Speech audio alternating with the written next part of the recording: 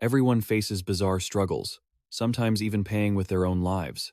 It's like a balance of misfortune that makes life grow even darker. Suddenly, a strange man appeared and handed Huai Shi something. Before he could even react, the man collapsed. When death arrives, you can't just sit and wait for the end. Red syrup-like droplets were pouring onto the floor, never stopping. Huai Shi stared blankly at his own wound. He quickly lost consciousness and fell. Yet, that was exactly when the wheel of destiny began to turn, transforming despair into a skill. He had to learn to face his pain and turn it into a weapon, all while a blinding light appeared. Huai Shi now had to learn how to turn his sorrow into strength. The blinding light was so intense he couldn't see what was in front of him. Right then, something appeared and told him it was a gift called holy silver. Quickly, he received a request from the Black Crow, asking if he wanted to claim his own soul. A young man sat in a chair while someone asked for his name. He smiled and replied, Huai Shi. The man asked his age. Huai Shi rubbed his head, feeling a bit awkward. 17. The man looked at his resume, his tone filled with suspicion. 17. Dong Lei rested his chin on his hand, looking up to see the boy's timid expression and awkward smile. His brown eyes were clear, without a hint of impurity. The room fell into a terrifying silence. A moment later, he held up the resume and said, You're quite young. That's rare. These days, there are actually quite a few people skilled in this. Then he placed the paper on the table. Dong Lei's voice turned playful. Huai Shi, our club only accepts the best. You came here, so you must understand that, right? Huai Shi chirped, Ah, I understand. Then, pulling a book from his bag, he added, I have an Imperial Level 8 certification here, and I'm taking the professional primary exam next month.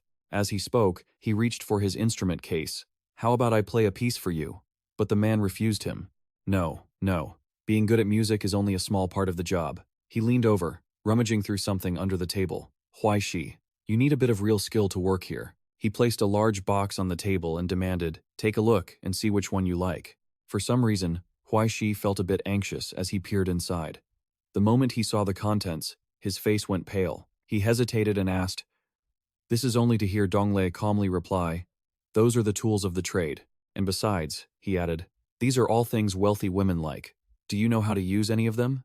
Hearing this, Huai Shi jumped up and shouted, Isn't this place hiring musicians? The man raised an eyebrow, looking confused. Huh? Dong Lei held up a flyer and said they were looking for male promoters, but Huai Shi didn't believe him and turned to leave. Promoters? Isn't this just a gigolo service? Let me tell you something. I sell my art, not my body. Goodbye. Suddenly, the man blocked his path. Adjusting his glasses, Dong Lei chuckled. My friend, you've misunderstood our line of work, but that's okay. You're still too young to understand the complexities and difficulties of the adult world. As he spoke, he rummaged through his coat. In a few years, you'll understand. For example, right now, he pulled out a small mirror and shone it on Huai Shi's stunned face. Your face isn't bad looking. Before he knew it, Dong Lei had moved closer, whispering, But if you don't know how to maintain it, your face will get all wrinkled and lose that youthful glow. He then gently lifted Huai Shi's hand. Huai Shi stood still, letting the man do as he pleased. Something was placed in his palm. It looked like a tube of ointment, but larger than normal. He winked and said, This is a gift from me. It's high-end stuff. If it works well, remember to come find me. Dong Lei threw an arm around Huai Shi's shoulder, coaxing him. We only lack people like you. Think about it. Working here is much more profitable than playing music at a restaurant. With that, he left him with, I'll be waiting for your call. The door slammed shut, leaving Huai Shi with a sour expression and simmering anger. As if your adult world is so tough. Huai Shi raised his hand to throw the item into the trash and shouted, as if a high school student's life is that easy, but his arm wouldn't move. He looked at the item, feeling a bit guilty, and muttered, Is this high-end, or is it worth a bit of cash? With that, Huai Shi walked away in a bad mood. In the city of Tanhai, the highway was crowded with vehicles. On the road, he was on the phone with someone. The moment they picked up, Huai Shi roared into the phone in anger. Yang, are you crazy? The great place you recommended is a gigolo service. Are you that desperate for money? Because he was so focused on the argument, he didn't notice the strange state of the sky. Yang insisted, It's just that I didn't explain it clearly. They don't require age or experience, just a decent face and a bit of talent. I know you're broke, so I was looking out for you. Yang comforted him, then changed the subject. Don't be mad. I'll buy you a meal later. How's that? Oh, right. I hope your sister-in-law gets out of the hospital soon. He then shamelessly added, Make sure to bring some chives over, which made Huai Shi laugh coldly in a rage. Bring you chives? Go eat. Suddenly, as he was speaking, a massive sound erupted. No, the voice on the other end of the phone asked. Hey, Huai Shi? Others looked toward the sound, filled with fear and curiosity. What happened? Up ahead, a fire and clouds of black smoke appeared, throwing everyone into a panic. The pier over there is on fire. Did it get struck by lightning? There are a lot of thugs and troublemakers hanging out there. Who knows what illegal stuff they were doing? Quick, call the police. Could it be a shootout? We're so close. Young called out to Huai Shi again, and he finally snapped back to reality. I'm on this side. The dark sky began to pour rain. Huai Shi looked up in shock, then quickly hung up the phone. Damn, it's raining. I can't talk to you anymore. He hurried along the road. The area was quiet and sparsely populated. A blue sign with the local name appeared, and without thinking, he turned off the road to take a shortcut. But as soon as he ran in, he saw someone right in front of him. The person suddenly crashed into Huai Shi. He felt both annoyed and confused. Hey, what are you doing? Suddenly, Huai Shi's wrist was grabbed tightly. A strange-looking square box was placed into his hand. Huai Shi pushed the man away and shouted, What the hell are you doing? Let go. But as he pushed him away, he saw the man's face covered in blood. His eyes rolled back. For some reason, the man suddenly spat out a mouthful of blood and began to sway, causing the boy to panic and shout, Sir! The man collapsed hard to the ground, and something flew out. Huai Shi crouched down, lowered his head, and asked, Are you all right, sir? He reached out to check the man's pulse, his voice trembling. He's dead. The fish that flew out flapped its tail a few times and died too. But Huai Shi didn't pay much attention to that. Oh my God. He suddenly remembered the mysterious box in his hand and muttered to himself. He felt as if his life was about to change because of this box. The rain began to taper off. Police and forensics officers appeared in the alley. Huai Shi sat in the room, wrapped in a blanket, listening to them call his name in a daze. He looked up and answered. For some reason, the scene felt oddly familiar to Huai Shi. When asked about his age, he awkwardly scratched his head. 17, he said, hesitantly. When he asked a question, the police officer stopped writing. Huh? He reacted, having just heard something truly shocking from the student before him. This place isn't recruiting gigolos, is it? A moment later, he sat alone in a chair, his shirt still stained with a large patch of blood. A hand gently touched Huai Shi's shoulder. The police officer smiled warmly and asked, Are you okay? Seeing that friendly expression, Huai Shi felt a bit better and replied, I'm fine. Can I go home now? But the officer changed the subject. You have impressive mental fortitude. After praising the young man, the officer answered his question. If it had been anyone else in that situation, they would likely be suffering from trauma by now. You're fine now. Just head to the evidence room to pick up your belongings, and you can leave. As he stood up, Huai Shi suddenly remembered something. Right. Was that object dangerous? Was it perhaps a stash of drugs or something? The officer wasn't sure yet. It was unclear whether it was dangerous. They guessed it might just be an empty box, but they would have to wait for an expert to open it tomorrow to confirm. The officer then laughed heartily and patted his shoulder. Regardless, thanks for your cooperation. Reporting it to the police as soon as you encountered such a thing was the right move. Of course, Huai Shi had to do that. Because, sir, right after the harbor exploded, I ran somewhere else, only to stumble upon a murder scene while carrying something that might have been a bomb or drugs. If I didn't report it, was I just supposed to wait for the police to arrest me? I may be poor, but I don't want to live off prison food, he added hastily. Oh, right, my stuff. His face flushed with embarrassment as he asked, You guys haven't read it, have you? I mean, inside there's a diary. The kind police officer replied. You mean the diary? Don't worry, we haven't looked at it. I didn't expect a young person these days to still write a diary. You must really like the classics. That made Huai Shi heave a sigh of relief. Thank goodness. After getting his things, he walked slowly toward the door, only to be met by a flash of lightning tearing across the sky. Seeing this ominous sight, Huai Shi felt helpless, rather than afraid. Not again. Am I some kind of god of rain? The rain had slowed down, but when he opened his banking app, he saw only a pitiful amount of money left. He let out a weary sigh and thought to himself, My name is Huai Shi, and I'm a broke loser with only 144.44 inches my bank account. I'm poor and miserable. I almost got scammed by a shady middleman into becoming a gigolo and nearly lost my life. I step outside, and I run into a murder case, then get interrogated. Even my only performance suit is covered in mold from the rain. A bus stop sign appeared, and a rather flashy car pulled up. As soon as Huai Shi boarded, he was met with fearful stares from everyone. The high-tan industrial zone has arrived. Please exit through the back door. He got off, and the flashy car drove away. The reason they were looking at him like that was the large bloodstain on Huai Shi's shirt. The rain began to fall again, turning into a heavy downpour. He was the only one in his seat. Whether because of the rain, being alone, or some other reason, Huai Shi's mood plummeted. I won't lie to you guys, if the heavens weren't messing with me, I would probably be the son of a wealthy family, never having to worry about money. When I was 3, my grandfather passed away for unknown reasons. My parents were into gambling and drinking. They wasted all our assets and then ran away with the remaining money, leaving me with a mountain of debt. A strange shadow appeared from his own body. A moment later, the bus announced that it had reached the Thon Tucson stop. Please exit through the back door.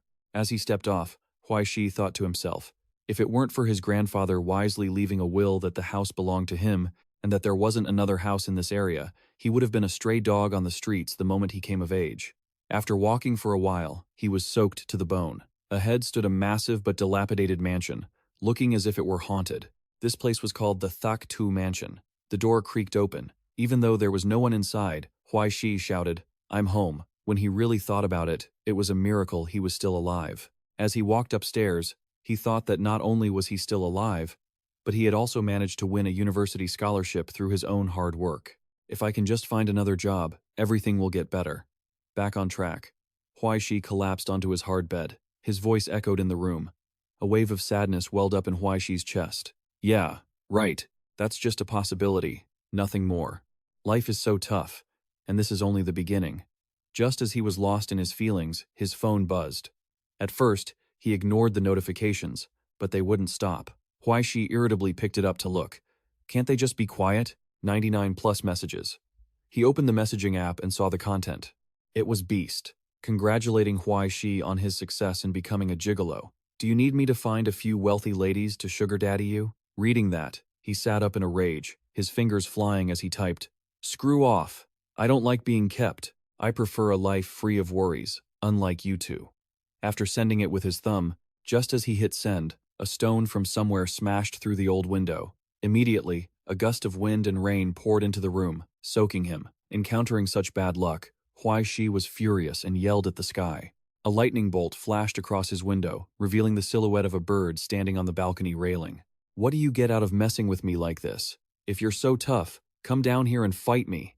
Driven mad, Huai Shi declared, I want to defy the heavens. Thunder rumbled in the gloomy sky, and a bolt of lightning struck the balcony railing of his room. Huai Shi jumped in shock and fell backward onto his bed. The anger was instantly replaced by panic. Was that really Lin? He hurriedly waved his hands and forced a smile to cover it up. Big brother, no more defying the heavens, okay? I'm really just a small fry. After talking to himself, Huai Shi sat quietly on his bed and picked up a rather old-looking book from the floor. He brushed the dust off it, held the book up high, and asked himself, tell me, besides writing a diary, do you even have any other use? The cover has all these fancy gold patterns. At least give me some stats or issue me quests like those cultivation systems do. Or, just turn into a beautiful girl. The book silently listened to his absurd requests. As he flipped it open, the first page revealed a crow printed on it. My life is basically a tragedy, but I do have one odd thing. I found this when I was about 9. The pages suddenly showed text, due to suspicious behavior, arrested and taken to the station. My performance uniform was ruined and stained with blood. For a split second, I just wanted to toss the whole thing away. But thinking about the cost and the fact that I had a few spare outfits in my suitcase, I just shoved the costume inside. Then I sat waiting for the bus in a torrential downpour. Why? Because my house is in the suburbs, way too far from here. With these regular legs, I wouldn't make it there even by tomorrow. This book can't be thrown away, it won't burn, and it doesn't get wet. At first, I thought having this book would change my life. That I'd soar like a kite in the wind and become someone who never had to worry about food or money again. Who would have thought that, other than automatically writing a diary every day, recording exactly what I'm doing at the same time, it's completely useless. If this thing gets discovered by others, it'll be a huge headache. Suddenly, a line of text caught Huai Shi's attention. The shadow swaying by the window looked just like a crow flapping its wings. But he found it quite interesting. He didn't expect this thing to actually record based on the atmosphere. Maybe later, I can take a few excerpts from this to write a fantasy novel and earn some extra cash. Suddenly, Huai Shi noticed something. He flipped through the cryptic pages and muttered, That's strange. Why did it write so much more than usual today? Pieces of paper with names and details started falling out one by one. Tranba, Muktin, Vuong Tuyen, Lukbach. Huai Shi couldn't believe it. What the hell? Did this book actually get activated after being struck by lightning? It's finally working. I can finally become a successful person. Suddenly, his vision began to blur, and a wave of exhaustion and drowsiness hit him hard. Why am I suddenly so sleepy? Right after that, Huai Shi collapsed onto his bed. In the pitch-black room, only the light from outside filtered in. When a lightning bolt flashed, the shadow of a crow was cast across the window pane. A heavy rain fell over the crowded city. A security guard was sleeping soundly when a foot kicked his chair. He fell hard onto the floor, while the person who kicked him shouted angrily, "Sleeping, sleeping, sleeping. I pay you to watch the door, not to nap." The guard hung his head and apologized. "I'm sorry, boss." As he walked inside, the fat man gave a final warning. "If I catch you sleeping one more time, get the hell out of here." The man only replied, "Yes, yes." A woman called out sweetly, "Boss, you've arrived?" The two walked inside, chatting. "Don't be angry. President Lai is already here. We should get going." Seeing this, the security guard couldn't help but click his tongue. To relieve his frustration, he took out a cigarette. As he looked up, the face of a more mature, unlucky-looking Huai Shi was revealed. Suddenly, a strange shadow appeared in front of him. Huai Shi exhaled smoke, pulled out his cigarette, and shouted, "Hey, what do you think you're doing?" When the shadow turned around, it revealed crimson eyes. It suddenly lunged at him. A drop of blood fell, followed by a massive amount of blood splattering onto the ground. Before he even knew it, Huai Shi had a large, gruesome wound on his stomach. Pain surged through him. He coughed up a mouthful of blood, his knees buckled, and he collapsed into his own pool of blood. Huai Shi was barely clinging to life. His fading vision caught sight of a foot that didn't look human, stepping into the bloodstain. A strange, guttural growl came from the creature's throat. Its target was right in front of it. This thing was definitely not human. In a wooden villa deep in the forest, a secretary pressed her phone to her ear and tapped the screen to end the call. Lightning made the hallway stand out clearly. She knocked on the door a few times with her knuckles. She stood outside and reported, "My lady, it's a class alert." Inside, a person lying on the bed slowly opened their eyes. The first thing she saw was the pouring rain through the window. A moment later, Ai Ching said, "Help me change." The secretary entered and removed her pajamas. Her pale, glowing skin was visible in the darkness. A white shirt was carefully slid onto her, and simple yet beautiful boots were put on her feet.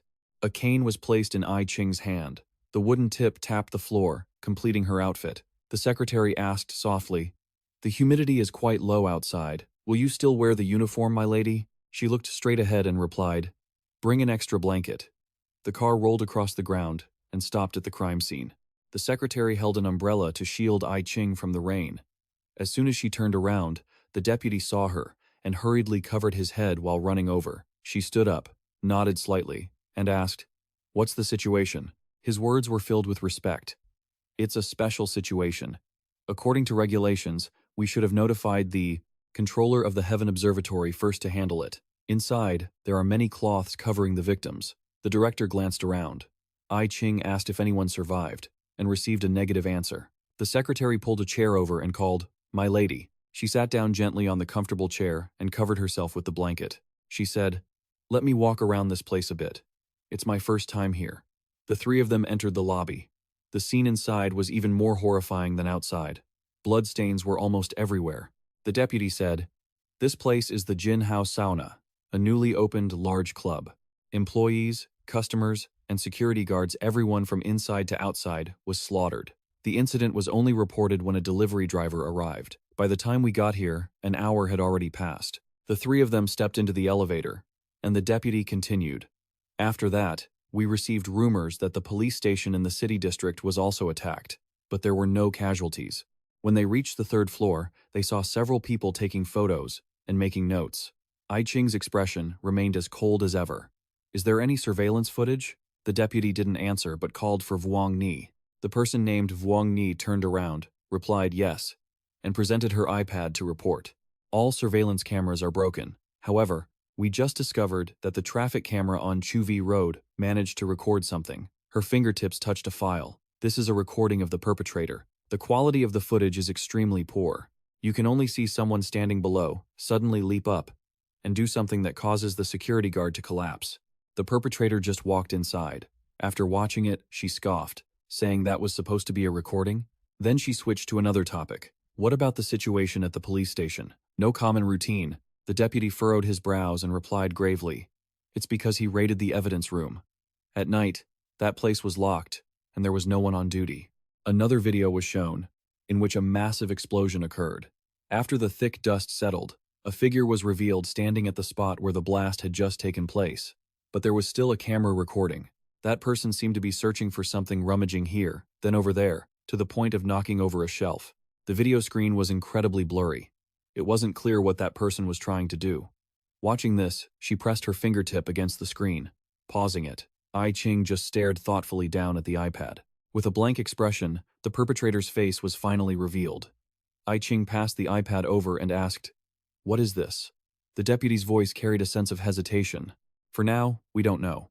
This is a piece of evidence that the police station just received during the day. They are still requesting professional analysis. Information indicates it belonged to a local resident who had finished his prison term and been released. His name is Lu Yu, and he has a history of substance abuse. During the day, he was found dead in an alley, and he had been to this club the day before. As the incident occurred, she glanced at the information on her phone. Not just that. She then hinted, "I also heard there was an explosion at the harbor earlier today. So, I have to ask, is it a coincidence that this man died right near there?" The man nodded gravely. Ai Ching looked back at the screen to evaluate. Truly interesting. A man with a history of drug use, dead in a small alley near the pier. After he finished his business with the lady of the house, he was brutally murdered, and even the police station guarding the evidence was raided. And all because he was carrying this item. So many things happened within a single day. Yet, I, as the chief prosecutor of the Tianwen Association in Tanhai City, am the last one to be informed. Hearing that, he replied with some remorse, "My apologies. I'm not clear on what happened with the chain of command either," but she didn't intend to blame him. "It's fine. I understand." Thinking about it, Ai Ching couldn't help but chuckle slightly. Who would like a girl not even 20 years old, who is already limping and can't even move around properly? She then seriously asked another question. "Tell me, who reported the discovery of Lu Yu's body?" Tapping on a file, the deputy handed the iPad back to her. It was this teenager. Huai Shi's face and background information appeared. Ai Ching's expression was quite thoughtful as she clicked her tongue. The VIP room door appeared. Someone was washing their hands in the restroom. Huai Shi, in a bathrobe, was humming to himself. Suddenly, he caught sight of a red liquid on the floor, and through the gap in the door, a pool of red blood flooded inside. Huai Shi recoiled in terror. The doorknob rattled violently, and a blood-stained hand gripped the door as it opened. Nu Yi stood before him, looking menacing. He revealed a sinister grin before lunging forward. Huai Shi could only cover his face and scream. A piercing scream rang out. He jolted awake, and Huai Shi suddenly turned and shouted, ending up slumped on the floor. He couldn't help but sigh in exhaustion. In an instant, Huai Shi was soaked in cold sweat from the strange dream. What the hell? Am I dreaming? Every time I sleep, I dream that I die, getting killed over and over again. He pushed himself up from the bed, then lay back down tiredly, muttering, "This is just too weird." Huai Shi's face turned pale as he speculated. Could it be that the person during the day, before he died, left me some kind of omen? So I won't end up with my stomach sliced open and die? But he immediately waved his hand dismissively, saying, "How is that even possible?" After a struggle, Huai Shi got up, preparing to go wash his face. He grabbed the doorknob, shaking his head at his own strange thoughts. But as soon as the door opened, a dark gun barrel was raised, and a group of people dressed in tactical gear, holding weapons like soldiers, burst in front of Huai Shi's room. This scene terrified him, causing him to raise his hands and offer a forced smile. "Hey brother, don't shoot. We're all on the same side here. Let's talk this over. No need to shoot." Sunlight appeared after the long rains. Inside a high-end apartment, a man had just woken up, sleeping naked. Donglei brushed his blonde hair back. He turned on the shower, letting the warm water flow out. Standing in front of the mirror, he suddenly noticed something on his hand and gave a wry smile. That lady yesterday, she really had some strength. Last night, at a bar in the city, Donglei was doing his job. 2 wine glasses clinked softly together. The girl beside him looked rather tipsy and asked, "Liu Donglei, you men, is it true that you all love the new and loathe the old?" He deftly took her hand, gently saying, "Although I don't know anything about other men, I only belong to you right now." The girl didn't buy it. She lowered her head and said, "Admit it, you guys are just like that." Her sad eyes looked down at the red wine. What was the point of promises, the past, or turning back? everything could be forgotten. Suddenly, the wine glass was thrown away, and the girl's figure suddenly appeared in front of Dong Lei.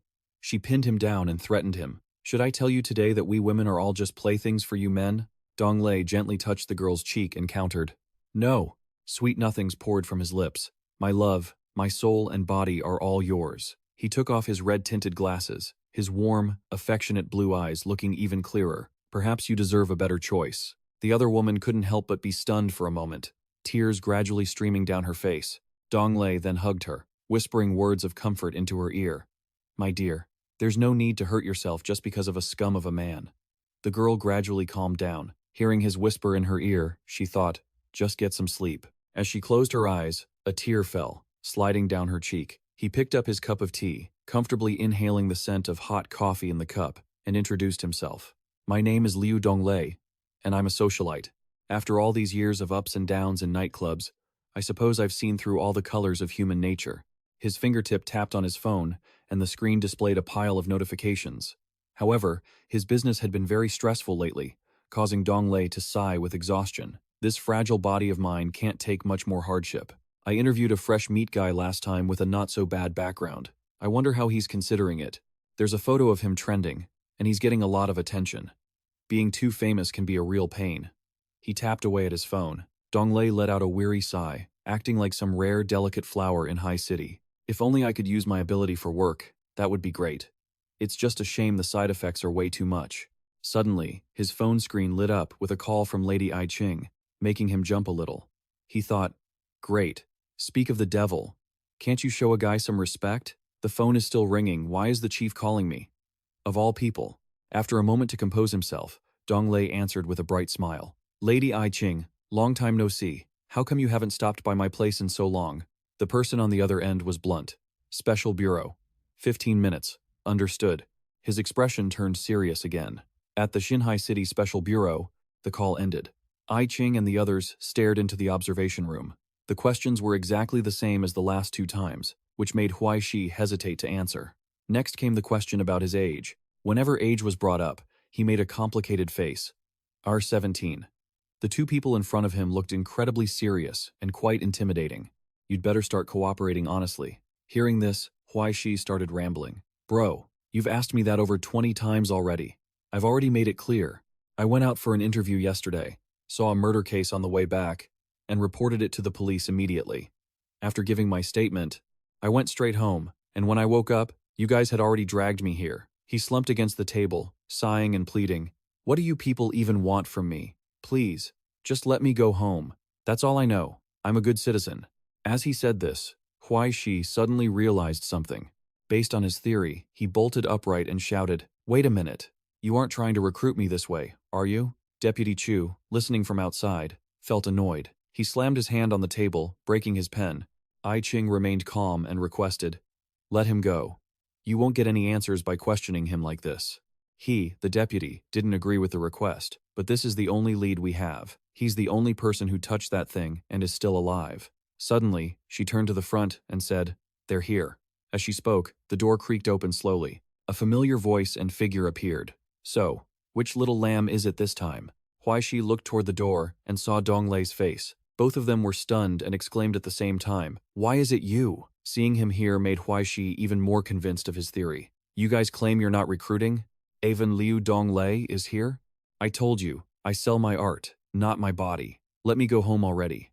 Don't force me to be a gigolo, or I'll call the police and tell them everything." Listening to all this, Dong Lei couldn't help but sigh. He slowly took off his glasses as he heard the other party still rambling about him being a pimp. He held up a finger and said, "Look at my finger." As if I wasn't already annoyed enough with this guy. Huai Shi glared at him angrily, but as he turned his head, he caught sight of the man's glowing blue eyes. "What?" Huai Shi's eyes widened, and something shifted in his pupils. Both he and the two people behind him started acting like foolish, drunk uncles. Their tone changed to one of excitement and friendliness. "Big brother, we meet again. I'm so sorry for my rudeness last time. Perhaps we can get to know each other properly this time?" The words just poured out of Huai Shi's mouth. "Little brother Huai Shi, are you hiring, big brother? I can start working tomorrow." But Dong Lei only asked a few serious questions. "Little brother, we've met once since your revival, and this counts as our second encounter. I want to ask you a few things. Can you answer them honestly?" He nodded repeatedly. Yes, yes, I'll tell you anything you ask. The password to my bank card is 18191. Donglei hurriedly stopped him from spilling his personal secrets. No need for that. Just tell me. Where did you go last night? Huai Shi's cheeks were still flushed with excitement as he replied, I was home sleeping.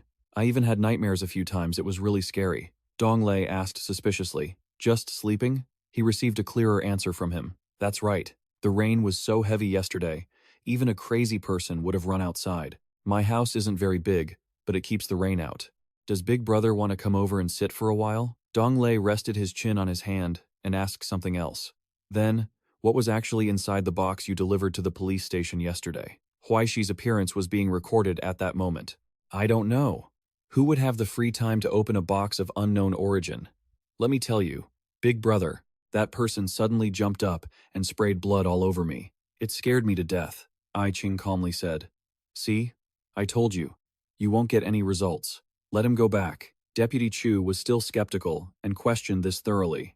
Liu Donglei's sole ability is likely mind control, right? It might work on ordinary people, but it's not necessarily effective against an awakened, she answered with absolute certainty. If he hadn't been hit by Liu Donglei's ability, would he not know? I think even if you keep thinking about it, you won't get any clues. After that, the secretary turned to Ai Ching's chair. Before leaving, she left behind one word. Give it up.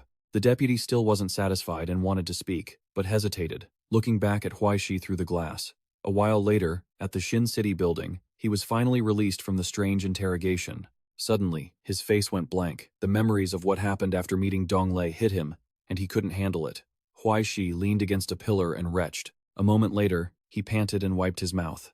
Recalling his own foolish, fanboy-like face from earlier, Huai Shi couldn't help but feel disgusted all over again. What the hell did that perverted guy do to me? Should I report that guy to the police? This is so embarrassing.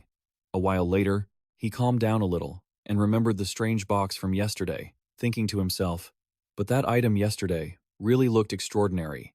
It didn't look like an ordinary object. They kept asking me where I went last night. Did something happen last night? Even though his heart was full of questions, Huai Shi didn't dare to go back and ask. Walking down the street, he thought wearily, last night let me think carefully. After I got back, I slept, and then I started having nightmares. In the dream, I saw myself as a security guard at a bathhouse. Suddenly, he stopped in his tracks. Huai Shi's eyes widened in shock. Why does that place feel so familiar? Yesterday, he stood at the station watching the bus leave. Because of everything that happened, Huai Shi sat down on a bench, exhausted. As soon as he looked up, he saw the building from his dream. He couldn't believe it and muttered to himself, no way. Huai Shi suddenly looked up, revealing an expression so shocked that it caught everyone's attention. How could it be such a coincidence? Suddenly, a terrifying voice echoed. The people you saw in your nightmares, they are all dead. He couldn't help but shiver at the ominous aura. Young man, are you looking to die too? The lights in the dark area were swarming with moths and bugs. It was incredibly dim and damp. Footsteps echoed down the hallway. The door creaked open, and the person who stepped in was the perpetrator behind the massacre. Nu Yi stood there, his face still stained with blood. In front, someone sat on a wooden crate. Wang Hai's smile had no warmth as he asked, "Did you get it?" A brown bag was tossed over. It hit the table with a heavy thud, indicating it was quite heavy. He smiled, opened the bag, and took out the familiar box. Suddenly, Wang Hai's eyes snapped open. Feeling the weight in his hands, he turned his head in shock to question the contents. Nu Yi squatted down and calmly replied, "How would I know? It was already empty when I grabbed it." His eyes darted slightly as if hiding something. "Don't tell me you think I had the ability to keep that item for myself?" Wang Hai angrily issued a warning. "Don't forget you have to split the money. We used the holy relic to profit ourselves. If this gets out, the higher-ups won't let us off." But he just chuckled and said, "I've already taken some of your money. Besides, recovering the holy relic can be considered making up for my mistakes. I won't be severely punished. On the contrary, look at you, all of this happened because your subordinates rebelled, causing the holy relic to fall into other hands. I advise you to stay calm and think about how to fix the aftermath." Being blamed for everything, he couldn't help but feel enraged. Sweat poured down his face. After thinking for a moment, Wang Hai reached out and asked, "When you took the box, did you encounter any special situations? Or maybe, was there anyone special?" After pondering for a bit, Nu Yi replied firmly, "No. Everyone who should have been killed has been killed, and I didn't see anyone left alive. But even so, he didn't quite believe it, and reminded him, maybe a fish slipped through the net. His hand tightened around the box. Feeling the weight, Wang Hai roared even more angrily. You must find out who else has touched this box. The strange and murderous words flooded into Huai Shi's ears. It was all going to end. The people he saw in his dreams, everyone who had touched that box. You will die soon too, young man. He looked back cautiously, but there was no one behind him. It was completely empty. This was even stranger than there being no one. However, Huai Shi didn't dwell on it. Looking up, he saw a raven standing on a telephone pole with a strange pattern on its stomach. He froze for a second. Even though it felt bizarre, Huai Shi gave a wry smile. Thinking it was impossible, no matter how he looked at it, this bird couldn't be talking to him. As if reading his thoughts, the black crow suddenly spoke up. Don't be a fool. It's me. As she spoke, she spread her wings, confirming it. That's right, it was the black crow talking to him. You're not dreaming, are you? His lips trembled violently in disbelief as he asked, You can talk? Suddenly, Huai Shi's eyes widened in realization, and he shouted, No way! What kind of monster are you? The black crow pretended to be pitiful and whimpered. You were staring at me earlier without blinking, even treating me as something precious. Who would have thought that now you'd call me a monster? Her silhouette perfectly matched the image of the raven in the diary. Thanks to that reminder, Huai Shi finally realized. Huh? Then he shouted once more. Are you that battered old book? The black crow's answer was quite cryptic, not far off. Her fiery red eyes looked down. Even though it's the same essence, I am just a recording on that page now. Her wings fluttered again. However, if you mistook me for the kingdom of heaven, that would be too funny. The shadow of her wings slowly covered him. She flew around Huai Shi and suddenly landed on his shoulder. The black crow lowered her head and said, But it doesn't matter who I am. The real question is, do you really think what I said earlier was just a joke? Of course, Huai Shi didn't believe it at first. You said I was going to die. How could that be? Her lips curled into a sinister smile. Those people were all recorded before they died. Haven't you already experienced it? The dreams and the wounds in his stomach flashed back into his mind. Huai Shi suddenly collapsed, biting his lip tightly. His body trembled, his face turned pale, and his breathing became unstable. Huai Shi's voice was shaky and breathless. Those dreams, they were all real? Did they really all die? The black crow nodded in confirmation. Except for you, everyone who touched that box is dead. She spoke about the mysterious box. It really contained quite a few good things inside. Having slept for so many years, it's rare to be able to replenish so much essence. Although it's a bit messy, calculations show about 800 or 900 units. The black crow kindly offered, Do you need my help with those offerings on the side? Her red eyes reflected his panicked face. The teenager was in the stone marrow shop. He listed the old items on the floor one by one. 40 grams of copper, 57 grams of silver, 12 grams of powdered tin, a smelting pot, and a gas stove. The rest were just gifts. After listing them, Huai Shi turned his head in confusion and asked, My loan is drained, I'm in debt, and I bought these toys. What exactly am I trying to do? She raised a wing and replied, Alchemy. Creating sacred silver that even you can use is not an easy task. At first, he didn't really believe it. Sacred silver? Don't tell me you want me to be a janitor for Airborne Soul? The black crow didn't understand and asked back, What's that? Is that some kind of modern joke? Huai Shi smiled weakly and said, No, just some trash game made by a greedy company. Her tone became serious as she denied it. It's not the same, Huai Shi. Even if the names are the same, the sacred silver I'm talking about isn't that ridiculous stuff. If an ascended has a soul essence, which is the primitive form of divine authority, then sacred silver is the product of analyzing the legacy of the gods, through the retracing of miracles to seek out the traces leading to the path of divinity, to investigate the power and footprints of the gods. What is researched is the very existence of sacred silver. Using metal and incense to perform a mystical ritual, mimicking the creation of a miracle on a small scale that is the essence of holy silver. After listening to everything, he asked with a hint of anticipation, Black Crow, does a god really exist in this world? The black crow glanced ahead and replied, There once was. Sunlight streamed through the window, and her voice carried a certain emotion, though it sounded like she was just blaming everything. Things cast aside by this era aren't worth worrying about in the current world, for before long, they won't even be worth recording. Hearing this, Huai Shi didn't know what to say. A moment later, he spoke up. Although I don't fully understand, as long as I master this holy silver thing, can I become a man with a status interface? And can I finally say goodbye to these miserable times? After a brief silence, Black Crow bowed her head and answered, In theory, Yes. Huai Shi immediately cheered, raising his hands. I never thought I'd have a day like this. So, what are we waiting for? Let's hurry and get started. The night was filled with stars. He cautiously asked, Is using all of this really enough? The velvet pot is cooking something. And there's a paper with strange drawings and other items nearby. Huai Shi pricked his fingertip, letting his blood drip into the boiling liquid. She suddenly said, These are just secondary materials. Even the simplest holy silver cannot be refined by mortal fire and mortal metal alone. What you're seeing now is just a crude, emergency setup. In the future, if you want to create higher-grade holy silver, you'll even need to refine phantasm beasts and make significant sacrifices. Just as she was speaking, a phone alarm went off. He turned around, startled, and then looked at the Black Crow. She gave a warning. Remember, you only have one chance. If you miss it though, I doubt you have enough money to try again, right? Huai Shi gulped nervously. The appointed time had finally arrived. The pot suddenly emitted a golden light and lifted into the air. He looked up in astonishment and asked, What is that? Black Crow explained that it was ignited essence, which is essentially the materialized soul contained within the treasury of the spirit. In short, you can just think of it as soul fragments, she said calmly. You don't have enough materials, so we have to put extra effort into the flames. Every second now consumes a part of the soul. But don't worry, the source of this is just leftover stock from inside that box. He pondered on that box, wondering, does that box contain human souls? Hundreds? Thousands of them? And I'm still alive after touching that box. No wonder those soldiers kept torturing me with all sorts of questions. And that person who was looking for the box. If I can't refine this holy silver, then I, Black Crow, interrupted. Don't overthink it. Just start. Huai Shi immediately poured the liquid into the pot, saying, Understood. A flickering blue light appeared, then surged outward. The entire massive mansion was flooded with that light. Huai Shi couldn't help but shield his eyes from the energy source, while she remained calm, muttering to herself, I hope this actually works. As soon as Huai Shi finished speaking, the Black Crow flew up toward the alchemical pot.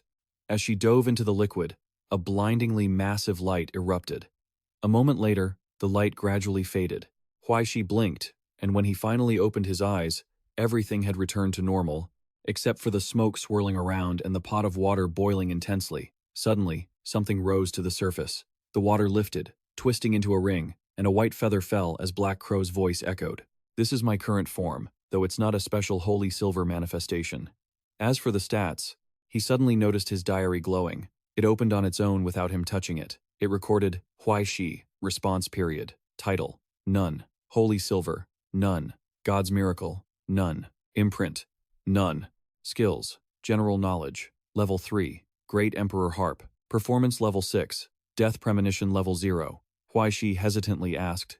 This is Black Crow's voice responded. It's roughly the lingering image of the kingdom on earth. You can call it the words of fate. He read the information again. Huai Shi, response period, title, none, holy silver, none, God's miracle, none, imprint, none, skills, general knowledge, level 3, Great Emperor Harp performance, level 6, death premonition, level 0. She praised him.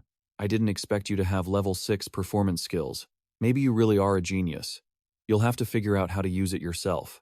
I need to rest. He asked confusedly, Use it? How do I use it? But the Black Crow had already vanished, leaving Huai Shi to figure it out alone.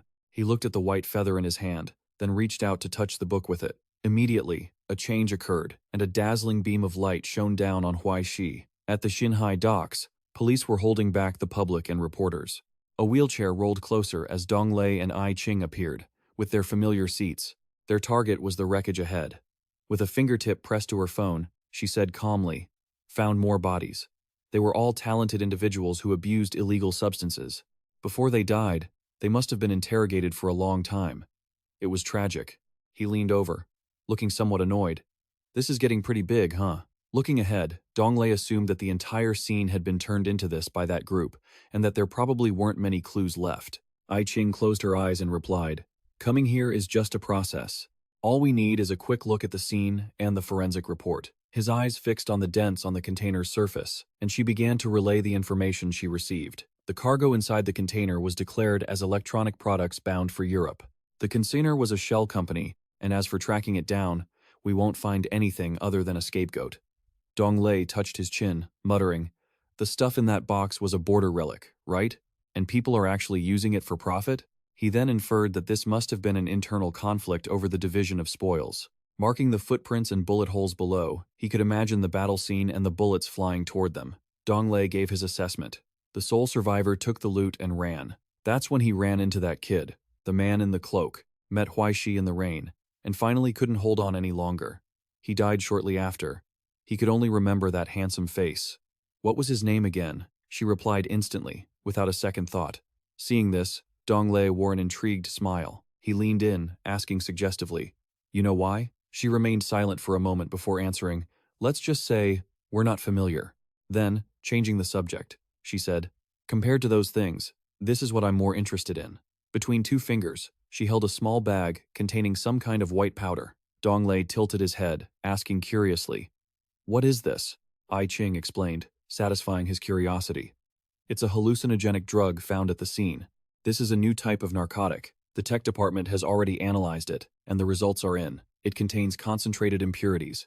In other words," he added, looking shocked, "this was created by that border relic box." Because the news was so staggering, Donglei lost his composure and shouted, "This is a pretty big deal, isn't it?" Then he waved his hand, offering an awkward laugh. "Wait a minute. What does this have to do with me? Even if I'm just getting paid to do a job, are you really just going to tell me this? Aren't you afraid I'll leak it?" Suddenly, his eyes widened. Donglei couldn't believe it and shouted, "Wait, don't tell me you're planning to silence me, are you?" Even though she was smiling, her expression was extremely ominous, making him swallow hard in fear. Still wearing that same smile, I Ching made her demand, "I need you to go somewhere." Donglei felt that this request wasn't going to lead to anything good. The glaring sun beat down on the ground.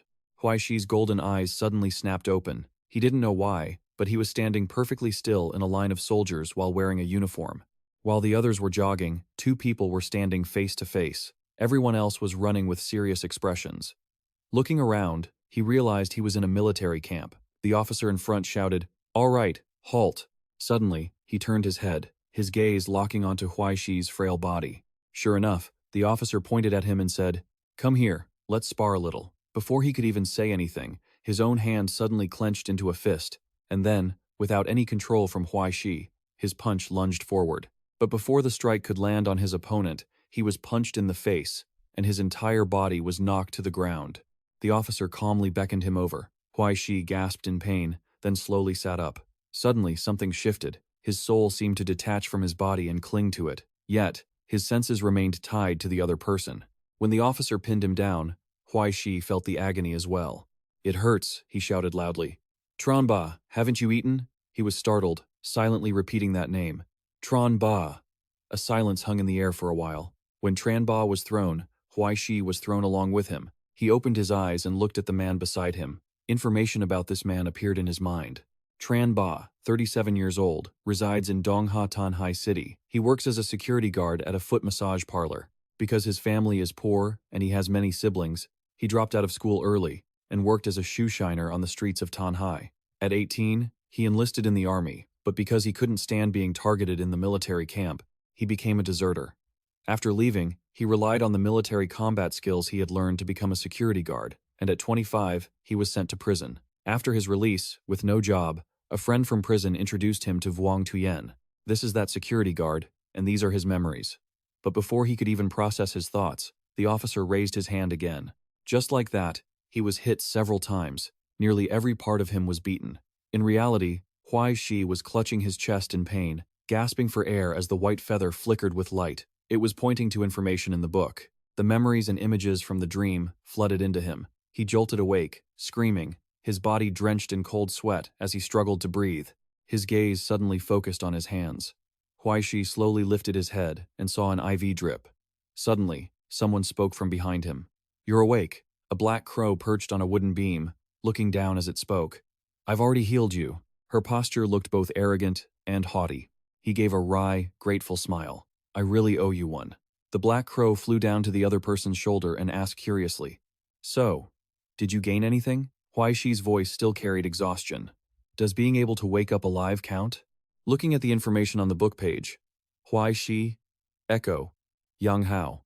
"No, the Holy Seal, the God's Trace imprint," he muttered. Is the result of using the Holy Seal method just constant torture in my dreams? His thoughts drifted away. Regardless, after one night, he could roughly grasp the rules within the Book of Destiny. Only by mastering them more than halfway could he freely use the power and truly recognize it as a skill. Mastered skills: General Communication, Level 3, Cello Performance Art, Level 6, Death Premonition Level 0, Military Combat Level 4, Reconnaissance Level 4, Illegal Organization Management, Level 3, Writing and Composition, Level 6. Seeing these skills that didn't seem to fit him appearing in the book, he gave a deadpan look. What the hell is this? But then, Huai Shi realized that it was like this inside the dream. It seemed that through constant learning and practice, the upper limit his skills could reach was Level 10. And this Level 10 represents the maximum limit of my abilities. Suddenly, he noticed something. He flipped the page, and Huai Shi said in confusion, "Those documents have disappeared." He then asked curiously, "Hey, Black Crow, why did this person's memories appear in this book?" She turned back and asked in return, "You don't know?" The Black Crow explained clearly, "The Book of Destiny is now locked onto your body. Everything related to you will be recorded. The reason these chapters are recorded." After saying this, she suddenly flapped her wings and flew off, perching on the old door. The crow's gaze turned outward, her voice carrying a hint of emotion. "I think it's mostly because they all died because of you." Huai Shi couldn't believe it and exclaimed, "Because of me?" She had to clarify. Actually, there were over 70 of them in total. Unfortunately, only 4 or 5 people had enough purity to leave behind their deepest impressions and memories. Nowadays, there are fewer and fewer people who can awaken their true potential. You should be grateful to them. Upon hearing this, he wasn't panicked or afraid. Instead, he felt calm and dazed, thinking, over 70 people because of me. If I had handed that box over to the police, could they have been saved? Remembering that terrifying creature, Huai Shi bowed his head and asked himself, if I hadn't done that, would it have been enough if I were just punished alone? In just one night, dark circles had become visible under his eyes. Is it really that exaggerated? The Black Crow nodded in affirmation. No mistake, it is that exaggerated. Then she said softly, Huai Shi, this world is just like that. It's not as peaceful as you imagine. This sky, this earth, this country, this city in reality, there are many hidden things you have never seen before. It is truly impossible for people to know the truth. Ordinary people must never step into the border, and they must never see hell. If you keep hiding in the narrow shelter of your current circumstances, you will never, ever know the truth. The person opposite her listened in silence, her eyes suddenly flashing red. Huai Shi, do you crave a soul? The symbol of the god of rivers appeared with 2 hands and a brilliant halo behind him. This decor was in an office somewhere. Wang Hai rested his hands on the desk, head bowed, lost in thought. Someone rushed down the hallway. The door flung open with a bang, and a person stood at the entrance, panting with exhaustion before excitedly holding up the item in their hand to report. It's done, master. Ever since that box was snatched by those Wang Ba Dan bastards, all the surveillance footage along the way is right here. He opened his eyes wide, revealing terrifying bloodshot streaks. Was the operation covert? Kwang froze in fear. A moment later, he calmly affirmed, absolutely. Don't worry, sir. I had someone else handle it. Our names weren't left behind. Even if someone investigates, at most, it will only lead back to him. Wang Hai's mood improved slightly. Very good. The room fell silent again. He issued a task to the person. Go notify those old geezers and the old hag to come to the ceremony on the weekend night. If anyone doesn't show up, they don't need to come ever again. Kwang asked, slightly confused. Didn't we just hold one the other day? They are used to coming at the end of the month. If you just invite them out of the blue now, they definitely won't go. Immediately, Wang Hai screamed in a fit of rage. Then just make up some excuse. Or do you want me to come up with the excuse for your father's birthday too? He quickly backed away, stuttering. Yes, yes, yes, as you command. The door slammed shut, and Kwang's voice vanished along with him. I'll get it done right now. The device was plugged in. The computer screen lit up, the mouse moved around, and the cursor clicked on a folder. Images of the container area appeared. A person wearing a cloak and a very familiar hat was shot. Right after that, an explosion erupted. The person who was shot ran off into the distance, ignoring everyone else. The footage followed the person into an alley, where they simply vanished. He waited nervously, as every minute ticked by. Suddenly, the footage became distorted, then returned to normal, capturing Huai Shi. Upon seeing this person, Wang Hai immediately clicked to pause. The screen froze on an image of him looking anxious while on a phone call. His face reflected on the screen. Wang Hai grabbed the monitor in excitement, his eyes bulging as if they were about to pop out. The image quality became clearer, and Huai Shi's features were much more visible. "It's you," the scene of him calling without noticing the camera. Back on the other side, Black Crow asked a question. "Huai Shi, do you crave a soul?" Huai Shi cheered excitedly. "I think." His voice was filled with vain ambition. After all, if he couldn't pass this trial, he would die anyway. "I crave it. Not just a soul. I also crave money, power, and beautiful women." Then Huai Shi leaned in close to ask Black Crow. "But then again, doesn't everyone have this soul toy?" She heard this and let out a scoff. Black Crow sat on the windowsill, holding a cigarette, and said sarcastically, "You really believe that everyone in fairy tales gets a happy ending?" She put the cigarette filter in her mouth. Black Crow lit it, and continued. "The line between a normal person and an ascendant is the existence of the soul." She took a deep drag, then moved the cigarette aside, and began to explain. "In the current era, there exists a creation called the Sea of Silver. You could say it's a giant natural spring, also known as the miracle of the perpetual motion engine. It is one of the sources that created this vast era today." Speaking of this, Black Crow's eyes flashed with a mysterious red color, and its true core, then her voice deepened, is formed by the projection of all pure humanity converging in one place. Following Black Crow's words, one could imagine this as a place that absorbs human souls, called the Sea of Silver. Countless human souls are linked by a thread to this place. It is said that this invisible, massive ocean is beyond the imagination of all human intelligence. It is just a branch flowing out from there. As she reached this part of the story, the girl suddenly opened her eyes, stepping onto the path of ascension.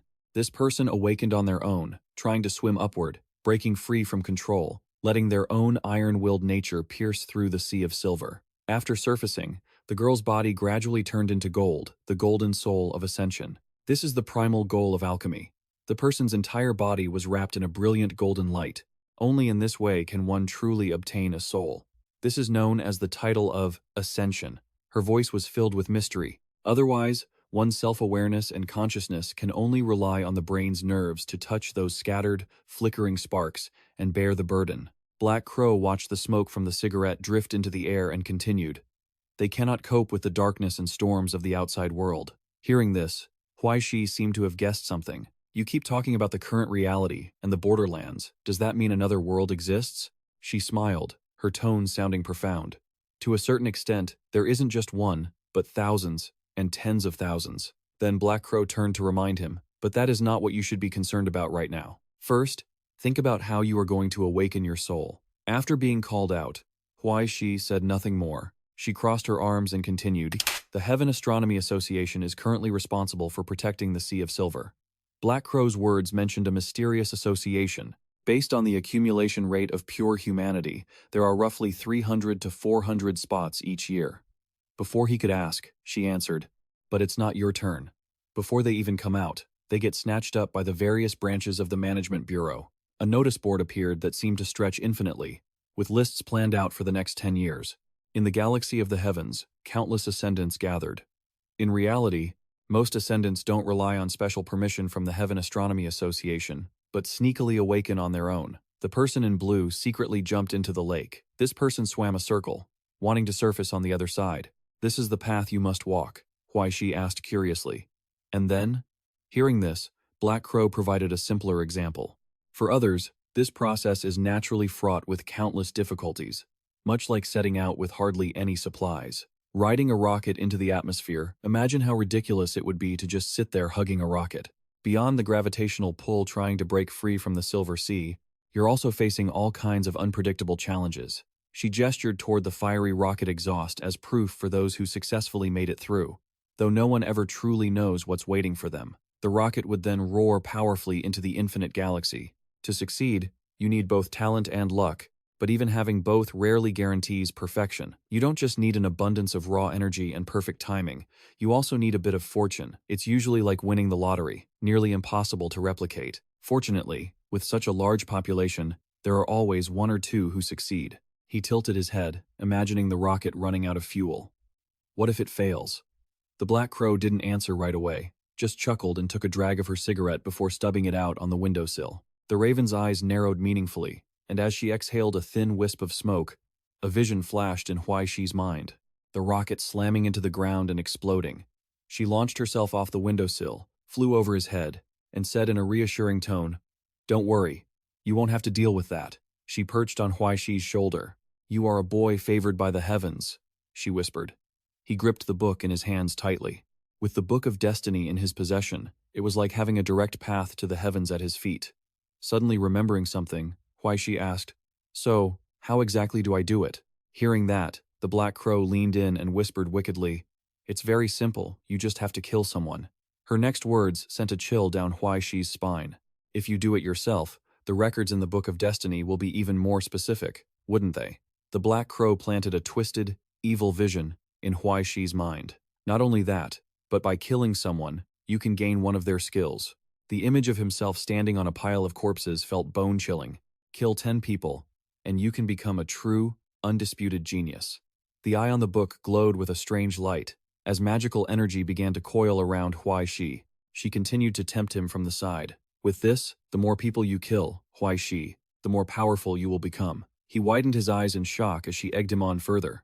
"Aren't there plenty of people who look down on you? You must hate them to death, don't you?" Huai Shi stared fixedly at the book. The black crow spread her wings and continued, "Not just your classmates, but your teachers, and even the parents who abandoned you.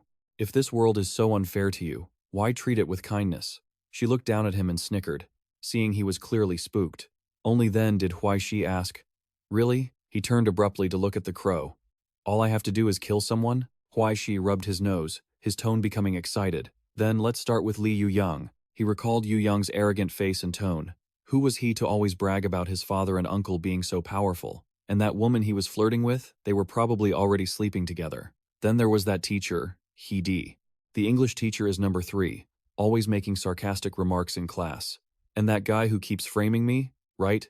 And that chubby jerk who thinks I stole his money. Then there was the brother of the guy who framed him. His brother wasn't any better, always fighting at school. He counted them off one by one, his eyes turning a ruthless, bloodshot red. "I'm just doing the world a favor by getting rid of them." The thought excited him. And that broker, Yang, he has to die too. I work so hard out there, and he just opens his mouth and takes 20% of my earnings. The black crow beside him seemed to find it all very amusing.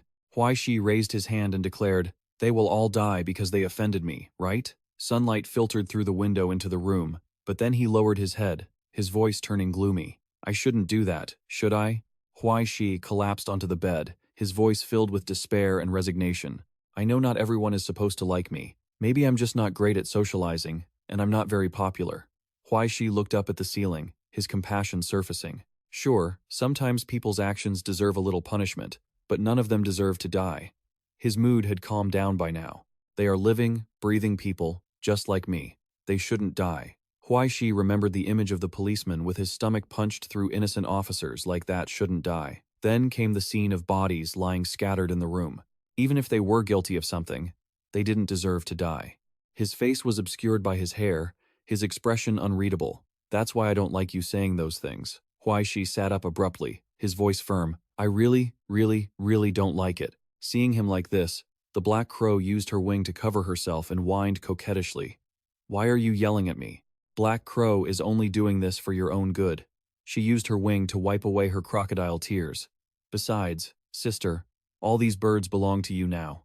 The black crow used her wings to wipe her eyes, pretending to be pitiful as she sniffled. "Before we start our partnership, can't we even have a little test run?" She squeezed out 2 more tears. She started negotiating, showing a look of utter sincerity on her face. "Give me a chance to make it up to you, okay? If plan A doesn't work, we still have plan B." Hearing that, Huai Shi looked over, surprised. "What plan B?" Seeing she had achieved her goal, the black crow cheered up immediately. "It's very simple." She leaned in close and said mysteriously, "Since you're not willing to kill others," the raven's eyes glinted with danger as she hissed, "then I'll just have to kill you instead." Huai Shi jumped in terror. In the quiet building, Huai Shi lay on the bed, clutching his chest in pain, gripping his tie tightly, while the black crow emanated a chilling aura beside him. She squinted down at Huai Shi, and behind the crow, the book lay open. A pen was moving on its own, propelled by magic, writing across the pages. After it finished writing, the letters glowed and lifted off the page. The characters began to twist and distort, and in an instant, they burned right through the paper, leaving an imprint on the page below. She watched silently, as a stream of spiritual energy flowed from the book into him. The Black Crow calmly squinted. She had already expected this. As I thought, if it hadn't been constantly draining your essence, you would have awakened years ago. She stood by, watching Huai Shi in agony. Suddenly, his eyes flew open, and he realized he was at a train station. Huai Shi looked around, dazed, seeing the sign hanging above him. Subway. Huai Shi looked at the book in his hands in surprise. Free choice. Just then, the phone in his bag started ringing. He took it out to check, and it turned out to be a text message. Huai Shi looked at the screen in shock. It was an anonymous message, but the content was filled with intense resentment. Why? Why me? What gives you the right to fire me? Are you just a company dog? What about my mortgage? My car loan? My house loan? Fine, let's go down together. He swiped his finger across the phone, and Huai Shi pressed down on the screen, wanting to delete the conversation. Seeing the subway train approaching, he quickly tucked his phone back into his pocket. Suddenly, a figure behind him shouted, "Go to hell!" As soon as the words left his mouth, the person shoved Huai Shi onto the tracks. He couldn't react in time and was pushed down. Huai Shi opened his eyes wide, watching the train draw closer and closer. The moment he fell, the train arrived. The wheels screeched to a halt with a deafening sound. In an instant, syrup splashed everywhere, causing the remaining crowd to panic. The scene turned chaotic in an instant. No way. What just happened? The others scrambled in a panic, some falling down. What's going on? Did you guys see that? Is he dead? It was him. He's the one who pushed him. Don't let him get away. What the hell is going on? The scene shifted to a different place. Huai Shi was awakened by urgent calls. Hey, hey. Guangming shook his shoulder, reminding him, stay focused. The battle is about to begin. Huai Shi let out a dazed sound. Only then did he notice his surroundings, and saw he was encased in metal armor, which left him completely stunned. In front of Huai Shi were countless people just like him, all rushing toward something. Huai Shi braced his hands on the ground and slowly stood up. The thrusters under his feet activated, making him cry out in terror. Whoa, whoa! A blinding light flashed before him, and hordes of grotesque monsters charged toward them. Huai Shi immediately began firing his gun continuously. His teammates fired in unison as well. Before he could react, a monster lunged forward and snatched one of his teammates. Huai Shi turned his head in horror, but it was too late. Damn it. At that moment, a giant flower appeared right in front of him, as if it wanted to swallow him whole. Then, amidst the screaming, Huai Shi woke up, his body tied to a stake. I want to read the forbidden books. He looked down at the pile of firewood in confusion, his body bound tightly. A torch was brought close. He looked at the screaming crowd. They were struggling, trying to push the guards away, their faces streaming with tears. Huai Shi was bewildered. The guy with the white ponytail holding the torch smirked at him. Belief dying because of you? Isn't this exactly what you wanted? He then gently let the torch drop onto the pile of wood, and Huai Shi watched his movements in silence. Finally, the flames began to roar, and Huai Shi screamed in agony within the fire. Memories inscribed in a book began to emerge. Normally, the adaptation period is a process where the human soul transcends the sea of silver, pure and independent, gradually returning to consciousness. During this process, the sublimator's unique soul is forged. This period is usually very short, different from the soul's structure. The shortest recorded time in history was just 5 minutes and 12 seconds, while even the longer ones don't last more than 5 days. Seeing someone last overnight is a first for me. Yet, there are still those who haven't passed the adaptation period after 6 or 7 years. Even though they've been in a mana-depleted state due to the extraction of the Book of Destiny, this is still a bit too sluggish. Huai Shi lay unconscious in pain. The Black Crow sank into deep thought. Originally, she thought that with the impact of those death records in the book, it would only take a few minutes for Huai Shi to break through the barrier smoothly. But she never expected this guy to stand right at the doorstep, teasing and rubbing against it but refusing to enter. The Black Crow looked at the book opening in front of her. She never imagined a remnant soul would enter it. A memory of Huai Shi finding the book when he was young appeared. The Black Crow rested her hand on the toolbar. A strange sound rang out.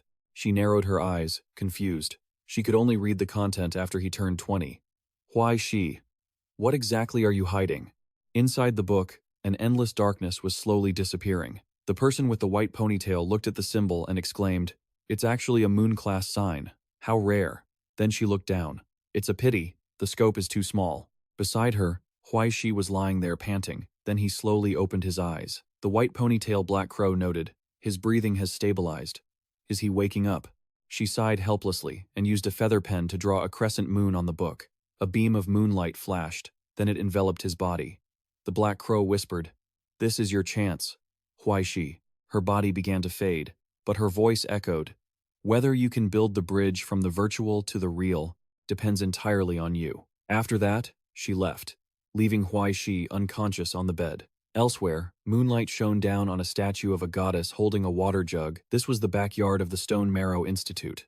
Huai Shi sat up and looked around, then bit his lip, wiping away tears in frustration.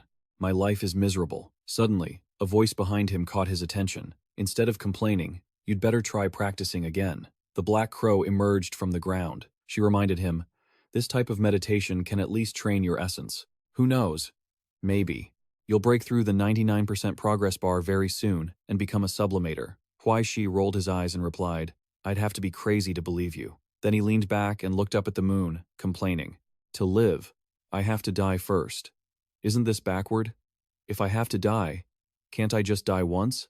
It has to be dozens of times. I'm almost dying of exhaustion." Moonlight fell upon both of them. "There's only half a month left until the semester starts. I'm so broke, I'm about to collapse. Besides finding ways to die, what else am I even doing?"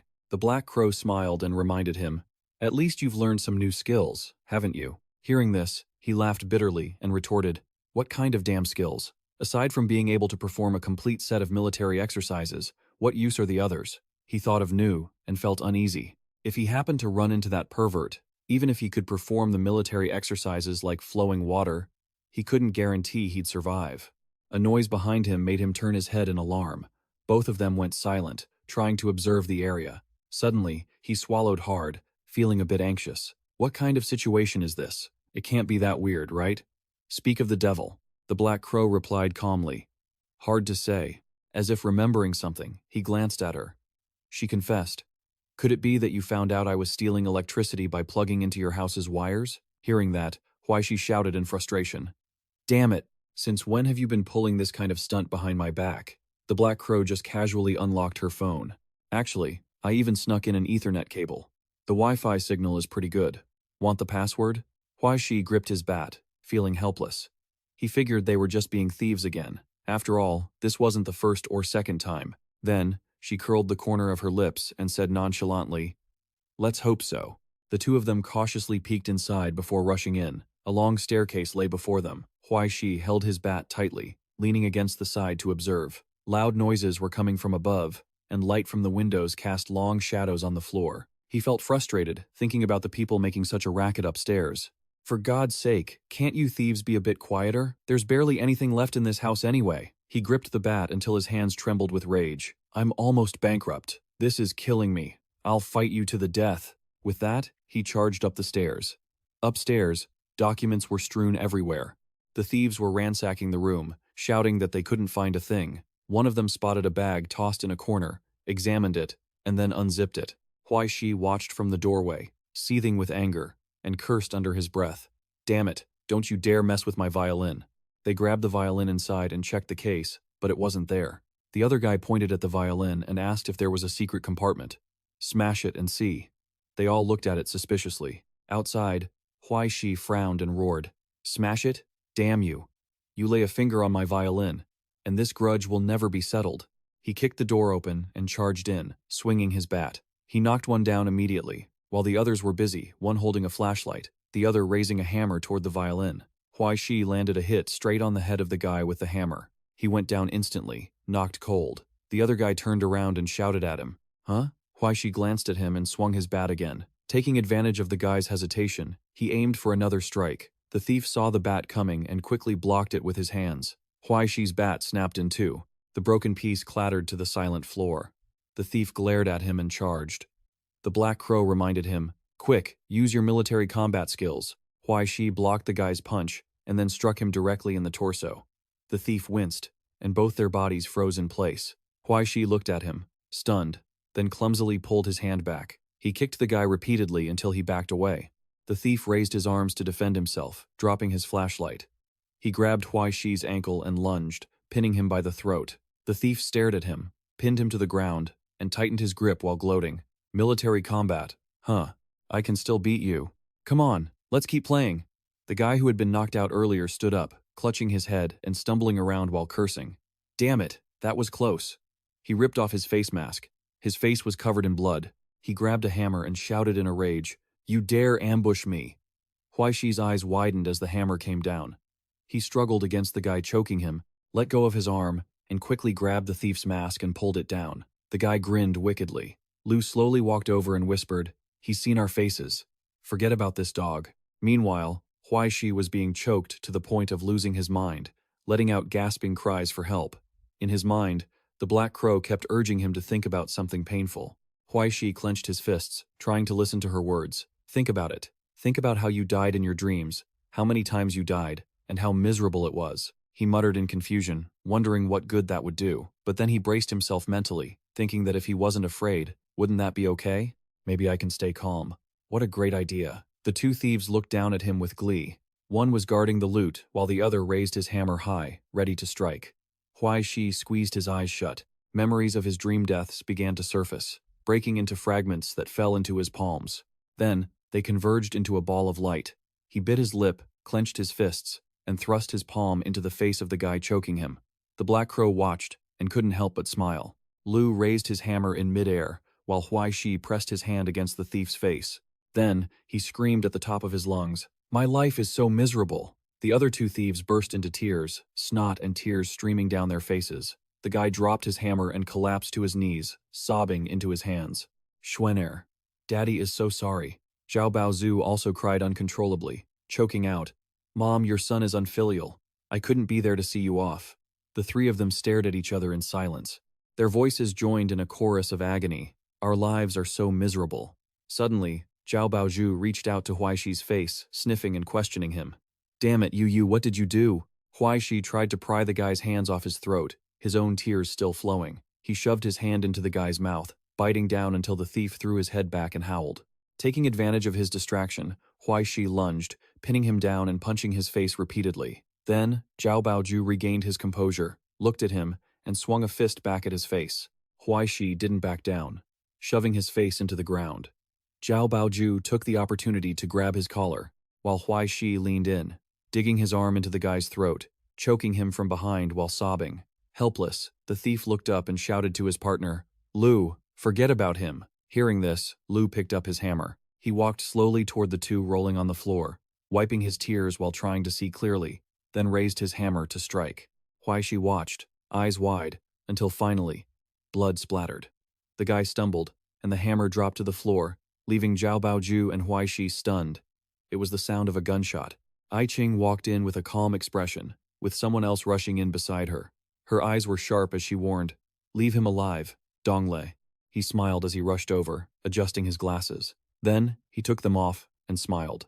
Huai Shi grimaced and cursed under his breath. Damn it, it's that pervert again. He squeezed his eyes shut, waiting, but was met only with savage laughter. In the silence, he cautiously opened his eyes to look around. Zhao Baozu was kneeling on the ground while Dongle stared at him. Zhao Baozu's face was beet red, drool streaming down.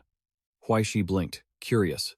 What the hell? What kind of fairy magic is this? Is this what I got hit by last time? Then, he slumped to the ground. Dongle said calmly, "All right, you can open your eyes now." Huai Shi looked up slowly. The scene before him was bizarre. Immediately, Ai Qing put her gun away and glanced at him calmly. "Long time no see, Huai Shi." Huai Shi stared at her, stunned, while she watched him with an indifferent gaze. He looked down at the gun she was holstering, panicked. He looked at them and asked hesitantly, "Sorry, who are you?" Ai Qing looked on, stunned, while Dongle smirked. They tied Baozu to a chair. As he lifted his head, panting, his eyes glinting, he asked for his name. The man was completely insane, drool and snot running down his face. "Zhao Baozu. How can a guy look as handsome as you? So good looking, I really like it." He asked again, "Tell me, what are you here for?" But before he could finish, the man's pupils began to roll uncontrollably. Finally, the man twitched in a state of absolute madness. Dongle sighed and said to Ai Qing, "It's no use, his essence is gone. I'm afraid his mind is already shattered. He's nothing more than a hollowed-out living corpse." Unable to get an answer, Baozu suddenly laughed out loud. Ai Qing and Dongle both turned toward him as his body swayed uncontrollably.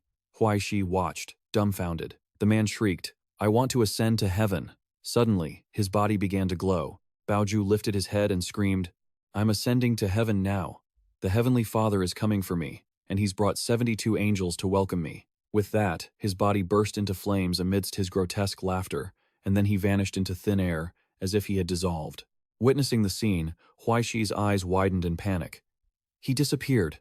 Donglei adjusted his glasses, disappointed. The trail is broken again. I Ching looked toward Huai Shi and asserted, "Are you sure he isn't still alive?" Huai Shi pointed at himself, looking blank.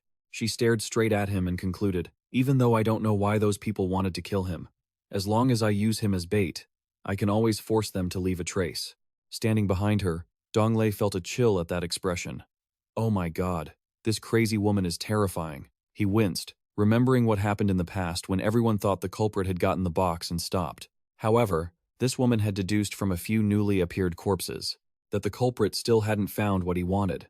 In this case, the culprit would continue to hunt down everyone who had touched the box. The key point, naturally, was the first person who discovered the box. Donglei also stared at Huai Shi, agreeing, "Now we have to use him to lure the culprit out. Haven't we known each other for a long time? Does it really have to come to this?" He broke into a cold sweat at his own thoughts.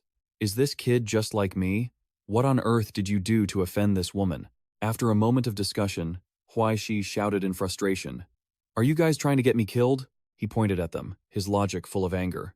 "Summer vacation only has half a month left. I'm still short 5,000 in living expenses. Either way is death, so I'd rather be poor than dead." Hearing this, I Ching just coldly pulled out her gun to threaten him. "Really?" Huai Shi backed away awkwardly, then hung his head in defeat. "You guys are really going that far, huh?" Then he pointed his finger again and yelled defiantly, "Huai Shi, even if you shoot me dead today, or force me to jump off this place, I won't do it." Suddenly, I Ching held up a transfer screen, making Huai Shi freeze at the amount displayed. His eyes lit up instantly, and his body seemed to radiate a righteous golden glow as he declared, "Everyone for me, and I for everyone." Cooperating with the government's investigation is a responsibility that every Dongsha citizen cannot refuse. As the moonlight shone down on the house, his voice rang out, completely shameless. "The situation should absolutely not be one where you pity me, just because I'm a delicate flower. Come on, Daverick, what kind of game do you like to play?" The full moon shone brightly in the night sky as Huai Shi sat alone on the roof, plucking his instrument. He looked at it with affection and sighed. "Thankfully, it's not broken. It's finally gone." The black crow suddenly popped out from the side and spoke up. "You made me hide for half the day." Huai Shi looked down at her, looking deeply thoughtful, and questioned, "You're only coming out now? Where did you run off to just a moment ago?" She shook her little head coyly. "Collecting traces for you, obviously. Otherwise, if that sharp-eyed little girl had caught you, you'd have spilled your guts. And that would be the least of your worries." Huai Shi heard this and shuddered as he remembered what had just happened, but his face remained full of confusion. What the hell was that stuff anyway? How did it come out of my hands? The black crow looked up at him, feeling conflicted. How should I put this? According to the definitions, it's a rare type of raw material. According to her, a burst of light had blown apart the mirror fragments, and through the mass of death and debris, it filtered out a high-purity essence. Her eyes glowed yellow, and she was very serious. "If you want me to explain it, how could you even conjure up that toy? Basically, through reading the death records and using your own unique attributes, you filtered out the fear you felt when facing your own death and added it into the essence, dispersing from your body, forming high-purity material." The black crow sat down heavily on the bed and stated bluntly, "However, this isn't your soul power. It's a byproduct of you unconsciously applying your own attributes." She looked away, thoughtful, and offered a comparison. She used a bunch of household appliances to explain basically, like the hum of a washing machine, the wastewater from an air conditioner, or the radiation from a microwave. Hearing this, Huai Shi snapped and yelled, "Couldn't you have used a different comparison?" The black crow remained indifferent and acted as if she were thinking. Then she slapped her wings together with a loud clap and summarized, "In short, you're basically a negative energy generator now." Huai Shi pouted in protest. "You didn't have to add that last part." He tilted his head and racked his brain for a moment, then his eyes widened as if he'd realized something. Huai Shi sat on the bed and reached out his hand, as if he were beginning to understand the problem. "So, negative emotions can be filtered, and that means positive emotions shouldn't be impossible either, right? In other words, I can create happiness for nerds at any time." The black crow's expression suddenly became terrifyingly suggestive. "So you're talking about happiness for nerds, huh? Put like that, you're not wrong. But the problem is, do you even have any happy memories to begin with? Right?" He angrily slapped his chest and pointed at her, criticizing her. Bullshit. How could I not have happy memories? I'm so happy. Do you have any idea how joyful my life has been? I'm happy from morning till night, and even after I sleep, I can keep being happy. A silence fell after he finished speaking. Huai Shi felt embarrassed and turned his face away, trying to avoid the topic. Let's just change the subject, she sighed helplessly. Anyway, someone has come to your house. For safety reasons, I'm afraid I have to hide for a while. She flapped her wings, then moved closer to him and whispered, What are you going to do now? I guess everything rests on you now. Huai Shi glanced her way, listening intently. To avoid being exposed, don't read the Book of Destiny or the Book of the Dead when others are around. Just try meditating on your own. Huai Shi's expression grew serious, though he remained puzzled. Meditate? What does that even mean? How do I do it? The black raven merely raised a wing, offering a brief explanation. Just close your eyes and clear your mind. That's all there is to it. She pointed a finger toward him. If that doesn't work, find something to lose yourself in, like composing, painting, or just sinking deep into yourself. Isn't that enough? Huai Shi reflexively looked down at the instrument in his hands. A curtain tied to the side of the window stirred, and the sharp tip at the base of the instrument protruded, anchoring it to the floor. His fingers began to fluidly pull at the strings. Huai Shi was deeply focused on playing in the room, when suddenly, from the doorway, a stream of light appeared, followed by urgent calls for him. Huai Shi. Dong Lei had just entered the room and jumped in surprise to see Huai Shi playing on the bed. He walked over, carefully adjusted his glasses, and said seriously, I forgot you could do this. He spread his arms out and looked directly at him. Bring it along to work. It might come in handy. Who knows? You might make more than $400. Huai Shi, finding this annoying, showed his irritation clearly. Look, according to our agreement, you're here to be my bodyguard. Why do I have to go to work with you? Dong Lei didn't give up. He placed a hand on Huai Shi's shoulder and whispered suggestively, That woman wants us together 24 hours a day. If we don't, she might have us killed before we even find the killer. You're getting paid, so do your job. Dong Lei suddenly turned away and added, as if it were obvious, Oh, by the way, I wanted to ask, where's the shovel? A dumpy old place like this should have one, right? I need to bury the body. Huai Shi, still skeptical, questioned him. What do you need it for? Dong Lei let out a breath, looking at him with surprise. Huh? The guy's body is still in the backyard. You want to leave it there until it rots and starts to stink? Obviously, I want to bury him. Huai Shi suddenly snapped, pointing a finger at him in suspicion. Aren't you supposed to bury bodies in the garden? Under the moonlight, in that old house, Huai Shi was still fuming. The shovel is in the storage room downstairs. There's plenty of open ground behind the mountain near the back door. You're not going to bury him there. You're going to use the backyard? Dong Lei just pouted and complained, genuinely frustrated. The sound of a door slamming echoed. Now, only Huai Shi remained, sprawling out on the bed. People are just so annoying. He put his hands behind his head, feeling drained. Once this is all over, I'm kicking all these troublemakers out. After all, I've got my golden finger ability.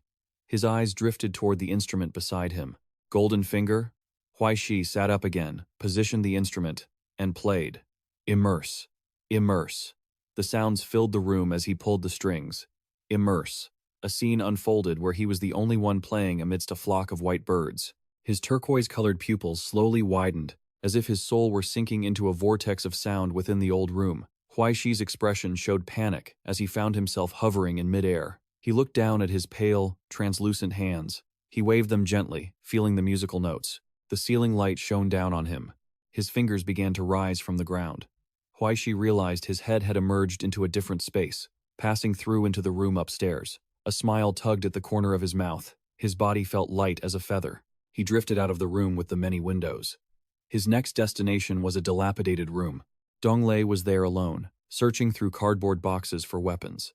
A blinding light suddenly appeared. Huai Shi opened his eyes wide in shock as his hands were blocked. He looked at his hands, pressed hard against the window he couldn't pass through. Someone was looking at him from the other side of the window. The massive, decrepit house seemed to exude a dark aura. The black raven, who had been observing with sharp eyes, remained silent. She sat comfortably on a tree branch, looking down at the house. Her expression was solemn as she muttered to herself, This is protection. Huai Shi, don't misunderstand someone else's good intentions. The black crow felt anxious seeing his soul out of body. Detaching one's essence is a dangerously abnormal act. Her eyes glowed a chilling gold, accompanied by a flickering blue flame. But without the protection of the stone marrow shrine, I fear you'd be like a candle in the dark, already spotted by some demon. Just then, in the familiar house, Rushed footsteps sounded. Donglei panted as he opened the door. Huai Shi was brushing his teeth, staying calm. What happened? Donglei walked over and lowered his voice. I think I saw a ghost. He seemed very serious. From the direction of the bathroom, the sound of water dripping echoed constantly. The floorboards in the hallway creaked, and there were footsteps walking all around. Donglei had even experienced something stranger, someone sighing right next to his bed in the middle of the night. He complained indignantly. Why didn't you tell me your house had ghosts? Huai Shi calmly set down his glass of water. He patted Donglei's shoulder to reassure him. Old houses are all like that. You must just be tired. Before heading out, Huai Shi added, besides, ghosts don't exist in this world, right? However, Donglei suddenly said, wait, and handed Huai Shi a bunch of bottles. Donglei cautioned him, use these before we go out. It's our first day as host club workers, so be professional, don't make me look bad. Huai Shi was left speechless. Time flew by. By evening, the city was ablaze with lights. The car door opened, and Huai Shi, along with Donglei, bowed respectfully to invite a lady inside. As the car drove away, they waved goodbye for a long time. Huai Shi couldn't help but wonder, is this the legendary life of a host? Donglei turned back and scolded him. Host my foot! We were serving high-end wine. I've accompanied clients so many times, I've practically become their son through the sheer service. He pulled out a cigarette. Donglei said with total confidence, back in the day, I relied on this face. I could make 40 million in just a few days if I wanted to. Huai Shi asked curiously. And then what happened? Donglei didn't answer immediately. He lit his cigarette first. His eyes grew sad. Then I got caught. Back then, Donglei had a gun pressed to his face. A powerful man angrily questioned him. You like using your face to scam money out of women? Is that it? Acting like a proper gigolo, she made a demand to Donglei. You have to pay back every cent you scammed. You won't be free until it's all paid off. Huai Shi asked suspiciously. And you agreed? Wait, let me clarify. What I mean is, don't you have that ability? Why aren't you using it? Donglei tossed his cigarette and crushed it under his foot. He replied, it's useless. Even though her name is I Ching, love doesn't mean a damn thing to her. Huai Shi went silent, but suddenly, a figure on a lamppost caught his eye. It was the Black Crow. She stared at Huai Shi with deep, piercing eyes, then took flight without a word. Donglei, walking ahead, kept urging him on. Let's go. I missed my midnight shift because of you, he said, perking up.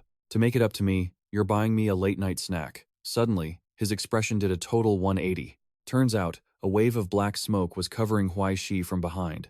Donglei didn't hesitate to pull his gun. He shouted, Huai Shi, get out of the way. Huai Shi felt it too, that chilling sensation. He couldn't help but wonder, could this be that skill from the Destiny book?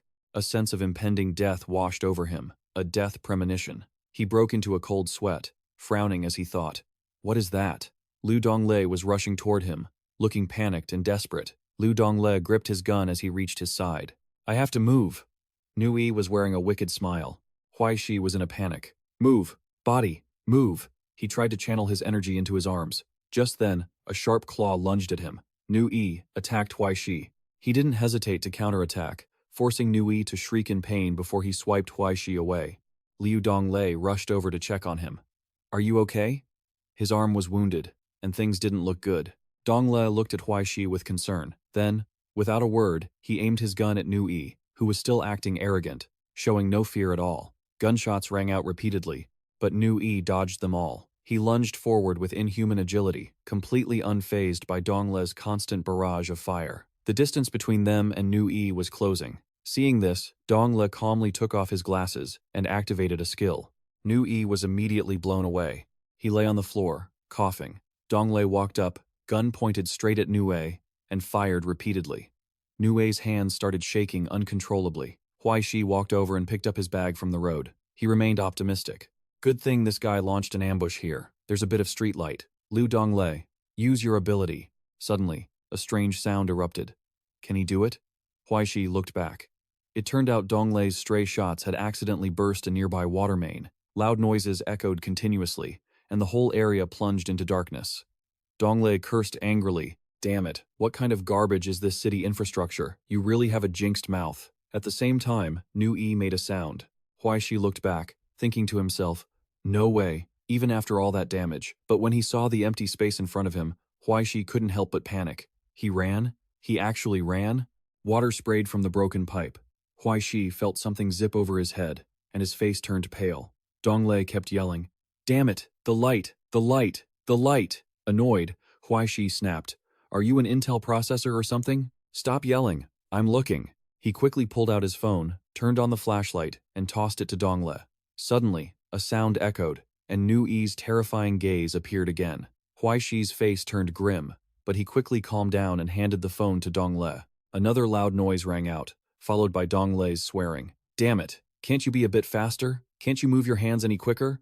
Huai Shi quickly followed his lead. "So do you want me to be fast or slow?" He dug into his bag and quickly handed over what Dongle needed.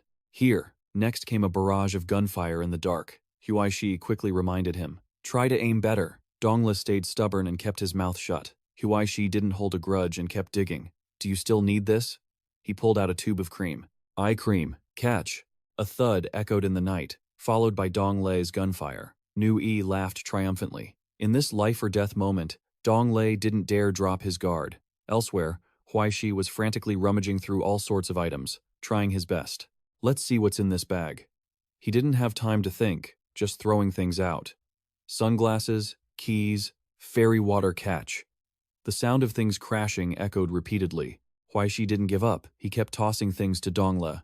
Eye cream, face cream, serum, catch. Finally, Dongle couldn't take it anymore and cursed. "Can't you throw something useful for once?" Huai Shi grabbed something. Luckily, he finally found something useful. Huai Shi threw it with all his might. "Makeup mirror, catch." The mirror flew out. Dongle caught the signal and lunged forward. Nu Yi stood on high ground, looking down at them, and rushed toward them at high speed. Luckily, Dongle caught the mirror, but Nu Yi was getting close. Confidently, Dongle opened the mirror. "Didn't expect this, did you? My makeup mirror has lights." Dongle shone it straight at Nu Yi. Dongle got right in his face. "Behold the beauty of my glorious face." Nu Yi was momentarily blinded by the light. Huai Shi cheered up. Dongle was incredibly smug. He went to point his gun at Nu Yi, but unexpectedly, Nu Yi raised his own hands and, without a moment's hesitation, gouged his own eyes out. A shrill, agonizing scream followed, along with bright red blood splattering everywhere. Huai Shi stared at the scene in absolute shock. Dongle knew he was running out of time, so he opened fire. Even though he was blinded, Nu Yi was still able to dodge the bullets. He retaliated quickly. Dongle let his guard down for a split second and was sent flying, a nasty wound opening up on his stomach. Nu Yi pressed his advantage, aiming to land another blow on Dongle, but luckily, he dodged just in time. Dongle quickly looked at Huai Shi. Without thinking, he grabbed him and started running. The sounds of crashing continued. Now Nu Yi seemed to have gone mad, attacking relentlessly. He calmed down, trying to listen for their breathing. Nu Yi was getting very close to Dongle and the others. Seeing him about to approach, the two of them didn't even dare to breathe. Right at the critical moment, Ai Ching appeared. The sound of her vehicle approached softly. Nu Yi noticed the strange noise and immediately reacted. Ai Ching sat on the vehicle, facing him calmly, while Dongle quickly covered Huai Shi's mouth so he wouldn't make a sound. Nu Yi said nothing, lunging rapidly toward Ai Ching. Even though he was right in front of her, she didn't show the slightest panic. Ai Ching's gaze remained cold. A second later, gunfire rang out continuously, and the smoke from the muzzle gradually dissipated.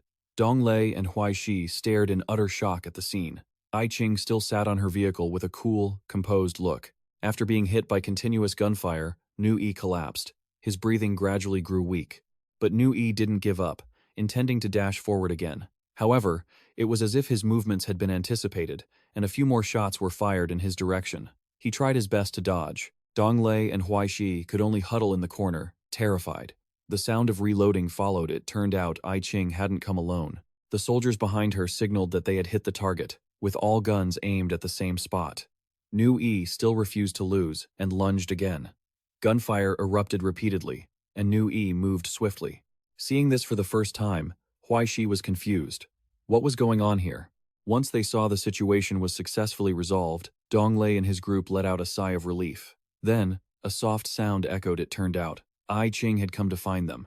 Dongle laughed self-deprecatingly, fearing that for the past 2 days, there had been countless snipers watching them from the shadows around the clock. This woman was truly heartless. The space suddenly went silent. A moment later, Ai Ching spoke slowly. "At first, I thought you could handle it all on your own. But the result wasn't quite what I expected. I didn't expect you to fall to such a state. As soon as the lights went out, You completely lost your ability to cope. Dong Lei could only offer a wry smile. She then asked, "Did you find anything?" He reported seriously. The soul energy was unclear, but I think I saw his saint seal on the professor's genealogy system. Dong Lei added, "Third stage, E-level saint seal." According to what he had researched, New E was a legendary monster, said to have a monkey-like face, a leopard-like body, tiger limbs, and a snake's tail. It had no wings but could hover. Dong Lei realized that since he had just reached E-level, he couldn't fly high. Otherwise, they would have been finished today. He pulled out a cigarette and cursed. "Damn it, I'm just a weakling who just entered the golden rank, and I'm up against an E-level opponent who's a rank higher than me. To think we fought for so long and I managed to survive. That was way too dangerous." The finger tapping on Ai Qing's vehicle stopped, and she asked coldly, "Did you find anything else?" Dong Lei shook his head and said, "Nothing." Ai Qing didn't ask further and prepared to leave. "Then continue the mission. If there are any leads, I will notify you at any time." Just then, she cast a glance toward Huai Shi, but Ai Qing was pushed away without saying a word. He asked, feeling a bit flustered, "It seems like she doesn't really like me." Dong Lei put his glasses back on and patted Huai Shi's shoulder to comfort him. Dong Lei revealed the truth. "I've never seen her like anyone." He gave a strange smile and said, "But you offended her last time, so good luck to you." Huai Shi angrily scolded, "Get lost." Dong Lei said nothing, only thinking silently. At that moment when the streetlights went out, was that faint, flickering essence fluctuation caused by him? "You owe me a meal to make up for my emotional trauma." He secretly evaluated. This kid might have the potential to transcend. That night, in a certain house, it was extremely quiet outside, with only the sound of leaves rustling. A glimmer of light appeared in a corner of the room. It turned out Nu Yi was healing himself. Very quickly, the wounds closed up. His eyes turned a strange shade of purple. A second later, Nu Yi tore off his outer disguise. He said angrily, "The Heaven Literary Association has interfered, just to clean up after you." Nu Yi looked at the wounds on his body. "I walked into their ambush and almost died." He frowned and asked the other person, "You are the representative of the Supreme Lord's decree. What do you plan to do next?" The man sitting in the corner remained silent. Wang Hai's face darkened. If they were being watched by the Heaven Literary Association, they couldn't stay in Tanhai any longer. He gritted his teeth in anger. "After the mass ceremony tomorrow night, we'll move tonight." Wang Hai seemed very determined. With 6 months left until the new year, they had to collect enough essence. He emphasized, "The Supreme Lords will not blame us." Nu Yi then reminded him, "What about the mission? What about the mission in the quarantine zone?" Upon hearing this, Wang Hai was a bit startled, and the room suddenly fell silent. In Huai Shi's head, Ai Qing's image kept appearing. Huai Shi, long time no see. He kept remembering her gaze. Her name kept echoing in his mind. Have we met somewhere before? While lost in thought, he was suddenly splashed with a drink to the face. The lady angrily scolded, "Isn't everyone here working for money? You can't even sit and have a few drinks? Trying to act like a cold, cool guy? Do you think I won't call the manager to get you fired?" Dong Lei saw this and rushed over to resolve it. "Don't be angry, my lady." He led her away, saying, "He's new and doesn't know the rules. Let me keep you company for a drink. Let's move to a more comfortable place." Dong Lei couldn't help but sigh when he saw Huai Shi like that. The door slammed shut, and then he sighed in frustration. Huai Shi leaned back in his chair and laughed. Suddenly, his expression changed. Huai Shi sat up abruptly, clutching his wound.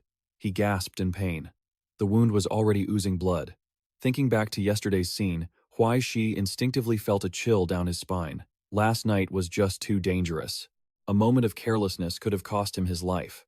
Huai Shi re-evaluated his situation. Given his current strength, he knew his own condition well, and it was hard to guarantee his own safety. Huai Shi lay back in the chair and pulled out his phone to check it. At that moment, Huai Shi thought, "Speaking of a difficult life of disappointment, thanks to finding the golden finger, things have changed a little." He smirked triumphantly. Just then, the sound of hurried footsteps echoed. Dong Lei was frantically looking for Huai Shi. "Where on earth did you go? I looked everywhere and couldn't find you. After everything that happened in the last 2 days, this kid wouldn't be thinking of doing something reckless, right?" He opened the door worriedly, only to find Huai Shi sitting there happily eating and drinking. Dong Lei looked on, speechless. "I really shouldn't have bothered worrying about you," Huai Shi cried out as he snatched the bun away. Dong Le glanced at the bun and sighed. "Aren't you so broke? You're about to go bankrupt?" He couldn't help but ask suspiciously, "Ever since you got that allowance, you've started showing off, huh? Buying a pancake and even daring to add 2 sausages?" Huai Shi snatched it right back. "You could have done it too, you know." Dongla suddenly turned serious. I'm telling you, this is only my second day on the job, and I've already been complained about 6 times. He threw an arm around Huai Shi and asked, how on earth did you manage that? Huai Shi chewed and replied, well, it's probably because I'm pretty good looking. Dongla was baffled. Did you get hit in the head and lose your mind? People threw liquor in your face, and you've got scratches all over. Yet you're acting like nothing happened? He knew what he was like, so he just helplessly endured it. What else could he do? Should he go back and beat her up? And tell her, don't look down on a poor young man, because life can change in 30 years? Dongle was left speechless. Then Huai Shi continued. Besides, it was all expected. Why get angry? If I let things like this upset me, I would have died of anger 4 or 5 years ago. As if nothing happened, he went to the stall. Boss, give me one more. The owner happily agreed. Sure, Dongla sighed. You really are a weirdo. I don't know if you're truly happy or just clueless. In such a strange place, you actually have some unexpected talents. He offered, forget about eating this. Brother here will take you out for something better. Huai Shi was skeptical. Really? Are you finally showing some conscience? In that case, you might as well pay the electricity bill too. Dongle was stunned. Huh? What? He shouted in anger. Are you kidding me? What did you say? I've already been acting as your free bodyguard, and you still want me to pay the electricity bill? Huai Shi smiled craftily. You're the one who needs the water heater. Can't you just shower with cold water? For a moment, Dongle felt completely betrayed. Damn it, do you have any conscience at all? I even got hurt saving you yesterday. The two of them bickered on the street. Besides, cold showers are really bad for your skin. True, and they're really bad for your hair too. How do you know that? Isn't that common sense? I suddenly don't want to treat you to dinner anymore. You can't be like this. Just then, a familiar face appeared. Sister-in-law Xu Mei walked over and took Huai Shi's hand. She said earnestly, Yang said you've been working here for the last 2 days. I didn't believe him, but I didn't think it was actually true. Xu Mei noticed the bun in Huai Shi's hand. You haven't eaten yet, right? Is that Huai Shi? It is Huai Shi, isn't it? Both of them looked at her in silence. Xu Mei issued an invitation. Today is Yang's birthday. Come over to our place for dinner. The two of them just looked at each other in silence. The hot pot at home had already been boiling for a while. Huai Shi silently watched Yang's sour face. He grumbled unhappily, I told you to come, and you really showed up.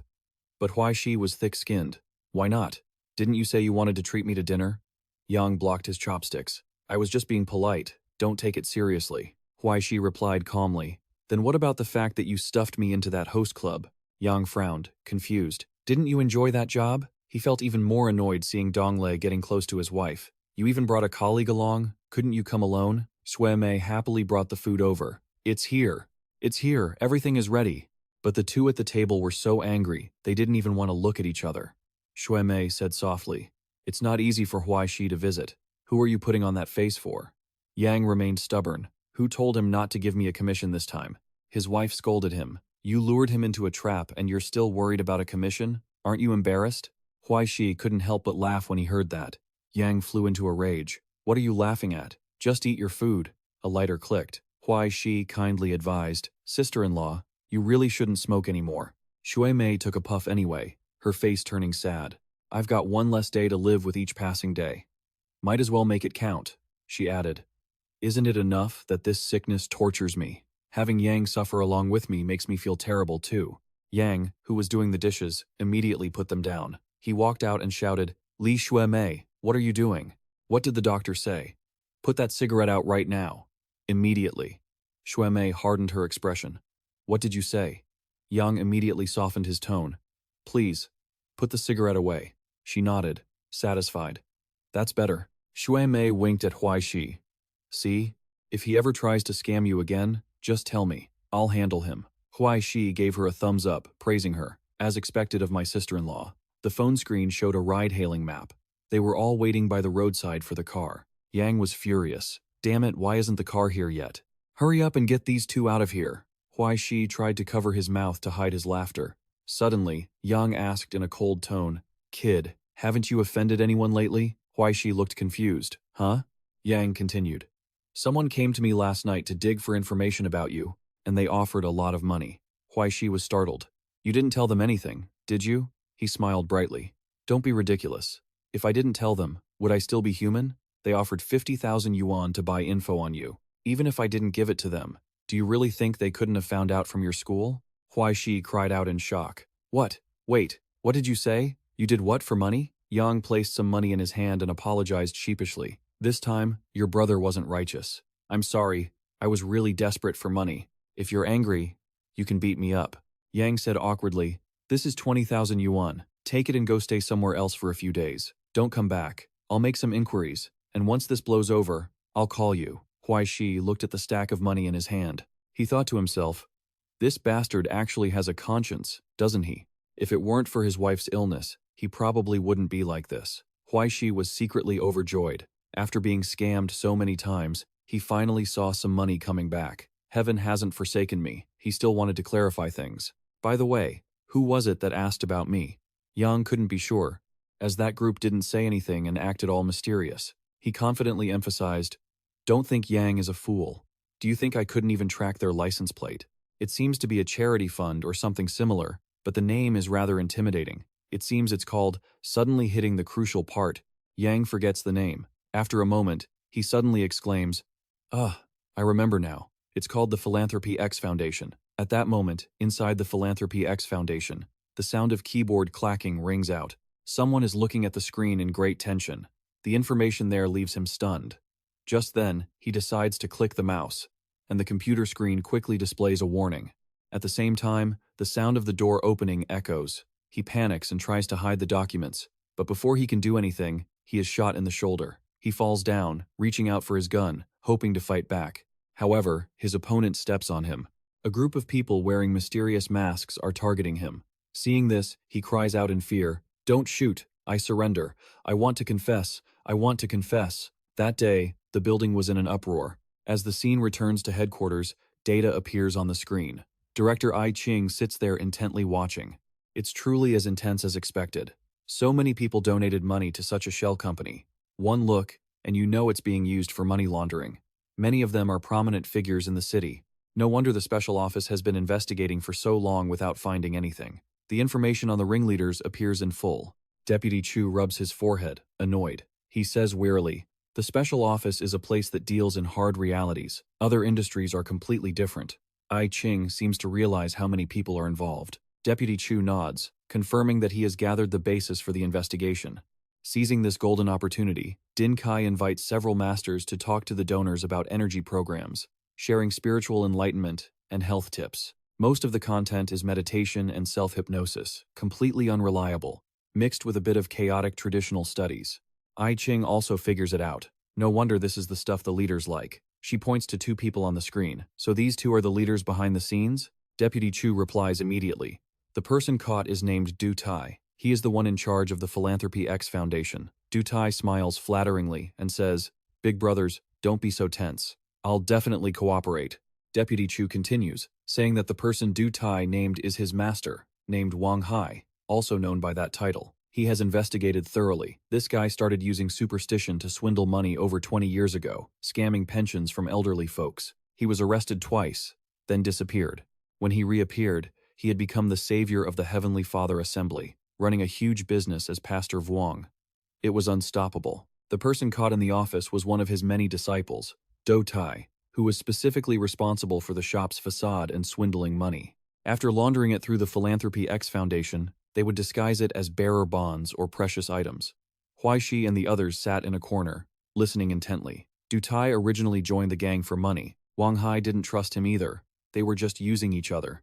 Now that everything has been exposed, Du Tai, for the sake of self-preservation, is willing to reveal all of Wang Hai's secrets, the underground trade in forbidden drugs that has been ongoing, and the occasional miracle. I Ching is slightly stunned. Miracles? Du Tai nods to confirm, yes, miracles. He begins to speak. Wang Hai always kept a box hidden. I don't know what was inside it. Du Tai recounts every detail. Every time he led people in prayer, he would open it. Then the miracle would happen. A very pleasant scent would waft out. Everyone was thrilled by this. People felt energized and weren't afraid of any hardship. Du Tai says contemptuously, "When I gave lectures, those people didn't know. They all thought he was a master. Master, my foot. I spit on that. He's just a cheating old man. I suspect those forbidden drugs and that item are related." Dong Le frowns, his expression looking terrible. "Forbidden drugs," I Ching says coldly. "The box. Hearing this, Huai Shi thinks to himself, I'm saved. An officer asks again, where is Wang Hai now? Du Tai confesses honestly, I guess he wants to run. He has already transferred all the money. When he doesn't get the desired result, the officer shouts, I'm asking you where Wang Hai is right now. He says fearfully, Old Duong Town. He is planning to hold a final prayer session there. Once that's done, he'll probably leave immediately. I Ching still feels something is off. Everything seems correct. All the clues are fine, but I always feel like something isn't quite right. Suddenly, she turns to ask Huai Shi, is there something you haven't told us yet? He is caught off guard and doesn't react in time. In his heart, Huai Shi has to admit, true, I've hidden a lot. The black fruit, the destiny threads. Awakening, if I say these things, it'll be a disaster. How can I even bring this up? He stands up and shakes his head repeatedly. What are you talking about? There's nothing. Everything that could be said, I've already said. Everything that can't be said, I've also already said. I Ching just silently looks up at Huai Shi. She knows there isn't much time left. So she orders, then, let's start the operation immediately. However, to avoid any unexpected situations, even though time is tight, we will follow the previous plan. First, let's clarify exactly what this so-called Heavenly Father Assembly has been doing. I Ching still has many questions. After all, it involves border relics, and there are ascenders among the enemies. No one knows what they are hiding, and this is essential intelligence. Deputy Chu still doesn't understand what the lady means. He suddenly looks at Dong Lei with a cunning smile. He walks over and sincerely shakes Dong Lei's hand. I, on behalf of the special office, thank Mr. Liu for his help and support. He shakes his head, explaining, I didn't. I'm not. Don't make things up. Huai Shi is currently trying his best to hold back his laughter. I Ching says slowly, it just so happens that besides Mr. Liu Dongle, there is someone else who once knew them and is willing to cooperate with us. Deputy Chu is extremely sincere. With both of you, infiltrating won't be a problem. But Huai Shi disagrees entirely. I didn't. I'm not. Don't you dare make things up. I Ching lowers her voice. It's just going for a round of investigation. With so many people backing you, you won't necessarily die. He remains firm. You yourself said it wasn't certain, didn't you say it was a trap? How come suddenly it's turned into sneaking behind enemy lines? I Ching continues to offer a tempting proposal. Isn't it completely normal for client A to change their requirements? At most, just give him an extra 800. Huai Shi retorted quite seriously. Forget 800, even 8,000 wouldn't be enough. However, before he could even finish his sentence, a notification sound chimed. Your account has just received 8,000 yuan. Huai Shi couldn't believe it and opened his phone to check. Who would have thought he wasn't that easy to deal with? This situation could be life-threatening. What if he really ended up dead? You guys don't even have compensation money? Your account has just received 700 yuan. Huai Shi was so shocked he started stammering. 700? Dong Lei, standing nearby, immediately offered some advice. Little brother, 700 is already a lot. If you really do kick the bucket, old brother here will definitely buy you a coffin and lay you to rest. I Ching couldn't wait any longer and prepared to set off. Very quickly, hurried footsteps echoed as a group of officers arrived. Without any hesitation, they dragged Dong Lei away. Huai Shi was still struggling in vain. Wait a second. The guy next to him even chimed in with a sarcastic remark. Little brother, remember to pick out your coffin later, and don't forget to leave a 5-star review. Make sure to leave a note for the style before you place the order. Since you won't be around much longer, you've got to choose a style you like. Huai Shi shouted in anger. I'll choose the head for you. A sharp screech of brakes rang out as the truck pulled over right in front of a shop. Liu stood there, watching everyone unload the cargo. He called out, Hey, wanna grab a bite? There's a new place that just opened over there. The driver agreed. Sure, wait for me a sec. The truck door slammed shut quickly. The driver noticed the two workers moving the cargo and said, I'm off to eat. You two finish moving the rest and handle yourselves when you're done. Those two workers were actually Huai Shi and the others in disguise. Since it was his first time using a disguise, Huai Shi was a bit nervous. Hey, are you sure this disguise is enough? Dong Lei was incredibly confident. Yeah, simple, right? The mission this time is to sneak into their internal ranks and gather intel. It's best if we can blend right into the scene and catch that guy red-handed, taking him down on the spot. Time passed quickly. By a riverbank, they ditched their worker uniforms. Dong Lei didn't forget to remind him. If anything happens, just send a signal. Over 100 tough guys carrying long and short guns will come to save you. Nothing to be afraid of, he reaffirmed. I Ching has prepared everything perfectly for your safety. The Astronomical Society isn't a pushover, so just rest easy. Huai Shi looked at the fake skin on his face with suspicion. Is this thing really reliable? Does wearing it mean I won't be recognized? They've seen our faces before. What if I get recognized? That's game over. Dong Lei patted him to reassure him.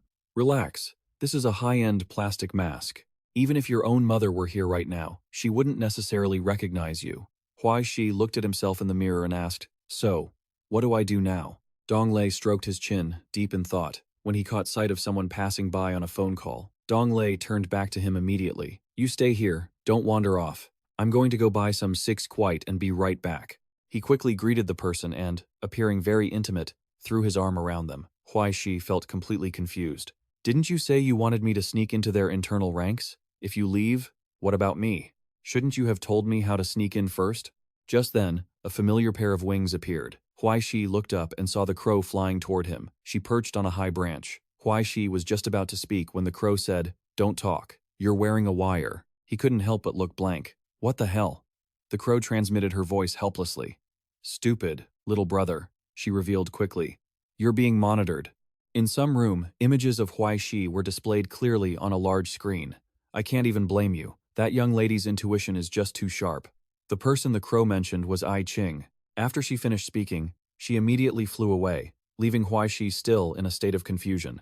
Wait, the crow transmitted again. To tell you the truth, your identity is a bit suspicious. If I had known sooner, I wouldn't have suggested you cooperate with the Astronomical Society. After all, I'm already on the run. Huai Shi was stunned. What the hell is going on? The crow revealed more. While on the run, I'm a fugitive wanted by the Astronomical Society, and my bounty rank is quite high. Didn't I tell you that? Huai Shi couldn't help but yell. You didn't say a damn thing. She quickly reassured him. Don't worry. She isn't 100% sure yet. Otherwise, she wouldn't have let you go. She's trying to get you to show your true colors. The crow sounded very confident. Listen to your big sister. This trip will be a danger that turns out safe. Huai Shi didn't understand the full story, so he was quite annoyed. Coming from you, not only is it not convincing, but it actually sounds even more dangerous. Very quickly, the crow's shadow disappeared. He looked up at the empty road in front of him. At a nearby eatery, an old man was walking slowly along the street. Huai Shi sighed to himself. This place is really in decline. I've been walking for a while and only see old people. It's rare to see young people walking around. They must have all gone away for work. I guess no young person would want to stay here. Makes sense. After all, the economy in Tanhai has been falling lately. Even the last time it was considered a major city, that was 70 or 80 years ago. To have remained on the map after being weakened for so long is a miracle. Suddenly, he thought of something. However, this place might unexpectedly be very suitable for me. Huai Shi didn't know that in the misty darkness, shadows were silently following him. After thinking for a while, he felt more and more confused. Huai Shi scratched his head in frustration. Suddenly, he paused, his eyes turning unusually serious. Huai Shi stared intently up at the sky, which looked clear, but hid a danger and strangeness that made one shiver subconsciously. Stop thinking, he thought, and immediately turned around and bolted. This godforsaken place really wasn't normal. Clouds streaked backward with every one of Huai Shi's hurried steps. He ran for his life as if chased by a ghost. The only sound in the space was the sound of his footsteps. Houses flashed by in the blink of an eye, leaving only a blur. Seeing Huai Shi's movement, the monitoring room immediately displayed a red alert. Seeing the alert, the man immediately turned to I Ching to report. The target has begun to act. Hearing that, I Ching hurriedly fixed her eyes on the monitor and gave the order, zoom in on the target. But when her gaze hit the screen, she felt a mixture of surprise and shock. Huai Shi was squatting on the steps, happily eating an ice cream. Seeing that, I Ching rubbed her forehead helplessly. This guy is truly hopeless. Helplessly looking at the screen, she thought to herself, I even suspect there might be something wrong with him. Back on Huai Shi's side, someone called out, Hey kid, come here and give us a hand. He looked at them, confused, and asked, Are you talking to me? The man replied, Yes, you. Seeing him munching on a popsicle, the old man blurted out, Whose kid is this? Hurry up and come help us out. Huai Shi felt a bit uneasy and hesitated. Sure, okay. Sunset painted the clouds in a golden hue. After dragging the cart for a while, Huai Shi finally reached the spot. He panted, drenched in sweat, looking at the group ahead. Seeing this, Old Shu waved and walked over cheerfully. Come on. Over here. He grabbed the red cloth covering the items and pulled it off, revealing countless exquisite instruments. Instruments they each grabbed one with practiced ease. Huai Shi stood there, stunned, wondering what they were up to. Old Shu picked up a suona horn, blew a breath into it, and a melodious sound rang out. Huai Shi watched Old Shu in silence. After a moment, Old Shu turned toward him with sparkling eyes, the horn still in his mouth. Seeing that look, Huai Shi gave a reluctant, awkward clap. Old Shu exhaled, lowered the horn, and said happily, "At least you have good taste, kid. Why don't you try one yourself?" Hearing the suggestion, Huai Shi curled his lip, thinking, "You asked for this. It's not like I'm trying to show off." With that, he walked over to the instrument cart and picked up a erhu. He sat down, crossed his legs, and said, "All right then, I'll treat you to a performance today, old man." His hands moved lightly, and a clear sound, like a summer afternoon, resonated. The melody, by turns melodic and powerful, wove its way into everyone's hearts. It was so captivating that people were drawn in unconsciously. As the song ended, Huai Shi curled his lips confidently. He looked at them and spoke up. "Are you impressed, old man?" Before he could finish feeling smug, he was startled. The way everyone stared at him made him shiver uncontrollably. His face turned pale as he guessed, "What's happening? Did I expose myself?" One person, still clearly rattled, spoke up. "Where did this kid come from? Why haven't I seen him before?" Without waiting another second, Huai Shi hurriedly spoke up, intending to make a run for it. I'm just here for a job. I won't bother you folks anymore. I'll be heading off now." Before he could leave, someone grabbed his shoulder firmly, making him break into a cold sweat. "Don't be in such a rush." Old Shu smiled and said, "That jerk Li Lao-san got diarrhea and couldn't make it. Our gospel group is short one-string player. Come with us to the church performance tonight. I'll give you 40 won and a meal. How about it?" Hearing this, Huai Shi was startled, vaguely realizing church? A performance? Wait a second. How did I get into their inner circle so fast? He seriously weighed the risks. What do I do now? I can't back out now. I'm the only one to blame if something goes wrong. Lost in thought, he remembered what the crow had told him. "Kid, you're being watched." Thinking of this, he gritted his teeth in helpless resignation. Not wanting to keep them waiting, he looked up and replied brightly, "Fine, but I need to eat first." The scene suddenly shifted to a very ancient-looking church. There were many people inside watching the concert below the stage. Everyone was glued to their phones, making the space quite quiet. Behind the curtain, Huai Shi was gagging, looking uncomfortable, much to everyone's confusion. He wiped his sweat with difficulty, wondering, what is going on? Another wave of nausea rose in his stomach, and he hurriedly covered his mouth. He had felt like vomiting ever since he entered the church. Could it be that damned thing? Is my death premonition acting up? Huai Shi looked toward a door covered by a red curtain, from which a thick aura of yin energy constantly seeped out. It seems this stage is truly dangerous. One careless move and I'm done for. Am I seriously going to have to write a will here? Seeing the scene, Huai Shi reassured himself. Well, Liu Donglei said the Heaven Gate Society would protect me, so it should be fine, right? Looking down at the mess he'd just made, he grimaced, thinking, I just ate, and now it's all wasted. Huai Shi turned back slowly and said, Sir, if I throw up backstage, does that count as a workplace injury? Hearing that, the old man got angry, pointed at him, and shouted, Kid, are you trying to scam me? You were fine before we ate. I've seen a lot in my life. Are you trying to stir up trouble? Do you think I'll lie down on the floor right now and scream that you're beating me up? The person next to him chimed in, pointing at him. That's right. I'm a witness. It's clear you're the type to start a fight at the drop of a hat. My heart. It hurts. I'm about to collapse. As they argued and questioned him, someone walked in, drawing everyone's attention.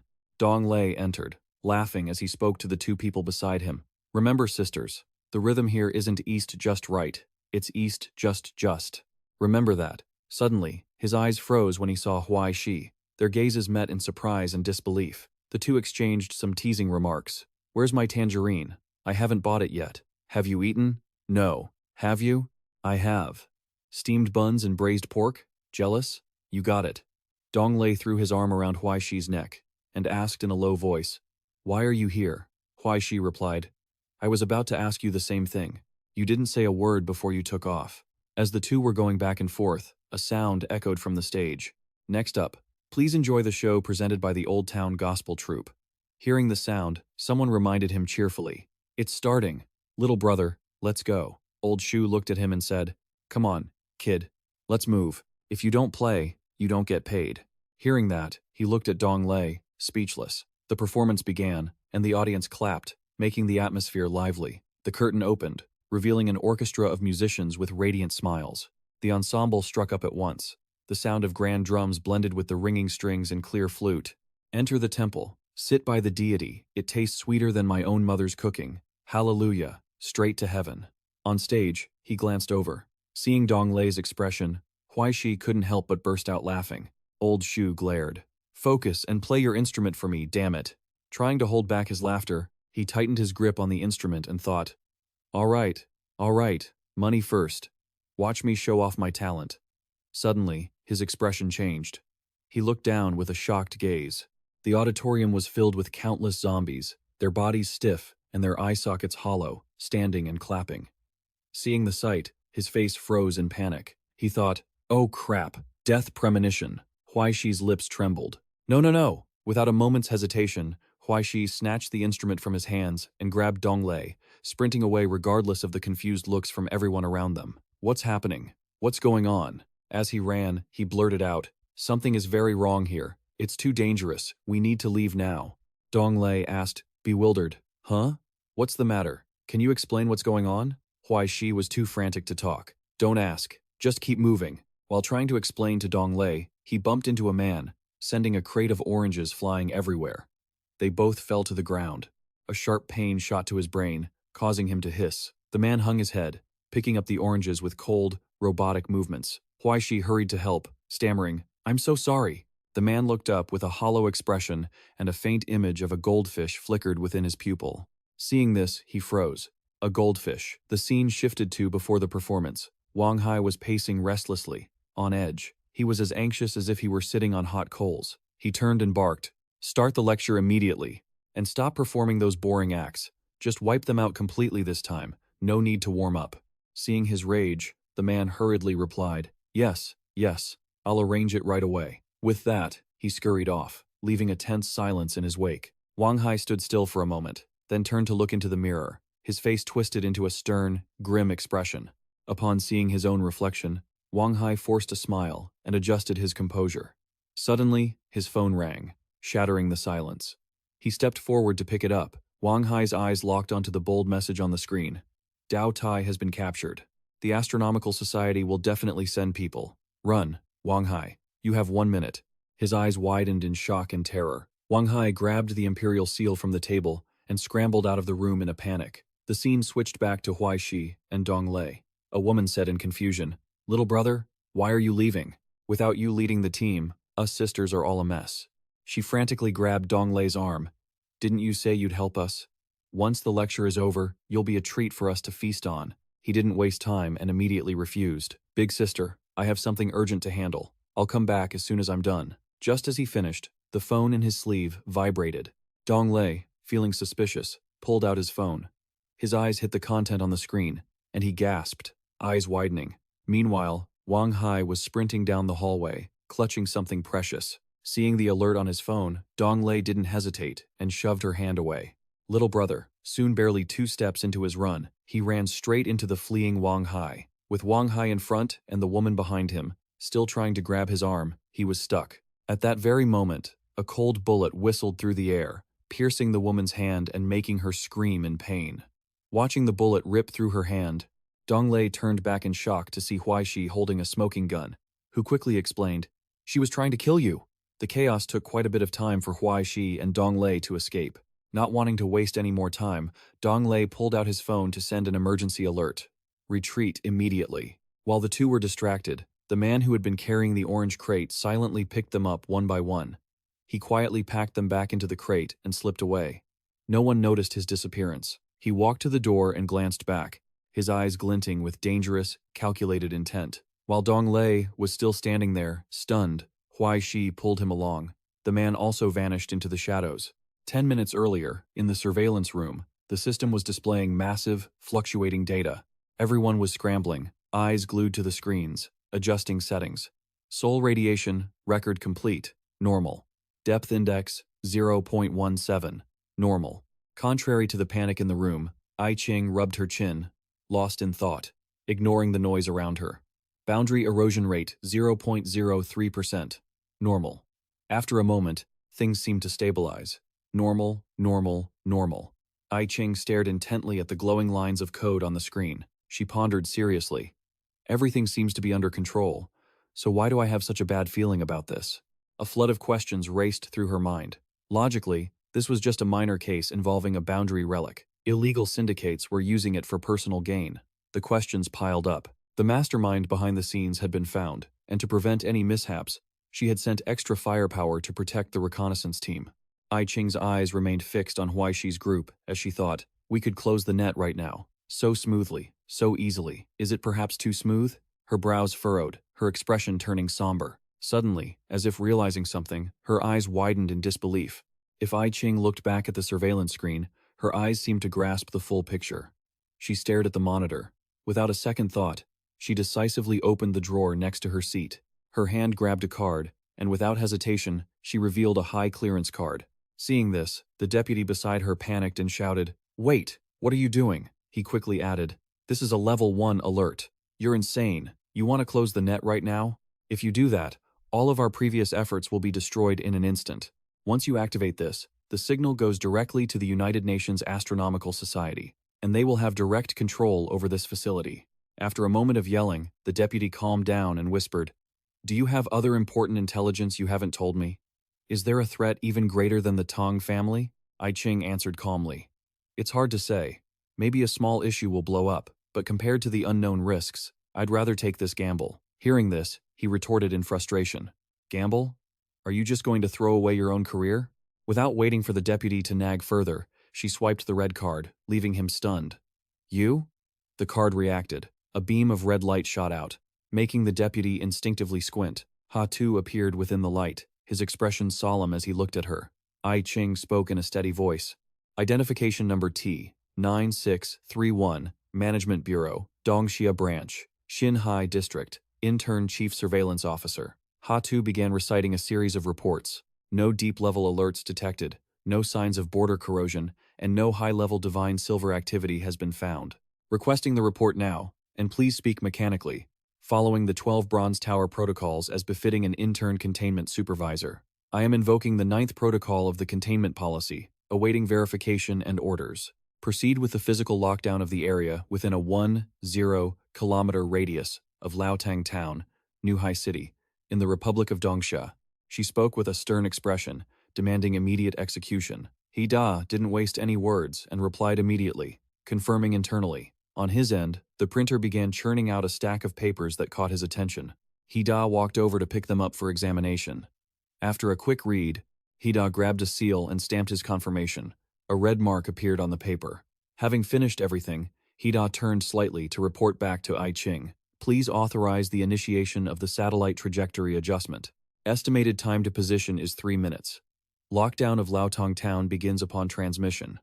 Awaiting processing.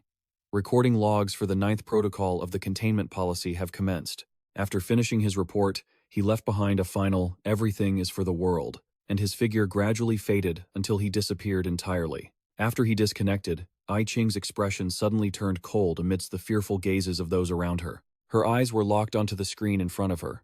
Her view suddenly zoomed out to reveal a massive building, then suddenly widened to show an entire area of satellites floating mysteriously in the void outside Earth. The satellites appeared with metal fragments reflecting the light of the moon and the galaxy. At a research station, the screen displayed a region with buildings and mountain ranges intertwined. Suddenly, the screen zoomed in on a specific coordinate. The image shifted as circular metal rings rotated, emitting a rhythmic, piercing creak. Countless metal rings operated simultaneously at the Astronomical Society headquarters, a thin slip of paper ejected from the engine. Old London, Greenwich Observatory. Yunlan squinted seriously and said, "Authorizing lockdown?" Saying that, she dropped it back into the pneumatic tube. With a grave expression, she added, "Looks like something really big is happening." The object traveled rapidly through the pipes, weaving through the micrometal engines. It fell into Jingming's test beaker. He immediately picked it up, gave it a quick assessment, and scrambled away. Jingming bolted to the door and threw it open to reveal a room displaying a 3D, projected island. Everyone was busy searching for or harvesting something. He hurriedly signaled to those around him. Jingming searched frantically. This level of lockdown is meant for isolating towns. Can an intern containment supervisor really handle this? He carefully contemplated the location. Jingming didn't hesitate to put pen to paper, circling the area. Serial number C9-877-8762 was entered, and the containment loop was completed. Upon submission, the peaceful image of the small town, Laotong Town, immediately shifted as a red line, resembling a barrier, appeared and enveloped the entire area. At that very moment, a barrier slowly emerged, drowning the place in a red hue. Countless metal rods sprouted from the ground like tentacles, surrounding the area like a giant iron cage. Those metal rods shot straight into the air, clutching the sky above the region as if preventing something from escaping. The iron bars gradually converged at a single point in the sky, locking the area tight. A towering barrier stood tall, shrouding the entire space in a deeply bizarre atmosphere. As the process completed, white smoke billowed, making the scene even more abnormal. Inside the metal bars, a technological shield gradually manifested. They practically sealed off the area, preventing anything from getting in or out. The entire town was plunged into darkness mixed with a blinding red glow, and the surveillance room displayed this scene as well. The deputy witnessed the scene with his jaw dropped. It's starting, it seems. Ai Ching held an object identical to the one Dong Lei had earlier, her eyes cold as she stared at the system interface in front of her. Huai Shi. Your time is running out. The scene shifted to Huai Shi's group. The woman he had shot earlier was undergoing a mutation. The muzzle was still pointed at her as he spoke. She wanted her eyes blazed, and her bared teeth flashed in his mind. Realizing she had been exposed, she stopped pretending and laughed a twisted, demonic laugh. You noticed? She held her face and laughed loudly, her blood-stained hands causing Dong Lei to instinctively step back. Suddenly, she clenched her hands, and the eyes behind her fingers glowed with a freakish light. She shrieked, revealing sharp teeth and a murderous look directed at Dong Lei. Dong Lei watched in horror and recoiled. Damn it, it's a new E again. Without hesitation, he quickly pulled off his glasses. His eyes widened, and an invisible light flashed from them. An invisible force shot from Dong Lei's eyes straight at her. What are you looking at? It seemed to have no effect. She still charged forward frantically and aggressively. Behind him, Huai Shi hurriedly aimed and fired. A bullet shot out, rushing toward her as if to claim her life. Following that shot, countless more bullets tore into her, leaving her body riddled with wounds. All her movements halted. Her body began to steam as the stench of blood wafted through the air, right in front of Wang Hai. Seeing her fate, Wang Hai immediately turned to flee. Huai Shi chased after him, not letting him escape. Closing the distance, he leaped and kicked Wang Hai straight in the lower back, a strike painful enough to take one's breath away. He crashed to the ground, groaning in agony. Huai Shi gnashed his teeth in anger and furiously pummeled the man's face without mercy. So, it was your nephew who sent people to kill me, huh? I'll silence you for that. I'll punish you for your crimes. I'll deal with your drug smuggling. Today, I'll make you truly apologize to society. Every punch rained down on his pretty little head like artillery shells. Wang Hai's face was covered in dirt and blood, but he seized a chance to pull out a knife and slashed at his arm, blood splattering everywhere. You little bastard! Where did you come from? Go to hell! The knife cut into his flesh, also destroying Huai Shi's current disguise, revealing his true face. Seeing that face, he shouted, "So it was you!" He threw some kind of dust that temporarily blinded him. Huai Shi pinched his nose shut, and then, to his surprise, he vaguely realized something. This is, in front of him, the faces appeared distorted and twisted. The image made him subconsciously burst into laughter, and then he gritted his teeth and grabbed the man's head. Damn it, is this the forbidden drug? He used a headbutt, slamming into Wang Hai's head and sending him stumbling backward. Huai Shi's expression was comically dark as he said, "You think you're the only one who has it?" With that, he slammed the very same powder straight into the man's eyes. "Damn it, I'll let you have a taste too." His expression shifted from a dazed, pained grimace to a sudden, frantic fit of laughter, with tears and snot streaming down his face. What was that? After that outburst, Huai Shi also doubled over, laughing like a madman. He tried to suppress his laughter, holding his face as he muttered, "I wonder if I can count on Zhonghe for this?" Then, he took a different powder and swallowed it to counteract the effects of the previous one. But life isn't a fairy tale. His eyes suddenly welled up with tears. He and Wang Hai started sobbing uncontrollably at the same time. Enraged, the two raised their heads and glared at each other with bitter resentment until Huai Shi suddenly lunged forward, arm raised high, aiming straight at Wang Hai.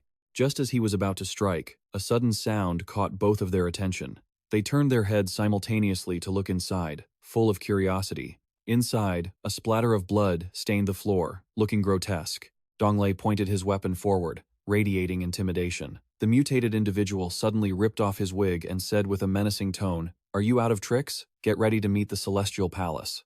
"Little brother." Donglei gasped for air, exhausted, his face slowly dripping with fresh blood.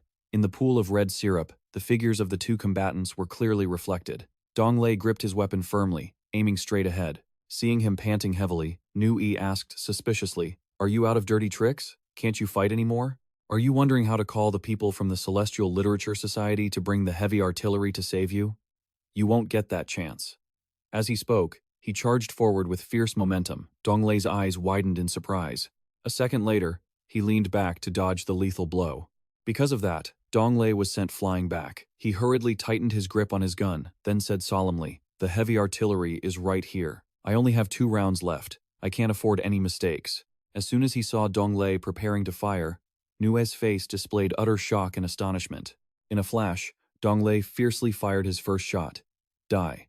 Nue collapsed heavily onto the cold floor. He coughed up streams of fresh syrup. Donglei slowly approached. Aiming the muzzle at his head, he spoke coldly. "A shotgun, specially crafted by the Celestial Literature Society, really is different." In his current predicament, Nui could only beg desperately. Even so, in the end, Donglei coldly pulled the trigger, leaving the air thick with smoke and dust. Once the problem was resolved, Donglei turned to Huai Shi. This made him quickly beam with a smile in response. Taking the opportunity, Wang Hai forcefully pushed Huai Shi aside to make his escape. Clamping down on his wrist, Huai Shi shouted, "Don't run!" Wang Hai struggled madly, shaking his hand off. At that moment, a loud noise echoed. In a split second, Donglei appeared from behind and decisively struck Wang Hai, who immediately tumbled to the ground. After dealing with that, Donglei looked at Huai Shi and asked calmly, "Did you get the message from the Celestial Literature Society yet? Running off so fast, the young lady really is good to you." Upon hearing this, Huai Shi looked bewildered, not understanding what was happening, and hurriedly asked back, "The doppelganger? The message?" Donglei held up his phone screen for him to see, accompanied by the cross at 30 notification. The more he heard, the more confused Huai Shi felt. "Huh?" The phone screen clearly displayed the words, "Retreat immediately." Donglei said seriously, 3 minutes from now, the old Tangzhen area will be locked down. We must take this chance to get out of here." At his words, Huai Shi looked horrified. Shouting in a panic, 3 minutes? Donglei replied sternly, "Yes. Let's go. Quickly." Seeing him so hurried, Huai Shi quickly followed suit. Meanwhile, Donglei kept reminding him, "At the very least, we have to get out of the cathedral." Before taking many steps, Huai Shi fell into deep thought, looking in one direction. Donglei's back was gradually disappearing into the distance, and in a flash, the item in his hand caught Huai Shi's eye. Just like that, his gaze became fixated solely on that object. In a daze, Huai Shi muttered, "The box." As he spoke, Huai Shi grabbed the gun from his hand, pointed it straight at Donglei, and said coldly, "The box, you can't take it. The box is mine." As soon as he finished speaking, Huai Shi pulled the trigger. The bullet swiftly pierced through Donglei's chest, leaving him in complete shock and disbelief. Donglei gritted his teeth, enduring the pain. He looked down at the wound on his body, then back at Huai Shi in astonishment. The box fell directly to the ground. In an instant, Donglei lost his strength and collapsed onto the cold floor, into a pool of bright red syrup. Meanwhile, Huai Shi's face remained completely devoid of emotion. The alarm sounded, causing I Ching and Uncle Fo to react with shock. The scene of Huai Shi shooting Donglei was clearly displayed on the system monitor. In this situation, Uncle Fo was left bewildered and speechless.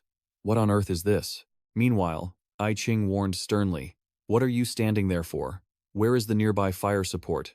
The support staff member immediately replied, "It's not looking good. There's very strong signal interference ahead." Hearing this, Uncle Fo was puzzled. What? Meanwhile, the staff continued to report that the surveillance footage inside the old Tangzhen church had been lost.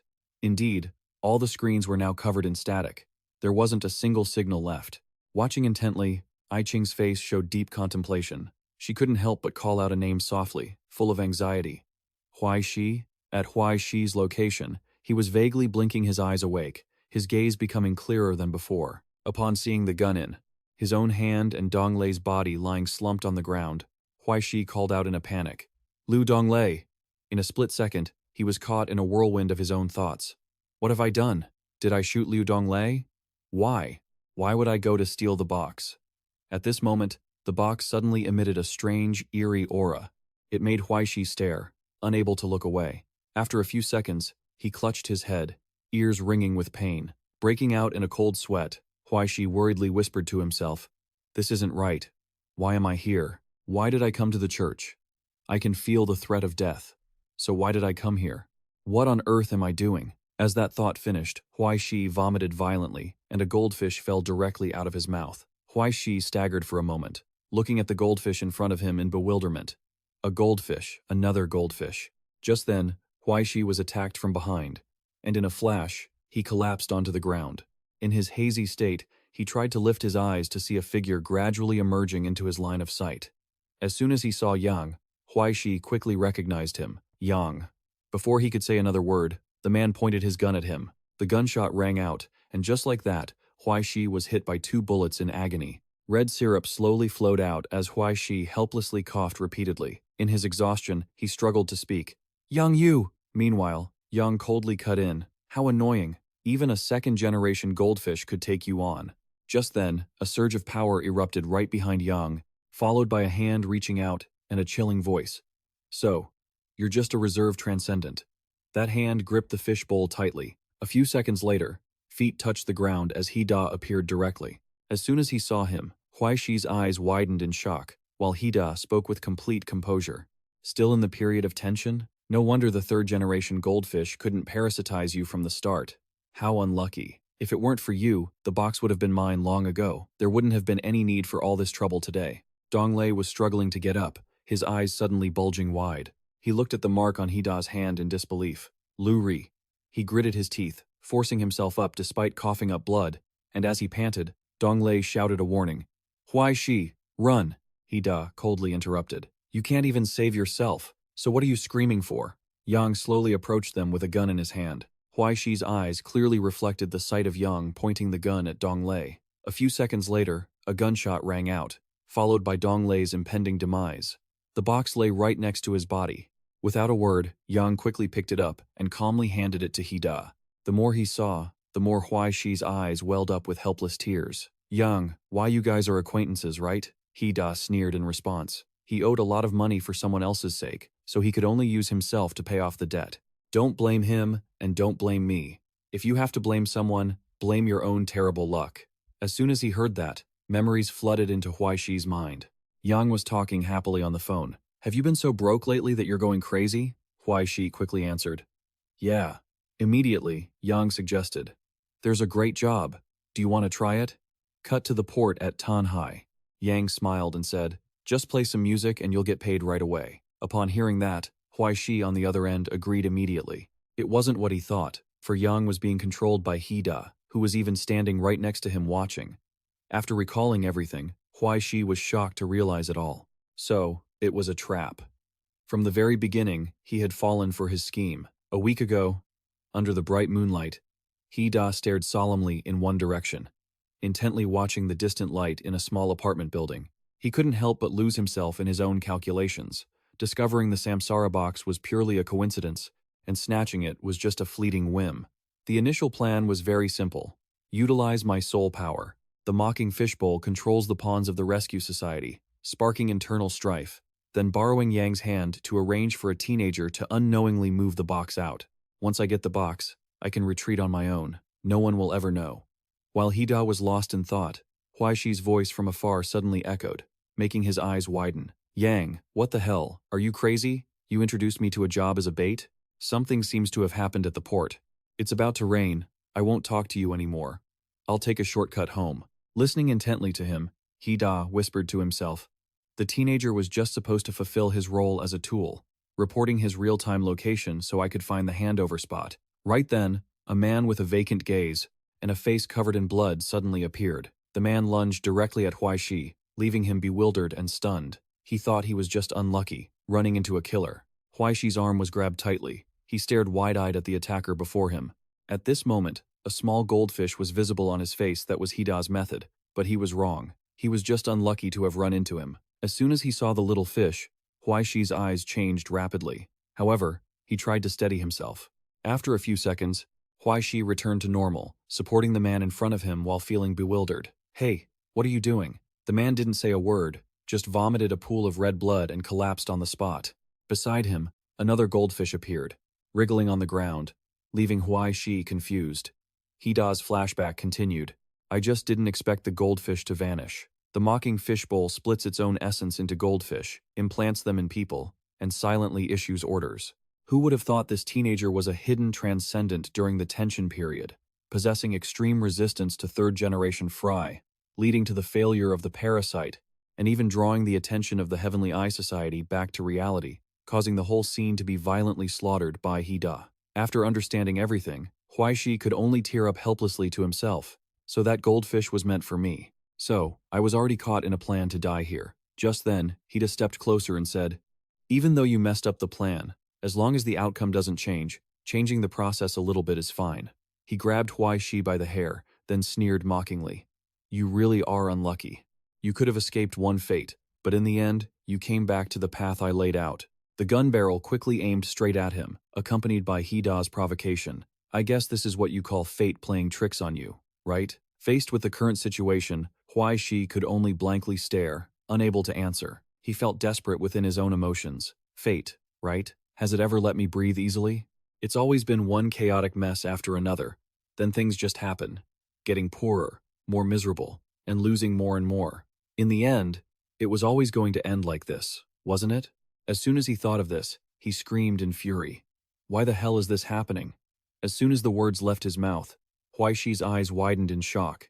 He coughed up blood in pain. Gritting his teeth, Huai Shi frowned and spoke. Damn it, this hurts like hell. I just wanted a peaceful life. Just wanted to earn some money to make life easier. Find a job to save up even if I had to work like a beast. It wouldn't have mattered. Find someone I love to marry, have a home I couldn't give up. Is that wrong too? Why? Why the hell can't you guys just let me be? Hida was silent for a long time. He sighed, then calmly replied, because for a better world, there are many things we are also powerless to change. I'm sorry, your sacrifice is for a greater price. That's enough. Finish him. As soon as he heard that, Yang nodded obediently. The gun muzzle aimed straight at Huai Shi. Seeing that, he desperately called out to Yang. That made him hesitate for a long moment. Yet, in the end, he decided to pull the trigger. The cold, emotionless bullet sped straight ahead. Huai Thi could only squeeze her eyes shut, bracing for the impact. Just then, a protective shield suddenly manifested, blocking the bullet for her. Sounds erupted from nowhere, leaving Hida startled and deeply suspicious. In a split second, he turned to look at Huai Thi, who was shielded. Confused and suspicious, Hida muttered, a protective barrier? That woman actually gave you her protective charm. Are you truly her ex-lover? He couldn't help but think to himself that unless it faced a high-level impact, from a 4th-tier holy relic or higher, it would be difficult to break this shield. After glancing intently at Huai Thi, Hida turned and left. Leave him, he'll bleed out and die anyway. He reminded his subordinates. Let's go. Time is precious. Go lock the main door and prepare for the ritual. Nearby, several people watched him in utter terror. Seeing them, Hida excitedly remarked, the climax of this play is next. No sooner had he finished speaking than he raised his gun. With just a few shots, everyone was hit, collapsing onto the cold floor. Hida calmly stepped over them, walking past with ease. His feet were even stained with fresh blood. He stood before everyone on the stage. The audience had no idea what was happening, murmuring in confusion. What's going on?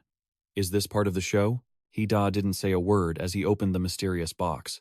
The moment he opened it, pure delight welled up inside him. This type of relic container was excavated from the 7th depth of the Hell Ruins, the best kind of pure essence storage. Hida clutched the test tube tightly, a flood of thoughts rushing back. With this much essence, it should be enough to develop the holy bone initially, right?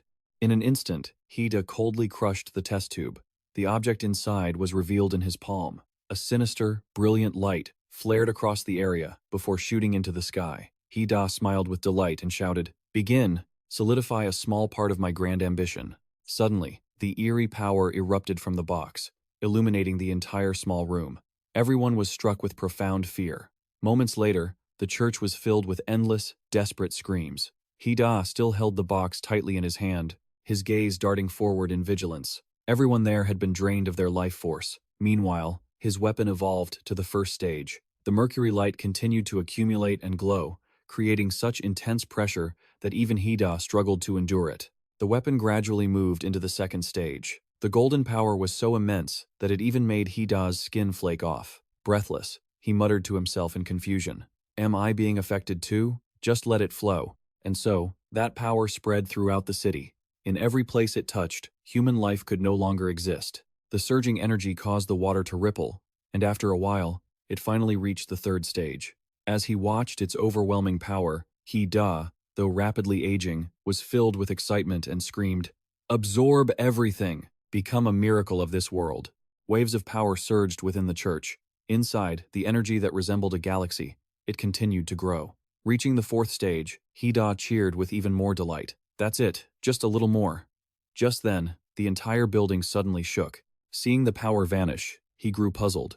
The essence absorption has stopped? Hida looked in one direction, guarded. The next second, his eyes widened in shock. Seeing the scene outside, Hida anxiously muttered, "A reality distortion field? Could it be the Astronomical Society? They actually calculated this far? That woman really has some tricks up her sleeve." He pondered for a long time, then looked at the arm still hovering in midair, talking to himself. Even though it's still a bit short of breaking through to the fifth stage, the Death Stone, it should be enough. Suddenly, the hand shot high into the air. Its power was so immense it could destroy an entire building. The hand sped toward the vast sky. It hung over the city before clenching its fist tightly. Violent energy radiated in all directions. After a few seconds, the city's protective shield was shattered. Consequently, the system issued a red alert. An officer shouted, "Checking for illegal boundary crossing. Comparison with the soul mark complete. Threat level increased. It's the terrorist organization Sixth Sun, belonging to the transcendent category, the fourth of the 10 calamities." The deputy chief watched the entire scene on the big screen, then couldn't help but grit his teeth and say, "The hand of calamity, threat level A." In his frustration, the deputy chief could only clench his fist. "Don't just stand there." If it weren't for her stubborn insistence, Tanhai would have already been torn apart by those lunatics from the sixth Sunday. How did they do it? Was it all just intuition? At that moment, Ai Ching was carefully studying the information on the screen, her voice grave. "Is there any word of a retreat from the military?" The officer quickly replied, "No, none. The church, the truth hall, there's not a trace of life left." Hearing that, Ai Ching's face darkened. The next second, she shouted, "Then what are you waiting for? Are you waiting for him to give the order? Don't you even have the final plan ready?" Under her questioning, the whole team remained silent. After a moment, the deputy chief nodded in agreement. "Fine. Initiate the emergency response plan." Following the order, everyone scrambled to finish their tasks. In the quiet of the night, the moonlight illuminated the space as tanks were deployed. Once in position, the order rang out. "Prepare firepower. Target. Truth Hall." In an instant, they all fired cannons toward the city simultaneously. The powerful shells flew like the wind, while the defensive barrier gradually began to recover. The giant hand suddenly lunged forward, creating a massive explosion. At the deputy chief's location, everything was clearly recorded on the screen. He couldn't help but grin, saying, "Very good. Keep attacking. Maintain suppressive fire." No sooner had he spoken, the deputy chief thought to himself, "The hand of calamity is counterattacking, which means it can no longer withstand a direct hit. The physics of this reality work against it. With enough firepower, defeating it is not impossible." Just then, the phone in his pocket suddenly rang. He picked it up to check. As soon as he read the information on the screen, the deputy gave a strained smile and turned to inform Ai Ching. "Reinforcements from the high-level border are here." Upon hearing this, she fell into deep thought. The border guardians of the Eastern Shia are currently on duty at the border. Could it be? Meanwhile, the deputy continued with a smile. "The second-ranked elite of the Eastern Shia has arrived." A bird fluttered in the sky, a small creature soaring freely through the air. This was a level 5 powerhouse. Just then, a pair of feet appeared from nowhere, touching the ground gently, followed by the manifestation of a human figure. And that person was none other than Bai DZ. The gun barrel was aimed precisely at the hand hovering in midair, with thin wisps of smoke still curling from the tip. In an instant, bullets were fired in rapid succession. It caused a massive tremor in the city's protective shield. Every movement was being watched intently by Ai Ching and her group. The text on the system slowly updated. "Departed, arriving, on the way, 1 minute until arrival." Reading this, she muttered to herself, deep in thought. In the past, reinforcements would be airdropped directly into the border by passing through a secret realm. If they were fast, they would arrive in less than 3 minutes. Elsewhere, a pair of feet glided swiftly through the air. That person was none other than DZ. Meanwhile, Ai Ching had already deduced her identity. The reinforcement really is her. I wonder if I can hold out until she gets here. Under the continuous assault, the hand lost its strength and fell to the ground. which deeply annoyed Hida. In contrast, the deputy was filled with excitement and delight. The wind cutter hand has been struck down. Just then, a white mist suddenly appeared. A massive source of power plunged the entire space into an eerie silence. Only a few seconds later, a violent gale tore apart the small house. The hand seemed to be empowered, quickly restoring its own energy.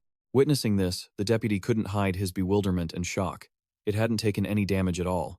A staff member hurriedly reported, "It's bad. We're out of ammunition." Hearing this, the deputy was deeply anxious. What? As the situation hung in the balance, a message from DZ suddenly arrived. "Stuck in a bit of traffic. I'm almost there. Everyone please hold on." Despite this, the situation remained dire. That monstrous thing tightened its grip, creating a furious gale. With its own power, the protective shield was gradually being destroyed. Under the current circumstances, a staff member reported with concern. "The containment is loosening." Gritting his teeth, he launched a counterattack. In a flash, the iron ring was shattered, leaving everyone in a panic. The iron ring has. Just then, DZ suddenly appeared and began walking calmly toward it. The small white bird fluttered beside her. Seeing the scene before her, DZ let out a sigh of relief. Finally here. As if sensing her presence, the hand suddenly shifted its target, unleashing its power directly toward DZ. She quickly focused her energy, spread her arms wide, and decisively unleashed a powerful strike. The intense wind shook the entire forest, the energy surging like a storm, attacking the giant vortex directly. With her power, DZ easily split the vortex in two, and the hand was pushed back. Before it could react, DZ struck again. Within seconds, the hand was sliced into 4 pieces. Then it fell apart even more, as the relentless slashes continued without pause. After a moment, a dazzling light shone in the vast sky. Looking at the scene, DZ calmly said, "I hope not too many people are hurt." Right then, the system screen suddenly chimed. Seeing it, she looked confused. "Huh? I'm almost there. I got lost earlier. Really, I got lost. You guys definitely have a problem with the airdrops. I'm almost there. 5 minutes. 5 more minutes." At Da's location, he had been defeated, collapsing beside the shattered house. The fishbowl next to him was also cracked, panting heavily, suffering from severe injuries. Hida muttered, "Heavenly earth, great strength, spiritual mastery." Instantly, his face darkened. Lying on the cold ground, he helplessly called out one name. By DZ. DZ coldly launched an attack. Her sheer power was enough to make Hida tremble in fear. Before he could do anything, that energy pierced through him. It caused the fishbowl in his hand to fall to the ground. Hida's body was severely wounded, and even his substitution puppet was blasted into nothingness. Hida slumped to the ground, lacking the strength to even hold the box in his hand.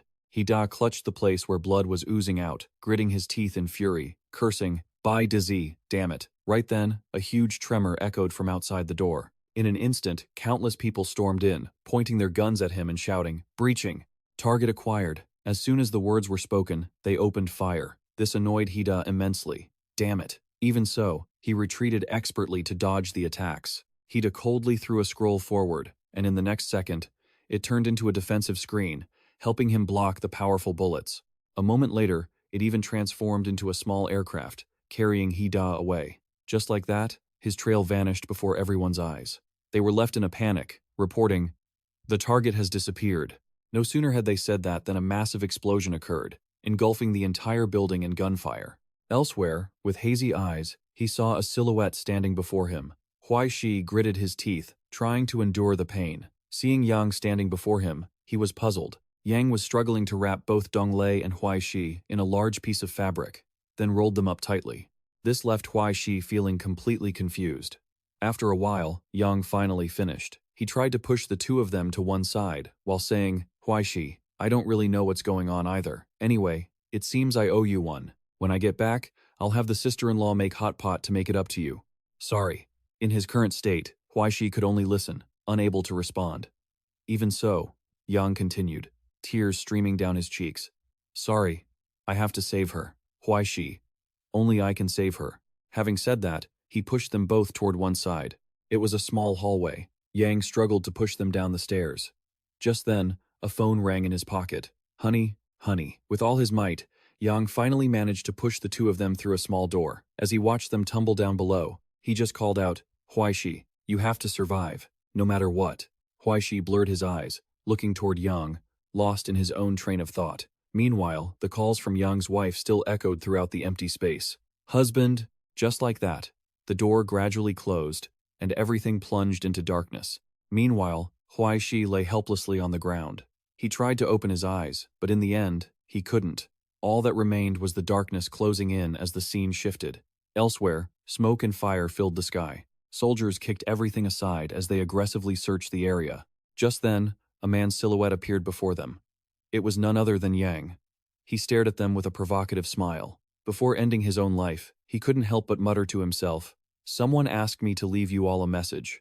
He said the sixth sun will eventually illuminate the world. As he spoke, Yang excitedly stood up and looked toward the sky. Before he could say another word, bullets tore through his body. Stunned and terrified, he collapsed motionless to the ground. Beside him, a small goldfish burst, vanishing along with him. At the hospital, hurried footsteps echoed through the hall. The deputy ran breathlessly forward, asking anxiously, "What's the situation?" A staff member quickly replied, "Liu Donglei is still alive, though seriously injured." As for Huai Shi, just then, the doctor walked out of the room and announced, "I'm sorry, we were one step too late." At that news, the entire hallway fell into a terrifying silence. Huai Shi lay still in the hospital bed, while I Ching stared at him, speechless. After a moment, she turned and walked away. Her head bowed in deep thought. She said sadly, "Then, proceed with the procedure." Following her instructions, the doctor quickly pulled back the white sheet, covering Huai Shi's body. In the haze, panicked voices rang out incessantly. "How are his vitals? Is there anything left?" "No, it's gone. He's losing his pulse. Hurry, inject him. It's no good. His heart rhythm is chaotic and failing. Where's the defibrillator? Give it to me." 1, 2, 3. The vision slowly cleared, making the doctors even more anxious. 1, 2, 3. 1, 2, 3. The image of the doctor suddenly vanished, replaced by the appearance of a tyrant. The moment he saw him, Huai Shi started in alarm. He was completely naked, lying in a damp, murky space. Seeing Huai Shi wake up, the tyrant wondered, "Still not dead yet?" The room was filled with dried-up corpses and countless human body parts. Holding Huai Shi's hand, the tyrant said coldly, "If you want to use your terms, this is the 20th level of hell. My corpse factory, a place where I sell bits and pieces to clients. Soon, you'll become one of those little items too." In his current state, Huai Shi asked blankly, "Where am I?" The tyrant replied calmly, "Hell." Upon hearing that, Huai Shi's face turned deathly pale with terror. Fresh, bright red blood quickly surged out, causing Huai Shi's gaze to go blank, and he couldn't help but cry out in pain. Seeing this, the tyrant covered his mouth. He signaled for silence and threatened, "Don't scream. I hate noise most of all." Huai Shi's hand was held fast, unable to move. Meanwhile, the tyrant added, "You're about to die anyway. Can't you just die quietly?" In that damp room, only sharp, desperate screams remained. The tyrant went about his bloody work, musing with interest. "I rarely see someone like you. Regardless, you've crossed the boundary and fallen into hell. Death is a given, isn't it? Right now, it's just your essence, refusing to dissipate. What's there to complain about?" Huai Shi struggled to propose. "Can we negotiate? Actually, I really want to live. Please, spare me." However, the tyrant coldly refused. "No, I've already bought your corpse. There's no way you aren't dying." As soon as he finished, he calmly dropped Huai Shi's hand into a test tube and continued, "Look at your body. Your internal essence has almost no time left. Although your life force is still quite intense, it's already like embers about to go out. It's better to just die obediently. At least that way you'll have some value." Huai Shi said helplessly, "I still can't die here." That made the tyrant quite suspicious. "Why can't you die? Everyone can die. I've met so many people. They all thought they were important, playing the most special roles in this world. But when they got here, they all died. After they died, the world kept moving, and the sun rose every day. Reality didn't stop because they were gone. So, they were wrong. They were no different from the rest." As soon as he finished speaking, he stuck his hands back into Huai Shi's body and said nonchalantly, "Since you're alive, then when you die, don't resist. Even gods are the same. 100 years, 200 years, watching the world's affairs turn. At 1,000 years, even a god would find this world boring. Compared to them, what are you?" Hearing this, Huai Shi stubbornly insisted, "But I still don't want to die. How about this? Don't look at me like I'm weak. My vitality is actually very strong. A man's tears are worth 1,000 gold. Won't you please spare me?" The tyrant judged him, annoyed. No, dying is such a hassle. You're too troublesome. Huai Shi couldn't help but ask, I don't want this either. If you let me go, wouldn't that solve everything? Under his question, the tyrant fell silent for a long time. A second later, he held up his blood-stained hands and shouted impatiently, Look at this, it's all broken, it's all torn apart. Your lungs are gone. Why are you so damn troublesome? Huai Shi pleaded. Even if the lungs are gone, the heart can still live for another half hour. Half an hour, sure, the tyrant retorted irritably. Nonsense. Everything is being dug out. Just die already. Just then, a strange fluid seeped out, which left the tyrant confused. What did you eat? It's so thick. Huai Shi smiled and said, Some friends invited me over last night. We had hot pot. Have you ever had hot pot? You look like a foreigner. Hot pot is a specialty of China. Let me tell you, Yang is a bit of a burden and annoying, but his hot pot is absolutely incredible. As he spoke, Huai Shi's body gradually turned into a dried skeleton, eventually leaving not even skin or flesh. Yet, Huai Shi still possessed an intense vitality that left the tyrant baffled. We've reached the final process. Why haven't you died yet? Huai Shi replied calmly. Damn if I know. You bastard, you psycho, you twisted old man. Look, can you just save me? I'll sell myself to you. As long as you don't mess with my privates, I'll do whatever you say. Wait, fine, do whatever you want. Seriously. You're old, your movements will be slow, so I'm sure I can take it. The dictator scoffed, looking helpless, clearly blaming him for everything. Huai Shi sighed wearily. Even so, I don't want that. Can't I live my life to the fullest before you hold me responsible? Even without a physical body, Huai Shi could still speak with ease. Just then, the dictator suddenly noticed something strange, and a second later, he jumped back in shock and shouted, What the hell is this? Huai Shi's skeleton suddenly glowed with an inexplicable light. The dictator stood there, stunned, unable to say a word. After a moment, he shouted, Did you see that? You must have. Get your test subject out of my sight immediately. I don't want to see him ever again. As soon as he finished speaking, that light appeared again. It illuminated the entire room, and Huai Shi's body began to hover in midair. His face gradually began to change. Flesh started to reappear in a bizarre way, and his skeletal hands also began to transform. Just a few seconds later, it was as if Huai Shi had come back to life. He opened his eyes in astonishment, staring intently at the surreal space before him, feeling confused and doubtful. The sea, could it be the Silver Sea? Huai Shi quickly moved forward, flying like a bolt of lightning into the galaxy. In an instant, he seemed to be floating right in the middle of a vast beach. As he looked around, he whispered to himself, This is amazing. Just then, Huai Shi saw something and immediately started to think. On the surface of the sea was Chen Feng. He was sitting right there, looking at him. Chen Feng turned to talk to the Black Crow. I heard that last time, after seeing your picture, my daughter was wailing and crying, saying she wanted a crow just like the Black Crow. I had no other choice. I was in such a rush, I just grabbed any crow I could for her. It's been 7 years, and I don't even know how she's doing, or if she's keeping up with her studies. Upon hearing this, the Black Crow smiled and replied, Don't worry, don't worry. I checked on her before I came. She's grown up a lot. She's a lovely young lady now. It's just that the crow you gave her seems to have some issues. Back to Huai Shi. He suddenly opened his eyes wide in surprise. A second later, he began falling in zero gravity. While watching him closely, Chen Feng and the other continued their conversation. My contractor is here now. He looks so incredibly normal. Is there anything special about him? Does knowing how to play an instrument count? Does he get extra points for being highly skilled? He's that impressive? Any secrets? Must be some talent others can't learn. The little bird tossed a water bottle aside and then spoke up. It's getting late. I'll take my leave now. But then again, as the guardian of the Silver Sea, with only 7 natural enemies in the world, are you sure it's okay to let a fugitive like me roam free? Hearing this, Chen Feng pondered for a long time before sighing. Forget it. I still have 2 days left before my shift ends. I've been bored here for 7 years. Can't I just slack off for once? The Black Crow smiled and said, Then, thank you. As soon as the words left her mouth, she flapped her wings and flew away, gradually disappearing into the distance.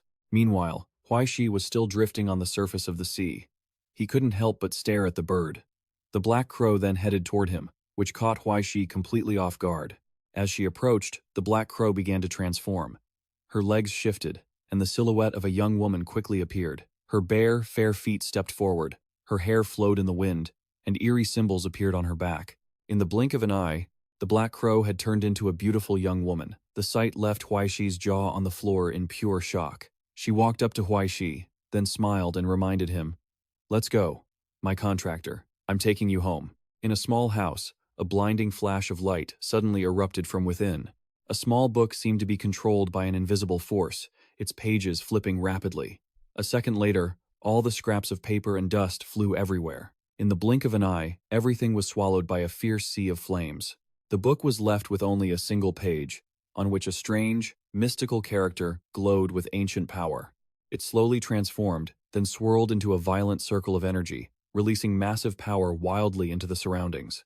Finally, a strange and mysterious sun-shaped symbol silently appeared. Cutting to the hospital, inside the emergency room, the heart monitor clearly showed a flat line.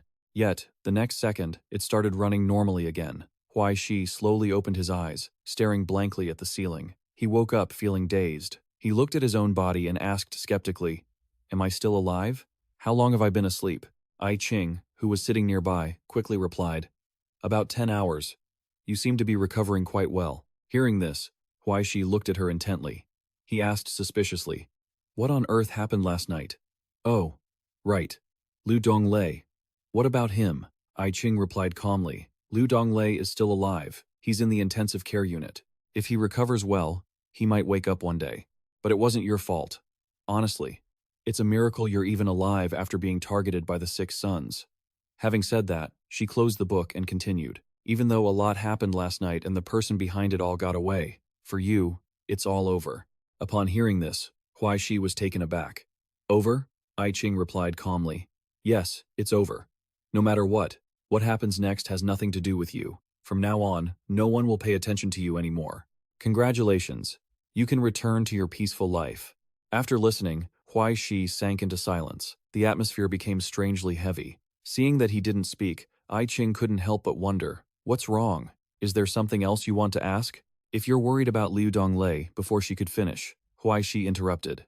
"For the past few days, I've been thinking, where exactly did I meet you?" In an instant, I Ching's eyes widened, speechless. After a while, she said, "If you can't figure it out, then there's no connection. It's not important anyway. Just let it be. Now, I need to go to Jinling immediately to file my report. I wish you a smooth life ahead, and I hope we never meet again." With that, I Ching left with a goodbye, a final farewell. Huai Shi splashed water on his face to wake himself up. He looked at himself in the mirror, his eyes unconsciously welling up with tears for no apparent reason. Huai Shi stood in silence for a long time, then simply turned and walked away. He rummaged through his clothes, and a pile of messy outfits appeared right before his eyes. Huai Shi gently touched his clothes, and a stack of cash fell out the very next second. It left him completely stunned. Even so, Huai Shi calmly finished dressing properly and turned to leave, ignoring the pile of money scattered all over the floor. Out in the hall, Huai Shi stood deep in thought, staring into the distance, prompting the Black Crow to quickly offer comfort. "Feeling lost, aren't you? Don't be sad. Come on, smoke a cigarette to ease your sorrow. If things really aren't going well, go buy a bottle of liquor, take a few sips, and just drift off to sleep. Everything will be over then." Hearing this, Huai Shi felt strange. "Everything is over?" The Black Crow calmly replied, "Right, it's all over. Isn't it finished already?" Huai Shi replied softly, "Just like what you wanted." He had escaped from that chaos and welcomed the peaceful life he had always dreamed of. As soon as he said that, he recalled the terrifying scene from before. The more he reminisced, the tighter Huai Shi pressed his lips together, blaming himself. How could it just end like this? Damn it. He just covered his face and burst into helpless tears. Under the setting sun, Huai Shi continued to pour out his feelings. "You know, when I was little, I had a high fever once. My parents were furious at the time, because they were traveling abroad, and I couldn't take care of myself, causing them trouble. They sent me money so I could go to the hospital on my own. But I was so sleepy, and felt so terrible that I didn't go. I just fell asleep on the living room sofa. I remember having a very strange dream back then, dreaming that I seemed to have grown wings and was flying in the sky, dreaming of an old man in a house that could talk, wiping away my sweat and giving me water. Then I heard a noise. Someone had entered from the backyard, face covered, holding a knife. I hid behind the door, not daring to make a sound. I was very clever. If that person had discovered me, I would have been dead. I didn't want to die, so I killed him." Huai Shi spoke slowly. "So, I killed him." He remembered that day vividly. "I hid behind the door with a hammer, and when that guy came in, I aimed right at the back of his neck and struck." Huai Shi calmly dealt with the man, then buried his body in the flower garden. He went back to his room like nothing had happened, and went to sleep, pretending as if nothing at all had occurred. Everything gradually became strange. And then the dreams happened more often. But the thing that was unimaginable, and the thing Huai Shi didn't expect, was that after waking up, his high fever had broken. He slowly walked to the flower garden and thought to himself, I really am lucky to be alive, aren't I? At first, I was terrified that someone would come to arrest me, that someone would discover what I buried in the flower garden. But until now, it seems like no one has ever found out. He wasn't happy that this happened. If he hadn't managed to get away with it back then, he wouldn't have to be this exhausted now. However, Huai Shi quickly dismissed that thought. No. If I had been killed back then, I wouldn't be like I am now alive, yet amounting to nothing at all.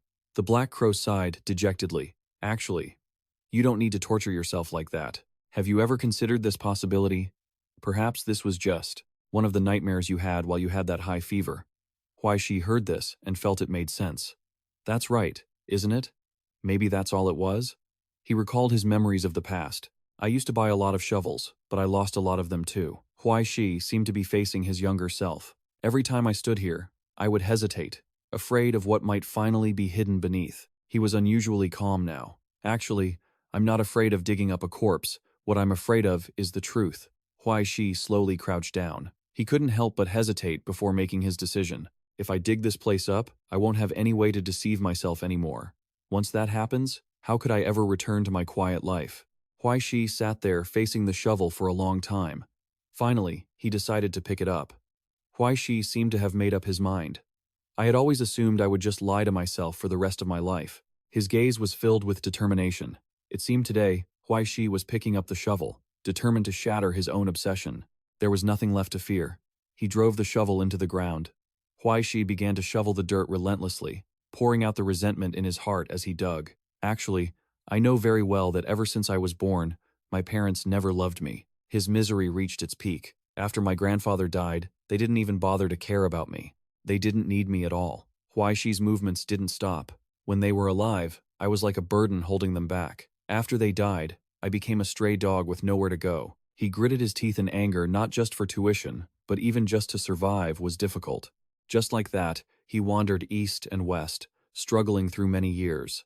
Even now, if I can't earn money, the Black Crow just quietly listened to Huai Shi speak. I feel like a life like this has no value at all. Actually, even I often wonder, what is the point of living such a tiring life?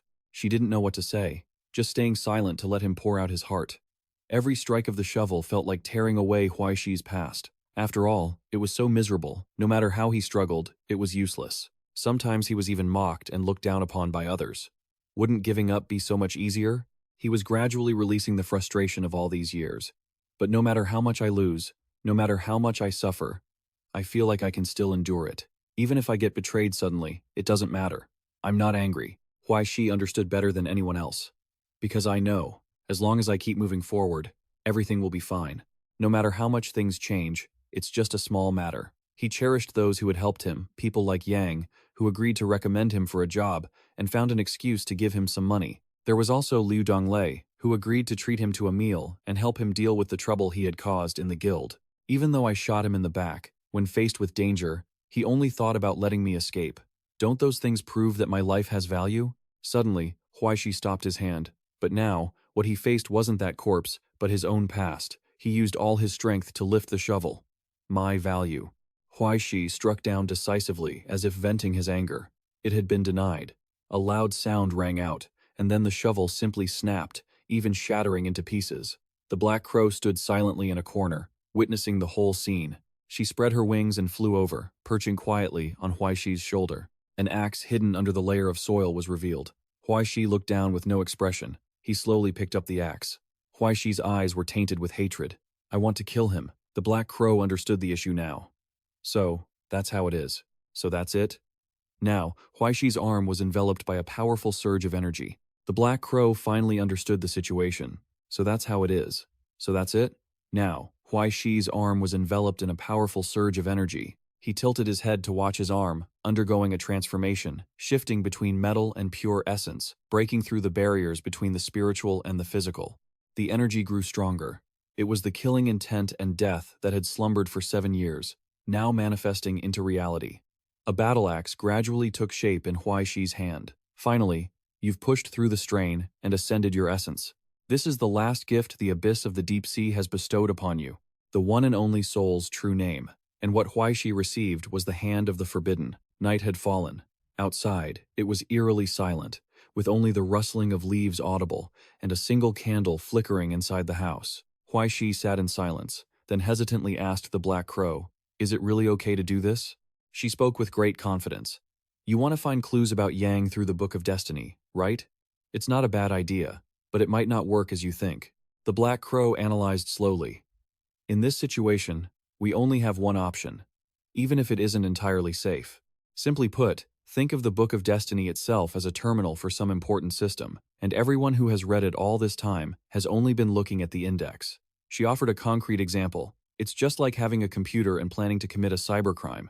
The Black Crow didn't hesitate to guide Huai Shi in detail. "What you need to do now is use Young's records as an account password, secretly breach the firewall, and access the dangerous, restricted server.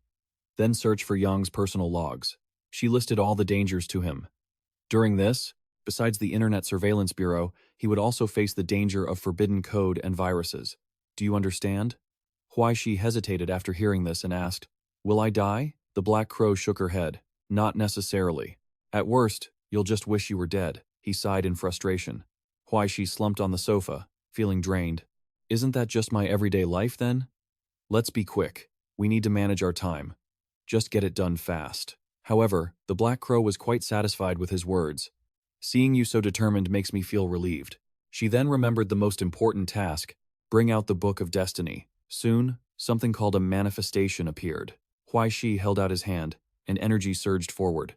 Right. He almost forgot after waking up. The Book of Destiny had shifted from a physical object into his own will. The book began to change under the influence of his energy. The manifestation began to affect the Book of Destiny. Quickly, a status bar appeared. The Black Crow's low voice rang out again. "Luckily, I saved quite a bit of pure essence at the old sugar refinery," she emphasized. "Otherwise, you wouldn't even be able to afford the access fee." The Black Crow watched over him, constantly giving instructions. "Remember, once you're inside, stay in the outer perimeter. Absolutely do not enter the deeper layers. Don't mess around. Don't look at things you shouldn't. And don't touch anything. Aside from what you need to do, don't do anything else." The candle was in his hand. Once the flame went out, he had to return immediately. "Do you understand?" At that moment, Huai Shi appeared in a strange space, clutching the candle. He listened cautiously to the odd noises around him. Huai Shi's eyes widened in panic. A giant, terrifying eye was staring right at him. Huai Shi was so startled he stumbled, nearly falling. Just then, other noises erupted. The Black Crow couldn't stand it and urged him impatiently. 2 minutes and 40 seconds left. "How long do you plan on dilly-dallying?" She complained helplessly. "What do you think those sounds were?" "You almost got caught by the predators. Speed it up. It's dangerous enough for me to keep watch for you." Huai Shi just nodded in agreement. The candle in his hand was slowly burning down. Huai Shi looked at the candle and thought. The candle was merging with Yang's fragments, guiding him to the old man's records. He slowly began to walk forward. Now, Huai Shi could only follow the candle's guidance. Soon, he arrived at the designated spot. This bookshelf, 3rd row, the 3rd book from the left. Huai Shi felt incredibly anxious. Hurry up, only 1 minute left." He nervously opened the book. When it opened, Huai Shi's expression shifted completely. Countless bizarre things lunged at him. Huai Shi looked at the thing in his hand and guessed it was hair. The things nearly swarmed over him completely. Seeing him freeze, the Black Crow scolded him. "Are you here to watch a nature documentary? Don't worry about that librarian being assimilated by hell. She won't find you before the candle goes out." She announced again. "You still have 50 seconds. When Huai Shi opened the book again, a stream of light appeared, accompanied by countless film clips and images. Suddenly, one image caught Huai Shi's attention. Yang sitting on a toilet, taking care of his business. Huai Shi was stunned. Speechless, he quickly scrolled past. He started clicking to find other images. This time, it was at a hospital. Yang held his wife's hand and said, "Honey, don't worry. I have money now. By the end of the month, we'll move to the provincial hospital." But she didn't respond. Yet, he remained very confident. "I've already found a specialist. In 2 years, you'll be healthy again. By then, give me a chubby baby. A girl is fine too. I love them both." Huai Shi looked at that face on the screen in silence, then pressed the button to move forward. The images of Yang's life gradually unfolded, and finally, a clip with a mysterious hand appeared. At that moment, a hand rested on Yang's head, then it settled. He didn't react when the red glove performed that action. At that moment, Yang's eyes began to change. Outside, Huai Shi was focused on following the events, while the black crow urged him impatiently. Huai Shi, are you okay? You have 20 seconds left. He watched intently and replied, almost there. At that moment, sound emerged from the screen. The Lihua group's welcome party is missing a musician. Is that right? No problem. Leave it to me. Yang was talking to someone on the phone. Yes, that kid, Huai Shi. Haven't you met him yet? All right, let's decide on that. He hung up the phone quickly afterward. Yang was in a great mood, even humming a tune. That kid will definitely jump for joy when he finds out. Yang searched for the phone number in his contact list. I should tell him first. His finger suddenly stopped. Huai Shi tapped the unknown number on the screen and announced in a stern voice that the fourth transport member was secured. The opponent was very satisfied after hearing that. Very good, come to my place. Immediately after, Yang walked outside. At that very moment, the candle went out, and Huai Shi's ankle was instantly wrapped tightly by that strange thing. Seeing this scene, he couldn't help but panic and cry out. What the? Black Crow quickly felt that something was wrong, so she yelled, damn it, why are the waves from the Silver Sea transmitting over here? Huai Shi turned back instantly. You've been tagged. Yet, Huai Shi didn't want to give up. It's almost done, almost there, I've already found it. Right now on the screen, there was an image of Yang driving to the meeting spot. His car was speeding down the road. Huai Shi watched the movement on the screen, tense to the extreme. Yang was still moving on the road. He arrived at an intersection, and Huai Shi's situation was now hanging by a thread. Finally, Yang's car stopped. He was taking each step up the stairs. However, that strange thing had started to wrap around Huai Shi even tighter. Sensing death, he constantly urged, damn it, Yang, hurry up. At this moment, Huai Shi was completely covered, with only one eye left visible. Just then, the door opened, and the face of Red Glove appeared clearly. By now, the candle had completely gone out. That signaled that Huai Shi was in increasing danger. That thing was gradually swallowing him. It started covering Huai Shi's eyes and slowly shrouded his whole body. But at that exact moment, Huai Shi pulled out his weapon and slashed through it. Get lost! Get away! However, those strands of hair didn't seem willing to let him go easily. Huai Shi tried his best to break free from the control of that strange entity. After a while, he finally returned to the real world. Black Crow was furious and kept scolding. Damn it, are you insane? You were this close. This close you were almost assimilated in there, destined to stay forever in the 27th level of hell as companions to those demons. She warned him incessantly, you've been marked by that thing. Until you break through to the 5th level and become a crowned, don't even think about going back there again. But at this moment, Huai Shi tried to regulate his breathing and said, I found it. I found him. After an unknown amount of time, the whole scene became peaceful again. Black Crow leisurely scrolled through the news. Besides, last night's events were already on the top news in East Asia. She understood the nature of this problem. After all, it was an emergency mobilization. Even the White Emperor had joined the battle. There was no way to hide it from those gossip-mongering flies. Breakthrough. Tanhai in danger. White Emperor urgently deploys. Huai Shi leaned in to take a look and said with disdain, Tomorrow's news? Isn't this rag of a newspaper capable of saying everything except the truth? Black Crow was momentarily stunned by his comment. As long as you're willing to pay, they will sometimes tell the truth. She explained further. After all, it was the largest, most unique and darkest business intelligence and brokerage firm in the entire borderland. Black Crow handed the phone to Huai Shi. The industry in the borderland is enough as long as it can handle the transport routes, but when it comes to news related to ascenders, they are basically quite reliable. He quickly took it to read the content, and Huai Shi was a bit bewildered. This was when Black Crow spoke, saying that the true identity of the mastermind behind the curtain had been revealed. A 3rd-level ascender, she stated what she had investigated. He was originally a Roman guard who mysteriously disappeared a few years ago. Black Crow specifically emphasized he reappeared around the time of Bada and became a well-known member of the terrorist organization, Green Sunday. The opponent's strength cannot be underestimated. After joining Green Sun, he followed the rule of discarding his own name, leaving only a title. Black Crow couldn't help but exclaim, it's quite an iconic persona, isn't it? Red Glove. Huai Shi was also surprised. I never expected that recent terrorists would all have thick eyebrows and big eyes. Black Crow nodded in confirmation. That's right. It's said that in these years, Because of Green Sun's operations in the current world, he has secretly linked up quite a few forces. She added, just a heads up, the soul ability, mocking fish tank that you saw, that must have been a profound experience. Involves dividing one's own essence into goldfish to implant into others' bodies, then secretly issuing commands. Hearing this, Huai Shi couldn't help but break into a cold sweat. Black Crow continued, just a heads up, the soul ability, mocking fish tank.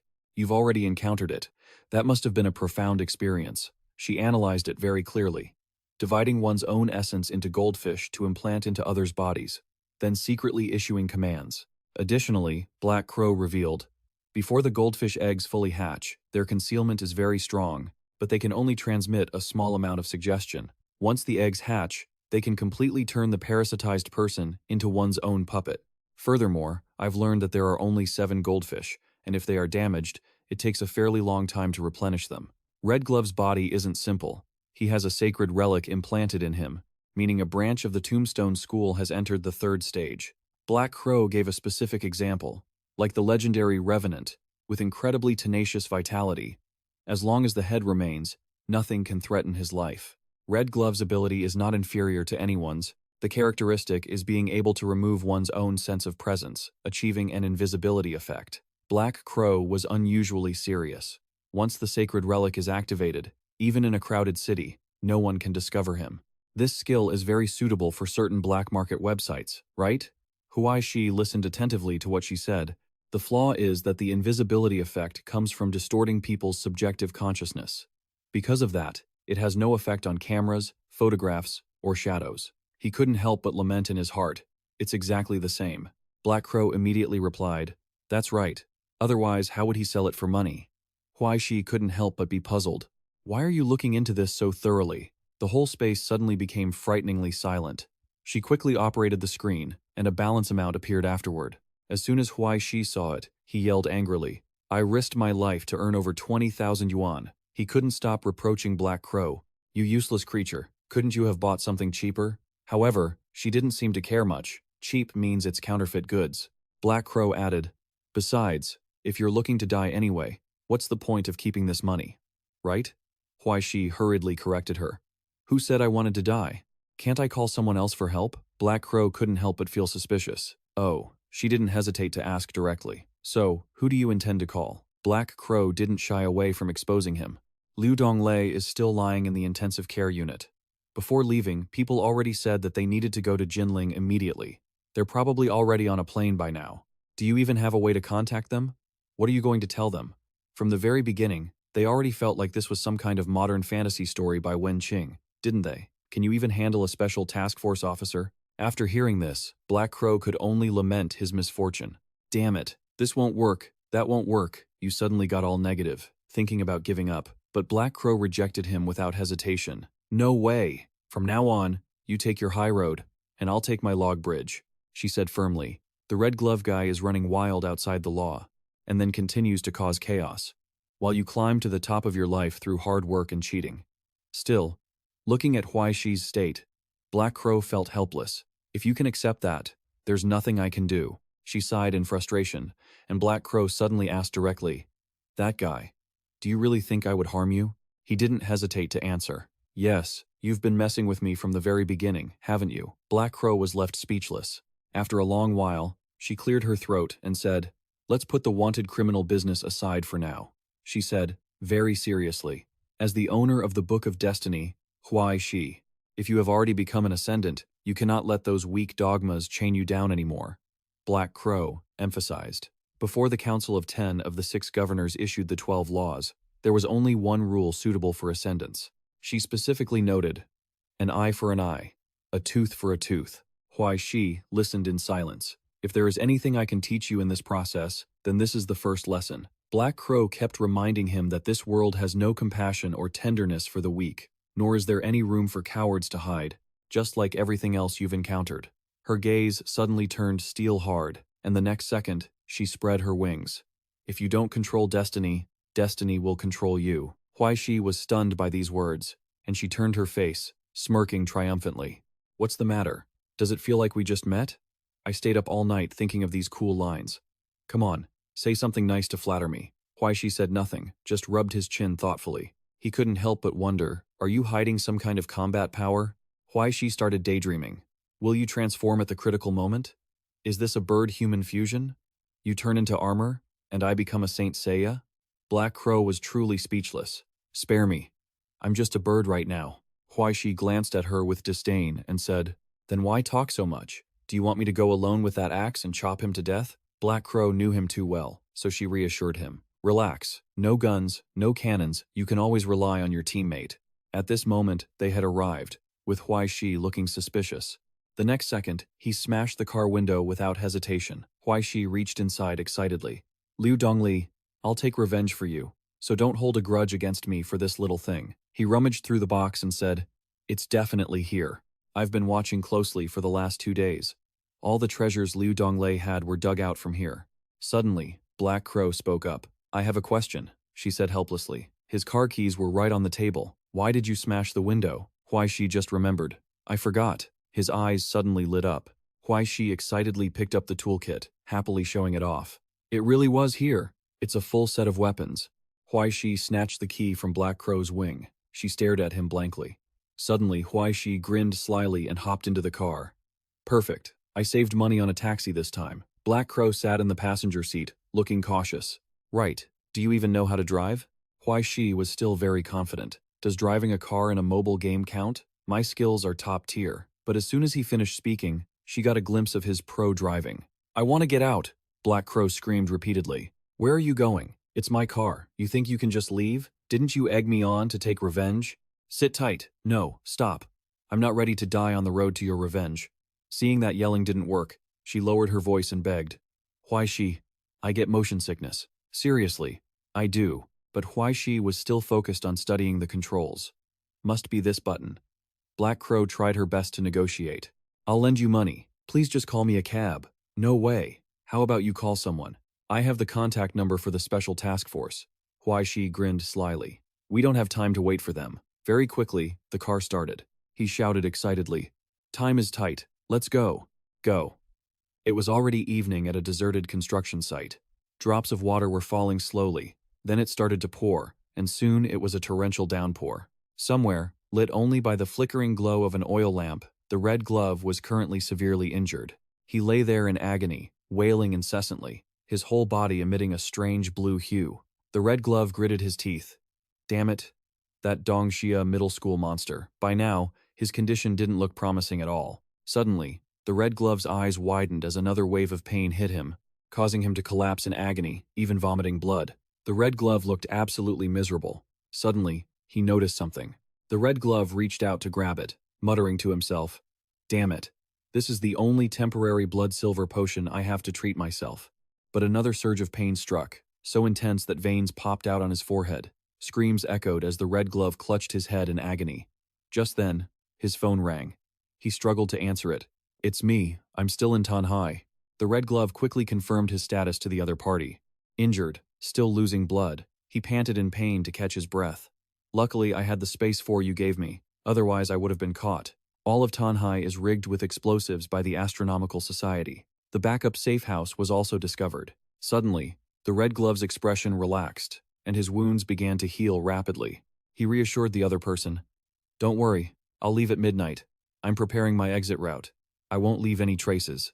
The person on the other end warned him carefully. Be very careful. Don't leave any evidence at the scene. Return quickly. The Red Glove burned everything that could be used against him.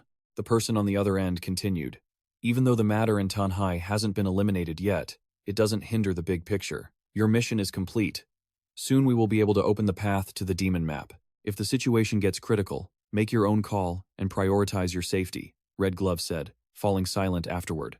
He put his outfit back on and decisively pushed the door open to step outside. Red Glove's eyes were filled with killing intent. Just then, a small fish appeared in midair. Red Glove condensed a ball of gas in his hand. He watched the scene intently. An image of a car slamming into shipping containers flashed before his eyes. The car had come to a stop.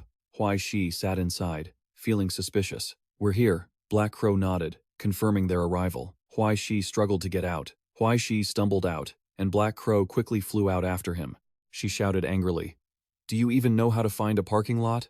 Despite Black Crow's constant nagging, Huai Shi didn't say a word. Even if I said I wanted to play rough, You didn't have to drive the car straight into this place. Huai Shi was acting extremely cautious now. Did you forget? This mess is your own doing. Even if I wanted to park, I don't have the money to pay for it anyway. Happy now? Black Crow still felt very indignant. So you couldn't have just left the car there? Wait until Liu Donglei gets discharged from the hospital and he can pay the bill? Hearing that, Huai Shi retorted. Can you be less cruel? The man is still lying in the hospital. He raised his voice. Besides, we agreed to go out and hunt monsters. Black Crow, refusing to lose, chimed in with a challenge. Where are the monsters? Why don't you try shouting for them? Huai Shi remained silent for a moment, but then, to everyone's surprise, he actually shouted, Hello? Is anyone there? Is there anyone around? A nice greeting from a fellow countryman, huh? This scene was clearly displayed from that sphere. Old brother, Red Glove. Which corner are you hiding in? Red Glove furrowed his brows in suspicion. What the hell? Are you here to make me laugh? He frowned in annoyance. At the same time, someone had already targeted Huai Shi's position. A sniper had been lying in wait there for who knows how long. He seemed to have a target in mind, and that was none other than Huai Shi. Suddenly, the man's expression changed, and even Red Glove cried out in surprise. What the hell? Since when was there a bird perched right on the gun barrel? Black Crow asked with sharp intent. What are you doing, little brother? Standing on such a high spot in this rain doesn't seem like a great idea, right? She gave a cunning smile. Here, have a treat. She pulled something from her claws. The man stared blankly at the object in his hand, filled with confusion. Before the sniper could react, a surge of energy struck him. A thunderous explosion followed, leaving Red Glove stunned. He clutched his eye, cursing incessantly. Damn it. Red Glove was so furious he gritted his teeth. Damned birds, always these birds. He gasped in pain, struggling to breathe. Just how many of these monsters did the lunatics at TC Shah create? Red Glove suddenly realized something. If that was the case, there was only one thing to do. The next second, he kicked the door open. This time, Red Glove decided to face him head-on. Huai Shi couldn't help but be surprised. He looked at the man's silhouette in front of him and marveled. You actually showed up. Seeing Huai Shi alone, he felt nothing but contempt. Is it really just you? The people from Dongsha really are pathetic. Huai Shi calmly retorted. No, you've misunderstood.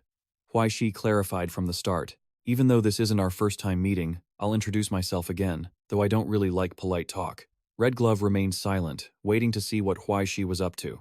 So, if you want to address me, Huai Shi took off his hood. Red Glove's eyes widened in surprise when he saw his opponent. You can call me. As it turned out, Huai Shi had been wearing a mask all along. Huai Shi saw the opponent's expression and couldn't help but feel smug. Now, they were standing face to face. Red Glove gritted his teeth in anger. Damn it, are you mocking me? However, the next second, Huai Shi pulled out a gun and fired a few shots at his opponent. Red Glove was caught off guard by the attack and scrambled to dodge, but it seemed too late. Huai Shi focused intently. Got him. However, Red Glove's reflexes were quick, so the attack didn't have much of an impact. Seeing this, Huai Shi was stunned, while Red Glove, driven mad, began to scream. Huai Shi felt a pang of regret. Damn, that was so close. By now, one of Red Glove's eyes was injured, and it looked quite serious. Huai Shi pressed the attack and fired more shots. However, the empty space in front of him left him confused. They were gone. There was no trace of the person who had been there. Huai Shi was panicking now. Wait. What just happened? He kept asking himself why he was here. Before he could react, he was ambushed from behind. He lost his balance and hit the ground painfully. Huai Shi didn't react. In those few short seconds, the rainwater soaked into his clothes. Huai Shi thought in agony, damn, that hurts like hell. Even though he was wearing a bulletproof vest, the wound on his back hadn't healed yet. But then, he realized the danger was back. Red Glove had appeared in front of him with a gun, only to vanish again like the wind. Huai Shi analyzed it silently. Is this the power of a third-tier taxim relic? It doesn't just grant invisibility. It makes people forget his very existence. He slammed his hand against the ground in frustration. Huai Shi tried to stand up, but there was no one around. Suddenly, a figure appeared, striking fear into him. Taxim. Huai Shi remembered it clearly. In Eastern European legends, the true form of a taxim is a revenant, an undead crawling out of its own grave, a vengeful soul. It is precisely because of that unique origin, buried deep within the earth, that they possess properties no one can detect. Earlier, Black Crow had said that Red Glove's relic affects the subjective consciousness of his enemies, but its weakness is that it has no effect through video or photographs. You can spot his existence through his shadow. Huai Shi reassessed his current situation. With rain this heavy, where am I going to find light to cast a shadow? Suddenly, an idea struck him. Wait videos and photos. Huai Shi quickly took out his book and frantically flipped through the pages to find what he needed. He found the answer quickly. Huai Shi reached for the Book of Destiny with his left hand, its pages fluttering wildly in the air. A bold thought crossed his mind. Even if external factors weren't on his side, Huai Shi wouldn't give up. The storm was massive, with thunder and rain crashing together, turning into a deafening roar. A bolt of lightning struck the ground, the flash illuminating Huai Shi. At that very moment, a loud boom echoed. Huai Shi alertly raised his gun. Besides, to his right, a man was calmly observing Huai Shi's panicked expression. Without a word, he took the shot. Huai Shi couldn't suppress the joy in his heart. That's a hit! The shadow of the red glove was wounded by the bullet and vanished instantly. Huai Shi turned to the next page. He focused on the text, as the book provided instructions. Huai Shi scanned his surroundings warily, then looked back down at the page. His wound stung as he bled, and the rain blurred his vision. Suddenly, he realized someone was aiming a gun right at him. His eyes sharpened instantly. He fired back at his attacker, knocking the gun from their hand. Now, there was just empty air in front of him. New text appeared on the page. The man retreated quickly, dodging Huai Shi's muzzle. He couldn't believe Huai Shi had actually detected his presence. His face twisted with rage, and he let out a roar. Huai Shi couldn't help but chuckle at the next line he read. Huai Shi heard a lion's roar. Is this thing for real? He thought. And sure enough, a lion lunged at him the very next second. Luckily, Huai Shi reacted quickly and dodged the attack. However, he lost his balance and fell to the ground. The lion stalked slowly toward him. Huai Shi was bewildered. What is this? An illusion? The beast paced, observing its prey, before its eyes suddenly turned fierce. The lion lunged without a sound. As it charged at him, its expression was incredibly savage. Suddenly, a voice rang out. Hey kid, why are you just standing there? Shoot, that's a real lion from the South African Zoo. You waiting to be its dinner? Huai Shi finally understood. The fish tank could control animals? Why didn't anyone tell him sooner? Right then, the lion was almost on top of him. Panicked, Huai Shi fired repeatedly. But it didn't last long. He was out of ammo. Out of bullets. The lion pounced. Huai Shi had no time to think and ducked just in time. He started reloading while cursing, staying alert for attacks from behind. The lion swiped its claws again. This time, Huai Shi couldn't dodge and took a heavy blow, sent flying through the air by the beast's immense strength. He coughed violently after the attack. The lion charged toward him with aggressive momentum. Huai Shi was terrified, realizing he couldn't move. Damn it, his right arm was broken. The beast roared and lunged again. Huai Shi was panicked and lost, but after steadying his breathing, he summoned his hammer and slammed a painful blow onto the lion's head. Forbidden hand! The creature shrieked in pain. The hit only seemed to make the lion angrier. It roared incessantly at him. Huai Shi struck it again. The immense force made the beast cry out in agony. Soon, it began to dissolve, transforming from a massive lion back into a small fish. Huai Shi grinned triumphantly and quickly scooped it up into a tank. Feels good, doesn't it? Enjoy it. That's 7 years of accumulated rage and murderous intent. At that same moment, a gut-wrenching scream echoed. The red glove clutched his head in agony, coughing up red fluid. The fish in his tank had vanished. It suddenly became quiet on Huai Shi's side. Feeling uneasy, he glanced at the gun nearby and reached out to grab it. As the lion roared to attack, several gunshots rang out. It finally collapsed. Huai Shi gritted his teeth and mustered all his remaining strength to push the beast away. He panted, utterly exhausted. Just then, the red glove staggered over, grinning sinisterly. Did you think it was over?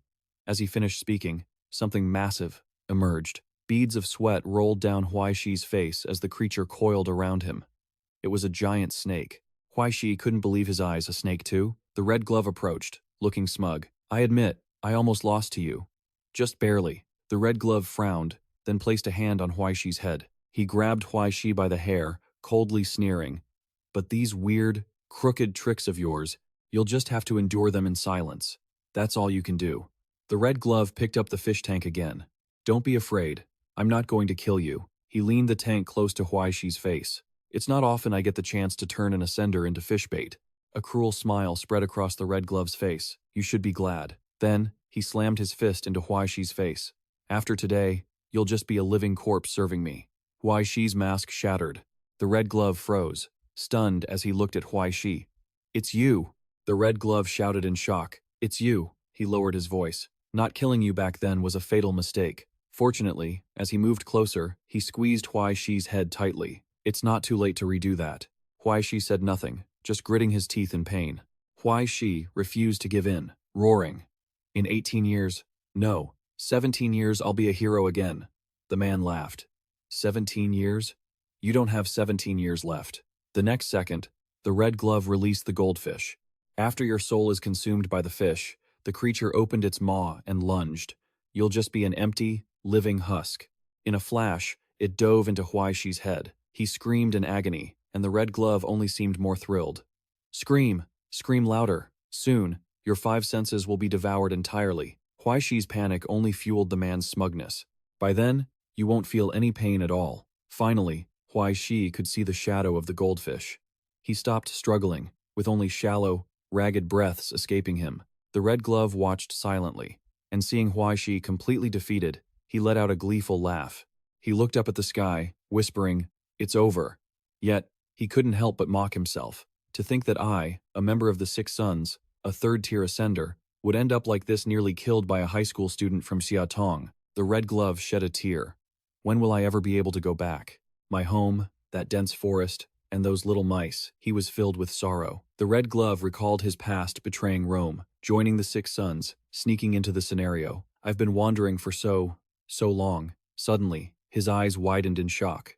Huai Shi had somehow broken free from the snake's grip. The red glove couldn't believe his eyes. What is happening? Huai Shi spoke calmly. He slowly pulled down his jacket, revealing that the machinery inside was just a humidifier. It turns out Donglei had given the first lesson of the training course earlier. Don't let the dry weather ruin your face. He was even quite smug about it at the time, telling him to hurry up and say thanks. Huai Thi didn't understand the situation, so he just looked up in silence, staring intently at the device. But now, Huai Thi couldn't help but appreciate the hidden equipment Donglei had provided. A huge thanks to our sponsor, Lu Donglei. He had made a few small modifications. This bottle contained 400 milliliters of a dusty version of Coca-Cola, a special edition he had concocted himself. Still, Huai Thi felt a bit regretful. If he hadn't had to buy so much that it affected the effectiveness, he wouldn't have ended up in this state. Red Glove was furious now, grinding his teeth as he snarled, "I'm going to kill you." Huai Thi wasn't afraid in the least, and immediately summoned his weapon. His axe appeared in an instant. Huai Thi said confidently, "Don't be so impatient." He gripped the axe tightly, his eyes filled with determination. In the next second, without saying a word, he struck himself in the head with a painful blow. Despite the pain, Huai Thi was satisfied. The fish inside him was beginning to take effect. Red Glove seemed to guess what Huai Thi was trying to do. He spat out a mouthful of sludge in agony. Red Glove couldn't believe what was happening right in front of him. What? Huai Thi wasn't planning on letting him go? He had already arrived. So why the rush to leave? He picked up the axe once more and dealt another blow to his own head. The golden fish inside his body took a hit as well. Because the force was so great, Huai Thi lost his balance and fell. His eyes went wide as he coughed incessantly, trying to vomit the fish out. Huai Thi felt a twinge of regret, but he stubbornly grabbed the axe and delivered a strike that severed it in two. Red Glove's face turned pale instantly. Huai Thi stood tall, his voice cold. "It's not over yet." He raised the axe again and struck the snake on the ground. This time, Red Glove's water pool shattered completely. He clutched his head and screamed in pain. Sludge poured from his mouth incessantly. Red Glove noticed the gun on the ground. He quickly picked it up and aimed it straight at Huai Thi. Go to hell. Everything happened so suddenly that Huai Thi didn't even have time to react. A gunshot rang out, piercing the air, but unexpectedly, Red Glove missed. Seeing this, he became even more frantic and kept shooting. However, Huai Thi couldn't just stand there waiting to die. Finally, Red Glove ran out of ammo, but he still hadn't taken Huai Thi down. He gritted his teeth in anger. Damn it! Some of the bullets had struck a nearby car, shattering the glass. Huai Thi furrowed his brow, concerned. Just then, strange noises started coming from inside the car. Next, it began playing music automatically. Hearing the music at a time like this, Huai Thi couldn't help but be astonished. At this crossroads of life, amidst an intense battle, melodic music suddenly filled the air. I reminisce about the days of old. The music fit the situation perfectly, even though I wasn't there. Red Glove seemed to realize his fate too. Things were looking bad, and his legs had gone soft. His entire body slumped against a nearby container, but the music hadn't stopped. He kept saying, "We are friends," and even dropped the gun. He couldn't help but admit, "You win. Whether it's the moon prison or the trench prison, you can lock me up wherever you want." The lyrics caught Huai Thi's attention. It was a bit surprising to him. So, I looked him straight in the eyes and said, seemingly ignoring everything Red Glove was saying, "Don't think you can get anything out of me." After listening for a moment, Huai Thi seemed to piece it together. "David B., my brother, I thought you were dead." David B., it's been so long. He couldn't help but laugh at himself. Huai Thi's face had long been soaked, whether from tears or rain. He couldn't tell. "So, you rustic fellow. It turns out you don't just like listening to noisy country music." He quickly pulled himself together. "If you had said so earlier, maybe I would have given you a base rate for the phone call." Huai Thi drew his axe once more and spoke seriously. "I told you, you misunderstood." Huai Thi slowly stepped forward, his aura intimidating. Huai Thi said coldly, "I didn't come here to take you anywhere. Do I look like I have nothing better to do than that?" He flashed a smug smile. "I simply want to beat you to death, or be beaten to death by you. That's all." No sooner had he finished speaking, Huai Thi dealt his opponent a memorable blow. Red Glove was caught off guard and was sent flying. Huai Thi's strength was so great it caused a nearby container to crack. Red Glove lay on the ground, panting heavily. However, he suddenly broke into a triumphant smile. "Another maniac, huh?" Red Glove staggered to his feet. "Very good." He clenched his fists, then unleashed his power, even tearing his own shirt to shreds. Huai Thi didn't hold back, continuing to attack with his axe, but this time, Red Glove's eyes were filled with arrogance. As they clashed, the sound of weapons colliding rang out, piercing and sharp. Huai Thi sensed something was wrong. He clearly felt another surge of energy attacking him, and Huai Thi hurriedly leaned to dodge. However, the shockwave was so powerful that he was sent flying regardless. Huai Thi hadn't even recovered his senses yet. That was close.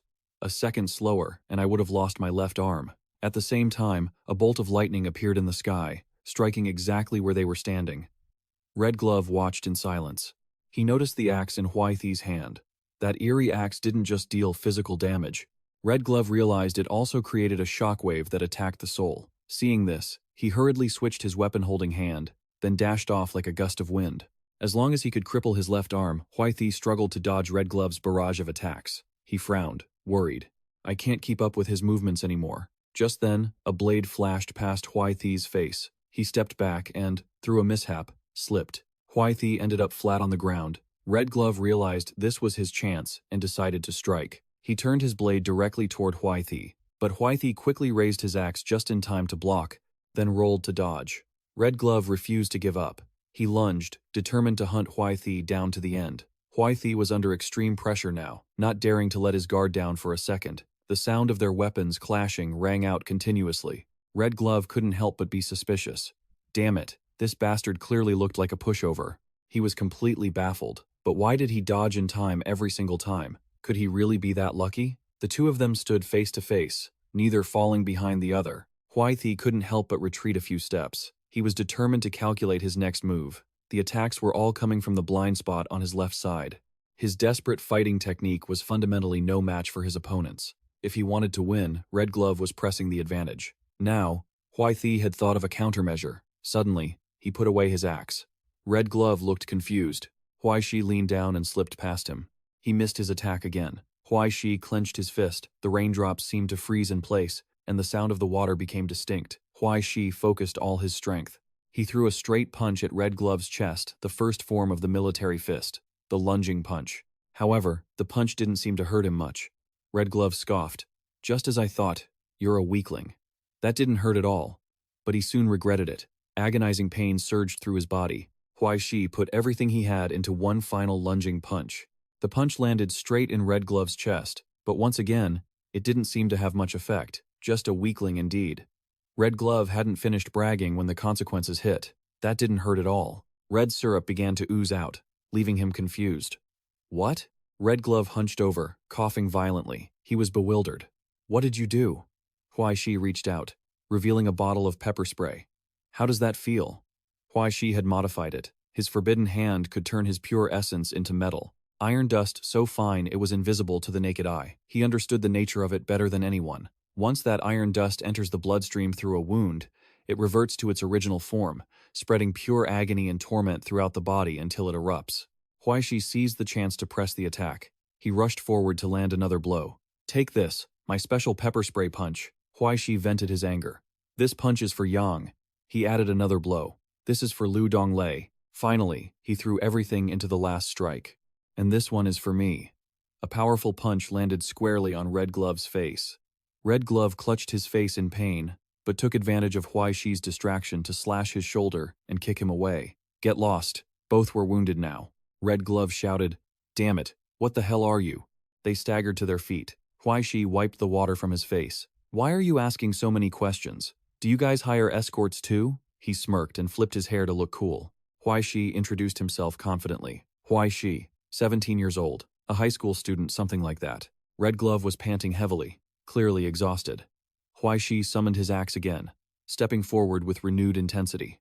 "All right, the halftime break and self-introductions are over." Huai Shi lunged forward. "Let's start this over again." Huai Shi charged with his axe, slashing at Red Glove and pushing him back with all his might. Red Glove was shoved against the car. He winced in pain as the axe embedded in his chest sank even deeper. He looked up at Huai Shi's dark expression. He stabbed into his shoulder, and the sudden agony made Red Glove spit out more red syrup. Huai Shi spoke softly. "Goodbye, Red Glove. Do you even know who you're dealing with?" He slowly released the blade. Music from the car began to play the song of one who sold their soul.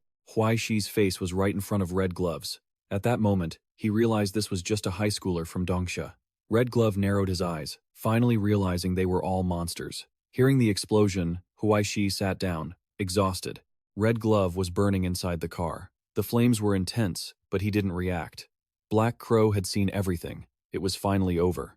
She landed gently on Huai Shi's shoulder. It was beautiful, like a miracle. "You did well, Huai Shi," she whispered. Huai Shi remained silent, staring at the flames. In the silhouette of Red Glove, he seemed to see his own reflection. Huai Shi spoke slowly. "We were supposed to have died a long, long time ago." He emphasized, "We will all die one by one. A long time ago, and a long time from now." A convoy of cars approached, their headlights blinding. The spotlights on the roofs were activated. Huai Shi covered his eyes as a man walked up to him. "It's Uncle Deputy." He asked where Red Glove was. Huai Shi answered with a lost expression. "He's dead." The deputy hesitated. "You killed him?" Huai Shi replied with a blank face. "Actually, a bald hero passed by and did it. Just when I was about to be killed, a savior dropped from the sky." He recounted calmly. "He killed Red Glove with one punch and walked away. If you want his name, call him Huai Shi." The deputy looked suspicious. "Another ascendant?" He stared at Huai Shi, deep in thought.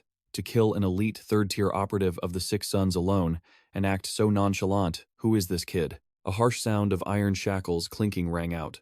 Two police officers stood behind Huai Shi. The deputy looked stern. "Kid, before we cooperate on the investigation, is there anything else you want to say?" Suddenly, a woman's voice cut in. "Deputy Director, where are you taking an operative of the Aether Society?" Huai Shi was stunned. "If I recall correctly, while the Special Operations Division has the right to monitor Aether Society members," Ai Ching said, as she and her secretary approached in a wheelchair, "detention, processing, interrogation, and sentencing fall under the jurisdiction of the National Central Management Bureau, don't they?" Huai Shi's eyes widened. Ai Ching stared directly at the deputy with an overwhelming presence. Besides, he represented the Aether Society tonight to eliminate the Six Sons, a malignant tumor in our territory. There is no reason for him to be treated like this.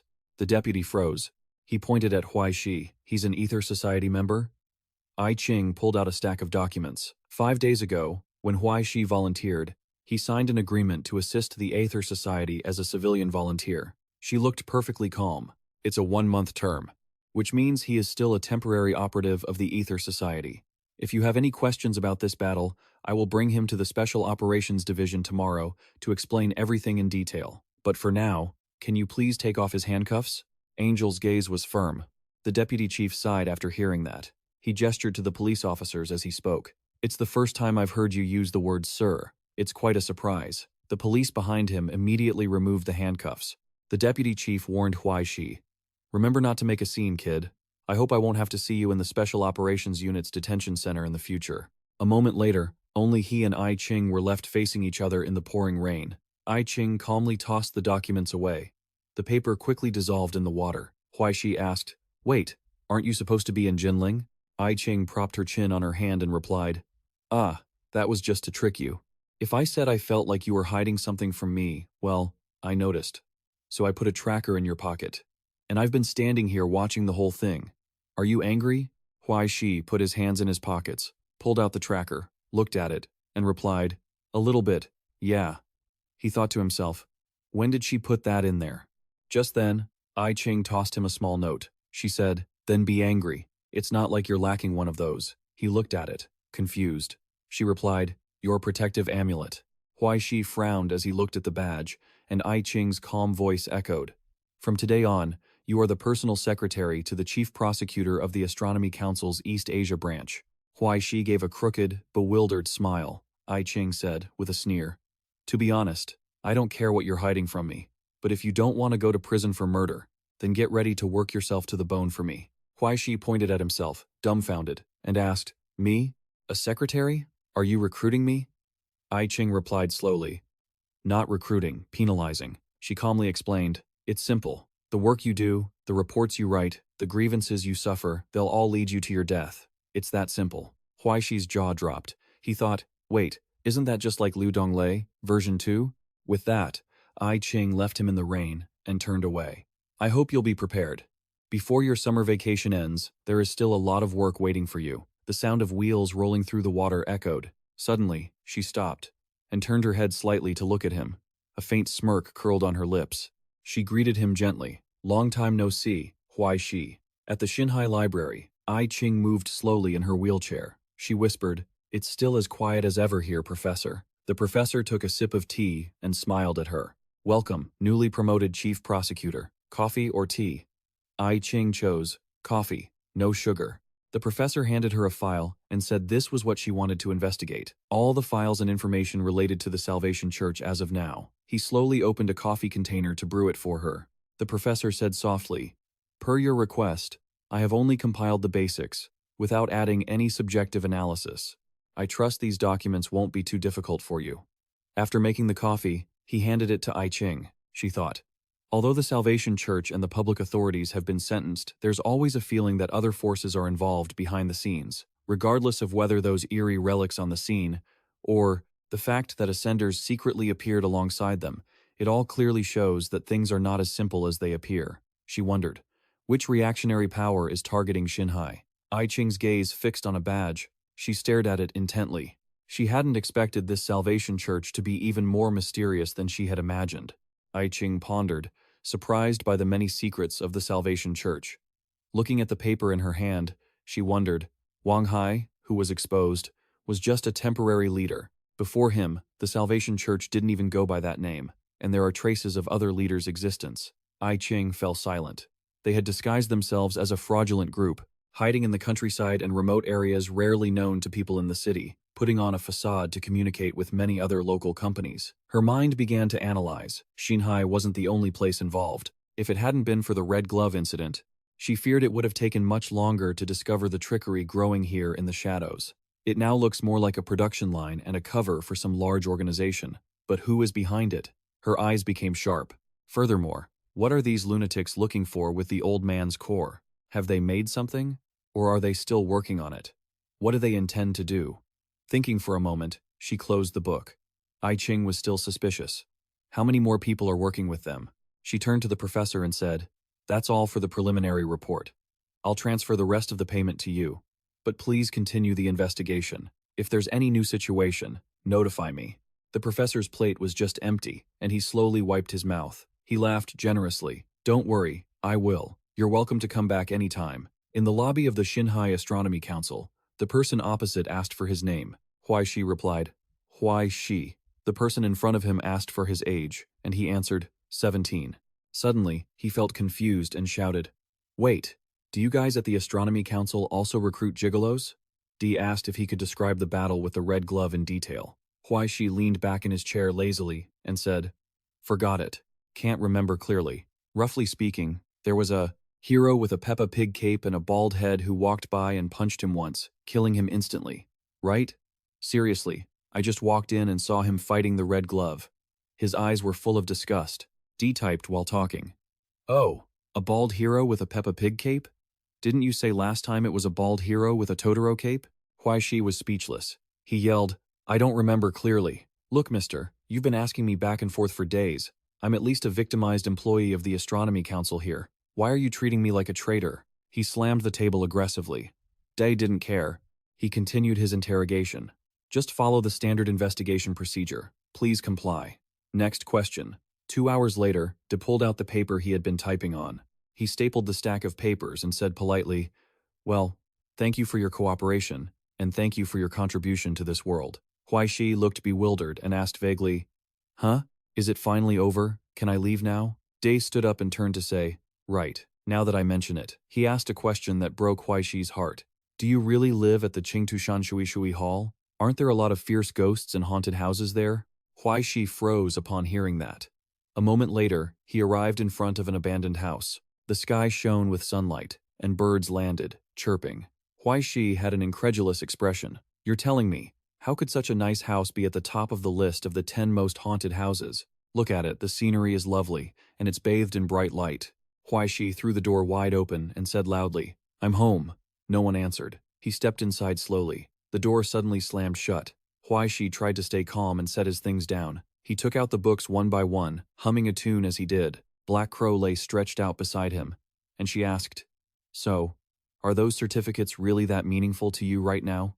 I mean, in terms of being an ascendant." He took the stack of documents back from her and said, "Do you think an ascendant doesn't need to eat or work? Should I just sit at home and wait for money to fall from the sky?" Black Crow's gesture remained relaxed. "No, I mean that for an ascendant.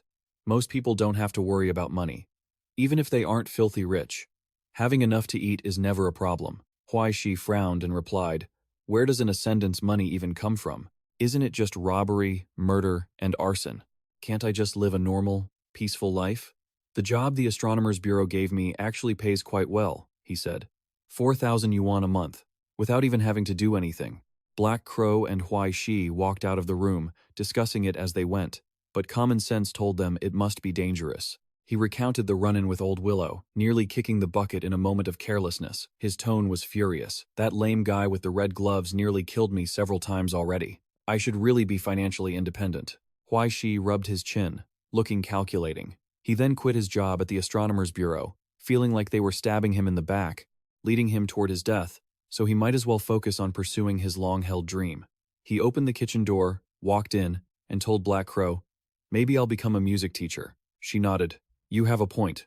Huai Shi opened the cabinet, and he immediately yelled, "Where are the noodles I bought last week?" Black Crow replied while smoking, "Big brother, you're blaming me for your missing noodles? Do I look like that kind of villain to you?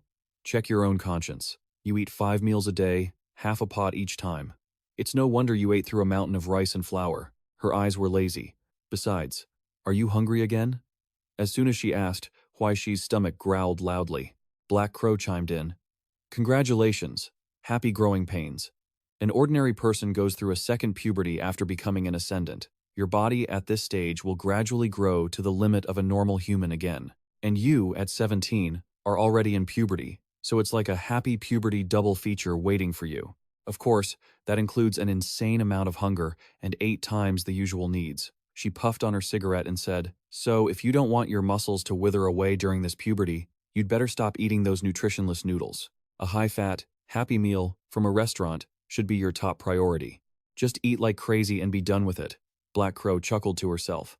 She covered her mouth to hide a smirk. "The only downside is you'll be using the bathroom a dozen times a day, and you'll easily become the target of gossip among your classmates. Plus, after half a year, your hormones will be a mess, and your cholesterol will be sky high," she continued. "And then that high cholesterol will lead to high blood pressure and a bunch of other diseases." Huai Shi stared blankly. "Are all ascendants this miserable?" Black Crow replied, "Of course not, but other ascendants have money." She gave a sly smile and added, "If there were someone as kind as me to help you make medicinal potions, that would be great.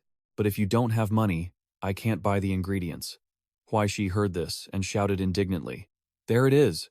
You were just waiting for this, weren't you? If you want to scam me for money, just say so." Black Crow's tone was calm. "You're the one who needs it, and you're the one who uses it, so how is this a scam? 1 dose a day, if you use it every week, your puberty might end in just a month." Black Crow's eyes glimmered.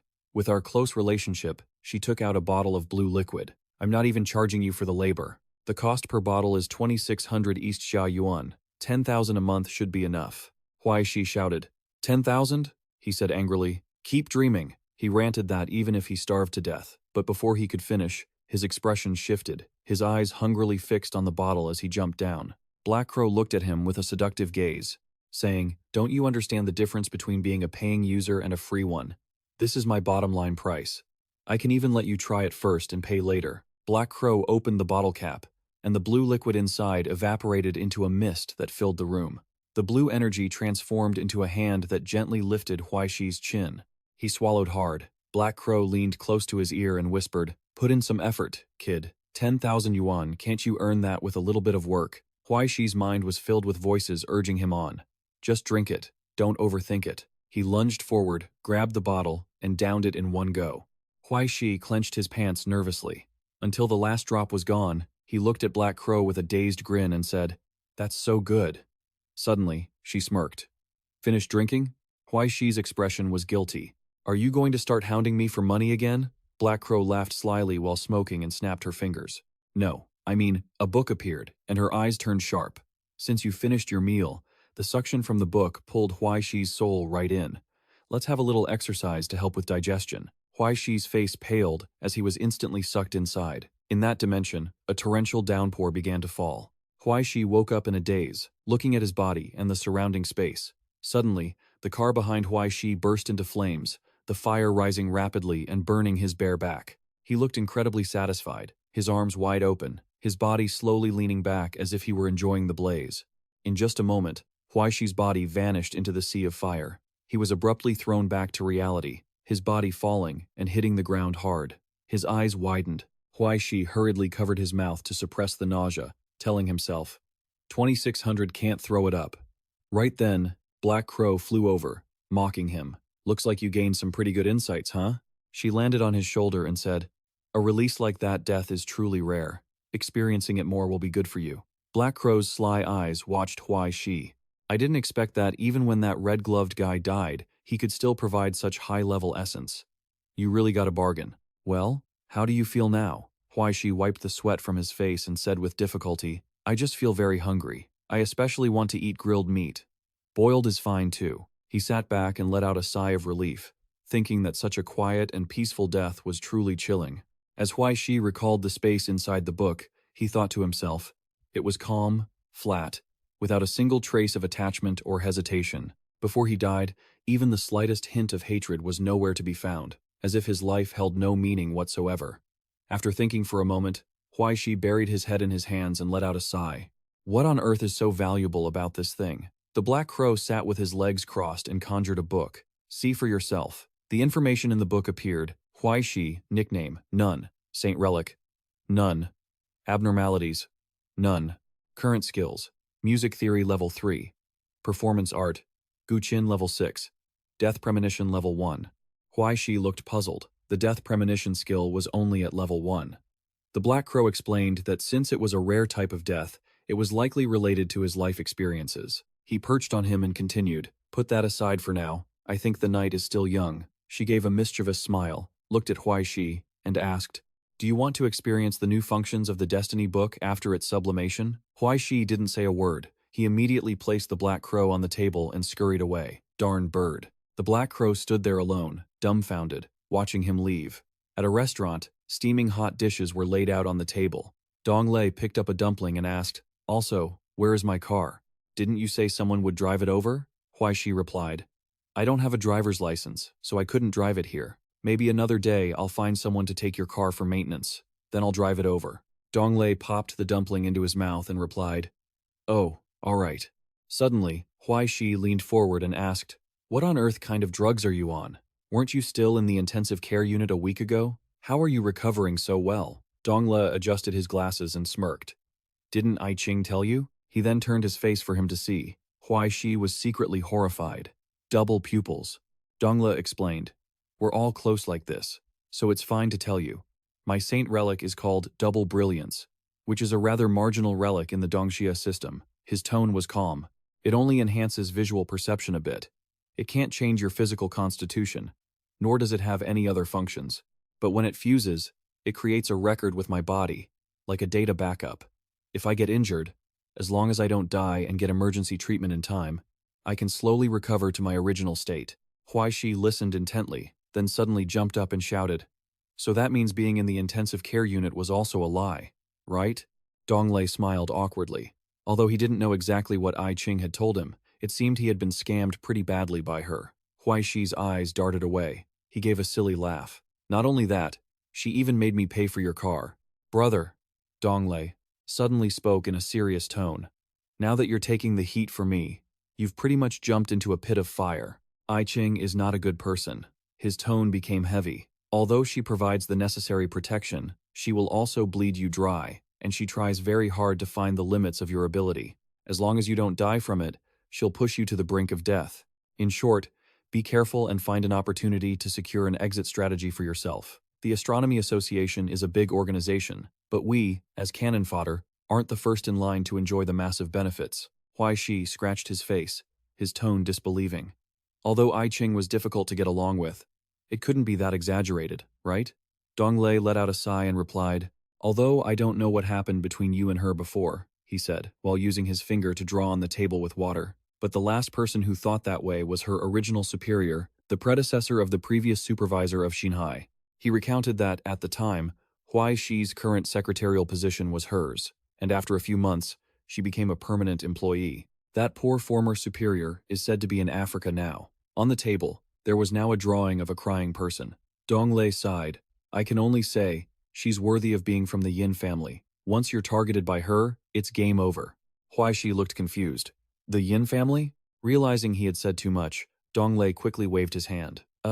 Let's not talk about that anymore. Didn't you say earlier that you wanted to find a nearby sublimation goods supermarket? Let's pay the bill and go. After eating, the two walked together. Huai Shi wondered. Xinhai Street isn't big, but it isn't small either. Are there only about 7 or 8 sublimators? Why do we need a separate sublimation supermarket? Donglei replied, that place is just a similar business model. It lacks many items, so you can only order from Jinling. If you aren't in a hurry, it's best to buy it online. If you need goods urgently from that place, the prices are insanely expensive. He adjusted his glasses and asked, by the way, since you've joined the Astronomy Association, have you done your soul evaluation yet? Huai Shi answered honestly. Not yet. I'm going to Jinling next month. Ai Ching said she would take me to the branch to get it done directly then. Donglei's tone was calm. Then just cooperate and get it done. Don't be foolish and blabber about anything. Back then, because I was too honest, I got a poor evaluation and wasn't allowed to do anything too powerful. He warned Huai Shi. Whatever happens, stay calm. Do you understand? He nodded blankly, feeling a bit dazed. The two slowly walked toward a building. We're here, Donglei said. They opened a room door. Inside, someone was sitting in front of a computer screen. Huai Shi whispered, Hey! Donglei stepped forward and cursed. Hey, all right, there's business here. What the hell are you still playing for? The other person replied, Wait a second, my teammates are all away from keyboard. This match can only be turned around if I carry. Damn it, the computer screen suddenly went black because Donglei had pulled the power cord with his foot. He turned and scolded the other person. You're going to turn into an idiot. What are you turning around? I've introduced a client right to your doorstep. Here, look at my little brother. Show some conscience. Kim Qian finally turned around to speak. Oh, hello. He paused, his voice nonchalant. You're so young, already working as a gigolo? Donglei hit Kim Qian's head hard to remind him. Don't talk nonsense. Kim Qian responded arrogantly. Okay, what do you need? Goods are in the back. Follow me. Donglei told Huai Shi to just call him detective. Although it's a bit strange. When trading with strange sublimators, you absolutely must not reveal your real name. Just find yourself a nickname. He said, I'll be here waiting for you. If you can't agree on a price, you can call me. Huai Shi nodded slightly. He walked into a bright white room where Kim Qian was already waiting. Kim Qian reached out his hand comfortably. I didn't expect there to be new sublimators in Xinhai. What's your name, little brother? Huai Shi shook his hand and replied, Huai Shi. Kim Qian heard him and got straight to the point. All right, my courier point is from yesterday. I have all the usual stuff. If you want something rare, I can directly order it online for you. Huai Shi replied, No need. I didn't come to buy goods. He looked down at his bag and slowly pulled the zipper open. Suddenly, Huai Shi turned to him with a cheeky expression. He asked, Brother, do you want some Mai Thui? Kim Qian looked blank. What the hell is that? Huai Shi coughed slightly and took out a bottle of white powder. I'm talking about this. Kim Qian stroked his chin, looking at the bottle as if it were a lifesaver, and replied, Wait a moment. Then he turned to ask the computer. Kim Cheon's hand emitted a surge of power. The black raven appeared and said, "Matter is a rare essence. It's an essential foundation for certain types of metallurgical alchemy. It's just that the application range is still quite limited, and the raw materials themselves in the deep zones aren't easy to find, so it doesn't sell for much," the raven added with a cunning look. "But this is the most suitable way for you to make money right now." After hearing that, Huai Shi turned to wink at Huai Ji, and a moment later, he laughed excitedly. Huai Shi hummed happily, thinking to himself, 80,000, 80,000. Being an ascendant is truly great. After setting aside money for some tools, I'll still have 70,000 left, enough to buy medicine for half a month. He calculated silently. I can't just hand it all over to that bird. I need to keep some to get a new bike and fix up the bone marrow shop a bit. Right. I also need to buy a few more chairs. Those two idiots smashed all my chairs last time. Huai Shi was so moved he could cry. He still needed to save some for living expenses. Suddenly, his pupils contracted, and Huai Shi's gaze turned wary. Dong Lei, standing behind him, asked, "Are you okay? Why so happy? Has it been that long since you've seen money?" Huai Shi turned around innocently and said, "I'm fine. Anyway, I've pretty much escaped the sea of suffering now. Do you have any plans for what's next?" Dong Lei looked up and sighed. He hadn't thought it through yet. "Next week, I'm taking a flight to go out and have some fun for a few days. Being trapped before was truly suffocating. During my probation, I couldn't even leave Tanhai City." He curled his lips into a cold smile. "I had to report my location to the chief inspector every single day." Suddenly, Dong Lei stopped walking. "Oh," and Xiao Shuai said, "Thanks for the red glove incident." Huai Shi looked bewildered, thinking to himself, "So he knew about it all along." Huai Shi replied, Sorry, about that you don't need to worry about the car. I have insurance." Dong Lei turned his face away, pretending to weep. Huai Shi sighed. "That's enough of that. I'm heading home." Dong Lei replied, "All right, make sure you eat something before you leave." He walked away, giving a haughty wave. At that moment, Huai Shi felt as if some gaze were tracking him. He gripped his wallet tightly and began walking faster.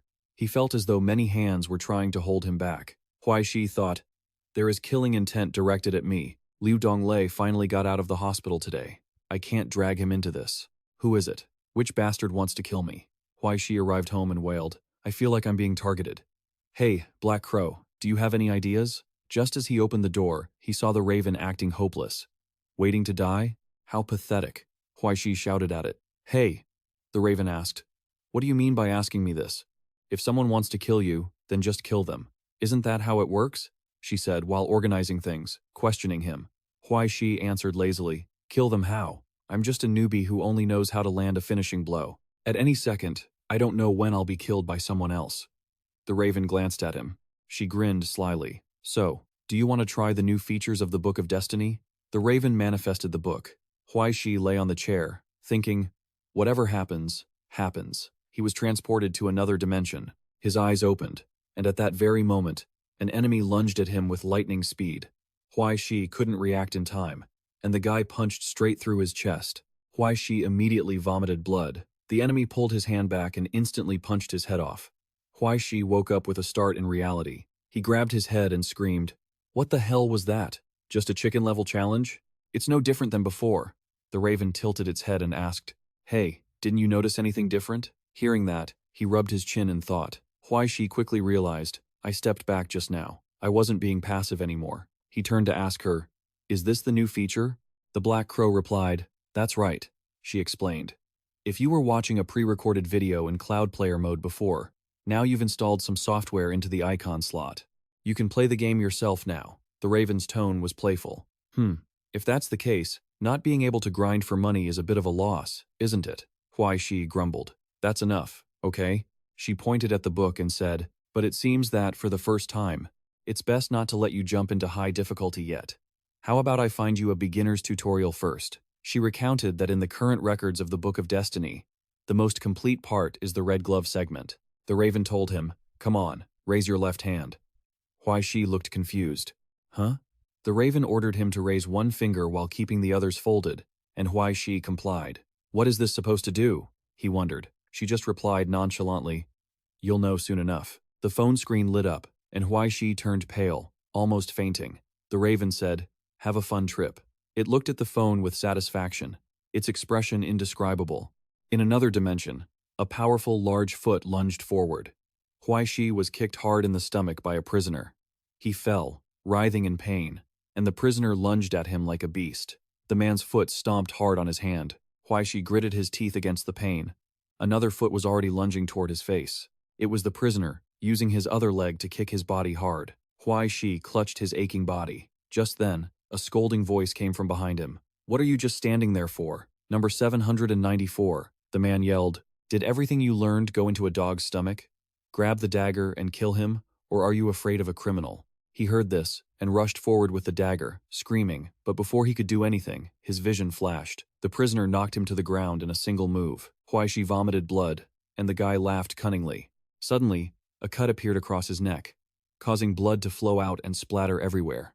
The prisoner fell. Huai Shi struggled to sit up, his face filled with misery, thinking to himself, "Sometimes I'm truly glad that this is just a dream." He reached for the knife. Without caring about laws, morals, conscience, or other worries, he could pick up a weapon to kill anyone, as his body grew more accustomed to this operation. There's no need to go back to a normal life, right? In his heart, he felt confused. But why did a feeling like this feel so uncomfortable? The man behind him stepped forward, looking at him coldly. He grabbed Huai Shi's nape and twisted his neck violently. With an icy voice, he said, "You have betrayed the expectations the Empire had for you. Back to reality." Hearing the noise, he woke up with a start. Huai Shi muttered curses. "What empire? Are you people from the Shimada clan?" He turned to ask the raven, "What's the meaning of this? Shouldn't defeating a strong enemy restore health or add skills?" It replied leisurely, puffing on a cigarette. "Do you want to continue?" Huai Shi sighed and shouted, "Continue." By daytime, Huai Shi collapsed on the table, weeping. "I finally passed the stage. That red glove bastard was tough as hell." The raven saw him struggle to get up and asked, "Next one, okay? You can't refuse." He walked up the stairs, his voice heavy with exhaustion. "I've still got work to do." She just looked at him, lost in thought, saying nothing. At the funeral, Huai Shi stood before the coffin with a bouquet of white flowers, his gaze filled with sorrow. He thought, "That jerk, even in death, he still manages to make people angry." He placed the bouquet in front of the coffin. He thought to himself, "You spent half your life tormenting yourself for money. Now that you've finally sold yourself for a good price, you're free of all burdens, aren't you?" His eyes were full of sadness. Huai Shi looked at the woman beside him, wondering if Yang had ever considered that there were still people who would grieve for him. Shui Mei turned to look at him. Huai Shi looked away, heartbroken. A moment later, Yang's coffin was pushed into the crematorium. In the family lounge, Shui Mei handed Huai Shi an envelope. He took it, confused, and asked, "What is this?" Shui Mei smiled kindly. "Take it. This is the money Yang owed you. Everything he did back then was for my sake. So, in short, I am the one who owes you." Her voice sounded bitter. "Huai Shi, you are such a good kid. You were always getting cheated out of money, but you never said a word. But this debt cannot go unpaid. Now that he's gone, I want to clear his debts." Huai Shi pushed the envelope back. Shui Mei said slowly, "If you really want me to feel better, then don't refuse." Huai Shi spoke up. "What are you talking about? There's no such thing as owing or not owing anymore." Then, his expression grew thoughtful. He recounted his past with Yang. "I used to think that people treating me well was just how things were supposed to be, because I thought in the future I would definitely pay them back 100%. But after growing up, I gradually understood." He muttered, "Huai Shi, you really have to keep living. Sometimes, when those people helped me, did they ever expect me to pay them back?" Black smoke billowed from the crematorium. His gaze was full of longing, yet tinged with pain. "As far as I'm concerned, when I was at my lowest, Yang lent me a hand that was enough. Everything else is irrelevant." He pushed the envelope toward Shui Mei and argued, "So, just consider this a part of my contribution. Please, treat this as a small repayment from a friend." Having said that, he turned to look at Yang's portrait and said with self-deprecation, "If Yang heard that, he'd probably laugh right in my face, wouldn't he?" Shui Mei pressed her lips together, and tears began to fall onto the table. If he were still alive and heard what Huai Shi said, he would surely feel very ashamed. She covered her face and sobbed. Sitting on the bus, Huai Shi watched the crowds pass by the window, thinking to himself, "No, he'd definitely be full of himself." The bus stopped, and he stepped off, but his thoughts remained unsettled. She hadn't cried once from start to finish, and she had even managed the funeral so neatly and orderly, ensuring he left with dignity.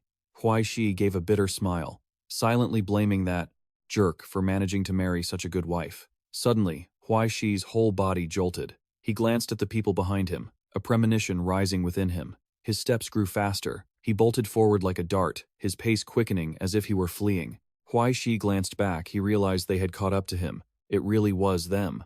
After leveling up his death sense, he had become incredibly sensitive to the malice others projected.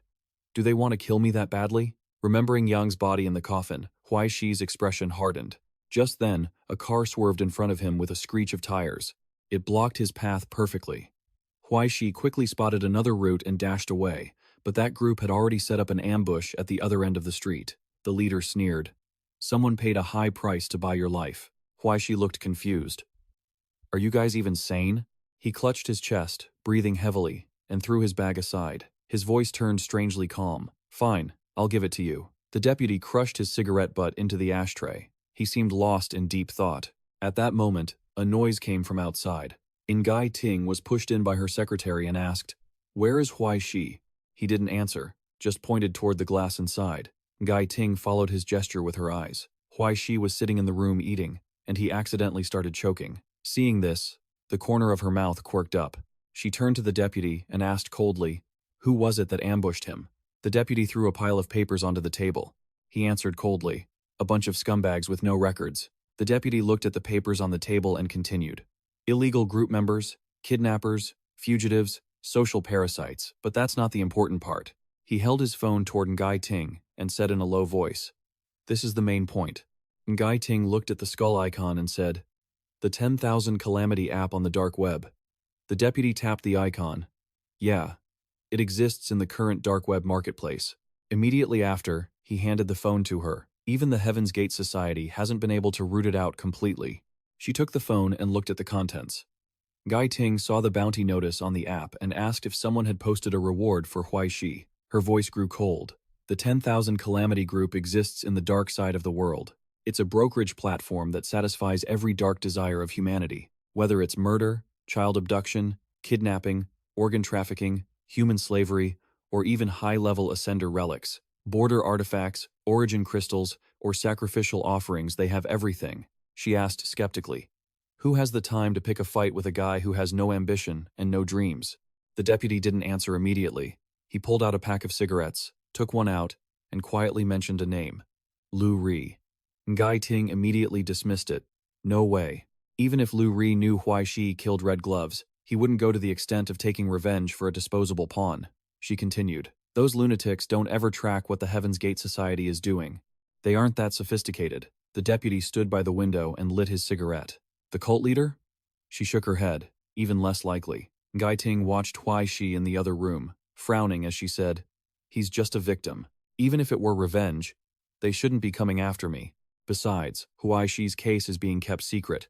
Apart from me, no one else knows he is an ascender." The deputy looked at the scene outside and said softly, "All 7 of them were seriously injured. 5 are in the ICU. He clicked his tongue. That idiot really knows how to cause trouble. He then put a hand to his head. I should just follow protocol and lock him up for half a year. Her gaze never left. Huai Shi. He is an official member of the Heaven's Gate Society now. Ngai Ting then turned to him and made a decision. Although the Special Ops Division's duty is to manage criminal ascenders, the judgment of crimes is handled by the Chief Prosecutor of the Heaven's Gate Society. I don't think we should make a scene over this. Deputy Chu frowned and asked. I Ching was determined to protect him at all costs. She reached out for her tea and replied, He is my subordinate. He barked loudly. No, he's just a high school student. He'll be a senior tomorrow and will take the college entrance exam in a year. The deputy shouted furiously. If you don't want him to end up in a disaster zone one day, then you shouldn't get him involved in things outside of school. I Ching chuckled mockingly. Are you suddenly concerned about the youth? Deputy Chu turned slightly and replied, I just hate using a child as a weapon. He reached up to touch his neck, adding sheepishly, The more I worry, the more I hate it. I Ching took a sip of her tea, looking at her own reflection in the cup, and replied, He won't become the person you think he is. The deputy rested his hands on the desk, staring intensely at the screen, frowning as he compared images of Huai Shi from now and before. He couldn't help but recall what happened that day. The deputy said quietly, My lady, you intend to try and teach a wild beast the rules of a house dog, but Huai Shi isn't like that. He's just a stray dog living in a den, he continued. Even if he looks like a husky, his nature will always be that of his wolf ancestors. Back then, standing before the crowd, Huai Shi bowed his head to apologize. I'm sorry. My friend just passed away. And I'm very sad. When he looked up, his eyes were filled with killing intent. So if I do anything wrong later— As he spoke, he lunged at the thugs. I apologize for that now. Returning to the present, the deputy said sternly, once he tastes blood, no shackle will ever be able to hold him back again. Ai Ching closed her eyes slightly and said, if you're that afraid, why not just kill him? He turned back and snapped. He's only 17 years old. He still has a chance to choose his own future. His voice grew increasingly sharp, saying that making the right choice once would prevent many people from being harmed in the future. Ai Ching lowered her gaze and replied, is that so? She said calmly, closing your ears to what you don't want to hear, turning a blind eye to what happened, enduring pain until it becomes a habit. She questioned him coldly, wagging your tail just to be rewarded? Do you really think living like a house dog is happiness? Upon hearing this, the deputy threw his cigarette to the ground in a rage and shouted, he still has many choices. Ai Ching laughed softly. He doesn't. She continued, his surname is Huai, not I like mine. No matter how much he struggles, he cannot change what has already happened. This is his fate. Deputy Chu crossed his arms and asked, how do you think he'll look at you once he finds out the truth about that year? Ai Ching replied coldly, who cares? Whatever choice he makes, I won't be surprised. She looked straight at him, but until then, I won't let anyone lay a finger on him. The deputy asked, confused, so what exactly are you doing? Atoning for your sins? Ai Ching closed her eyes and replied, it's just hope. The secretary pushed her into the room where Huai Shi was being held. There is one person who can settle the score with me. Inside the room, she turned her back to Huai Shi. She asked coldly why he didn't try to escape. Huai Shi answered, confused. Huh? Ai Ching looked ahead and said coldly, if it were the usual you would have run away. Facing things head-on is not your style. He scratched his head and replied, maybe it's because I was too angry? After that, he couldn't help but lose control, turning himself into this state.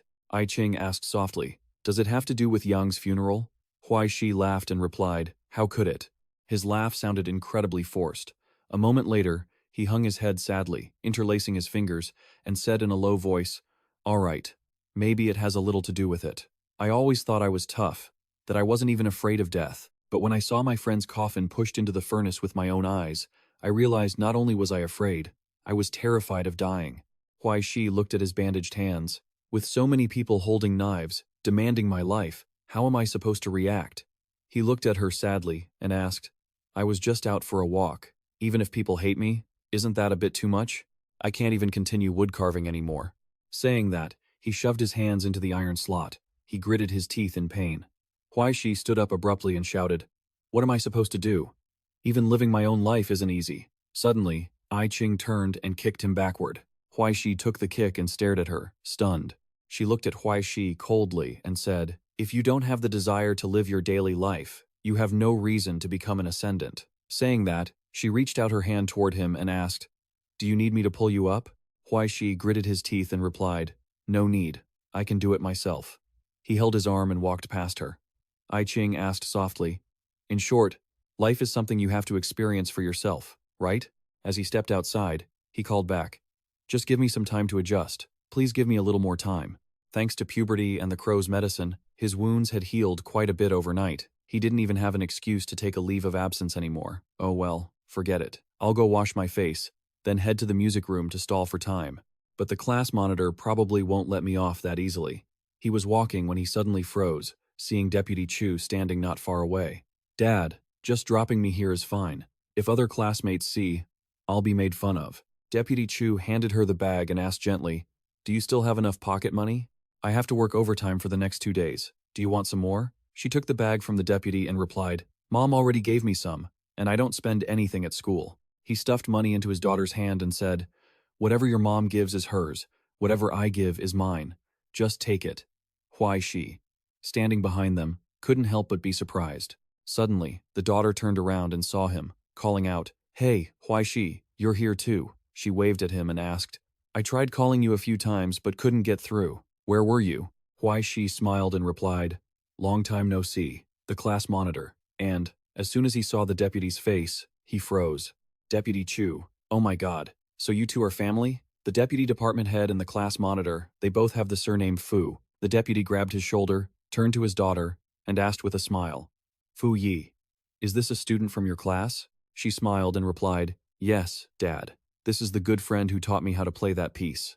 He plays the instrument really well and is great at his studies. The deputy's hand tightened on Huai Shi's shoulder. Deputy Chu leaned in close and smiled grimly. You're a talented kid, huh? Make sure you study hard. You hear? He put his arm around Huai Shi and asked, You're very close to my daughter, aren't you? How many times have you two met? What exactly is your relationship? Huai Shi was a bit scared and quickly replied, Not close at all. We just see each other every day in class. What other relationship could we have? We're just classmates, plain and simple. Fu leant in close and warned him. Remember, stay away from my daughter. He replied softly. I know, Deputy Chu. Easy now, that hurts.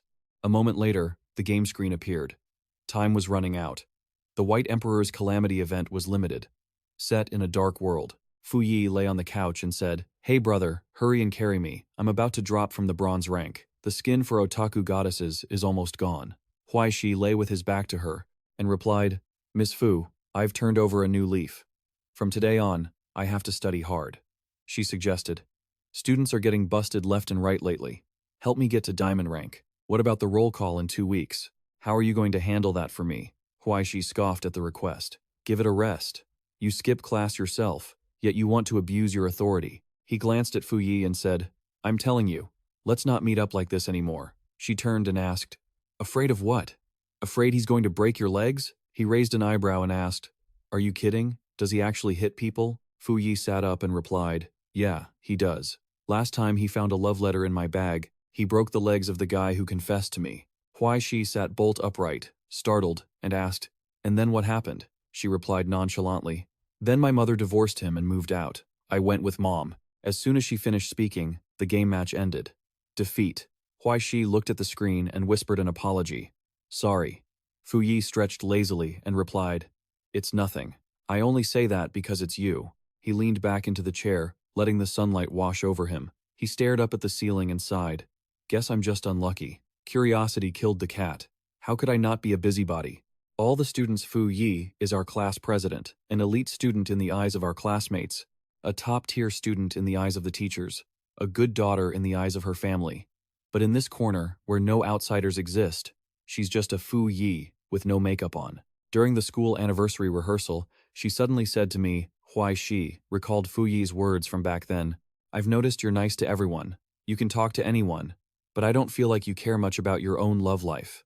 You definitely don't like anyone, do you? She continued. Because I'm the same way. That's the similarity between good friends, right? After that, we continued to maintain this unconventional friendship, hovering between distance and mutual respect, sometimes even destroying each other in the corner that belonged only to us, and then stopping to return to normal. Currently, Fu Yi lay on the chair and asked, What trouble did you get into during summer break? Huai Shi replied softly. Well, she comforted him. You don't need to be afraid of him. He just has a habit of being brutal. He doesn't understand what tenderness is. She played the game and said, I guess everyone who's been on the battlefield is like that, huh? Even if their hearts are in the right place. But suddenly, Fu Yi's eyes widened in fear. She shouted, I forgot something very important. When I just went to the gatekeeper's office to get some materials, the guard said you had a package delivered. A moment later, Huai Shi was at the guard gate. The guard was very angry, saying he would discipline him and that he wasn't allowed to have deliveries sent to the school anymore. He held the package, which seemed to be glowing on the ground. Outside, police cars had surrounded the area. They were guarding it extremely strictly. Just then, another cart was pushed forward. At the same time, Ai Qing and 2 others approached. Old Xia announced it had been dealt with. Ai Qing reached out to take the object from the cart. It looked like a fairly normal design. Suddenly, her eyes caught something. A trigger type? Old Xia revealed it was a combination of a trigger and a timer. Whether you open the box or the time runs out, it will explode, he explained. The explosive is common mineral-based. The blast radius is quite small. It might only blow up this guard booth. Old Xia calculated that if it had been opened in a classroom, the consequences would have been much worse. Ai Qing sighed. This had turned into a serious public security incident. At the same time, a staff member ran up to report that they had checked the surveillance footage. He brought the screen forward. It was the street camera that had captured the delivery person. Deputy Chu watched intently. A second later, he was shocked to realize Wang Hai was still alive. Ai Qing wasn't very surprised. It seems not only is he alive, but he still has the strength to challenge us. Deputy Chu crushed his cigarette under his boot and cursed bitterly. Damn it. A member of the Salvation Society actually dared to carry out a terrorist attack in New Sea in broad daylight. Deputy Chu ordered, "Send more people, search every corner, and catch him for me." "Yes, sir." I Ching stared into the distance. Huai Shi was sitting in a corner, his face showing clear signs of sorrow. The cart slowly rolled toward him. I Ching sat beside him and instructed, "The special operations team will take you back first. Get some good rest tonight." The space suddenly fell silent. Huai Shi asked in a cold voice, "Is it over?" I Ching replied honestly, "It's possible this is only the beginning. Don't put too much pressure on yourself. I'll let you know if there's any news." Hearing that, he picked up his suitcase and left, but suddenly Huai Shi stopped in his tracks. He turned around as if he just remembered something. "Right. Can you help me apply for a leave of absence?" I Ching was puzzled but agreed. Huai Shi gave a grateful smile. "Thank you." He turned his head to look at the massive building. In the window, Fu Yi was watching him. Huai Shi waved goodbye, and then he officially left. That evening, at his familiar home, Huai Shi opened the door and announced, "I'm home." He stepped into the dark, cold house. Black Crow flew out to greet him. "My love, you're home. Drink this medicine." Huai Shi said wearily, "Didn't I already take it this morning?" She urged, "Take another dose. I've adjusted the formula. The medicine now contains substances from the current scene, plus the residual toxic minerals left after death." As she spoke, Black Crow observed his reaction. "Look at you. After a night of getting beaten up, training, you've visibly matured faster." She held up the vial with a seductive smile. "This shows that pressure and destruction will accelerate your absorption rate. There's a saying, you can't create the new without destroying the old. I've diluted the medicine to a safe level, where it would only paralyze a normal person. Don't worry." The next second, Huai Shi snatched the vial from Black Crow's hand and drank it directly, which surprised her slightly. Huai Shi asked, "What's wrong?" Black Crow said honestly, "No, I was just thinking, if it were normal, whenever you heard my love and take this medicine, you would have reacted, wouldn't you?" She began to realize something. Did something happen? Huai Shi didn't want to talk about it. "Nothing happened. I'm going to sleep. Good night." After that, Huai Shi collapsed onto the bed in exhaustion, his hands gripping the pillow, his face showing extreme discomfort. Huai Shi sighed, "Damn it, I'm too weak." Outside, Black Crow had observed everything. She wore a cunning smile. "Seems like you lost pretty badly." Then she flapped her wings and flew away. The journey to collect the holy relic materials needs to speed up. The scene shifts to a magnificent, opulent hall. On the gallery, a few people applaud thunderously as Huai Shi stands on stage with his instrument. He steps forward, ready to begin his performance. The MC makes an introduction, asking the guests to enjoy the show, a piece titled "The Funeral Procession." Suddenly, Huai Shi senses a killing intent. In front of him are countless twisted, sinister-looking faces. Just then, day breaks, and Huai Shi wakes up from the terrifying dream. He sits up wearily, leaning against the bed as he stares into the distance. Then, he realizes his new semester has ended, and vacation has begun. A moment later, Huai Shi starts cleaning his room. The Black Crow stands nearby, watching. "Not doing the fourth-floor room? The bed isn't that small either. Why do you keep staying on the third floor? I feel like you're scrubbing the floor so hard the bed's about to fly away." He carefully reminds her, "This was my mother's room." She pauses for a beat, then the Black Crow sneers. "You still think they're coming back?" Huai Shi faces the issue nonchalantly. "I don't know. Probably not. Who knows? Maybe they have a new kid now, living happily as a family of 3 somewhere." A second later, he lets out a sigh. Then, Huai Shi tells himself, "But what if? If by any chance they do come back, they shouldn't be left without a place to stay, right?" The Black Crow flies to his shoulder. "Have you ever thought that?" Her eyes light up. "Huai Shi, your parents might have." As he turns his head, he snaps, "What did you say?" She brushes it off. Nothing. Nothing." The bedroom door shuts right after. A moment later, the Black Crow beside him nags. "Say, don't you want to go out and play for a bit? You've been holed up in this house for days." Huai Shi, while playing a game, replies, "Go out to get ambushed again? I went to school and had someone send a bomb all the way to campus. If I hit the streets now, there's probably a rocket launcher waiting for me." Hearing that, she sighs in frustration. "You keep being this stagnant. You're going to give birth in a few days." Huai Shi lifts his shirt to check his belly and looks confused. "What on earth? How did this happen?" The Black Crow finally explains. "The supplementary potion from the border ruins has a clear effect of triggering rapid growth. If this keeps up, Your puberty cycle will definitely be cut in half. Her wings flutter as she prepares medicine. The black crow is calculating. I should switch to a new formula for you. A challenger's puberty cycle instinctively seeks out an archetype within the silver sea to adjust itself. She smirks. Now that we're starting to adjust your physical attributes, the synthesis process will also improve quite a bit. Huai Shi drinks it immediately. I can move and push myself without even going outside. What do you think of this idea? The book nearby suddenly glows, hovering high before him. Huai Shi drinks while looking at his own belly. Then he collapses back in exhaustion. All right, don't pity me just because you think I'm handsome. The black crow is amused. I like gutsy people like you. Today, I'm going to give you a real experience. Then, the space turns pitch black. Someone's voice rings out, causing him to wake up. Kill everyone. Leave no one alive. Huai Shi has appeared elsewhere. He asks himself in confusion. Where is? A commanding voice echoes in his ear. 10 minutes until action begins. Teams A and B surround both sides. Kill all targets. No survivors. Do you hear me clearly? The whole team shouts in unison. Yes! Huai Shi looks toward the distant village. The vehicle stops, and the troops rush out. Looking at this style of operation, this is likely another fragment of memory from the Red Glove. Where on earth did that bastard serve? High-altitude regions combined with the architectural style of desert nations, and there are even traces of oil fields nearby. This place is the narrow desert region between Rome and the Russian Federation. The tug-of-war between the two hasn't been going on for just a day or two. Because of its rich oil resources, this area is a hotbed for brutal fighting. That means the mission target this time is a Russian Federation stronghold. Looks like this mission will be intense. Having cleared the video simulation so many times, what is there to be afraid of? Thinking that, he exhales, regaining his composure. As soon as the commander orders Team B to advance, Huai Shi steps inside. Strange. Why is there no movement at all? Could Team A have killed everyone already? Wouldn't that be too easy? His foot kicks the door, blocking his path open. Huai Shi marches in, rifle raised, looking heroic. The next second, he freezes. Inside, 3 young girls are cowering in fear. Huai Shi timidly steps back. My bad, wrong place. With that, he turns to leave. Suddenly, there's gunfire behind him. Huai Shi quickly turns around.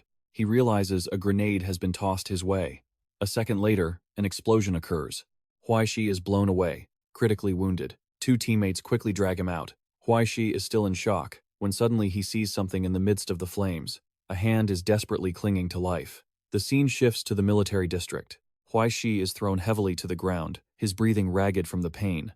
A gun is tossed down, and in front of him are 2 terrified girls. Footsteps approach him. The man looks at Huai Shi with cold eyes. Then he notices the pile of corpses nearby. His face fills with horror. Then Huai Shi glances at the person beside him. The instructor is scrutinizing him. Huai Shi breaks into a cold sweat. The command rings out. Fire. Without hesitation, Huai Shi fires frantically at the 2 people in front of him. A moment later, he stops. Blood has pooled across the ground. Huai Shi stares at the 2 who have collapsed before him, their eyes glaring at him with resentment. The scene shifts to a running shower. Huai Shi is back in the real world. He slams his fist against the wall repeatedly, shouting obscenities. The black crow watches from outside as blood flows down with the water. It drains into the sewer. The black crow admits her fault. Looks like I was too hasty. Choosing real combat like this really isn't appropriate. I miscalculated. This is my mistake, not your problem. Rest tonight, I'll fix a new one tomorrow. No. Huai Shi turns off the faucet, his resolve renewed once more. At that very moment, gunfire erupts like thunder. Suddenly, Huai Shi hears the command, kill everyone, leave no one behind. His hand immediately jerks the trigger, then Huai Shi turns to aim his gun at the glass partition opposite him.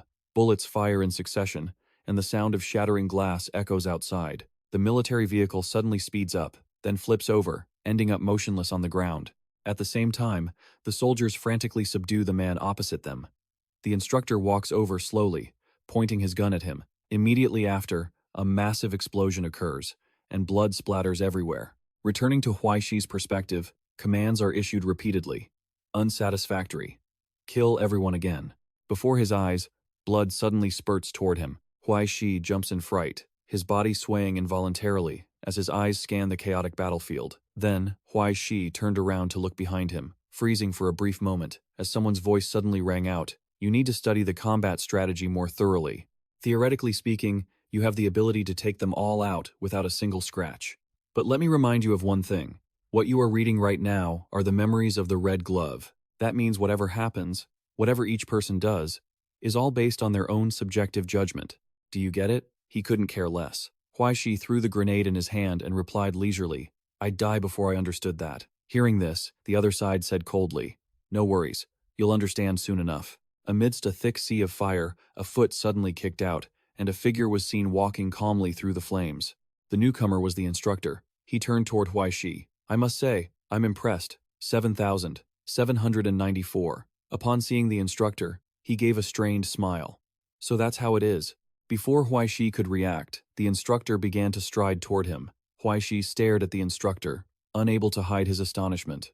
To think an ordinary person could survive an explosion without a single injury. Right at that moment, he threw a rope straight at Huai Shi. Caught off guard by the sudden attack, he froze. Huai Shi quickly realized something was off. This was the red glove's subjective judgment at play. Meanwhile, the instructor had already closed the distance. Suddenly, he fell flat on the ground. At that moment, the Black Crow's voice echoed in Huai Shi's ears. With a cold sneer, she gently touched his corpse. The Black Crow continued. It seems you finally grasped the limitations of subjective recording, haven't you? As she spoke, she suddenly conjured a flow of energy, and the Black Crow placed a jade bead into Huai Shi's mouth. Having done that, she said cryptically, those who cannot advance beyond their own fearful and biased perspectives will never become objective recorders of the truth. But this is the perfect place to experience recording, so you can possess the ability to transcend your own records. Hearing this, he frowned slightly. How? The Black Crow's eyes glimmered as she whispered, It's simple, just defeat everyone. No matter what happens, no matter what stands in your way. Back to the battlefield, the crazed soldiers charged forward. Just then, a hail of objects flew toward them. They pierced through the bodies of the soldiers, and the Black Crow's voice rang out again, urging Huai Shi on. No matter how difficult, even if there's a risk of being blown to pieces, merely clearing the stage is just the absolute bare minimum. What you should really be aiming for is speed, and taking no damage. Back to the Black Crow, she quickly grabbed a weapon and looked at him with a sinister glint in her eyes. Saying that, she slowly held the weapon out toward him. Returning to reality, her voice kept echoing in Huai Shi's ears. Kill them all. Leave no one alive. Outside, the military truck roared wildly. Just then, someone kicked Huai Shi, waking him up. Caught by surprise, he jolted awake. Huai Shi looked embarrassed and could only force a laugh. Outside, the soldiers lowered their stance. Hidden in the bushes, someone suddenly tapped the shoulder of the person next to him. As he turned around in annoyance, the other person suddenly plunged a knife straight into his face. The leader heard the noise and turned his head. What are you guys doing? Before he could finish his sentence, the blade had already struck. Inside, the lush bushes, blood sprayed continuously, staining the ground red. However, the gruesome scene showed no signs of stopping. On the other side, Huai Shi heard a voice over the radio. 7,764. 77783. Please respond. Please respond. Team B has lost contact. The situation has changed. Hearing that, he sighed. Looks like there's no saving them. Instantly, Huai Shi scanned the area. There were still 2 left. He quickly formed a plan at least wipe out Team B first. Without hesitation, Huai Shi pulled out a grenade and tossed it. Moments later, the area in front of him exploded. Through the thick smoke, the men were coughing incessantly. Seeing this, Huai Shi jumped up and warned, Don't shoot, it's me. Once that was done, Huai Shi appeared. Closer, just a bit closer. Seeing them, he couldn't help but smile. Right after, Huai Shi fired wildly, discharging a bullet with terrifying power, leaving a dent in the ground a moment later. Huai Shi looked down. That's a bit much, brother. I'm losing my hand here. What should I do? I haven't learned how to swap clips yet. Finished with that, Huai Shi leaned over to look for the radio. The voice on the other end shouted curses. 7,794. What are you doing? He replied lazily. Attacking our own team, obviously. Don't you know? I picked Widowmaker, you picked Hanzo. We could rebuild the empire together. The voice continued. Mission changed. Eliminate 7,794. From a bird's eye view, Huai Shi stood alone and isolated, tiny in the vast space, and he gave a soft smile. Don't be so quick to decide that. I feel like I can still be saved. As the words left his mouth, a loud explosion occurred. Huai Shi immediately ducked. Behind him, bullets continued to fire incessantly. Realizing the situation was dire, Huai Shi scrambled to hide behind a wall. He took a deep breath.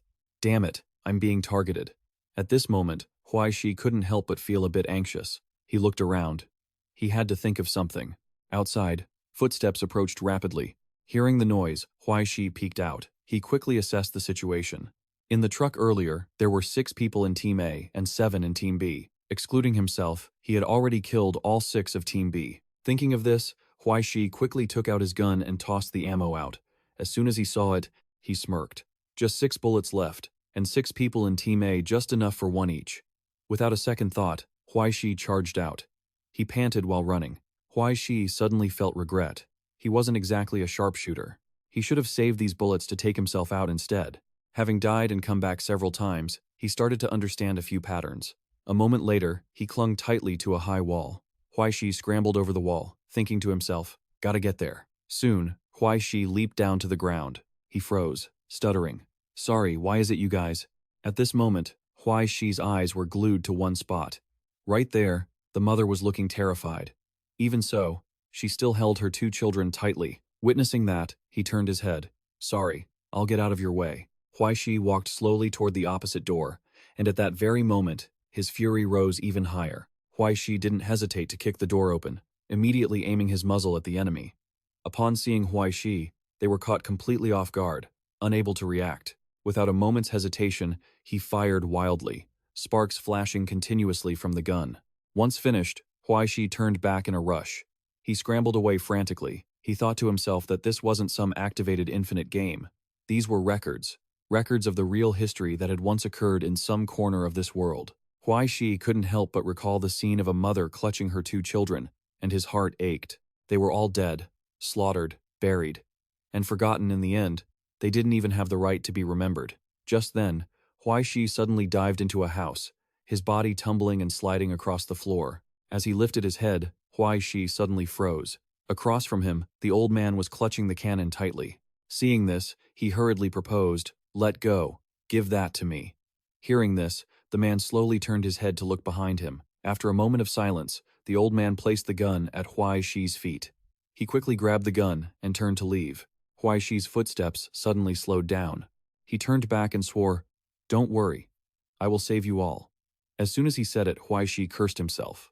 No, that was a lie. He couldn't save anyone. He couldn't save a single person in this village. They had already died back then. A moment later, Huai Shi walked calmly toward the enemy's lair. He muttered a curse under his breath. Hearing the noise, the group charged inside in unison. Suddenly, Huai Shi pointed the gun at them. He chuckled softly. Huai Shi narrowed his eyes at the group, a smirk playing on his lips. "How are you all doing? Even though you're just half-baked products, you managed to wipe out everyone here." The moment the bullet was fired, a loud explosion rang out. Turning back to the instructor, he saw him standing perfectly still. The instructor suddenly turned his head.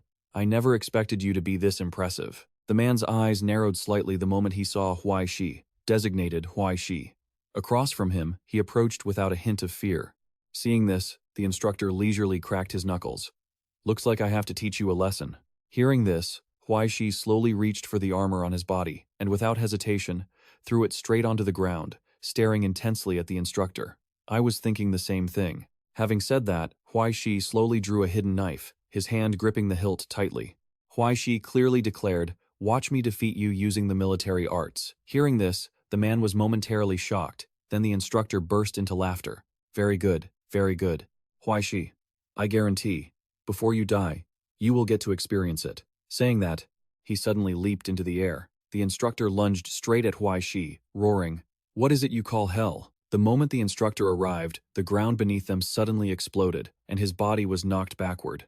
Huai Shi tumbled to the ground. He looked up at the instructor, his gaze drifting past reality as if he had experienced countless loops.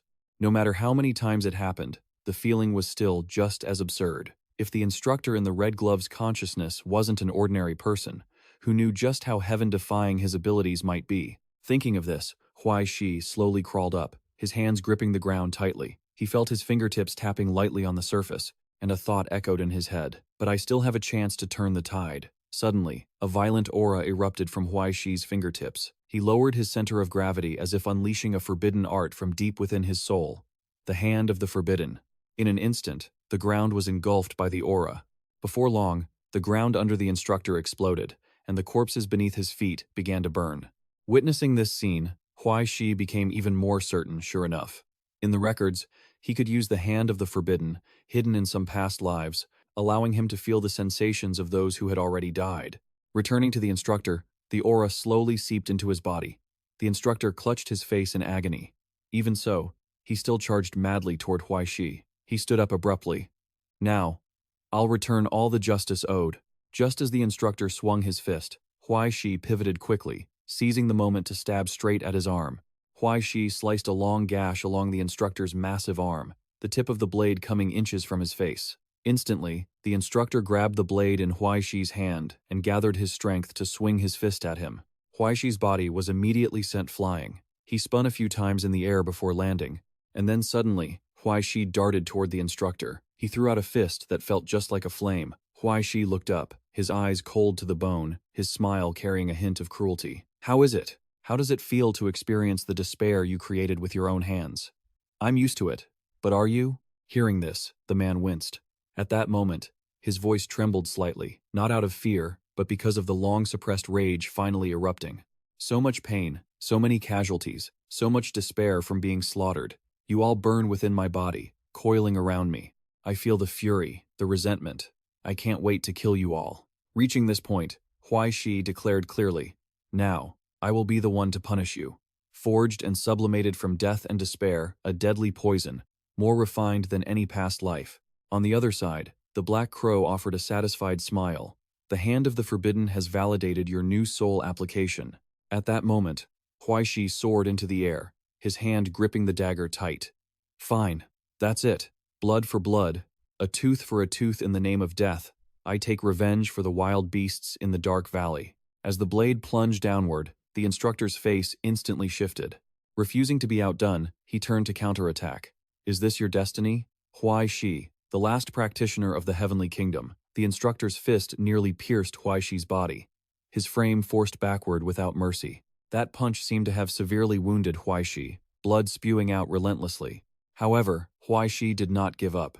He swung his blade once more. Huai Shi frantically stabbed the blade into the instructor's arm, and seeing this, the man swung his hand at him in a rage. Faced with the desperate situation, Huai Shi accelerated. Before long, the instructor's arm was severed in two. The knife in his hand also snapped, but it suddenly emitted a powerful aura. In that moment, Huai Shi roared, and without hesitation, he delivered the fatal strike. The instructor's arm was completely lopped off, and he was nearly stunned by the severity of his injuries. Huai Shi suddenly stepped closer and coldly whispered, "Thanks to you, I finally understand one thing." Hearing this, he backed away in terror, and the instructor's body suddenly collapsed. Across from him, he slowly raised the knife.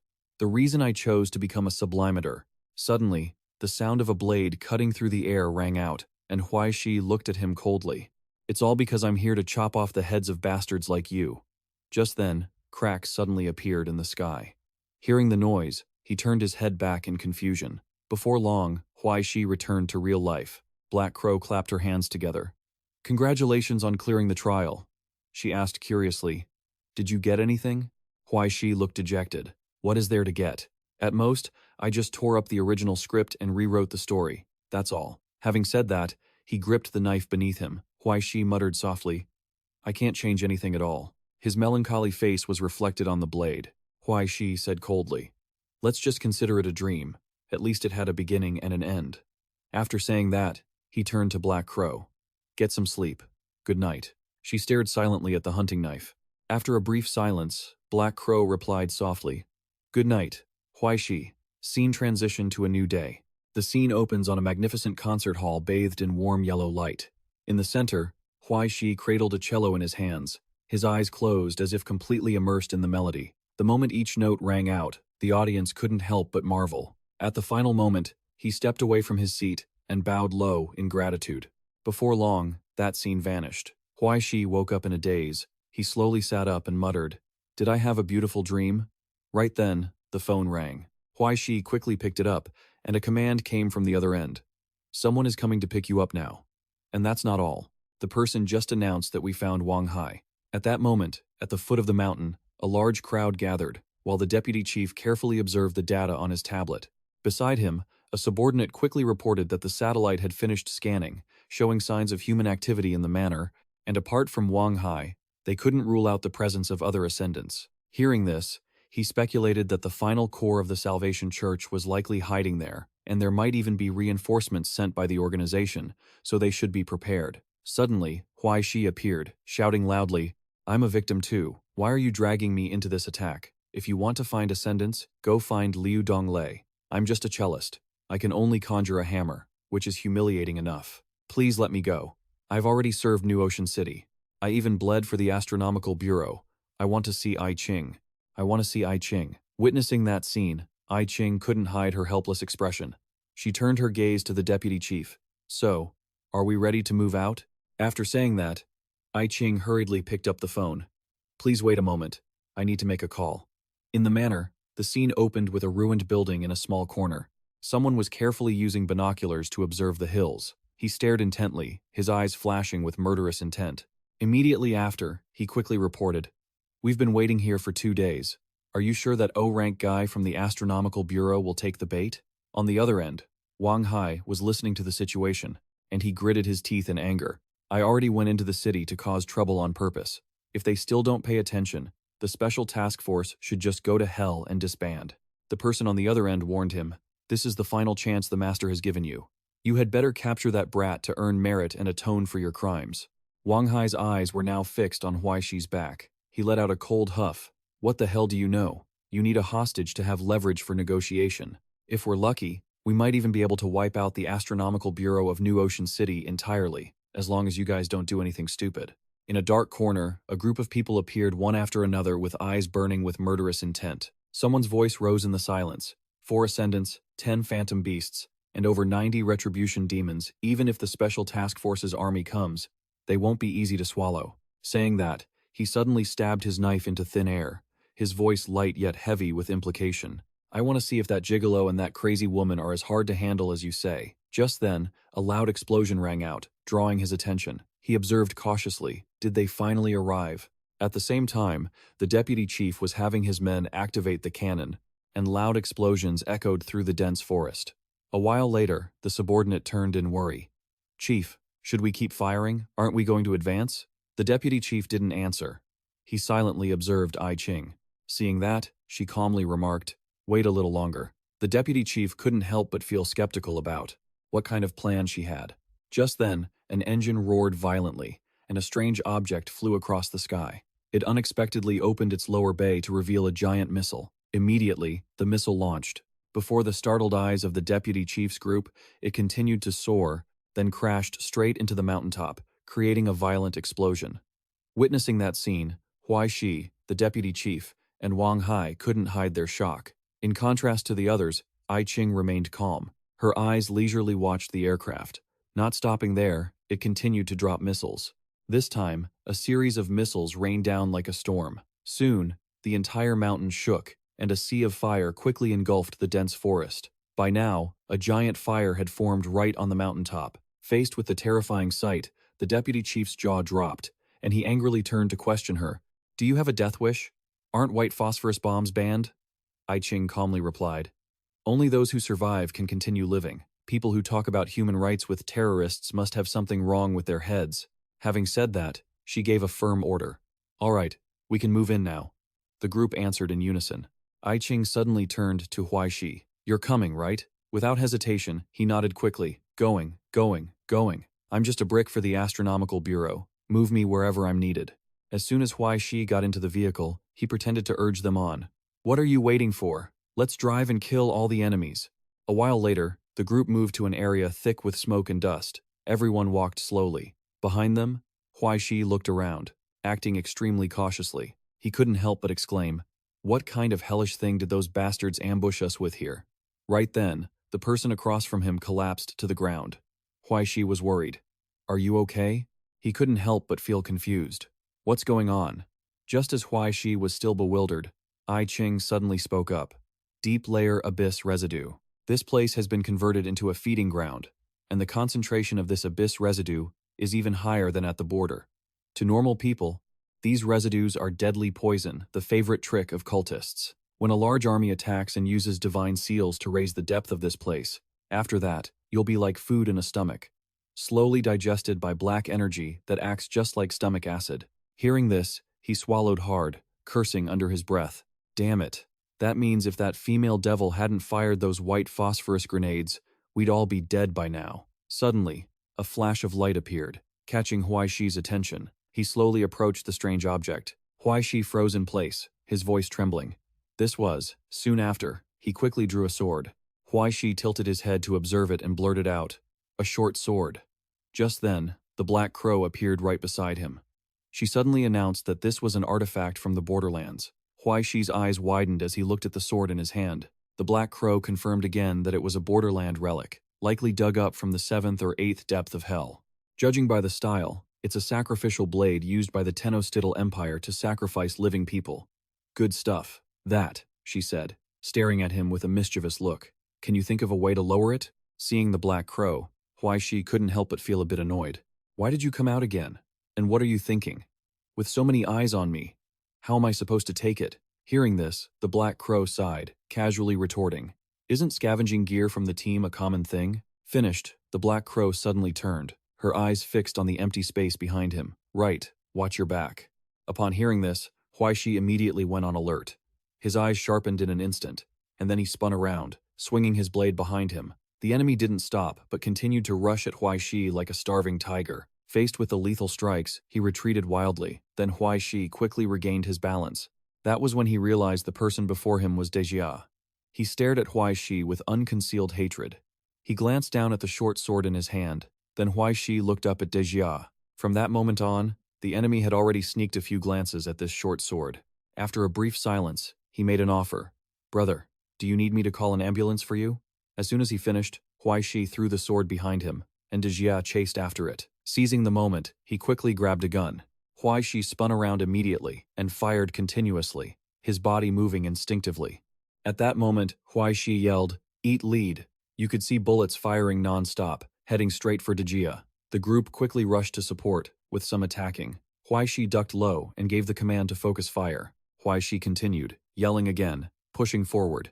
Suddenly, he turned to the person next to him. "Brother, lend me 2 grenades." Without wasting a second, Huai Shi pulled the pin and threw them with all his might at him. As soon as the explosion rang out, Dejia suddenly lunged out. He reached out with his sharp claws toward Huai Shi. He immediately swerved to dodge. Because of this, Huai Shi tumbled to the ground. Amid the chaos, he paused for a split second. "It smells too sweet." Opposite him, Dejia's body emitted a strange aura. Huai Shi's complexion turned pale, his pupils constricted. "This isn't good. Is there poison?" He quickly covered his face with his hands, when suddenly a burst of light exploded right in front of Huai Shi. Dejia appeared in a grotesque form, staring at him once again. Seeing this, Huai Shi felt skeptical. What the hell? Did that guy just shed his skin? While he was still worried, the Black Crow explained, "It's just a 2nd-tier holy relic. Don't be afraid to kill him. He's only alive because his soul is tough. That bit of poison isn't half as bad as the medicine I make you drink every day." As soon as she finished, he turned to her, questioning angrily, "Damn it, what exactly have you been making me drink every day?" Right then, Dejia rushed toward Huai Shi. He immediately spun around, and when Dejia swung his claws, Huai Shi sidestepped, thinking to himself, "Too slow." Right after, Huai Shi swung his sword at Dejia, the blade slowly wrapping around him. After a long while, the area became strangely silent. He looked up at him. "Damn, is it really that strong?" Then Huai Shi roared, "Taste my Roman dagger attack technique level 8. After saying that, he charged straight forward. Huai Shi launched attack after attack, forcing Dejia back. He was completely bewildered. Damn. This reaction, his dagger technique, is completely unaffected by the snake poison. This guy doesn't even have a holy relic. What kind of monster is he? Suddenly, Dejia opened his mouth and spat out venom. Instantly, the mask on Huai Shi's face began to corrode. Seizing the opportunity, Dejia lunged, gripping the sword in his hand. Dejia's other hand tried to reach for Huai Shi's face. Just then, he suddenly pointed his gun at him. Huai Shi's lips curled into a smirk, and he immediately fired madly, while Dejia's hand remained clenched around the sword. Seeing this, Huai Shi yelled, his voice echoing through the sky. "Let go!" He suddenly unleashed his forbidden technique, the atmosphere nearly exploding from the incoming pressure. Huai Shi charged right through Dejia, sending Dejia's body flying into the air. At the final moment, Dejia roared in agony. "I lost to a gigolo again?" As the words left his lips, Dejia collapsed, his body torn into pieces. The black crow rushed over right on cue.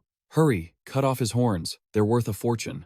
Huai Shi curiously asked, how much are they worth? She quickly replied, 1 gram of the toxic essence inside those horns can sell for tens of thousands. Hearing this, his eyes lit up like the full moon. Then suddenly, Huai Shi's gaze changed, his pupils reflecting a strange red glow. Huai Shi looked down at the sword in his hand, then smirked. Swallow your own essence. Are you kidding me? Have you ever tasted essence that wasn't poisonous? Huai Shi gave a sinister smile. There's plenty here. He let it absorb the poison, and soon, the sword was covered in it. After a while, it grew limp, the tip sagging. Seeing this, Huai Shi smirked. Are you being obedient now? Immediately after, he whipped the sword around, aiming straight at Dejia's horns. Instantly, the 2 horns were severed. Clutching them in his hands, he chirped happily. A moment later, Dejia was bound by an iron hoop, and his neck was secured. The soldiers quickly helped Dejia sit up, and one of them picked up the radio, reporting that they had captured an enemy transcender. Soon after, I Ching walked out slowly. She smiled with satisfaction. Well done. We caught a big fish. The moment he saw I Ching, he gritted his teeth. On the side, the deputy looked around, panicked. It was a stroke of luck that we caught him. A little more, and she would have blown him to smithereens, leaving not even a scrap behind. I don't know where the Russian Federation got this nuclear playstyle from, but honestly, I'm grateful to her without it. We wouldn't have avoided that ambush. He stared intently at the screen, watching the deputy calmly pull out a cigarette. He then slowly announced the preliminary results of the scene inspection. There were at least nearly 100 borderline abominations ambushing them. They found 3 human corpses suspected to be ascendants, but Wang Hai wasn't among them. In a different turn of events, the zombie suddenly woke up. It slowly crawled outside, heading back toward the deputy. The ground beneath his feet suddenly trembled. The deputy frowned slightly. This meant that he had either left or was never at the scene to begin with. With so many borderline abominations, how did they even get into the reality? What on earth is the customs department doing? At this moment, I Ching turned and spoke with a hint of mystery. Have you ever thought that this incident might have nothing to do with those losers at customs? He was stunned by the sudden question. What did she mean? She slowly continued. What if they weren't smuggled into the reality, but were being bred right here in the reality instead? The deputy was momentarily surprised, but nodded in agreement. Do those things quietly grow in the reality all this time?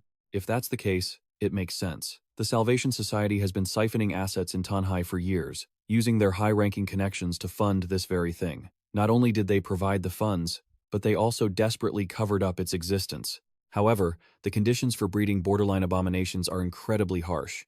The environment of the reality simply cannot sustain such large-scale breeding. Unless I Ching paused to think, and then continued. Are you trying to say that, except for the giant biological experimentation organization, the Survival Institute, which was shut down by the Astronomical Society, no other organization has the capability to do this, right? At the same time, Huai Shi was watching their conversation in confusion, when suddenly the deputy shouted, there is still one very famous organization capable of breeding borderline abominations. The scene shifted to the next day at a luxury restaurant. Suddenly, Donglei shouted, the purified ones. Huai Shi looked at him with a puzzled expression. Exactly. Why are you reacting so dramatically? Is that organization really that terrifying? He didn't answer immediately but asked pressingly, are you sure they mentioned the purified ones? Do you have any proof? He frowned slightly, remembering Dejia. After a moment of silence, Huai Shi slowly recounted. I Ching said to use the sacrificial blade to test him. She then stabbed the knife into Dejia. Right, that knife is cursed, yet she entrusted me to keep it. The sacrificial blade sucked Dejia's blood dry and returned to its original state. Then, the horrible thing happened. As the scene replayed, Dejia's eyes opened wide. His neck started showing signs of erosion, followed by Dejia's bound legs. Back in the present, Huai Shi made his judgment. It looked like he had been completely devoured by something. Dongle couldn't help but exclaim after hearing this. Truly a land of happiness, those purified ones. Man, you've gotten yourself into big trouble. Those lunatics are cultists among cultists, super terrorists among terrorists. Unlike him, Huai Shi still calmly poured his tea. Still skeptical, he asked directly. Even if you say that, I still can't tell which one is more dangerous, them or the rising Sunday. Dongle sighed and continued. That's not even in the same category, you know? The rising sun is just a bunch of antisocial psychos, but they mainly just stir up trouble and attack the Astronomical Society. The purified ones are not only antisocial but anti-human. Their nature is far more complex than the rising Sunday. Their base is in a place called the paradise in hell. And even if the Astronomical Society gets the coordinates, they can't wipe them out completely. Over the years, they've been wreaking havoc. But in the end, their greatest threat isn't them as individuals, but what lies behind them. What they worship is one of the 24 destruction factors that the Astronomical Society calculated based on the prophecies of the previous chairman. Calling it a god doesn't even do it justice. The eyes of the person just mentioned suddenly lit up, followed by Donglei's voice, the farm owner. Hearing this, Huai Shi wore a confused expression. Destruction factor. The farm owner? Why is something that sounds so epic called a farm owner? Does he raise cows? Seeing the solemn expression on his face, Donglei gave a wry smile. It's somewhat similar. The reason it's called a destruction factor is that when the Astronomical Society assessed them, they were deemed to have the rate, the ability, and the qualifications to destroy the reality. 24 destruction factors. Each one possesses terrifying power capable of turning the reality into hell. One of the fragments you're probably very familiar with. As he said this, he looked up outside. We see it every time we look up at the sky. Hearing that, Huai Shi turned to look out the window. He looked back at Donglei with a skeptical expression. He smirked. That's right. Or more accurately, it should be called the Old Sun, representing the old world that was destroyed. The clouds floating in the sky right now? You can think of them as its corpse. The farm owner, heaven, the flutist, thorns of the past, the gray-clothed one, the golden dawn. Out of the 24 destruction factors announced so far, the farm owner ranks first. As soon as he finished speaking, Huai Shi slammed his hand on the table. Heaven, I think I've heard that somewhere before. Donglei didn't deny it. He continued. Rumor has it that it's even related to the secret behind the collapse of the collective old gods in the year 1650. The depth behind it could swallow 10,000 people like you. Scared yet? Just then, a restaurant server brought out a plate of food. She smiled politely. Enjoy your meal. Donglei immediately turned to play the gentleman.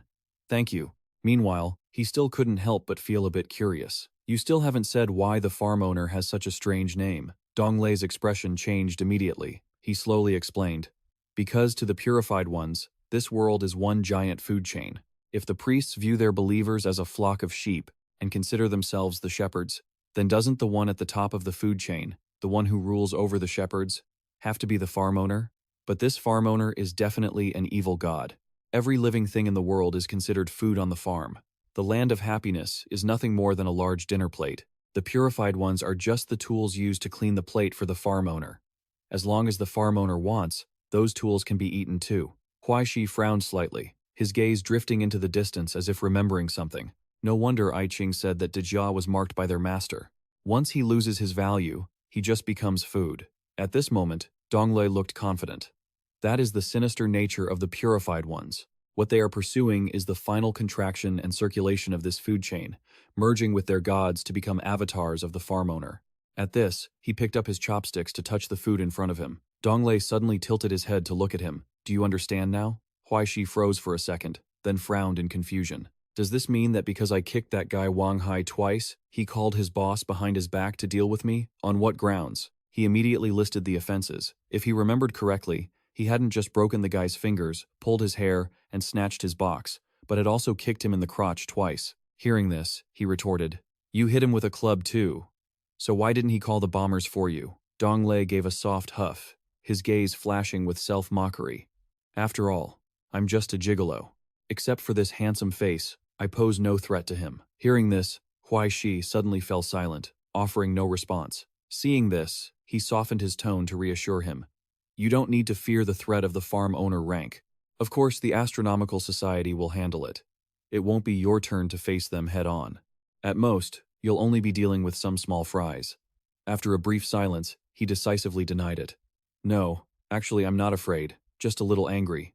Why? Just wanting to make my own life better. Is it really that hard?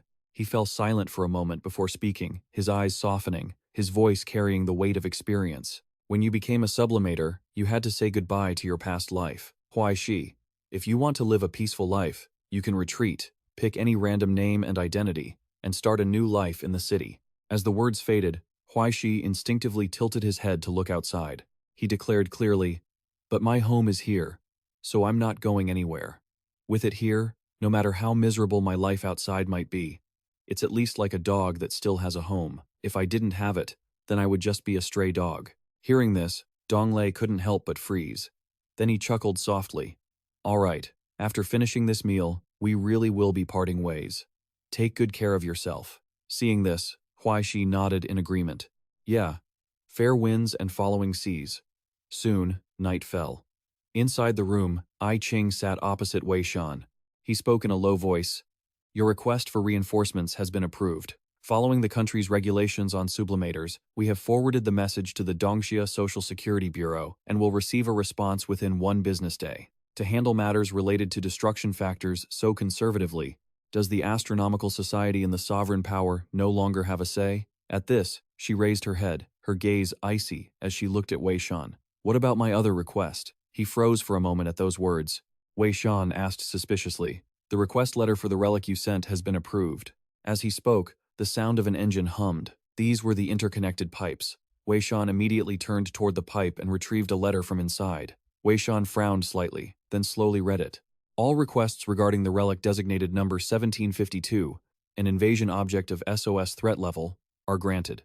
You are allowed to ask 3 questions.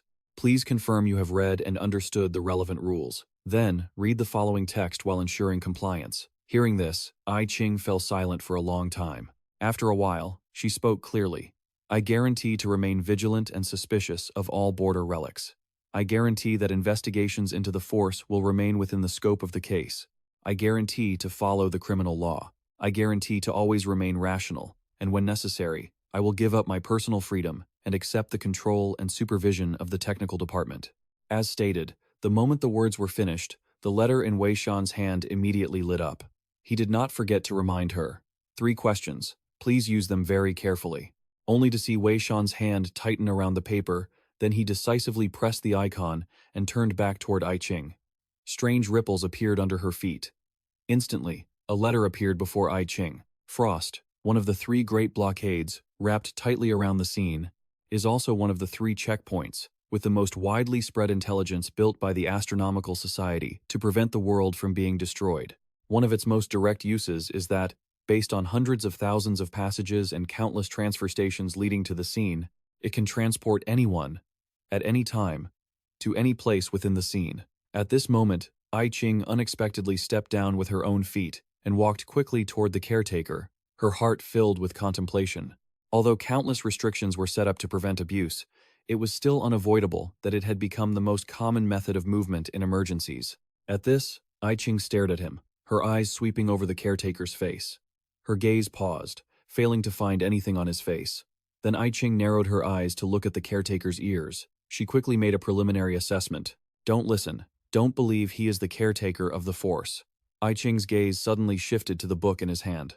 The chain wrapped tightly around the book was suddenly removed. Immediately afterward, it frantically flipped through the pages. I Ching stared at both the book and the caretaker, which also served as the safety catch to behead the user when the relic lost control or violated regulations. At that moment, someone's voice rang out. Finally, it's more comfortable now. Freedom is hard to come by. Who summoned me? In the middle of the space, a strange entity appeared, moving in a grotesque way. Then a long tongue appeared.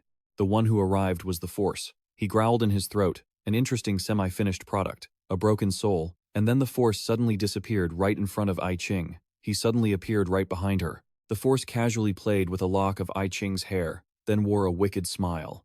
What did I say last time, little wretch? We meet again.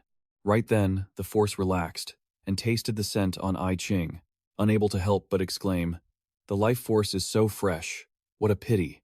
It's clearly ripe, yet no one has picked it. Then the Force tilted his head close to her, his lips curling into a cold smile. Do you need my help? Then suddenly, a burst of energy struck him directly. His body was thrown away, and he muttered incoherent words. Feeling this, the Force's soul became increasingly distorted, and he laughed maniacally. Are you declaring ownership over me? With such a pathetic book. Immediately after, the Force appeared on the opposite side of I Ching. Suddenly, he bowed his head with a look of reverence. The demon force has been summoned. Please ask your questions, my master. In return, you must accepting the price to know what she truly wanted. I Ching didn't hesitate to ask her first question. Was the current operation of the 9-part society truly his own desire? As the last words faded, For suddenly clamped his hand over his mouth, clutching his stomach as he burst into uncontrollable laughter. Immediately after, he pointed a finger directly at her. "The price for this question," he rasped, "is 1 gold coin from Otis." I Ching carried it with her. Upon hearing this, I Ching turned to look at the caretaker, but he couldn't hear a thing, nor could he offer a reply. She turned around, her hand brushing against the coin, for would always demand an item of equal value based on the difficulty of the question asked. I Ching slowly moved her fingertips, and without a moment's hesitation, she unclasped the necklace around her neck. Was this the payment? Instantly, I Ching yanked the necklace off, pausing for a split second. The armored man said nothing, meaning the price was still within acceptable limits. On the other side, Four snatched it away greedily. He lowered his head and tasted the coin with his tongue. Watching this, I Ching frowned slightly. Her gaze remained fixed on his perverse display, much like birds powerless against an incoming storm. For then nonchalantly swallowed the necklace, his lips curling into a satisfied smirk. Returning to I Ching, she remained lost in thought. Did this mean that someone was still pulling the strings behind Wang Hai, secretly orchestrating a larger plan? Something so important, only to be traded for such a vague, ambiguous answer. Thinking this, I Ching bowed her head, standing perfectly still as she hurried to steady herself. Calm down, I Ching. This is the law of judgment, no matter the question, for we'll never give a straight answer. I Ching's gaze sharpened as she continued to ask, will their plan lead to a change in the depth of the ghost hell? Four's voice hummed with clear amusement. Oh, what an interesting question. Let me think, what can I take that will truly tear your heart apart? With that, he used his hands to trace a circle, observing her. Four's lips twisted into a sinister grin, and in an instant, he conjured a giant orb. I want that. Hearing this, I Ching didn't understand at first, but suddenly, her expression shifted dramatically. For produced an object that looked just like a book, casually holding it out in front of I Ching as if to provoke her. Her hand instinctively tightened around her staff. After a moment of silence, I Ching nodded slightly. Take it. As soon as she spoke, For used fire to incinerate the book. Inside that book was a photograph of I Ching and her mother. Within seconds, the flames consumed the photo. Seeing this, I Ching roared, "Answer me. Answer my question." For replied calmly, his voice sounding as if it came from countless overlapping souls. The answer rang out, haunting and cold. 1 formal battle, 10 times of gluttony, the bones of 100 men, the eyes of 1,000 birds, and 10,000 venomous snakes dying in a single coffin, thus, the weeping metamorphosis from the depths of hell. That is why there is extinction. The rebirth of the shadow will cling to the wings, and the hibernating birds will take to the sky. Hearing this, her body trembled involuntarily, For laughed maniacally, and the space plunged into silence once more. Then, he looked up. You still have one final question. I Ching remained silent for a long time before slowly posing her last inquiry. Will anyone from the Astronomy Society lose their life because of this? For chuckled, his tone mocking. You really want to know? Your questions should be better than this. What is it that makes you so weak, little girl? I know who you want to ask about. I can give you the answer. He leaned in, his voice a mere whisper in her ear. But I want your tears. Can't you do that? Facing the unexpected demand, I Ching immediately refused. I don't have such things. Receiving her answer, For opened his mouth to laugh again. He chuckled, his voice laced with mock regret. Then you won't get the answer. Why do you care about others instead of yourself, little girl? Didn't you once hate everything? You hated the pretenders. You hated those without power. You hated the strong, but you also hated the weak. You loathe those with good fortune. Yet those who have lost everything receive no pity from you. Is your hatred even necessary? At this point, For suddenly screamed, Enough! His voice grew more cruel. But isn't the one you hate the most yourself? No one can save you, little girl. Your heart was left in hell a long time ago, in a place so lonely that even the demons fear to exist there. You will suffer forever, and you will be lonely for all eternity. I Ching suddenly cut through his arrogance. If it is just loneliness and pain, is that really something to be afraid of? Hearing this, he was so terrified he froze in place. Suddenly, a flame appeared right in the middle of Four's forehead. At that moment, she stood tall, her gaze no longer wavering. Get back to your hell. Enjoy your eternal pity and the full understanding of a slave. He growled, his voice fading away but leaving behind a ghostly resonance. No, I shall look forward to it. When we meet again, you will pay a much higher price. Soon, he vanished completely. At that exact moment, the phone rang, catching I Ching's attention. The screen displayed an unknown caller. With a strange feeling, Ai Ching picked up without hesitation. She spoke with a polite tone. "Who is this?" On the other end of the line was Shi Wen. He pretended to probe. "Is that you, Ai Ching?" "It's me, Shi Wen. You're Shi Wen. You still remember me, right?" There was no response from Ai Ching on the other end. Seeing this, he gave a forced laugh and quickly added, "I'm not bothering you, am I? I heard from the old master that you're in Tanhai. Why haven't you come back to visit in so long? Your cousin just got back from the Americas. How about I have him pick you up tomorrow?" Shi Wen cheerfully suggested having a meal together. Ai Ching bowed her head, remaining silent for a moment before replying. "Mr. Shi, there's no need for a meal. I've been quite busy lately." His expression changed upon hearing this, his voice dropping low. "We're all family. Why be so distant? In a few months, it will be the old master's 100th birthday. For years, he has been asking if Ai Ching would return. Will you come back? It's been so many years. Don't hold a grudge against your own family. Blood is thicker than water. There's nothing that can't be resolved, right?" Furthermore, he added with a sinister smile, trying to justify himself. "Back then, wasn't the old master only doing what was best for you? Look, your father successfully ascended in the end, and even you show signs of a pure awakening." Ai Ching coldly cut him off. "Mr. Shi, let's end this tedious talk about family. I'm busy with work. Also, please remember, my name is Ai Ching. I for the wormwood plant, and Ching for the clear sky." Upon hearing this, Shi Wen fell silent, puffing leisurely on his cigarette. His voice darkened, no longer feigning friendliness. "The old master often tells you children that a child who doesn't come home is just suffering outside." Before he could finish his sentence, she decisively hung up the phone. On the other side, Ai Ching let her phone drop, leaning back in her chair with a faraway gaze, as if lost in deep thought. The Yin family. Huh? Bad news really does flock together like crows. After a century of decline, they want to make a comeback, and they can't afford to overlook a pawn like me. As a supervisor of the Astronomical Society, even though I'm still a rookie, I'm a pretty solid trump card when the time comes. Thinking of this, Ai Ching couldn't help but recall a certain symbol. She tapped her fingers rhythmically, her eyes darkening in contemplation. Changing her surname didn't truly sever ties with the family she had anticipated this. Still, she couldn't help but feel a sense of unease. Why the Qi family? Sure, the Qi family made their fortune leeching off the Yin family, but that's such an outdated method. Qi Wen currently controls a massive shipping and logistics empire. There's no reason for him to be licking the Yin family's boots. Could it be that he wants to get something through my position as a supervisor? It seems I really need to investigate this hidden threat again. I can't afford any more complications before the crucial moment of the purification. Meanwhile, in a dilapidated building, the scene shifts inside to a room lit by a single, flickering light. Right next to it sat a massive pot over an open flame, and Black Crow was happily pouring strange concoctions into it. Huai Shi asked curiously, "Aren't the horns of that serpent worth a lot? Is that all I get in exchange?" She snapped her head around. "These materials are essential for crafting holy silver. And do you have some misunderstanding about other gold? This is for the rainbow's residue." The Nordic people used to call the natural spatial displacement phenomenon a rainbow. This is the natural material left behind after the phenomenon ends. It's a top-tier drug ingredient. This here is proof of the H-team people. Only those who uphold an oath, believe in a secret, and keep it their entire lives have a rare chance of having their essence condense into an object after death. At this, Black Crow turned to look behind her. "The cheapest things are these. These are just common yin iron and silver bones." Then, she smirked.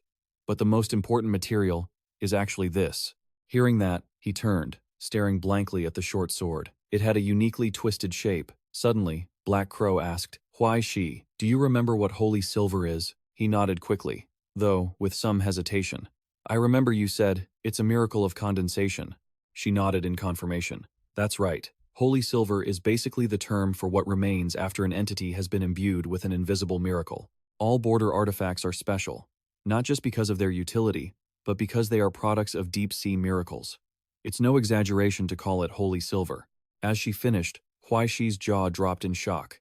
"Wait, so you mean you want to dismantle a car, take the working engine, and build me a motorcycle?" Black Crow smiled leisurely. "The logic is pretty much the same. Robbing Peter to pay Paul, right? Don't worry, it'll actually work fine. I'll just gather whatever is left over. The knife should still be usable, right?" Huai Shi sighed internally. Abandoning unrealistic expectations was already a win.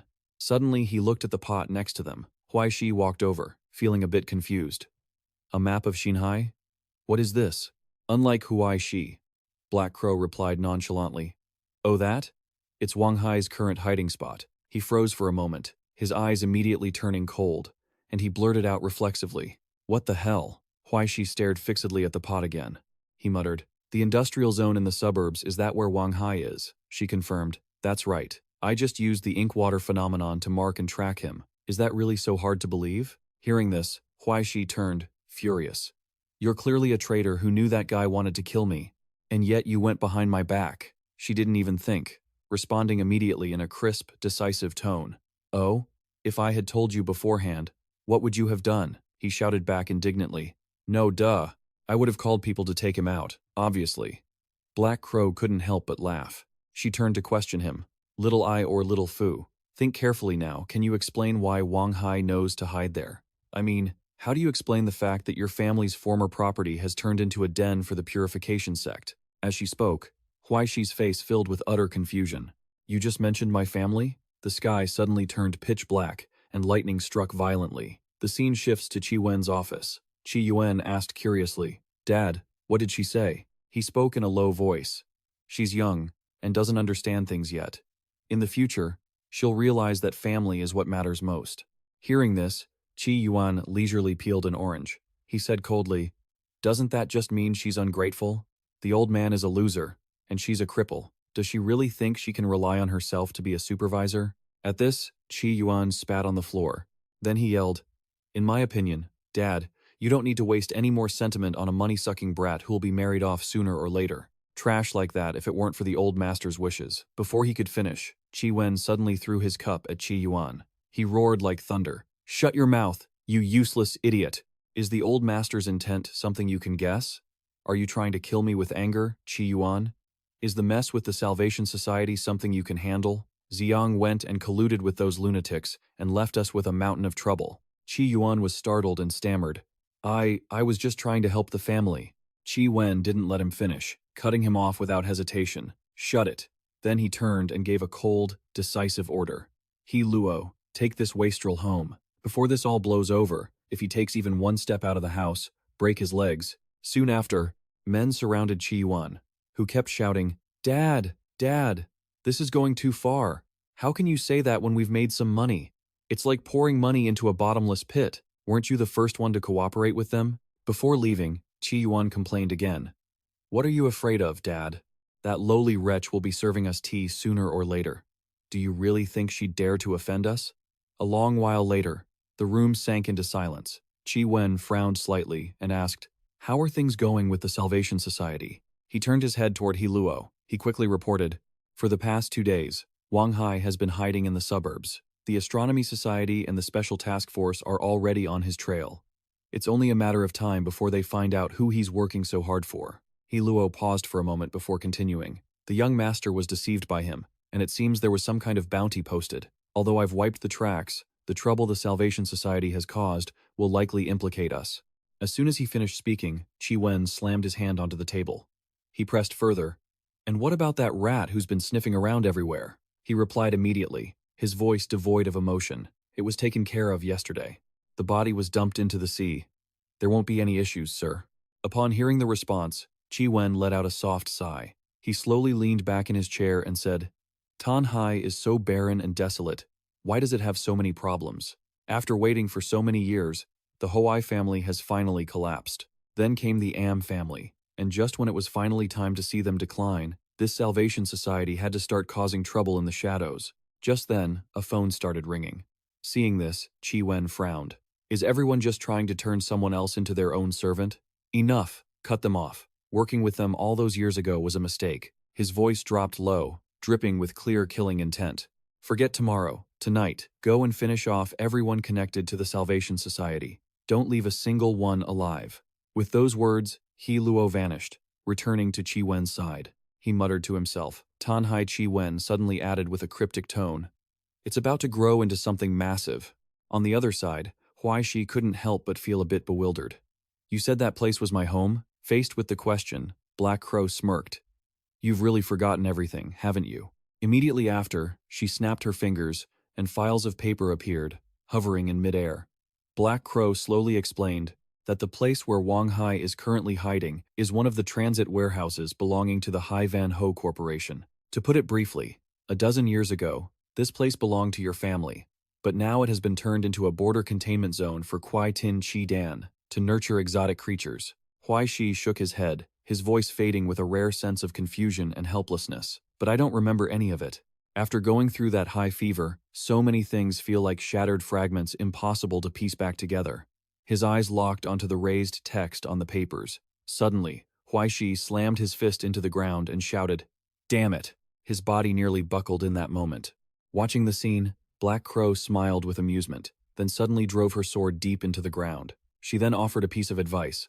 "Let me teach you the second lesson, Huai Shi. You can't determine your fate, but the subject of it can differ." Faced with her cryptic words, he skeptically repeated, "Fate?" Black Crow continued clearly, "Yes, fate. Some people choose their fate, but others, seeing their own hardship and fear, choose to surrender. They can only wait for fate to choose for them. While the latter isn't necessarily a bad thing, how can a piece of driftwood on the sea blame fate when it gets caught in a storm?" Huai Shi turned to look at her, his eyes filled with inquiry. "Does the one who tries really get to be happy?" As he finished, a flash of light flickered. Black Crow shrugged, as if brushing off any absolute answer. "Who knows? Trying your best doesn't guarantee you'll change the outcome, but at least you die without regrets. Isn't that right? Your past self didn't have the chance to choose, but now, everything is different. If you really want to know what happened, you have to face it all." Huai Shi smiled faintly, but his smile carried an unconcealable weariness. "Even if I know, nothing can be changed, right?" Hearing this, she softened her tone to comfort him. "Just like these records, it was destined to be this way. Even if you struggle, you're only confirming the inevitable. But at least you'll know why you lost everything. Right?" Hearing this, his inner self seemed to wake up. Huai Shi grabbed the sword from the ground without hesitation and turned to leave in a hurry. "I'll borrow this for a bit." As he said this, Huai Shi looked up straight ahead. "I'll be back." Black Crow heard this and gave a hint. "Oh, and check the mailbox on your way out." A moment later, Huai Shi hurried to the mailbox. He quickly retrieved the key from inside. He stared at it, the piano room key. Thinking of this, he couldn't help but smile. "Skipping class again? Are you, kid?" He tucked the key into his pocket. Huai Shi then sprinted forward, his figure moving rapidly through the night. Just then, Fu Yi sent a message. "Good luck." On a night of heavy rain in an old building, Black Shadow sat leisurely on a chair and remarked, "The Chi family has betrayed us, but that's fine. People like the Chi family, who sway with the wind, were never reliable anyway. Their betrayal was already expected. From that massive mouth, a human shape was spat out." He calmly continued to observe everything. Compared to that unworthy ally, an incompetent subordinate is even more of a headache. Wang Hai was instantly terrified to the extreme. He hurriedly knelt and begged for mercy. "Master, have mercy. Master, please have mercy. I was too arrogant. It was me. It's my fault. Please, give me one more chance." But Black Shadow looked down with cold eyes. "No, Wang Hai. If a hunting dog's harvest is good because of the hunter's guidance, then if that dog fails, it's just the same, it's the superior's fault. This was my mistake." Wang Hai didn't dare to lift his head at all. "Master, have mercy. Master, please have mercy. Please, give me one more chance. I definitely won't fail again." He coldly remarked, "You didn't fail. In fact, you perfectly attracted the attention of the Astronomy Society and the Special Task Force. You've achieved the minimum target. The reason you have to be punished is because of the contempt for the divine in your heart." Black Shadow's hand touched his head gently. He concluded, "You have been seduced by the money of mortals and have no respect for true power. You have no loyalty or faith in the true gods. You are beyond saving." Wang Hai shivered and stammered, "Master, mercy, mercy." Black Shadow slowly stepped closer. The gods were never cruel. Wang Hai, a fake believer, must also show mercy in his heart. "If you beg for my mercy, then I shall grant you mercy and power." From that wide mouth, a ray of light radiated. A sword seemed to be suddenly spat out. Black Shadow used guiding words. "Isn't what you've been begging for all this time just to slaughter those zombies from the Astronomy Society? Borrowing someone else's hand is never as good as doing it yourself. Isn't that right? Before you are destroyed, you still have a long time to decide. You may choose to embrace death, or choose to submit to the grace of the divine. This is the final generosity the divine bestows upon you. If you can find peace before you die, do not waste the mercy the divine has granted you." Wang Hai stared at the sword in front of him, gripping the hilt with all his might. Wang Hai pulled it from the ground, his eyes flashing with a crazed, hateful glint. Meanwhile, outside, the rain was still pouring down. Large trucks pulled in one after another, and people in white robes were shouting directions. They suddenly seemed to sense some movement nearby. Huai Shi was hiding nearby, observing the scene. He pulled out a map. Huai Shi studied it carefully. The office building had been completely abandoned, and this was the only kind of paper map he could find. If he wanted to find something, he would probably have to go to the warehouse or the staff dormitory, but it seemed like a disguise would make it easier to blend in. Suddenly, a beam of light shone directly on Huai Shi. His eyes widened in shock. Was he being questioned? Who are you? Huai Shi decided to take advantage of the situation. Since someone had delivered themselves to him, he would deal with them. He had his face hidden, so the other person couldn't identify him. The man loudly demanded, "Where did you come from, you thief?" He hurriedly tried to explain. "Don't misunderstand. I'm from the Gospel Society," he stammered, though he had no idea what that even meant. Huai Shi panicked, struggling to find the right words. "The Gospel Society? What is that?" The man suddenly asked instead. "Is that for real? Aren't they supposed to arrive tomorrow?" Huai Shi replied firmly. "Of course it's real. If you don't believe me, see for yourself." As he approached the divine space, a scent sweeter than a mother's embrace filled the air. Right next to the master, Huai Shi seized the moment when his opponent was distracted and delivered a powerful kick straight to heaven. The man collapsed to the ground instantly, his face twisted in pain. Huai Shi seized the chance to deliver a finishing blow. He was so fast that the man didn't even have time to scream. Huai Shi calmly dusted off his hands. That punch had about 4 or 5 levels of strength behind it, poor guy. He stood there thinking for a moment before immediately stripping the guy of his clothes. "You'll do perfectly, little fire dragon." Huai Shi blended into the group of followers, and it seemed like no one even noticed him. Huai Shi looked around and muttered, "Apart from the weird outfits, isn't this just a normal warehouse? Is Wang Hai really hiding here? That crow didn't lie to me, did it?" Suddenly noticing something unusual, Huai Shi used a bit of his power to sense his surroundings. He turned his gaze toward a nearby building. Huai Shi slowly approached. There was a dead body here. He moved toward a suspicious trash can, where drops of fresh red blood still stained the ground. Huai Shi observed with suspicion. Was this the guard who had died?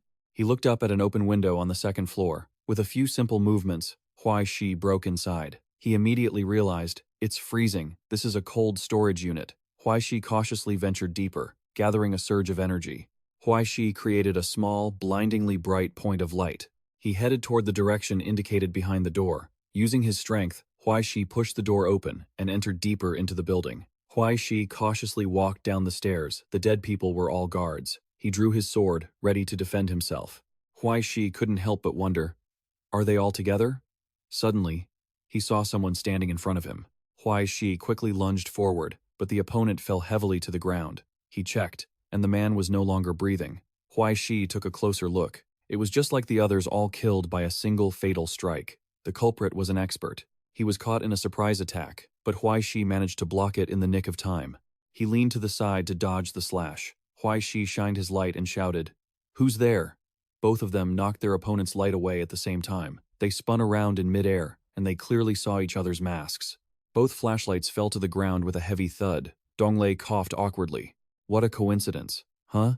Huai Shi agreed. "A real coincidence." Then both fell into silence. He took the initiative to ask, "How should I address you?" Naturally, Huai Shi didn't use his real name. A true gentleman doesn't change his name or surname. "I am Huai Shi. And you?" Donglei cautiously replied, "Nice to meet you. Nice to meet you. I'm Liu Donglei." Then they fell silent again. They decided to accompany each other and chat a little. "Have you eaten?" "Yeah." It was an extremely awkward conversation. "Have you gone for a walk?" "We're walking right now. Let's go." But somehow, the two seemed to get along quite well. Up and down. People go high. Water flows low. However, Donglei started walking down. "Why are you following me? Didn't you say people go high?" Huai Shi babbled nonsense. "Sometimes, having a Coke isn't so bad." He didn't pay much mind to it. "Are you sure?" "Forget it. Just don't get in my way." Donglei spoke up first. "Once I get the item, I'm running away first." Huai Shi didn't care. "It's all yours." The two arrived at a room, cautiously hiding behind it to observe. A guard was casually cooking noodles. Donglei had his blade ready, waiting. Huai Shi intervened. "Wait, can you not be so violent? Look at me. There's nothing Brother Wang, the gospel follower, can't do." The guard turned around, and they saw the thing the old man was chewing on was a human finger. They were both terrified. The two quickly finished off the guard, and Huai Shi stood hiding behind the door. Liu Donglei, what are you hiding behind you? The stairs below were bottomless. Donglei took the key off the man, and he concluded, that must be their ritual ring. How did you know it was me? He explained simply. I was just asking casually. Besides, I don't see many bald guys. Donglei opened the door and yelled, that's enough. The door opened quickly. Huai Shi curiously asked, who are you, really? He immediately shouted, the smell of blood is putrid. He also immediately covered his nose. As you can see, I'm a gigolo, who also holds a bunch of security titles and does odd jobs for the Ether Council. Huai Shi didn't understand at all. What the hell is that? Donglei calmly explained. In certain sensitive areas, the Aether Council uses a dual supervision system. There are two controllers, one in the light and one in the dark. The one in the light handles disputes, and the one in the dark keeps records. Meanwhile, when it's not convenient for the one in the light, the one in the dark investigates in secret, just like now. On one hand, I'm the judge for the lady responsible for evaluating if she can exercise the rights of a controller fairly. On the other hand, I'm also a bodyguard and a fighter. So, this business of you going around tricking girls to avoid sensitive issues with the fake sublimation arrangements, do you get it? Huai Shi concluded simply. In short, when this is over, I'll be dismissed. Because of my end-of-year assessment, you have to pretend you don't know anything. Suddenly, a believer rushed out and asked, who's there? He was immediately silenced. He made a suggestion. On my end, I'll report that you were born with divine strength and don't know any martial arts. How about we help each other out? He curiously asked, if I don't help, will I be silenced? Donglei suddenly mentioned. The company insurance said the car doesn't meet the requirements for a claim, I guess. Huai Shi hurriedly replied, I'll help. Honestly, the two of them suddenly stopped talking because they had arrived at a very strange area. Huai Shi could clearly feel the despair filling the air. This was the place where the original deaths were recorded. He looked up and explained that this was the ritualistic boundary. Those mirrors were all cages that held blessings after the ceremony, and each one served as a gateway to a hellish realm. They used the mirrors to bring cross-border aberrations from hell back here, then raise them inside the mirror realms, feeding them flesh and blood, so they would eventually obey the orders of the food hunter. Now, all the cages were empty, and with the weak security outside, they were trying to escape. Huai Shi caught a glimpse of a figure behind a mirror and immediately gave chase. Don't run! Huai Shi easily overpowered the man. The professor screamed in agony. Spare me! Spare me! Please don't kill me! He sobbed and insisted firmly. Spare me. Whatever they did has nothing to do with me. I don't know anything. I don't know anything. The professor kept wailing that he knew nothing. Really, I'm just in charge of the crematorium. Spare me. I only run the furnace. What they did has nothing to do with me. I want to live too. Spare me, spare me. Huai Shi suddenly heard a heavy crash. Donglei had kicked down a nearby door. His expression changed as he blurted out, This is. The professor became even more panicked. The professor struggled and begged, Don't touch my family. Take it out on me instead. They're innocent. Don't touch my daughter and my wife. I beg you. I beg you. Huai Shi froze in surprise, and the atmosphere suddenly turned icy. The professor suddenly shoved him away and lunged toward the door like a madman. He collapsed inside, clutching several dolls. Get out! Don't come here! Get out! Huai Shi inadvertently noticed something. In front of him was a burning crematorium. A human hand was clearly visible inside, and the room was filled with scattered pots, pans, and clothes. Donglei angrily grabbed the professor by the throat, questioning him aggressively. Look at me! Answer my question! The professor was panicked to the point of collapse. No, let me go! Donglei shouted. What exactly is the plan of the Quiet Days? Where are the others in the Salvation Society? The professor just repeated, I don't know. Get out. Don't touch them. Donglei shoved him aside, frowning deeply. Useless. He's gone insane. Let's go. You were right. We should choose a new path. What's wrong? Huai Shi stood still, not moving. He gloomily took off his mask. You go ahead. I have some business to attend to.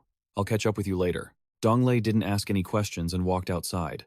I'll wait for you at the door. Huai Shi stepped closer. That ring. Where did you get it? The professor scrambled backward. I don't know what you're talking about. I just found it. Huai Shi grabbed his head, questioning him with murderous intent. I'm asking you, where did you get that ring? The professor didn't even dare to struggle. I don't know. I don't know anything. I'm just the furnace operator. He gritted his teeth in anger. Huai Shi exerted force, and a blue glow flashed. The man just kept repeating, "Spare me. Spare me." He pressed him about the ring. Huai Shi grabbed 2 dolls from the bed. "Where did you get these?" He crushed them right in front of the professor, who trembled and wept. "Why did you kill them?" "Why? I only run the crematorium. I just wanted to give my family some gifts. They said they didn't need those things anymore." Huai Shi pulled the professor's hand away and took a ring. The man suddenly screamed and lunged at him. Huai Shi nimbly stepped aside and quietly left the room. "Sorry." Huai Shi had finished his task. Dong Lei asked with concern, "Are you still okay?" He looked at the ring in his hand. "I'm fine. Better than ever." Suddenly, a loud explosion erupted, followed by the sound of structures cracking. They realized in shock the explosives had gone off on the floor above. The two quickly rushed upstairs to escape. They ran along the path they had taken earlier. Huai Shi scanned the area with his flashlight. The guards were all dead. Right before reaching the door, a voice spoke. "I am the spokesperson for the Overlord. You dare to kill me? The Overlord will not forgive you." They realized at the same time that it was Wang Hai. The door opened to reveal him sitting on the floor. Haluo raised his blade high, intending to take Wang Hai's life, but he was stopped. Dong Lei fired his gun while rushing forward. "Stop!" He had to focus on dodging a hail of bullets. Wang Hai hurriedly screamed, "Save me! Hurry and save me! I have money, I have millions. I can give you anything." The two fought in perfect sync. Haluo was closing in on them, his appearance shifting into a reptilian hide. Huai Shi realized it was a disadvantage. Bullets were useless. Haluo had successfully reached them, handling both at once. Dong Lei and Huai Shi combined their strength to knock the opponent away. Haluo suddenly flashed a smile, creating an illusory energy field. The ground beneath both of them suddenly became slippery. "What? Water?" Haluo fluidly twisted his body and suddenly stomped hard on the water he had created. Haluo lunged straight at them. Dong Lei only had enough time to block the attack. Not good, it's his soul ability. He was sent flying backward, and Haluo quickly moved to his next target. Huai Shi quickly grabbed some paper and threw it to block the attack. Suddenly, a black hole appeared, absorbing some of the water. Huai Shi carefully observed the process in front of him, then seized the opportunity to rush straight inside. Dong Lei stood still, watching, sweat breaking out in the cold air. Is this kid really that formidable now? Huai Shi successfully wounded Haluo, who collapsed to the floor in pain. He stepped hard on Haluo's chest. Huai Shi didn't hesitate to raise the blade in his hand high. He struck down hard, but it was blocked. Huai Shi realized something abnormal. 3 arms and a gun barrel suddenly pressed right against his face. Huai Shi managed to tilt his body to dodge just in time. He backed away, keeping a safe distance. Dong Lei thought to himself. The scent of death filled the air. The whole space was covered in the despair that Huai Shi was radiating, and his eyes were glowing red like a burning flame, just like a demon from the mountains. Could this be the Holy Grail that I've never seen? But now is not the time to think about that. Look at me. A reptilian tail suddenly appeared and grabbed his leg. Dong Lei completely didn't expect this. He was thrown away a distance. Dong Lei scrambled to get up and look. This is the second stage of the Brahmin lineage, originating from the Holy Grail of India, the Golden Level Naga. The 4-armed Naga is a Myanmar variant. One of Haluo's arms had been injured earlier. He's breaking out in a cold sweat from the pain. Suddenly, Haluo pulls out a grenade. Huai Shi and Dong Li stare in shock as he pulls the pin.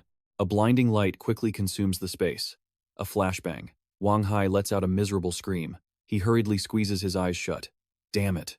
A moment later, Dong Li cautiously surveys the surroundings. He assesses the situation. Instead of attacking, he just runs away. It seems his injuries are severe. Dong Li hears a loud call.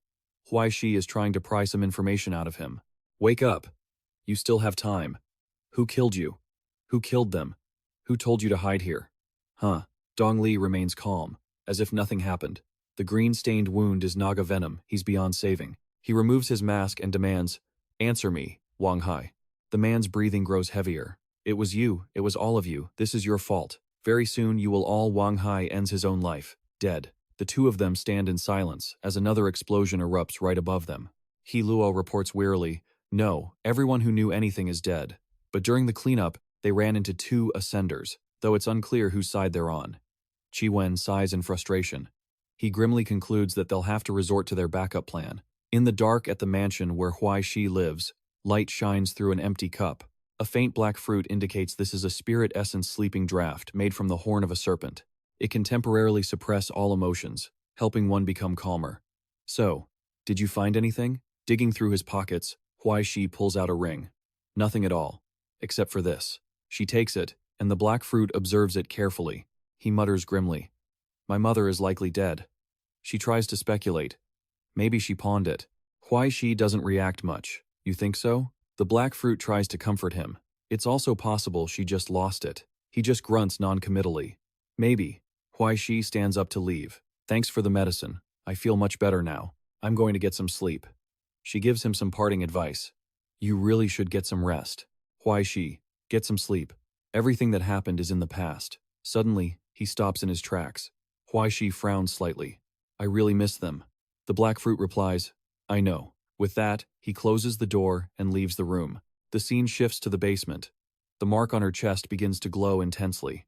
The black fruit focuses, feeling the pulse. Almost there, just a little more. Puberty always comes with growing up, and growing up is nothing but pain. This pain is worth remembering and acknowledging. It will be carved into your body alongside miracles. This is the final step of all the comprehensive medicinal tonics, laying the omnipotent foundation for the holy silver. Sleep, Huai Shi.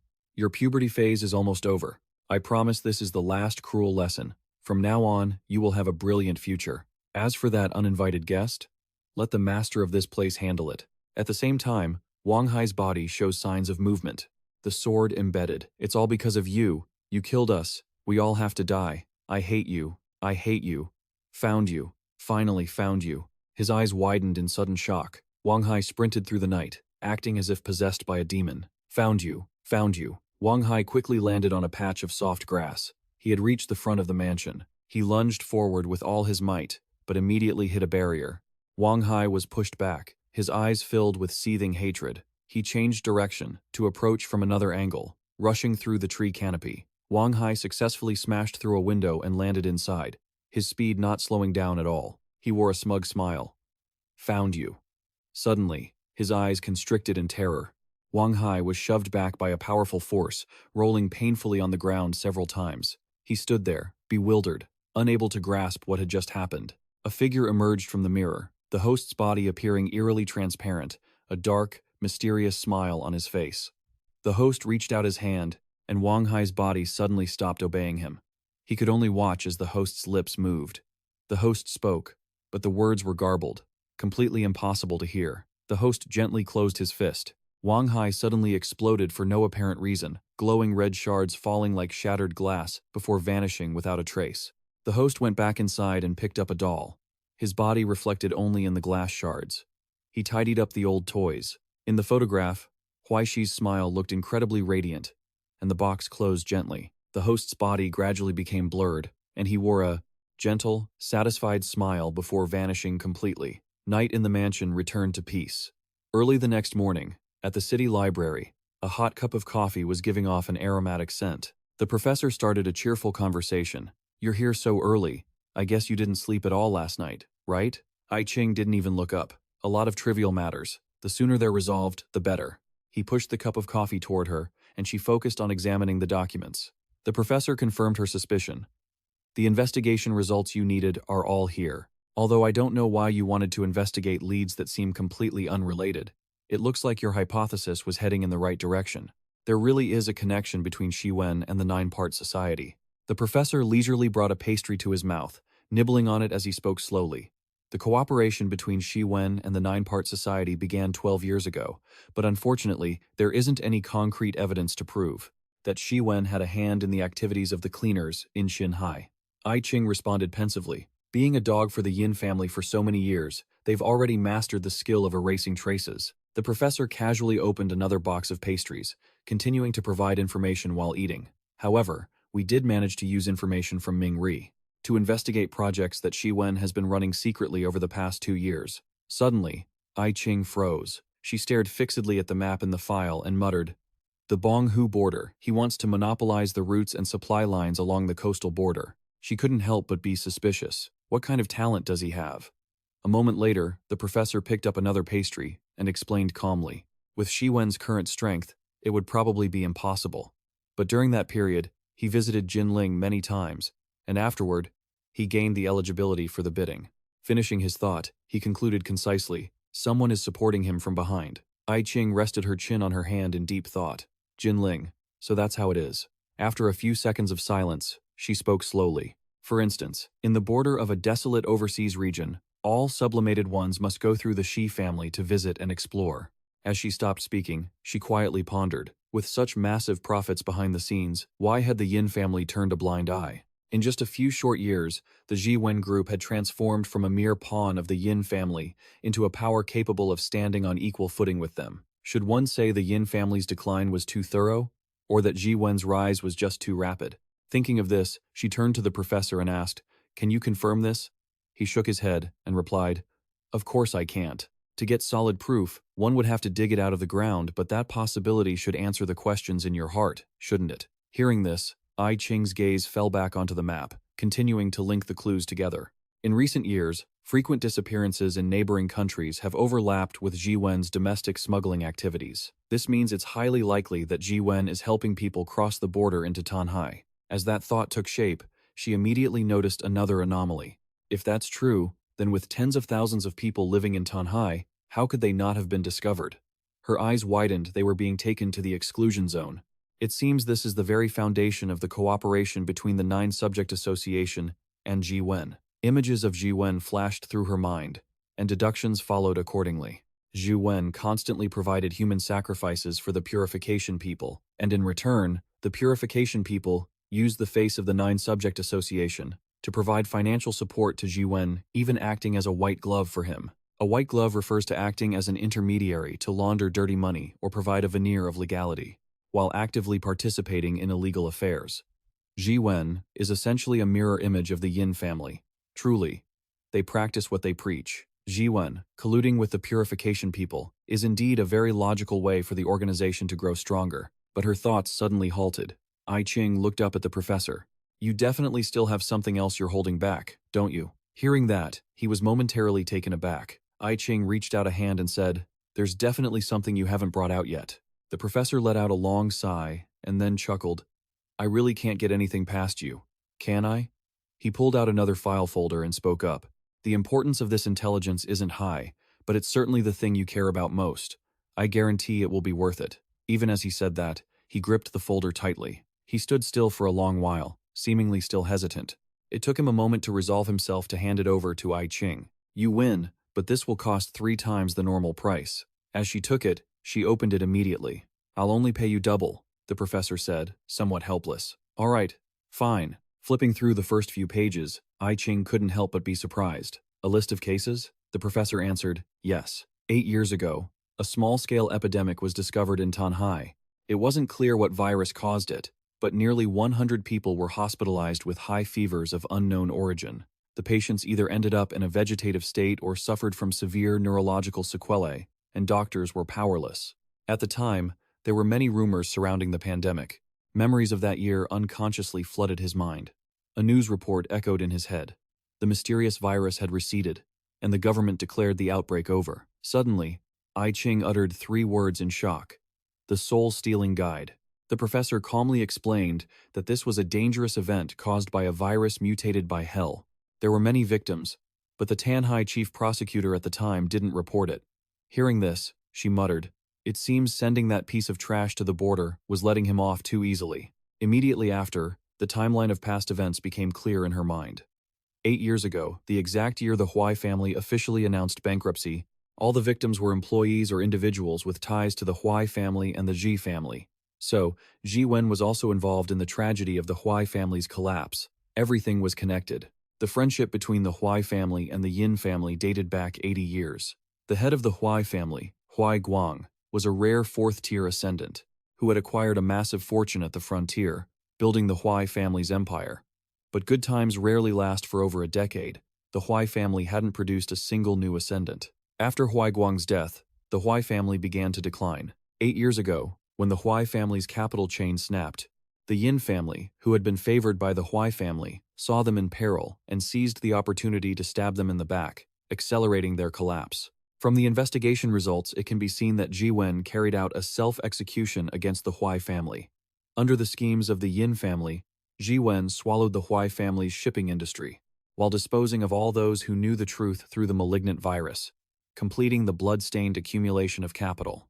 To hide the Yin family's crimes against the Huai family, not only did they push Ji Wen to the forefront to reap all the profits, they also intentionally left behind the remains of the Huai family to show the outside world the decline of the Huai family due to having no successors, raising themselves to the pinnacle. If it weren't for the fact that she had calculated Ji Wen's ambition, old Madame Yin's plan wouldn't have been so perfect. Now it seems that the story of Huai Thi's parents running away with the money was also a pre-written script. Perhaps they had, should she tell Huai Thi the truth? Elsewhere, Huai Thi was still lying in his room. At that very moment, the bracelet on his wrist flickered with a faint light. Back at Ai Qing's place, the heavy rain continued to pour down.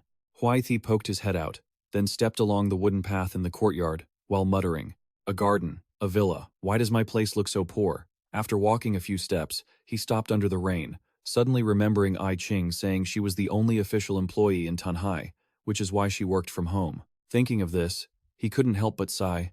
She must pay a lot for the venue, right? So jealous.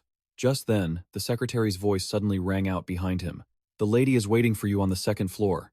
Huai Thi jumped and shouted out loud. His awkward laughter echoed throughout the house. The secretary opened the door to invite him in. As soon as he stepped through the door, Huai Thi froze. Ahead, Ai Qing was sitting upright at her desk. Hearing the noise, she looked up. The next second, she said softly, "I'm sorry. I'm just submitting some reports on issues left behind by my predecessor." Seeing him standing there dazed, Ai Qing asked curiously, "What's wrong?" Huai Thi came to his senses, hurriedly scratching his head with a forced smile. I'm fine. Probably just didn't get enough sleep." Hearing that, she didn't say anything more. A moment later, Ai Qing slowly spoke. "Did something happen?" Her face suddenly darkened. The words had barely left her lips before she dismissed them herself. "No, it's nothing." Suddenly remembering the previous topic, Ai Qing asked, "Oh right, why did I call you over again?" Huai Thi replied, "I remember you said it was for a delivery." Ai Qing suddenly remembered his order. She placed her hand on the keyboard to type something, but then stopped.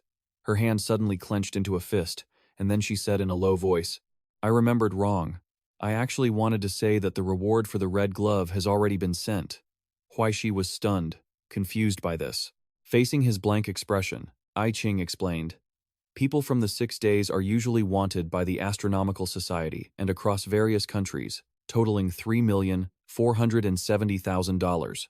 Now, give me your account number." He was so surprised, he asked back, "How much?" Three million. The number left Huai Shi's mind completely blank. "Is this real?" Ai Qing spoke calmly. "Congratulations. Well earned. Next, you won't have to sell your life for money anymore." Her voice softened as she continued. "Besides, the fact that you killed the red glove is officially recognized as an act of justice, so no one will come looking for trouble with you anymore." She looked at Huai Shi for a long time before saying softly, "I think we should dissolve our contract." Huai Shi? That name made him freeze. "Dissolve the contract?" Ai Qing replied immediately, "That's right. In the end, you were never responsible for all of this.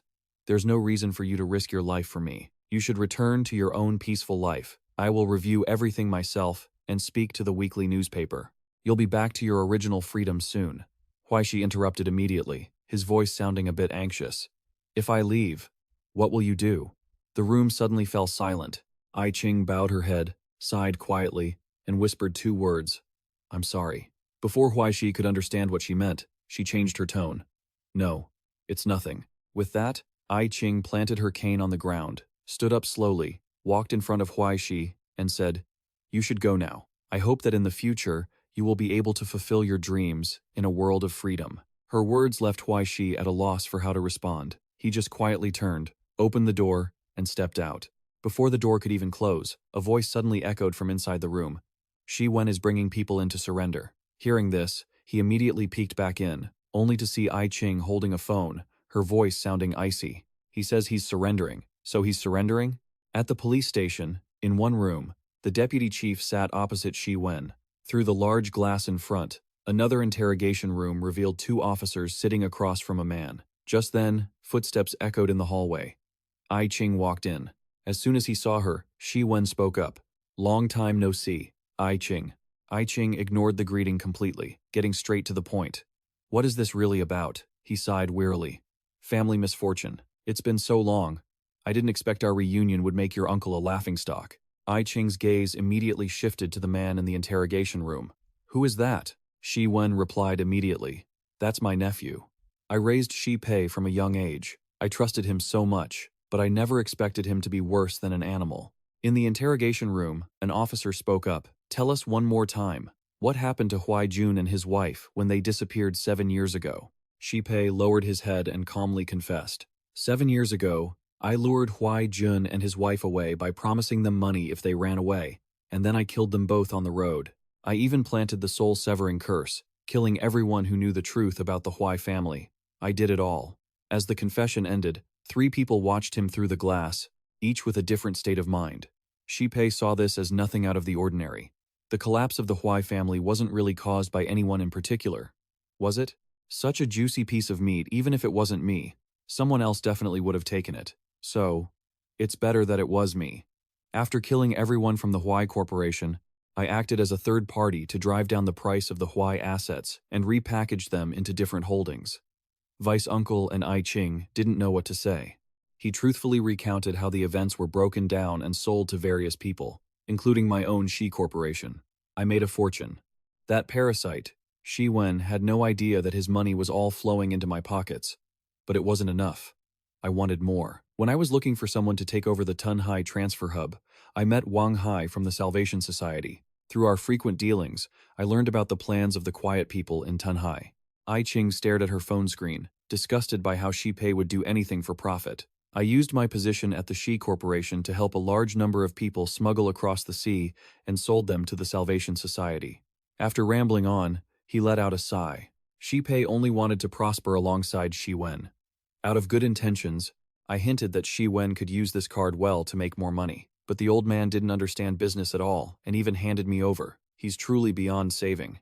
With just a glance, she could tell there wasn't a single flaw in his story. He was taking all the blame off Shi Wen and placing it on himself, becoming the perfect scapegoat.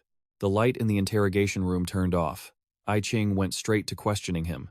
Do you think you can get away with it by doing this? To withdraw and clean up everything so neatly? Shi Wen paused for a few seconds before turning his head to look at her. Naturally, he didn't dare to lose his temper with I Ching. I don't know what you're talking about. I Ching, do you really think you're Shi Wen Shi Wen? He leaned against the door to steady himself. He was clearly pretending to be frail. Don't you know what kind of person your Shi Wen is? I've looked after you since you were a child. How could you misunderstand me like this?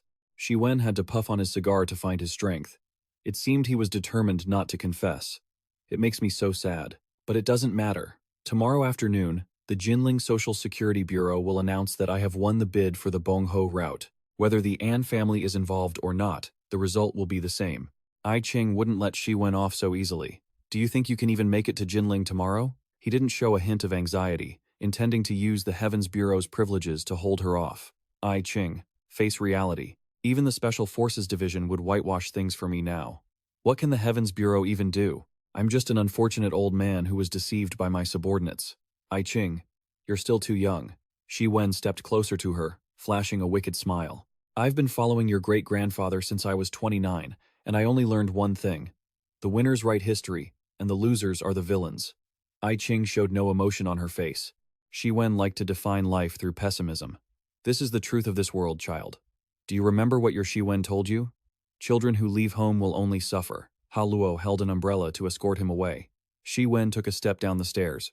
20 years later, this rotten city is still just as nauseating. Time for a change, he commanded, his voice cold and serious as he looked at He Luo. We're heading straight to Jinling. He didn't expect Chi Wen to change the schedule so abruptly. But sir, wasn't it supposed to be tomorrow?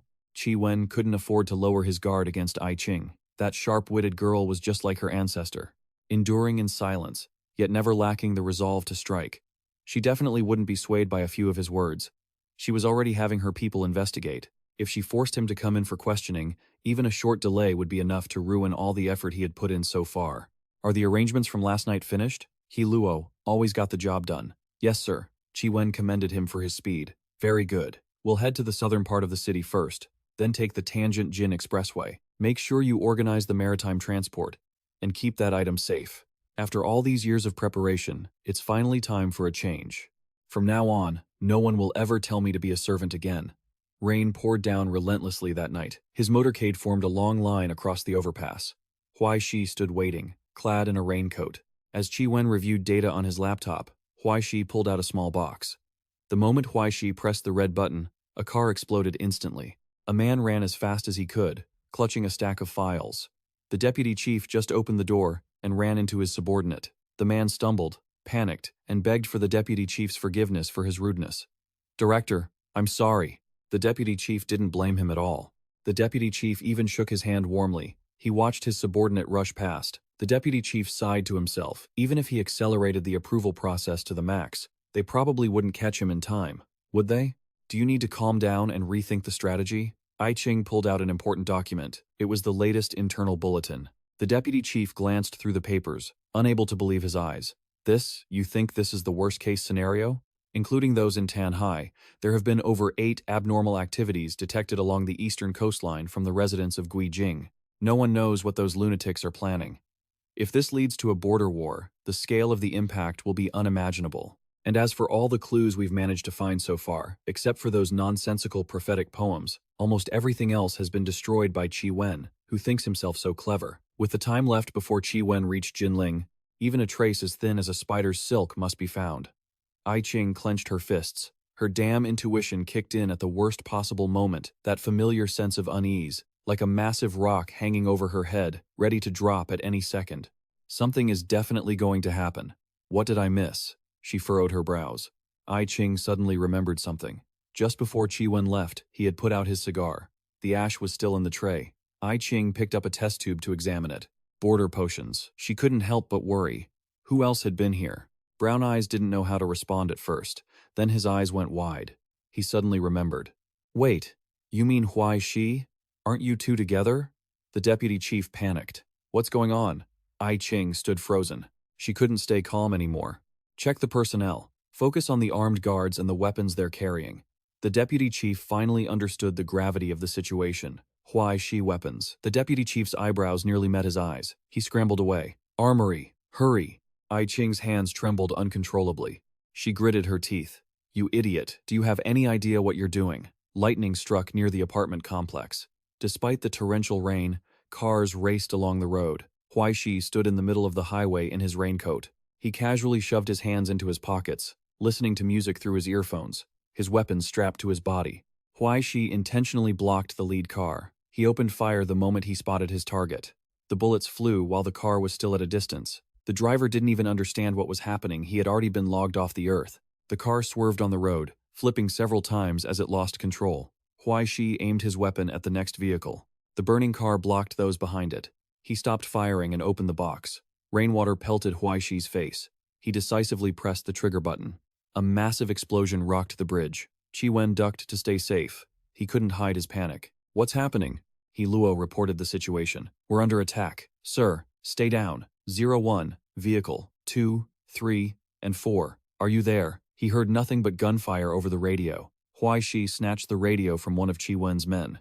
You already know, yet you're asking? Is Mr. Qi Wen there? Damn, did I call the wrong person? No, that can't be right. He spat, then apologized out of habit. Actually, let me introduce myself. I am Huai Hai Rhodes actually. It's just Huai Shi. Does Mr. Qi know me? Well, it doesn't matter. If you don't know me, forget it. My parents were under your care for many years. I wonder if they're still alive and well? Qi Wen gripped his seat, and He Luo didn't dare respond to Huai Shi. Huai Shi still held the radio. He didn't want to waste more time. Is that so? Then I guess there's no other way. His gaze sharpened. More cars exploded, flames erupting before their eyes. He Luo was so furious he transformed into a beast. But Qi Wen placed a hand on his shoulder. He was an experienced man. Careful, he's using a diversion tactic. I expected the competition to attack, but I didn't expect it to be the last surviving brat of the Huai family. Qi Wen pulled his phone from his suit pocket and spoke to the mercenaries. Very good. Today, we'll send him to reunite with his family. He mocked his subordinates. What are you waiting for? Are you letting a mere kid scare the pants off you? Black Cap pressed his earpiece. He couldn't arrive as quickly as planned. Boss, the travel schedule might take a while. We nearly got blown into the river, all right? Things are chaotic on the East Riverside too. Is a snot-nosed kid really running around playing terrorist? He thought highly of Huai Shi's strength. He might even be an awakened. Don't underestimate him. Black Cap had already thought of a plan. Don't worry, we won't fight him head-on. His group isn't simple. Black Cap slammed on the brakes, his eyes eager for the fight. We're the experts when it comes to war. Die. Huai Shi looked back at him, firing continuously at the road. Black Cap froze for 5 seconds. There were only puddles left on the road, and the guy in the black mask couldn't help but feel uneasy. "Where is he?" the blonde guy shouted at his accomplices. "Be careful. He might have an invisibility-type soul ability. Everyone, put on your thermal night vision goggles. Keep your distance and surround him. Force him out." Through the scope, they only saw an explosion ahead. The masked group split up to keep watch. 2 grenades were thrown from somewhere, instantly drawing the gray-haired man's attention. Someone screamed just before jumping away, preparing for the blast. The group dodged it in time, but then he saw a shadow, and they all opened fire toward Huai Shi. His thunderbolt blade dagger appeared. Huai Shi moved with lightning speed, and the brown-haired guy was about to fall. He hid behind the brown-haired man and snatched his gun. He took the opportunity to finish off the others. 2 mercenaries opened fire at the same time. Huai Shi used him as a human shield, then quickly retreated to safety. Huai Shi grabbed the mercenary tightly and threw a grenade forward. The explosion was well within Huai Shi's control. He was hiding under the bridge, so he wasn't hurt at all. Huai Shi checked the magazine and felt incredibly happy. Is it compatible? How lucky. One eye left to fight to the end. Still alive, little brat? Of course, Huai Shi wouldn't give up so easily. "You guess," Huai Shi replied, his spirit seemingly overflowing with vitality. "Listen, little brat, you're doing pretty well. I've met very few people who can perform this brilliantly, but honestly, I don't like killing kids." They still had 9 people left, fully armed and equipped. The sniper sat on a high floor, having already pinpointed Huai Shi's location. The masked man offered some advice. "You don't have a chance to win. Throw your gun down and come out obediently. How about that?" Huai Shi's question remained unanswered. "I have a question." The man reluctantly agreed to his request. "Fine, go ahead and ask. Did he want to know where they were from? Rome, the Americas, or the Union? Judging by your garbled accent, you must be from the Americas, right? You should be ashamed, you know that?" "Ashamed? I should be ashamed?" The masked man gripped the steering wheel. He was momentarily stunned by Huai Shi. Unable to argue back, he grew furious. "You little brat, you chose a dead end." The sniper on the rooftop fired, ready to take out his target, but Huai Shi didn't move, and the sniper was extremely panicked. Lightning streaked across the night sky. A black crow flew high up, quickly locating the enemy. At that very moment, the sniper just happened to notice something unusual. She gave a sharp look, clutching the bomb she was carrying. The black crow calmly pulled the pin and dropped the bomb straight down. The sudden danger left him no time to react, only able to scream. Immediately, a terrifying explosion erupted from the rooftop. The accomplice in the car could only gasp in terror. Huai Shi was listening to music while watching everything unfold from below. He relaxed, humming along to the melody of the song he was listening to. "Yam Iron Man." With that, Huai Shi immediately stood up, preparing to initiate his next move. He grabbed 2 guns and began firing wildly at the enemy. The force of his attack was so powerful that the opponents were forced to take cover. The battle grew so intense that Huai Shi could not afford to let his guard down for a second. Suddenly, he sensed a wave of danger. With lightning-fast reflexes, Huai Shi immediately leaped into a defensive stance. It turned out to be the combat vehicle of the one-eyed man. He pulled out a massive gun, a sinister grin plastered on his face. This made Huai Shi realize that surviving this encounter would be no easy feat. At the same time, the one-eyed man's cronies rushed in to attack. They swarmed together, forming a line to cut off all of Huai Shi's escape routes. A deafening clap of thunder suddenly roared across the sky, and the enemy raised their guns, ready to pull the trigger and finish him off. Caught in a life-or-death situation, Huai Shi desperately tried to find a way out. Immediately, a barrage of gunfire erupted in unison. Right at that moment, a blinding bolt of lightning struck down. By a strange coincidence, the lightning hit directly where the vehicle was parked nearby. This event successfully grabbed his sharp attention. Huai Shi quickly tracked the trajectory of every bullet flying toward him. His eyes widened as he searched for the perfect spot to dodge. With sheer determination, Huai Shi kicked off the ground with incredible speed. Utilizing his agility, he instantly predicted their movements. Then, Huai Shi spun and leaped high into the air, successfully evading the first volley of bullets. He then moved fluidly through the air, quickly landing behind the enemy line. He touched down safely. The one-eyed man, gun still primed, turned around in shock, ready to defend himself. But he was one step too slow. Huai Shi had already drawn his own weapon. Huai Shi swiftly struck a lethal blow to the head of the one-eyed man with a dagger coated in venom, causing him to howl in agony. The one-eyed man's wrist began to wither as if drained of all life. It was as if every cell in his body was being bled dry. He quickly collapsed to the ground following Huai Shi's strike. Not stopping there, a bullet suddenly whizzed past Huai Shi's head. It turned out the one-eyed man's cronies had arrived, but they were still a step too late. Sensing victory was firmly in his grasp, Huai Shi became even more aggressive. He glanced at them with utter contempt. "I hope you guys are wearing gas masks." As soon as he finished speaking, Huai Shi opened fire. His reaction was so swift that the enemies couldn't even put up a defense. The bullets released a thick cloud of toxic gas, sending them into a panic. What is this? Amidst the chaos, Huai Shi simply flicked his hand.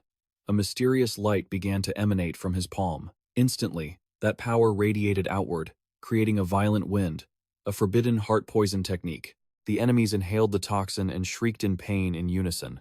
Just then, enemy reinforcements arrived in a vehicle to assist, but unfortunately, the man inside had already been neutralized. Huai Shi approached silently, his bloodlust terrifying the man.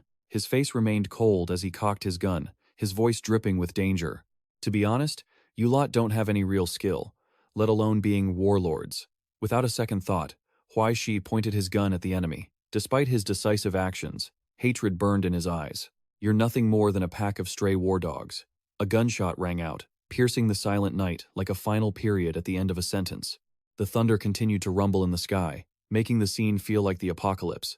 In the night, Huai Shi stood firm, as if the storm were merely a backdrop for him. Hale and Qi Wen watched the scene, speechless with shock.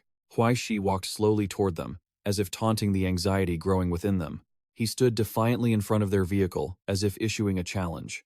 At this point, the man couldn't hide his shock and asked, "What is he doing?" Hearing this, he gritted his teeth, his anxiety clearly etched on his face. "He knows I'm here." With that, Li immediately pulled out a prepared gun. He handed it to his companion with a few words of advice. "Boss, if things go south, perhaps you'll be heading to Jinling alone." Qi Wen heard these words and was so startled he couldn't even hold the gun steady. He struggled to find a way to deal with the situation. "You're a golden level ascendant. You can't beat him?" Hala sighed, a smile of resigned defeat appearing on his face. "That little devil is not like." Hearing this left Qi Wen panicking in disbelief. He reached out to grab his shoulder. "Don't go." Realizing the situation was dire, Qi Wen warned, "We can't risk it against a lunatic like that." His hand tightened anxiously on the other man's shoulder. Qi Wen, both terrified and trying to reassure the other, said, "This is the current situation. Help will arrive soon." Faced with that desperate attempt to hold him back, Hale gently pulled his hand away. Even though he knew the danger, he was determined to fight. "Am I supposed to tuck my tail and run from a little devil twice?" With that, Hala stepped out of the car to face him. He had thought long and hard about this decision. "If we don't finish him here, we'll never have peace." Hala quickly got into a fighting stance but didn't forget to say, "I'll be back." He wore a twisted grin as he prepared to attack. "It really has been a long time. Last time, I used the soul-stealing lead to get inside your body." Hale's tail wiggled as if he had been waiting a long time for this match, and he approached provocatively, his reptilian body moving in a slithering motion. "You're just a little shrimp like this." Huai Shi suddenly took off his headphones, looking innocent. "Wait a second. Grandfather what?" Seeing the other's clueless expression amused Hale. "It's fine. Honestly, it's better if you don't remember." As he spoke, he immediately unleashed his technique. At the same time, a flash of light appeared in the air. Hale looked confident, with his two sharp crescent blades. "Your parents were actually harmed by my own hands." A look of twisted, utter malice flashed in his eyes. Before they passed, they were still begging for mercy. It's truly unimaginable. Even I feel ashamed using it. Only then did he gently remove his headphones. Huai Shi quietly put his things away with a calm, deliberate movement. They were never good role models to begin with, so it's easy to imagine that's true. Instantly, he pulled a sharp knife from his pocket. Even though his movements were relaxed, resentment boiled in Huai Shi's eyes. "I know you're trying really hard to make me angry, but unfortunately, I'm feeling a bit too calm right now. Why don't you drop the games, old man? Just say it to my face." He raised his hand, summoning a brilliant blue magic. Without a single opening, he lunged in to strike. "How do you want to die?" Huai Shi had already predicted the skill and launched a counterattack. Thanks to his agility, Huai Shi managed to pivot, easily shifting behind his opponent. But the other guy wasn't someone who would let himself be toyed with easily. He Luo whipped his long tail out to strike at Huai Shi. At the same time, he spun his scythe, ready to attack. With a sharp eye, he recognized the opponent's strategy. Because of that, Huai Shi nimbly dodged the blow. But He Luo still had another weapon hidden up his sleeve. He pulled out a gun and aimed it straight at his head. Reflexively, Huai Shi vaulted away to counter. He threw a razor-sharp spinning blade to distract the opponent. Seizing the moment, Huai Shi landed safely. Seeing this, He Luo grew impatient and questioned him. Why didn't you use that move from before? If you had, you wouldn't have lost so quickly. He suddenly felt something unsettling running down his face. Huai Shi reached up to wipe his face, checking it. That greenish liquid gave him a jolt of surprise. Was it poison? Without a second thought, Huai Shi dared to taste the lethal venom. Not bad. It was madness. He caught the opponent off guard and lunged forward with renewed momentum. Huai Shi gripped his weapon firmly, intent on a direct assault. He Luo, rattled by the psychological toll, could only try to hold his ground, but how could he? Seeing an opening, he didn't hesitate to strike. A slash from Huai Shi came down, leaving him no time to block. He Luo was stunned by his opponent's recklessness. You're poisoned. How can you still use such strength? He quickly used everything he had to fight back. He Luo sprang backward, unleashing his technique. A rain of poison meant to block him. At the same time, he raised his gun, intending to deliver a physical blow. But his move was anticipated and blocked. He Luo realized something chilling. Did the poison have no effect on him? In an instant, Huai Shi closed the distance and landed a devastating punch. His eyes were filled with resentment and a fierce resolve for revenge, while the other man could only widen his eyes in shock, witnessing yet another defeat. It seemed Huai Shi's slash carried immense power. The thing was, he had added even more poison to his dagger. That was when He Luo noticed something abnormal. The wound. He widened his eyes in absolute shock at his opponent's blade. This knife wasn't normal. At the same time, he exerted pressure, driving the tip of the blade deeper. That was the moment He Luo realized the terrifying truth. It was a toxin. The pain was so intense that his pupils kept dilating. He Luo tore himself away, throwing his opponent aside and screaming in agony. Fueled by rage, he slashed wildly to counter. Distracted by the pain, He Luo kept missing his target. Huai Shi wouldn't miss this opportunity and immediately charged. Panicking, the other man had no choice but to use his gun to defend himself. But the weapon was quickly destroyed, leaving He Luo terrified. What on earth is that monster of a weapon? Facing the opponent's fear, he calmly replied, "You're feeling nostalgic for your previous life as Xianghua, aren't you?" In He Luo's eyes, there was now only Huai Shi.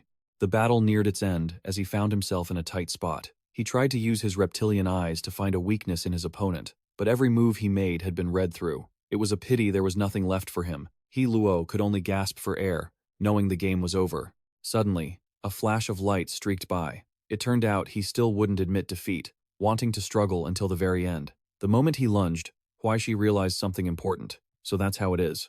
A fierce glimmer of determination to strike back ignited in He Luo's eyes.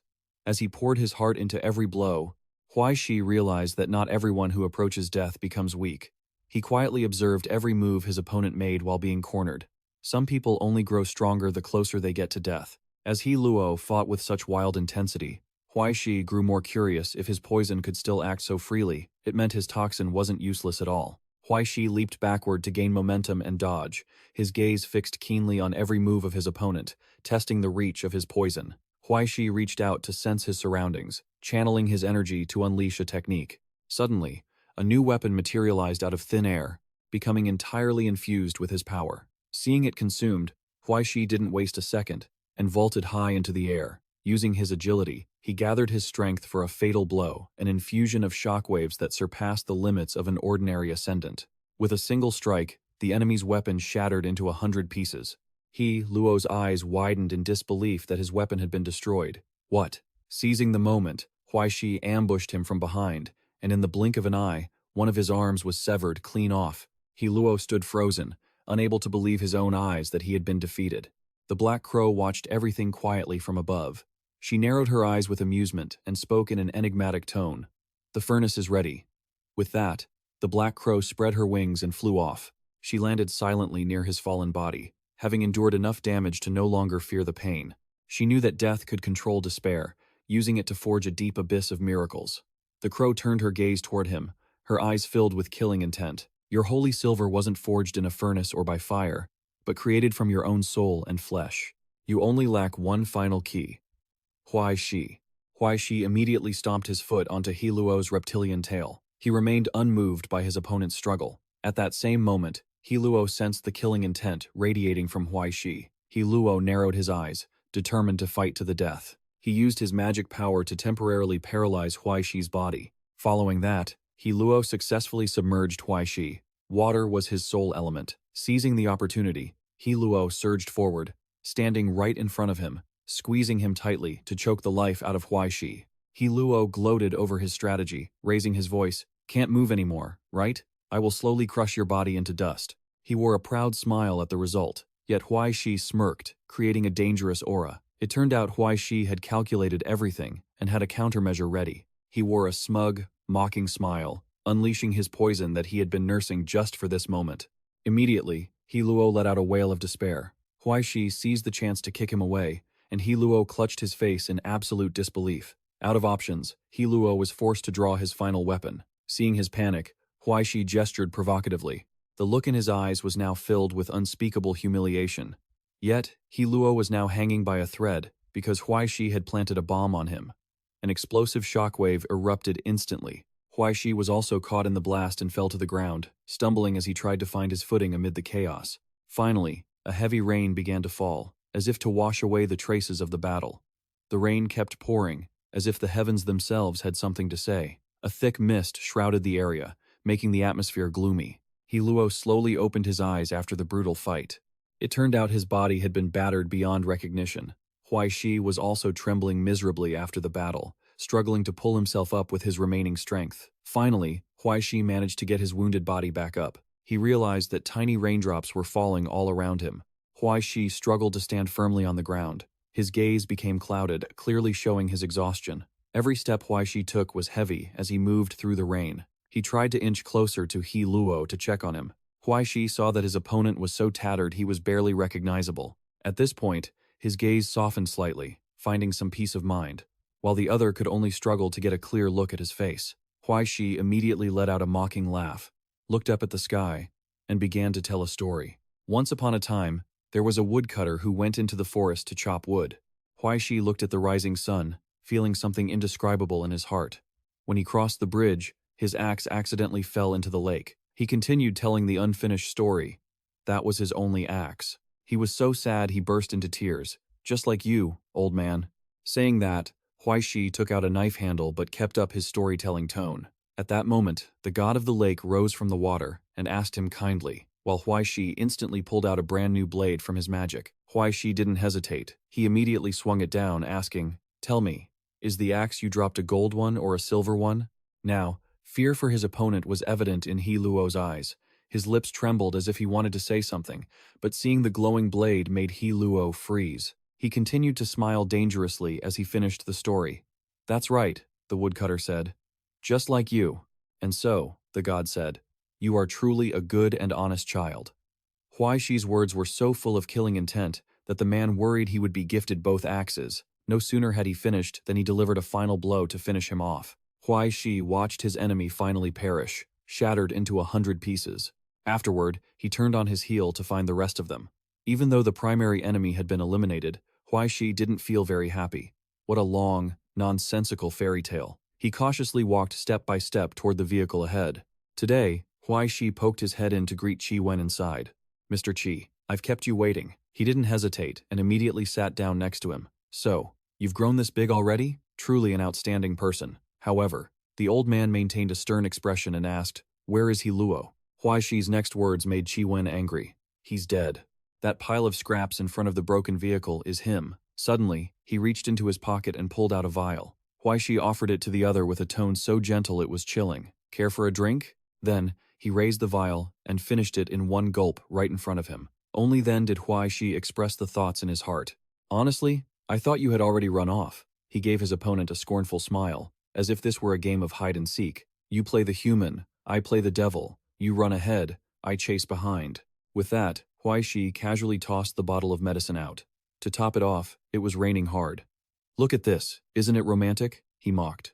The medicine bottles scattered out of the car door, vanishing into the rain. Each one shattered on the ground, as if signaling a bad omen. Only then did Qi Wen gently declare, "You've won, Huai Shi. You've successfully destroyed my career and my life." With his hands gripping his gun like a lifeline, Qi Wen aimed the barrel straight at his own throat. "You can gloat all you want. That's the prerogative of the victor." His eyes were filled with determination, and his voice sounded deadly serious. But don't think I'll wag my tail and beg for mercy. Suddenly, the car's headlights flickered. It turned out Huai Shi had nimbly seized control of the gun moments earlier. Consequently, a bullet immediately tore straight into Qi Wen's thigh. His eyes widened instantly, filled with shock. Qi Wen groaned in pain, clutching his leg, while Huai Shi remained calm. Relax, I'm not trying to humiliate you, and I don't want to be this rough. Huai Shi immediately grabbed his opponent by the head. He calmly spoke his inner thoughts. Actually, I just wanted to see you smile. His face now brimming with a manic sense of satisfaction, he said, I know you were laughing when my house was destroyed, right? Qi Wen gritted his teeth, his face twisted in despair. Damn you. I should have just wiped you out back then. No sooner had he finished than Huai Shi fired the gun again. Qi Wen groaned in agonizing pain, clutching his leg. Yet, every word Huai Shi spoke was chillingly cold. Congratulations, Mr. Qi. Your dream has finally come true. Huai Shi slowly articulated the dark inner desires of his opponent. Tomorrow, you'll be able to take control of the Bongho nursing home and make a beautiful comeback, won't you? Now, there was only the car left on the road in the dead of night. Huai Shi watched his fear with amusement.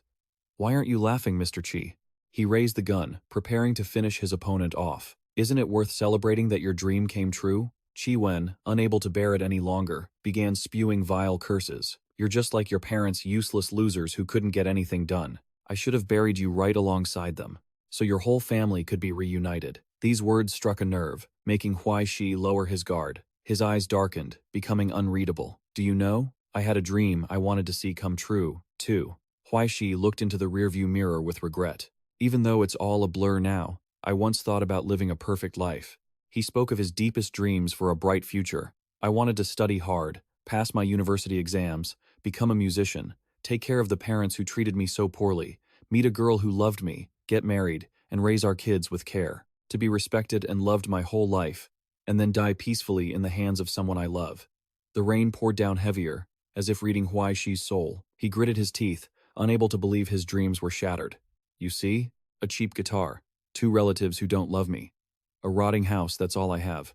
Tears streamed down Huai Shi's face as he spoke. But now I don't even have any family left. Suddenly, a faint glimmer of light sparked in his heart. Mr. Qi. Huai Shi's eyes were now filled with nothing but resentment.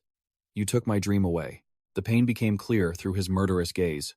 I'm in so much pain. After a moment, Huai Shi finally spoke sincerely. Thank you for agreeing to listen to me for so long. Qi Wen's hands remained stuck on the door, unable to open it. Huai Shi sighed as if a weight had been lifted. I feel much more at ease now. At the same time, a sense of despair rose in Qi Wen's eyes. Huai Shi gently pressed the gun to his opponent's head. Now, I don't think there's anything left undone, right? Just as he was about to pull the trigger, he suddenly froze. It turned out the gun in Huai Shi's hand had been out of bullets for a while, out of ammo. He immediately tossed the object out the window. Huai Shi playfully dug into his pocket and pulled out another gun. Sorry, I'm still a bit of a rookie at this. He fished a gun and a magazine out of his pocket. Huai Shi calmly prepared the ammunition for his weapon. Wait for me a second. Suddenly, he noticed something strange. It turned out Huai Shi was having some trouble with the gun. What the hell? Is it jammed? He fumbled, trying to fix it, when suddenly, his phone rang. Irritated, Huai Shi quickly checked his phone and picked up. He was annoyed, wanting to finish the job as quickly as possible. Hello? Who is this? Make it quick. I'm busy. Suddenly, the person on the other end replied, It's the governor. Huai Shi anxiously asked for the point. What do you want? I Ching asked softly, sounding worried. Where are you? Through the phone, she could hear how frantic he was. I'm at home, he replied. The rain is too loud. I'm so scared, and so lonely I can only hold this gun for a little warmth. However, I Ching checked the GPS and noticed something was wrong. Huai Shi hurriedly asked how to fix the gun. Also, how do I reload this thing you gave me? I've been studying it for half a day, and I'm in a hurry. Faced with that, she only replied quietly, Don't waste your effort. The gun has a safety lock engaged. I Ching immediately raised her voice to warn him. Listen to me, Huai Shi. She tried to convince him to stop before it was too late. If you end him, you'll only face the consequences. Amidst the heavy traffic, this news hit Huai Shi like a thunderbolt. I Ching remained incredibly calm to convince him. Stop. Put the gun down. Trust me one day. This will all have a resolution that makes everyone happy. Suddenly, Huai Shi's next words left her stunned. So, will they execute him then? he asked urgently, making Qi Wen panic as well. Firing squad, hanging, the electric chair, or maybe something humane like a lethal injection? This made her pause to think. Seeing her hesitation, Huai Shi immediately pressed her.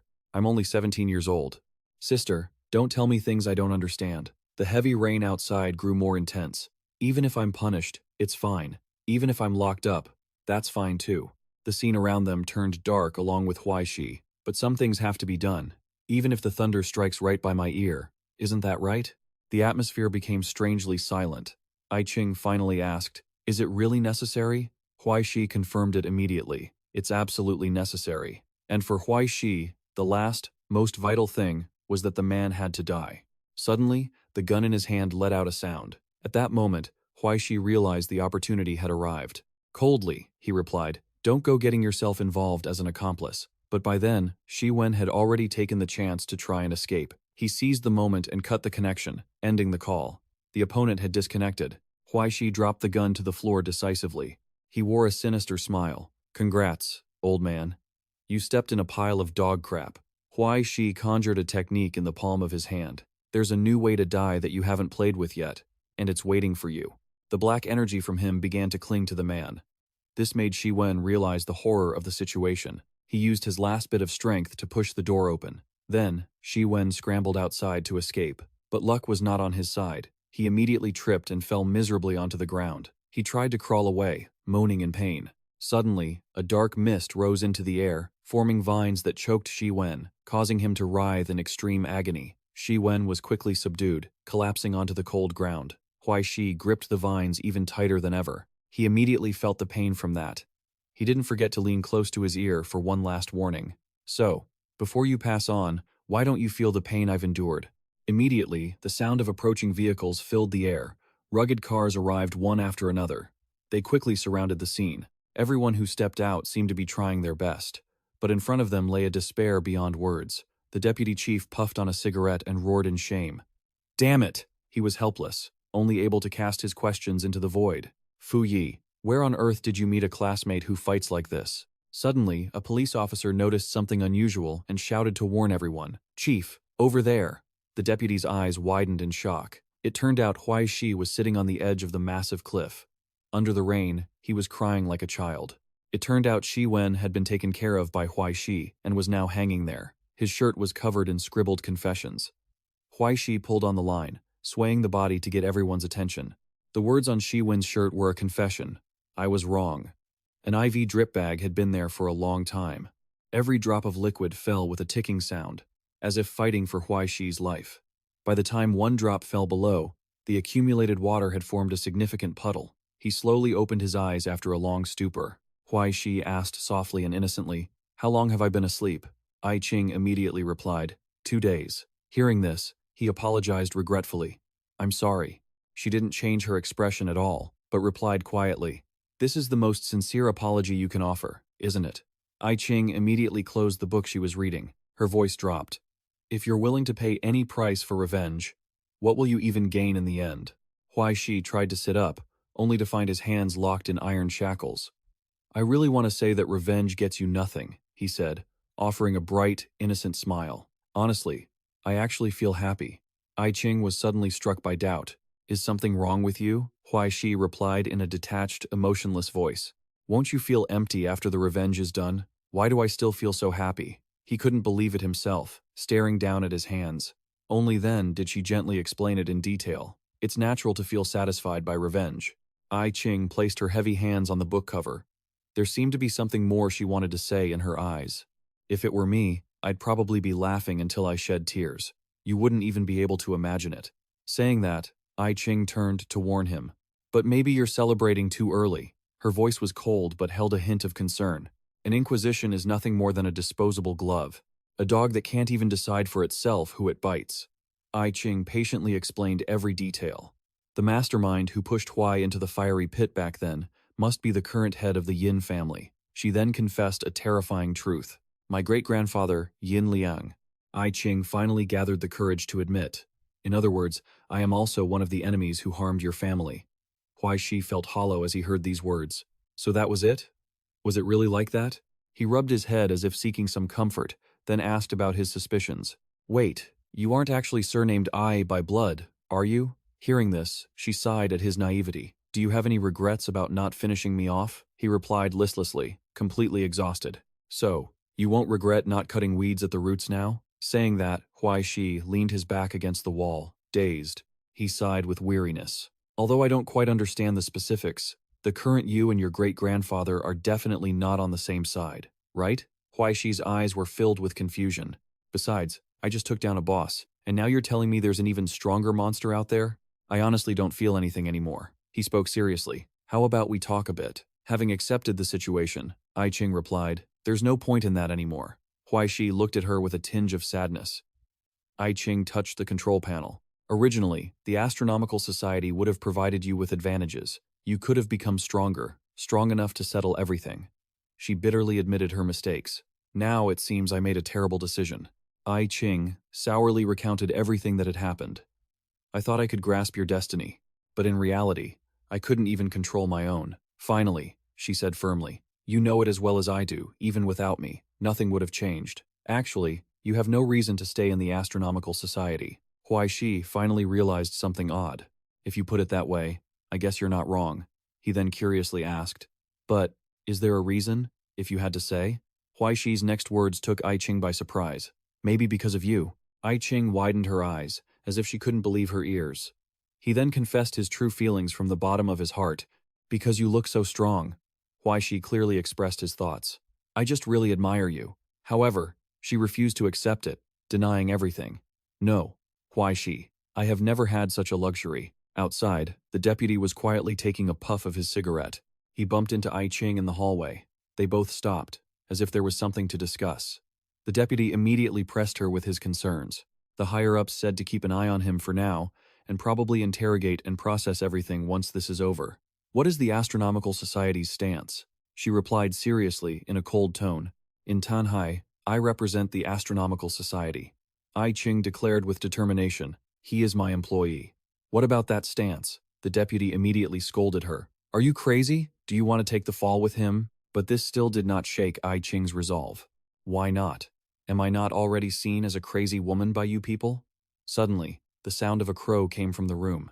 The crazed raven spread its wings on the edge of familiarity and the unknown. She leisurely perched on Huai Shi's shoulder. The crow immediately issued a threat.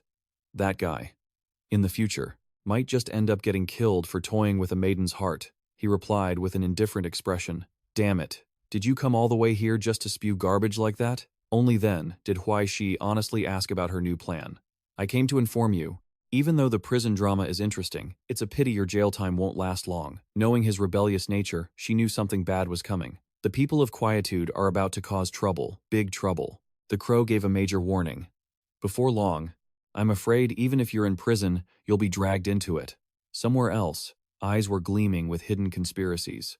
Hearing this, Huai Shi was shocked and tried to ask, the people of Quietude are going to cause big trouble? How big? She looked at the crow's wing as if it were a sign, and honestly stated the severity of the situation. As big as the demon capital. He didn't understand at all, and asked for clarification. What the hell is the demon capital? Is it that scary? Mentioning this, the crow fell into deep thought. Hell, you don't know? That terrifying scene gradually appeared in her story. The demon capital, at hell depth 27, the grand capital, at hell depth 29, and the holy city, at hell depth 31. The crow tried to emphasize the cruel magnitude of those places. These three were once the greatest threats to the Astronomical Society. After sparing nothing to seal them and exile them into the deepest layers of hell, she narrowed her eyes as if warning of the danger. You can consider them places that are dark in the literal sense, a forbidden zone and a terrifying region where humans can hardly survive. Hearing this, sweat immediately broke out on Huai Shi's forehead. Is it that bad? The crow continued to speak of the evil there. Back in the previous eras, right here in Tanhai, a city like that once existed. She seemed very knowledgeable and explained in detail. A massive city with tens of millions of people, occupying 70 to 80 million square meters. It holds the honor of being one of the world's major economies, as well as a vital seaport and the most brilliant jewel of the Eastern Shia. By now, you've likely formed a rough image of that place. Just then, Black Crow didn't forget to remind him of something, but events unfolded that no one wanted to see. Do you understand? Huai Shi, though terrified, asked out of curiosity, what happened next? She spread her powerful wings and replied, After that, her voice grew heavy with danger. It took on its current form, wiping out 20 million people. She seemed quite excited while recounting it. However, he just blankly replied with a flat, "Oh." Black Crow, losing her patience, asked, "Are you even listening?" She then pulled out a book to search through it. Even its name has become forbidden. It cannot be spoken, so magic capital is used instead. As Huai Shi read it, he realized something unusual. It really is forbidden, but what does that have to do with the purifying people? It turned out that the name within it had become a complete mystery. Black Crow continued to recount what she knew. "Below is my exclusive intelligence on what they intend to do." The fierce scenes of that place became vivid through her words. They simply want to reopen the path to the magic capital. At the same time, Black Crow mentioned the difficulty. Because of that, they must first tear a rift in reality, then destroy a boundary anchor somewhere, paving the way for the demon realm. Next, the demon realm will collapse once more and reappear in this world. She narrowed her eyes and shared her deduction. In a sense, the goals of the 6 suns and the purifying people are the same. With this realization, Huai Shi immediately understood. The Hand of Storms, that is the boundary anchor they want to use to destroy New Ocean City. Black Crow continued to detail the enemy's scheme. Not just New Ocean City. The boundary anchors in other parts of the world, even coastal areas, will likely all be wiped out. Yet, he still didn't know what to do with this information. Such a huge matter, what does it have to do with someone like me? Fighting that Hand of Storms, I'm afraid even if I had 100 million clones, I'd still be dead. Seeing this, she offered him a plan. The true battlefield isn't in a desolate place like New Ocean City, and it's not somewhere someone with your combat strength can meddle. Black Crow lightly perched on the IV stand. She skillfully swirled the water to reflect Huai Shi's silhouette. "But you've passed the puberty phase. Do you really want to let things happen? Why not consider slashing a few of the purifying people to reduce your sentence? Who knows, maybe a few slashes and you'll be set free." Hearing something so strange, he was momentarily confused. Set free? No. Wait, my puberty phase is over? I'm injured like this. That can't be true, right? Black Crow tried her best to lift his spirits. "It's all thanks to this big sister secretly feeding you medicine every day. Are you feeling touched yet?" Huai Shi pouted and rejected the suggestion. "I don't believe a word of it." She was out of options and had to get back to the main point. "Fine. Seeing as you're in decent condition, I can leave now." Black Crow flapped her wings to fly away, whispering, "Otherwise, your family will be worried." He retorted irritably, his annoyance plain to see. "My family is dead. Only a ghost would worry about me." Black Crow immediately countered, claiming her place as someone close to him. "Don't you still have this big sister? If you want to cry, you can jump into my arms any time." Huai Shi immediately stuck out his tongue, acting like he couldn't care less. Seeing this, she got huffy and vanished in an instant. That night, moonlight shone through the iron window bars, but the conversation kept replaying in his head. Past the puberty phase, Huai Shi reached his hand into the air, intending to seize the opportunity. He pondered his abilities in previous battles. During the fight on the bridge, he had truly condensed the Forbidden Hand into a thick thread. Huai Shi carefully listed the details he had observed. The thread was about 20 meters long, but it seemed limitless. He gripped his magical thread tightly. It could extend further, and even make enemies feel extreme emotions. Huai Shi carefully calculated the odds. It seemed that besides helping, the Forbidden Hand could also turn into a thread. That means it can take on other forms too. What else could it become? He recalled the times he had snuck out for reconnaissance. Huai Shi had once held that infinite power in his hands.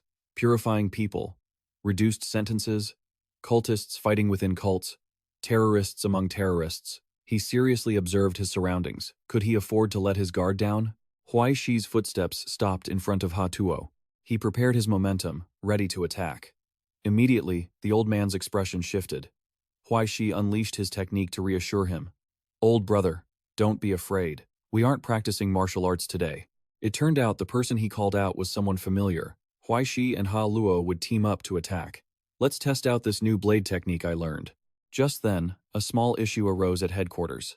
The deputy chief was discussing a pile of new paperwork. Superiors had approved the temporary control plan for New Ocean City. He anxiously warned about recent changes in the situation, from the Salvation Society to the Titch family, and the purifying people could not be underestimated. Coupled with reports from coastal cities, they had to conduct a comprehensive screening and do their best to minimize damage to New Ocean City. I Ching replied indifferently, wondering whether to call it luck or misfortune. Though Tik Van had died, his son, Tich Nguyen, had to face the consequences. The deputy chief found this reasonable and pondered. Although the leads he provided couldn't be verified for accuracy, they at least offered a new direction for the investigation. Suddenly, someone ran in with urgent news for the department head. We've discovered a new situation regarding former followers of the Salvation Society. He silently and seriously read through each piece of new information. The deputy chief's face grew worried. Damn it, aren't many of these cultists actually parents of students? Just how many children have they harmed? A colleague, sensing something strange, provided additional information.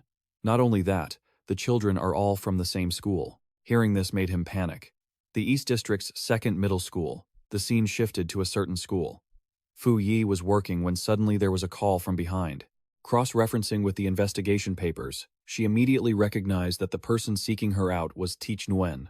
Right at this moment, the two of them began their bout. However, it seemed Ha Tuo was on the verge of defeat. Huai Shi triumphantly used the vines to pull his opponent hard. He agilely dashed forward, and in an instant, Huai Shi had tightly bound the man. This critical blow left his opponent terrified. In an instant, nothing remained but a withered corpse slumping to the ground. Huai Shi looked at the sickle-like weapon in his hand and praised it. The art of the short blade is seriously cool. Yet, a hint of sadness flashed in his eyes. It's a pity, though. He Luo's scythe has probably been taken away by now. I can only satisfy my craving by holding it within the Book of Destiny.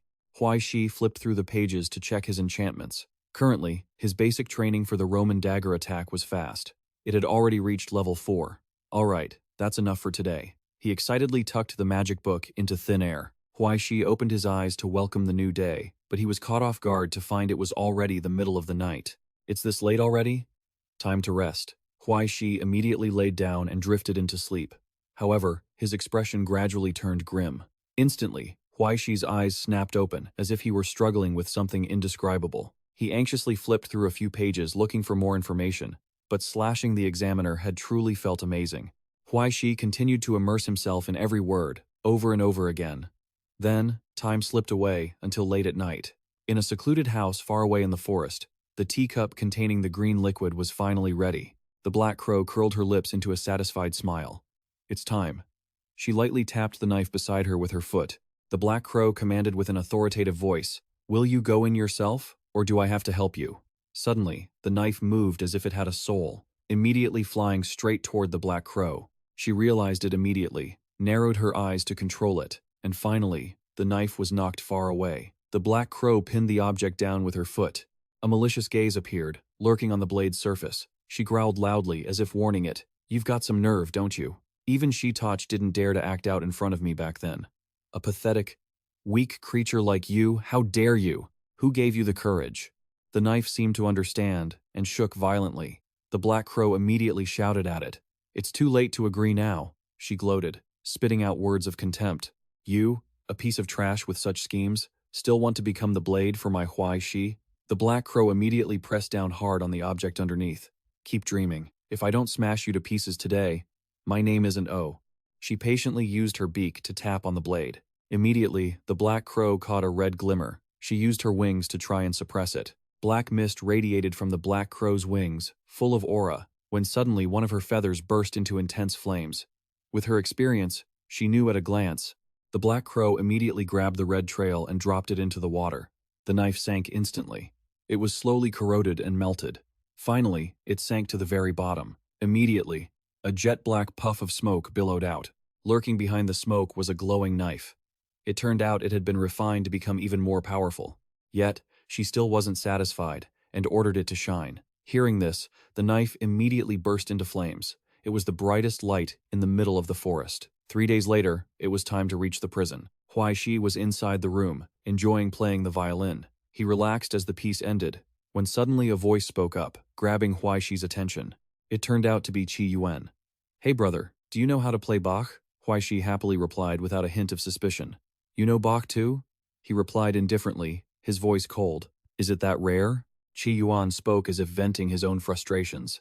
"I am at least a formal graduate of the Ivy League in America. Of course, I know Bach." Hearing this, he quickly replied, "All right, the cello is missing an accompaniment. Which piece would you like?" Hearing this, he quietly admitted what he wanted. "Anything is fine. I just want to hear some music." It felt like this was the final straw for Qi Yuan. Anything would do. Hearing this, Huai Shi happily played the instrument to please the other. Every note he created was like a bird taking flight. Even the guard outside felt the melody was melodic. As for him, he just silently focused on listening. Finally, when the melody ended, Huai Shi stopped playing. A vague sense of unease rose in his heart. Huai Shi tried to find a way to open up to him. "You are Qi Yuan Shen. I heard old Li and the others say that, you know I hate your father." Suddenly hearing this made Qi Yuan laugh out loud. He tried to suppress the secrets in his heart. He tried to calm the current situation. "You don't need to worry. I knew that." On the very first day, Qi Yuan heard this and asked curiously, "You don't hate me?" Huai Shi replied calmly, "Rest assured, compared to hating you, I hate him even more." He seemed to feel the empathy and expressed, "Do you know what it feels like to be trapped in a transparent cage since you were little?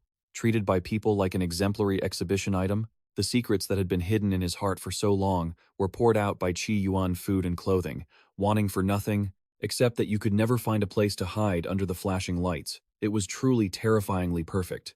At the same time, this suffocating feeling was finally shared by him.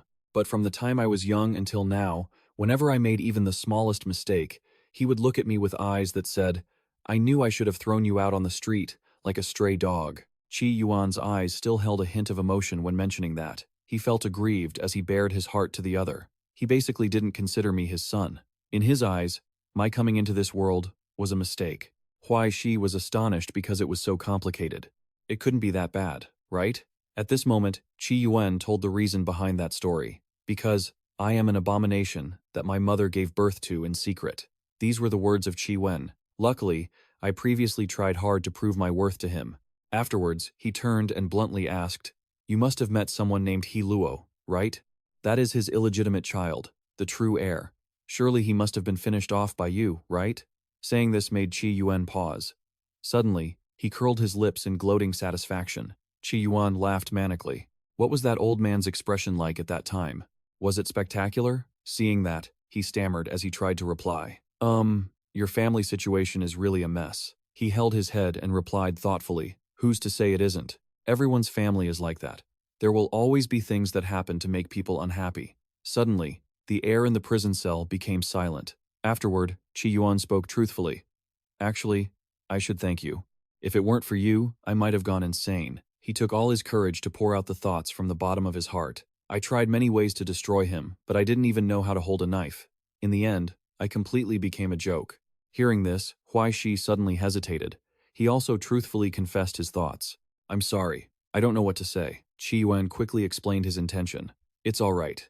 I just wanted to find someone to talk to." He gently touched the wall, as if trying to hold on to the other person. Qi Yuan honestly voiced his small, simple wish. "Sorry for the trouble, please. Keep playing the violin for me to hear." Hearing this, Huai Shi immediately became enthusiastic again and replied, "You got it." Then, he continued to play a soothing melody. He gently immersed himself in the calming tune. Meanwhile, Deputy Fu was leisurely continuing his video game. He was happily enjoying this moment of downtime. Suddenly, a loud noise erupted. Deputy Fu, startled, frantically looked around. He accidentally stepped on Qi Yuan. Fortunately, everything settled down soon after. The chaotic mess on the Xinjiang Expressway had yet to be resolved, and the daughter's school had been infiltrated by the claws of the heretic cult. Still, Deputy Fu couldn't shake his unease. Having been a stable deputy director for over a decade, he was so worried that his face darkened, and he snapped his pen in two. As for Ai Qing, she was also tossing and turning, unable to sit still any longer. Under Ai Qing's insistence, within a short span of 3 days, the hideouts of the purifiers were consecutively taken down. The ascendants who worshipped the Master of Fields were shot down, one by one. The final headquarters of the Salvation Society in Xinhai, outside of the Long Ma building the anti-corruption and evil purging operations, had reached their final stage. Deputy Fu was so annoyed he shouted out loud, "Negotiate? Give me a break!" He lost all patience communicating with the person on the radio. Negotiate? Either send them all to indefinite labor camps at the border, or line them up and execute them in 10 minutes. He kept trying to emphasize the urgency of the current situation. The end is here, and you're still thinking about a happy ending. Are you all daydreaming in broad daylight? Immediately, Deputy Fu took off his headset and slammed it on the table. He gave the order without a moment's hesitation. "Finish them off. You hear me? Even if they don't die easily, hunt them down until they do. Tear that warehouse apart for me." Outside, a vehicle was already speeding toward them. Deputy Fu's warning echoed throughout the hut. I don't care about the budget anymore, just wipe out all those pests there, understood? This character seemed very important to the current operation. It turned out the arrivals were Jin Mu and Shen Yue.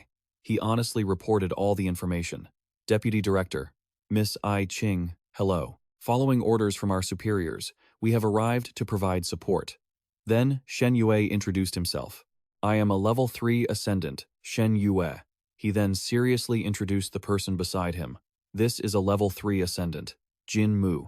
Then Shen Yue took an item out of his luggage. We also brought a border relic. If it's convenient, please sign here to acknowledge it. Seeing this, Ai Ching quickly recorded it on the list. Whatever, she said, her voice stern as she clearly delegated the tasks. Deputy Director, I'll leave the rest to you. Deputy Fu heard this and immediately took charge. Understood. He quickly began navigating the system interface. Deputy Fu seriously and clearly introduced the mission. This was the Long Ma building, which looked quite dilapidated. A 4-story building that hadn't been completed yet, but the secret business dealings of the Salvation Society had turned it into a den for the purifiers. Based on his experience, Deputy Fu made his assessment. We estimate there are at least 40 members inside, and they are also raising quite a few border monsters. They're going to be a real headache. They knelt down one by one, bowing to their deity. That mysterious group chanted strange words in unison, following the summons of their master. The Dongyue Society is here to pay respects. The Lingyi Society is here to pay respects. From the reflections in the light, a figure slowly emerged. The Tianbaotu Society is here to pay respects. The Hongxi Human Sacrifice Society is here to pay respects. A terrifying, dark silhouette appeared, accompanied by a chilling voice. Very good. He wore a sinister smile to praise them. Then prepare yourselves. Everyone, I will reward you with a delicacy from the abyss. Very soon, following the revelation of the holy god. By the way, where is Shi Yuan? It was quiet. He was gone. He tried to open his mouth to speak, but blood choked his throat. After a while, Huai Shi managed to produce a faint sound from his throat. Immediately, the surrounding atmosphere turned eerily gloomy. The triumphant screams of phantoms echoed out. The gates of hell were about to be pried open once again. On the other side, the sky began to darken as wings appeared, and the tanks immediately moved into defensive positions. They had quickly locked onto their targets. The army immediately reported the situation to the commander and the chief. The fortress was fully set up, and the deputy chief received the update. All right, all troops stand by for my orders, he said, turning to remind everyone of the situation. To minimize casualties, we cannot use heavy firepower. However, we have 2 reinforcements. At the very least, when they break the boundary to pollute the site, we'll have more strength to fight back. Finally, the deputy chief added a final instruction. Once those 2 are ready, we move immediately. Seeing Guai, Shen Yue quickly announced, we shouldn't delay. The sooner we act, the better, to avoid complications. He turned to discuss the plan with Kim Mok. Afterward, Shen Yue reported the situation back. If we make it in time, we can still provide support elsewhere. The deputy chief nodded in agreement. Fair enough. Then, the deputy chief immediately adjusted the system. Finally, he issued a new order to begin the operation. Instantly, all the tanks opened fire simultaneously, the sound of artillery shells deafening the entire area. The fortress targeted the mysterious building one after another. Just as the shells were about to impact, something unexpected happened. The building seemed shrouded in an invisible barrier that the projectiles couldn't pierce. The shells were deformed and heavily damaged one by one. Consequently, they detonated prematurely with a jarring impact. The entire army witnessed the scene in shock, and even the deputy chief widened his eyes. Now, the screen clearly showed the barrier protecting the building. He couldn't believe it and slammed his hand on the table. The deputy chief gritted his teeth, visibly frustrated. Damn it, what is going on? Ai Ching immediately checked the surrounding area and discovered something abnormal. The boundary is expanding. Several terrifying things appeared clearly on the monitor. The depth index near the building the Dragon Horse had exceeded the safe depth of the site, so the power of thermal weapons would be diminished. Hearing this, the deputy chief became extremely anxious. So, what do we do now? Ai Ching had only one possible solution to offer. External attack is the only way. She had to resort to her final plan. All power permitted within the site is only effective thanks to the great mystery known as Zarathustra. It has gone through hundreds of years of contributions from countless scholars and creators, crafting a stable environment and new physical laws to create the world as it is today. Ai Ching carefully analyzed every possible scenario. Under the cage of the great mystery, modernized weapons possess destructive power. Ascendants must consider their own weight whenever they take action at the site. She carefully calculated the plan. Although the dragon horse building within the site's projection was unaffected, I Ching predicted the potential risks, but the boundary located in the site was limited by the power of the Great Mystery and could not withstand infinite attacks. It had its limits. Suddenly Shen Yue spoke up calmly. "You two, please rest assured," he said, trying to reassure everyone present. "You still have us." Shen Yue updated them on the current status of the battle. Kim Mok had already taken the site relic over there. He had absolute faith in his comrade's strength. That Kim Mok fellow was a firefighter before becoming an ascendant. I've heard his relic skills are excellent, and his power is incredible. He's perfectly suited to use that site relic. Shen Yue also honestly admitted his own limitations. If you swapped in a calculation master like me, I wouldn't even come close. But I also don't have the courage to shout out those incomprehensible activation incantations. The deputy chief, hearing this, immediately became curious and asked for details. Activation incantations? On the battlefield, Kim Mok carried a large sword into the fray, the muscles and veins in his arms tensed and ready. Finally, Kim Mok took a breath to activate it. He suddenly laughed out loud, shocking everyone. Did Mishni update today? Then, Kim Mok immediately drew his flaming blade. He gripped the weapon with all his might, then let out a passionate roar. Afterward, he swung his blade with immense power. Just from that single strike, the wall showed signs of wavering, and soon after, it splintered into pieces. Finally, the building's protective screen was shattered. Seeing this, the army cheered joyfully. Success! The boundary has been broken. Immediately, the tanks reloaded, and the fortress unleashed a barrage of fire toward the building. Each massive shell dealt a fiery blow to the enemy. Kim Mok slammed his staff hard into the ground to continue fighting. He was gathering all his strength to prepare for another attack when suddenly, the army raised their shields to hold the line, protecting the ascendants, while others hunted for members of the purists. The army immediately advanced with their guns deep inside. However, they were blocked midway. It turned out that what stood before them was a fierce phantom. It immediately unleashed a move that wiped out the front line. Seeing this, the deputy chief became tenser than ever. He had anticipated this. These purists really did unleash it. The name of this phantom beast made him gasp. A frontier heteromorph. It roared with a piercing, imposing sound. Immediately, the heteromorph released phantoms to attack. The army moved into battle formation, opening fire at will. They quickly burned through the smaller swarms of monsters. This only made the creature angrier. The heteromorph stomped its foot hard on the ground, and instantly, it swept away all the soldiers in front. They used flamethrowers to try to counter the heteromorph, but it quickly sensed the danger. The heteromorph immediately defended against the attack, and everyone anxiously communicated through their headsets to check on each other. Kim Mok, do you still have the stamina? Hearing their concern gave Kim Mok more motivation. He opened his eyes, filled with the passion of battle. Kim Mok didn't fear the danger and charged straight into the fire ahead. The heteromorph opened its mouth to create a ball of fire, then spat it forward to attack. Everyone watched the situation anxiously on the monitor. Shen Yue sensed their worry and reassured them. When Kim Mok faces the fire, he awakens his true soul, illuminating the deepest desires within. He recounted the past in a deep, warm voice. The Silver Sea granted him power. It was true. As Kim Mok successfully passed through the fire, he surged forward just as Shen Yue had described. His power can suppress all fire and heat. Kim Mok was also very proud of this strength of his, saying, "A flame of this size is just a piece of cake." Immediately after, he lunged at the frenzied, destructive aberration, obliterating all worldly fire toxins. The creature was shocked to see him still alive. Kim Mu quickly seized the opening to land a lethal blow. Sensing this, the other shadow monsters grew more vigilant. He let out an arrogant smirk and charged forward. "Another beast!" Shen Yue hurriedly tidied his gear. He adjusted his glasses and delivered an urgent announcement. "I'm heading to the front lines too. Hopefully I can finish this quickly and head home." Shen Yue skillfully drew a handgun from his pocket. "My ability isn't like Kim Mu's. It's purely support-oriented." He turned to explain the ability in detail, noting that he awakened it specifically to avoid working overtime. It's called non-overtime efficiency method, and it's essentially a minor upgrade to cognitive processing, increasing speed and providing a protective barrier which is enough to shield ordinary people. With that, Shen Yue calmly prepared to step onto the battlefield. "Next, you two please reinforce the headquarters defenses to prevent them from using a beheading tactic." Deputy Chu just shook his head, speechless. It would have been better to just go provide support instead of talking so much. Suddenly, Ai Qing's phone chimed with a message. She carefully read every word written there. 1 ritual, 10 instances of gluttony. the remains of 100 people, 1,000 pairs of birds' eyes, and 10,000 venomous snakes, the dead in a coffin, crying out to shed their skin from hell, hence the cycle ends. The message ended with a strange sentence that left Ai Ching deep in thought. Reborn under the shadow of wings, the hidden bird takes flight. She rested her chin on her hand, trying to decipher this mysterious message.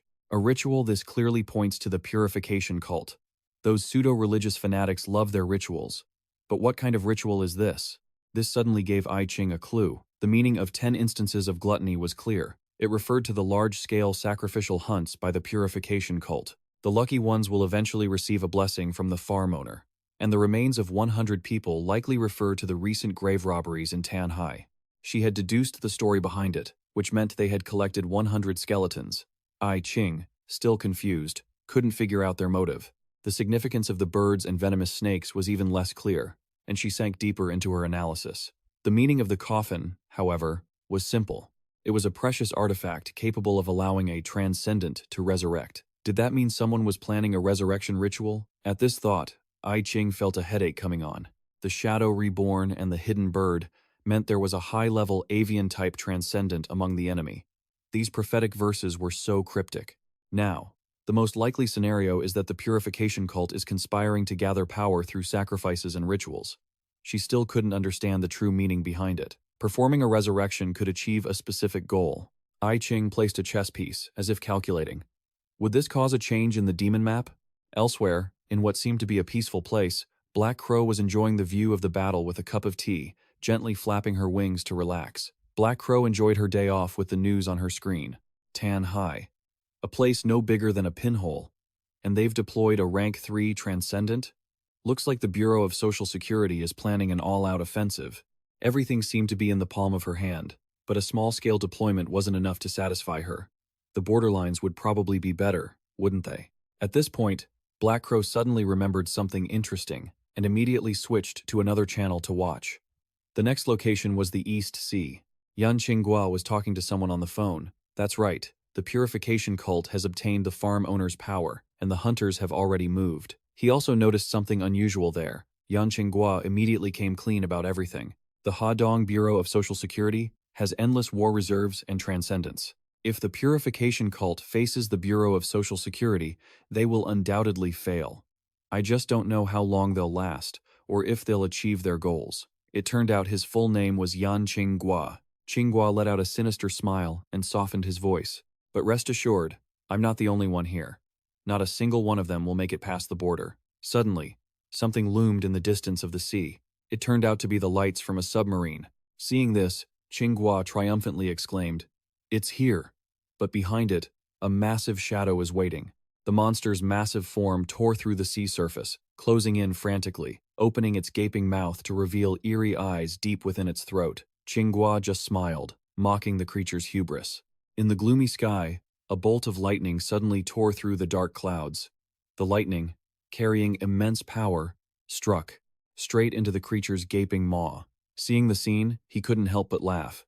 "We've got backup." Just as he finished speaking, successive streaks of lightning struck down, illuminating the dark sea with blinding light. Qinghua raised his hand and signaled the fleet to fire, and the naval fleet unleashed a barrage of fire that engulfed the surface. Amidst the thick curtain of artillery fire, the ferocious monsters quickly scattered. The machine gun barrels fired continuously, and the sound of explosions echoed across the battlefield. The once calm sea surface was now churning with relentless volleys of fire. After waiting for a long while, he suddenly said, "Finally, it appears." Qinghua's gaze locked onto the giant monster covered by the pitch-black fog, the ancient giant stone. Seeing it stubbornly resisting, he clicked his tongue, unimpressed. "Why bother? You're already here." As he spoke, another lightning bolt struck from the sky. But just as the lightning touched it, the giant ancient stone instantly dissolved into nothingness. Following the order, a giant black shadow slowly rose from the seabed. "Come up!" That hand clenched, and the ancient stone immediately appeared before his eyes. "Give it to me." It roared frantically toward the warship. Suddenly, a figure appeared on the ancient stone's back. The deformed monster opened its mouth to roar in terror, releasing a wave of destructive power. A second later, a bolt of lightning suddenly struck, right in front of it. The ancient stone was quickly surrounded, and a cold voice suddenly echoed. "Still struggling?" Tan Guang spoke in a deep voice. "It seems I, Tan Guang, was underestimated. At that moment, a series of energy fluctuations suddenly appeared around the ancient stone. From a space portal, hundreds of Qingguas rushed out or stood their ground. Van Guiet, it's me. He used his ability and spoke with a cheeky grin. Thanks, old man. Next, Qinghua was filled with excitement and loudly declared, let it taste the power of 100,000 people. The ancient stone quickly noticed the 100,000 tiny people closing in. He didn't know, when attached to a mysterious object on its body, its cold gaze quickly locked onto everyone. The next second, Dagon suddenly raised its head and let out a roar. From the other side, countless other small monsters suddenly flew out. Like moths to a flame, they frantically charged toward Thon Qua. He quickly gave the order. It's here, defensive formation. Thon Qua roared, holding his ground. Meanwhile, another group successfully finished installing the device. He hurriedly announced to everyone, I'm done. Saying that, Thon Qua quickly pressed the red button, and a surge of power suddenly erupted, enveloping its body. The monsters quickly stopped. Without any warning, they immediately became enraged and charged straight at him. Facing the rolling wave of monsters approaching, Thon Qua had no choice but to grit his teeth and use his shield to resist. When he couldn't take it anymore, he could only shout helplessly, Old Fu, Old Fu. Then Thon Qua suddenly went silent. Looking at the glowing red orb in front of him, he shouted in shock. The lightning was blocked. Witnessing the monsters pulling out a divine sword, Thon Qua desperately blurted out, how is there a divine punishment sword here? Taking advantage of that, the monster immediately rushed up and pinned him down. Thon Qua fought back while roaring loudly, Little Bai, if you guys don't get here, I'm going to die. Damn it, you bastards. Where the hell did you go?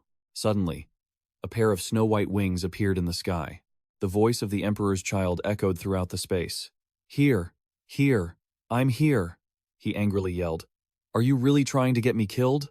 How much longer are you going to be? The white dove slowly landed, and then the Emperor's child jumped down. Almost there, just a little bit more. To everyone's astonishment, she suddenly jumped straight into the deep sea. Looking at the distance between the two, everyone was speechless. Emperor's child hurriedly swam to the surface to catch her breath, but she suddenly turned to criticize. I got lost. I've said it so many times, the border transit system isn't accurate at all, and you guys just refuse to fix it. Thon Qua held his face, responding helplessly. You could have taken a ride. Couldn't you just sit obediently in the vehicle? Even so, he still pulled the Emperor's child up. Hurry up and lend a hand. I can't take much more of this. As soon as she got up, she waved her hand to unleash her ability, and a massive shockwave quickly blew the entire swarm of monsters into dust. After the cleanup, only Thon Qua's group remained, and he breathed a sigh of relief. Thon Qua suddenly turned to ask, just her alone? The Emperor's child, while wringing her clothes dry, quickly replied, I don't know. I was afraid of getting lost, so I set off at 3:30, and it took several minutes to run here. At this point, her eyes suddenly lit up. Could it be that I left them all in the dust? He stared at the watch on his wrist, muttering to himself, where the hell did you run to? It's only 3:29 right now. Just then, a green light suddenly erupted, piercing straight into the sky. The blinding light made Thon Qua instinctively squint. He shouted in a panic, What's going on? On the contrary, she suddenly smiled with interest and explained, they used the connection between Dagon and the farm owner to open a path to the happy land of ultimate bliss. The pillar of light grew more radiant than before. At this moment, the little dove slowly landed on the back of the Emperor's child's hand. All right, I should be going now. I'll be back after I leave. Thon Qua, not quite at ease, reminded her. Don't get lost again. Watching her figure fade away, he softly muttered to himself, you can manage to find your way through a chaotic timeline, so definitely don't get lost in the happy land of ultimate bliss. Saying that, Thon Qua looked away. Things seemed to be settled on this side. He thoughtfully observed Dagon, basking in the light. Surely, they had no more tricks up their sleeves. Meanwhile, on the other side of the city, it was still suffering under smoke and ashes. Old Mo rolled his eyes and roared, Become a god! As soon as he finished speaking, he took a bullet. Deputy Chu calmly watched Old Mo collapse to the ground, and he asked in a deep voice, At this point, do you still hope for a miracle from the holy god? Even as his body grew weaker, the old man stubbornly declared that miracles were everywhere. Deputy Chu coldly replied, What a coincidence. I have a miracle for you here too, the kind with a 125 millimeter diameter. Saying that, he raised his hand and ordered the gun barrel to aim at the target. Deputy Chu calmly turned to leave, leaving behind a ruthless command. Send these bastards to heaven. Old Mo gritted his teeth and spat out. You will regret your actions. As he spoke, he struggled to reach his hand toward the distant bronze mirror. Soon, you will see it with your own eyes. Meanwhile, the tank had closed in on Old Mo's position, the Holy Spirit's power descending. Just a second later, a dull explosion sounded, and a shockwave erupted violently, shaking the entire space. Deputy Chu's figure suddenly froze when he heard a questioning voice. "Aren't you trying to quit smoking?" He smiled awkwardly and tried to justify it. "Just celebrating a little. Just one. Cigarette. Just one." Then Deputy Chu's eyes suddenly widened in surprise. He saw a pillar of rolling smoke rising from the other side of the city. He asked suspiciously, "That looks like the Special Task Force headquarters." Rewinding time to half an hour before occupying the Longma building, the gotcha interface had just appeared, and Huai Shi was muttering prayers incessantly. "SSR, please!" As his eyes touched the letters R on the screen, all sound ceased. Huai Shi curled up in the corner of the room, his entire person covered in a gloomy shadow. "White Emperor's child, my lady, my only card. Why is it like this?" He cried desperately and kept asking himself why, without noticing two guards passing by. In an instant, Huai Shi's pupils suddenly contracted. He vigilantly turned his head toward the cell door. From the two guards, Huai Shi smelled a familiar scent, the scent of fresh blood. He suddenly spoke out to probe. "Isn't it old Li on duty today?" The guard, upon hearing this, instinctively stopped. He glanced at Huai Shi with ice-cold eyes, and his hand quickly reloaded his weapon. Seeing this, he sighed. "I really just wanted to stay quietly in the cell." Before the words had even faded, his phone slipped from Huai Shi's hand. At the same time, a bullet whistled past his head. Huai Shi didn't say a word and swung his hand to fling the phone away. In a split second, the phone flew out and slammed directly into the soldier's hand, causing him to drop his gun in pain. He immediately controlled his spiritual power to catch the gun along with the phone. In the blink of an eye, the gun was already firmly in Huai Shi's hand. The guard's pupils trembled, clearly reflecting the black muzzle in front of him, and in an instant, a rain of bullets engulfed him, leaving behind a mangled body. The remaining guard stood frozen, staring in horror at his comrade's fate. Huai Shi did not stop. The spiritual power in his palm quickly condensed, emitting powerful vibrations. Yet, just as he prepared to deliver the finishing blow, his energy suddenly vanished. Huai Shi was stunned, thinking to himself, "The prison is so comfortable that even my energy has drained away." His eyes filled with anxiety as he saw the gun barrel pointed directly at him. Huai Shi gritted his teeth and nimbly dodged every shot. Living a life of just eating and sleeping is truly terrifying. Suddenly, he spun around, a thread of spiritual power manifesting quietly and swiftly tightening around the soldier's ankle. Huai Shi jerked the chain with all his might, pulling the soldier backward and sending the gun flying from his hand. With a bang, the man was neutralized. The iron bars in front of him were also sliced clean through by a sharp blade. After settling things, Huai Shi paused for a moment before rushing out of the cell, calling out loudly for Qi Jingyuan. Huai Shi's eyes widened, his face etched with such shock that he was momentarily speechless. Before him stood Qi Jingyuan, holding a glass of water. Hearing his voice, he smiled and spoke. "You've arrived?" Jingyuan stared at the glass and said in a low, soft voice, "That's good, you can see me off." Huai Shi gritted his teeth and lunged forward, roaring in panic as he saw him tilt his head back to drink. Huai Shi's spiritual thread quickly coiled tightly around Jingyuan's arm, but he pulled back too forcefully, causing the glass to drop. It was too late. Jingyuan had already finished it, and a flash of fierce red light ignited in his eyes. With Jingyuan at the center, a wave of crimson magic power suddenly erupted and surged outward. The Longma building couldn't withstand the pressure, exploding in an instant. Even the sturdy iron frame couldn't resist, quickly melting and deforming under the intense heat. Black mist converged from all directions, lifting him into mid-air in a heartbeat. Overwhelmed by excruciating pain, Jingyuan let out a scream, the piercing sound echoing through the space. He gritted his teeth, growling every word. "What the hell are you, anyway?" Huai Shi froze when he caught his eyes, locked firmly onto him. The next second, the black mist vanished, and he collapsed to the ground. Intense pain sapped all of Huai Shi's strength, leaving him unable to stand. "When Qi Jingyuan was standing before you back then, hadn't I already told you?" Huai Shi hung his head low, muttering in deep thought. "I tried everything I could possibly imagine. Everything." Then, the corners of Jingyuan's mouth curled up in amusement. "But I forgot to tell you one last thing." A wave of evil spiritual power flared up around him.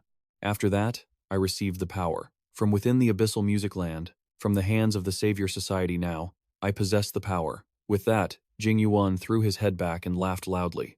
In that split second, Huai Shi's eyes accidentally swept over a gun lying nearby. He smiled faintly, trying to distract him. So, you don't want to be human. You want to be a monster of the abyss, is that it? At the same time, Huai Shi gritted his teeth and reached forward, inching closer to the gun, but his body was suddenly lifted into the air. Without him noticing, Jing Yuan had secretly used his power to seize the weapon. He narrowed his eyes, and the gun made a cracking sound, quickly twisting out of shape under invisible force. After disposing of the weapon, Jing Yuan flicked his hand, sending Huai Shi flying. Behind him was a concrete block with jagged, bent iron bars sticking out. Huai Shi's body flew backward, impaling him against the cold iron frame. Ignoring the bone-deep pain, Huai Shi gritted his teeth, struggling to rise.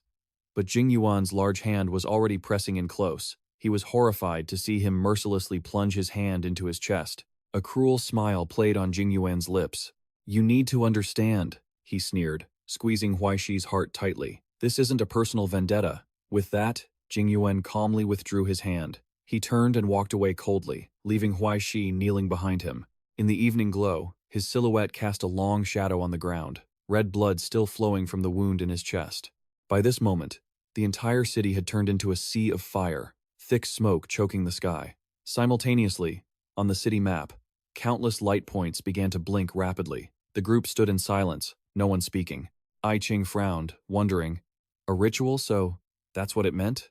Then, her pupils suddenly contracted in terror. The next second, a piercing scream rang out, causing everyone to look around in alarm. A bronze mirror appeared before them, lifted high by a swirl of black mist. Wherever it flew, desperate cries followed. That black mist seemed to be draining the vitality of everyone nearby. Countless bodies lay strewn on the ground. Seeing this, Jin Mu stepped in front of the others. "Watch out." At that exact moment, a large-caliber gun suddenly appeared, followed by a cold shout, "Get out of the way." Just as he dodged the line of fire, I Ching opened fire immediately. The sound of gunfire rang out repeatedly. Under the immense pressure, the mirror was instantly riddled with holes. Yet, in the blink of an eye, the scattered fragments suddenly began to converge. Deputy Chu couldn't believe it, gasping, "It's recovering!" The shards quickly fused, and the mirror returned to its original state. As demonic energy surged out, Jin Mu quickly appeared, shielding everyone. Dangerous. At that moment, an object appeared, tearing through the black mist and hurtling straight toward the mirror. The small knife shot forward, accurately pinning itself into the center of the mirror's face. She narrowed her eyes, silently guessing, "This is the dagger that wounded the German shaman, it should work." The next second, the knife was suddenly torn apart by a surge of force, and immediately after, both the mirror and the knife shattered into 100 pieces. The group stood stunned, witnessing the scene. As the debris fell everywhere, a hand of black mist suddenly appeared before their eyes. Everyone's faces turned pale with horror, but it was too late to dodge. The giant hand slammed down, bringing with it terrifying power as it struck the spot where they were standing. Deputy Chu slowly opened his eyes, the scene before him causing his pupils to constrict in shock. He turned his head frantically to ask, "Is everyone okay?" But the space behind him was now empty. Deputy Chu screamed in terror. I Ching. Back at the Longma building, Huai Shi was still slumped over, blood from his chest wound soaking his clothes, making him look even more wretched. From the tip of the protruding steel bar, a drop of crimson blood still clung quietly. Drops of blood hit the cold ground, quickly forming a small puddle. The next second, Huai Shi's eyes snapped open, his consciousness returning after the haze. He tilted his head back, his violent scream tearing through the silent space. Huai Shi numbly recalled the scene from before, not being able to help but feel lucky that he was still alive. But then, Huai Shi suddenly noticed a problem. "Is anyone there? Help, someone help me." Just as he was about to give up, a clicking sound echoed in his ears amidst the brilliant light. A mysterious crow suddenly appeared. It spread its wings slightly, and the black crow landed slowly on the stone slab, pursing its lips as it sized him up. "How have you managed to get into such a miserable state after only being away for a little while?" Huai Shi wanted to open his mouth to answer, but his exhausted body wouldn't allow it. Yet, she seemed to see right through what he wanted to say. I understand. Saying this, the black crow raised its hand to summon a weapon, a playful smile flashing on her lips. "So, about the key, are you worthy, my lord?" Huai Shi helplessly confirmed repeatedly. I am worthy. But the black crow only coldly questioned. "You are worthy? How many worthies are you worth?" He weakly urged. "Whatever it takes, just hurry up, will you?" "I'm seriously about to die here," she calmly replied. Don't be in such a rush. Isn't that why I'm waiting for you to take your last breath? Try to endure the pain for a bit. The Black Crow added maliciously. Besides, this might not necessarily be a bad opportunity. Even if the conversion plan with the supplementary potion is only halfway through, we can take this chance to finish the other half right now. No sooner had she finished speaking than she waved her hand. A surge of power quickly gathered, and a contract immediately appeared in the Black Crow's hand. Before doing anything, she held the contract up to ask, "Can you sign here?" Huai Shi was so angry he gritted his teeth. "You're just here to kick a man when he's down and take advantage of the situation, aren't you?" The Black Crow smiled slightly without denying it. "You flatter me. After all, if you don't sign, you'll die. You'll definitely sign, won't you?" Seeing this, he had no choice but to surrender helplessly. "Fine, whatever." Huai Shi used all his remaining strength to raise his hand, and a blood-red handprint immediately appeared on the contract. A ghostly flame erupted from the bloody print, looking like an eye staring down at everything. Massive magical power exploded from the contract, engulfing Huai Shi's body in an instant. His entire body felt like it was submerged in a sea of hellfire. The excruciating pain caused Huai Shi to let out a miserable scream. In that moment, a dazzling light suddenly flashed from the wound on his chest. The Black Crow walked over gracefully and whispered, "Calm down. Don't make such a face like someone who's never hit rock bottom before." Without hesitation, she reached out and grabbed the cold steel rod protruding from his body. The Black Crow curved her lips, seemingly enjoying the scene before her immensely. She decisively pulled the steel rod out with a sharp jerk, a long trail of blood following it. The Black Crow casually threw it aside, completely ignoring Huai Shi as he writhed in pain on the ground. A second later, she waved her hand to summon the key. "Didn't you just say you were worthy of the key?" He ignored Huai Shi entirely as he writhed in agony on the ground. A second later, she flicked her wrist to summon the key. "Didn't you say just a moment ago that you were worthy of the key?" The Black Crow forcefully jammed it straight into the center of his chest. "Here, for you." Huai Shi's entire body suddenly swelled up, like a balloon pushed to its absolute limit. Right at the point of contact, a mysterious energy suddenly radiated outward. He screamed in shock. "What the hell is that?" She smiled faintly and explained, "That's your Saint Mark." Saying that, the Black Crow raised her hand slightly, her palm slowly touching Huai Shi's forehead. She lowered her voice, the words sounding like an irresistible command. "Huai Shi, under the witness of the kingdom of heaven, I forge a contract with you." The Black Crow swore in a deep tone. "I use my own name as the guarantee." At the same time, he seemed to have fallen into another dimension. A blinding light forced Huai Shi to squint, and a voice suddenly echoed in his ears. "My royal power is revealed here. You shall exist in glory alongside it forever." He was quickly drawn to the blazing red fire on the other side. Before Huai Shi's eyes, a massive, raging inferno suddenly appeared. He was stunned, his gaze unable to tear away from it. Huai Shi instinctively looked up. The fire had transformed into the Black Crow without him even noticing. The orb behind her suddenly exploded. The world shattered and collapsed, and sharp shards tore through space, flying straight toward him. A frantic shockwave swept through, tossing Huai Shi's body away like a dry leaf. Just at the moment when it seemed all was over, the process suddenly reversed and restored itself, and that voice rang out once more. "I shall witness you." The Black Crow offered a cryptic smile and said softly, "Just as you shall witness me." Having said that, the soul fragment in her hand immediately left her palm and slowly drifted into the air. Right after, they transformed into beams of light, shooting straight toward Huai Shi's heavily wounded chest. Everything went black before his eyes. In that instant, Huai Shi snapped his eyes open, his consciousness, which had been dissipating, gradually recovering. He sat up in a panic, dazedly wiping the blood from the corner of his mouth. That's right, just now, his gaze lingered on his chest, and a shrill, tragic scream tore through the quiet space. "What the hell is this?" At that moment, a can of Coca-Cola was suddenly thrust toward him. Sensing his gaze, the Black Crow urged him, "Go on, drink some water to calm yourself." Huai Shi drank the soda while speaking. That hit, and then the anger flared up. He raised his head and shouted, his voice filled with rage, "Screw this! You're the one messing with my body." She just helplessly shook her head and asked back, "Didn't you agree to it?" The Black Crow suddenly pulled out a photo. "I already asked, didn't I? Did you deserve the key? You said you did. So that's why I did it." After saying that, she tossed it away. The Black Crow fluttered her wings, her figure gliding through the air before landing on his shoulder. "Besides, you need to get used to your own Saint Mark, unless you don't want to live anymore." Huai Shi curiously tried to touch the hole in his body. He widened his eyes, stunned as he realized the Saint Mark The thing missing from my heart is the Saint Mark you mentioned. She confirmed it with satisfaction. That's right. The Black Crow slowly explained. Deep Abyss System, First Stage, Saint Mark, Golden Soul Seal, Hidden Power Enhancement version 2. Huai Shi was left dumbfounded by the long string of words. What deep abyss? What soul? What hidden gold? He foolishly blurted out his thoughts. Is the Deep Abyss System a system from some country? And doesn't soul just mean ghost? The Black Crow smiled, seemingly in full agreement with Huai Shi. Exactly. That's why I waited until you were about to die to do it. As she spoke, she finished the soda. Otherwise, why would I give you so much poison? Through the bottom of the can, the Black Crow clearly saw the melancholy on his face. The very next second, a sharp blade was pressed against her throat. Huai Shi wore a cruel smile and threatened, I'll give you one chance to rephrase what you just said. What exactly is this? Realizing the situation was turning sour, the Black Crow let out a dry laugh, her voice hesitating. That's a long story, he coldly cut her off. Then make the long story short and sweet. Seeing his resolute expression, she decided to concede. Fine.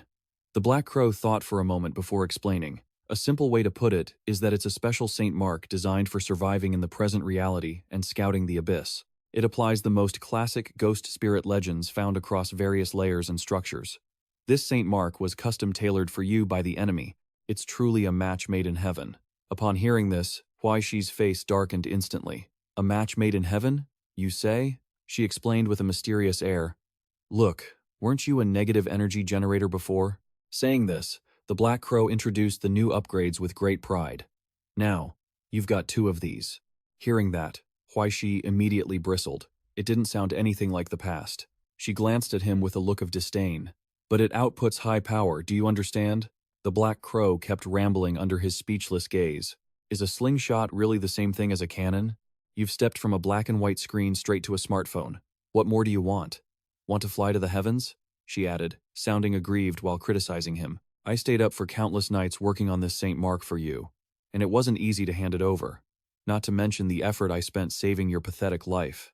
And after all that testing, you don't even have a word of thanks. You've truly lost your conscience. Huai Shi didn't say a word, but his twisted expression shouted all his dissatisfaction for him. I don't believe you at all. Your words reek of lies. You probably just see me as a lab rat. In the end, he could only cover his face, sighing helplessly and letting it all go.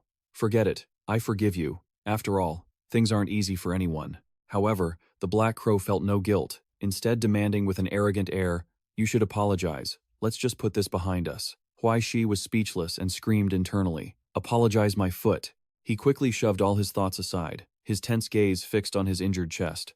Nothing's going to crawl out of there, right?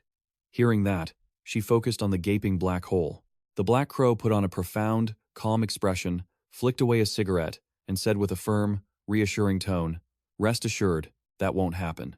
With a snap of her fingers, a ripple of spiritual energy suddenly appeared right before Huai Shi's eyes. He stared blankly at the bag that suddenly dropped in front of him. The Black Crow moved closer and explained, clothes prepared for you, along with a user manual and the next phase of the plan.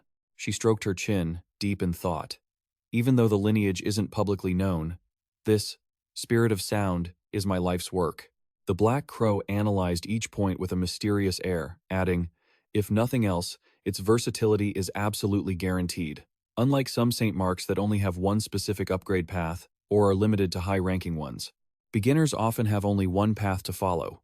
If you mess up in the middle, it's a dead end. Furthermore, there is a huge difference between Saint Marks that share the same lineage, but take different advancement routes. Sometimes the cost is higher than the lineage itself. Finding a path that suits you is a gamble. She recalled while speaking, unless you join a major lineage that arranges everything for you, you'll end up fumbling around on your own, and the likely result is a total disaster for everyone. The Black Crow couldn't help but add, and the field of Spirit of Sound is definitely the most common.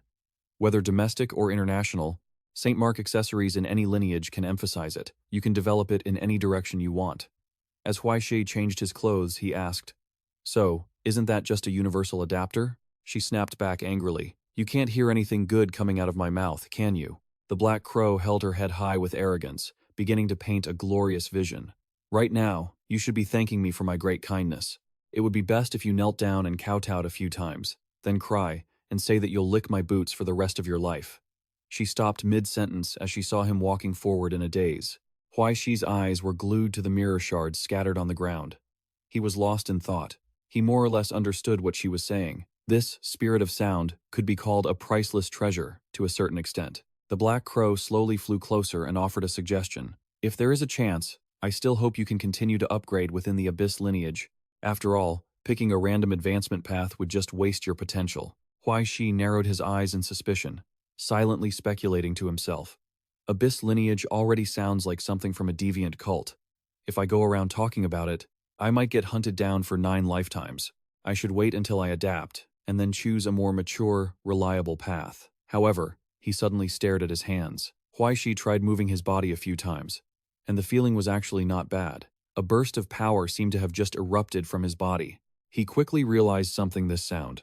Huai Shi turned his head in excitement and asked, "Is my cultivation level not far from the roar of the tiger and leopard now?" She pondered and replied, "This can explain one thing." The black crow's next sentence was like a bucket of cold water to his face. "You've been sleeping too much and your back is stiff. Go get a new mattress soon, even though your physical advancement is actually not bad." She smiled lightly. "In any case, congratulations to you." Huai Shi had successfully advanced a cause for celebration. The black crow asked softly, "Doesn't it feel good to gain power?" She lowered her voice and recounted, "From the beginning, humans have craved power. People have reasons to crave power, and even those without reasons will crave it too. After all, power is like money. It is one of the most essential currencies that one cannot do without in this world." The black crow suddenly asked a question. "So, now that you possess this power, what do you plan to do?" Her gaze locked onto Huai Shi, meticulously catching every tiny expression on his face. But Huai Shi just foolishly blurted out, "What do you mean, what do I plan to do?" The black crow was a bit speechless as she prompted, "If I had to say, maybe it's your life's ideal?" She began to elaborate. "Although everyone's reasons for pursuing power are different, life after gaining power is like a game of dominoes. No matter how you start, in the end, it all turns into doing whatever you desire. To do as one wishes. Doing as one desires is such a boring span of possibilities, like playing a word chain game. But instead of words, you chain idioms." The black crow returned to the main topic. "So, how are you going to use this power?" He stared at his hands for a long time as if weighing his options. His next answer immediately left her stunned. "Can I have geniuses and beautiful women?" The black crow laughed until she shook, seemingly unable to control her amusement. "You really are a man who knows how to be satisfied, aren't you?" Huai Shi ruffled his hair, his face showing clear embarrassment. He rubbed his head, lost in thought for a long time, before cautiously offering an answer. "How about ruling the world?" She replied without a second thought. "That would take a lot of effort." Huai Shi awkwardly switched to another option. Immortality. The black crow clicked her tongue as if she had heard something ridiculous. "Is that too much of a grind?" "It's not just finding the path to immortality. Living through it won't be easy either. How many thousand-year-old gods have you seen eventually kick the bucket?" He fidgeted, rubbing his hands as if debating whether to say it. After a moment of internal struggle, Huai Shi hesitantly spoke up. "What about living a happy life then?" She fell silent for a moment. "That's difficult, Huai Shi." "That's very difficult," the black crow analyzed, deep in thought. "It's harder than immortality, and even more troublesome than ruling the world. It's more of a luxury than money or women. A happy life is something that only exists in dreams." Yet, those words couldn't dampen his resolve. "Then let me try." Huai Shi stood up slowly. "Doesn't the difficulty just make the effort worth it?" He waved his hand, summoning his weapon. Huai Shi, fueled by intense ambition, declared confidently, "All right, once I finish off Sheng Yuan and those lunatics of the purified people, I'll come back and start thinking about how to have a happy life." Just as he was about to leave, he remembered something important. "Oh, right, did you see where he ran off to?" The black crow reported quickly, "I saw him." She gave a wicked smirk and snapped her fingers. "Let me give you a lift." Seeing this, a flash of panic crossed Huai Shi's eyes. Wait, before he could finish his sentence, a bag suddenly dropped from the sky and slammed directly onto Huai Shi's face. He dazedly pulled the bag off. "What is this?" The black crow didn't explain, only offering a cryptic reminder, "Take it. You'll need it on the way." As soon as she finished, the ground beneath Huai Shi vanished, and he plummeted into the dark abyss of space. Meanwhile, she spread her wings and glided through the city. The black crow paused when she caught sight of that strange scene. A look of interest flickered in her eyes. 9 phoenixes? How interesting. She narrowed her eyes, pondering to herself, should I call that determination, or just lack of a brain? She quickly brushed the thought aside, but added, Either way, it'll all be for nothing in the end. At the same time, in a dark, damp basement, Huai Shi blearily opened his eyes, his vision still hazy. He rubbed his head in frustration and couldn't help but mutter, "She didn't go easy on me at all." Suddenly, Huai Shi was drawn to a sound in the distance. On the other side, Jin Mu looked fierce, brandishing a heavy club, appearing ready to strike at the slightest provocation. In the dark, damp cellar, only the dim green light of the fire exit flickered. The club tore through the air, the sharp sound shattering the silence. Jin Mu swung with force, the tip of the club stopping just inches from Huai Shi's face. Panic-stricken, he quickly raised his hands to clarify. "Big brother, wait, hold on, it's me." Huai Shi could only use every ounce of his strength to try and keep his life. "I'm on your side, we're allies." As he spoke, he suddenly froze, his eyes locking onto the mountain of monster corpses behind him. A sense of involuntary awe welled up from the bottom of his heart. This guy is seriously strong, they're all monster corpses. He snapped back to reality and hurriedly apologized. "I can explain that." Just then, the man furrowed his brows, his eyes filled with suspicion. Jin Mu stared at the bag in his hand and asked in a low voice, "The ivory tower?" Huai Shi was caught off guard, then followed Jin Mu's gaze to look down. The ID card clearly displayed his information and photo. Huai Shi, direct subordinate of the Ivory Tower's operations department, personal secretary to the Xinhai controller. Huai Shi narrowed his eyes in frustration as he read it. Why wasn't that bird so helpful when I was in trouble? While Huai Shi was lost in thought, a dull thud echoed as the club hit the ground, snapping him back to his senses. The man growled his name. "Huai Shi, right? You're the localized ascender mentioned in the report." "I know who you are," Huai Shi asked, slightly confused. "Who are you?" Jin Mu didn't bother explaining, and tossed a badge coin right in front of him. Seeing Huai Shi catch the badge, he slowly introduced himself. "Special Action Team of the Antisocial Resistance, 3rd rank, Jin Mu." Hearing this, he held up his badge to compare it with Jin Mu's. After verifying his identity, Huai Shi respectfully returned the badge. "My apologies, I was rude." The man calmly took it back and gestured, "Follow me." Seeing him standing there like a statue, Jin Mu reminded him, "Just make sure you don't fall behind."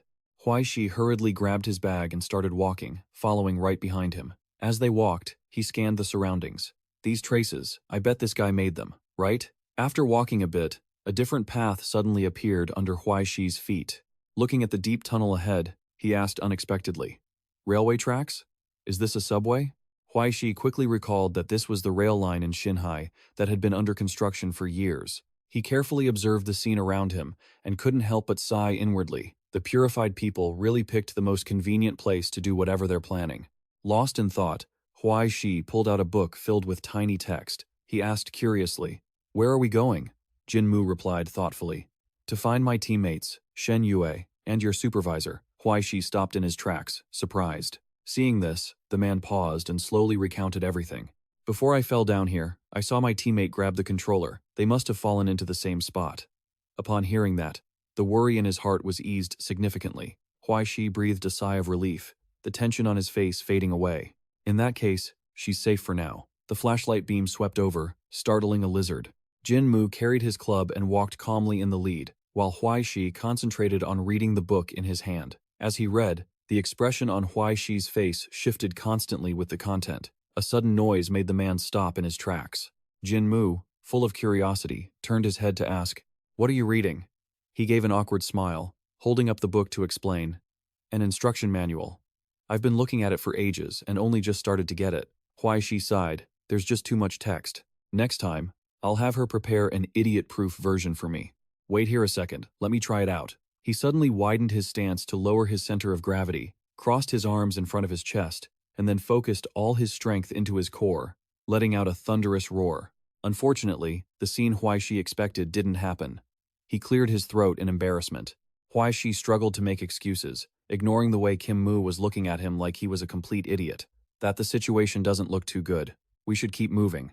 Seeing him panicking like that, he let out a frustrated sigh and said, "Let's go." Taking advantage of the other side's lapse in focus, Huai Shi quietly gathered his strength, suddenly lunging forward, ready to launch a surprise attack.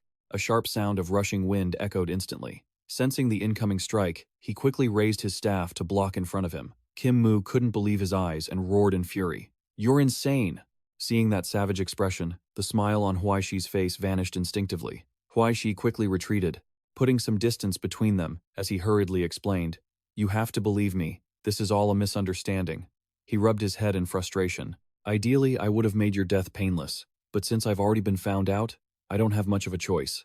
Huai Shi flashed a grateful smile. "Although, I really am thankful that you talked to me so much, but that's as far as it goes." As soon as he finished speaking, Huai Shi activated his Saint Mark ability, Soul Sound. He smirked arrogantly and offered two choices. "So, do you want me to stab you to death first and then perform an autopsy? Or would you rather obediently take off that mask so I can see your real face?"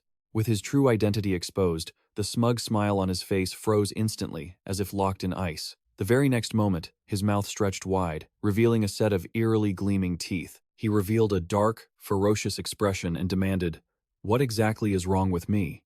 Huai Shi pointed at his own eyes with a smirk as he explained, "To be honest, when I first activated the Saint Mark, I thought there was something wrong with my sight. Turns out, under your gaze, the outer shell completely dissolved, revealing the monster's true nature. Good thing the manual is so detailed, otherwise I wouldn't have known that even pure energy waves from a borderland aberration could be faked." Huai Shi's voice grew cold. "It seems that today, you can even steal memories, which is quite surprising. What a pity, you're just unlucky." He glanced at the demonic energy swirling all around before slowly expressing his regret. "If you had just led me somewhere else, I probably wouldn't have suspected you at all." Hearing that analysis, the creature fell silent for a few seconds. Regardless, he had gone far enough. Just like that, a horde of aberrations rushed out. Far from panicking, Huai Shi calmly provoked them. "One last question. Borderland aberrations.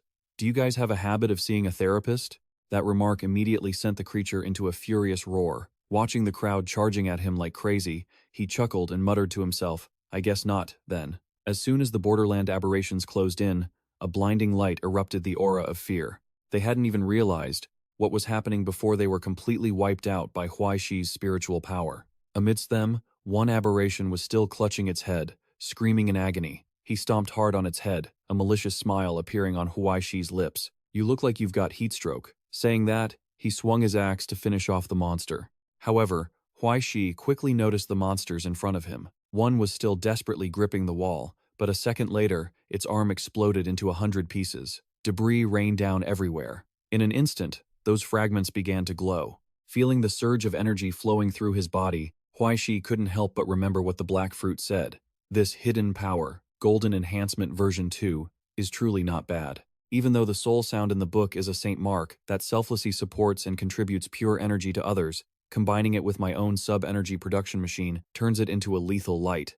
Within 3 meters, even an ascendant 2 levels higher than him would be trembling. He calmly kicked the corpse of the borderland aberration and slowly remarked, "Seems like the gap between us isn't that big." As soon as he finished, Huai Shi noticed the aberration in front of him and flashed a mocking smile.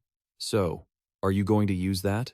That look immediately enraged the monster. He furiously swung his staff forward, and a violent gust of wind immediately slammed into Huai Shi. Seeing the flames on his shoulders being forced back step by step, Huai Shi couldn't help but frown.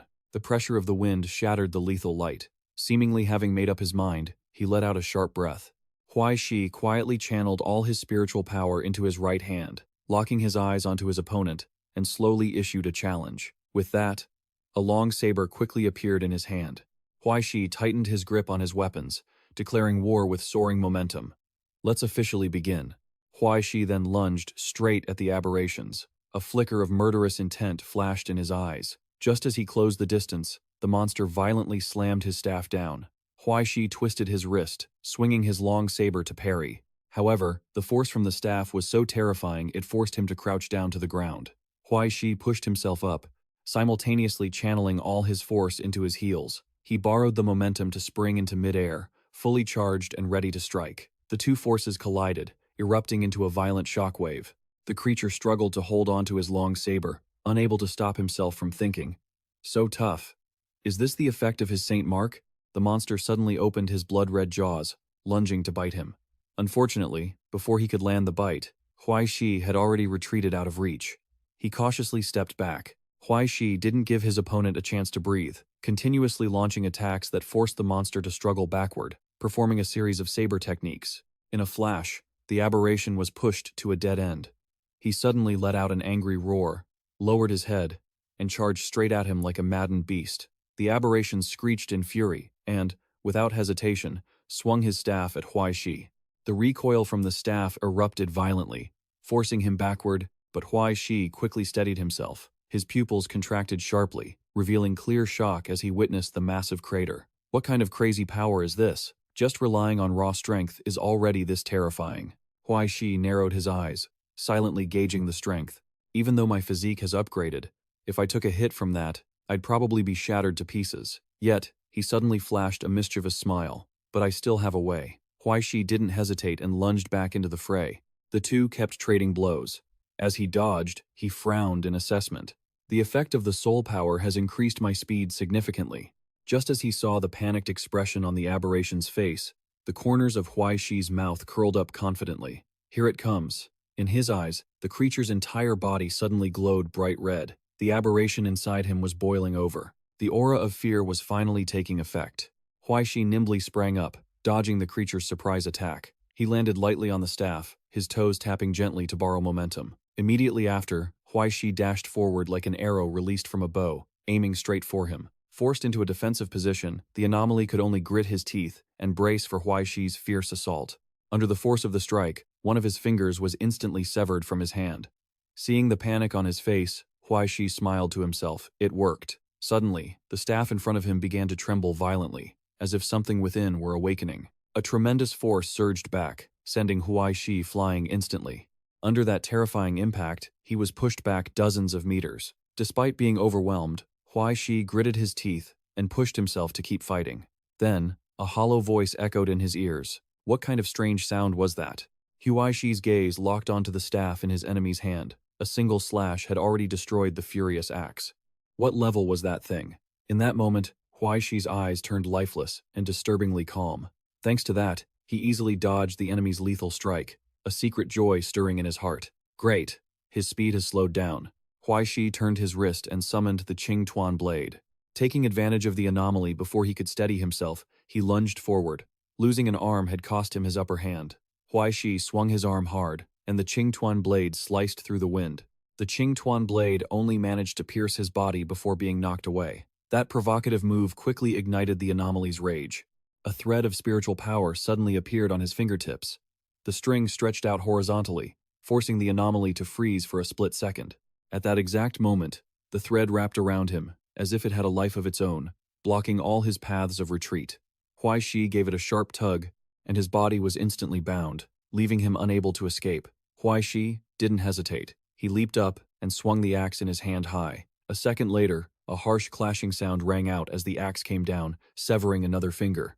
Jinmu stared at his hand, which had now lost 2 fingers, his face full of disbelief. Immediately after, he roared in a maddened, furious rage, and a violent shockwave instantly sent Huai Shi flying backward. Yet, Huai Shi gritted his teeth, tenaciously resisting the terrifying pressure. His hand reached out quickly, gripping the blade he had just summoned back.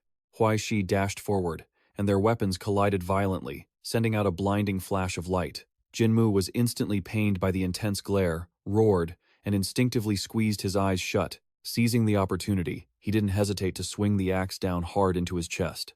Huai Shi gritted his teeth, pouring all his strength into the strike. Right where they collided, a terrifying wave of pressure suddenly erupted, accompanied by a miserable scream. His 2 weapons left a giant X mark of spiritual power on Jinmu's body. Huai Shi attacked like a madman, blow after blow, leaving his opponent no chance to recover. By now, a deep, chain-like X mark had appeared on Jinmu's muscular chest. A grotesque eye suddenly emerged from the wound, growling fiercely. He gritted his teeth, raised the blade in his hand, and prepared to deliver the finishing blow. Goodbye. With that, Huai Shi thrust the blade deep into the center of Jinmu's chest. The grotesque eye let out a shrill, agonizing screech. The very next moment, a violent surge of spiritual power erupted from the wound on his chest. Under that terrible force, Jinmu's body trembled violently before collapsing heavily to the ground, motionless. Huai Shi stood still, his eyes fixed on him with caution for a long moment before slowly approaching. But just as he stepped forward, a weak, hoarse voice reached his ears. Jinmu lay amidst the ruins, his body shattered. Yet he struggled to speak. Thank you. Faced with such a tenacious will, Huai Shi couldn't help but feel a sense of respect. To be parasitized by a frontier anomaly for so long and still be alive, his vitality was truly terrifying. However, his gaze suddenly caught the giant hole in the center of his chest. Huai Shi watched his broken form in silence, a feeling of pity rising within him, though it was now clear that his strength was fading. He hesitated for a moment, but then gritted his teeth and decisively made the final choice. "I'm sorry, so you won't turn into an invader after you die." Immediately after those words, countless bursts of energy suddenly erupted from within Jinmu and spilled outward. Suddenly, a beam of light shone down from above, illuminating Jinmu's face. Huai Shi intuitively noticed something unusual, his eyes instantly locking onto the back of his neck. At the shoulders, a blood-red aura was quietly pouring out. In that moment, Jinmu opened his mouth slightly, his hoarse, weak voice uttering a plea. "Head north, Shen Yue, I beg you." His arm, poised to swing the axe, suddenly froze, unable to come down. He was stunned, a flicker of doubt rising in his heart. Caring for a teammate until the very end, what kind of kind-hearted fool are you? In the end, Huai Shi gritted his teeth and agreed. He swung the axe down, bringing Jinmu's shattered but resilient life to an end. Fine. Huai Shi stood silently before Jinmu's remains, stunned for a moment. Deep in his eyes, a trace of pity and respect gradually became clear. In a blink of an eye, Jinmu's body dissolved into tiny specks of light and vanished from the world. Now, only a heavy silence remained in the dark cellar. At the same time, in another place, monster carcasses were scattered everywhere, and even the rafters of the building were covered in corpses, creating a gruesome sight. Just then, a dim light shone down, illuminating the bizarre scene before him. Donglei looked at the tragic sight and couldn't help but curse. What a damn mess. Mid-sentence, his gaze stopped on a strange pillar standing in front of him. Donglei was stunned for a moment, hesitating as he blurted out, "Are you kidding me? It's Ju Feng again." Having said that, he slowly approached the sacrificial steps. In the center of the circle was a tower of skulls, surrounded by countless human bodies. Donglei slowly squatted down and casually shone his flashlight to examine the altar. There was no mistake. This symbol was indeed the fourth stage, Holy Seal of Jufeng. After confirming there was no danger, he took off his mask. "Donglei, let yourself remember that bizarre monster. That doesn't mean this is the one pulling the strings behind the chaos in Xinhai, hiding a latent ascender who has reached the fourth stage, right?" The more he thought, the more complicated everything seemed. But what is Jufeng planning by showing up here? If he wanted to do something to him right now, it would be like having him in the palm of his hand. But does this have any meaning? Donglei gloomily calculated every possibility. If he couldn't keep the Bureau of Social Security from monopolizing the situation, it would be better to do something shocking after gathering his strength. However, his gaze suddenly stopped on the white cloth printed with that emblem. The regulations of the commoners hiding under the Rescue Association for so long it's unlikely they're just being hunted like prey. Donglei frowned in deep thought, speculating. Something like this doesn't need to involve Dongxia, no matter how you look at it. It's just... An answer slowly formed in his mind, opening a path to the demon capital. Yet, there was always one problem that gave Donglei a headache. But for such a major event, a fourth-tier ascender acting as a mere cheerleader? Unless they are advancing, seemingly having realized something, he jumped up and looked at the board on the other side. Donglei spread out the map. His left hand placed a point on one side, while his other hand circled a different spot. Very quickly, those points connected to form a closed circle. Donglei suddenly noticed a detail. Fetal nourishment and transformation. He really is advancing. A flood of information poured into his mind. Through the proliferation of the mirror realm, covering both railway lines of New Sea, utilizing the correspondence between the reflection and the original form, cleverly bypassing the suppression of the great mystery of Zarathustra, Donglei thought anxiously. And interfering with the reflection requires a lower purity through such a method, increasing the depth of the reflection, creating a hellish zone, and then overlaying it onto the original form. Amidst the roaring flames, a pair of eyes suddenly appeared. Following a deafening explosion, those eyes flashed with a ray of light. The multi-headed monster quickly escaped its shackles. The reality is still the reality. He actually let out an amused smile. But it is enough to realize the advancement ritual, which can only be performed in the deep hell. It can be called a miracle. Donglei now felt as if he were standing between two sides of the world, through syncretic advancement. The moment the advancement is complete, echoing the four elements, taking one of the great achievements of the deep abyss to advance, while the other turns into fuel for oneself. Beneath his feet was a massive sinkhole, simultaneously realizing the goal of opening the path to the demon capital for the farm owner. The next second, Donglei suddenly snapped out of his train of thought. Before his eyes was the sign for Qingpu Station. In the blink of an eye, the text on it had changed. Pudong Road. Donglei was shocked by the scene, and he couldn't help but wonder to himself, is this one of the names of some place in the demon capital? As if realizing something, he hurriedly sat down to check the watch on his wrist. If that's the case, the mirror realm, using the triple correspondence for projection, is going to be troublesome. Upon seeing the signal bars were still full, Donglei's mind immediately eased. Perfect. Yet, he quickly thought of another scenario, which means the Heavenly Astronomy Society has been monitoring that group the whole time, and yet, they haven't reacted at all? Thinking without finding an answer, Donglei could only smile helplessly. All right, either I wait here to die, or I stay calm and take a chance. Still, he couldn't help but click his tongue in frustration. Donglei staggered to his feet, cursing non-stop. A bunch of useless bastards. When things get critical, you're all absolutely worthless. Having said that, he suddenly froze, falling silent for a brief moment. A few minutes later, Donglei slowly opened his eyes. He cautiously pulled out his phone, and the screen instantly lit up. At that same moment, in an old apartment building nearby, a phone began to ring.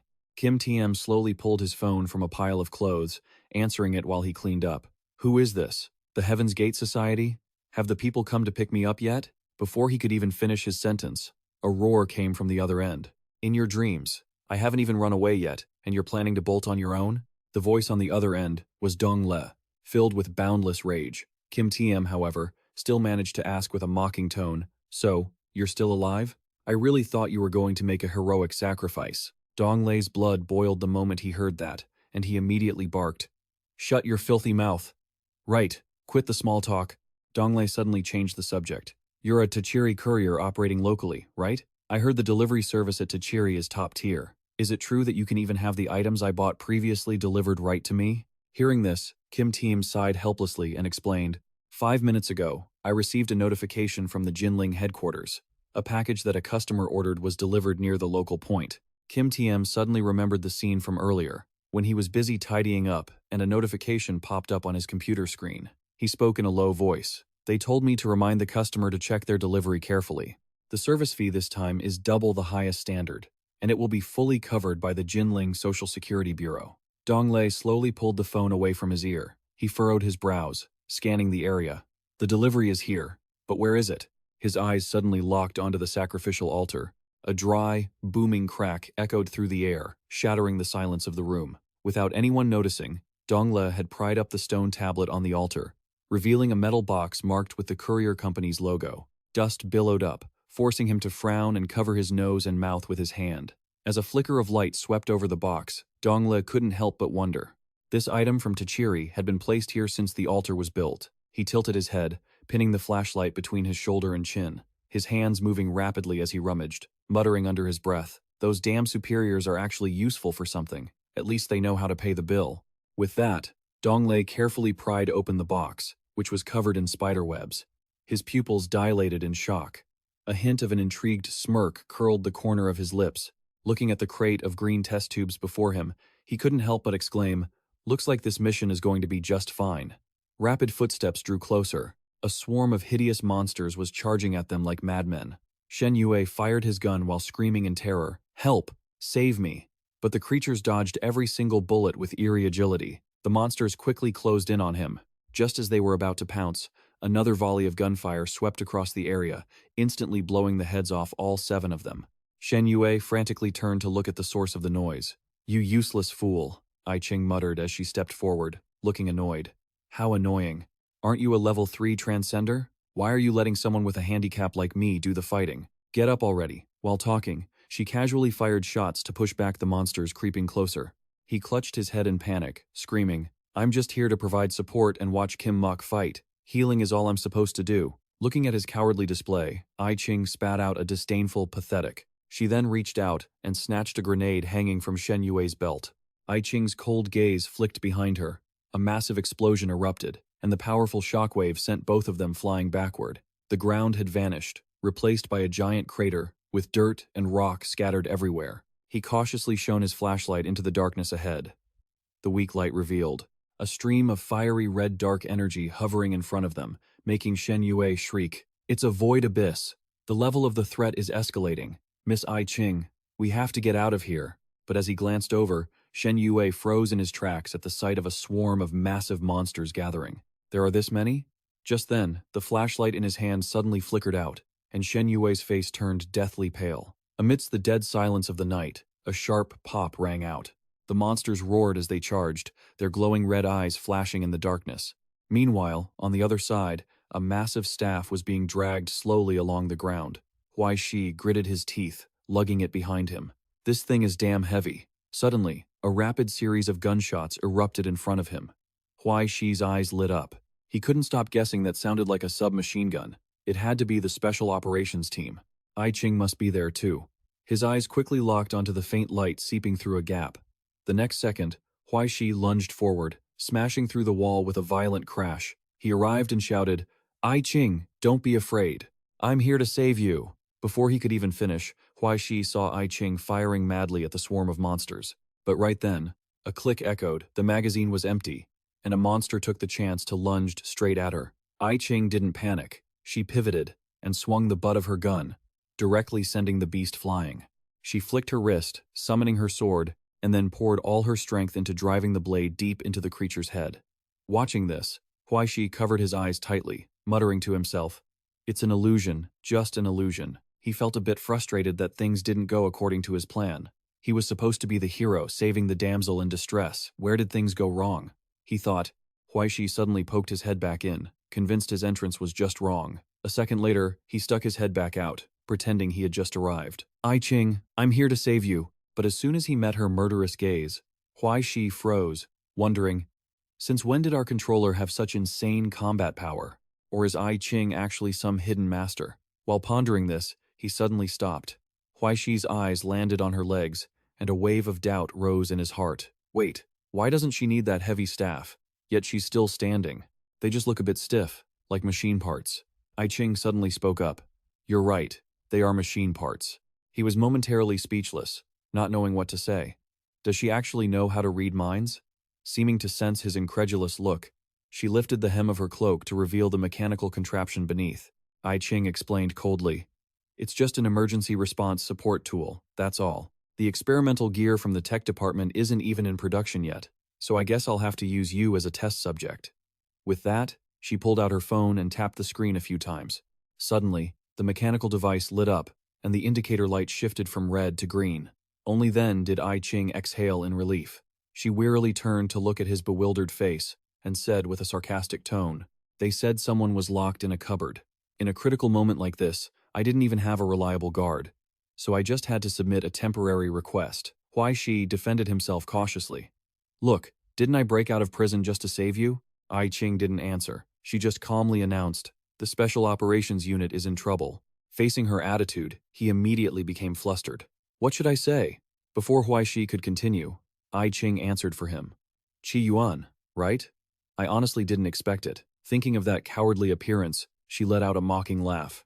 When they interrogated him, he was scared pale, and with just a little pressure, he spilled everything. Now it seems he was acting well. At this moment, he suddenly turned toward the hole, grabbed the rope on the other side, and pulled it hard. That's the situation. I don't care about the rest. While working, Huai Shi's gaze fell on Shen Yue, who was sitting hunched in the corner, and he asked curiously, "And who is this?" Hearing that, Lady Xinglian let out a helpless sigh. Local support sublimator Shen Yue. Although he's a tier 3, he doesn't seem to be helping much. He didn't retort, just offered a forced smile as a greeting. Shen Yue's pupils suddenly contracted when he saw that familiar staff. He quietly buried his face in his hands, acting as if he hadn't seen a thing. She stood to the side and calmly probed, "What's next? What are you planning to do? Strictly speaking, you aren't considered an official employee of the Astronomical Society anymore." I Ching frowned slightly, then spoke in a gentle, persuasive tone. "You don't need to feel responsible for the Bureau of Social Security or the Special Operations Unit anymore. Even though you're currently a fugitive, this was due to unavoidable circumstances. You are free now, Huai Shi. Even if it's just for the moment." Those words left Huai Shi momentarily unsure how to react. Meanwhile, she kept on rambling. "Whatever decision you make, I no longer have the authority to give you orders." Finishing her sentence, I Ching stared at him quietly. Facing that gaze, Huai Shi felt a bit flustered, not knowing how to respond. Then, he suddenly gave a light smile. Huai Shi looked up and asked curiously, "Does this get in the way of me wanting to beat Qi Yuan to a pulp?" The atmosphere between them froze for a moment. Finally, Ai Ching could only sigh in frustration. Then she decisively declared, "In that case, Huai Shi, I hereby declare, in the name of the National Astronomical Society, that to ensure the safety of the scene, you are officially recruited." Watching Ai Ching raise her phone to take a picture of him, Huai Shi was stunned for a moment. He repeated it blankly while she worked on the side. "Recruited?" Ai Ching didn't say much and tossed a box to Huai Shi. "This is for you." He observed the box in his hands with wide eyes. "What is this? Everyone's been obsessed with giving me gifts lately." As he spoke, Huai Shi shook the box.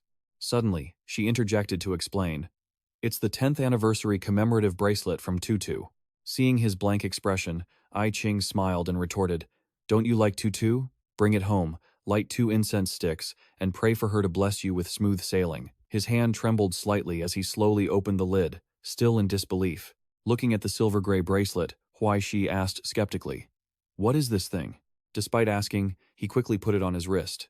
Huai Shi frowned, staring intently at the reflection on the bracelet, muttering to himself, "A new model, huh?" As soon as he finished, the bracelet in his hands immediately dissolved into pieces. Tiny shards of metal swirled around Huai Shi's wrist, slowly wrapping around his hand. Looking at the brand-new glove in front of him, Huai Shi's eyes widened in surprise. "This is," Ai Ching explained calmly. "It's produced by the Cavendish Grinding Stone Workshop. It drains the user's blood and essence to trigger an effect. Using this weapon will achieve the goal of material transmutation." She sat down beside him and gestured, "You'll understand once you try it." He summoned his longsword and slowly placed the blade against his palm. Huai Shi made a slight cut, and at that moment, a terrifying surge of power suddenly erupted. Looking at the scorched longsword in his hand, he exclaimed in surprise, "That's incredibly awesome." Sitting to the side, she watched his reaction and commented that it seemed quite a good fit for him. Ai Ching slowly continued, "The specific effect depends on how much essence is drained from you and its quality." Her voice suddenly turned serious. "If the sacred silver reaches a higher level, the effect might be even better. Regardless, just don't overthink it and keep slashing away." Huai Shi frowned, staring contemplatively at his hand. Having just tested it a few times based on Ai Ching's instructions, he realized that wearing it meant he could turn any ordinary weapon into a border attribute alchemical artifact at any moment. Furthermore, physical appendages could be imbued with psychic toxins. It was a perfect dual cultivation for magical artifacts. Although one blood draw only lasted for a little over a minute, it was still enough for his needs. He scratched his head and gave a sheepish smile. "Thanks," Ai Ching replied. "It's just a low-value item I was planning to process anyway. If you can make use of it, then consider it a creative success." She then coldly reminded him, "All right, enough small talk. You should get to work." Huai Shi looked at her, puzzled. "And what about you?" Ai Ching didn't explain much and just replied, "Doing my own work." She rummaged through her bag and asked, "You brought ammo, right?" Ai Ching quickly swapped in a new magazine and equipped a few spare ones onto her gear. While adjusting her equipment, Ai Ching's gaze was suddenly caught by something inside the bag. She slowly moved the magazines, aside to reveal a piece of clothing hidden underneath. Ai Ching looked suspiciously at the female bulletproof vest in her hand, then coldly turned to look at Huai Shi, who was standing opposite her with a goofy grin. At that moment, he was screaming internally in complete despair, "Big sister, what have you done?" A while later, at the entrance of the dark tunnel, Ai Ching calmly adjusted her bulletproof vest. Then, "I wish you a smooth mission." Watching Huai Shi frantically stuffing things into his bag, she couldn't help but speak up, "You can just take him with you." Ai Ching pointed at Shen Yue and calmly analyzed. "Although he's a bit useless, he is still a Tier 3 ascender, so he might be of some use." He slightly lifted his head, his mouth opening as if to say something, but he ultimately remained silent and kept his head bowed. A moment later, Shen Yue suddenly stood up under their gaze. With all his might, he hoisted the staff onto his shoulder. Shen Yue trudged past him with the staff. Huai Shi hurriedly chased after him. "Wait for me." Ai Ching said nothing, just glanced at her watch, then walked in the opposite direction. "Have a safe trip," he walked casually, kicking a rat aside as he went. As they walked, Huai Shi even had the leisure to play a role-playing game. "Ground control calling Captain Tom. Ground control calling Captain Tom." He turned his head back and offered a compliment. "You're doing great. The media wants to know which team you support now." But Shen Yue just kept his head down and didn't reply. Huai Shi didn't say anything else and walked back in silence. He put his arm around Shen Yue's shoulder and said with a smile, "Don't look so miserable. Big brother, help us out. The future of Xinhai depends on us." Shen Yue repeatedly denied his own worth, leaving Huai Shi speechless. A Tier 1 ascender and a washed-up Tier 3 loser. Can we even be saved? At that moment, Shen Yue suddenly looked up and stared straight at him with a serious expression. He quickly lowered his head, his voice dropping to a whisper as he suggested, "This isn't a spring outing. I don't want to dampen your enthusiasm, but could you please be a little quiet? At the very least, before I die, I want some peace." Hearing this, Huai Shi couldn't help but laugh and nodded in agreement. All right. I know you've been through a lot." He rummaged around for a while and finally pulled out 2 cans of Coke. Huai Shi generously handed one to Shen Yue. "Here you go, big brother." He tilted his head back and finished the drink in one gulp, then sighed as if a weight had been lifted off his shoulders. Shen Yue was silent for a few seconds before carefully speaking. "Sorry for making a fool of myself." After that, the atmosphere between them became strangely quiet. A long time passed before he finally spoke slowly. "Jin Mu was my comrade for many years." Shen Yue tightened his grip on the can, hesitating as he recounted, "I've been afraid of fighting since I was a kid." He instinctively recalled Jin Mu's arrogant demeanor. Even after becoming an ascender, I always just stood behind him for support. It was always Jin Mu leading the way. At this, Shen Yue's mood plummeted. "If it wasn't for Jin Mu, I would have died long ago," Huai Shi remarked with emotion. "No wonder he was still worried about you before he died." He gasped in shock. Before he died? He suddenly jumped up, his hand instinctively clenching into a fist as he recounted, "He left very peacefully. I did it myself. There was no pain." Shen Yue hung his head, whispering words only he could hear. "Is that so?" Shen Yue choked out a thank you. His hand had already unconsciously crushed the soda can out of shape. "Thank you." Now, only his intermittent voice echoed in the dark basement. "Thank you." A long while later, Huai Shi finally turned around. He suddenly remembered something. "That's right." Huai Shi hurriedly lowered his head to search his bag. "I remember putting it here." He then slowly took out an object and held it toward Shen Yue. "This is for you." He stared in shock at the badge in his palm. In that moment, it felt as though Shen Yue could see Jin Mu's reflection in it. Huai Shi patted his shoulder comfortingly. "Calm down. Big brother, you're a Tier 3 ascender. After all, he trusted you for so many years. Now that he's gone, don't make him ashamed of you." Shen Yue was silent for a long time before finally nodding in agreement. His hand unconsciously gripped the badge tight.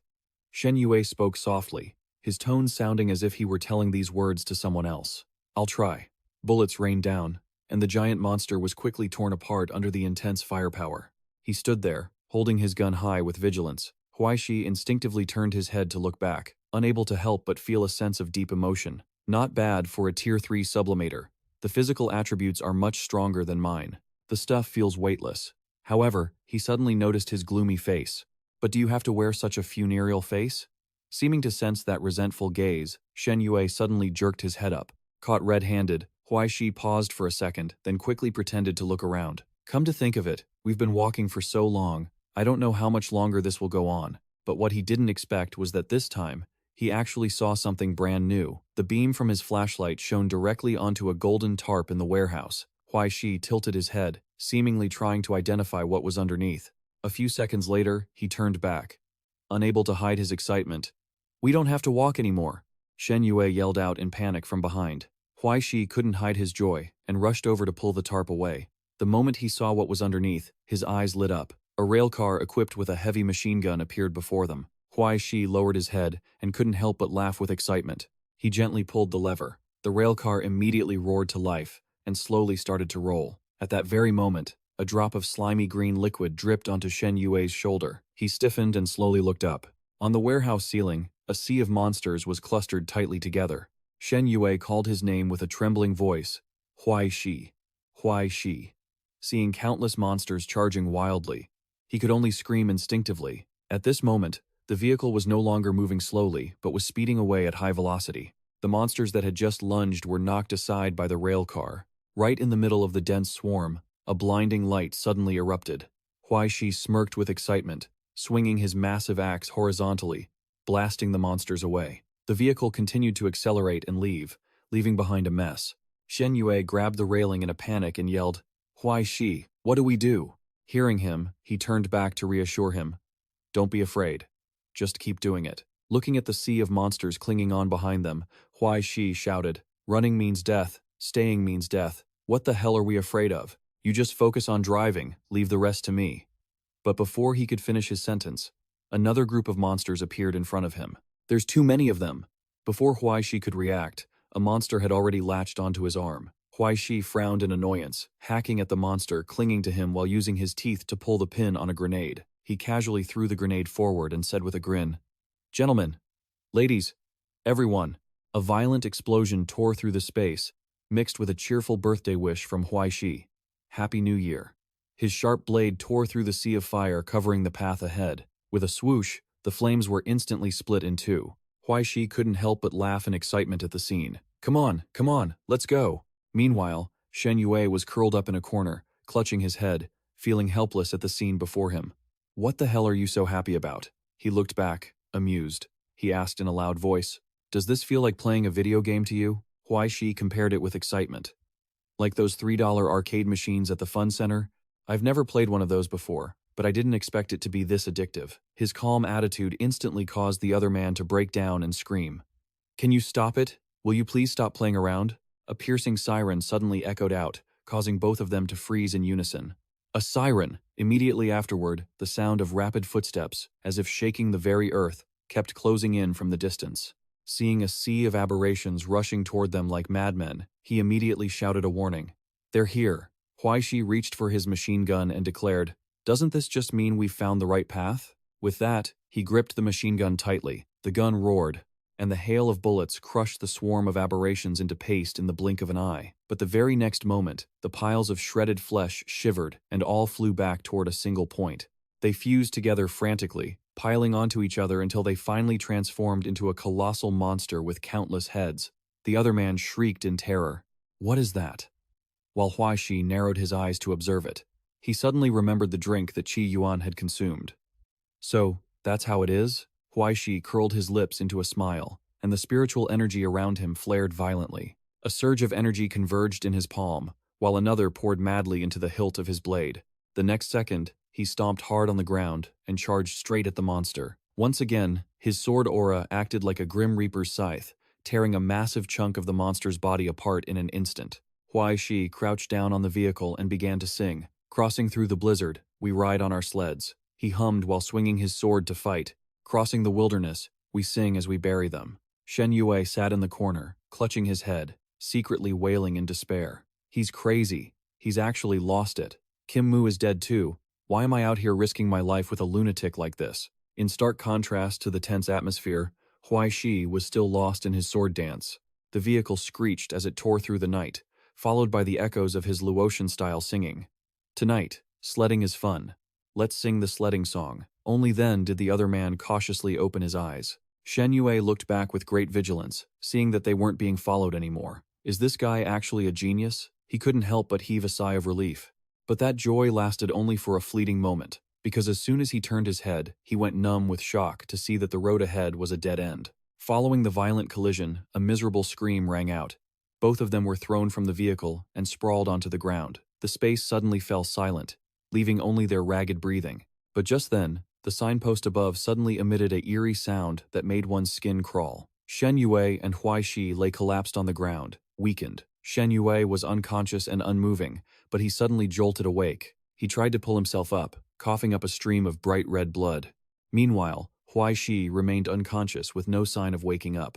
Shen Yue, furious, grabbed him by the collar, yanked him out of his coma, and started scolding him. "Damn it! Are you really a grade 1 ascendant? Where the hell did you get that stubbornness from? Do you have any idea how many times we almost died back there?" Huai Shi replied calmly, "It's just death. You'll get used to it soon enough. Besides, didn't we succeed? Too easy. Just a normal operation." Shen Yue was infuriated, his anger reaching its peak. "Normal, my ass," he yelled with whatever meager strength he had left. "You bastard, what the hell are you trying to do? Even if you want to throw your life away, don't drag me down with you." Huai Shi looked at Shen Yue in silence without answering. Then he suddenly burst into laughter. "You know what? When I first possessed the holy mark, someone asked me what I wanted to do once I gained power." Shen Yue stopped what he was doing, frozen in place. Huai Shi offered a self-deprecating smile. "For a second there, I actually thought I could be a hero." Shen Yue grabbed Huai Shi's shirt in a fit of rage, shouting, "Most heroes end up dead." Huai Shi said calmly, "Then I'll just have to work hard enough not to die." He gently pulled his shirt from Shen Yue's grip and leaned against the wall to steady himself. Suddenly, Huai Shi froze at a strange noise. A cracking sound echoed, and he scanned his surroundings, on high alert.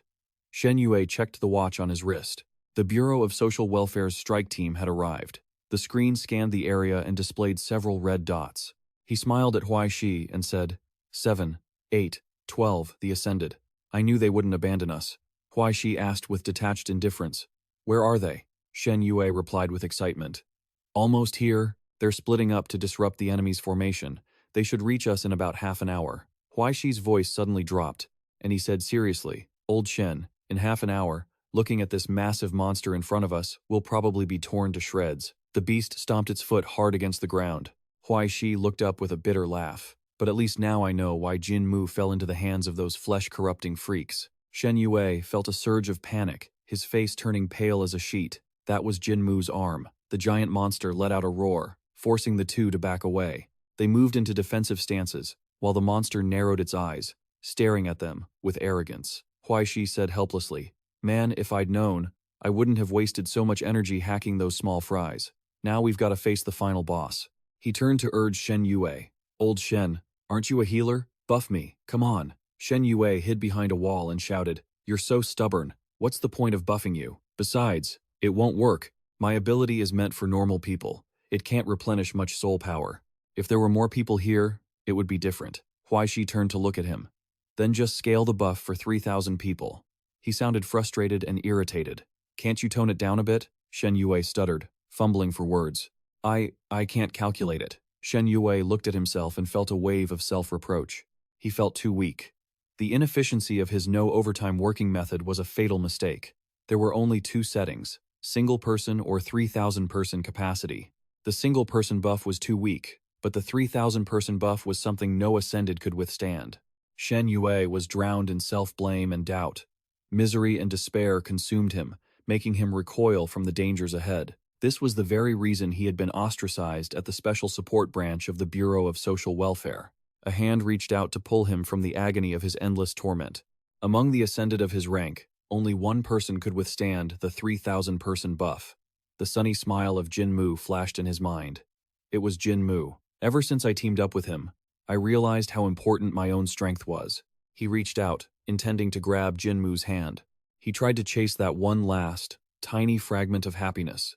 But back then, I instinctively backed away. The image of Jin Mu being swallowed by those giant jaws, that memory had pulled Jin Mu from his life forever, and still haunted Shen Yue. If I had chosen to step closer to him back then, he wouldn't have died. Things wouldn't have ended up like this. In the moment when everything seemed doomed to end, a hand reached out to pull him from the mire. Huai Shi lunged forward, snapping him back to reality and pulling him out of danger. Stop standing there like an idiot. The monster swung its razor-sharp claws in a frenzy, attacking the two. Huai Shi shouted, If it wasn't just playing with us, we'd be dead already. Shen Yue stared in disbelief at the green energy surrounding Huai Shi. His face was full of determination. If it works, it works. If not, it has to work. Old Shen, this fight is on you. I'm not afraid. Shen Yue grit his teeth, clenching his fists to show his resolve. What the hell are you afraid of? Shen Yue reached out his hand, channeling his energy into Huai Shi. Huai Shi felt the surge of power and smiled. Tone it down for me, you hear? Give it everything you've got. Shen Yue strained to channel the power, holding onto the lifeline that would save them both. At that moment, he thrust his bloodied hand forward, adjusting. Shen Yue grit his teeth, bearing the pain as he tried to manage the power. Adjusting. The light from his hands grew brighter and brighter, so blinding it eclipsed everything around them. The monster watched their actions, then suddenly dived straight down to attack. Shen Yue gasped, teeth clenched in exhaustion, his hands still maintaining the flow of energy to Huai Shi. The monster was only a few millimeters away. Shen Yue's hands were already mangled, old wounds reopening while new ones were added. An energy explosion occurred, throwing him backward. Shen Yue clutched his chest, coughing violently as he struggled to catch his breath. He squinted at the blinding light. Huai Shi was enveloped in a pillar of green energy. He soared into the air, aiming straight for the monster. He poured all his strength into this strike. Huai Shi swung down with everything he had, aiming directly for the monster's head.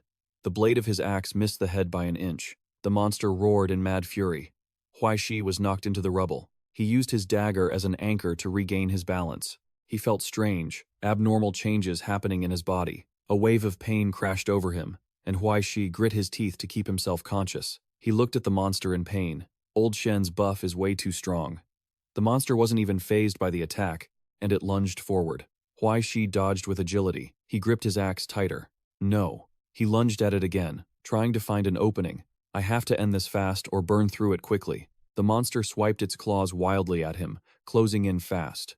He dodged the attack by leaping away. It tracked his every move with its eyes. Fear gripped him. The monster whipped its tail, slamming it straight into Huai Shi. Huai Shi used his axe blade to stop himself from being sent flying. It stared at him, its mouth emitting horrific, frantic noises. He's too small, he moves too fast, how should I use my claws?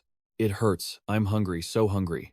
Huai Shi stared at the disgusting monster. You've gone too far. I'm hacking you to pieces, and you're still changing forms? It roared and accelerated toward him. Eat you. Its power had reached a new level, and it attacked so aggressively that he struggled to fend it off. Before long, it grabbed Huai Shi, who was still trying to resist. The monster was exhilarated. I caught him. I finally caught him. He opened his hand, but only saw Huai Shi's axe. He smirked, mocking him for being a fool. He grabbed the axe and flew toward the forbidden hand. Huai Shi swung the axe into duck, its body, instantly slicing it in two. The monster struggled, flailing its claws, trying to cling to the last remnants of its life. Huai Shi gritted his teeth, using the axe to block. Its gaze reflected back into his own eyes. Huai Shi flew up, aimed for its eye, and slashed without hesitation. His hand trembled uncontrollably. It seemed the terror before the threshold of life and death had rattled him. He gritted his teeth, putting all his strength into his grip, trying to keep it from shaking anymore. And then he delivered the finishing blow, slicing the monster in two, causing it to scream in agony. Its time had run out. It collapsed to the ground.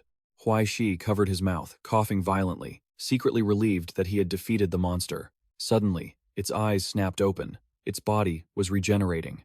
What? It lunged at Huai Shi with its claws again. It still had a second form. The monster angrily slammed its hand into him, and the force sent him flying far away. Huai Shi's body was now severely injured. Damn it, this monster's power is such a cheat. But Huai Shi lunged forward, grabbing hold of something. He turned his head to look at the monster. I have a way. It glanced at him, and suddenly, Huai Shi flew past, grazing the monster's face. He gripped the axe tightly. I'm going to kill you. His gaze was filled with determination. He slashed straight down at its head. Suddenly, Huai Shi froze, confused. Tiny hands emerged from the monster's head, grabbing his axe and locking it in place. It roared, preparing to attack him. A figure suddenly lunged forward. Shen Yue, covered in wounds, struggled to fly toward them. Huai Shi's eyes showed clear relief. Old Shen. Shen Yue's body began to change, growing larger. He shouted, "Move," and rushed forward. Shen Yue raised his staff high. Huai Shi smiled and released the axe. I'll leave it to you. Then, Shen Yue swung the staff, smashing it straight into the monster's head. A flash of light erupted, and the resulting explosion blew everything away. Huai Shi lay gasping on the ground. He tiredly tried to lift his eyelids, slowly opening his eyes, and with great effort, propped himself up. He tried to look around, searching for Shen Yue. Shen Yue was lying nearby, covered in wounds. Huai Shi hurried over, panicked. Old Shen? A faint smile touched the corner of his lips. The two looked at each other in silence. I avenged him for you. The dust and smoke gradually cleared. Huai Shi looked at Shen Yue's battered body. Not bad for a Tier 3 physique. Looks like you won't be dying just yet. He gave a thumbs up in appreciation. All in all, old Shen, you're a beast. He looked around. Huai Shi reassured Shen Yue. The noise is getting closer. Hang in there, reinforcements should be here soon. Shen Yue looked up at him and said in a low voice, Are you still going to keep moving forward? Huai Shi smiled wryly. Probably. I'll go check out the situation first. He looked at him and said softly, Then, have a safe journey.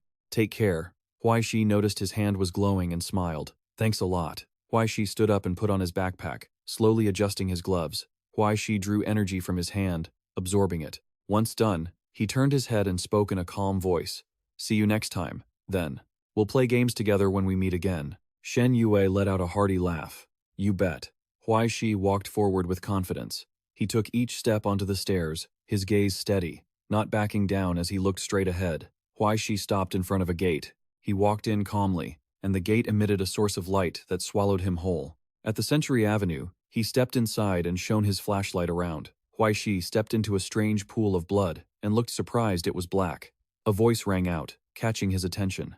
This is the fetal blood of corruption. I'm sure you've seen it before, right? The man looked down at him. Qi Yuan smirked. You've got a lot of luck. Huai Shi echoed his tone. Long time no see. Let me tell you, faking my death was a top-tier move. Suddenly, he noticed things around him, ruins appearing on the screen, and a map displayed there. He looked at him, confused. What are you doing? Qi Yuan smiled deviously. You'll realize it soon enough. He raised his hand, and a monster gradually descended, leaving Huai Shi stunned as hands reached up to destroy everything. Qi Yuan looked excited, burning the bones of hundreds of people. Those hands were trying to break through everything above. His voice grew louder, sacrificing the eyes of 1,000 birds to devour 10,000 poisonous snakes. The ritual has officially begun, Huai Shi. He laughed wickedly. Even if you destroy all 9 of these altars, it's already too late. Cracks gradually appeared on the ruined walls, and a beam of light shone straight down on him. Qi Yuan looked at the eye above. See that? That is the demonic map. Hands reached out to cradle that eye, which had been sleeping deep in the city of bliss at the border. 3 eras ago, the demons built this miraculous kingdom. Look, Huai Shi, it's almost time. Our new world is about to begin. Huai Shi smirked. He took his words as those of a delusional person. Although I don't watch many movies, I at least know that villains who try to act cool usually say things like that. He looked at him with contempt, but in reality, their new world was truly just a chaotic mess. Qi Yuan glanced at him. I know what you're thinking, but your plans will end in failure. Inside that eye, something like a fetus has appeared. You can't stop anything. Even if you kill me, it's the same. The Lord's transformation has passed the critical moment. It could awaken from its embryonic realm at any time. Huai Shi continued to walk forward. That's a problem for someone else to worry about. I really don't care that much. He looked at him, his voice softening. I only have one question. You've been in league with the Savior Society for a long time? Qi Yuan replied calmly. Not that long, but not short either. Huai Shi. Perhaps you have some questions about faith? He scratched his head in confusion, admitting, honestly, what your faith is doesn't really concern me, but the current situation is a bit different. Huai Shi paused, remembering, last time, when you dragged me to perform at the gospel class, that old man promised to give me $40. The result? He hasn't paid me to this day, and I haven't even seen the guy. He smiled. So, since it's been such a long time, shouldn't you pay me back with interest? Huai Shi held up 3 fingers. Don't worry, I don't need much. He leaped into the air, lunging straight toward Qi Yuan. Just you and your pathetic life will be enough. His eyes widened in shock as he used his power to block the attack. He smirked, and many more eyes appeared around Huai Shi. He backflipped, dodging him. If that's the extent of your skills, it's completely useless, isn't it?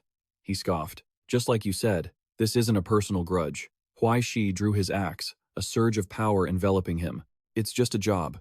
Collecting my paycheck. Huai Shi and Qi Yuan stood facing each other. Qi Yuan wore a cunning smile. Fine, whatever. Let me have some fun with you, shall we? Suddenly, a hand emerged from the ground, grabbing Huai Shi's leg. A multi-eyed monster appeared, pinning him down and opening its maw, ready to blast him to pieces. An explosion rocked the area, sending Huai Shi flying into the distance. He glanced at the creature before him. The monster had closed its mouth and was resting its hands on the ground.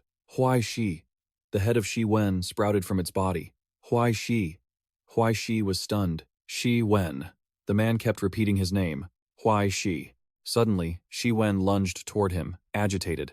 Huai Shi, Huai Shi, Huai Shi. Huai Shi used his axe to block him, but Shi Wen rushed forward, trying to force him back. His legs were buckling under the pressure. Huai Shi's legs gave way, and he grumbled in frustration. Even if we're feuding kin, this is ridiculous, isn't it? Shi Wen ordered him to stop. Stop. An explosion suddenly erupted behind him. He turned in terror to see Hu Po appearing with a scythe in hand. Your head, she said, holding the scythe high, shall be taken by Li Jian Hu Po. With one strike, she decapitated him. The phone screen displayed the Hu Po opinion ranking. Dong Lei looked surprised. The Hu lineage of the Li Jian family. Not going to Lu Ming Pavilion but coming to the Bureau of Social Security instead? That's rare. Suddenly, he looked up and saw a familiar silhouette. Ai Qing was sitting there. Dong Lei looked surprised. Ai Qing. It's been a long time. Ai Qing smirked. Aren't you usually in Tanhai? Mr. Liu, 4th rank martial officer of the Astronomical Society and Image Monitor. Her words put him in a difficult spot. Dong Lei thought to himself, Did that guy Huai spill everything? No, that's not right. Looking at her expression, she probably knew everything from the very start, didn't she? He sighed helplessly. When did you start suspecting me? I Ching replied calmly. You should be asking when I ever trusted you. The atmosphere went silent at her words. Dong Lei pulled out a cigarette and lit it. He leaned against the wall, his face weary. Having too strong a boundary perception toward people isn't necessarily a good thing. Not everyone is looking for ways to harm you. She wiped her weapon while assessing it. For some, it's enough. I Ching set her weapon down and turned to look at Dong Lei. Is Red Crest there? White Crest and Yellow Crest have gathered too. He answered honestly. Yes, all of them are there. Wait a moment. Dong Lei suddenly realized something was wrong. Why has it turned into this? Red spots appeared on I Ching's body. Automated skeleton? He shouted in anger. You're crazy! Dong Lei quickly grabbed a spray bottle and handed it to I Ching. Don't speak. You don't even know what this thing does, do you? If an electric current passes through and damages your nervous system, you'll be paralyzed forever. I Ching didn't seem to care. It's an emergency. It can't be helped. Her gaze dimmed, and her voice sounded tired. If I've learned anything lately, it's that you can't rely on others for everything. Her face showed a sadness, hard to put into words. Always having to fend for yourself, right? Dong Lei fell silent for a moment before softly answering that question. The spray was empty. Dong Lei sat down beside I Ching. All right, that's handled for now. You should wait for the wounds to heal a bit. A strange noise caught their attention. Dong Lei looked bored. They're being quite brutal with the beatings. The Bureau of Social Security must have prepared for this long ago. He lit another cigarette and mused. Jin Ling went to help the upper floors, so they must have received the news early on. Yet, they haven't leaked a single word. It's clear they don't care how many of their underlings are throwing their lives away. I Ching looked confused. What are you trying to say? Dong Lei slowly exhaled a cloud of smoke and explained in a low voice. Actually, Dong Xia has been on guard against others attacking Magic City for a long time. According to internal intelligence, the Bureau of Social Security in East Sea actively contacted Qilin and White Emperor's son, the first and second in the Eastern lineage, to fight against the Predator Guard Legion of the Farm Master. They built a passage leading to the happy place. I'm afraid both sides are currently fighting fiercely in hell. Who knows? Maybe the Farm Master himself will step in this time. Furthermore, on the battlefield, the 5th-ranked Heavenly Fate Xuan Niao is sweeping through, and behind them are Kua Fu, Di Ting, and word is, even Bai Zhe is there. The combat power is even more terrifying than Qilin, who hasn't even acted yet. It's truly too reassuring. Dong Lei crushed the cigarette with his hand, his eyes narrowing slightly. Dong Xia has secretly prepared so many trump cards, yet who knows how many people they've sacrificed along the way. I Ching replied bluntly. Sacrificing for the greater good is necessary. Dong Lei just smirked at the response. So, would you agree to be a sacrifice pawn? The astronomical society now is no longer the same astronomical society it used to be. You've been a supervisor for so long. Surely you aren't still just a naive character from a cartoon, are you? Dong Lei gloomily grabbed another cigarette, his voice flat as he recalled the past. Aside from those who once followed the ideals of the Abyss lineage, which completely collapsed due to the division of the country that year, the 6 major lineages don't just easily produce powerful beings among the 5th-rank transcendents. They are also bolstered to become kings of hell. Dong Lei flicked his lighter on. Everyone owns a supreme being in this world. Everyone owns a supreme being in this world. He turned off the lighter, and the surrounding space went dark again. They have such inner strength, so naturally, they aren't afraid of declaring war on the Happy Land. But what about us? At this point, I Ching cut him off. We were just grunts to begin with. Her eyes were deep. But it's precisely because of the Bureau of Social Security's betrayal that I felt safe letting Huai Shi take Shen Yue to find their own doom. She recalled the past. No matter what the situation is, Shen Yue is still a 3rd-rank transcendent. If she can't win, she can at least run. If she can earn some merit in return, she'll have something to answer to the Bureau of Social Security with. Dong Lei held up his phone to interrupt her. That's right. I also discovered something else. He provided her with the information he knew. This is the symbol I found on the 9 Phoenix altar. I checked, and it seems to be a rule for the followers of purity who want to ascend. They are also using the boundaries and the underground rail network, intending to complete the ascension and open the road to Magic City at the same time. I Ching listened silently to the meaning behind Huai Shi's warning. So that's how it is, she silently deduced. The Bureau of Social Security must have already wiped out the followers of purity by now, so the plan for 9 Phoenix will likely be in vain. She looked at her phone. If we let it successfully ascend, the losses won't just be a few people. We have to do something. I Ching suddenly saw something and pointed to the opposite side. What's that? Dong Lei looked confused. That? It's just a bit of alchemy explosive. She moved closer to inspect it. I Ching smiled with interest. If you were planning to use explosives, why not choose a more efficient method? Dong Lei looked confused by this question. That's impossible, right? She interrupted. It's impossible. I Ching turned her eyes toward her and said, It sounds strange, but I still have a friend working at the coordination department. You understand, right? Dong Lei looked puzzled. What friend? Maybe it's just a cover, but it really was a possibility, she realized. She stood up and closed the file. I Ching issued a challenge. Then let's show the big shots up there what we small fries are capable of. Over there, Huai Shi was terrified. How did it come to this? He watched the scene unfold, unable to hide his shock. What era is this? Why are people still out here cutting off heads? Shi Yuan's head flew into the sky, then slowly descended, landing right in his own hands. He gripped his own head, his eyes overflowing with rage. Shi Yuan used his hands to unleash his power, while Hu Po nervously looked back. The hand that Shi Yuan had summoned destroyed everything. He wore a wicked smile, then slowly reattached his head. The magical power he radiated covered every corner. Shi Yuan's neck slowly reconnected, with blood continuously pouring out from the wound. Shi Yuan directed his gaze toward Hu Po and slowly raised his hand. Shi Yuan showed no mercy as he struck at her. Suddenly, a bolt of lightning cut through Shi Yuan's attack. Hu Po had transformed back into human form and was charging forward. Huai Shi followed her silhouette with his eyes, his face frozen in shock and panic. It was the uniform of a female high school student again. Just then, a sphere was about to fall on him. He reflexively dodged it. Huai Shi used his axe to keep himself from sliding too far. Hu Po and he locked eyes. Tier 1, Tier 2. He was the first to speak. How can a Tier 2 like you be this weak? She spoke up, annoyed and dissatisfied. You Tier 1, have you no shame, daring to talk down to me?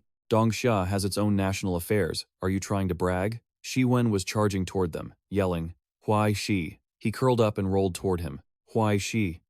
Huai Shi's axe suddenly emitted a glow. He flew up to dodge the man, bragging my ass. He calmly landed on Shi Wen's body. With his hand, he swung the axe forcefully and said decisively, If you're dead, then crawl down to hell obediently. Don't keep crawling back up here. Huai Shi slashed down, shattering his head to put an end to his life force. Shi Wen wasn't dead. Suddenly he reached out to grab him, making Huai Shi realize this guy wouldn't die just from being slashed. He struggled to dodge Shi Wen's arm. Huai Shi looked up and saw pools of blood floating upward, and he understood so that blood was what kept Shi Wen alive. Huai Shi felt frustrated and dissatisfied in his heart. How can anyone fight this? He had to pull out his guidebook. He flipped through, hoping the Black Crow would be of help. Suddenly, Huai Shi saw what he was looking for, and his eyes lit up. The book stated clearly, What to do if energy output isn't enough. Eat pills from the white box. Take 1 to fight, take 2 to kill the enemy, finish the box and self-destruct. Huai Shi frantically searched through his medicine bag. What kind of medicine? He threw everything out and suddenly pulled out an adult magazine, which was blinding to look at. Who would hide such a weird thing in their backpack? Huai Shi suddenly noticed a medicine bottle in his hand and curiously picked it up to examine it. He struggled to open the lid. The bottle emitted a strange scent that grabbed his attention. Huai Shi didn't hesitate. He shoved it straight into Shi Wen's mouth. He suddenly stopped, then looked down at the bottle in his hand. The scent of this thing, just lingering, made him feel like he was floating. This is release dust. He remembered things he had heard. Release dust. If it is said that it is the condensed energy of the dead and oneself, then this thing is the physical embodiment of condensed life and happiness. It is an important ingredient for crafting high-level recovery potions. A single piece of this thing costs over 100,000. Overseas, some people even created a program for the terminally ill to feel hope, all for the sake of collecting this. Huai Shi stared at the bottle in his hand. Over 100,000 per piece. That's no different than taking his own life.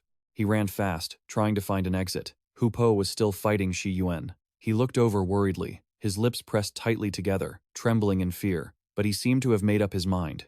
Huai Shi poured the pills out of the bottle, looked at them in his hand, and then put them into his own body. Huai Shi's gaze wavered. He suddenly realized something unusual. Wait, this release dust is primary energy, right? He was confused, but his holy seal wasn't exactly some kind of positive, bright primary energy either. He smiled, his eyes shining as he suddenly realized the answer: the two were a match.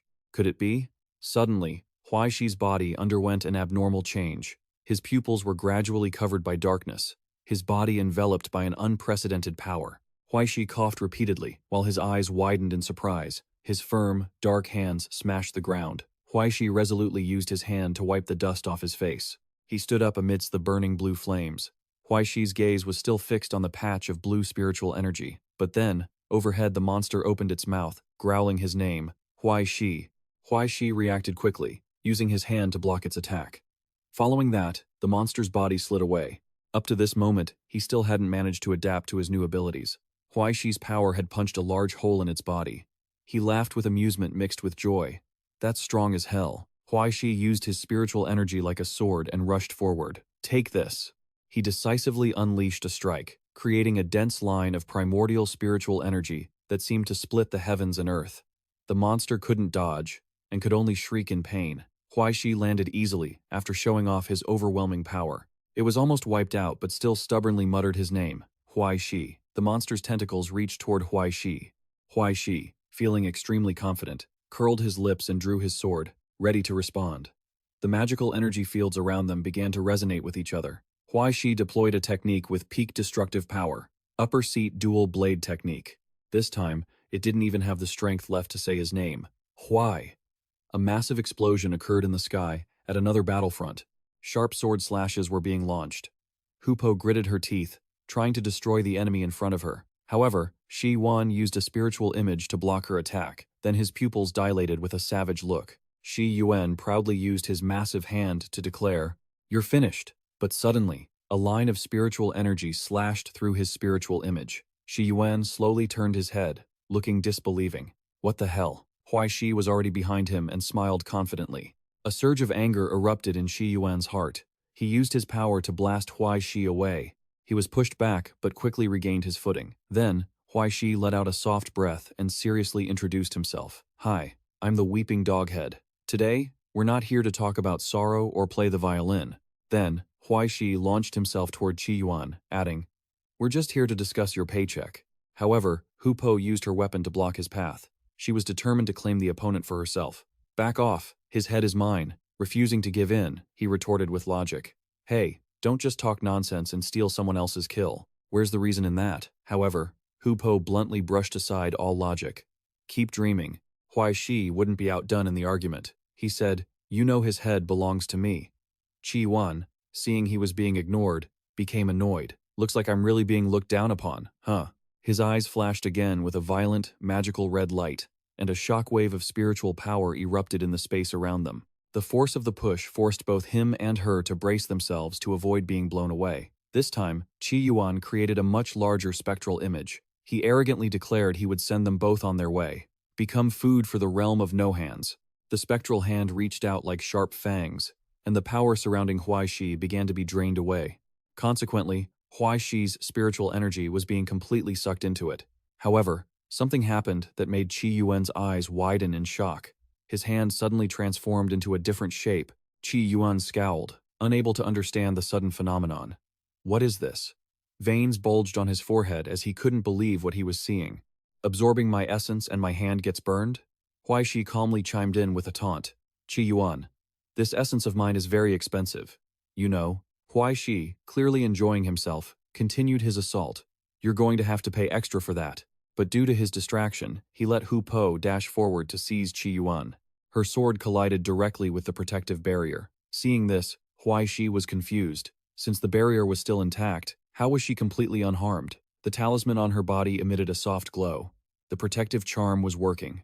Even the prayer beads on Hu Po's wrist were exerting their power. The prayer beads possessed abundant essence, and her mask further contributed to her defense. The Prajna mask absorbed the impact of the essence. Hupo didn't care at all, continuing to unleash sharp, rapid-fire sword strikes that could jump 2 levels in intensity. Huai Shi's eyes sparkled with excitement. She's covered in border relics. She really is insanely rich, isn't she? Right now, he just wanted to get close to her. He had to think of a way to network with her. Wait, no, I've already spoiled Lu Donglei. Why am I always thinking about clinging to a wealthy woman? I've got over 1 million credits right now, don't I? Yet, Huai Shi had to grit his teeth because the situation didn't allow for hesitation. He leaped up, closing in on Qi Yuan, determined to take his head first and worry about the rest later. Both of them launched powerful attacks simultaneously. Since he was fighting two people at once, Qi Yuan was starting to lose ground. Damn it. You two tiny ants, just two ants, constantly biting me like you're insane. Qi Yuan looked up to observe his enemies, feeling uneasy. At this rate, his pupils reflected the weapons that were about to claim his life. Fortunately, Qi Yuan's spectral image managed to block in time, though a surge of Huai Shi's spiritual power had still touched him. He couldn't help but mock Qi Yuan, say, Yuan, even though your angry face looks pathetic, your fighting style is also just a mess. As he spoke, suddenly, Huai Shi's body felt a heavy weight. On the other side, Hu Po also noticed this unusual change. In the shadows, two small orbs flashed with a dangerous light. A ferocious monster made him heighten his guard. In the midst of the fiery battle, the monster appeared with brutal intent, aiming straight at Huai Shi without mercy. Under the monster's pressure, he couldn't move his body. Suddenly, tentacles lashed out from nowhere, piercing through Huai Shi's body. The attack was so fast he could only stare in shock. Qi Yuan smiled excitedly at the successful sneak attack. His tentacles continuously surrounded Huai Shi. He remained calm, manipulating his spiritual energy into a tether. Very quickly, Huai Shi grabbed his weapon. He easily vaulted away, dodging the attack from Qi Yuan.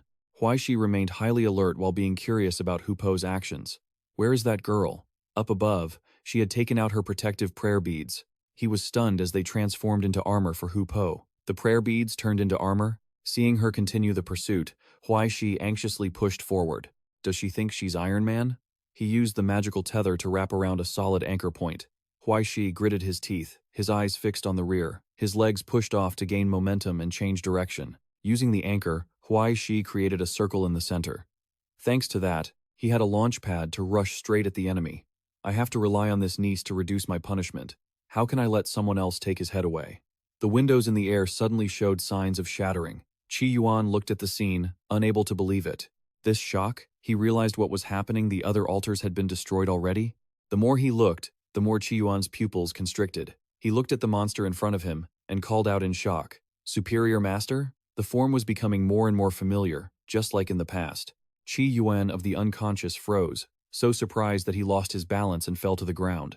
In Qi Yuan's mind, visions of his youth flooded back. He had fallen in such a pathetic state before, and out of habit, Qi Yuan looked up with longing. Back in reality, he sobbed, wanting to ask clearly, why did you abandon me? Qi Yuan's hand trembled as he reached toward the superior master monster, but the spatial barrier there had cracked open, and a flood of demonic blood inundated his area. Qi Yuan screamed in agony as he was affected by it. His body seemed to be transformed by that surge of blood energy. From one head, Qi Yuan now had countless souls, all of them growing matter, turning into nonsensical noise. Hu Po also realized the situation was urgent and discussed it with Huai Shi. We have to finish this guy off quickly. Otherwise, she swung her sword to counterattack and shouted, things are getting bad. He immediately rushed forward, calmly replying, stop yelling. I know what to do. A blast of intensely fiery power was unleashed by Hu Po. New sound style technique, no second sword. Standing in the center of the flames was the enemy, Qi Yuan. In that moment, he stood motionless, unable to resist. Qi Yuan's pupils shrank in terror, and Huai Shi quickly closed the distance with him. Go meet your ancestors. The double sword strike of destruction slashed directly through Qi Yuan's body. The hollow in his chest clearly showed the marks of being pierced by the blades. It took quite a lot of effort for him to land that finishing blow. Suddenly, several artifacts appeared in Huai Shi's hands. He took the opportunity to tuck them away for Qi Yuan as a gift. A strange light manifested in the center of his chest. Huai Shi immediately recoiled to avoid the blast radius. High above, Hu Po tried to cut in and deliver the final strike. Her sword was engulfed in blazing flames. She swung with resolve, unleashing intense heat. Moonlight 100 slashes. Qi Yuan's knees buckled under the strain, his body collapsing with no fight left in him. Now, she stood right before him. Coldly, Hu Po raised her sword, majestically declaring that his head belonged to her, but before she could finish, she was silenced. Huai Shi wouldn't let Hu Po steal his thunder. Keep dreaming, sweetheart. He forged his spiritual power into an axe, facing Qi Yuan. He hoisted his weapon onto his shoulder and spoke bluntly to him, echoing what you said earlier. Qi Yuan, I'm here to see you off. He still had a shred of humanity left, testing the waters to see if Qi Yuan had any last words. However, in that moment, he had completely given up. Do whatever you want. Qi Yuan slowly closed his eyes, his posture signaling total surrender. The nightmare was finally over. Huai Shi didn't want to waste any more time, firmly stating that his dream should never have begun. Finally, he swung his axe, without hesitation, to claim the enemy's head. And there are so many dreams like that in this world. Once the task was done, Huai Shi's face went blank. He felt like he'd lost all his strength and collapsed to the ground. Huai Shi hit the dirt, sprawling out in a relaxed posture, letting out a breath of relief for a job well done. He could finally rest. Qi Yuan's head was already fading away. Huai Shi sat exhaustedly to the side, watching in silence. Just as he was steadying his nerves, a scream pierced his eardrums. "You filthy, miserable monster, you backwater loser, go tear your own stomach open and die." Huai Shi glanced to the right, and at eye level, a gleaming blade was thrusting toward him. Hu Po didn't hesitate to challenge him, saying, "I'll duel you." These words left Huai Shi stunned. What the hell? It's just a head. What's with the drama? Looking at her, he noticed something surprising. Huai Shi's attention fell on her name tag, and he sighed, bowing his head to ask, "Are you sure?" He began rummaging through his backpack. Seeing that he didn't immediately accept the challenge, Hu Po grew smug. "Why, scared? Don't worry. I won't use the holy seal. We'll just spar." Huai Shi cut her off, misleading Hu Po. He stood up, holding her name tag, and began to grill her. "As a member of the Social Protection Bureau's rescue team, you want to force a duel on a wounded man who is a secretary and assistant supervisor for the Astronomical Society, North Sea Division. You sure you want to take this fight?"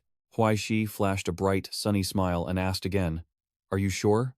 Every word of his question seemed to pierce straight into Hu Po's heart. Realizing the truth, she could only clench her hands into fists, radiating fury. Her reaction made Huai Shi cover his mouth to hide a laugh. Having authority really is nice. But just then, a strange cracking sound rang out. The barrier above their heads was starting to fracture. Moments later, it shattered completely, opening a massive hole. Huai Shi's eyes reflected the shadow of that gap. Suddenly, a bottomless pit collapsed near them, the massive tremor drawing attention from everyone nearby. Some even paused their battles to look. Huai Shi and Hu Po turned in silence to gaze at the pit at their feet, which contained a strange, ominous red liquid. Huai Shi quickly sensed something was wrong and covered his nose. There was a foul, nauseating stench rising from below. He stood there, peering into the depths, when movements began below that widened his pupils in shock. A grotesque body was slowly rising from the surface of the liquid. Huai Shi vaguely guessed what this creature was. It was the Nine Phoenix. He silently confirmed it was a rotting corpse that just wouldn't die. The red liquid began to seep from the Nine Phoenix's body. It puffed up as if it were about to explode at any moment. And then, it happened. A blinding beam of light erupted from the bloated mass. Huai Shi could only raise his arm to shield himself, though he struggled to keep his eyes open to see what would happen next. Hu Po saw him standing still and walked over to ask, "Hey, what are you doing?" Huai Shi was busy assessing the scene. "What on earth is that?" The light shone like a burning wound. Huai Shi frowned, realizing something that shouldn't be happening. Could this thing be his natural enemy? From within the intense beam, a few feathers emerged, followed by a pair of wings slowly becoming visible. Hu Po recognized what it was. The golden-winged Great Peng King? No, wait. In Dongsha. That should be a Tier 5 holy seal, the golden-winged pengbird. She quickly glanced aside, and Hu Po left without a word, leaving Huai Shi stunned. "Wait, Then, the two of them looked for a spot to hide nearby. Huai Shi spoke first. "What the hell is this? Is it one of ours?" Hu Po wanted it to be true. Hopefully. If it's not one of ours, there's only one possibility. The Nine Phoenix. She corrected herself, or rather, clarified. It was the Nine Phoenix. Hu Po noticed something wasn't quite right. But what about those altars? She widened her eyes to observe more closely, seeming to realize something, and ran off elsewhere. She continued to observe, then guessed, could it be that he converted his own path of ascension? No. That feels wrong. That's not right. This isn't the golden-eyed Peng King of the Dongxia lineage. This is a Tier 5 holy seal branch from the Hindu Indian lineage. Garuda. That's it. Huai Shi was still lost as she talked about all this. What exactly is the difference between the two? Aren't they the same thing? Hu Po got annoyed at the stupid question. They are completely different, okay? She began to explain clearly. Even if it's the same type of miracle, it leaves behind different traces. Depending on the region and the fusion of different source texts, even the same type of miracle will manifest with two completely different faces. It's as different as Yehan and Cinderella. Hu Po rambled on. But Huai Shi didn't understand a word. Could you please explain that in a way I can actually understand? Hu Po let out a long, helpless sigh and tried again. keeping it simple. Basically, the golden-eyed Peng King of Dongxia naturally possesses divine powers of conflict and protection. It was once sacrificed to protect a country, so it must be worshipped with righteousness, or it will never achieve anything. But Garuda is purer. It exists by relying on the divine. Although it has limitations, its beastly side takes up a larger part. There weren't that many limitations. Once she finished speaking, Huai Shi summarized it in his own way. So that means, to be a golden Garuda, one must be righteous for the people and the nation. And to be a Garuda, you just need a guide element, right? Amber was exhausted and didn't want to say much more. Something like that. Understand it, however you want. Huai Shi fell silent, and a thought flashed through Amber's mind. But originally, the rules were so costly and labor-intensive, all because the 9 phoenixes were forcing the Dongxia genealogy to jump ship to the Tianzhu Indian genealogy, ensuring he could transform into a Garuda. She paused for a moment before firing off a few questions. But the process isn't hard to guess. Under the protection of the Manor Lord's divine power, the 9 phoenixes brutally purged the yin attributes from themselves, then forced the 9 phoenixes' holy mark to repair and remodel, chopping away everything unnecessary to leave behind a blank slate, and then relying on the high-purity essence accumulated. They forced an advancement to the absolute peak, and that was that. But what was it plotting? From within the stream of light, a pair of sharp eyes began to appear, and a hand slowly reached out. It was gradually moving forward, clutching a nearby cliff face. Amber was still looking for the answer, which might explain why he bestowed his power upon his believers. He was about to be reincarnated as a bird once again. These things were no longer needed. Casting them aside to use these useless things is a bit contradictory, but this would cause the innate talent to be flawed, lacking grade 5 status. Not even equal to a peak grade 4. Amber focused on tracking every movement of the creature, and when it flew up, she finally arrived at an answer. It's the magic path channel. The gaze of the thing flying up from the pit was locked onto its target, and it quickly escaped toward the surface. Amber watched its figure and confirmed, exactly. If it's based on such a legend, not only can it smoothly ride the wave to receive a large amount of heavenly grace, but it can also compensate for the deficit all at once. Huai Shi maintained his level of oblivious calm. What's wrong? Why such a detailed account? He remained optimistic. Besides, it'll still take a while for that thing to crawl up here. Why don't the two of us discuss it? Amber was speechless at this mindset of Huai Shi's. How can you not understand something like this? What on earth does your astronomy society even teach you? Huai Shi answered, feeling wronged. Haven't I only been on the job for half a month? Not feeling a shred of shame. He teased Amber. Listen here, my friend. How about I give you one of the ears from that head? She warned him through gritted teeth. Shut your mouth. Give you what? What the hell? Amber could only hold her head in frustration, facing the person before her. She had no choice but to accept his proposal. Forget it. Consider me unlucky. Let's just treat this as an orientation for a rookie. Huai Shi excitedly agreed right away. All right, go ahead. Amber cleared his throat and began to explain. Simply put, within the 5th tier of the Holy Silver, while other things might be optional or just placeholders for now, there's one thing you can't ignore. The top-tier group, to some extent, will always possess a specific divine essence. This is the main purpose they must pursue, the transformation of the reality alteration point. The reality alteration point can also be called the heavenly deviation rate. Then Amber quickly clarified this reality alteration point. This is the main purpose they must pursue regarding the transformation of the reality alteration point. What we call gods are just a necessary cycle to keep this world complete. To them, they are just fulfilling the mission the world's heart has entrusted to them. Whether it's summoning storms or bringing disaster, it's just part of the job. However, there is something to note. 5th-tier transcendents who possess a piece of divine essence must allow the miracle they possess to grow. They must follow their nature to bring about changes to the world. Take the Qilin, for example. His essence dictates that he must follow the Qilin's destiny to regulate all beasts and maintain peace for the reality. If he doesn't have that determination, he absolutely cannot become a Qilin. The important thing is that every transcendent bearing the 5th-tier Holy Silver must have a destiny, and they will naturally strive for it. Regardless of whether it's good or evil, grand or small, every 5th-tier transcendent will cause a certain change in reality, causing all things and the original intended trajectory to diverge, she confirmed. And this is what the reality alteration point represents. The more Amber spoke, the more serious her expression became. The reality alteration point evaluates the miracle created by the transcendent. Transcendence change the world, and the world is like a set of numbers. It increases or decreases based on the transcendent's intent. She exhaled slightly. If there weren't these restrictions, reality would have likely been in total chaos by now. That is also the meaning behind the existence of the overseer position. Huai Shi listened in silence and looked in the direction where that thing was flying. Amber wasn't done yet, she continued. And what Gallo relies on is the god's mount. What is its destiny? That goes without saying, right? Huai Shi was a bit surprised. He repeated her words. To be a pawn and open the path? Amber explained to him. This is his calculation regarding the 9 phoenixes. Amber also seemed to have guessed this plan by performing a stat reset and switching the sublimation path. Changing his identity to advance into a Gallo, it's easier to borrow the Gallo's essence to easily open the Hell Demon City portal.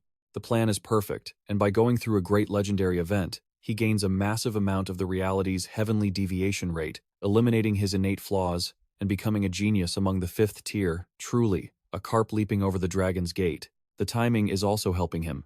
Currently, there are 3 layers of the mirror world reflecting and breaking through the reality blockade. Going deep into the demon city is like water flowing into a river. Based on the hypothesis, a result is provided. If he can really open the demon city portal, he can at least get over 0.09% of the heavenly deviation rate, right? That's quite a leap to the 5th tier transcendent level. Hearing that number, Huai Shi reacted. 0.09%? That's such a massive event, and he only gets that tiny bit? She reminded him. Move forward a bit. I'm being blocked. That's already a lot. Amber started calculating for him. A heavenly deviation rate of 3% is enough to destroy a small to medium-sized country. That means reaching 12% puts the entire reality in danger. Do you know how much the heavenly deviation rate reached during the First World War? No, it was only 4.4%. And that was at its most dangerous point. The Astronomical Society even turned the Doomsday Bell 5 minutes ahead. At this moment, the 9 Phoenixes has already put one hand on the edge of the pit. Amber noticed it and shouted, "It has already climbed to the edge." Beneath the tail of the 9 Phoenixes, fire-breathing pulses began to form. As it approached, it spread its wings, causing a blinding light to spread out.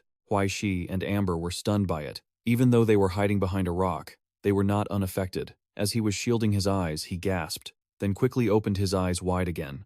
Huai Shi saw the feathers falling from the 9 Phoenixes' wings and was very confused. What's wrong with its wings? Behind him, a pair of feet appeared. He spoke up. It's an innate flaw. Dong Lei, while carrying large equipment on his back, explained that because the ritual had problems, it couldn't wash away all its yin attributes. There were still remnants left, leading to a conflict with the Gallo. Seeing him, Huai Shi was overjoyed. Liu Donglei, why are you here? Donglei replied confidently. What are you talking about? As a recording officer of the Astronomical Society, why wouldn't I be here? A coincidence. It's just a coincidence. Don't I want to perform meritorious deeds and reduce my sentence sooner? Huai Shi scratched his head and asked when he arrived. When did you get here? Dong Lei held a cigarette in his mouth and replied leisurely. I arrived when you two started talking about the heavenly deviation rate. Seeing you two talking so seriously, I didn't want to disturb you. His aim was set on the 9 Phoenixes. Dong Lei looked at it through binoculars and commented, How miserable. How did it turn into this state? It's hard to imagine.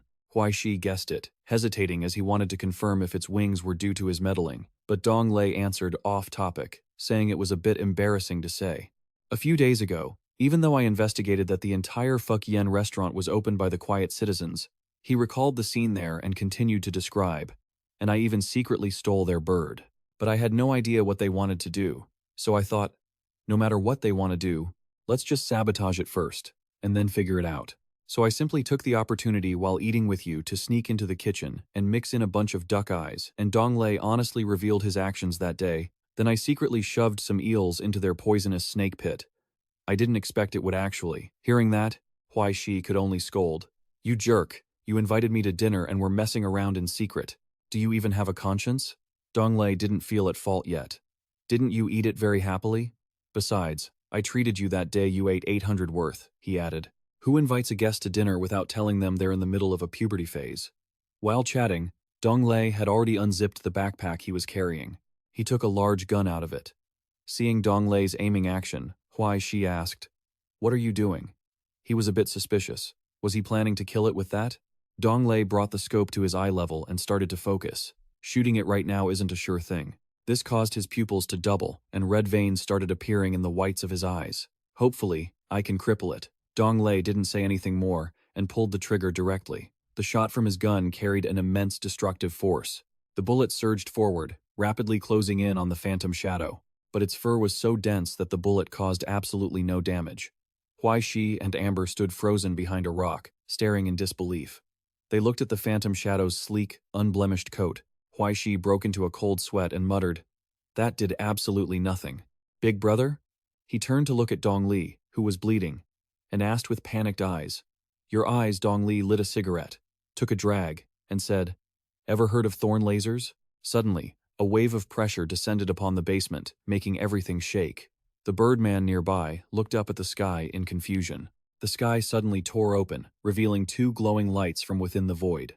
The rumbling sound of a train engine grew louder and closer. A train burst forth from the rift, barreling downward. It slammed directly into the birdman, its wheels continuing to roll right over its body. Blood began to stream from the creature's eyes. A foot stepped out from the top of the train. I Ching stood high above, holding a remote detonator. Goodbye. Inside, the train cars were tubes filled with a green substance. A massive explosion erupted.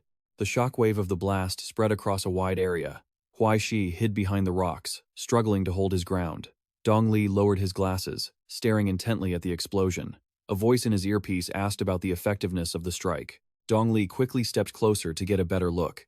By now, the birdman had been blown apart at the waist and was screaming in agony, suffering severe damage. I Ching tapped her earpiece in rhythm and replied, "Excellent. With a retaliation like this, no one can say the Xinhua branch of the Astronomical Society isn't doing its job." Dong Li, sweating profusely with his cigarette still in his mouth, replied, "But it looks like it might have gotten away." He watched as the creature tried to crawl out, having already made it out of the pool. I Ching smiled upon hearing this and replied, "Then let it run." Just as it thought it had escaped, a scroll suddenly flew in. The birdman looked up in confusion. Energies were surging into the hole above.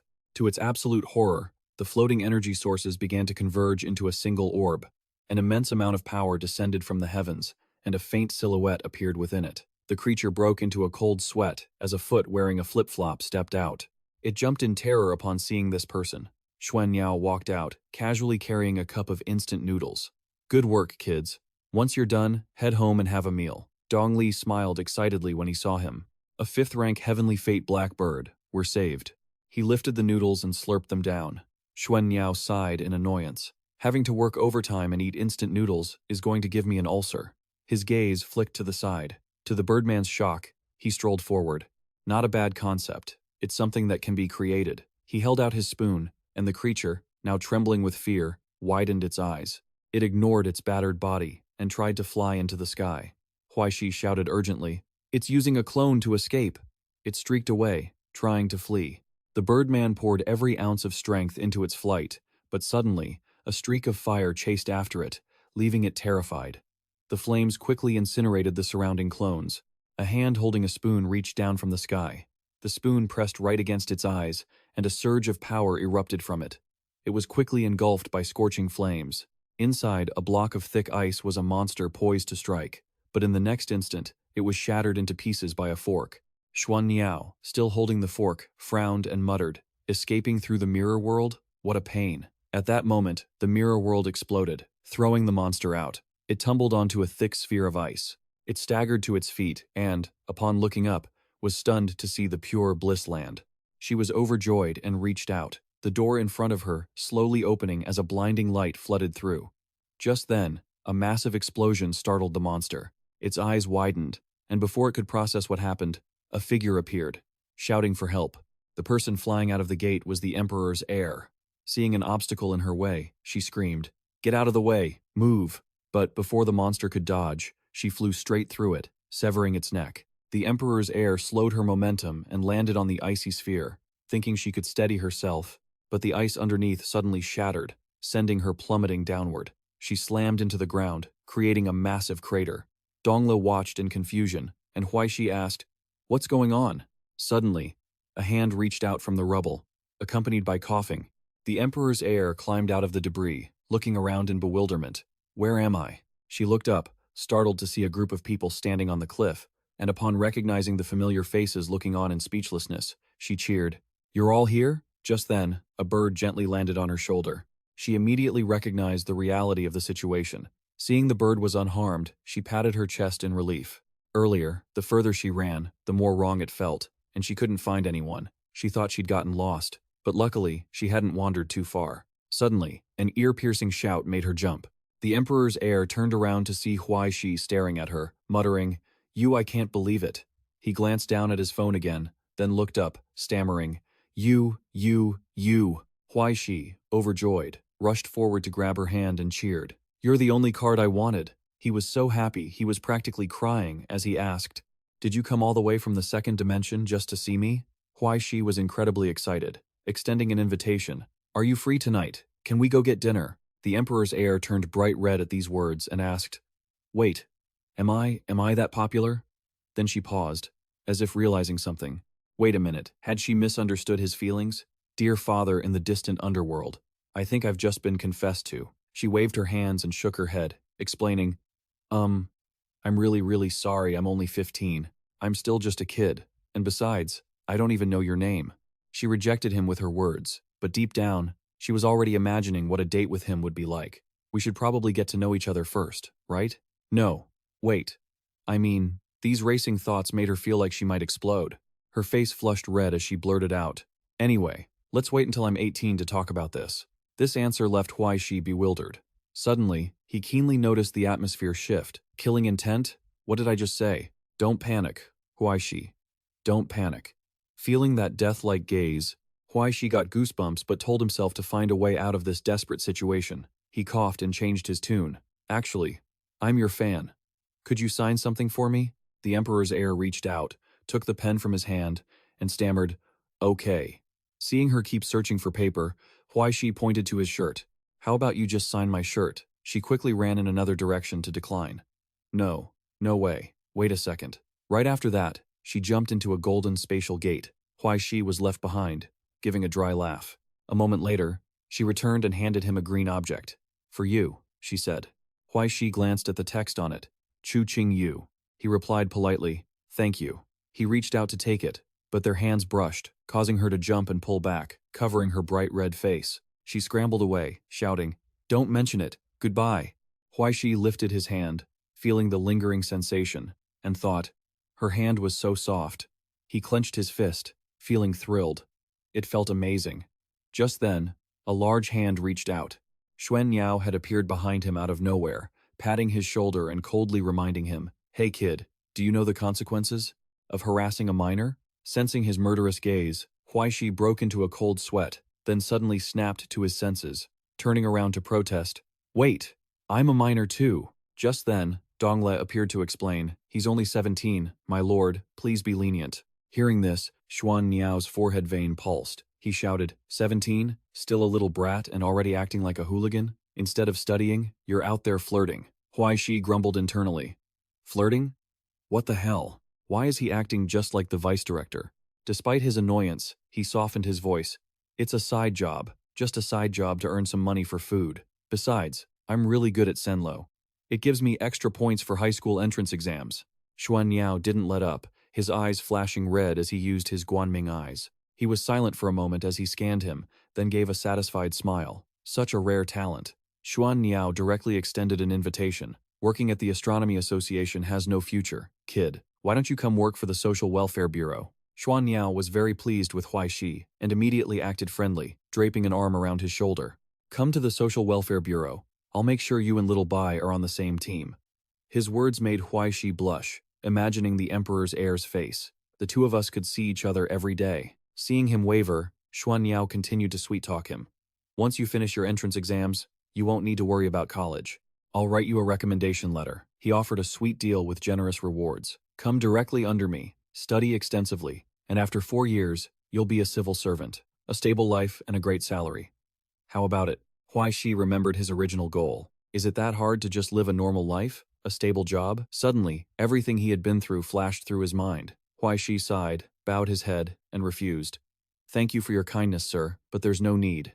I've decided to dedicate my life to protecting this reality." Hearing this, Xuan Niao scratched his head in frustration. Every one of these kids is so slippery. He shoved his hands in his pockets, turned away, and walked off carelessly. Clean up the rest of this mess. I've got work to do. Before leaving, he gave a final wave. Moments later, the group walked toward the spatial gate. Only Hupo suddenly stopped, glaring at Huai Shi. He smiled and held up the work ID card in his hand. She wore a livid, scowling expression and gestured a throat-slitting motion at him. The moment she stepped through the gate, she vanished along with it. That night, a swarm of helicopters was dispatched to sweep the scene. Donglei and Huai Shi were also pulling up in a van. He was heavily injured, and she was helping him out. When Yang looked up, she was startled to see Nai Qing in the van, receiving an IV drip from her secretary. Seeing the two of them, she smiled and complimented them. Well done. Huai Shi scratched his head awkwardly and replied, It was nothing. Suddenly, Nai Qing started teasing him, leaving Huai Shi speechless, especially regarding that bold, broad daylight confession to a 15-year-old girl, which was very much his style. From inside the van, Nai Qing reminded him, Next time you have a mental breakdown, keep an eye on the situation, unless you want that girl's family guardian to crush you with a single finger. He was placed in a wheelchair by the doctors to assess his condition. Hearing that, he could only nod. Dongla reached for a cigarette, only to notice something flashing inside Huai Shi's pocket. He immediately teased, Brother, you hit the jackpot, didn't you? First time I've ever heard of someone getting a consolation prize like that after a failed confession. Reminded, Huai Shi remembered the item in his pocket. He pulled out the blue crystal and asked, The wish crystal, would you say it's powerful? Dong Le, who was leaning lazily against the car door, retorted, Is it actually that powerful? Suddenly, an astonished voice called out, A wish crystal? Can it really be used to grant wishes? Both Huai Shi and Dong Le looked into the van to hear Nai Qing explain. A wish, to a certain extent. It's probably a miracle formed by the crystallizing of the monster's body after Gallo killed it in an instant, when the gate opened. Everyone recalled the detail about the monster's throat being slashed the moment the portal opened. She continued to elaborate on the crystal. If this kind of power is released in an instant, it could shake the balance of the Silver Sea and accomplish things you can't even imagine. Nai Qing closed her eyes lazily and slowly added, Of course, forget about achieving world peace. At best, it can only manifest things within the realm of human capability. Entranced by the crystal in his hand, Huai Shi exclaimed, That's way too powerful. Nai Qing glanced over and warned him, but compared to the real deal, this stone is just a crudely assembled, defective product. Don't get your hopes up too high. Suddenly, Huai Shi bowed his head, smiling softly to himself. His eyes were full of longing as he gazed at the stone, and he asked, I want my family to come back. Can it make that happen? The surrounding atmosphere instantly fell silent. Not a sound was heard. Huai Shi gave an awkward, sheepish smile. Too much? Yeah, I guess. He was still laughing foolishly to hide his embarrassment, but suddenly, a brilliant light erupted. Such an outrageous wish. How could it be possible? Everyone stared in shock at the crystal glowing brilliantly in Huai Shi's hand. The stone shot a radiant beam of light straight up into the sky. The engine continued to move forward at a terrifying speed. Huai Shi, stunned and confused, looked up at the light, his eyes widening as he stammered in disbelief. That's my home. Huai Shi scrambled out of the van. He kept his eyes on the light, heading straight toward it. He stared at the mansion ahead, all lit up, and just then, the gate slowly creaked open, revealing a silhouette backlit by the glare. The blinding light forced Huai Shi to rub his eyes. When he opened them again, he saw Butler Feng standing there, smiling kindly. Dinner is served, young master. He bowed deeply.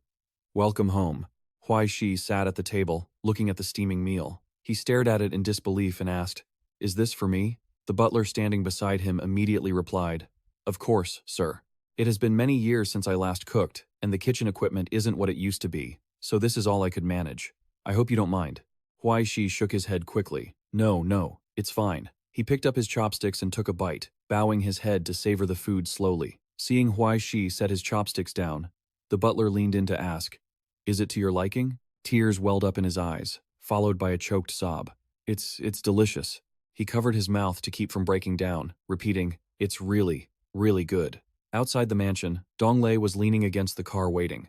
Nai Qing opened the car door and reminded him, This isn't a good time for visitors. We should be going.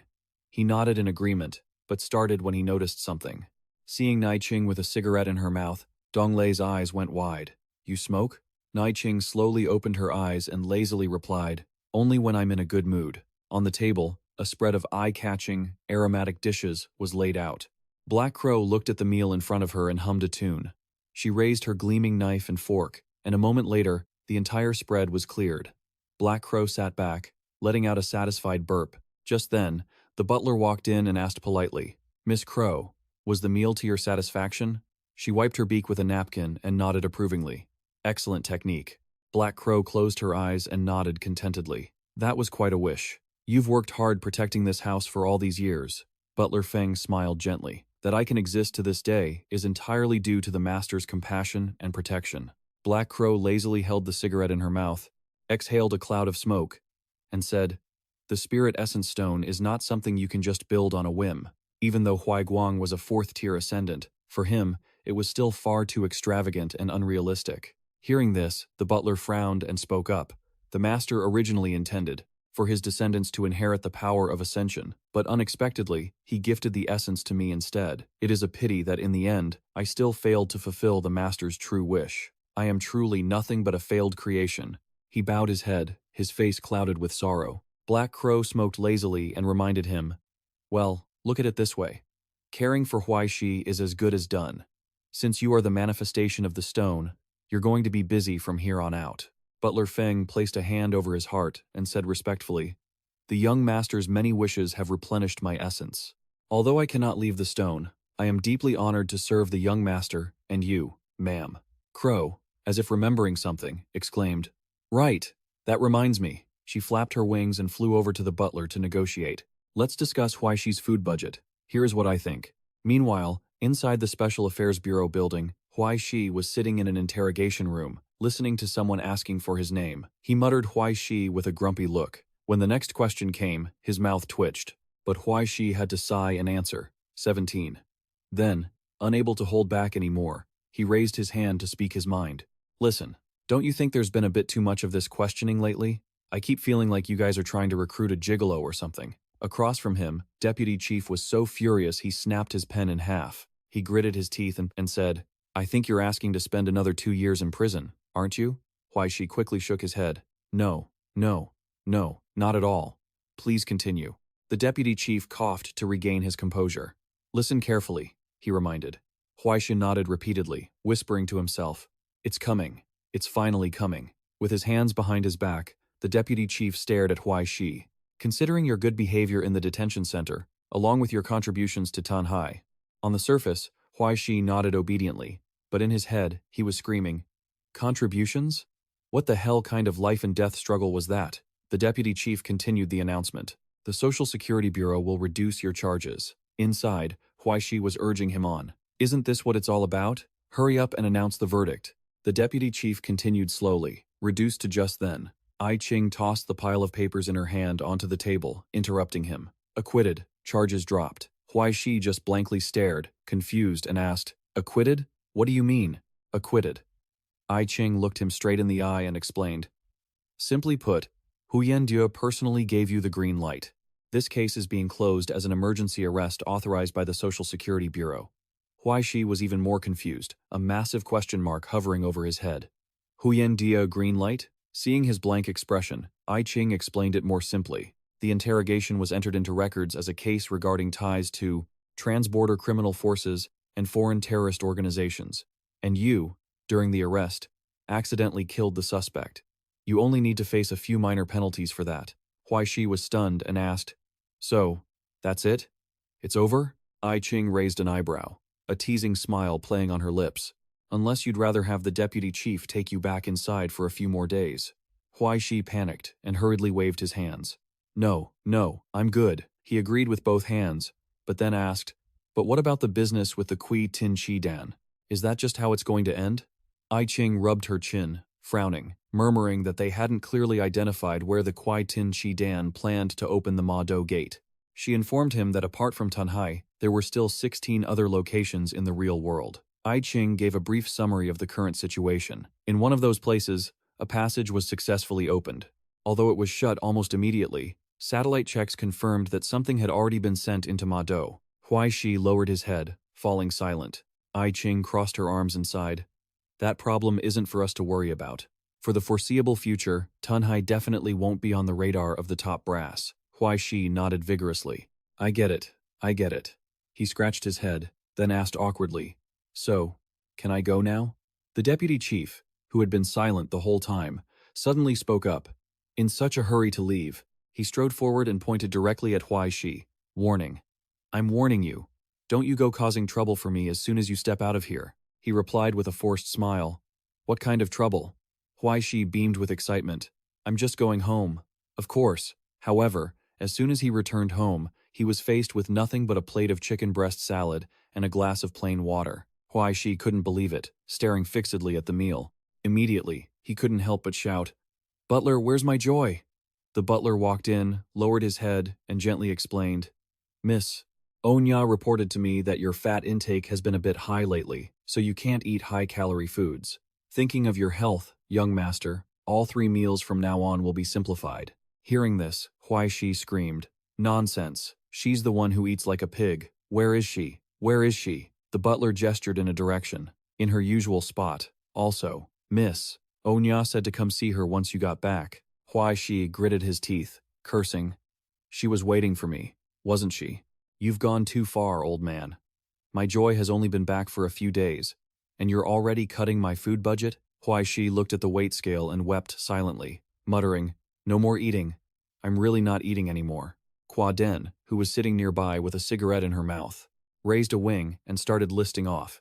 3 bottles of Coke a day, instant noodles in the morning, 2 grilled chickens for lunch, bubble tea and pastries in the afternoon, and a pile of meat stuffed down your throat at night, not to mention those crunchy Mexican corn chips late at night. Ever since the butler returned, haven't you been letting yourself go a bit too much? Hearing that, Huai Shi broke into a cold sweat and asked, "Is it really that much? Food just flies into my mouth. How would I know?" Kwa Den puffed on her cigarette, squinting as she teased. Soul Ghost refinement is meant to be about agility. If you turn yourself into a heavy, clumsy lump like this, don't you feel bad for the cost of the refinement and those 25 million? Huai Shi stood up in an uproar. 25 million? And I have to pay every time I get into a fight. What kind of refinement is this? Kwa Den shrugged, lazily explaining. There's a limit to Tier 1, Holy Silver. If you want to reinforce certain areas, you have to cut costs elsewhere. I carefully considered it, and decided the propulsion system wasn't entirely necessary. Kwa Den really had considered this thoroughly. She had come up with the most optimized plan for Huai Shi, reinforcing him with a hacker style, and using all the saved resources to upgrade his nerves and reflex circuits. Her mouth couldn't help but curl into a smirk, and she asked triumphantly, "You now have more than twice the burst speed of anyone at your rank. How's that? Happy?" Huai Shi shouted back, "Happy? What the hell? Using mana as fuel to boost DPS? What kind of insane tactic is that?" Kwa Den calmly pulled out a phone and asked with a smile, "Glass cannon assassin, you get it, right?" She slowly explained it to him in the simplest way possible. Double speed, combined with the instant burst capability of hacker fuel. 1 wave of explosive power, and once you explode, we run. If the enemy isn't dead after 1 burst, we find an opportunity for another. Stab them in the back whenever you can, play dirty whenever you have to. Combine that with your venom and fear aura. Even if their HP and defense are high, they'll still be severely wounded. Huai Shi leaned back in his chair, listening with suspicion. Turns out she still thinks of me as a thief. Kwa Den helped him analyze it once more. Even though long-term combat requires stamina and your defense is practically non-existent, you can always rely on your movement. She emphasized with complete confidence. But for a Tier 1 Saint Silver, this is already the most expensive transformation method available. You can rest assured when it comes to her techniques. Huai Shi looked down at his hands and muttered, "You could say this is the ultimate custom enhancement to maximize output and eliminate weaknesses." What more could I possibly say? The Black Raven flew over and landed on his shoulder, saying that it was good he understood. "Well, do you plan on working hard to repay all her painstaking efforts?" Huai Shi reached out and summoned a book from the void, saying, "I want to." He turned the carefully recorded pages of that book. He frowned and said, "But the records in the Book of Destiny have been ground as much as possible. The Red Glove, the Purified, the skills I can grind have reached their limit. I can't just find random people on the street to level up." The Black Raven leaned against his head to comfort him, saying that hitting a bottleneck while leveling up at this stage is completely normal, but there's no need to worry because his Saint Silver hasn't even begun to upgrade yet. She flicked her wing, and immediately, a vial appeared right on top of the book. Huai Shi picked it up and observed it for a moment, then realized it was Liberator's dust. The Black Raven nodded and recalled that the last time he took 3 doses, he wasted more than half of the power. Remembering this, the Black Crow became angry. flapping her wings continuously as she criticized him. He didn't try to control it, just unleashed it all at once. That method was completely wrong. Huai Shi, being eager to learn, immediately asked, "Then what should I be controlling?" The Black Raven was silent for a moment before speaking up. "Everything about you, whether it's your soul, your body, or your Saint Silver, you must control it with all your might, not just let it go and transform into your raw power." The first step to controlling Saint Silver is to start by controlling the energy itself. Only by learning to control it can you merge the silver into one with your own body. Suddenly, the Black Raven asked, "You just mentioned the red glove, right?"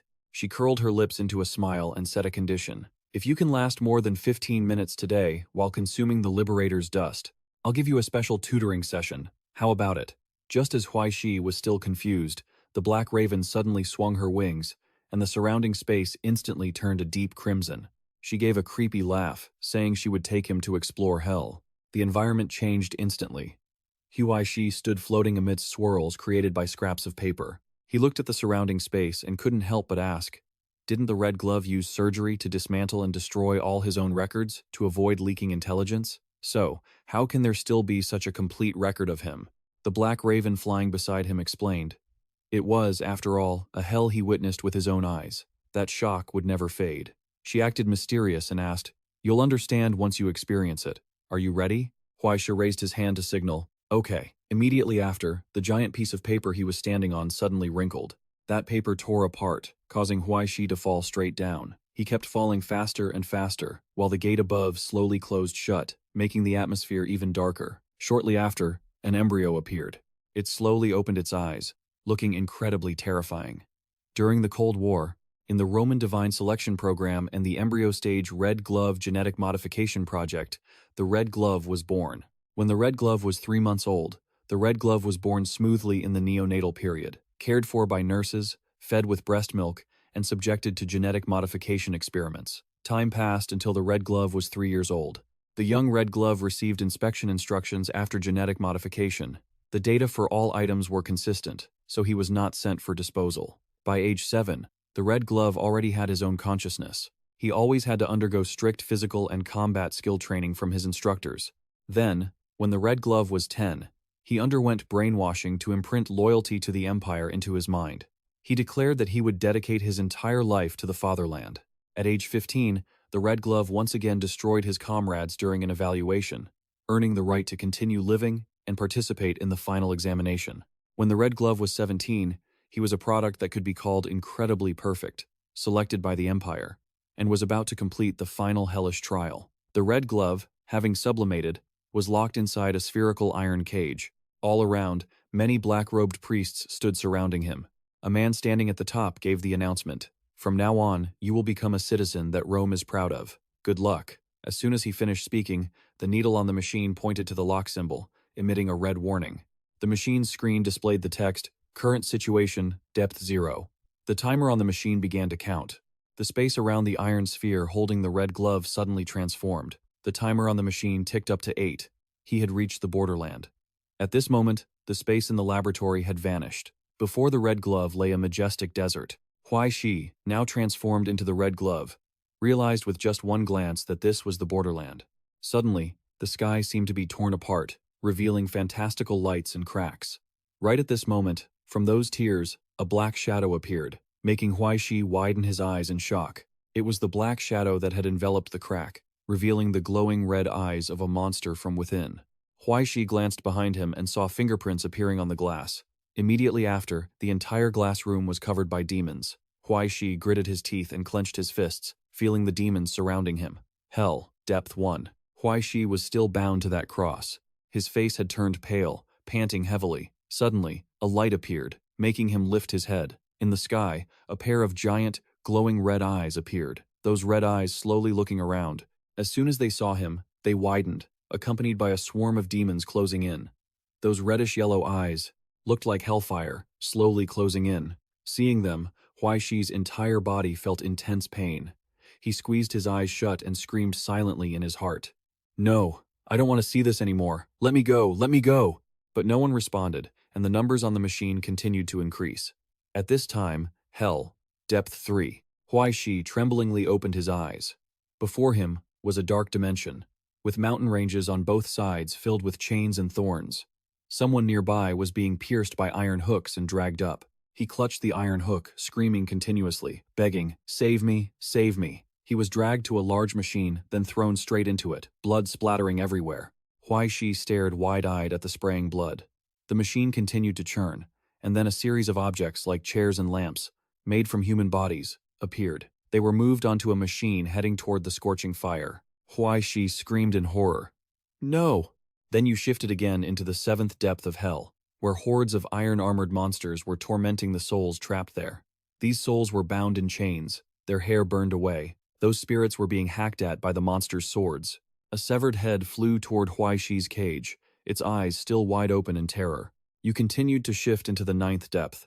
The landscape was no longer land, but the deep sea, where countless monsters were swimming about. Huai Shi gritted his teeth, breaking into a cold sweat. Suddenly, the dimension in front of him exploded. He arrived at the hell of human depths. By now, Huai Shi's body was sinking deep, and the surrounding space was pitch black. Suddenly, he noticed a tiny speck of light. Immediately after, a series of light dots appeared. As Huai Shi fell rapidly, he saw a young man sitting on a floating rock. Huai Shi approached him, shouting repeatedly, but no sound came out. Huai Shi stared fixedly at the man. He witnessed the skin on the man's body suddenly become wrinkled, as if it were being torn away, revealing a white skeleton underneath. It didn't stop there. The skeleton also began to dissolve like dust in the wind. Huai Shi was still stunned, not yet understanding what had happened. When his body sank deep once again, he still hadn't reached the depth of this hell. As Huai Shi continued to fall, tears suddenly welled up and streamed down his face. Huai Shi squeezed his eyes shut, letting the tears fall, while the pitch-black space around him filled with panicked cries. "Mom!" Red Glove, 17 years old. The sublimation record began. Huai Shi seemed to have returned to reality. The harsh light made him frown slightly. He slowly opened his eyes, but then squeezed them shut again, looking annoyed and uncomfortable. Just then, a voice rang out. "You can open your eyes now, you idiot." Huai Shi opened his eyes once more. He was no longer in hell. He was lying on a long bench, surrounded by what looked like an overgrown garden with a babbling fountain. The black crow by his side spoke again, drawing his attention. "It seems the effects of the psyche travel were pretty good, don't you think?" Huai Shi sat up abruptly, seeing the black crow lounging in a soft cage, sipping tea. He clutched his head, recalling what he had been through, and muttered about those mechanical things. She put down her teacup and nodded, confirming, "That's right. Over 60 years ago, during the Cold War, to counter the pressure from Dongsha and the Russian Federation on the Eastern Front, the Holy Roman Empire decided to use anthropological screening and genetic modification to create a fake sublimation army." The Black Crow remembered clearly that the plan was called the Fountain of Life. Her eyes flashed with a spark of light. She began to analyze. This was a brutally unprecedented method of human sublimation, forcing people to fall into hell to gamble with their lives. She recounted the information she knew to him. Out of 470 people, only 31 returned after sublimating, but due to the aftermath, only 4 survivors remained. Red Glove is one of those 4. The Black Crow held out the teacup. Huai Shi took it and asked, "Thanks. So that means Red Glove is over 60 years old?" The Black Crow smirked, teasing him and leaving Huai Shi stunned. "Exactly. How does it feel to punch an old man?" she continued, explaining that what Red Glove experienced were fragments of the abyss found beyond the Byzantine borders. Most of those places are worthless. Huai Shi gripped the teacup tightly. Feeling the warmth radiating from it, he couldn't help but ask, "Are those places really hell?" The Black Crow lit a cigarette and replied, "Every discarded place beyond the border can be called hell. It's just that it's not a world after death, but a world that is dying." She slowly added, "A world where graves have been piled up for countless eras." Hearing this, Huai Shi looked up and asked, "A world that is dying?" The Black Crow nodded, explaining, "Just like how humans die, everything will eventually fade away." She exhaled a cloud of smoke and continued, "If you consider that dying, then you're right." A leaf slowly drifted down. As Huai Shi held the teacup, the Black Crow spoke again to offer her perspective. "But I prefer to call it nirvana and rebirth, a cycle of reincarnation." She flapped her wings, flew closer to Huai Shi, and reminded him, "All right, enough talk for tonight. You should get some sleep." Just then, the notebook appeared, startling Huai Shi. Seeing the notebook emit a brilliant light, Huai Shi asked in confusion, "What's going on?" The Black Crow just let out an amused sound. She suddenly landed on Huai Shi's shoulder. The Black Crow tilted her head, looking him straight in the eye, and asked, You're pretty familiar with Mai, aren't you? Fearful, he broke into a cold sweat and asked, Why? She suddenly offered an invitation, which was rare for her. How about we go on a date together? What do you think? Seeing the black crow suddenly flap her wings and take flight, Huai Shi frowned in doubt, watching her happily circle in the sky. To himself, he thought, this woman, this crow is insane. The next day, Huai Shi changed into a new set of clothes and went to the car that Uncle Fang had prepared. After getting in, he looked back and saw Uncle Fang still waving goodbye. The car slowly moved toward the city. At 7 in the morning, Huai Shi dragged himself along, looking like a capitalist slave forced to work. At 9 in the morning, he arrived at the park, dancing in the square with the elderly ladies under the watchful eye of the black crow. At 11, he followed her, exhausted, watching her admire a birdcage. At 1 in the afternoon, while the black crow joyfully enjoyed her meal, Huai Shi collapsed on the table, exhausted. At 3 in the afternoon, while still dazed, he was dragged by the black crow to ride the teacups. At 4 in the afternoon, the two of them went pedal boating on the lake. At 6, Huai Shi finally couldn't take it anymore. While carrying the cage with the black crow inside, he asked, I can't take this. I'm exhausted. What are you trying to do? She winked excitedly and replied, This is what a date is, young man. Even though it's exhausting, you have to enjoy the process. Huai Shi angrily grabbed the cage and shouted, We ran from the east to the west, and now we're running from here all the way back to the east. What's up with this birdcage? Are you drinking? I thought you found some clues, but it turns out you were just playing with me. The black crow just shrugged and sighed. I can only say that your luck is truly terrible. We've looked all day and haven't found a single clue.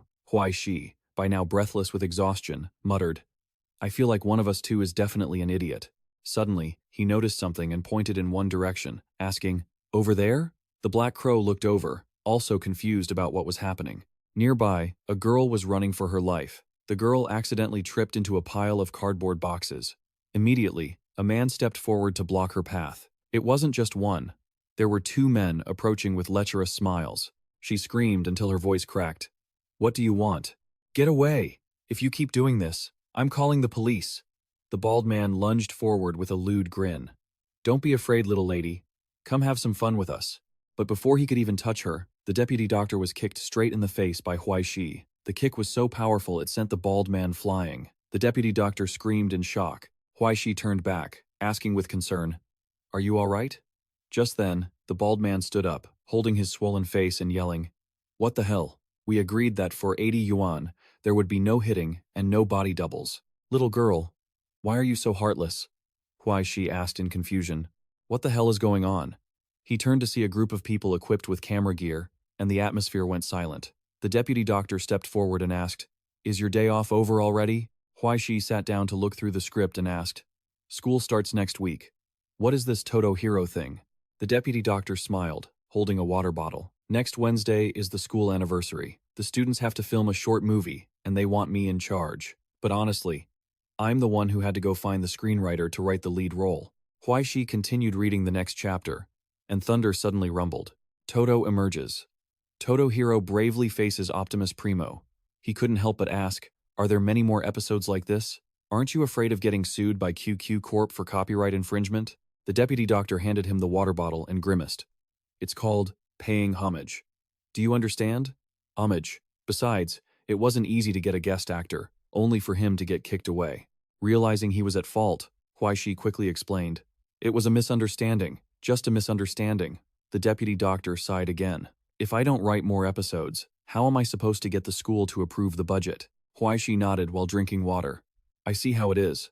Suddenly, she spoke again, leaning in close to Huai Shi, causing him to spit out the water he was drinking. Are you looking forward to the day you actually save me, to increase my favorability toward you? Huai Shi coughed and said, Don't bring it up. If you do, it'll actually happen. The deputy doctor stood up proudly and scoffed. You're no fun at all. Suddenly, he sensed the presence of the book again. At that moment, the deputy doctor turned to say, All right, I'm heading off. Huai Shi nodded. Me too. But she leaned in close, looked him straight in the eye, and said, By the way. She smirked and added, Welcome home. The book reacted even more strongly. Huai Shi quickly grabbed the raven's cage and ran, thinking to himself that he had finally found it. He stopped in front of a building and looked up. The Book of Destiny sensed the resonance point was right here. Huai Shi stared at the building, assessing it. It was a complex containing commercial buildings, offices, and a hotel under the Wanli Group, the Wanli Plaza. The raven snapped its wings, eagerly urging him on. Let's go then, you blockhead. Let's see what's waiting for us inside. Huai Shi quickly changed into a different outfit, put on some glasses, and topped it off with a baseball cap. He scanned the area and listed off the buildings, hotels, commercial centers, office buildings. Huai Shi muttered to himself. The Wanli Plaza really lives up to its reputation as the premier landmark in Tanhai City. As he stepped into the shopping mall and witnessed its massive scale, Huai Shi couldn't help but exclaim, "Impressive. The big boss behind this must be a tycoon from the tourist trading district in America." The crow, who was currently using an invisibility spell to fly alongside him, spoke through telepathic waves. "It's just a large shopping mall. You've already got a bank account with a few zeros now, so stop making that face like you've got thief written all over your forehead, will you?" He observed his surroundings and replied, "I was too poor for too long. I still haven't adjusted." Just then, the book appeared in his hand.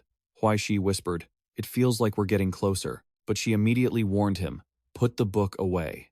The crow narrowed her eyes at the book and said, "If that thing resonates with the Book of Destiny, we'll be tipping off the enemy."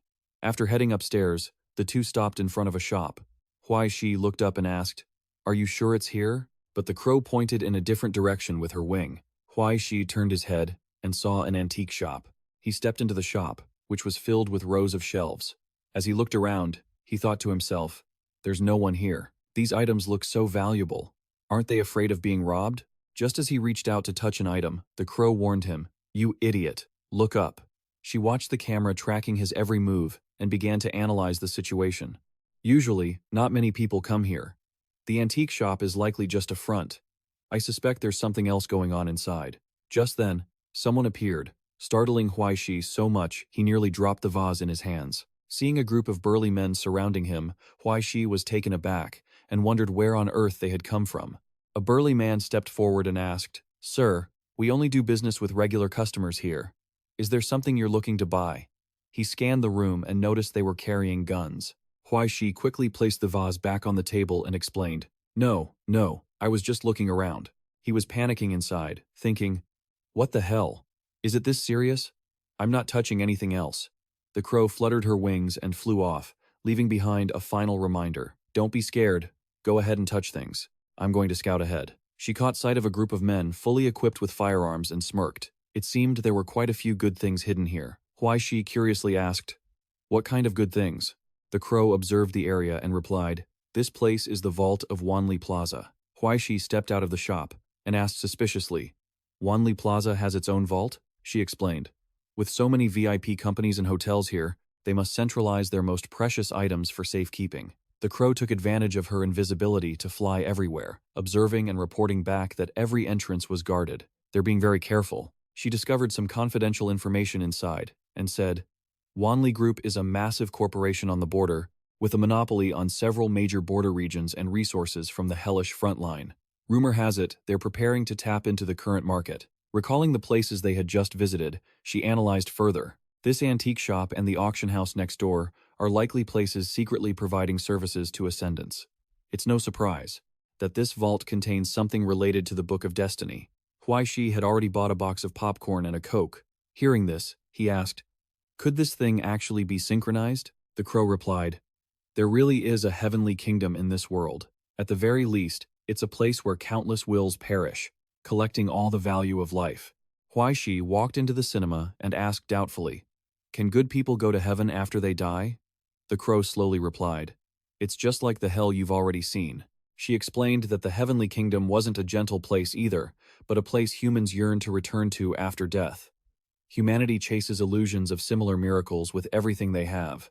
The raven's eyes glinted with mockery, its tone dripping with sarcasm, but by the end, all that remained on the ground was a fading shadow. The so-called heavenly kingdom is precisely that kind of product. As the film Huai Shi had chosen began, the black crow continued, sounding quite intrigued. "Since we still have some time, let me tell you about some old stories long forgotten by time." She recounted slowly. It was centuries ago, back when the Astronomical Society was at the peak of its glory. The ideal state, the Technical Bureau, the Management Agency, the Conservation Institute, every single organization under the Astronomical Society back then was powerful enough to mobilize the strength of the entire world at will. The Black Crow's voice remained steady as she continued. The Ascenders began to explore Hell through the applications and experiments of the Conservation Institute. The final results were handed over to the management agency for careful, profitable, and pragmatic distribution. All of this followed the grand plan laid out by the core ruling body of the ideal state, the Astronomical Society, to make this world a better place. Recalling what happened next, the Black Crow continued. At that time, the Astronomical Society relied on the pillars of the world axis to create many miracles. After the successful exploration and renovation of the Silver Sea, the next step in their Heavenly Kingdom project was already on the schedule. Her tone grew colder by the second. From the very beginning, they were searching for eternity. This plan could be described as arrogant to the extreme. The Black Crow spoke with utter derision. Even gods only live for 1,000 years. How could anything in this world be truly immortal? When the first heavenly enemy died of old age at the border, the search for immortality was temporarily put on hold. Recalling the aftermath, the Black Crow recounted, the ideal state withdrew and sought ways to defy death. She sighed at this point. Regrettably, death cannot be defied. The Black Crow continued, explaining that afterward, they sought ways to avoid the losses caused by death, or rather, how to preserve the value of a life. She took flight and slipped into a space as she said, "This is the origin of the Heavenly Kingdom." As the Black Crow circled, observing the contents of the room, she said, "Back when the Heavenly Kingdom had not yet fallen, all the precious wisdom of humanity in this world could be perfectly preserved after death." Huai Shi, who was drinking cola, heard this and asked skeptically, "Wouldn't people just dissipate after death?" The Black Crow stopped to look at the coffin in front of her and nodded. "It does dissipate, yes, but that doesn't prevent one from leaving behind a copy before death, does it?" Huai Shi's eyes widened at this, and the Black Crow continued, "That's right. The so-called Heavenly Kingdom is not a promised land for souls." Remembering a library so tall it seemed to have no ceiling, she added, "It was merely a storage facility for valuable records, a library of books," the Black Crow said excitedly. All precious human intellect would be preserved forever through these backups. After 3 concessions, this ideal was finally realized. Her tone turned regretful. Sadly, it didn't last. It collapsed 70 years ago. The Black Crow curled her beak and asked, "Do you know now why they were considered terrorists?" Huai Shi silently looked at the book in his hand and muttered, "So that means," the Black Crow affirmed, "correct. If the Heavenly Kingdom is a library, the book you are holding is one of its catalogs." She slowly flew toward a statue and shared her opinion. "It is vibrating now. The reason must be a fragment of the Heavenly Kingdom." The statue's eyes suddenly glowed, and it immediately began to shift as if coming back to life, lunging at the Black Crow to attack. But the moment it met the Black Crow's murderous gaze, it shrank back like a terrified little puppy. The statue quickly lay down, looking dejected, not daring to do anything else. The Black Crow landed beside it and muttered, "If only I could obtain it." She slowly stepped onto the statue's body and asked, "It wouldn't just be the Book of Destiny growing. You yourself would gain immense benefits, wouldn't you? If you're lucky enough to find records related to armaments, you wouldn't even need to go find a teacher." Huai Shi was puzzled.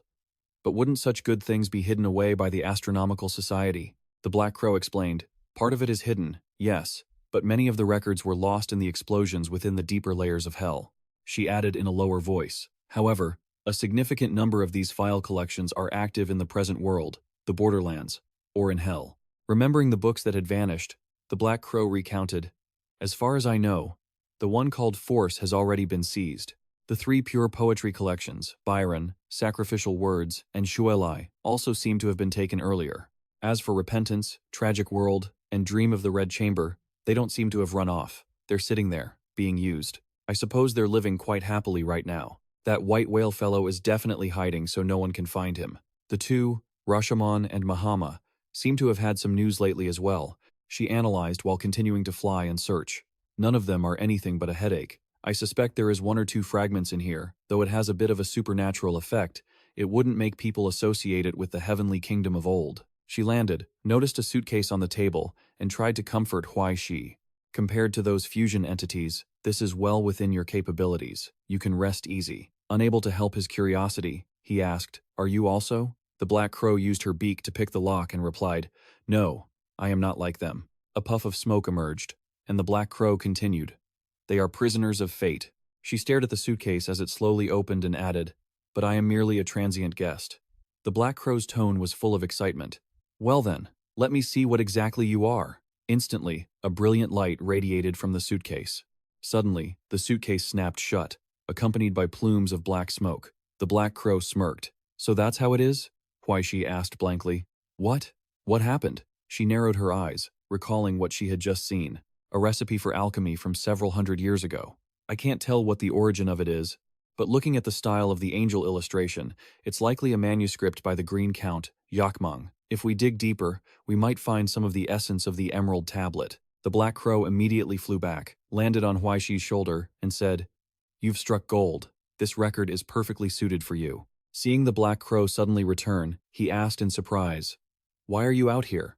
Where's the item?" She shrugged, asking with a provocative tone, "Are you kidding me? You're asking a reconnaissance-type ink bottle like me to help you steal things? Are you confused or something?"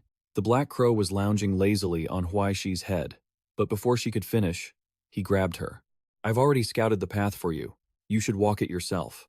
Huai Shi questioned her with indignation. "I just got out of prison, and someone in Tunhai is already doing something like this? Do you think it'll work?" The camera back there probably caught my face. The Crow pondered for a moment, then nodded. "The deputy director would definitely shoot you on sight." Huai Shi let the Crow go and sighed. "Forget it." Then, she sat down beside him and urged him on. "After all, collecting the fragments of the Heavenly Kingdom is one of your missions. In terms of both reason and duty, you shouldn't give up." The Crow sighed, lamenting their poor financial situation.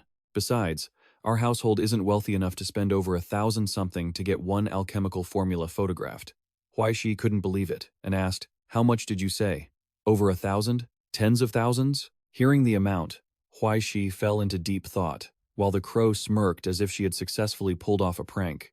Huai Shi started weighing his options, feeling conflicted. Cause a scene, knock out the guards first, call people on the phone, pretend to go to the bathroom, do this and that, cause a big scene, jump in through the window, just don't let anyone catch me. After a while, they both looked at each other, their faces filled with excitement. They shouted in perfect unison, proving I wasn't at the scene, "That's the one." The next day, at school, Huai Shi, dressed in his school uniform, cheered with great joy despite the judgmental gazes of those around him. "Beloved school, long time no see, I'm back." While Huai Shi was climbing the stairs, the invisible Crow flying beside him started planning. "During the school anniversary next week, you have to find a way to sneak out. It needs to be logical and natural, yet easy for others to see. Ideally doing something that proves you weren't at the scene." Huai Shi stopped in front of a window, looked outside, and nodded.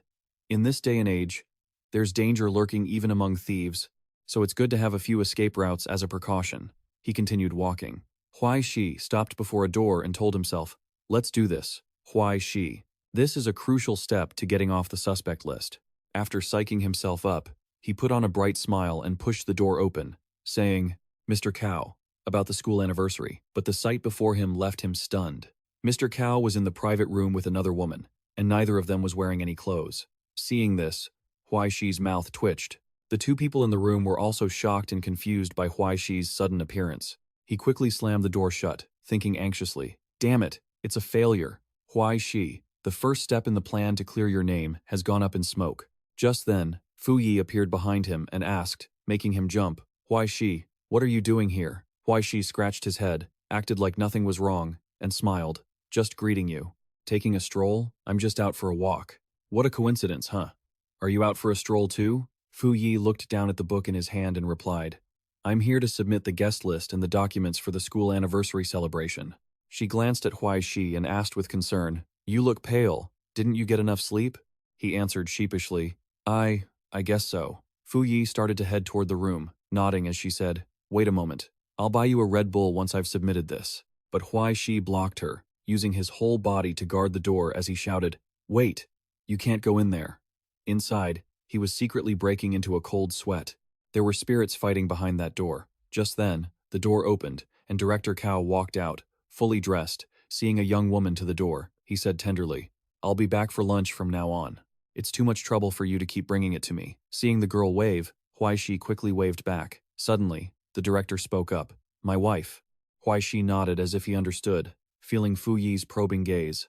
Director Cao turned to take the list from Fu Yi, asking, "Is this the report and the list for the anniversary?" After scanning it, he commented, "Your idea for the short film isn't bad, but this is the 70th anniversary gala. Isn't the program list a bit lacking?" Fu Yi explained from the side. Most of the seniors are busy preparing for exams, so the quality of the freshman performances isn't very high. Suddenly, Director Cao insisted that Huai Shi participate, leaving him bewildered. Don't you play the Xlo very well? You should perform a piece too, the director said, using an excuse to show off the school's artistic talent. Fu Yi frowned upon hearing this and started to step forward to argue.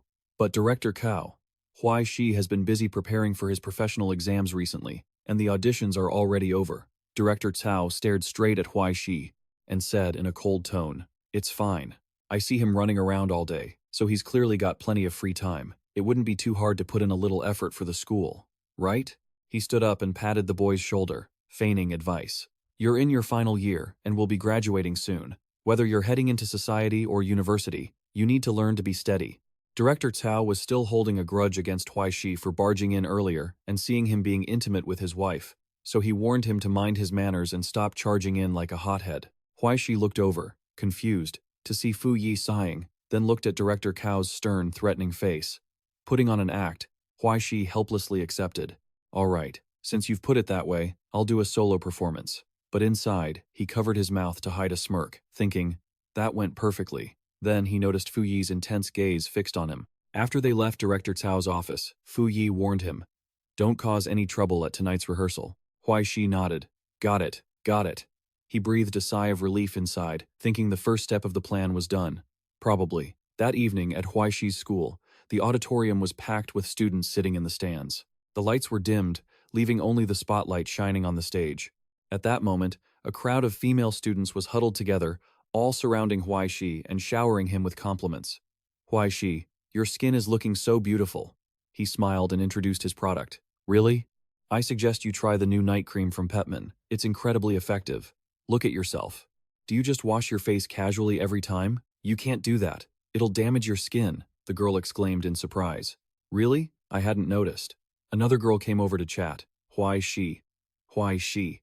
Are you performing too?" He smiled and nodded. "That's right. It's a solo, senior. Remember to cheer for me.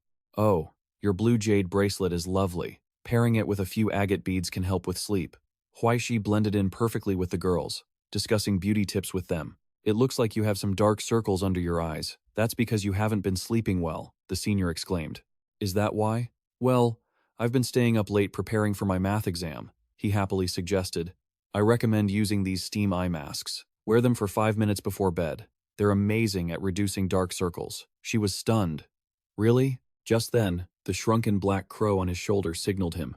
Huai Shi let out a sigh. He waved his hand as a pretext to say goodbye to everyone. "Guys, I'm heading to the music room to grab some stuff. Let's talk more in a bit." The girls immediately replied that it was fine. Afterward, Huai Shi went outside while whistling. As he reached a room, a hand suddenly shot out and pulled him inside, asking, "Is it fun?" Inside the room, there were now two Huai Shis, one wearing a student uniform and the other in a stealth suit. The Huai Shi in the student uniform suddenly raised his hand, grabbed his own head, and lifted it off. It turned out this person was actually Black Crow in disguise. She happily remarked, "My, school life is truly wonderful. I really want to attend classes." Huai Shi was terrified and hurriedly snatched his head back, shouting, "Give me a break, big sister. You've been posing as me for half the day. Stop causing me trouble." He looked down at the head in his hands that looked exactly like him, deep in thought. This head really was a perfect replica. Black Crow was incredibly proud of her handiwork, showing it off. "After all, I drew it stroke by stroke and covered it with records. Your appearance really is just perfect." Huai Shi frowned, skeptical. "What about the performance? Do you know how to play the cello?" Black Crow made the other body lift its shirt, revealing a tape recorder, and smugly said, "Who doesn't know how to fake it?" Black Crow pressed a red switch with her wing, and the body performed the motions of playing the cello. Music began to blare from the recorder, leaving Huai Shi stunned. Just then, an announcement came over the PA system. "Respected leadership, honorable guests, and fellow students, good evening." Black Crow immediately urged him, "Time's up, get moving. 10 minutes to get there, 10 minutes to grab the items, 10 minutes to get back. If you're lucky, you might even get to play the cello yourself." She took the head back and handed Huai Shi a backpack. He put on the backpack while drinking a vial that Black Crow had given him. Asking one more time, "You're sure this won't be a problem?" Black Crow smiled confidently. "Don't worry. Have I ever lied to you?" Right then, Huai Shi's body suddenly began to change. His fingers lengthened, his body grew larger, and blue veins bulged on his face. In just a moment, a brand new body appeared before her eyes. That vial had completely altered Huai Shi's shape and face. He stood up straight, noticing he had become much taller than his original build. Huai Shi said happily, "I'm leaving it to you." Black Crow nodded. "Go early, return early." Immediately after, they both gripped each other's arms tightly, as if to encourage one another. Huai Shi put on his hood and mask, then jumped off the floor. This new body was more agile and powerful, allowing him to leap across the floors. Black Crow leaned lazily against the window, humming as she watched Huai Shi. She smirked, thinking, "Doesn't look like he's reacted yet, does he?" Black Crow stared at the head in her hand, wearing a mischievous smile, saying, "I just keep feeling like wearing this face could let me do so many things." Huai Shi stepped onto the railing of the rooftop. He looked straight at the Wanli Plaza across from him. Huai Shi recalled the building's layout. The Wanli Gold Vault was located in the center of the structure. From the shopping mall, the cars hadn't opened yet, and the hotels above would trigger security cameras if he tried to enter. He remembered what Black Crow had analyzed for him.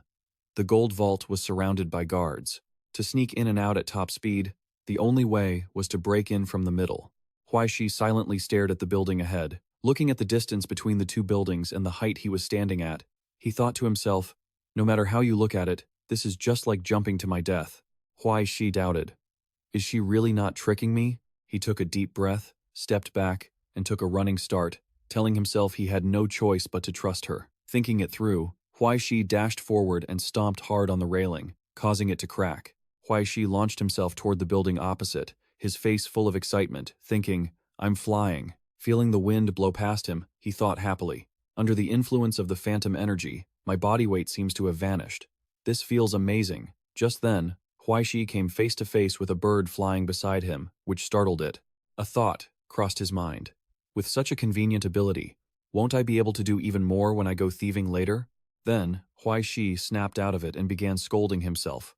"No, wait a minute. Why would I be going thieving? Damn it, I'm with the Astronomer Association." Huai Shi looked down and saw the building right before his eyes. He reached out to summon his weapon, only then realizing they were smuggling across the border. "Wouldn't it be better if I just called the Bureau of Special Agents to break the door down? I've been set up by that crow again." Huai Shi swung his weapon and smashed the building's glass window. Meanwhile, back at the school, Director Cao was observing the students cleaning up and preparing their gear. Not seeing Huai Shi, he asked angrily, "Where's Huai Shi? Can't he help with anything?" Just then, a female student poked her head out and replied, "He just said he was going to the music room to grab his stuff, sir. I don't think he's back yet." Upon hearing this, Director Cao's anger flared up, thinking, "This brat really isn't easy to boss around. If I catch him playing tricks behind my back, he's a dead man." He stormed over to the storage room, kicked the door open, and shouted, "Huai Shi, come out here." But the sight before him made him turn pale with fright. Black Crow was currently piloting Huai Shi's body. From Director Cao's perspective, Huai Shi's body was holding his own severed head and smiling eerily, asking, "Why didn't you knock, sir?" Director Cao was shocked by the sight, foaming at the mouth before collapsing to the ground. Black Crow realized she might have played a bit too hard and muttered, "Now this is trouble." Just then, footsteps were heard running down the hall. Fu Yi hurriedly pushed the door open to report, "Huai Shi, Director Cao was just looking for you. Don't tell me you got caught by him?" But then, the scene in the room left Fu Yi stunned. Black Crow, piloting Huai Shi's body, was trying to stuff Director Cao into a cardboard box. There were still red stains splattered on the floor, making the place look like a crime scene. Their eyes met, and both were left dumbfounded. Black Crow stammered, hurriedly trying to make an excuse. He had a stroke. Fu Yi looked at the red stains on the floor, then back at Director Cao stuffed in the box. Fu Yi covered for her friend, rushing off to say, I'll go to the chemistry lab and get some strong acid for you." Black Crow, seeing she had misunderstood, hurriedly raised her voice to explain. "Wait, come back, he really just had a stroke." After a while, Fu Yi sat on the sofa and sighed. "You scared the life out of me. It's good that he's okay." Black Crow broke into a cold sweat on the side, thinking, "That's what I wanted to say. Since when are you so ready to dispose of a body just because things didn't go as planned? It's fine if nothing happened." The Black Crow beside him broke into a sweat, saying, "That's what I wanted to say. Why would you want to dispose of a body just because the conversation didn't go well?" Fu Ya only then remembered why she had come, quickly pushing him away and urging, "Right, I came to tell you it's almost time for your performance. Hurry up, you're on soon." Black Crow stood holding the instrument and replied, "All right, let me get ready quickly." She looked down at the blood remaining on her hands, then looked up at the person struggling to carry the instrument in front of her. Meanwhile, at the shopping mall, a safe was melting and smoking. Huai Shi twitched the corner of his mouth, thinking to himself, I followed Black Crow's plan, used the dissolving liquid to unlock the door, took out the guard dogs, and grabbed the formula. He stood facing the monster that the statue had transformed into, headache pounding, he thought. In theory, it should have gone smoothly, so where did it go wrong? Why did the security alarm trigger already? The monster stared at Huai Shi as if he were prey, then lunged with all its might, opening its mouth full of sharp teeth. Huai Shi quickly jumped to the side, dodging the attack, thinking, forget it, gotta end this quickly. He pulled out a stone that emitted a blue light and threw it straight at the monster to freeze it. Immediately, the monster was frozen solid, unable to move. Huai Shi grabbed his weapon and charged, slashing straight at the monster. By now, the monster was completely defeated. He approached the box Black Crow had mentioned and tucked it into his bag. Suddenly, his body jolted. A sneak attack had struck him from behind. Huai Shi quickly spun around and jumped to the side, but the opponent didn't let up, continuing to throw blades at him. Startled, Huai Shi quickly dodged. He frowned and swung his hammer hard at his attacker. The guy only had to tilt his body to evade the strike, and the hammer slammed into a rack, collapsing it. But the stranger shredded the rack into 100 pieces with a few swipes of his blade. He landed slowly, his glowing red eyes locked onto Huai Shi. Gritting his teeth, Huai Shi thought, damn it, worst-case scenario. Recognizing who was in front of him, he muttered, stuck dealing with a fake ascender from the Wansheng group. Inside the room, Huai Shi was now facing a member of the Wansheng group. This person was an ascender from the Wansheng group, Clement, who was pointing his blade at him. He frowned, wondering to himself, the headquarters plan to expand. Operations in the Xinhai border region is still in the preparation stage. How could the information have leaked? Furthermore, Clement glanced at Huai Shi's suitcase, and recalling the information he had received, he felt suspicious. The item he was supposed to take was the formula the headquarters required to be transported tonight. Is it just a coincidence? He was startled to see Huai Shi's entire body begin to transform, engulfed in flames. He wondered, who on earth is this guy? Behind Huai Shi, a giant phantom appeared. The moment Clement saw it, he cried out in shock.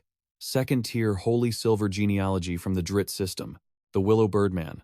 Huai Shi's body had changed, with flames blazing on his head, and he laughed triumphantly. Scared yet? But Clement immediately lunged with his blade, shouting, "You Roman!" But Huai Shi caught the blade with his bare hands, feeling suspicious. The Federation? Huai Shi broke into a cold sweat, screaming internally, "The disguise Black Crow gave me is only enough to scare people. It doesn't have any real power. Oh man, help!"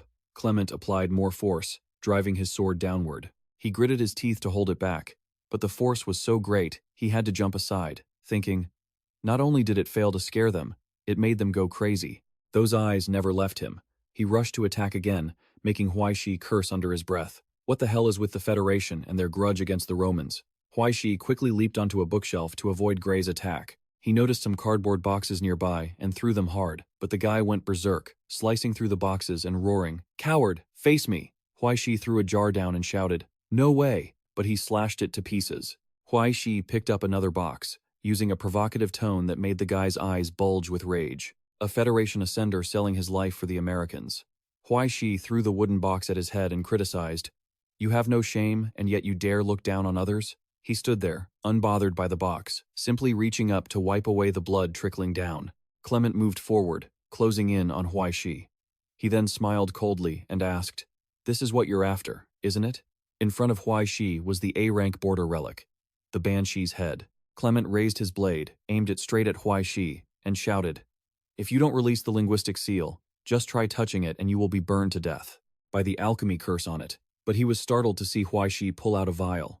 Huai Shi crushed it, and a blue liquid immediately poured out. It was the parasitic forbidden hand oak. Now he was able to grab the chain attached to the Banshee's head and charge, catching Clement off guard. "What?" he smirked, recalling what Black Crow had told him.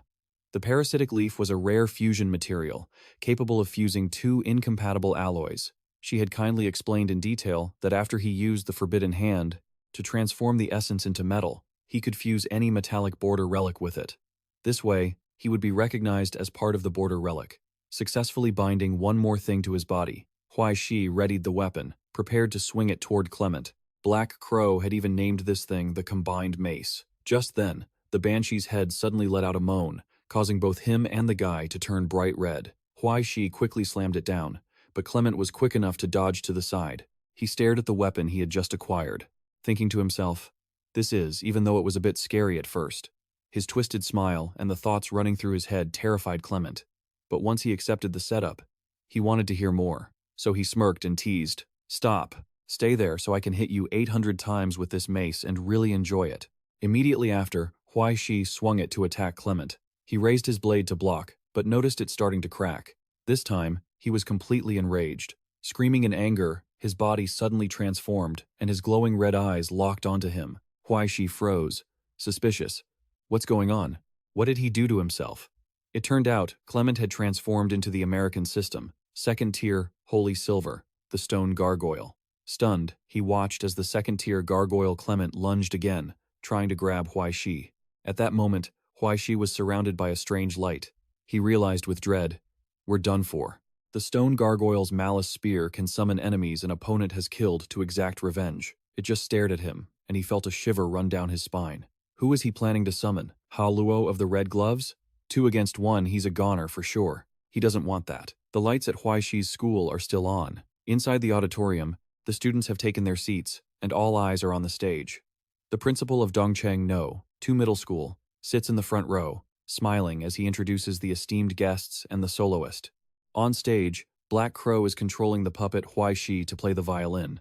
Down in the audience, the principal keeps on introducing him.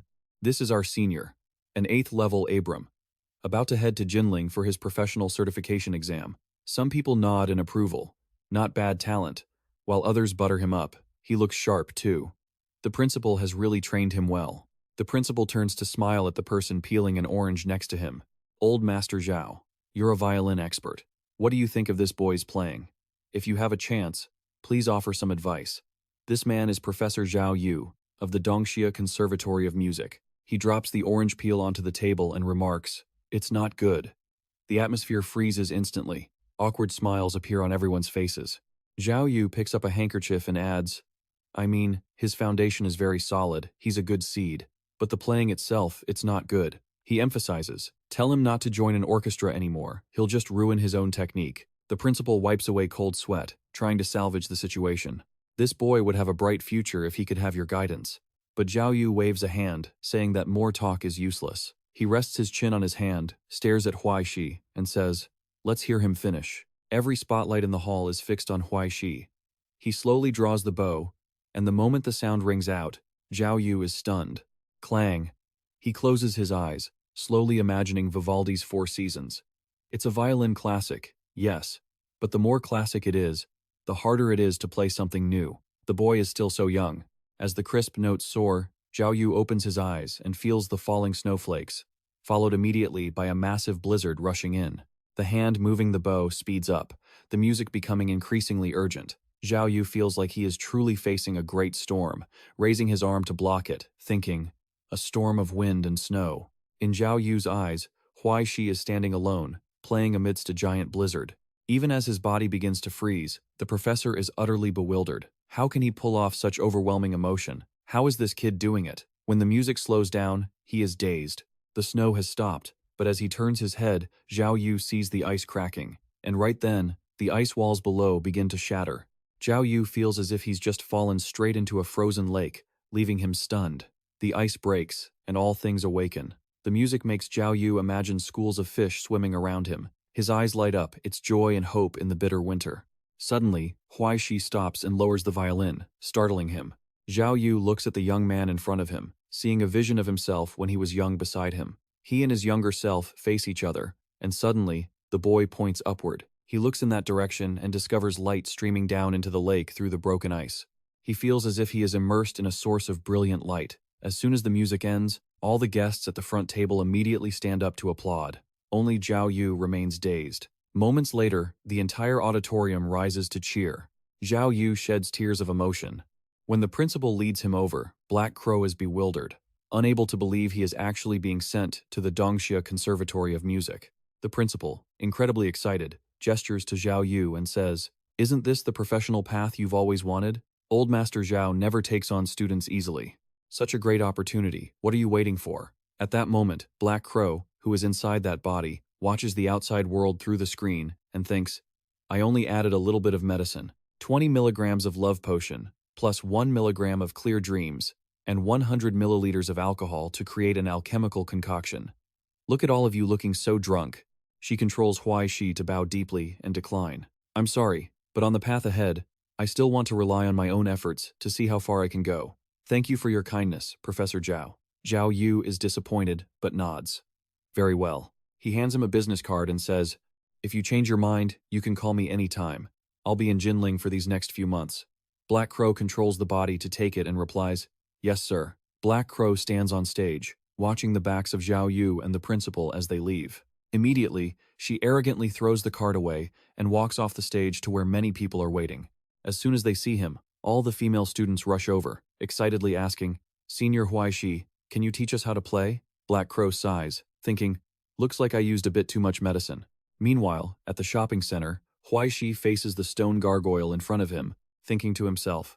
The stone, Gargoyle's eye of resentment, uses its gaze to launch a mental attack and uses essence to awaken the deepest grudges in the enemy's body, causing that resentment to manifest as a ghost to take revenge.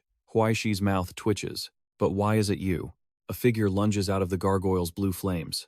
The moment that face appears, Huai Shi recognizes it immediately. Old Man Red. Old Man Red charges toward Gremond. As soon as he arrives, Huai Shi punches him hard. Instantly, the ghost calmly disappears. Huai Shi and Gremond are still standing face to face. The scene is frozen. Gremond finally snaps out of it, unable to believe what just happened. Wait, what just happened? Did I just waste half my essence summoning that old guy in red? And after he finished, he just vanished as if his only wish was fulfilled.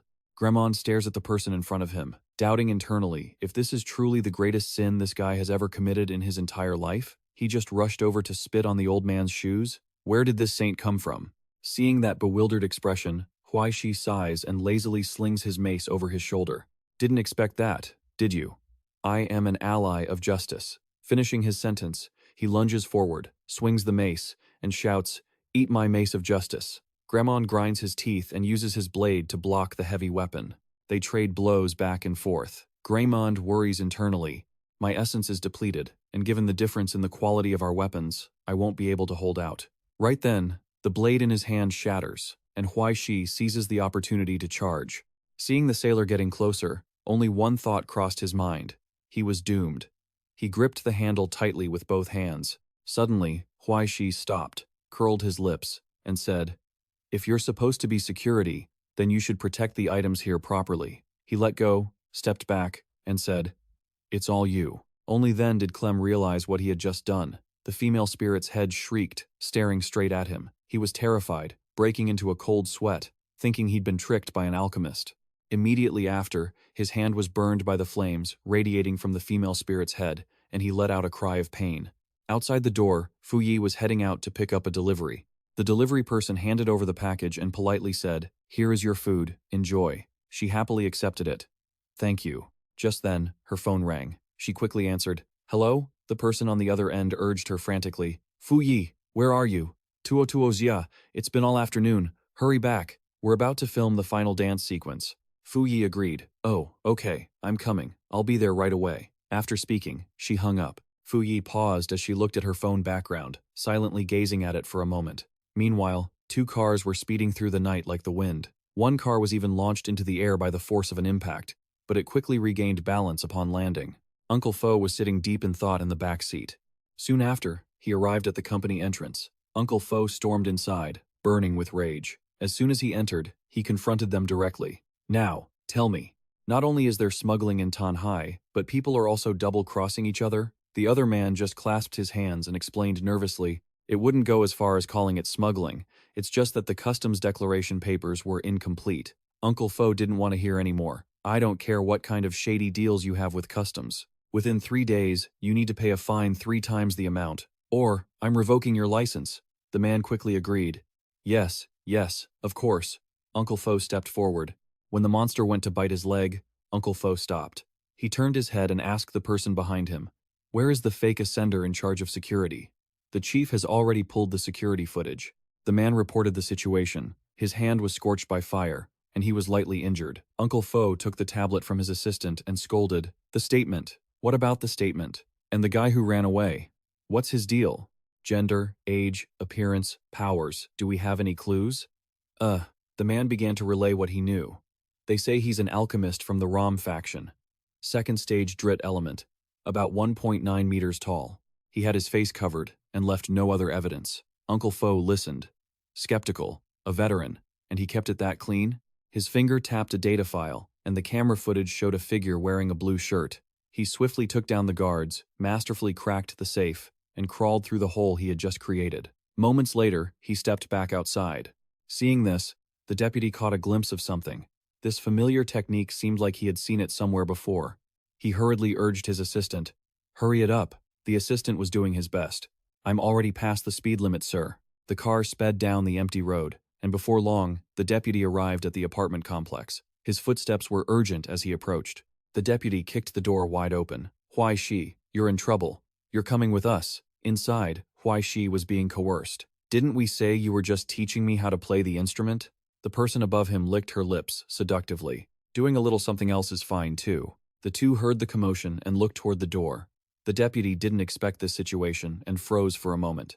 After regaining his composure, he moved to arrest him on the spot. Huai Shi suddenly found himself wrongly accused. "What did I do?" The deputy growled back. "You don't know what you did yourself?"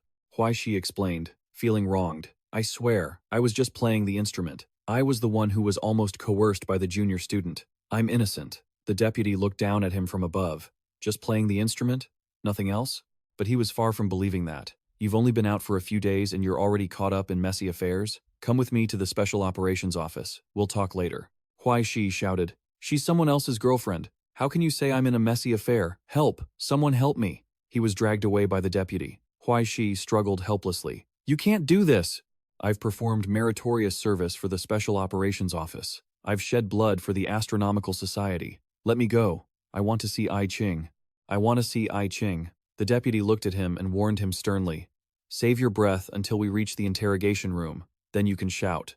As he walked, he stopped abruptly. The cigarette he was puffing on was tossed to the floor by the deputy. He leaned back slightly and asked, "How long have you been there?" Fu Yi walked in, facing the deputy. She held the camera in her hand and spoke every word clearly. Since the moment Dad said, "Arrest him on the spot." Fu Yi glanced at the camera. The lens was capturing the deputy's reaction. "I actually wanted to film some dark material, but you ruined it all, Dad." He continued to drag Huai Shi away. "A kid like you shouldn't get involved in these things. Go back, and I'll talk to you later." Fu Yi could only sigh and watch him go. Fu Yi knew what had happened. She spoke up calmly to testify for Huai Shi. "He was with me the whole time during the performance. If anything had happened," she added, "it wouldn't be fair to arrest him, but not me, right?" The deputy paused upon hearing this. He spoke again. "Are you sure?" Fu Yi sounded like she was mocking the deputy. "Dad, you can check the security cameras. Isn't that what you're best at?" She insisted that Huai Shi had been sitting next to her the whole time. As the deputy left, Department Head Cao poked his head out from a cardboard box. Huai Shi had been left behind by the deputy and wasn't taken for interrogation. Fu Yi kept a straight face as she spoke to Department Head Cao. "Sorry, sir. Huai Shi and I have something to discuss. If there are any issues, I'll find you later." He knew when to fold and quickly agreed. Okay. Department Head Cao left quickly, and Fu Yi asked if he had anything to say. Huai Shi made a face like a kitten and let out a sigh. After a pause, he said, "I'm sorry." She quickly saw through him. "That wasn't really you earlier, was it? It was a trick by the fake flower." Huai Shi didn't want to hide it anymore. "That's about right." Fu Yi asked him seriously, "Let me ask you one thing. You didn't commit any serious crimes, did you? Will this hurt me for choosing righteousness over family?" But regarding this, Huai Shi was very confident. "Sorry, but in reality, Director Fu has no evidence. Nothing will happen." He held out his hand to shake hers. Huai Shi said sincerely, "Anyway, thanks for helping me out." Before he could finish, Fu Yi turned to leave. "Don't flatter yourself. I was just letting off some steam," she recalled with sorrow. "He promised he would come to watch me dance. He even said that no matter what happened, he would be there." Because of that promise, she tried her best.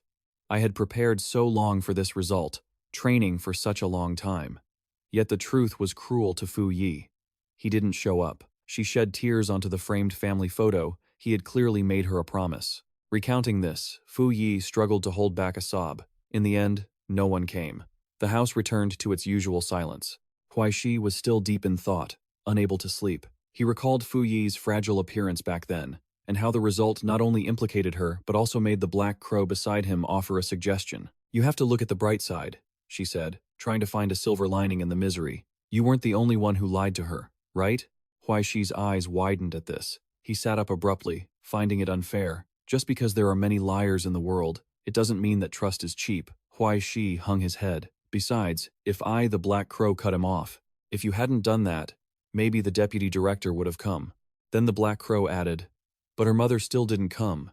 She was talking about reality now. There are many things that, once they happen, can never be changed. "It's not your place to take responsibility," she said. The black crow paused for a moment before offering an opinion. "Do you really want to marry her and spend your whole life with her?" Huai Shi remained silent, letting out a long sigh. "We're too close. I'd feel awkward making a move." The black crow had anticipated this. "That's fair. As a good friend, a good brother, your job is to be a shoulder to cry on, not a simp." A sparkle flickered in the corner of her eyes, and the black crow moved slightly. "Okay." Suddenly, the black crow glowed with a blue light. "Go check the goods and have some fun." Huai Shi watched every movement intently as the mirror in the black crow's hand swung open, emitting an aura. The light forced Huai Shi to cover his eyes. This was the missing fragment of the heavenly kingdom. Inside the mirror lay a piece of paper resting on a red cushion. He carefully reached in with both hands to retrieve the paper. Huai Shi held it delicately, surprised that an object from hundreds of years ago was so well preserved. He felt that the material was familiar. He realized, wait, this is plastic? Did they have plastic back then? The knowledgeable black crow explained, "Alchemists. They always come up with clever tricks. The self-proclaimed green mango count extracted this essence from oil. It's much easier to write on and store than paper." Huai Shi was curious. "So, how do you use this thing?" The black crow snapped her fingers, and a blue light appeared. She pulled out a book with a missing page. Huai Shi stared at it, slowly noticing the indentation. He brought the piece of paper closer, and immediately, the paper fused with the book, followed by a blinding flash of light.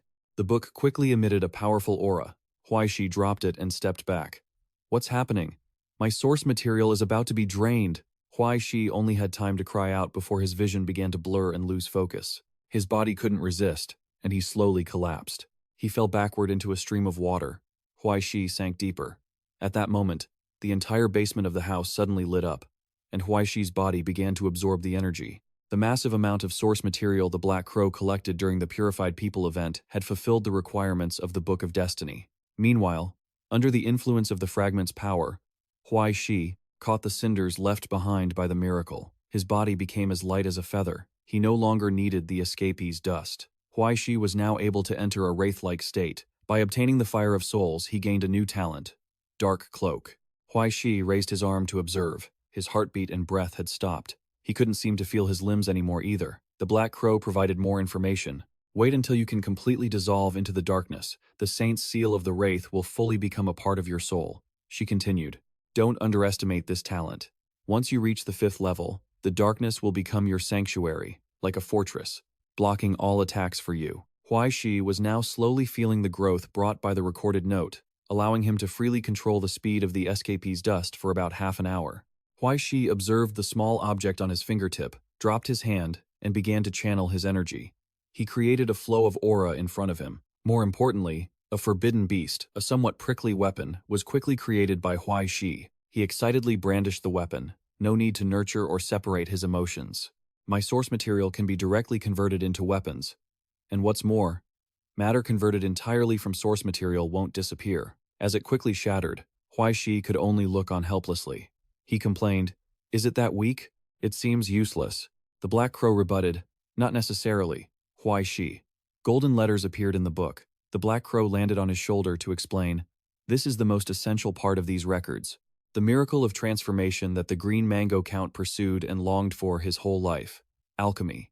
The Black Crow explained the process to him. "Starting tomorrow, you need to spend 3 hours a day learning alchemy. Start with synthesis formulas, learning to distinguish the formulas, the materials, and properties of 600 types of metals and 40,000 types of alloys, then memorize the thousands of derivative changes and various laws." Huai Shi wondered, "What's the point? It only creates a sword that's not very useful. Do you want me to go into wholesale?" The Black Crow replied helplessly, Why are you so obsessed with selling swords? There are countless things in this world with more utility than swords. Just then, there was a knock at the door, and the butler entered to announce, "Young master, Miss I is here to visit." Huai Shi panicked upon hearing that. "I!" He grabbed the black crow by the neck. "We're done for. Are we exposed?" A wheelchair rolled in. I Ching had barely reached the door before she remarked, "Looks like you had quite the haul." Huai Shi scratched his head, acting innocent. "What are you talking about? I was just... Did something happen?" He had already hidden the black crow. I Ching took the coffee from the butler and said indifferently, "A few hours ago, the treasury of the Xinhai Plaza, Renan's, was looted by a suspect believed to be a Roman alchemist. They lost tens of millions in goods," Huai Shi muttered to himself. "That much?" She brought the coffee to her lips and continued. "The Special Case Bureau has dispatched agents to hunt them down. By all accounts, you should participate as well." Huai Shi was flustered, his speech hesitant. If I were the culprit, I would have run away long ago. How could I stay in Xinhai? I mean, what if they can't catch them?" I Ching took a sip of coffee, looking at her own reflection in the cup. She continued, "If this isn't resolved smoothly, the credibility of such an assistant will be questioned. For you, this shouldn't be a big deal, right?" Huai Shi pointed to his chest. "How could that be? I'll definitely give it my all." I Ching set her coffee cup down, her voice as flat as ever. "That's good. There's another matter." She slowly mentioned the current situation. "Because the culprit this time doesn't need to harm teammates anymore. We've obtained evidence that the Wanli group is smuggling. To maintain its operations in Dongxia, Wanli has surrendered some important intelligence. This involves a border relic that was excavated from hell and is being transported from Yo to Russia via a fleet of smuggling ships." She continued, "In 10 days, we will coordinate with prosecutors and other special agents from the Astronomical Society to intercept this ship and retrieve that item." Huai Shi interrupted. "What kind of border relic requires the mobilization of other prosecutors?" I Ching emphasized one thing, a fragment of the Philosopher's Stone. Huai Shi looked blank after hearing that. "What do you mean?" "There are 5 major stages on the path to ascension. Stage 1, Mercury. Stage 2, Gold. Stage 3, Ether. Stage 4, Essence. And the peak of the path to ascension, the limit humanity can reach, is Stage 5, the Philosopher's Stone." That's right. The Philosopher's Stone people, like Living Decay, White Emperor's Son, or Mysterious Bird, those top-tier combat forces of Dongsha who reached the 5th stage with just a few gestures, they could easily flatten Tanhai. Their existence transcends human understanding, like living miracles on Earth. Only those who reach the pinnacle of their personal lineage, transforming into their true form, can be called the perfect object, the Philosopher's Stone. While alive, they are indispensable existences within the lineage, acting as beacons and lighthouses for those who follow the path of ascension later. After death, they are canonized as saints or become the key elements for the advancement of members within the lineage, or they can manifest as border relics, with large-scale destructive power. Huai Shi stood stunned upon hearing this. He couldn't wrap his head around it. Retrieving such an existence as a rookie, how could I possibly do something like that? I Ching continued coldly. Although this intelligence was provided by our Tunhai Astronomical Society, if we don't put in the effort, the credit won't truly belong to us. Your role on the field is limited. When the time is right, just hide in the back and let the friendly forces do the work. You're very good at that, aren't you? He asked skeptically. Is it really not dangerous?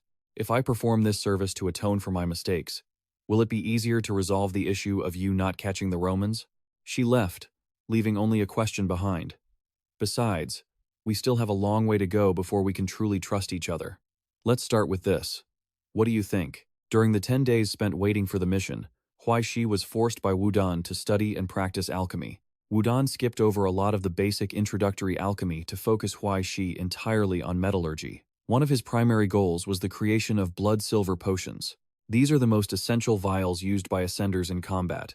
They can be ingested or used externally, and their special formula is made entirely of metallic materials, which luckily falls within Huai Shi's crafting range. The largest alchemical organization today, the Academy Society, holds a near monopoly on all blood-silver potion resources. But with Huai Shi's skillful hands, he can create the raw materials needed for their synthesis. As long as he masters metallurgy, crafting his own vials before a battle will no longer just be a pipe dream. However, Wudan requires Huai Shi to generate reactions manually through friction without any equipment. Poor Susu has had her hands nearly ruined in repeated explosions, and the Stone Marrow army has suffered as a result. 10 days later, Huai Shi suddenly pointed and asked, "Him? Are you talking about him?" he questioned, gesturing toward Gremond nearby. "Who?" I Ching replied immediately. "Clem, an ascender from the Wanli Corporation. It's natural that you wouldn't know him."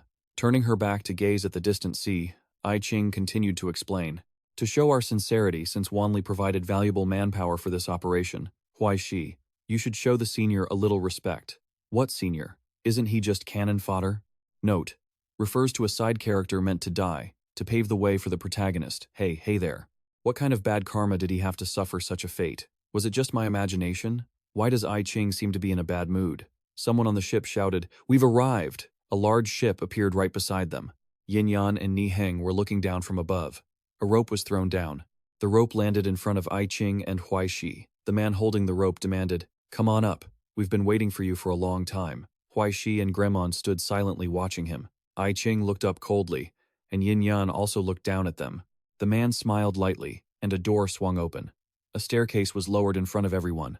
With a smirk, he spoke up. "Sorry about that. My subordinates don't know any better. They're quite clumsy." I Ching stepped up coldly and retorted, "It's fine. The world is full of brainless lunatics." As I Ching walked past, she sarcastically added, "The only thing missing is an idiot without a brain like you." Yin Yan casually said, "Just a joke. Why so tense?" Suddenly, a figure rushed forward. "Excuse me, move aside." The figure flashed past like the wind, and something smashed straight into the man's face. Yin Yan was stunned, not knowing what was happening. It was Huai Shi carrying a chair. I Ching, standing beside him, remarked, "Trying to show off like that won't help with your laziness, will it?" He gave a fake smile and replied, "I don't quite understand what you mean by laziness." Yin Yan and Ni Heng glared at Huai Shi in anger as she walked into a large room. Supervisors, Wei Wunai, Old Xiao, the veteran official Lei Feizhou, the reserve supervisor, and Supervisor Xu Hongshu, official Yue Jun, Supervisor Yin Yan, and official Ni Heng. Since everyone is here, let's begin. This special recovery mission was requested by Xinhai. In a short amount of time, Jinling urgently mobilized 4 supervisors from different branches to participate.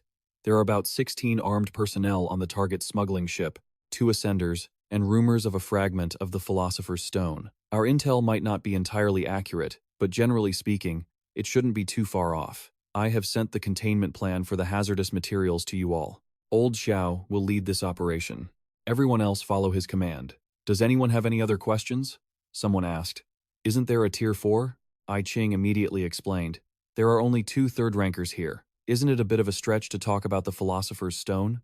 Yin Yan replied dismissively. Isn't it just a fragment of the Philosopher's Stone anyway? Why are you so tense? Newcomers really are jumpy, aren't they? Hongxiu said timidly. According to the intel, the strength of the ascendants on that ship shouldn't exceed tier 3, so there's no need to worry so much. He mocked with a disdainful smile. She was just worried her little friend might run into trouble. If you're that scared, why don't you just stay home and make babies instead of joining the mission? I Ching shot a cold glance at Yin Yan as he spoke. If things go wrong, I will support the team. Everyone suddenly looked over as a man spoke, radiating an unpredictable killing intent. He suddenly fanned out a deck of cards in his hand.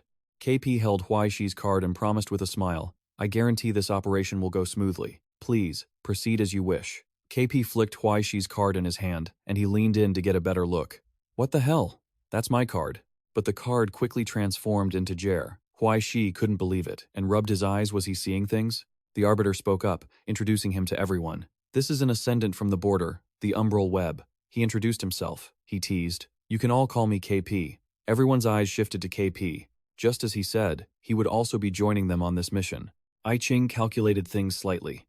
The Umbral Web border is an illusory world created by countless overlapping nightmares. The backgrounds of people from there are incredibly complex. Feizhou refused to accept it and shouted, "We never heard that anyone else would be joining this operation." Du Xing added, "Besides, he's being so secretive with us. Can we really trust him?" KP pushed up his glasses and declared clearly, "Rest assured, I won't interfere with your actions. I will only provide support when necessary." KP finished with a squinty-eyed smile. "It's not early anymore. Why don't you all get ready? We'll gather in 10 minutes. Actually, no, let's get started." With that, KP gestured for them to proceed. Feizhou didn't argue further. Ni Heng also began preparing his weapons. Yue Jun happily examined his pair of swords. I Ching sat there, explaining in a calm voice. Official agents, whether it's training or equipment, are far more professional than rogue ascendants. Consider this a chance to broaden your horizons. Huai Shi looked at the item in his hand and sighed in relief. He seemed to understand and said to I Ching, "Leave the professional stuff to the professionals. I get it. I get it." A mocking voice rang out nearby.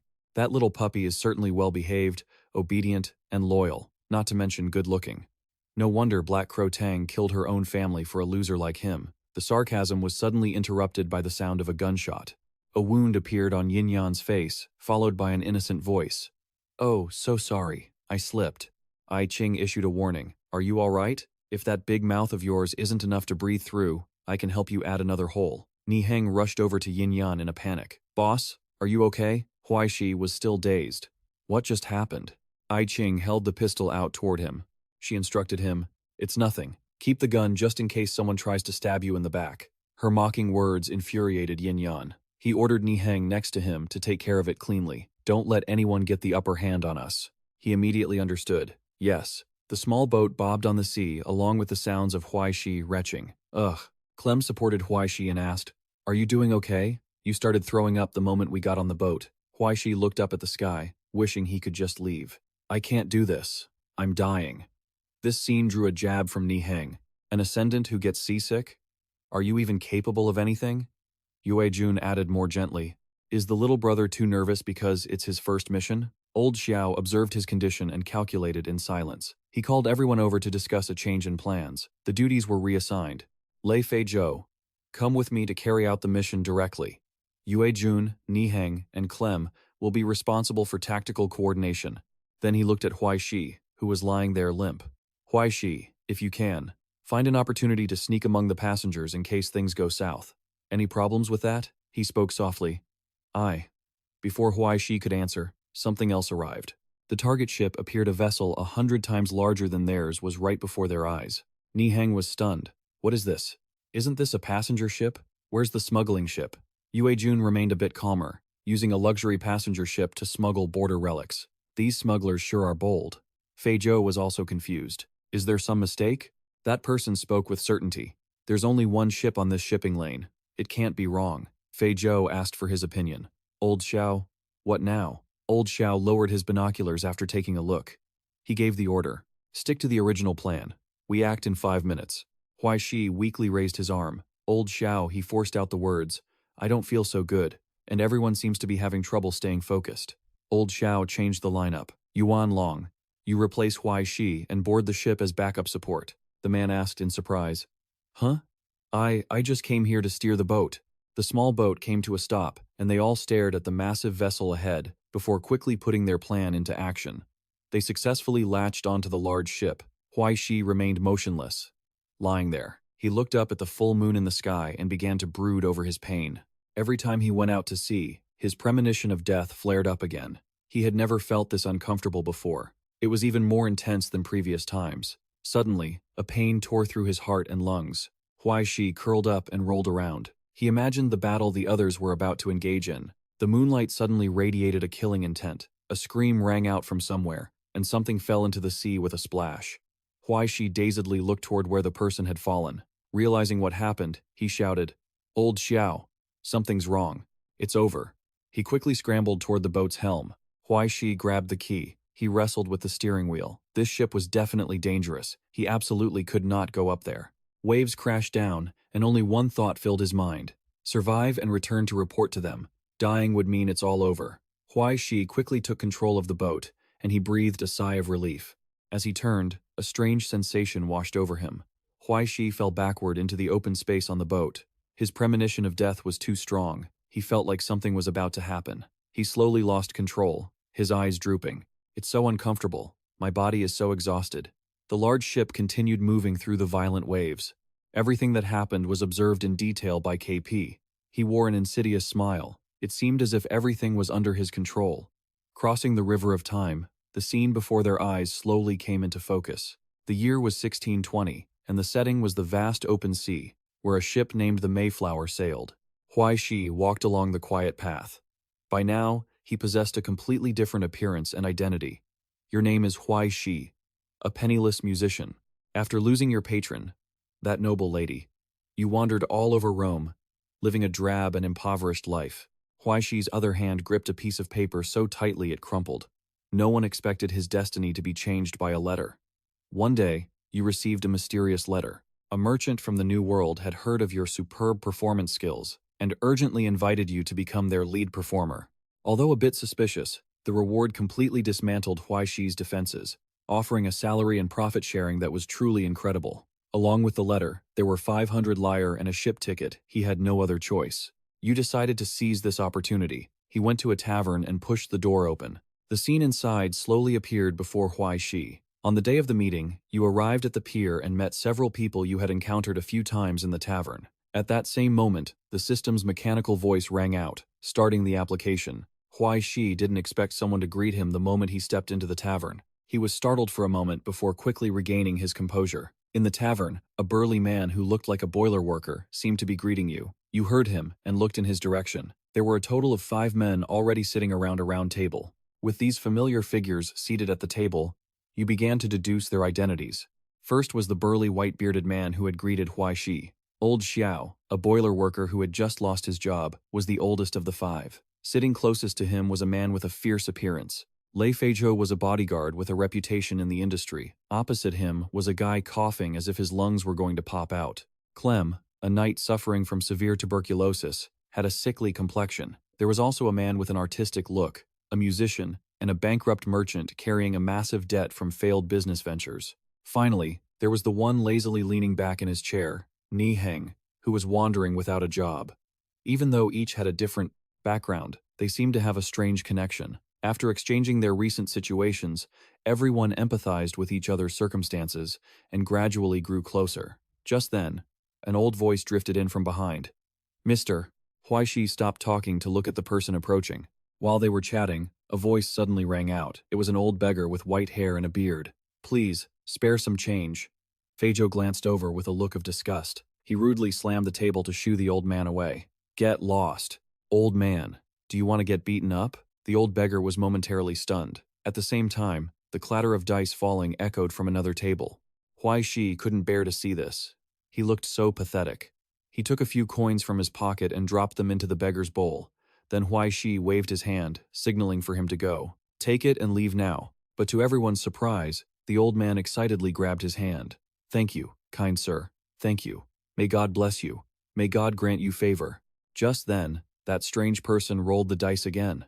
Huai Shi quickly glanced over. He looked toward where the sound came from, but the table, other than a half-drunk glass of wine, was completely empty. The corner of his eye suddenly caught something on the floor. When he picked it up, he discovered it was a gold coin. This was his intuition telling Huai Shi that something was wrong. At that moment, old Zhao spoke in a hoarse voice. "It's getting late. Let's get ready to board the ship." Outside, it was raining cats and dogs, and the crowd scrambling to board the ship made the 2 crew members incredibly miserable. "Don't push." One by one, Huai Shi was squeezed until he couldn't breathe, and he blurted out, "I said, stop pushing." After a shove in the back, he finally managed to board the ship. Oops, Huai Shi suddenly discovered he had accidentally stepped on a handkerchief. He leaned over to observe it closely. Huai Shi carefully picked it up. He saw a rather large letter embroidered on it. The next second, the handkerchief was snatched away by the person in front. "Give it back." It was a girl with a very delicate appearance. Hilala said nothing, just coldly glanced at Huai Shi. Huai Shi was stunned by the girl, and then she just turned and left in the rain. He didn't chase after her, only watching Hilala's back with a complex expression. The ship was still drifting on the sea. Huai Shi toyed with the badge in his hand, wondering what on earth this was. He rubbed his chin and thought, "Is it like this?" The caption appeared, "The homeless person's coin, a common trick used by bankrupt merchants, homeless people, and unemployed farmers during the industrial era. These homeless people hoped to create exquisite-looking coins to earn more money from those who showed pity and gave them alms." Suddenly, the coin flew up, making Huai Shi so startled that he gasped. "Huh!" A flash of power surged into his mind. A large figure appeared, issuing a command. "Find him, follow him, then kill him," he continued, his words becoming increasingly urgent. "At any cost, Van Helsing. At any cost, make the works of those marginalized people. Make those born with ugly deformities. For God's sake, I must crush them to dust." Huai Shi immediately sat up. His face showed clear shock as he blurted out a name. Van Helsing. Immediately, a system window appeared, Mission description. Huai Shi looked up immediately. The system board read, Mission description.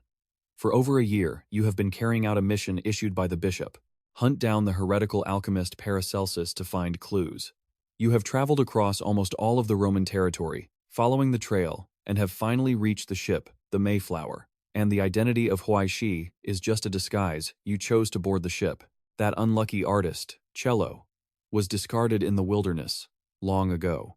Your mission is to kill the heretic before the ship reaches the New World and returns here from there. My mission is to kill the heretical alchemist Paracelsus. Seeing this, Huai Shi couldn't help but be stunned. Third rank holy silver, a vampire? He realized with alarm, there's also this bloodthirsty urge. What is this? He gritted his teeth, a thought suddenly flashing through his mind. I am a demon hunter. I am Huai Shi. I am Van Helsing. Huai Shi held his head tightly as countless images of past identities flooded his mind. I am the artist Cello. I am a musician. Who am I, really? That's not right. There must be a mistake somewhere. He threw his bag open and shouted, Who the hell am I? Huai Shi pulled away the fabric covering the contents and was even more astonished. What is this? Inside was a mysterious book. He picked up the book and frowned slightly. I am Huai Shi, that's certain. As he opened the book, Huai Shi wondered, but what is this all about? I truly have the vampire's holy silver inside me. At that very moment, a surge of power appeared, leaving him completely stunned. It's a dimension-crossing demon, right? I remember we were on the ship. He glanced up, his mind full of lingering questions. What on earth just happened? Why am I here? I Jing. Indeed, in the midst of that energy flow, a figure appeared. It was the silhouette of a girl, and her familiar appearance made Huai Shi even more astonished. Her familiar green hair slowly became clear, and I Jing's face truly manifested. She was currently observing some kind of meeting. Inside that space, the face of a man was perfectly visible. It was KP. He was talking passionately about something. KP suddenly glanced to the right, realizing so quickly that a second inspector had detected the effects of cognitive degradation. He turned and brushed past the gate, continuing his analysis as he walked. Your instincts and intuition are a bit too high. That's not good at all. But to a certain extent, you two make a very compatible team. I Jing was startled by this. His footsteps continued to approach at a steady pace. I Jing hurriedly turned around, her hand already gripping her gun, her finger resting on the trigger. KP wasn't panicked in the slightest. He just snapped his fingers, and the bullet instantly turned into a ridiculous display of fireworks. He stepped closer and gently placed his hand on the gun barrel. Stay calm, miss. I believe most problems can be solved through conversation. Under KP's hand, a bird suddenly appeared.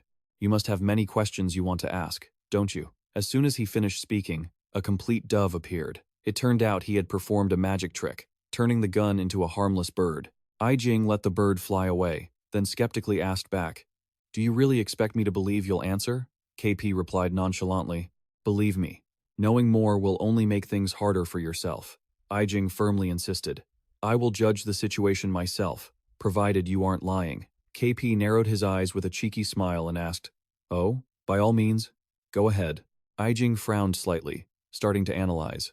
What in the world is happening? Images from the past began to surface in her mind. I remember that after the action team set out, you suggested that the inspectors play a game while waiting, right? Each of us received a character card. Based on the story you provided, we were to roleplay the character on the card and carry out the work you called exploration. If I recall correctly, that story is called Child of Original Sin, and the character cards we received were actually the subordinates of each person. Did you plan everything from the very beginning? Hearing I Jing guess everything correctly, KP was taken aback. Then he immediately raised his hands in surrender. That's a huge misunderstanding. Inspector I Jing, he smiled brightly and continued to explain. This isn't a plot, it's a rescue mission. He struck a cool pose. I'm rescuing you all from your failed mission. I Jing didn't change her expression, still calmly asking, What do you mean? The mission failed, and that energy was becoming increasingly powerful. KP also began to explain. The only thing we know for sure is that something unexpected happened on the smuggling ship, causing the Philosopher's Stone to malfunction. He placed his hand on the system screen and continued. Due to the sudden nature of this change, in order to avoid a quarantine zone forming in the current situation, I had no choice but to forcibly compartmentalize this place, turning it into a part of the dark web. On the screen, photos of some members of the committee appeared. Unfortunately, the acting commissioners were caught in the records of the Philosopher's Stone. Fragments of history from the year 1620. KP calmly explained with his hands in his pockets. To save the situation, I started this game. Just as I said, to provide aid to you all when necessary. Jing calmly made a request. Assuming I believe your word, then the game that originated from you can also be ended by you, right? Now end this game and bring them back. But at that very moment, a bright red status alert appeared. KP flatly refused. I'm sorry. Although the dark web is a virtual world, it still has its own rules. Jing immediately questioned him. You mean I'm forced to enter the game? KP confirmed immediately. Unfortunately, that is correct. He adjusted his glasses and sighed. Giving up is actually one of the interesting choices. Jing calmly asked, what if I refuse? KP didn't answer right away but opened another frame where Huai Shi was clutching his head in agony. But your officer will, and from what I see, you don't seem like the type to be irresponsible. He continued his analysis. Actually, I'm just offering you a solution, but it seems that isn't convincing enough for Jing. KP raised his hand to create an energy sphere and continued. Now, the records of the Philosopher's Stone have become a game. As long as you clear the stages, you will be able to successfully claim the Philosopher's Stone and then clench your fist to crush that surge of energy. Unless you'd rather throw away this logical, simple, and easy-to-understand solution? After saying that, he opened his hands. Just as KP raised his hands, countless screens immediately appeared. While Jing looked around, full of confusion, Huai Shi continued to face the chaos she knew nothing about. Isn't the game more pleasant than reality? KP lowered his head slightly and adjusted his glasses. The space gate closed, while KP's voice remained steady, meaning that outside the space, Huai Shi had become stable again. He immediately followed up. We've encountered an anomaly. To prevent things from getting serious, that KP guy created a dungeon on the spot and threw us inside, right? Jing quickly noticed Huai Shi's appearance. He carefully analyzed the condition to clear the stage, complete the objective in this year 1620, and reach the new world. Indeed, countless pieces of information appeared on the screen. Huai Shi turned his head and silently confirmed. Your mission is to kill the heretic before the ship reaches the new world, and then return here from the new world. Reaching the new world is a prerequisite for clearing the stage. Besides that, each person also needs to complete their own secret objective. The game's rule for clearing is that the count on the dice decides whether each of my skills succeeds or fails. If the dice roll is smaller than your own attribute value, it's a success. Otherwise, it's a failure. Huai Shi recounted every detail, and then because she asked to talk to me, we were hit with another rule, that even your actions have to be decided by him. In short, am I wrong? But he still felt a bit hesitant. Are you sure he mentioned the record? But Jing didn't react at all. No, nothing. Huai Shi was a bit confused. Is there a problem? He rubbed his chin in thought, meaning the Destiny Book's ability didn't appear on the character card. Jing doesn't even know she's carrying this lethal item. Fortunately, his mind connected it to that other thing, and he speculated, but this move by the GM really feels like the Book of Destiny. Could there be a connection between them? Once that was settled, Huai Shi made an immediate decision. All right, now I'll go find old Xiao and the others. If we all team up, passing this trial will be a piece of cake. But Jing was still clear-headed. She immediately stopped him. Can you not be so reckless? Van Helsing hearing that name, Huai Shi's movements suddenly froze. He turned around cautiously, his smile somewhat forced. So, that's how it is. It's a game of finding the traitor. Huai Shi's eyes narrowed immediately. He quickly unleashed an impressive technique, then spun around to throw 3 kitchen knives.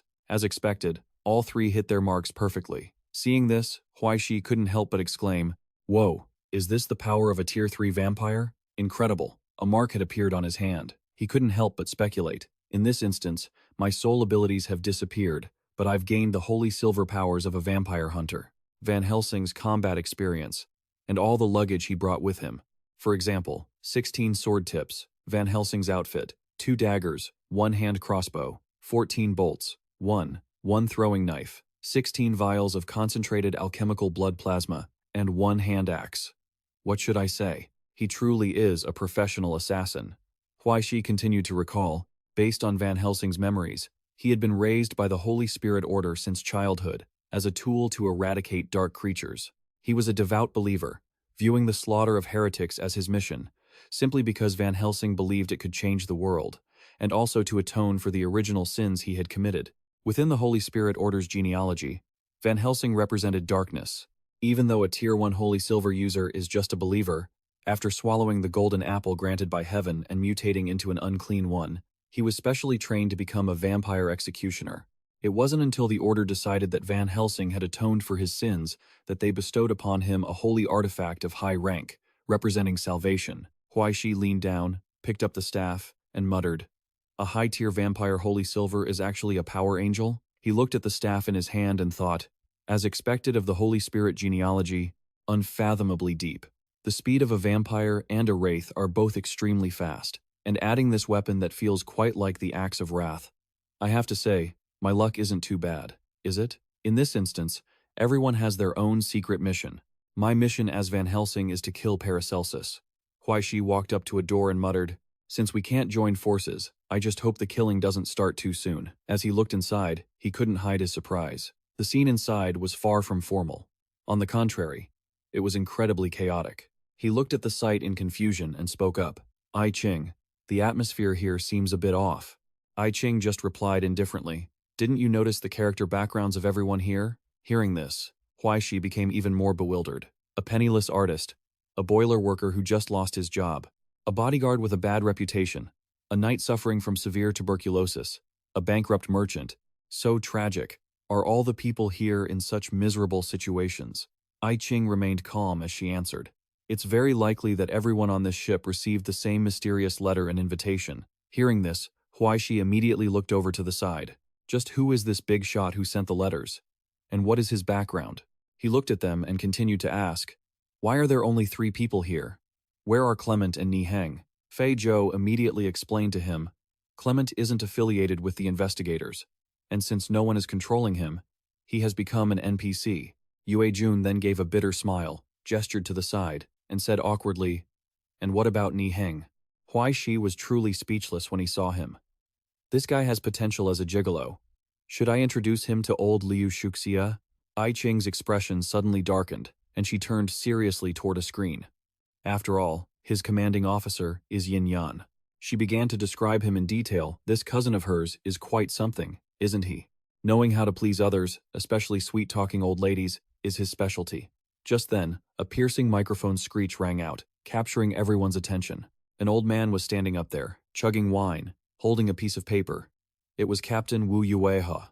He laughed and said, "Following the initial order from my employer, I need to relay his greetings to you all on this first day you've boarded the ship." Below, Huai Shi was listening intently. A drunken Yuehua continued, "First, thank you all for embarking toward the new continent after receiving my invitation. I will prepare a warm reception for you at the new continent. Welcome to you all." He stood up straight and loudly announced, "Next, I will issue a prohibition. After 9 o'clock at night, I expect you all to return to your rooms to rest. If you have any requests, you can ring the bell to call us, but you are not allowed to leave your rooms until 6 o'clock the next morning. No entering the cargo hold, and no brawling." These words left Huai Shi extremely surprised. Just then, Wu Yuehua dropped his wine bottle, and as it shattered, his voice turned sharp. "Don't ask me why. I don't know why I have to bring you poor wretches to the new continent either. These are the rules set by that employer. If you aren't willing to follow them, you can leave this ship at any time. Swim back to Rome, I won't stop you." Hearing this, the crowd looked at each other in confusion. Yue Jun then turned to ask Ni Heng, "If we aren't allowed outside, why the regulations about not going to the cargo hold and not fighting? Isn't that weird?" Huai Shi immediately cut in. It sounded like they were baiting everyone to explore the cargo hold.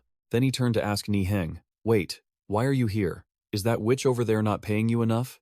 Hearing that, he immediately flared up. "I'm here to investigate." "Investigate? What the hell do you know?" Huai Shi taunted him. "Oh, so, what have you found out then?" He was immediately rendered speechless. Old Xiao saw this and stepped in to mediate. All right. He turned to Huai Shi and said meaningfully, "It seems this dining hall is where important characters and plot points appear. I think we should really do some scouting first to see if we can find any clues." And the clue they needed to find was information about the mysterious man known as BK. The memory cards appeared one by one, accompanied by Huai Shi's observations as he scanned through them. "I'm afraid these are key plot characters." He carefully analyzed every detail. The youth and the cat, 2 siblings holding deep grudges, a couple who seemed harmonious but were actually at odds, and her. Suddenly, Huai Shi's eyes caught a familiar figure. Looking closely at her face, he instantly recognized her as the person he had met when boarding the ship. But seeing the note she held in her hand, he paused for a beat. Wait a second. Huai Shi immediately realized something. Paracelsus, a famous alchemist in history. I remember he was well known for creating the Philosopher's Stone, right? Paracelsus wasn't actually his real name. I think he had a really long name. What was it? Philip something? Hohenheim. That name instantly lit up in his mind. Hohenheim. Huai Shi couldn't help but call out, "I Ching, I have a bold idea." I Ching turned to him with a calm expression and warned, "Keep that bold idea of yours to yourself. This isn't a mobile game, and it's not a virtual world." Paracelsus in history never changed his gender. He remained a man until he was killed by the Holy Order for corrupting the concept of creationism. Besides, looking at the portrait, even though he was old, he still looked quite handsome. Hearing that, Huai Shi had to seriously reconsider. Then he blurted out something that left everyone speechless. "Maybe he's a master at female cosplay. Look, her hair is white too." Having said that, Huai Shi clapped his hands, looking quite certain. I Ching was speechless, and she asked him helplessly, "So, what do you want to do?" Huai Shi immediately wore a mischievous smile. Instead of answering directly, he glanced over with the thought, "I want to seduce her."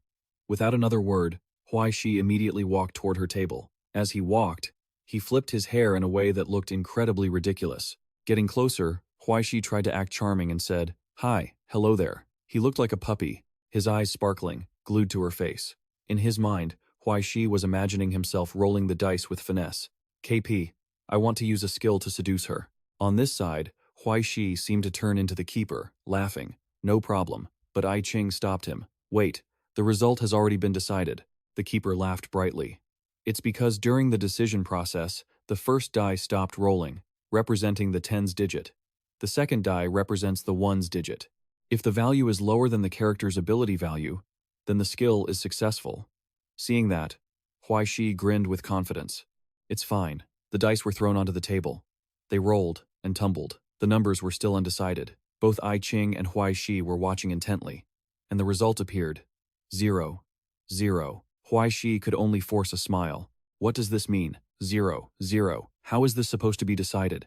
The woman also tilted her head, looking at him with confusion. At this moment, the keeper suddenly appeared in his mind and shouted, "2 zeros equals 100 points." He laughed wickedly. "Congratulations, this isn't just a failed skill check, it's a critical failure.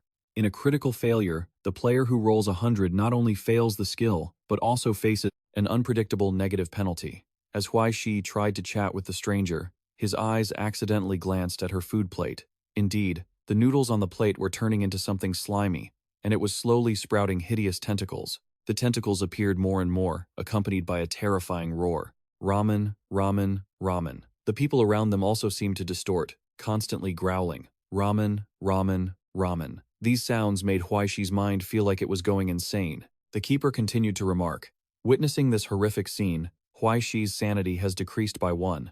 Indeed, now both Huai Shi and I Ching had the same result, sanity -1. I Ching rubbed her temples, trying to stay calm. "Keeper, what exactly is she eating?" He just smiled and answered casually, "A plate of spaghetti." But Huai Shi can't take it anymore. He gritted his teeth and cursed, "Spaghetti my ass." He tried to stand up straight, shouting, "Noodles." Huai Shi opened his eyes wide with a serious expression, his hands waving while he kept muttering, "Something is wrong with these noodles." Huai Shi snapped back to reality. At this moment, he was in a very awkward position, staring at her while muttering to himself, "Okay, at least now I can conclude whether she is an old lady master." She was so angry that sparks flew from her eyes. Without a word, she immediately slapped Huai Shi, sending him flying 10 meters away. Then, she walked away, furious. Yino looked over there with a look of disdain. Truly, anyone can board this ship these days. Right after that, Huai Shi fell to the floor. Seeing this, I Ching couldn't help but sigh. After a while, the food was quickly served, accompanied by a bored voice. "Why would you even think about seducing her?" But Huai Shi was not in the mood to eat. Yue Jun asked with a wry smile. "So, Huai Shi, is that the type of girl you like?" Ni Heng chimed in. "Could it be that this character has some important information? Something related to the secret he is hiding?" Seeing that, Huai Shi's movements instantly froze. Old Xiao raised his hand, trying to smooth things over. "If it's a secret, it shouldn't be revealed directly, right?" But Huai Shi could only force a smile. Old Xiao continued, his tone rising slightly. "But since we've said this much, I wonder how you all feel about the secret the keeper mentioned. After all, This module requires us to work together to pass. I suggest everyone reveal some relatively unimportant information first to build initial trust. Seeing that, when you don't fully trust each other, protecting secrets is very important, but that won't speed up progress. Fei Zhou frowned and asked directly, "What exactly do you want to ask?" At this moment, old Xiao raised an eyebrow and mentioned, "Holy silver." He began to analyze seriously. If we want to join forces, this is the most basic intelligence, isn't it? As long as we don't say anything about our existing skills and talents, just revealing the holy silver shouldn't reveal any secrets. The atmosphere suddenly fell into a suspicious silence. Huai Shi glanced over, wondering, "Should I say it?" I Ching immediately warned him. "Absolutely. Don't be the first one to suffer. Let others speak first. You just need to keep an eye on old Xiao." She looked down at the space gate mockingly. "Trying to catch a wolf with empty hands? It's not that easy." Hearing that, old Xiao couldn't help but sigh. He pulled back his sleeve to reveal a suspicious line of ink. "Fine. I'll speak first. I am a harmonizer. A third-tier holy silver in the fallen lineage." Huai Shi was stunned. A harmonizer, which means Frankenstein, a new type of holy silver created after combining alchemy and grave-tending lineages? Yue Jun saw this and froze for a moment. Then he pulled his collar slightly to reveal Dullahan. Third tier. Fei Zhou also raised his claws and continued, "Third-tier werewolf." Seeing that everyone had revealed their secrets, Huai Shi immediately tried to sneak over to Ni Heng. Then, he immediately jumped back. "Why are you looking at me? You speak first. You've already opened your mouth. Why don't you go first? Are you afraid that if I hear it, I won't tell you mine?" But right after that, he showed off his stealth skills and sulkily admitted it. A level 2 red cap. Huai Shi covered his mouth and immediately mocked him. "Oh, nice hiding skills. Not bad. Though it seems only you are level 2. Hearing that, he roared, "Shut your mouth. And you?" Huai Shi immediately grabbed his wrist, flashing a dangerous smile. "My Saint Silver is a level 3 evil spirit of the Nordic lineage. To prove it, I'll extract some of your essence." Seeing this, Ni Heng felt a chill. "What are you trying to do? Forget it." As he spoke, Ni Heng shoved Huai Shi's hand away. Fei Zhou had to speak up to stop them. All right, everyone stop arguing." Huai Shi stopped joking and asked seriously, "It seems everyone's Saint Silver is a dark creature, right?" Then he slowly rolled up his sleeves and asked casually, "Why lie? Even though the appearances are compatible, evil spirits drain souls, not blood. Isn't it highly likely that this will be exposed?" I Ching frowned when she heard that. "Are you stupid? Didn't you hear what old Xiao said? Everyone here is a dark creature. Dark creatures? Don't forget that you are of the Holy Spirit lineage." Hearing that, the oblivious Huai Shi immediately realized, "Right, I'm a Van Helsing, a ghost hunter." But immediately after, he shifted into shock. "Wait, does that mean I'm the traitor?" I Ching was the only one who remained calm, and she analyzed the situation seriously. "No, except for Yue Jun, whose nature cannot be disguised. Everyone else here might be lying. Do you understand now? This is the most sickening part of this secret." Hearing this, Huai Shi couldn't argue. Once suspicion takes hold, all relationships will vanish. After saying that, all 5 of them stood up in unison and walked away. The clock hands were still ticking, and now it had officially struck 9. PK smiled and reached out a hand toward everyone. "All right, the mandatory rest time has arrived. If you don't get enough rest, points will be deducted during the next judgment day. If someone still wants to act, they can. But those who choose to rest can also choose to listen. It's an extremely difficult skill, and the success rate is reduced by half." Moonlight once again shone down on the large ship, and Huai Shi was now sleeping soundly in his private cabin. But it seemed he wasn't sleeping very well. He appeared to be in free fall within his dreams, and above him, a giant shadow stood tall. Huai Shi frowned slightly and shielded his eyes from the glare, and when he looked closely, he saw 2 glowing eyes. Immediately, shrieks erupted on the ship. Old Zhao froze instantly, not even finishing the raw chicken he was eating. Even Yue Jun stopped in his tracks in the hallway. He jumped, as if sensing something, but before he could react or move, Yue Jun's head was severed from his neck. Choose to listen. This is the ultimate decree of the White Crown King. Choose to show reverence. The majesty of the gods in this mortal realm. The supreme decree is proclaimed here. You need only listen. This is fate ordained by the heavens, and you need only obey. The voice echoed incessantly in Huai Shi's ears. "Today, I shall build a monument in this desolate, distant land." It called to him unceasingly, those who never bowed to adversity, those who still held hope for the future in their hearts. If you still possess the courage, you must prove your strength to set foot in that new land. The message finally concluded with a resolute statement. An era belonging to us is about to arrive. I Ching spoke up to remind him that this was merely the content of a dreamscape. Huai Shi curiously asked back, "So, is this White Crown King such a vital figure?" She lowered her voice and explained thoroughly. He was a figure of great authority in his time. In the age of the gods, he was considered the prince of the heavenly kingdom, the former manager of the Saint Spirit lineage, but he fell from grace after betraying the gods. The lost star of the gods, the White Crown King. Hearing this, Huai Shi asked in surprise, "Isn't the lost star of the gods a level 5 essence disease in the American lineage? How does that relate to the gods?" At the mention of this, an image flashed through his mind. The creator of the American lineage, the White Crown King. I Ching replied without a moment's hesitation. Correct. 1,000 years ago, he was the true master of this world. Even after a millennium, all the miracles he created still exert a massive influence on this world. In terms of rectification value alone, he accounted for 30% by himself. She fell into deep thought for a long time. The year 1620, the new continent's crown king Huai Shi asked, puzzled, "You said the mission could be carried out in the desert, so why is it connected to such a major figure?" Just then, there was a knocking at the door outside, accompanied by shouting, "Huai Shi! Huai Shi!" I Ching took the opportunity to instruct him. "Remember clearly what I told you to do. Be prepared for any situation." Huai Shi hurried to open the door, where 3 people were waiting outside. Old Xiao spoke up. "First of all, Yue Jun has gone missing." His voice grew anxious. "If you haven't seen him either, then this is truly troublesome." At the same time, a father wailed uncontrollably, "Poppy, my Poppy! Who killed my Poppy? Who? God, I curse you," she said. "Yue Jun is missing? Who could be so cruel? I curse that heartless wretch to never find peace, even in death."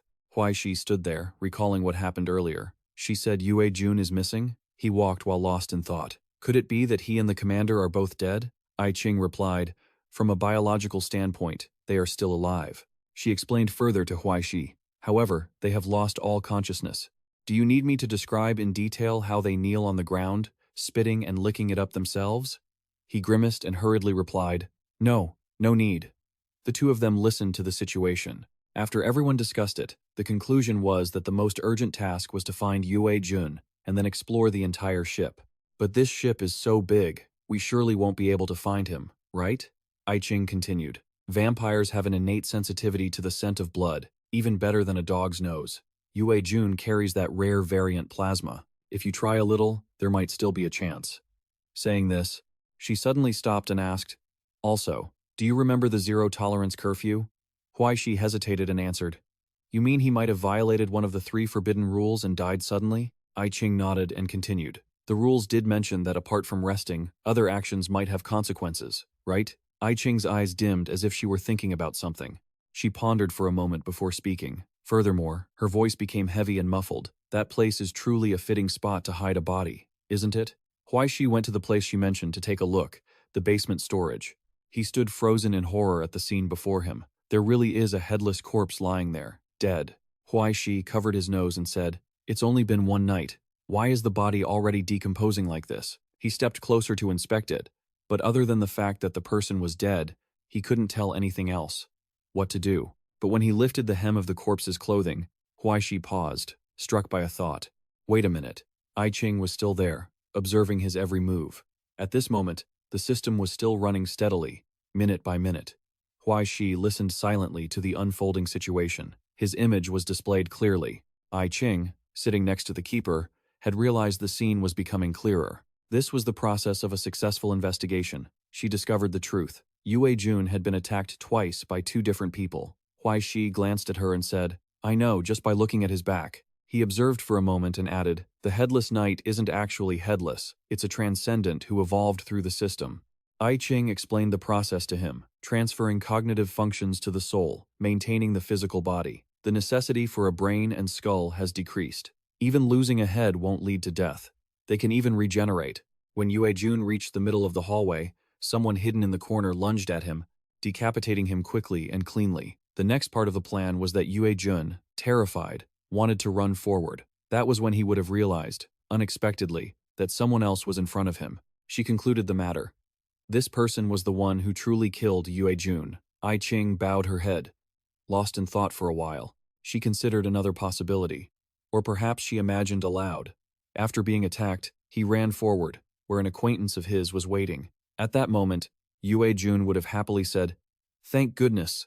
Save me!" Right then, the culprit would have struck him. I Ching gave her final conclusion. He died at the hands of someone he trusted. Huai Shi paced back and forth, deep in thought. In other words, Yue Jun was stabbed in the back because he lowered his guard. There is indeed a traitor in our group. He deduced that it could be one person, or perhaps even two. Right then, rapid footsteps sounded behind Huai Shi. Someone shouted angrily, "What are you doing there?" He fearfully raised his hands, shaking. "Wait, wait," Huai Shi explained nervously. "It's not me. I didn't do it." The man's large hand, reaching toward him, suddenly began to dissolve. Huai Shi stood motionless, not understanding why this was happening. Then, both of the man's hands evaporated, and finally, his entire body vanished, leaving only his clothes behind. What's going on? Huai Shi was full of confusion, wondering how things had turned out this way. Just then, a shrill scream echoed on the ship. When Huai Shi ran out to look, he saw other people also beginning to dissolve. He stood there like a statue, watching the chaotic scene, his foot stepping on a pile of gray powder. "This is Huai." Shi picked up a scrap of paper that had fallen nearby to examine it. Feeling puzzled, he rubbed the powder between his fingers for a long time, even carefully sniffing it a few times to be sure. After a moment of thorough analysis, Huai Shi whispered to himself, "Calcium, phosphorus, these are rare components in a human body. Are these guys made of bone ash?" I Ching quickly exclaimed. "They are artificial humans." She urged Huai Shi, "This is bad. We need to get to the captain's quarters, now." I Ching immediately explained to him that they were artificial beings created through alchemy. The scraps of paper with names written on them, found inside their containers, were used to control them. Huai Shi sprinted toward the captain's quarters. Meanwhile, I Ching's voice still echoed in his ears, explaining that these artificial humans could only survive for 24 hours. Once they were exposed to sunlight the next day, they would automatically dissipate. There was a high chance the captain held information about the ship if he himself was one of these artificial beings. Upon arriving, Huai Shi's expression changed instantly. He looked at the people in front of him, feeling uneasy. He thought to himself, "We're in big trouble." They were one step too late. The door to the room was already open. When they rushed into the captain's quarters, he was nowhere to be found. Everyone around gasped in shock. At that very moment, a loud scream came from behind Huai Shi. He turned around to see Hila standing there, but she immediately turned and ran away. Huai Shi wondered, why is she here too? He felt that something about the deck was very strange, though he couldn't quite put his finger on it. Suddenly, he noticed something suspicious. There were sparkling dust particles lingering in the air. He moved to the back of the deck to look for more clues. Right then, he spotted a highly suspicious figure. Ni Heng was lurking about, doing something shady. Huai Shi pressed his blade against the back of Ni Heng's head. Startled, Ni Heng turned around in a panic. He fell backward, staring at Huai Shi in terror. Huai Shi held the blade to Ni Heng's throat and threatened him. "Tell me, what did you take from the captain's room?" Huai Shi emphasized every word.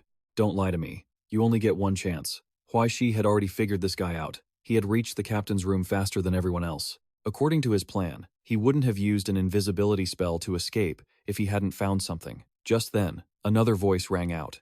"Let's not do anything rash. Whatever it is, we can talk it over calmly." He gave a sly smile and tried to persuade him. "We don't need to fight each other just for that rotten woman, I Ching, do we?" Huai Shi was utterly shocked. He realized that Ni Heng was acting on his own, free from I Ching's control, and was trying to manipulate Huai Shi, claiming that risking his life for that lame woman wasn't worth it. "You don't understand her at all, my friend. That bitter voice hasn't stopped yet. She's the type who would sell out her own father for profit." Huai Shi landed a punch right on his face. Huai Shi smiled defiantly. "If you don't start talking, I'll ask your cousin. Which way do you want to play this?" He gave a friendly smile, but his tone was menacing. Just as the blade touched Ni Heng's neck, "Wait, wait!" A drop of red liquid splattered into the air, staining Huai Shi's cheek in a glaring mark. A towering figure had appeared behind Huai Shi at some point. "Young man, what exactly are you planning to do to my dear companion?" Huai Shi spun around to see Mama Yaga standing there, staring right at him. He was incredibly surprised. She had appeared behind him without a sound. Ni Heng crawled up, smiling. "Darling, your timing is perfect." He leaned in close to Mama Yaga and said, "Otherwise, the secret I was going to share with you would have been snatched away by this guy." Huai Shi noticed what Ni Heng was holding that piece of paper. He tried to recall it, and realized it was the same document the captain had mentioned. Mama Yaga glanced over to see what it was, her eyes widening in shock. Her whole body began to tremble. She remained silent for a long time, making everyone else anxious. Huai Shi tilted his head, judging the situation. What on earth is written on that? He took a look and realized the scribbled characters were in Hebrew. Aside from what the captain had said, the paper contained a signature, Helub Salam. Mama Yaga squeezed the paper so hard it looked like she wanted to crush it. She screamed like a madwoman. Don't you dare say that name. The whole group rushed toward the dining hall. Mama Yaga was shaking with uncontrollable rage. You lied to me. You always lied to me. You knew about that curse. You knew what we were about to face. You liar. Why did you bring me here? Why would you treat me like this? She grabbed Guja by the throat, choking him until he couldn't speak.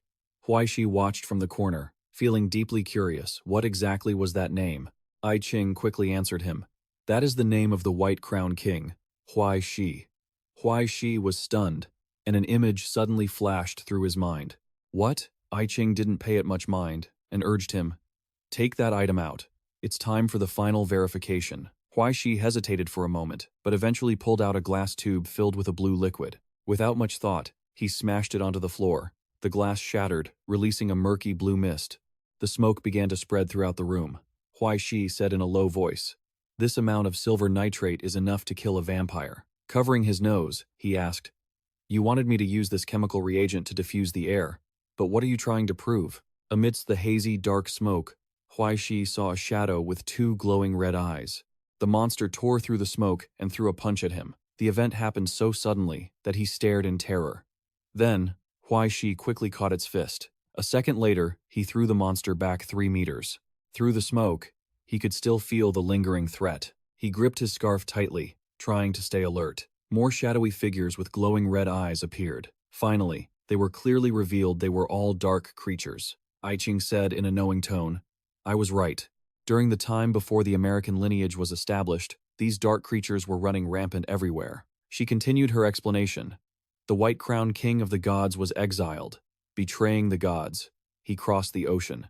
Huai Shi listened intently as she continued. He founded his own kingdom on the new continent, a playground belonging to strange beasts. The people on this ship were all chosen by him for that desolate playground, the American lineage. Huai Shi's face darkened with fear. A war between the American lineage and the Holy Spirit lineage. This is an international issue now. No, this is fundamentally not something humans should ever get involved in. At that moment, one of the creatures pointed and shouted, the sun! The dark creatures scrambled to look. They cheered excitedly. The sun has disappeared! The whole group watched in confusion, wondering what was happening. The entire area gradually sank into darkness. As the sun vanished, the dark creatures cried out in agony. The sun has abandoned us. I Ching relied on her knowledge to recount. This phenomenon is the curse of the gods. The gods of old would never allow the White Crown King to rise again, she explained in a low voice. From the moment we stepped onto this ship, we were already caught in a game between the White Crown King and those gods. In the eyes of the gods, he is a traitor to the White Crown King, a sinful dark creature festering on the 5-month flower. So, this is the true nature of this dungeon. I Ching stared straight at the KP in front of her, confirming he was the child of original sin. Sitting there, she continued in a low voice, the sun has set, an eternal night has descended, a scene only seen in hell. Perhaps this ship left the real world the moment it departed the harbor. She added, even if the gods of the past couldn't do anything about the White Crown King in the distant new continent, they would never miss a chance to wipe out his right-hand man. Huai Shi couldn't help but speak up. But surely most people on this ship don't want to follow the White Crown King. Why would you make things difficult for newcomers when you're just poaching people for your faction? I Ching looked at him and asked, when a chess piece moves on the board, is it really its own will? The question hit home for Huai Shi. You two are just chess pieces that have been granted permission. He paced around, observing the surrounding pieces, his expression shifting as he noticed something. I Ching's voice rang in his ears again. Human intelligence and consciousness are far too fragile. Huai Shi hurriedly looked up toward the heights above. I Ching continued coldly. In the 5th order domain, a single thought is all it takes to easily distort everything. She watched the person playing the game and said, like puppets, not only are our bodies not our own, as the final piece was lifted, I Ching continued, even our souls are just pawns of the gods. The figure placed the piece on the board. The pieces were of different sizes. Her eyes sank slightly, but the images printed on them were somehow different. Elino clapped her hands to grab everyone's attention and shouted, "Everyone, don't panic. Listen to me." She began to raise her voice to explain, "Since you were able to board this ship, you must have had resolve, right? Are you worried about something even worse happening?" A man knelt down, complaining bitterly. "Since the new continent is our only hope, does it really matter what awaits us there?" Elino replied in a calm tone. "Panicking now only makes things worse. Why not calm down and think?" A sharp voice from Baba interrupted. "Shut your mouth, kid. This isn't the place to sell your sob story." She began a long, venomous tirade, a bunch of useless trash, chased by the Holy Spirit family for decades, not even daring to show your faces. What are you expecting from them? You failures know nothing. Just because of a slim hope, you gamble your lives to get on this ship looking for death. The gods are merciless to you, yet you hope the White Crown King will protect you? How laughable. Ki spoke up, cutting her off. "All right, shut up. Don't say another word." Baba turned back, annoyed, and snapped, "What did I say? The truth?" Kay retorted irritably, "I told you to shut up. Don't you realize I'm trying to save you?" Baba laughed sarcastically. "My dear brother, you only want to save yourself." She looked straight at Kay and challenged him. "You just want the White Crown King to grant you more longevity, even if it means tricking me onto this ship." He stiffened, furious, and roared, "I said shut up!" Huai Shi and Ilino watched the two of them with curiosity. Both stood there in silence for a long time, neither reacting. Baba's hand, tipped with sharp iron claws, tightened around the chicken. It let out one miserable squawk and then went silent. A drop quickly landed on the cold tile floor. Ki lowered his head and whispered, "Forgive my sister's words. She didn't mean it." He tried to explain further. "It's just that after my two nieces passed away, her behavior has become a bit extreme." Pharaoh remained silent for a long time, then curled his lips into a smile and replied curtly, "I know." He gently stroked Confin in his hand as calmly as could be. "Just a madwoman. I won't hold it against her." Seeing that he was about to leave, Kay followed up and asked, "Is our oath still valid?" Pharaoh turned back and answered calmly, "Of course, Ki. Before we reach the new continent, neither I nor Spin will make a move against you." Ki felt relieved and replied, "Thank you for your generosity." Huai Shi was becoming completely confused. Baba, Kay, Pharaoh, Spin. Good grief, what kind of monsters are these? Things are great now. A moody, dark creature plus 4 giant crocodiles. If any one of them gets unhappy and loses their temper, the whole ship is going down. The conditions to complete the first game and reach the new continent safely seemed hopeless. He spread his fingers, counting over and over. 5 companions, 1 dead, 1 gone mad, and the rest include a traitor. Huai Shi pondered deeply and whispered, "Not to mention Paracelsus, as long as he remains hidden in the shadows without appearing. The condition to complete the second game killing Paracelsus cannot be met." He sighed helplessly. "Is this game intentionally making it impossible to complete?" I Ching spoke up to explain again. "The fact that the records we are currently in were preserved shows that some lucky person eventually reached the new continent. The chances of the ship sinking aren't high. We still have a chance." Huai Shi tried to think. Why would the White Crown King want to invite Van Helsing from the Holy Spirit family? Did he already guess that Van Helsing would side with him? After thinking for a long while, an idea suddenly struck him. If that were true, Huai Shi gritted his teeth and muttered to himself, "Is the blood feud between Van Helsing and Paracelsus part of the White Crown King's calculations? We who have returned to this ship after 450 years are now also under his watchful eye. Since those at the Fifth Order and above control everything, what is the meaning of this dungeon?" Thinking this, Huai Shi was so frustrated, he flopped backward. "Even whether we complete it or not isn't up to us." He sprawled on the ground, deeply disappointed. "How can this be?" I Ching stood beside him, calling out anxiously, "Huai Shi." Suddenly, someone walked up and sized Huai Shi up. "Looking at this kid's outfit, he's definitely hiding some good loot." One of them laughed and suggested, "Strip him clean and toss him into the sea to feed the fish." He closed his eyes tightly, completely unaware of what was happening. A figure stepped in quickly, cutting them off. "What do you think you're doing?" In a different scene, Black Crow asserted with extreme confidence, "That's right. The plot should be sped up now. The audience's patience only has 3 minutes left." KP hesitated as he spoke to her. "You have." The two sat opposite each other, the space filled with tension. Black Crow flicked her wings, breaking the atmosphere. "When I saw my boy on TV while watching the live stream, I knew I'm a loyal fan of you guys. Did you get my tip? I send it every day." Kay replied in a calm tone, "The audience should just stay comfortably in their seats." He asked irritably, Your interference in the plot only makes things harder for him, the Black Fruit replied in a casual tone. Isn't that what you wanted? As one of the managers of the Heavenly Kingdom, you came here suspecting Huai Shi, so why the need to pretend to be fair and hide your motives? KP spread his hands and continued. Every player is equal. Her eyes brightened at that moment. But the difficulties they face are different, aren't they? KP was momentarily speechless, unable to utter a word, and the Black Fruit, seeing this, stepped in to smooth things over. We all know each other, so stop playing word games. Let's be blunt, KP said. If you want to increase the difficulty, I have no objections. KP juggled the objects in his hands, tilted his head, and looked at her, asking, What do you mean? The Black Fruit suddenly transformed into a human form with a look of determination. If he didn't have this capability, I wouldn't have chosen him to be the one to sign a contract with me. So feel free to go all out. She stared deep into KP's eyes and warned, no matter what kind of play you've prepared, he won't lose. He curled his lips into a smile and spat out 2 words. Is that so? The hand holding the diamonds in KP's grip tightened instinctively. After a moment, he tossed them up with interest. Then, I'm really looking forward to it. Feizhou walked over, knocked on Old Xiao's door, and called out, Old Xiao, open up. It's me. After letting out an annoyed roar, he decided to break the door down. The door was kicked open, followed by Feizhou's agitated voice, Old Xiao, but the sight before him left him stunned. What? The room was smeared with syrup everywhere. Old Xiao was sitting in the middle of the room with his head tilted to one side. Feizhou clenched his fists and stepped forward to examine him. Suddenly, a dark shadow appeared right behind Old Xiao. The person lunged toward where Feizhou was standing. The next second, he landed a punch right in the middle of Feizhou's stomach. He was knocked back against the wall with a loud thud. Clutching his stomach in pain, Feizhou was unable to fight back. He angrily cursed the person out with an oath. In another sequence of events, Huai Shi slowly opened his eyes. The blinding light from the ceiling lamp made him frown slightly. Huai Shi tried his best to pull himself up, but in the end, he remained lying there, feeling completely helpless. Hila was reading a book when she turned back to ask about his fainting spell due to blood loss. Haven't you had blood in a long time? Huai Shi opened his eyes again upon hearing her voice. He sat up and answered honestly.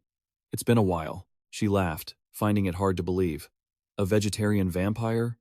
Huai Shi tried to recall every detail. I think I fainted on the deck, and you were the one who saved me. Hila looked at him and answered indifferently. It was just a coincidence. I hate being bothered.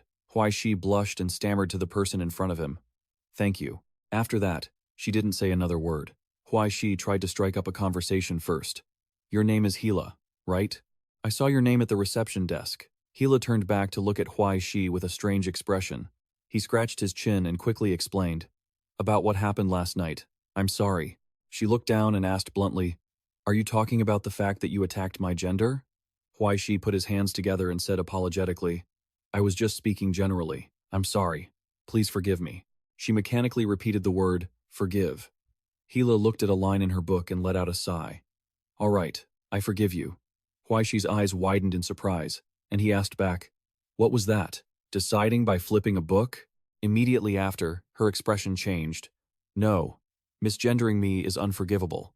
I was mistaken. Before he could react, Hila grabbed a knife and lunged toward him. Huai Shi's eyes widened in astonishment. He hadn't yet realized what was happening when the blade was already quickly pressed against his throat. Hila stared intently at the reaction of the person in front of her. Realizing the imminent danger, Huai Shi quickly shouted, Wait, don't hit me. Hila looked at his throat where the hesitant voice came from. I just wanted to. She paused for a long time, but Huai Shi only stammered, I just wanted to. Hila took a deep breath, losing her patience. What do you want to do to me? Huai Shi shyly blurted out a naive sentence. I want to be friends with you, can I? Her pupils contracted slightly, and she mechanically repeated the 2 words, friends. Hila stopped her actions and glanced down at the book in her hands. In the book, densely packed with text, were careful red annotations. Watching Hila carefully follow the lines, Huai Shi thought to himself, Is she that amazing? What kind of dictionary is that? Can you give me another one? She pondered for who knows how long. Eventually, Hila grabbed him by the collar, dragged him out, and slammed the door. No, leave right now. Huai Shi, pushed out, could only stand there blankly. Shaking a vial of boiling syrup in his hand, he downed it in one go and let out a sigh of relief, finally calming down. The pleasure of drinking blood and the feeling of nausea overlapped. Once again, it was that feeling of starting to lose track of who he was. I Ching walked out and asked with concern if he had recovered. Huai Shi exclaimed in surprise. "I Ching," he asked her sternly. "What happened while I was unconscious?" She lowered her voice and explained the situation. "KP has updated the game system to increase the difficulty. The information I can provide you with has become very limited." I Ching added that it was impossible to see the commander's appearance clearly, or hear the commander's tone. She looked at Huai Shi with a tense expression, adding, "We also can't judge each other's intentions." I Ching raised a hand to explain. "In other words, what is happening on the chessboard right now is consistent with what you've experienced. The advantage of separating the person and the card has been minimized by KP." Huai Shi was utterly confused after hearing this. "No way." I Ching tried to examine him. "After eating, do you feel physically unwell? Or is there anything else wrong?" Huai Shi rubbed his body and replied, "I don't think so." I Ching looked at him and replied with relief, "That's good. I have 2 more pieces of bad news to tell you." Huai Shi couldn't control his tone and shouted, "What else?" I Ching continued in a steady voice, "Besides not eating for too long, there is another reason why you fainted. You were poisoned when you came into contact with Yue Jun's body." Huai Shi jumped up, confused, asking, "What?" She stated her suspicion. It seems the killer threw the body into the ship's hold. Besides the prohibition, making it less likely for passengers to discover the body, the killer clearly had another move. I Ching recalled the image of Huai Shi and said, "That was to kill the person who discovered the body. Perhaps thanks to your physique, the poison didn't affect you too much, but once your strength is depleted, the negative effects will also start to appear." Huai Shi cried out in disbelief. "Is the killer that sinister?" I Ching warned him further. "If you don't feel any discomfort now, then you're fine, but it's best to be a little careful." Huai Shi asked urgently, "What's the other matter?" I Ching calmly recounted, "While you were unconscious, 5 more people died on the ship, one of whom," she paused for a moment and said bluntly, "was old Xiao." Huai Shi was completely shocked. It was as if he'd been struck by lightning, and he instinctively shouted, "What?" At the luxurious dining table, steam rose from a bowl of soup. Someone calmly scooped a spoonful and said, "I've already heard about it." Huai Shi immediately noticed the calm attitude of these people. One of them exclaimed softly, "If we die, we die." Fei Zhou stood up aggressively, grabbed the man by his collar, and barked, "What is that supposed to mean?" As he did, a plate of food was kicked over. She replied indifferently, "It's true though, we only have 2 days left. First it was Yue Jun, then it was old Xiao. Are you playing dumb, or are you really that slow?" She pointed directly at each of them, speaking with a firm tone. "There's a traitor among us, and we have nothing left to say, right? Everyone knows someone is playing dirty. They just don't want to face the truth." She furrowed her brows in disdain. "This fake friend game should end now. I don't care who's behind it. She can hide behind her father all she wants, but don't even think about plotting against me." Fei Zhou began to grow suspicious. 6 people were dead, half of them gone. So, was the traitor Lei Feizu or Yin Yan? Huai Shi also carefully calculated the situation. There were 2 people present when Yue Jun was killed. Perhaps they were working together. He suddenly realized something was off. Huai Shi looked up and asked Fei Zhou, "Why are you looking at me? You don't think it was me, do you?" He looked at Huai Shi with suspicious eyes. "Yesterday, when old Xiao died, you disappeared for a while. You couldn't be found anywhere on the ship. Where did you go?" Remembering the incident with Hilla, he embarrassedly denied it. "No, it wasn't me. I didn't do it." A thought suddenly flashed through Huai Shi's mind. "Wait, that's not right. When I blacked out, maybe that terrible thought took over me. Is it possible that I really lost control and killed old Xiao? Am I the traitor?" Just then, Mr. Star whispered into his ear, "Don't let them trick you." She calmly explained to Huai Shi, "The KP loves these kinds of mind games. If you had truly lost control back then, the first person to be killed would have been that woman named H." Huai Shi regained his composure and affirmed, "Right. Then the culprit must be those 2. A piercing scream from the dining table drew everyone's attention. The person who just screamed was foaming at the mouth. He clutched his throat and collapsed into his chair, then finally rolled onto the floor, twitching in pain before passing out. Everyone who had eaten showed similar symptoms. It was the soup. The soup was poisoned. The crowd erupted into chaos and shouting. Someone had poisoned the soup, and all eyes turned toward Lu Xing. "It's him! He did it!" Lu Xing waved his hands frantically, denying it. "It wasn't me." Huai Shi looked over, surprised, and asked, "What's wrong with that Lu Xing guy?" Fei Zhou frowned and replied, "He must have replaced the missing sailor to help with the cooking. No wonder everyone suspects him." The girl from earlier looked relieved. "I was wondering why the soup tasted so disgusting today." Good thing I didn't drink it. Backed into a corner, Lu Xing could only stammer, "It wasn't me. It really wasn't me. I swear, I only threw an old shoe insole into the pot." Fists started raining down on him, and they dared him to say more while they beat him. As Lu Xing was being tied up and beaten, he was pelted with questions. "Speak. Why did you poison us?" Fei Zhou walked over to the soup pot, scooped up a ladle, and confirmed that it was indeed poisoned. After a moment of investigation, he concluded using his reconnaissance skills that not only the soup, but all the food and even the drinking water on the ship had been poisoned. Huai Shi searched for a while and then winced as he cleared him of wrongdoing. It turned out that the magical shoe insole Lu Xing had thrown in had absorbed most of the poison. Otherwise, every passenger would have been a victim. "What are you trying to do? What's the benefit of killing everyone?" Fei Zhou rubbed his chin and said softly, "Turns out he really is innocent." He looked at the thick insole, wondering if he could secretly take a sample for testing. The crowd started getting rowdy again. It must have been her. Everyone started pointing fingers at Hilala, convinced that she was the one who had poisoned the food. A man angrily pointed at her. "In broad daylight, my friend and I were almost poisoned to death by her." Huai Shi gritted his teeth in anger. These two again, they were trying to take revenge on Hilala. Hilala retorted sharply, "It wasn't me." But the crowd was stubborn. "If it wasn't you, then who was it?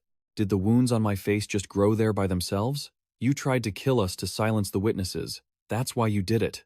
The whole crowd began to follow suit. "That's right. I saw her put the medicine in the food with my own eyes." The sound of high heels clicking on the floor was accompanied by Ilino's voice. "Everyone, please calm down." She tried to reassure the crowd. "Believe me, there must be a misunderstanding."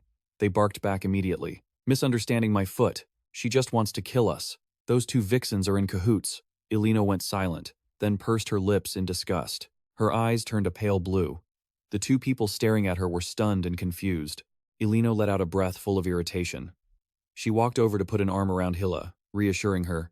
"Don't be afraid, sister." While no one was paying attention, one guy sneakily made a move from behind. Ilino said in a polite tone, "If there's some misunderstanding, just speak up." The monster that had just been unleashed crept toward Hilla's feet. The distance between it and her grew shorter by the second. Just a split second before it struck, a halo began to emanate from Hilla. It shone so brightly that even Ilino was stunned. A massive wave of power knocked everyone back. Immediately, the crowd began to clutch their heads and scream. "It hurts." Their faces were smoking from the burns. Ilino looked at her own smoking palms in shock. Then, her eyes widened in terror. Ilino reached up to touch her face and screamed in pain. Hilla stood radiating light amidst the crowd, both literally and figuratively. Someone clutched their face and yelled, "A believer! She's a believer of the Holy Spirit lineage." The guy who had attacked Hilla earlier didn't want to give up. He quickly struck another blow toward Hilala, but a shield appeared behind her to block it. Hilala remained as calm as ever, not even bothering to glance at anyone. The crowd finally admitted it. It was true. Huai Shi looked at her with a stern face, thinking to himself, "Hidden saint of the first order of the Holy Spirit lineage. It's the starting point for the entire lineage. I never expected her to be an ascendant of the Holy Spirit lineage." He was excited, thinking there was an unexpected ally on the ship, but the crowd continued to curse. Hilala. Spy.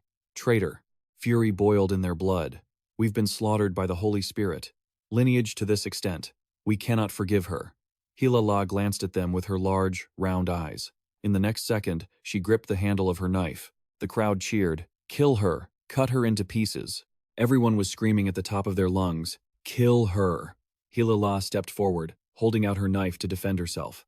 The crowd, completely fearless, rushed toward her. Someone grabbed a chair and smashed it over the head of a guy charging at them in a frenzy. A chaotic brawl broke out instantly, dust swirling everywhere. After quelling the mob, Huai Shi stepped up and stomped hard on the table. He took a breath and shouted loudly, "That's enough!"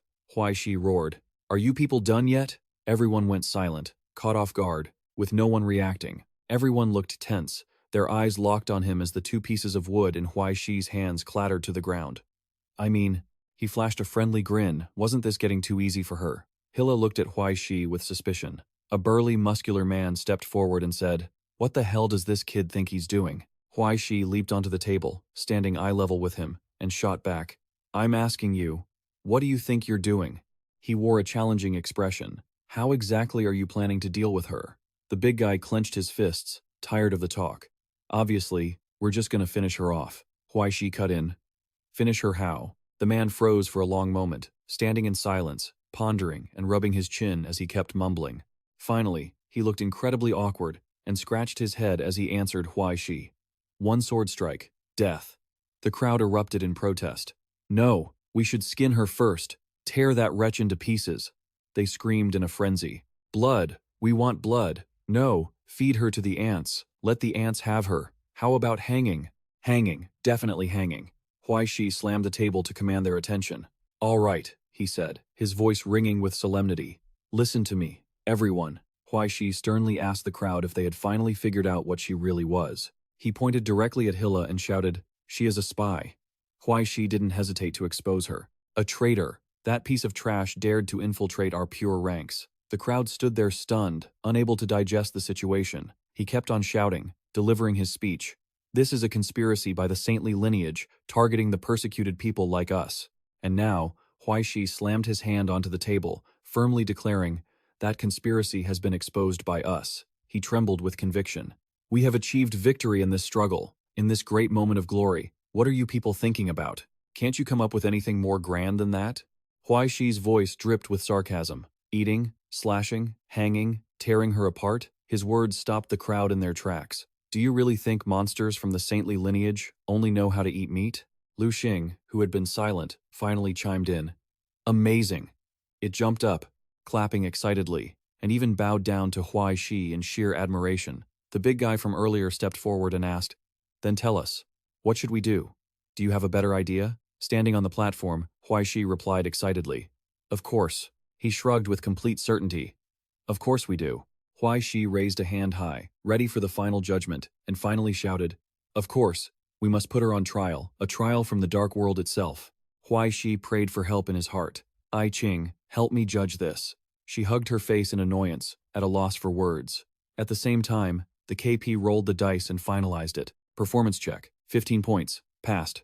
The two dice shook violently. A crit, success, the man stared in shock. A critical success? Are you kidding me? Meanwhile, Huai Shi was doing his best to sway public opinion. Friends, today is an important day, the moment to say goodbye to the painful days of the past. He persuasively declared that this trial would be a counterattack and revenge against the saintly lineage. Some of them began to waver, a trial that actually sounds pretty reasonable. Others couldn't help but speak up. Only the saintly lineage has ever judged us. Since when have we ever been the ones to judge them? Some followed suit. It would be a great sacrifice to prove our determination to the great white monarch. Finally, the crowd agreed. That's right. A trial it is. The damn saintly lineage must pay the price. Huai Shi pointed downward and ordered, Somebody, tie her up and throw her in a room and wait for the punishment of justice. Hilla gripped the knife in her hand, standing still as a statue. She was quickly bound by the crowd. Punishment, trial, tied up, and dragged away. Hilla glanced toward the spotlight where Huai Shi stood, a complex look flickering in her eyes. He noticed it, but chose to stay silent. Just then, the sound of footsteps echoed from afar. Huai Shi turned his gaze, and a familiar figure came into view. It was none other than Pharaoh, with Spin in her arms. Huai Shi didn't say a word and rushed out. In the hallway, I Ching ran out to warn him. What you're doing is dangerous and pointless. Huai Shi dismissed the concern. She saved me. He recalled the moment and sincerely sighed. If it weren't for her, I would have been drowned at sea long ago. In this situation, honestly, I don't know what I can do, what I should do, or who I can trust. He ran hard down the hallway, resolute, but thought, at least I shouldn't just sit there, right? Before everything gets even worse. I Ching looked at him coldly and asked, So you have to save her? Huai Shi stood his ground. I want to believe in her. If you say I must do something reasonable, then trusting someone who saved me surely can't be wrong, right? I Ching looked at the young man, who was determined to rush forward, and sighed deeply. She hurriedly reminded Huai Shi that he didn't have much time left. Huai Shi stood in front of a room, estimating the numbers. 5 minutes. I can do it. Trust me. The door flew open, and he said with certainty, I have plenty of experience with crimes. In the next second, Huai Shi pulled up the glass window. He quickly climbed up, preparing to jump. The turbulent water below made Huai Shi pause for a second. He wondered to himself, those who tried to jump off the ship yesterday have disappeared. He gripped the window frame and climbed outside. Huai Shi tightened his face mask and told himself, I can do it. I can. In the next second, he flew straight out. Huai Shi looked at the churning sea without a hint of fear. He dove forward headfirst. Huai Shi landed in a fully prepared stance. His feet managed to balance on the surface of the water, and a faint red light emanated from his hands. He thought to himself, having the vampire's stigma allows me to reduce my weight by 13%, plus the strength of Van Helsing. Then, he swam gently along the current. At one point, Huai Shi slightly bent his legs to gain momentum and leaped. Both his feet seemed attached to a spring as he soared into the air. Huai Shi tried to recall. According to his logic, he should be able to glide on the water. From afar, he spotted a light. The bedroom was likely located there just a little further. Huai Shi thought confidently, all I have to do is get there before the others and slip into the room to save her. Ha!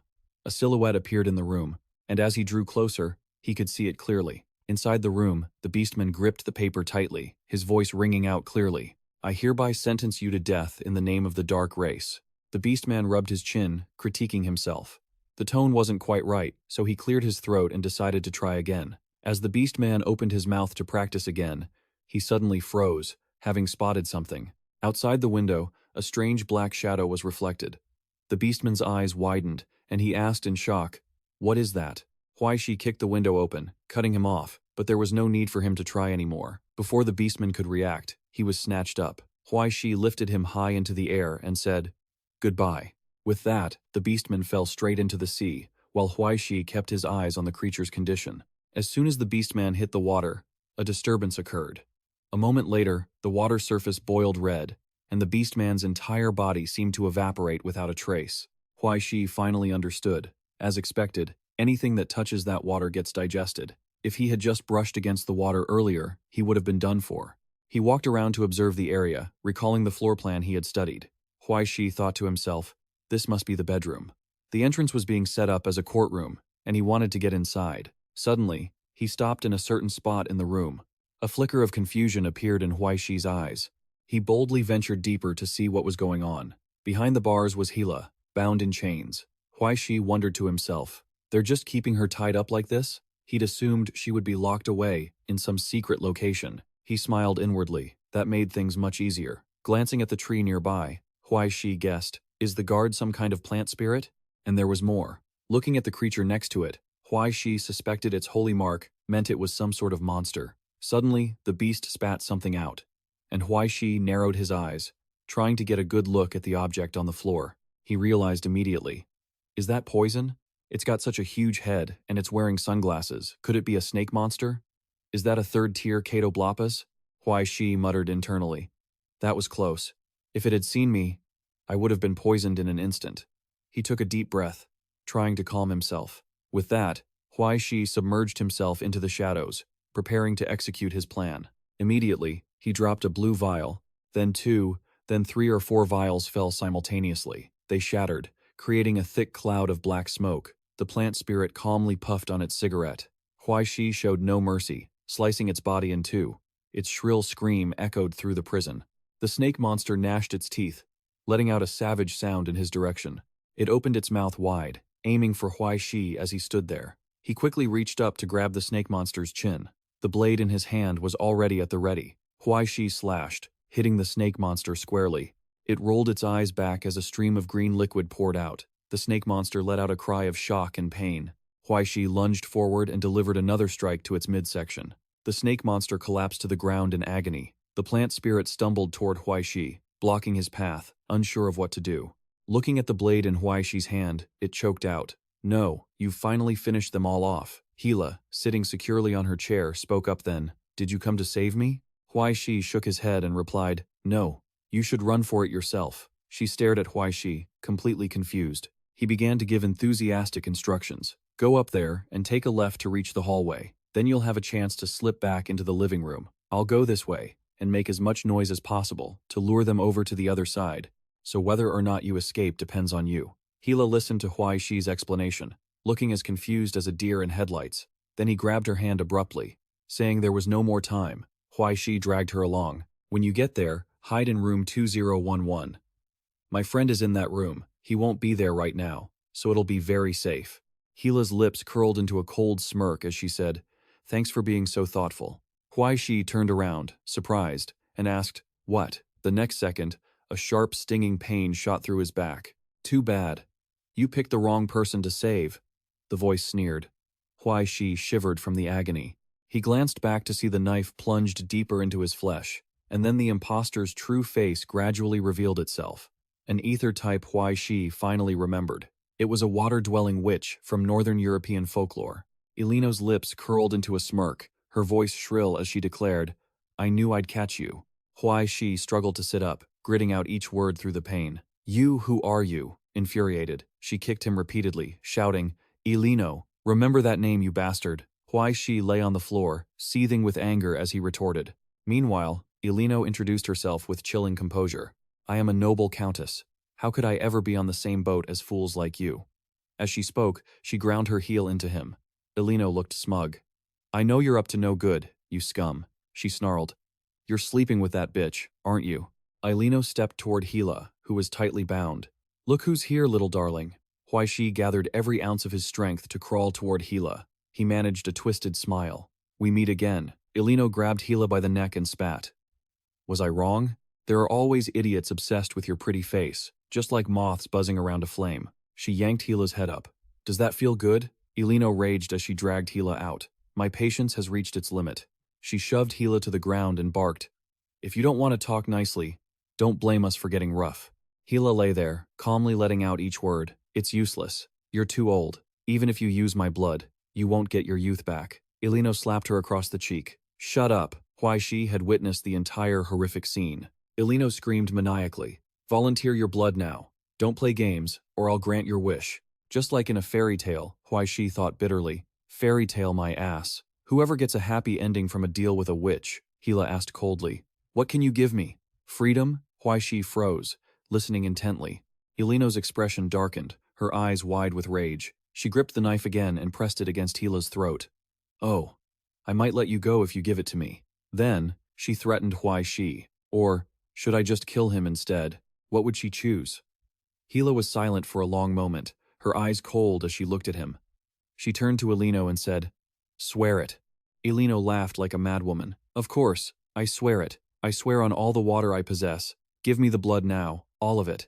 Suddenly, she froze and looked behind her, confused. Huai Shi was crawling toward her, grabbing her leg to hold her back. Losing patience, she asked, "What now? A final confession? How cute." Elino leaned down with a look of anticipation. "Speak up. I'll pass your last words to your lover." Huai Shi's lips moved, repeating the word elephant. She leaned in closer, confused. "Elephant?" Huai Shi stared at her neck with a suspicious look. "What's wrong with your neck?" Huai Shi bared his teeth, revealing two sharp vampire fangs. Huai Shi's eyes turned blood red as he lunged at Elino. With a sudden burst of energy, he bit deep into her. She shrieked in fury. "God damn it, I'm a giraffe." Huai Shi bit down hard on Elino's shoulder, growling, "You're a vampire, aren't you? What a coincidence. So am I." Her beautiful facade withered into a dried-up husk of skin and bone. His fangs drank deep from her flesh. Tasting the life force, he felt a wave of satisfaction. Is blood supposed to taste this sweet? As the life force flowed into Huai Shi, he realized being a vampire wasn't so bad. He opened his eyes in shock. His strength was slowly returning. "This is great." The wounds on his body healed rapidly, and Huai Shi couldn't help but feel a surge of triumph. "Give me more, give me more." Hila just stood far away, watching the scene, while Elino no longer had the strength to speak a complete sentence. You actually."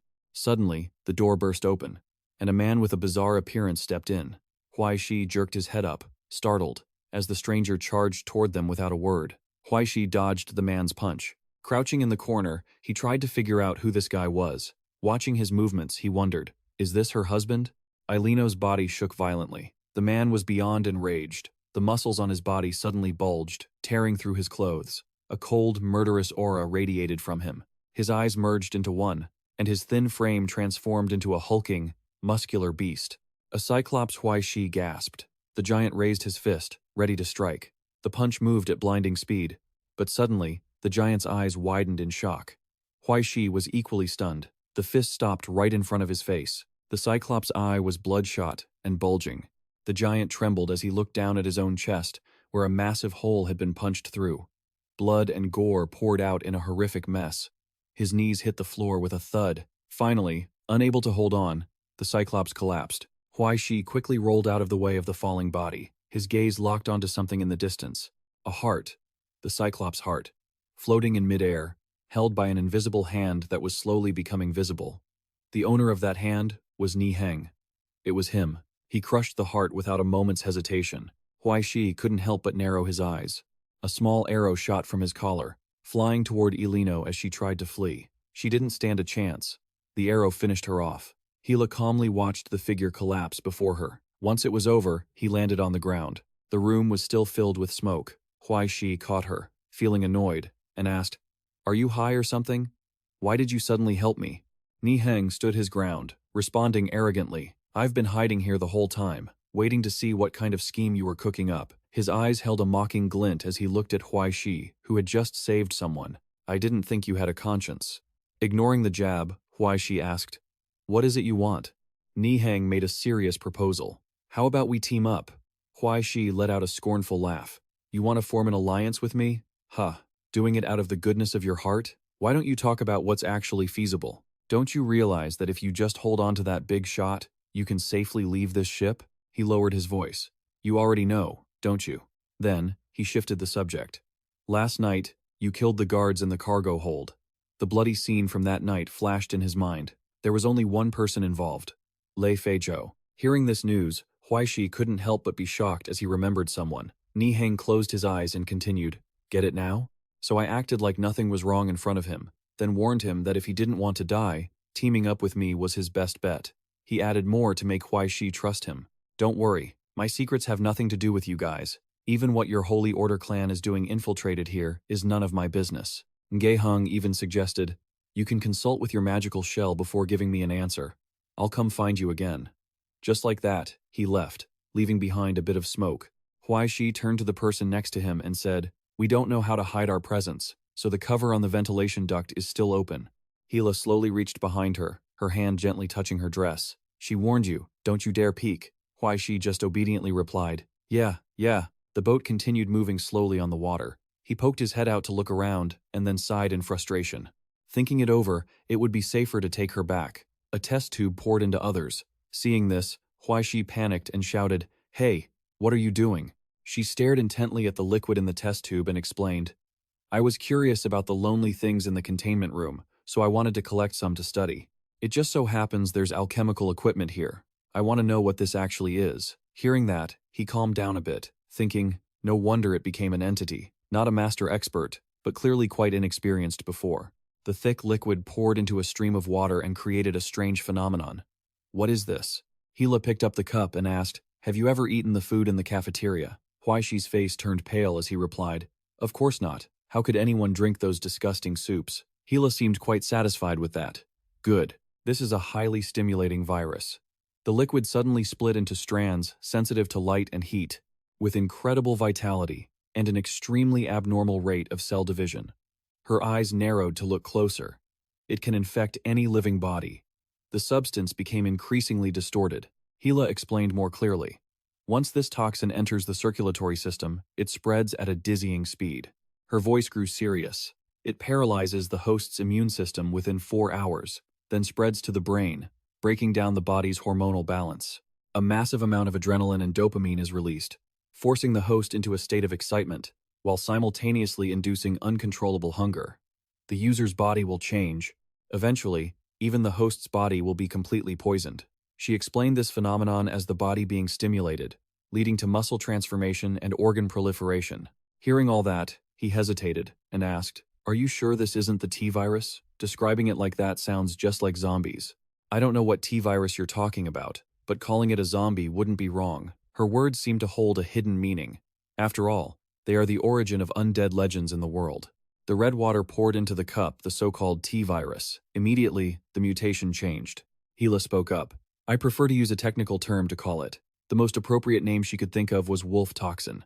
A drop of sweat fell silently down Huai Shi's pensive face. "Wolf?" Then he suddenly realized and exclaimed, "It's him, Lei Feizhou." According to legend, the werewolf curse was a disaster that originated in Acadia, Greece. King Lycaon and all his subjects, while trying to prosper, were transformed from humans into wolf-like creatures of darkness due to God's curse. Along with that, werewolves are a different species that can disguise themselves as humans. According to legend, they are the bloodline of some wolf god. They are few in number, and they are a completely different shape-shifting species compared to werewolves. And when comparing the two hypotheses, the biggest difference between a werewolf and a wolfman is the highly infectious toxin from their bodies. When infected by a drop of blood, they become something else. Based on that, everyone who is infected with wolf toxin will become a wolf zombie after 4 to 6 hours. They will tear each other apart, sparing no one. It truly is a horrific sight. Huai Shi rested his chin on his hand and muttered, Lei Feizhou is a werewolf. This wolf toxin is clear evidence that he lied about his identity. He analyzed. Then the rumors about Lei Feizhou killing the guards must also be true. Huai Shi started to wonder, did he kill the old man? Another suspicion arose in his mind. The poison on the soldiers' bodies was also specially prepared by him for himself. After listing everything out, he frowned and wondered what his true purpose was. Suddenly, Huai Shi felt a surge of pain. A wave of energy erupted from his body. His legs gradually lost strength and buckled, and finally, he collapsed, his knees hitting the ground. The surrounding space suddenly turned dark. Huai Shi painfully raised both hands and looked down at his palms. An object had appeared in the center. He wondered to himself, why did this coin suddenly appear in my hand? Suddenly, a large, dark figure appeared, with a voice ordering to find Paracelsus. Now, hurry up. It's the church. He was drenched in cold sweat. Huai Shi shouted in disbelief, Van Helsing, why haven't you acted yet? Van Helsing coldly delivered the punishment. Burn that cursed child and its blasphemous creations against the supreme God. Immediately, he felt excruciating pain throughout his body. Our Father who art in heaven, he was still calmly praying for his name to be hallowed. His kingdom was coming, never minding that Huai Shi was being electrocuted and gasping for air, when suddenly, a faint light appeared. His screams gradually subsided. A gold cup studded with many gems appeared. Holy water slowly poured down. Thy will be done, on earth as it is in heaven. A drop of water fell into the space, and someone's voice appeared. I'm quite patient. Who carved these precepts for you? A beam of light suddenly appeared at his ear. Consider this a lash from your parents. A giant girl with blue hair appeared, reaching both hands forward. The dark space was gradually replaced by a clear blue sky. It pushed back the darkness. Huai Shi sat up, startled, gasping for breath. Strange symbols appeared on his teeth. Hela opened the other's mouth to look closer and said, Van Helsing, I failed the mission and ended up angering the Holy Order. He pulled his head back, awkwardly asking, I Ching, what's wrong with my mark? Then he picked up that gold cup and took a large drink of water. When he calmed down, Huai Shi suddenly heard, supplementary penalty status added for violating the oath. I Ching continued seriously, your stamina and health have been increased, but you need to place this coin into Paracelsus's blood. In front was a hidden printed card. Sweat slowly trickled down her face over the past 36 hours. If not, his blood would be drained every 6 hours due to each judgment, causing excruciating pain. Following that, he looked down at the coin and received the answer that the state would occur in 36 hours. After that, I Ching gripped the armrest tightly as she spoke. You're going to be killed. Huai Shi suddenly widened his eyes. Just then, someone approached. KP adjusted his glasses and made a suggestion. Why don't you tell him the severity of the problem? A blue light appeared on his fingertips, and a card manifested in KP's hand. In case he keeps procrastinating, his narrow eyes stared straight ahead. I Ching remained calm as usual, her thumb gently stroking the card. Her glasses reflected her expressionless face. KP gave a sinister laugh. But you have a chance of dying too. Control, sir? Hearing that, I Ching chuckled and said that once that kid is under pressure, no matter how tough the mission is, he can handle it smoothly. I Ching glanced at him. Do you think putting us in a difficult spot can change the big picture? KP glared down at the person below, but she didn't show weakness and retorted, as long as the game isn't over, I won't let you get what you want. This was a blatant warning. The chessboard and your dice will eventually be crushed in your face. Back to the other two. Huai Shi was putting test tubes into his sleeves and reminded her, looks like it's time to act. When I go out, lock the door tight, don't let anyone else in. Hela stood behind with a book and asked, causing him to turn back and reply, I thought you would ask me for support. What do you intend to leave Nguntin I Ching here for? A lover? I'm just doing what I need to do. Huai Shi laughed sheepishly. Anyway, you saved me. One good turn deserves another. We're friends now, right? She countered with a rather calm reaction. No, we aren't. After leaving this boat, we will be strangers. There's no need to build a close relationship. Pointing to the words on the list, once you start trusting, you must also guard against betrayal at any time. Hela tilted her head, thinking, as long as we aren't friends, anything else is fine. Hearing that, his face showed a contemplative expression, then returned to normal, asking, "Then can we be allies?" The other party agreed to this condition. "To be allies, we must say our names first." She reached out to introduce herself. "You can call me Lily." But Huai Shi was confused and asked, "Isn't it Gila?" Gila calmly answered the question. "That's the registration name I use when I carry out missions as a scholar. If we're partners, just call me Lily." To clarify, scholars who specialize in researching phenomena have a higher status than transcendents. Every scholar has a supreme registration name in the endless sea of knowledge. This name is not just a personal symbol, but also hides special meanings and powers. This isn't just for show. Scholars with registration names often master more than one law. To ordinary people, they have magic, which is stronger than the destructive power of transcendence. Scholars who lean towards creation are more respected, he thought excitedly. A super strong ally +1 is even more reliable than those guys. Finally reaching out to say his name, Huai Shi, the two had formed an alliance. "As you can see, I'm just a vegetarian vampire." The boat still glided over the water without stopping.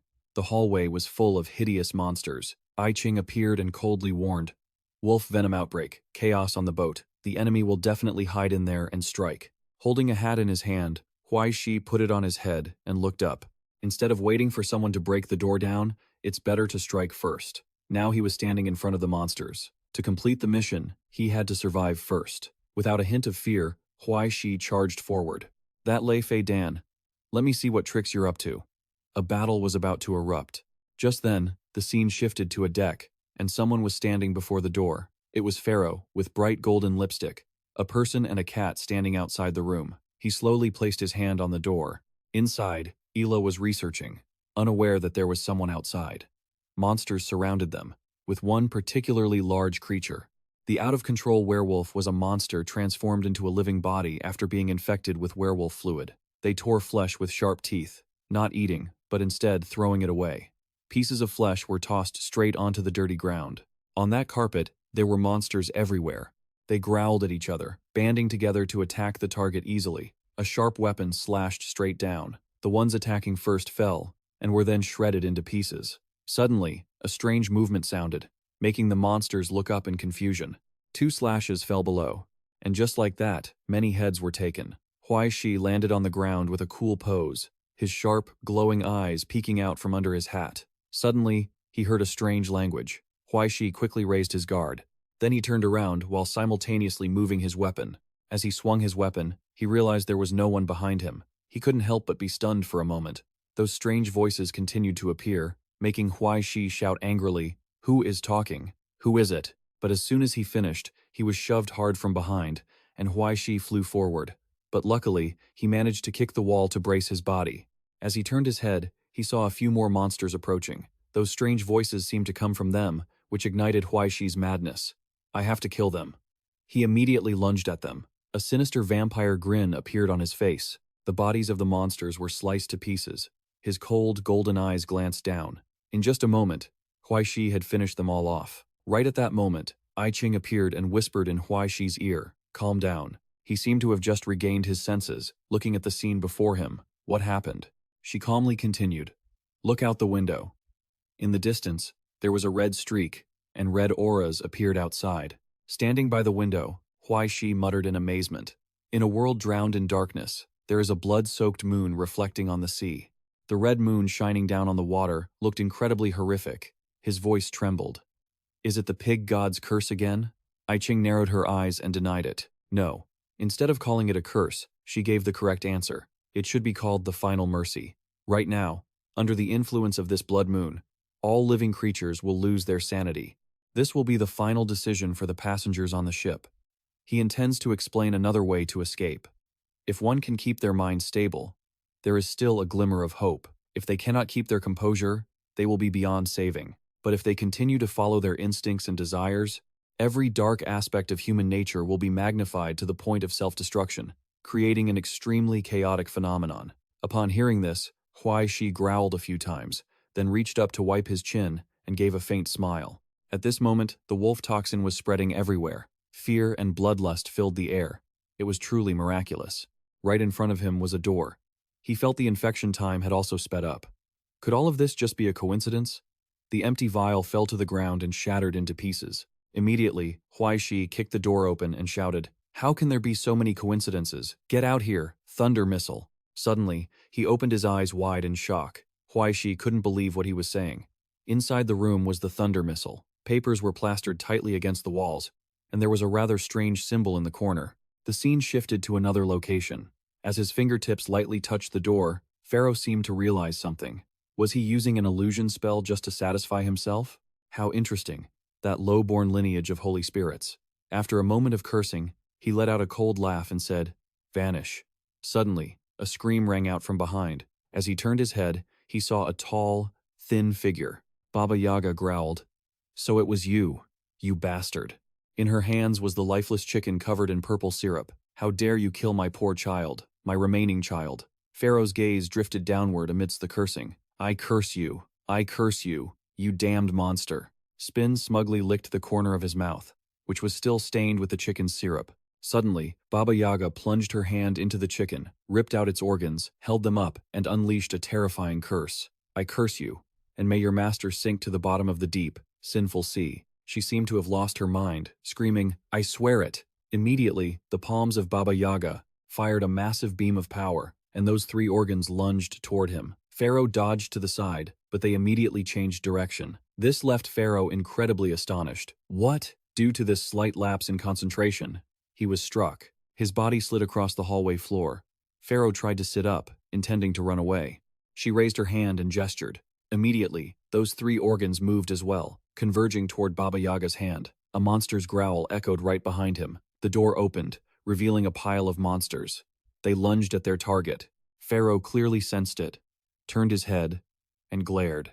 Where did these golden bees come from? As soon as they touched the monsters, they exploded. "Get lost!" The low-born one turned his head and saw that Baba Yaga was standing right in front of him. Spin was no longer as arrogant as before. His fur stood on end, and Spin's entire body seemed to be transforming, eventually turning into a beast with an Egyptian mask. She felt no fear at all, waving her hand and pointing her fingertip at his face. Seeing this, he couldn't help but shout in anger.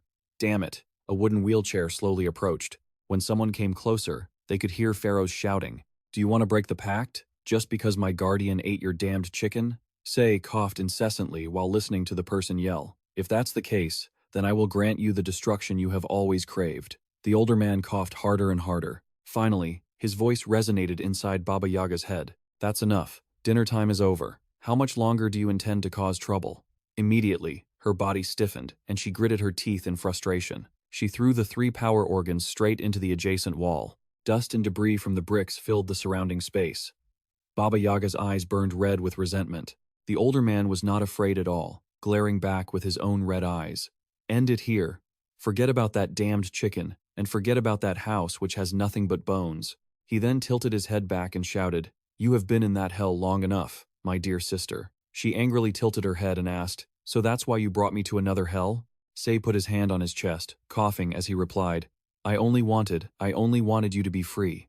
Baba Yaga found it ridiculous and said, "Free? A ship destined to sink, a curse that cannot be broken." Her terrifying face looked exactly like a demon. "My dear brother, this is the curse you have cast upon me." He slowly raised his hand to cover his mouth. "The curse can be broken. Trust me, we will have a fresh start." His hand slowly fell. "Now, it's just a small problem." Suddenly, Say began to foam at the mouth. He painfully clutched his throat, coughing weakly.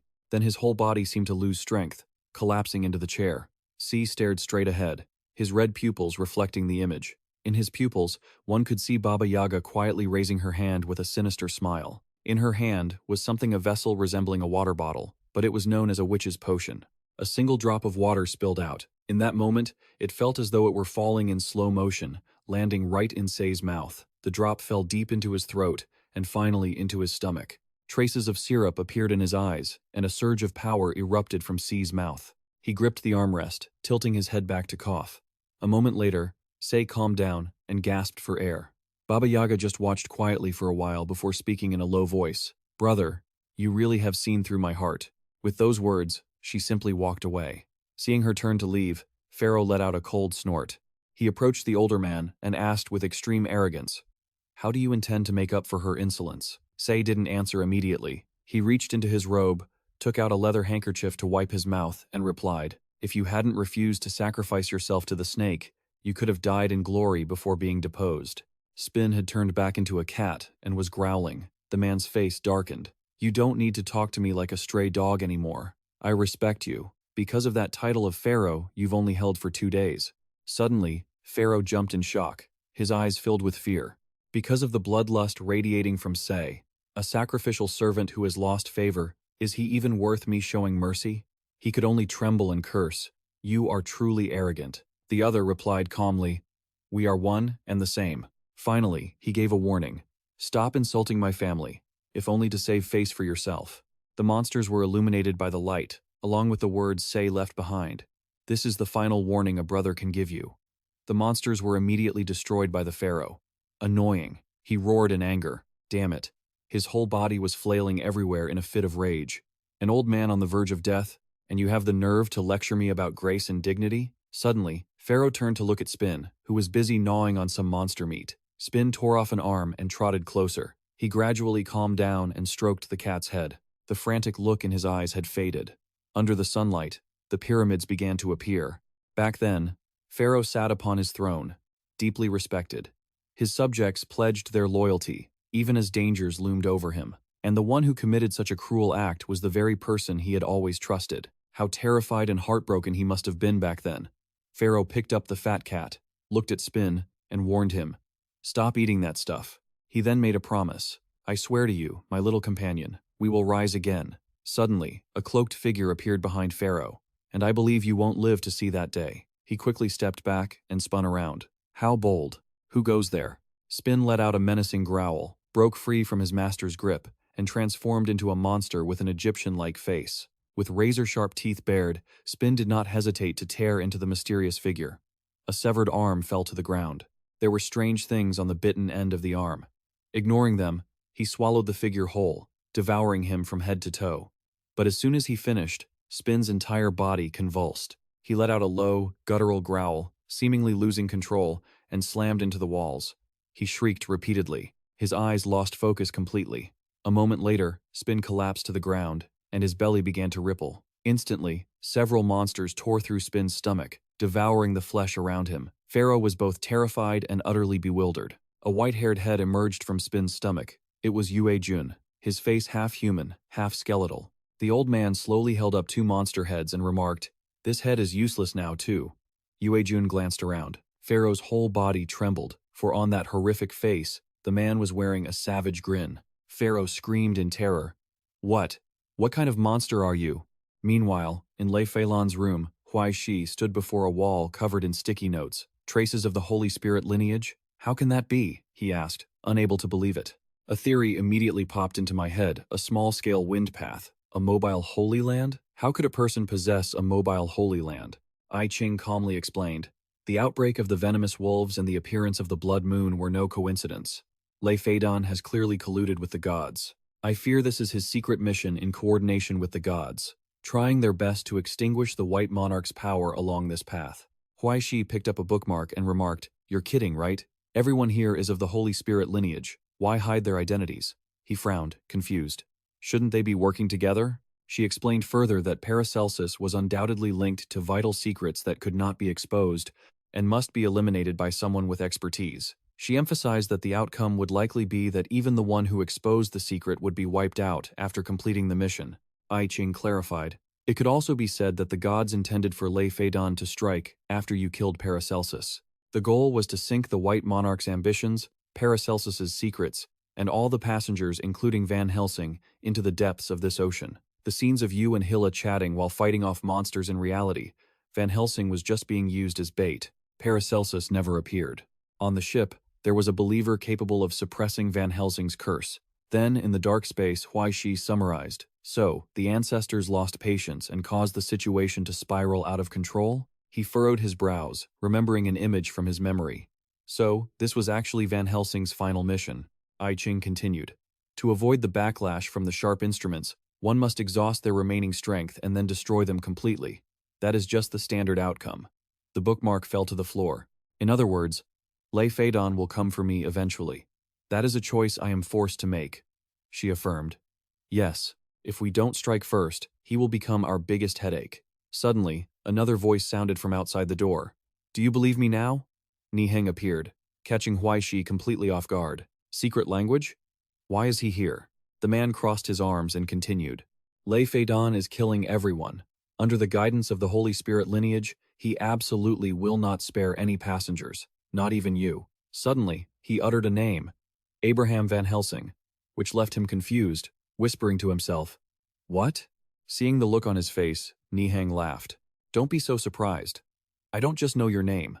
I know the names and identities of everyone on this ship. He pulled out a notebook and added, Besides that draft, I also found the gift the White Monarch left for those who found the captain's corpse. The passenger list. His hand patted Huai Shi's shoulder lightly, then he whispered into his ear, Your mission is to kill someone, right? I can help you find him. Join forces with me. But knowing better than to be easily used, he calmly probed, What do I gain from your help? Niheng turned around, smiling as he replied, I told you, forming an alliance with you is my show of sincerity. I am willing to share with you. Suddenly, as he was speaking, a stream of sorrow appeared. With that intel, Niheng's arm was severed just like that, the sharp blade still stained with siro. I Ching appeared behind Huai Shi and said in a low voice, After all these years, do you still think you're smart? This was completely outside of his expectations. His signature smile vanished, replaced by panic. Huai Shi swung his scythe, severing Niheng's arm and sending siro splattering everywhere. Seeing the scene, I Ching coldly commanded, Kill him. He shrieked in agony. Huai Shi remained cold, unmoved. He frowned slightly, his expression dazed for a moment as he asked, Tell me, why did you have to cut him? She calmly explained, This guy always hides good loot. The first time he shared information, you could say it was to win our trust, but the second time, he had to have ill intentions. Huai Shi wondered, What if you cut the wrong guy? I Ching didn't care. If I cut the wrong one, so be it, she reaffirmed. In any case, it had to be done sooner or later. Getting the crew list isn't a loss for us. After hearing that, he was speechless and couldn't help but admire her. Wow, you strategists are so ruthless, aren't you? Taking advantage of the moment, Niheng fled. Seeing this, Huai Shi gave chase. Trying to run, small arrows appeared in his sleeves. Huai Shi instantly fired a barrage of arrows flying with the speed of the wind. One hit, causing blood to splatter from siro. The arrow pierced straight into his back, making him scream in agony.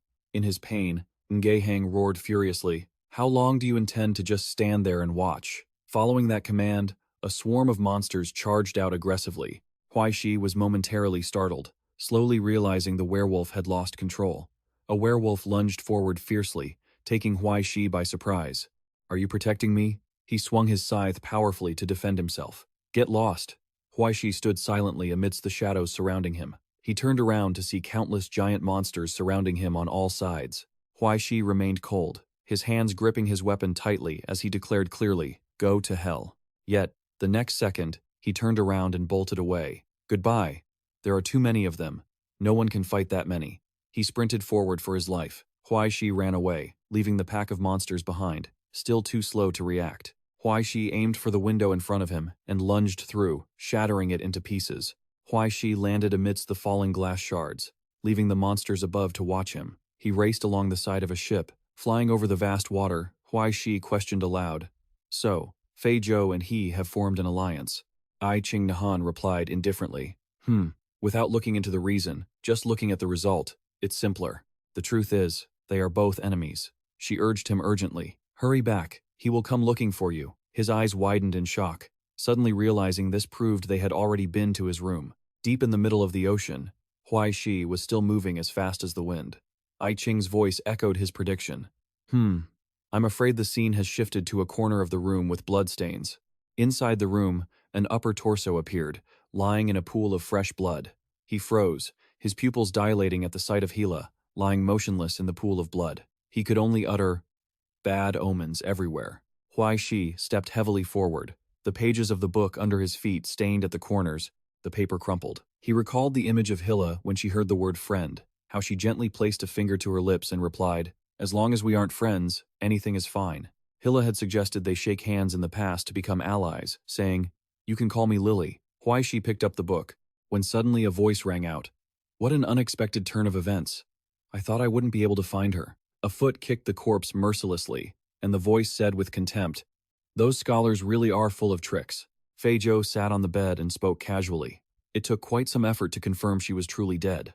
He tucked the book inside his shirt and asked, "Have you eaten?" Hearing that, he raised a blood-covered fist and replied, "Ah, I've been starving since I got on this boat. Finally, I can have a full meal." "What about you?" Huai Shi reached behind his back, preparing to do something, and answered, "Just drinking some water is enough to fill me up." He exhaled a cold breath, revealing sharp fangs. "Seeing you eat so happily, I'm feeling a bit hungry too." Huai Shi swung his scythe, clashing with Fei Zhou, triggering a fierce battle. His powerful strike shattered the sharp point on his hand. Huai Shi raised his sharp scythe. Fei Zhou's eyes widened in shock at the attack. He tilted his body to dodge the lightning-fast attack, but a wound still appeared on Fei Zhou's face. He grabbed his arm and roared, "Where are you running to?" Huai Shi looked at the arm being grabbed and suddenly twisted. His arm rotated in reverse, creating a crisp, snapping sound. Fei Zhou was stunned by this action and blurted out, "What?" Huai Shi did a backflip into the air, and the arrows in his sleeves flew out, aiming straight for the top of Fei Zhou's head. Other arrows continued to strike at dizzying speeds. Fei Zhou turned around, trying to dodge, but immediately after, a series of arrows embedded themselves into his back, causing him to scream in despair. Huai Shi landed calmly, nonchalantly adjusting his wrist joint with a dry, cracking sound. Pushed to the edge, Fei Zhou grew angry, his hands growing sharp, murderous claws, when suddenly a blinding flash of light tore through the night. His claws and his scythe collided, sending sparks flying everywhere. Fei Zhou lunged forward, swinging his claws madly. Huai Shi nimbly jumped, dodging the attack. As he landed, 3 long bleeding wounds appeared on his body. Both of them retreated after the exchange. He laughed triumphantly because he had managed to strike him. Fei Zhou howled into the full moon. Huai Shi suddenly froze. Before him appeared thousands of other werewolves. He confidently asserted, "This room, no. This entire ship is surrounded." Fei Zhou laughed triumphantly. "How long do you think you can hold out?" At that moment, he suddenly opened his eyes wide in surprise. Fei Zhou suddenly realized what Huai Shi was holding in his hand and exclaimed, "That's silver nitrate!" He crushed the test tube in his hand, causing blue toxic liquid to splash everywhere. Huai Shi watched the poison spread coldly. "Well, how long do you think you can endure this poison?" The poison spread, creating a thick, blinding mist. Fei Zhou couldn't believe it and scolded in shock. "You're crazy. You're a dark creature too. Do you want us to go down together?" His voice was masked by the toxic smoke. In the middle of the smoke, he coldly read out a name. Hallelujah. Suddenly, an arrow flew like a beam of light, piercing straight into Fei Zhou's neck. He was sent flying backward. The cold, sharp arrow pierced deep into Fei Zhou's throat. He clutched his neck in agony as Huai Shi declared, "But I am also a dark creature who specializes in killing my own kind." Dark creature. Fei Zhou grabbed the arrow stuck in his neck. He pressed his hand against the swirling, blinding smoke. Fei Zhou pulled the arrow out with force, crying out in pain. He collapsed to his knees, pressing his hand to his throat with a dry, ripping sound. Fei Zhou roared in anger. "What kind of poison is this?" The wound on his neck created a small hole that was still smoking. Huai Shi replied coldly, "It's chocolate." The calm answer left Fei Zhou stunned. Amidst the smoke, he did a somersault in the air. At this, Fei Zhou roared in anger. "You put chocolate on the arrow." Huai Shi looked at him with cold, pitiless eyes. Fei Zhou stood frozen as a light appeared in the center of his body. A loud explosion echoed. Fei Zhou couldn't control himself and fell backward. He landed on the ground, preparing for the next strike. Huai Shi lunged forward quickly with a knife in his hand. Splashes of blood dripped onto the ground. Fei Zhou stood motionless before the attack as the knife plunged deep into his chest. Despite being stabbed, Fei Zhou still tried to grab the knife. The pain caused him to cough violently. A strange emblem suddenly appeared in Fei Zhou's hand, emitting a blinding light. When Huai Shi realized what was happening, his eyes widened in surprise. Suddenly, Fei Zhou's claws pierced straight through Huai Shi's body. He prepared to swing his fist. It struck without warning, like a missile. He stared blankly after being punched in the face. That attack from Fei Zhou sent Huai Shi flying backward. He slammed straight into the wall behind him. The wall shattered, sending dust and debris everywhere. Fei Zhou's clothes ripped apart from the impact. The scraps on his body were torn to shreds, and his shirt fell away in pieces. Powerful currents of energy swirled around Fei Zhou's body. He let out a roar of rage. Sharp fangs began to protrude from his mouth, and his eyes widened, bloodshot and intense. Fei Zhou had now transformed into a wolf. His underlings also began to growl with insane ferocity. Huai Shi was still kneeling after being knocked back. Huai Shi said with a sneer, "Not bad. You should have done this from the start." Fei Zhou roared out an order. The underlings understood and rushed forward to surround Huai Shi. Fei Zhou's eyes were filled with a vicious, blood-red glow. He lamented, "You must be feeling a lot of regret right now. You missed your only chance to escape." Huai Shi trembled as he stood up and retorted, "You made one mistake." Huai Shi swung his scythe and lunged forward, declaring, "I have never made a wrong move." Fei Zhou froze for a beat at Huai Shi's reaction. Fei Zhou asked with disdain, "Just for the sake of an NPC?" Huai Shi replied coldly, "An NPC?" His eyes darkened. "Ah, I forgot. To you people, this is just a game." Huai Shi recalled the chaotic scenes of the modern world filled with smoke and fire. "Because it's just a game, you think you can be irresponsible. Because you see yourselves as transcendents, you think the lives of ordinary people don't matter.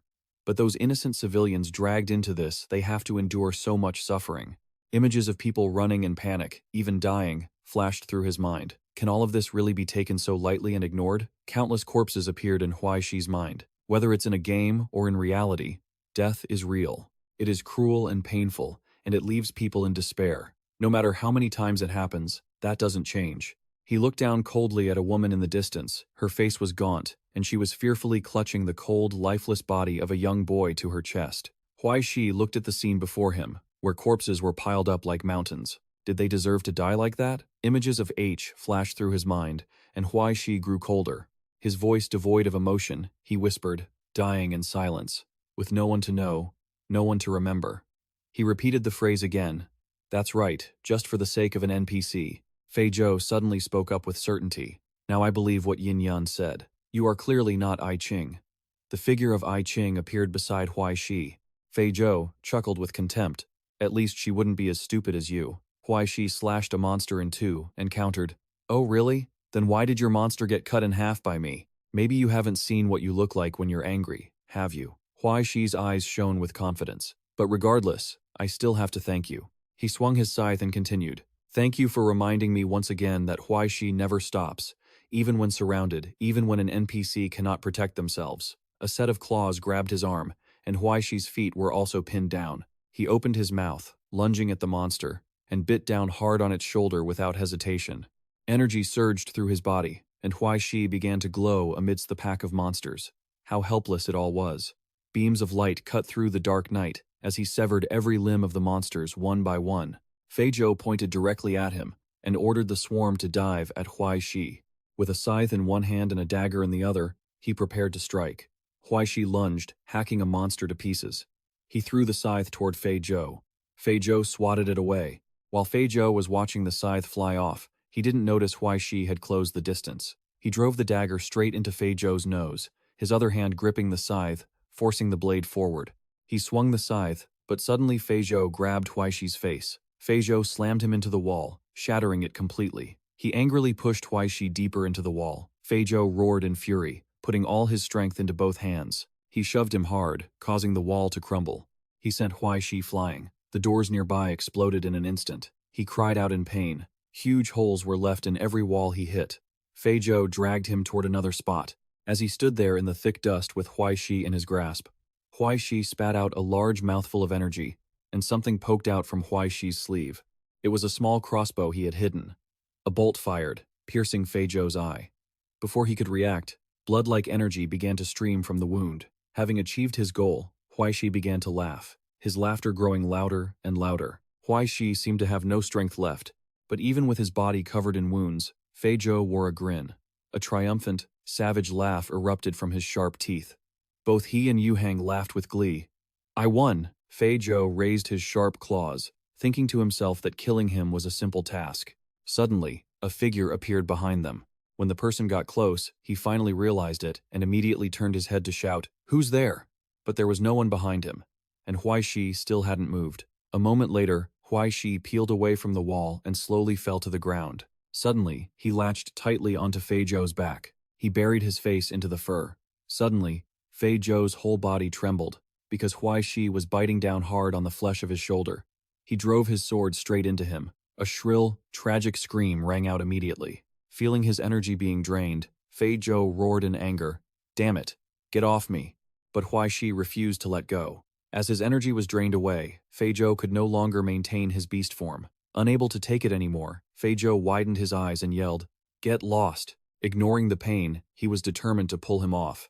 even if it meant tearing away a piece of his own flesh. After throwing Huai Shi off, Fei Zhou slowly returned to his human form. Huai Shi landed on the ground in a cool pose, then raised his hand to wipe the blood from the corner of his mouth. Fei Zhou was absolutely livid. "Damn you, you cursed vampire. You dare to steal the favor the gods bestowed upon me?" Inside, Fei Zhou was both furious and terrified. My divine state ended too quickly. I was clearly only a step away from killing him. The cloaked figure raised a hand, creating a magic circle, and a massive source of energy surged out from it. Blue rays of light gradually spread outward, expanding further and further. In an instant, this power engulfed everything around them. The water surface froze, trapping the ship. The monsters were turned into statues in the blink of an eye. A jagged wall of ice rose up, separating the two of them. Fei Zhou stared silently at the frozen monsters. The things that had just been frozen quickly cracked. In an instant, their bodies shattered into small pieces, leaving him staring in wide-eyed horror. What? Who is responsible for this antidote? Hearing that, Huai Shi was just as shocked. A large-scale antidote? Could it be that a thought has finally dawned on Fei Zhou Parcel? He gripped his weapon tightly. Huai Shi's voice rang out, snapping the other man back to reality. "Now! It's your turn!" He roared angrily. "Naive! Do you think you can kill me? Could that NPC girl really return?" Even as he neared, Fei Zhou remained defiant. "Everything you do is meaningless. You're just digging your own grave." The sharp scythe scraped against the floor. Huai Shi's eyes seemed to have turned a fiery red. "But someone has to pay for this, don't they?" The air was deathly silent, save for the sound of the weapon being dragged along. He clutched his shoulder and suddenly shouted, "Ngeheng, if I die, you won't fare any better." Ngeheng, hiding in the corner, heard everything clearly and couldn't help but let out a cold, annoyed huff. Ngeheng moved silently, sliding toward him. "I intended to goad them into killing each other," he thought. In a flash, he appeared behind Huai Shi. "Are you all so stupid that you can't even manage a group suicide?" He held a sharp arrow, ready to pierce his opponent. "Don't blame me. Between the two options, you're the more troublesome one." A slash appeared in thin air. The arrowhead had been severed before anyone realized it. A cut appeared on Ngeheng's cheek as well. A blade suddenly emerged before him, an incredibly sharp edge that could inflict a deep wound at the slightest touch. Ngeheng instinctively fell backward onto the ground. He growled in anger, "Next time you come out, wash off that cheap lover's perfume before you show your face." Seizing the moment, Fei Zhou fled. Seeing this, Huai Shi just laughed, murmuring, "You've already arrived. Why are you leaving so soon?" He ran, cursing to himself. "Damn it! Why did a Paraus have to show up halfway through this?" The scene flashed through his mind again. Before boarding the train, he had already marked his target. A system prompt appeared. Lei Fei Dan's mission, kill Van Heo Sin. Fei Zhou recalled the times he had plotted to complete the mission, thinking that linking up with more people would ensure there were no mistakes. Then came the scene of his instigation, only for him to act immediately against Huai Shi based on a rumor. In the end, he concluded it was a disastrous move. Fei Zhou ran quickly toward the door. "Still, it's fine. Once I return to the mobile sanctuary, the gods will surely bestow their favor upon me again." A beep sound made him freeze. In Lei Fei Dan's room, the papers had been torn down, and the symbols were gone. The hope within Fei Zhou gradually turned to ice. Suddenly, a familiar voice echoed from outside. "It seems the end for those who act as tools is always the same," he shouted in angry desperation. "Wait, we're all on the same side. There's no reason to kill each other. If you kill me, the 4 holy lineages won't let you off." He slowly stepped on the papers scattered on the floor. "The holy lineages? Is this what you're talking about?" The tip of his weapon swept through the pages. "Or are you expecting your old man to rescind his divine blessings and the mobile sanctuary?" Sensing the danger, Fei Zhou groveled, begging for mercy. "I still have value. Spare my life, and I'll tell you Nak Tuan's secret, and who's backing him." He rattled off whatever benefits he could think of just to stay alive. "Besides, don't you want to kill people? I can help you. I still have a few who are out of control." But Huai Shi didn't care about any of this. "Remember what I said?" A massive burst of energy erupted from his body. He raised his weapon instantly. "Pay the price." Huai Shi leaped high into the air, swinging his scythe with a shout. With no other choice, Fei Zhou pulled something out, a sharp, small, arrow-like projectile. He threw it at him immediately. But it had absolutely no effect on Huai Shi. This was completely beyond Fei Zhou's expectations. Just like that, he swung his scythe down. His head was instantly severed.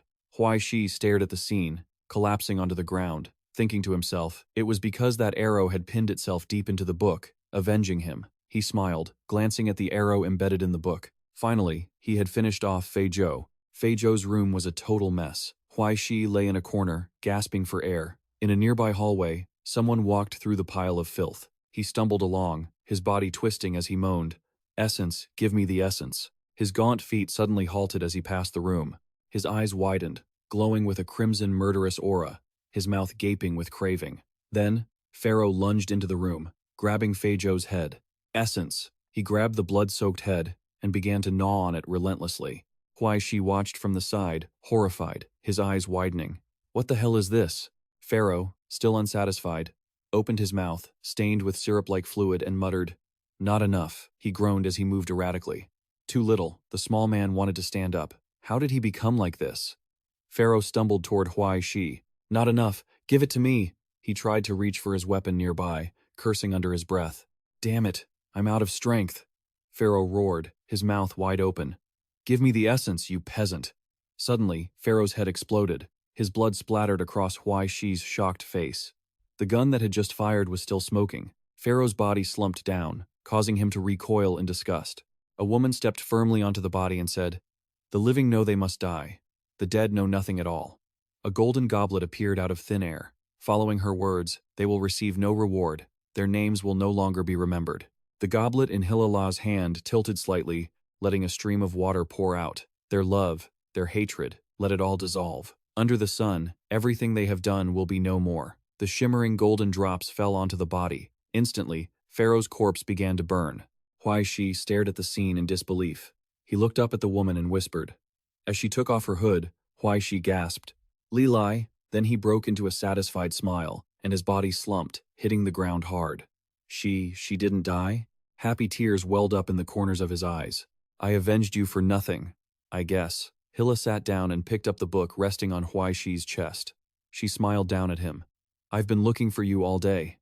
"So, this is where you were." Hilla plunged a needle into Huai Shi's vein. She slowly began drawing a strange liquid from his body. The book on the ground flipped open, page by page. A blinding light erupted from Huai Shi, and countless chemical symbols appeared in mid-air. She finished extracting the required amount of liquid and pulled the needle out. She held it up to eye level and examined it. Afterward, Hilla injected it into her own artery, leaving him wondering, is she a scholar? Huai Shi forced his head up to get a better look. She can skip all the complicated and lengthy processes of a lab. She pulled the needle out. The liquid in the syringe turned from red to something else, leaving him incredibly surprised. She achieved results instantly. Truly a genius. After the liquid had fully mixed, it glowed with a strange, eerie blue light. That was when Huai Shi finally spoke, breaking the silence. "You're Paracelsus, aren't you?" He recalled the moment he was attacked and asked her, "The thunder-flying boat clearly could have killed me, but it was you who saved me, right?" Hilla observed the syringe, and then slowly answered his question. "My father, he passed away half a year ago." Huai Shi was stunned after hearing her answer. "Father? Paracelsus is dead?" While Hilla injected the liquid into him, she explained the current situation. "You've been poisoned too heavily. A simple antidote won't work.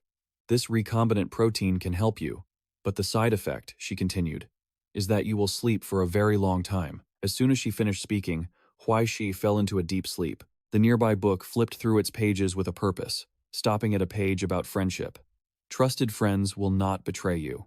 Paracelsus Hilla looked at the page inadvertently and wondered, "Are you someone who can be trusted?"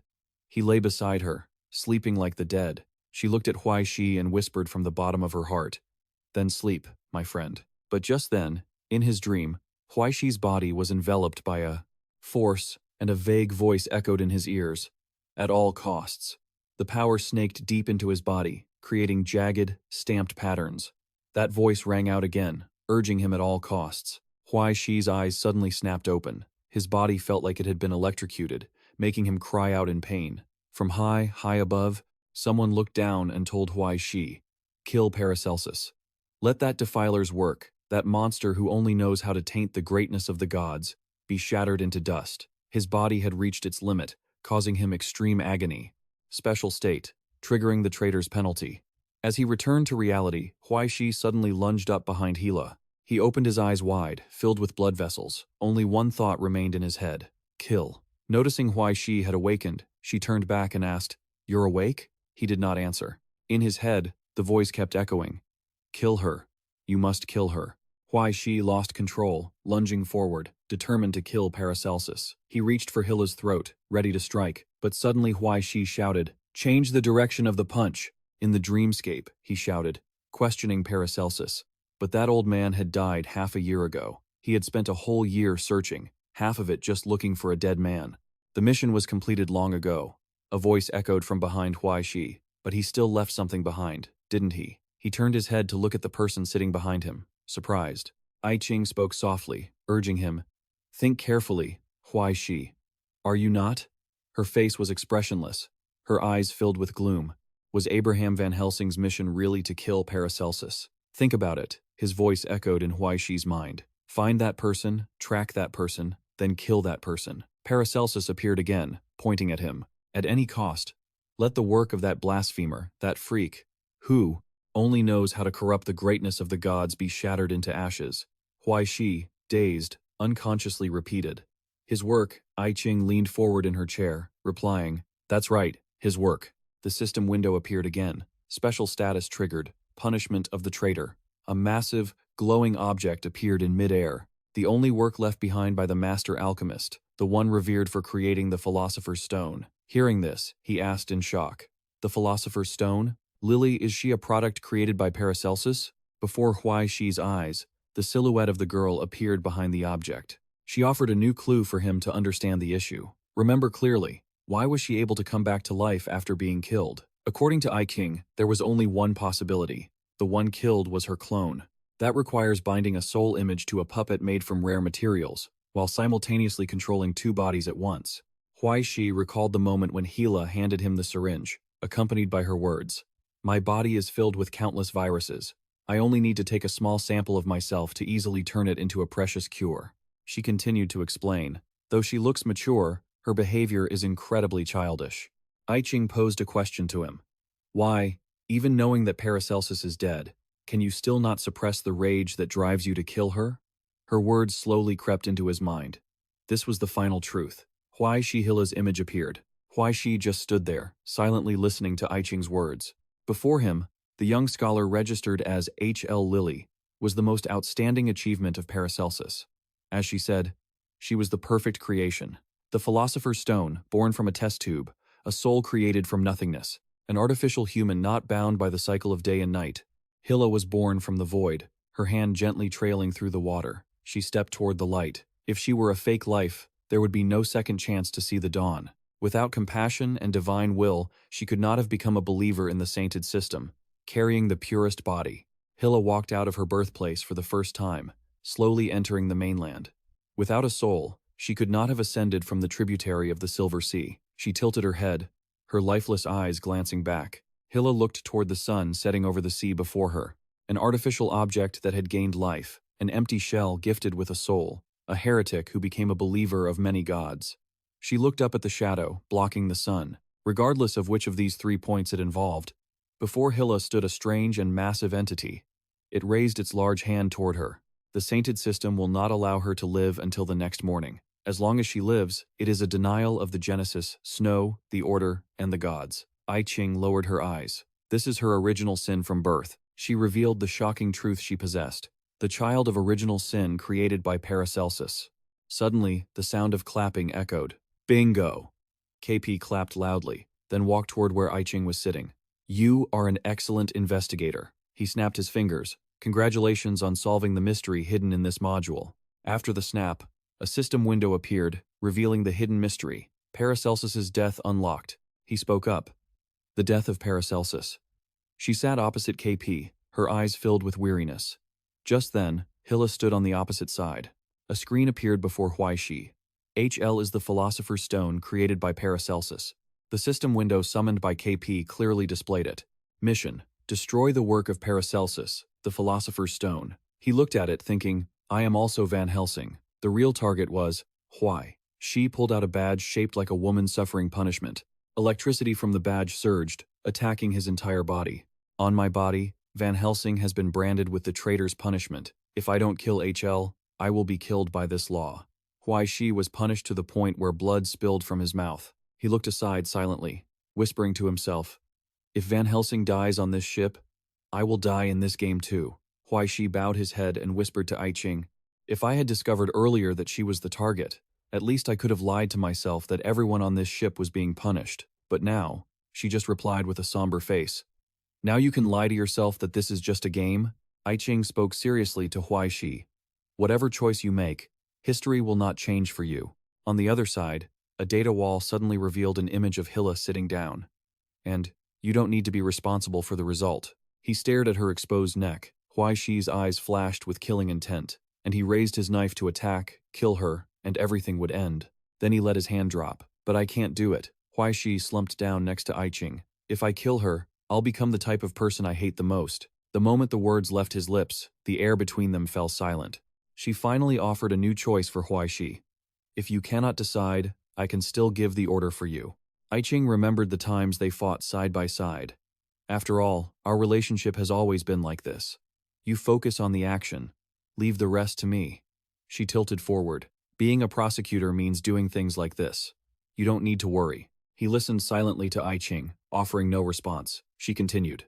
"Then, Huai Shi, I order you to complete your mission." Hearing this, Huai Shi clenched his fists and whispered, "Kill, but I can't do it, I Ching." Suddenly, I Ching shouted, "Wait!" She held up a coin and said, "Look at this."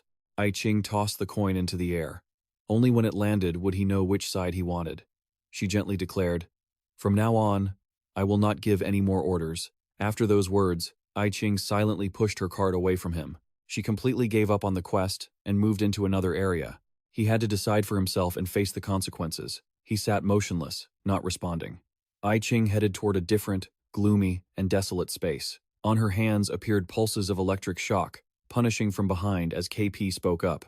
"Is that really all right?" He elegantly adjusted the bow tie hanging on his collar. He didn't even know that this decision affected her life.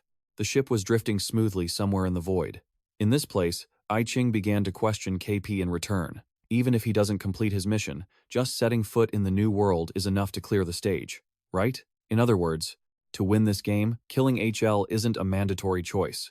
The system board appeared, displaying the mission details. Completion condition is reaching the new world. Secret mission is to kill HL. She coldly turned back to look at the sly man, bluntly exposing his tricks. "You kept distorting information, trying to force him to kill HL. Is this the fair game you claimed it to be?" KP just chuckled, reached up to adjust his glasses, and replied with indifference. "Well, how should I put it? Fairness is just like justice." He raised his hand into the air, his tone full of implication. "It sometimes arrives late, but sometimes it's just absent altogether." I Ching looked at KP with contempt and retorted, "But this time it won't be like that. Where I am, it definitely won't be that way." In some dimension, in some timeline, Huai Shi sat in the room, sketching on a piece of paper with a pencil, thinking to himself that he had consumed a lot of artificial plasma created by HL, and his physical strength had recovered by nearly 60%. Huai Shi moved his pencil across the paper. Although the antidote she injected him with had a sedative effect, he let out a long, weary sigh. But it's still very hard to curb the urge to kill her. Huai Shi was sketching a woman whose identity was unclear. It was best to keep his distance from her for now. As he was focused on drawing, Hila's voice rang out, asking, "Who is this?" He answered the question subconsciously. "The black fly guy, can't you tell?" Huai Shi habitually asked back, "Why did you?" He suddenly glanced toward the sound, a sense of panic rising in his heart. This isn't good. Why did she come here? She flopped onto the bed. The black fly guy?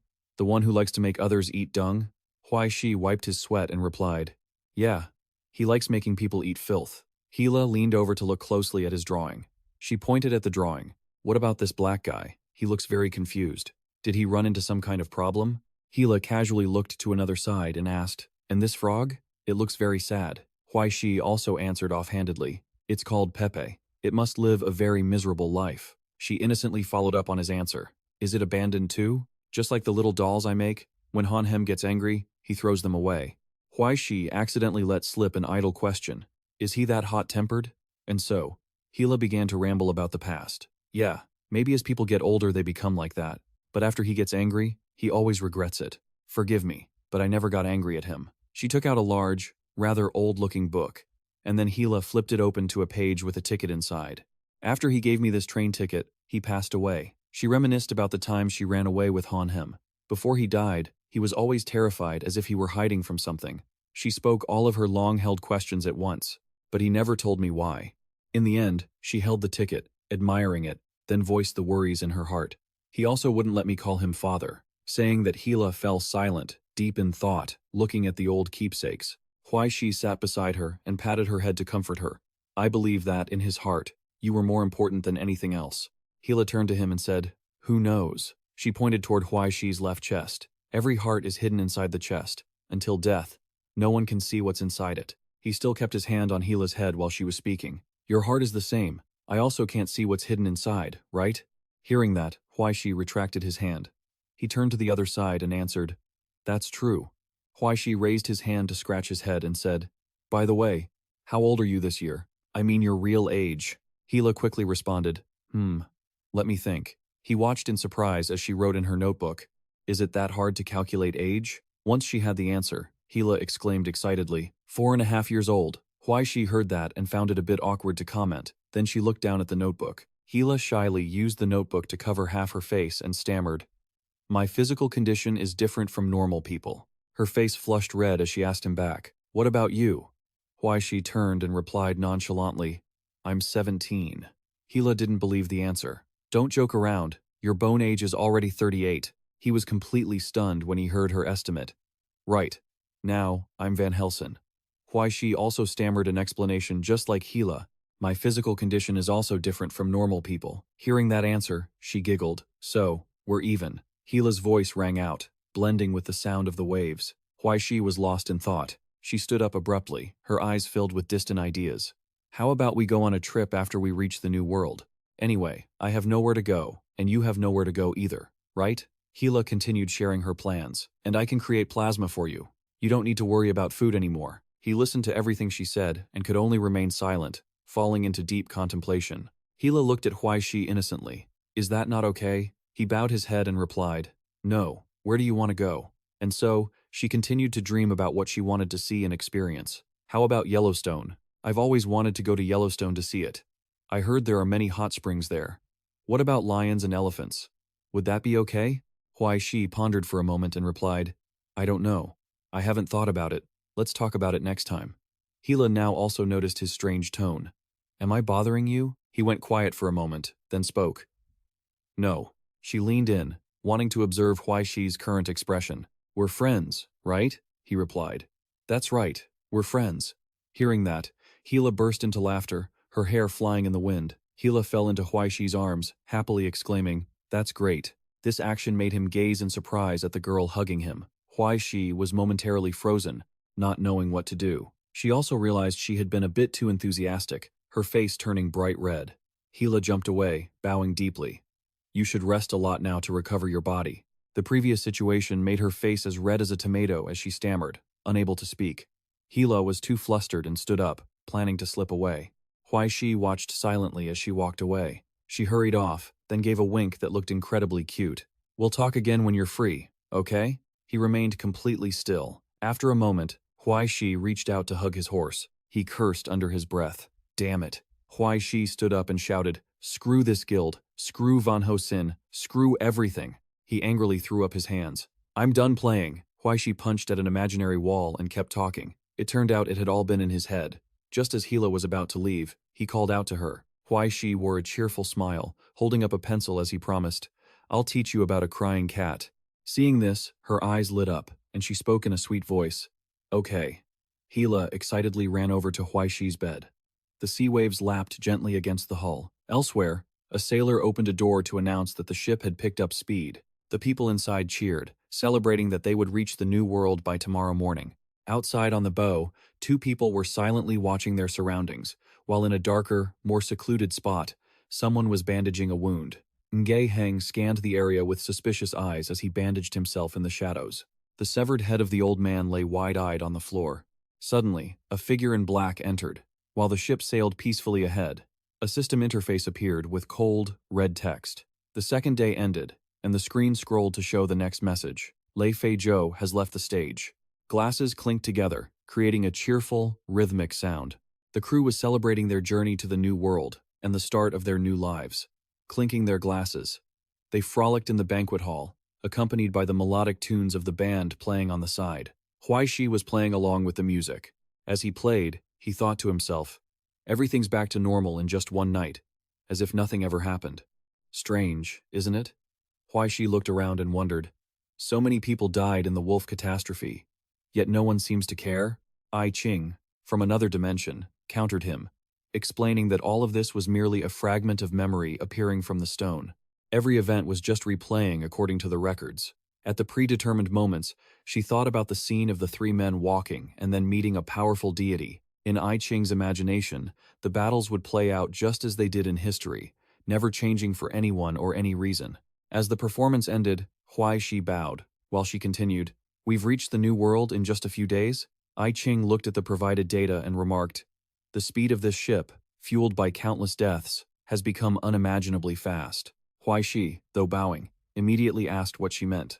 Below, Hila was clapping excitedly. She didn't take long to provide the answer. This ship uses deaths and souls as fuel. The more people who die, the faster it goes.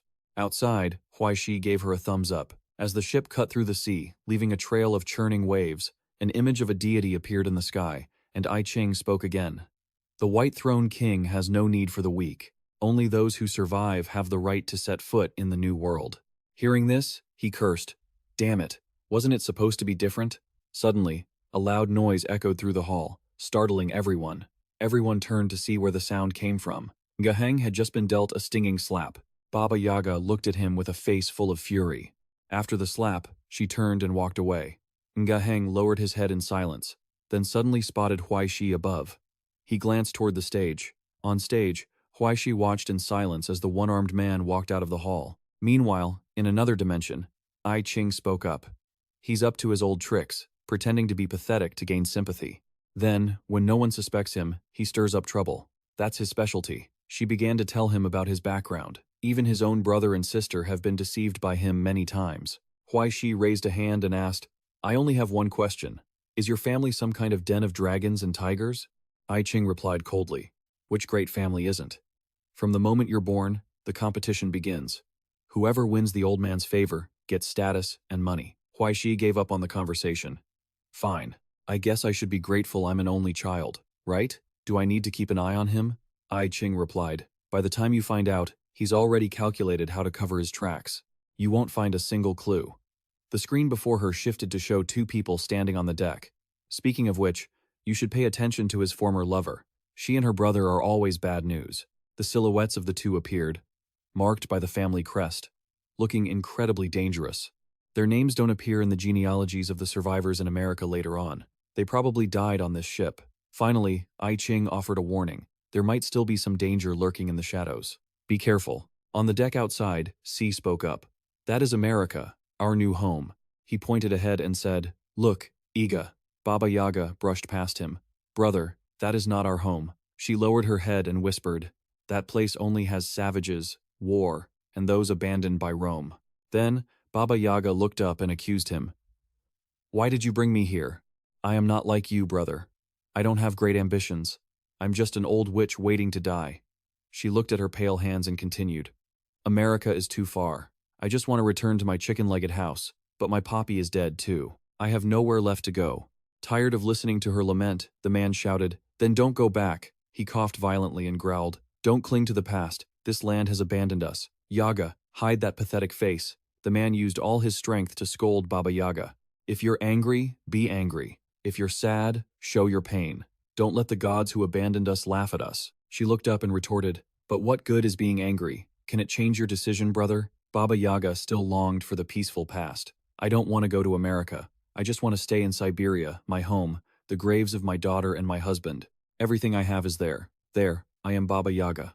I am a witch. I am hated. But if I leave, what am I?" Then she lowered her head and burst into tears. "I am nothing anymore, brother. Nothing. I have no choice but to become a mad witch.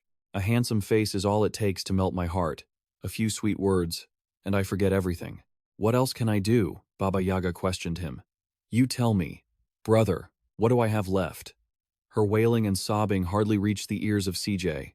"But at least I'm still alive, and we still have hope to start over." Baba screamed, "You say that as if I didn't deserve to die. We deserve to be punished in the deepest pits of hell." She used all her reasoning to prove her brother was wrong, asking why he would force a damned witch to seek redemption with him. "Tell me, brother, Shouldn't we have died a long time ago? Seeing her despair, Crow finally softened a little. Listen to me, sister. Don't be fooled by that pretty boy. What does a clown like him know? Are you going to let a toy control you? He placed his hand on Baba's pale hand and lowered his voice.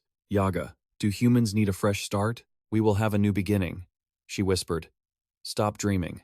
Her brother, Crow, used his other hand to press against her cheek. He said softly, please, at least don't become like them. You know that curse.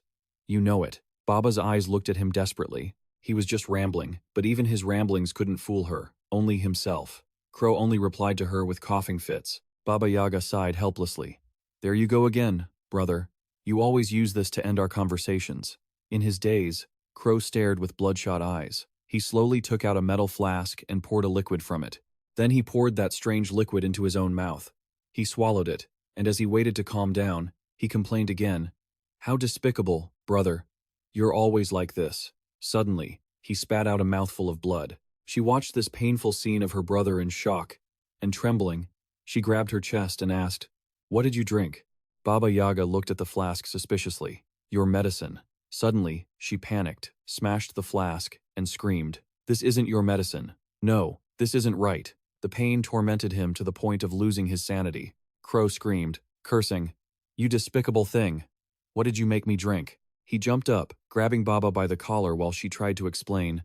I don't know, I swear. Niheng held his own flask and wore a sinister smile. I switched your medicine a long time ago. He hid in the crowd and whispered, The taste of Styx river water is wonderful, isn't it, you old demon?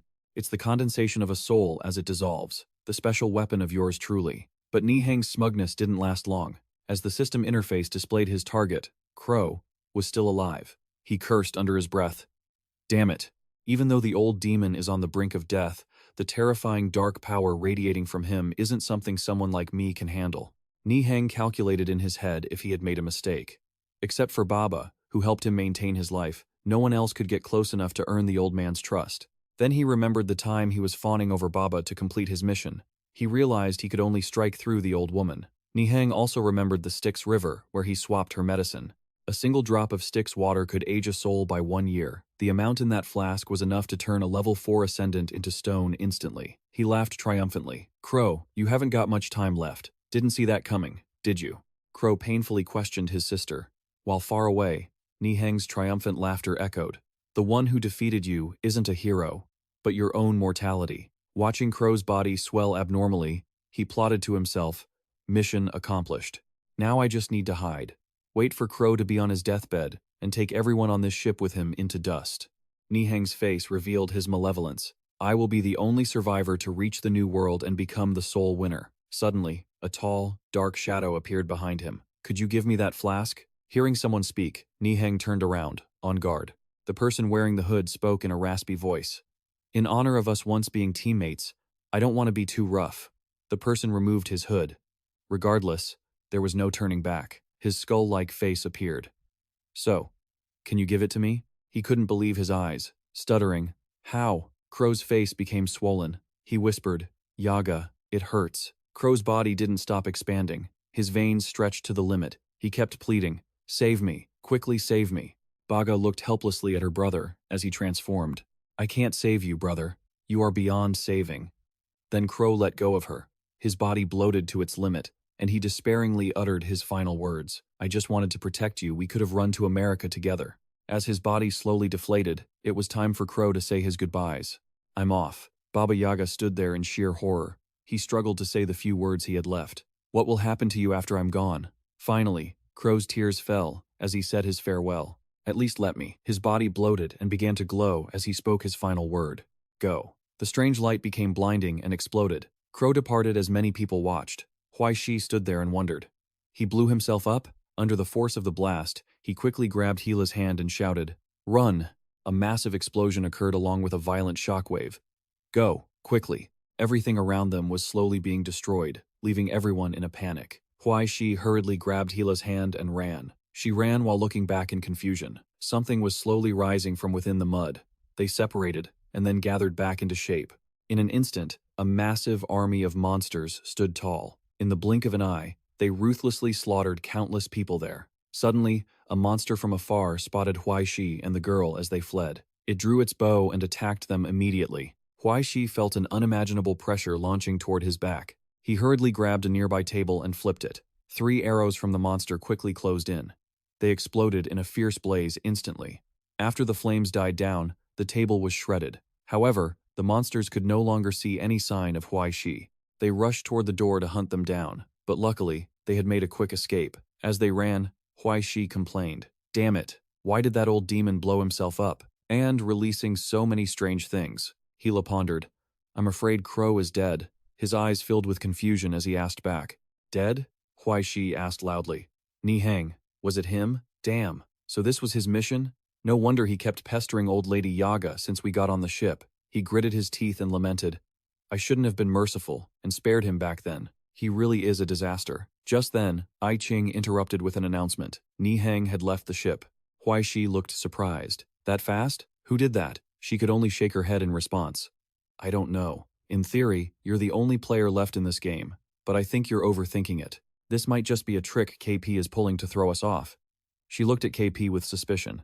"Besides me, there's at least one more player, right?" He replied with a sinister grin.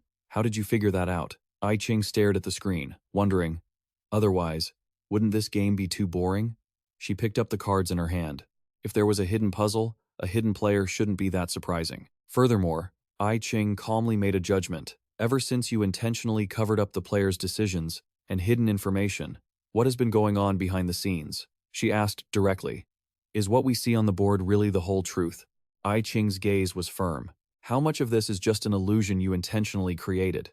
KP praised her. "I have to say, your deduction is remarkably accurate." He summoned another table of players in front of I Ching. KP's mouth curled into a smirk. Then, as a reward, her gaze remained unwavering.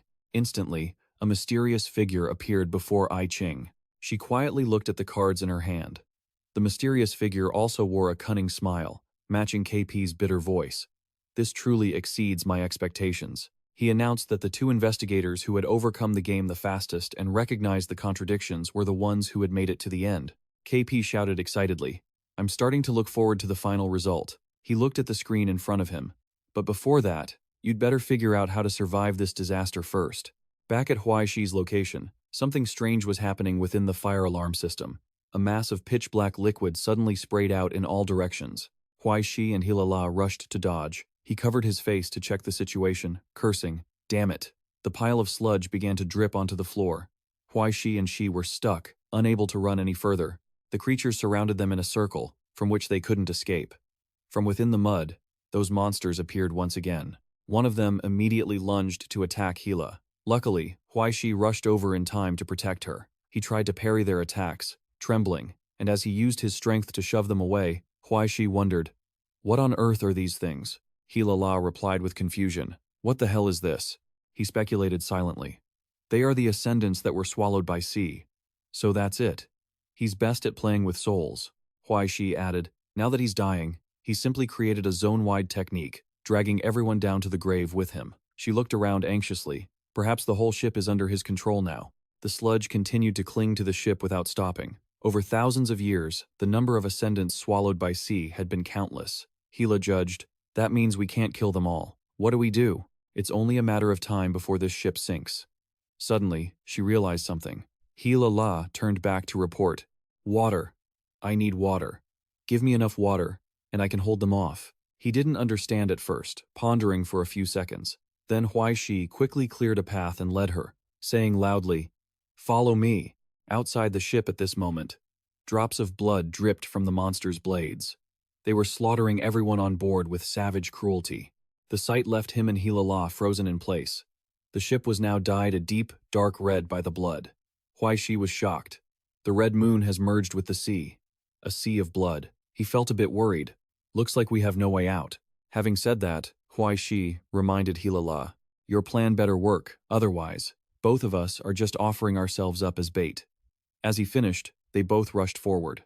He powerfully cleared a path for her to follow behind. Hila grabbed a large bag and ran to the edge of the ship, braking immediately. Hilala hurriedly tossed the bag full of paper down. A loud boom echoed, and the bag slowly sank. Suddenly, a phenomenon began under the water, and an explosion occurred right behind Huai Shi. Holding a knife in one hand, she took off her glove with the other. Hila used the knife to lightly cut her fingertip, then reached her hand out toward the steaming sea surface. Huai Shi was surprised to see the golden blood. The beastly instinct in his heart flared up as soon as he saw that drop of blood. Suddenly, Hila expression became tired, and her legs trembled, unable to stand steady. Huai Shi quickly realized Hila's condition. He rushed over to support her. "Careful, are you okay?" From within the smoke, countless magic circles appeared. The monsters had also closed in on them. Huai Shi looked up in shock. Just as a monster was about to lunge and tear them apart, a hand reached out from somewhere, easily grabbing the monster's maw and immediately tearing it in two. Beneath the smoke, a gravelly voice slowly rose. "Woken up again, have you?" Feet gradually touched the deck of the ship. The captain appeared with great dignity. "Well, it doesn't matter anymore." He stared with his mouth agape in amazement. The captain and the crew. "Hila," he immediately shouted loudly, ordering, "You trashy scavengers who snuck onto my ship, are you ready to pay the fare? Summoning an entire artificial army?" The ship shook violently. The captain shouted furiously, "You scum who snuck onto my ship, have you prepared to pay the fare?" Hila, standing nearby, held a small flower in her hand. She walked toward the captain. Hila wore a radiant smile as she offered the flower. "Your flower, sir." The captain froze for a few seconds, then glanced at her. He took the flower in his hand, lost in thought. A second later, the captain smiled happily and pinned the flower to his hat. "Thank you, little girl." Instantly, his eyes lit up. "Now then, little one." The captain clenched his fist and warned, "Step back a bit. I'm about to begin." He threw a powerful punch forward, opening the scene. Once the work started, the crew also rushed forward to attack. A monster intended to swing its sword to attack. However, when its blade touched the crew's skin, it was just like hitting stainless steel. The sailor wore a look of disdain and disgust. Seeing the monsters getting beaten to a pulp, Huai Shi thought to himself, "Truly astonishing." Not to mention why Hila kept all the crew's cores, he marveled. Being able to regenerate them in the blink of an eye and grant them fighting abilities stronger than before. Huai Shi could only stand still and observe. This requires an immense amount of life force that is impossible to calculate. He judged that this was something even scholars proficient in life force could not perform, but Hila's blood easily performed such an exquisite miracle. Huai Shi turned to look at Hila, who was praying. "How should I put this? Hila, who is registered under the title of the Hell Goddess Hila, is the very embodiment of pure life." Nearby, the crew is shouting at each other while hauling up a crate. "All right, drink up." A large iron crate gradually emerges, when suddenly, a creature lunges forward and knocks one of the crew members away. He goes flying and slams hard into the iron crate. The crew member wipes the blood from his face and curses. "Damn it!" He then reaches inside to grab something. A small can is quickly pulled out. "Care for a sip?" The other crew member immediately agrees. "Sure." He crushes the can, spraying a strange blue liquid from inside. In the blink of an eye, the liquid flies out and lands straight into the crew member's mouth. He gulps it down in one go. Immediately, his body reacts violently. In an instant, he becomes muscular and full of power, leaving Huai Shi wondering, "What the hell? Is that canned spinach?" The sailor clenches his fists and declares, "I'm ready." With that, he charges forward to sweep the battlefield, leaving Huai Shi speechless once again. Is there any scientific explanation for this spinach? Next, the captain reaches inside and pulls out a heavy-duty item. Holding a Gatling gun, he declares, "Let's speed this up." Huai Shi's eyes widen. What kind of four-dimensional treasure chest is this anyway? As soon as he finishes speaking, a rain of bullets pours down, straight into the monsters. The captain laughs gleefully. "Die. That's the price you trash have to pay for not buying a ticket." Huai Shi and Hila stand outside, watching, completely stunned. After the hail of bullets subsides, the monsters have been reduced to puddles of mud. Huai Shi speaks, his voice filled with hope. "Hila, if we return this time, we'll win." Suddenly, a loud explosion erupts from the ship. Huai Shi asks anxiously, "What was that?" Immediately after, a massive blast erupts at the bow of the ship. Not only that, but the hull itself, then other decks on the ship, and finally even the hallways begin to explode. The entire ship is engulfed in white smoke. Huai Shi worries, "This is bad. The battle elsewhere has breached the hull." The captain nearby shouts, "Stop wasting time, you bastards." He reminds them that if it continues like this, the ship will sink. "If you want to survive until we reach the new world, you better finish your part of the job."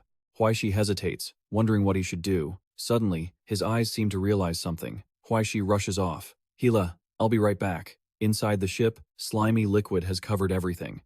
Huai Shi struggles to push through. He strikes repeatedly. The monsters are destroyed over and over. Old C always hides his soul outside his body to avoid being attacked by his opponents. Huai Shi approaches CJ's wheelchair, thinking to himself, now that he's dead, his soul must still be in some vessel, and that is where this terrible malice is being harbored. The wheelchair emits a shuddering energy. If they are to cross the sea to the new world, that vessel must surely be on the ship. Thinking this, Huai Shi slashes forward decisively. Rest in peace, old man. A loud explosion echoes through the space as the wheelchair shatters. It sinks into the sludge and vanishes. Huai Shi grits his teeth, wondering, is it over? Suddenly, from behind, a blade plunges through his body. Huai Shi spins around and realizes it's Clement. Clem ruthlessly pulls the sword back out. Huai Shi, his voice trembling, asks, were you a mole all along? Clem's eyes glow bright red as he replies, I can't stop. Huai Shi's eyes widen in confusion. What? From within Clem, a massive surge of killing intent erupts. He lets out a piercing scream that echoes through the space. Cracks begin to appear all over Clem's body, and the surrounding space ripples with violent shockwaves. As the tremors fade, Huai Shi watches warily. From the faint smoke, a figure appears, and a belt, along with a demonic eye, are slowly revealed. Huai Shi is shocked again and again. Before his eyes, Clement has transformed into the form of CJ. Huai Shi quietly assesses this person, proud and beautiful, carrying a cold and ruthless demeanor like a born emperor. Huai Shi clutches his stomach and asks, buddy, you're dead. Shouldn't this be over? CJ coldly replies, it cannot be stopped.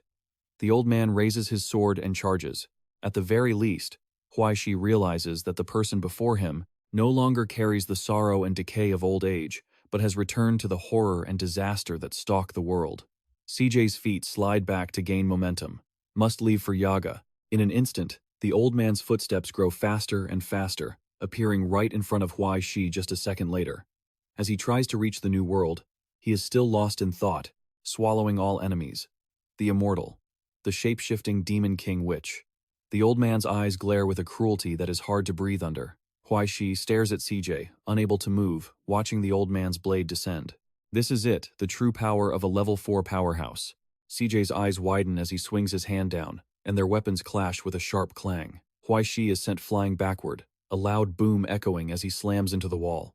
Huai Shi grips his weapon tightly, his hands shaking as he looks down at it. Huai Shi coughs up a mouthful of blood. So this is a level 4. The old man slowly approaches Huai Shi. The gap is truly too vast. He reaches into his bag.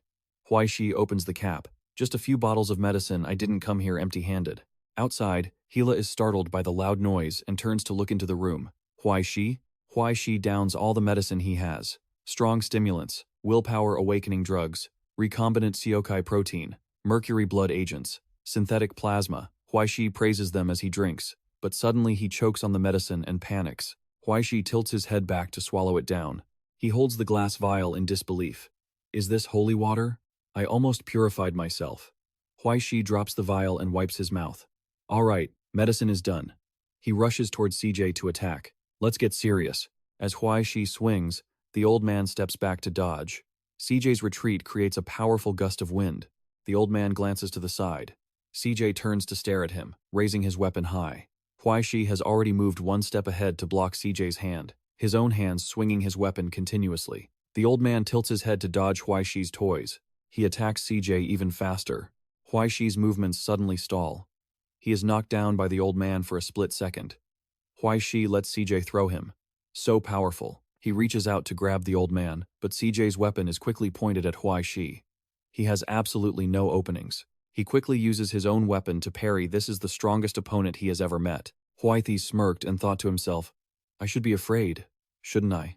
Yet, CJ's expression remained utterly calm. He swung his arm hard and stepped back. Huai Shi suddenly let out a mysterious booming laugh. Why do I feel so exhilarated right now? He looked up at CJ, and the two lunged into another martial arts clash. CJ clicked his tongue and leaned back. He swung his sword forcefully, and CJ threw a heavy punch that Huai Shi couldn't block in time. He was sent flying back instantly.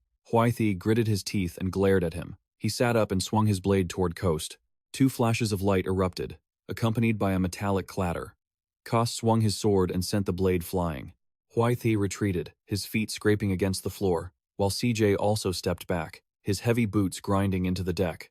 The two widened the distance between them, and Huai Shi clutched his stomach, What a shame. Wouldn't it be better with some music? No sooner had he finished speaking than a massive explosion rocked the ship. Both of them looked toward the source of the flash. Huai Thi bowed his head and smiled. The KP ship has its own on-demand service now. Things are heating up, aren't they? He smiled, tossing a few items in his hand into the air, and Huai Thi shouted in excitement. Bring it on! Huai Thi lunged at CJ once more. Explosions continued to rock the ship, slowly tearing it to pieces. Debris rained down into the sea with heavy thuds, and embers drifted into the air. Ash rose into the wind as thick black smoke billowed toward the sky. A young woman sat watching with an expressionless face. KP reached up to adjust his glasses and spoke. The miracle the White Monarch placed upon the ship, my flower, has faded. This is its true state. He rested his hands on his hips and stared at the large screen. This ship, once laden with carnage and death, has shifted to full throttle mode. After saying this, KP wondered to himself, is this heading toward total extinction or the rebirth of the continent?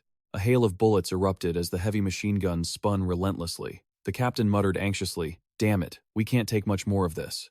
Thick smoke gradually obscured the view where Huai Thi and CJ were still fighting. They had moved to hand-to-hand combat.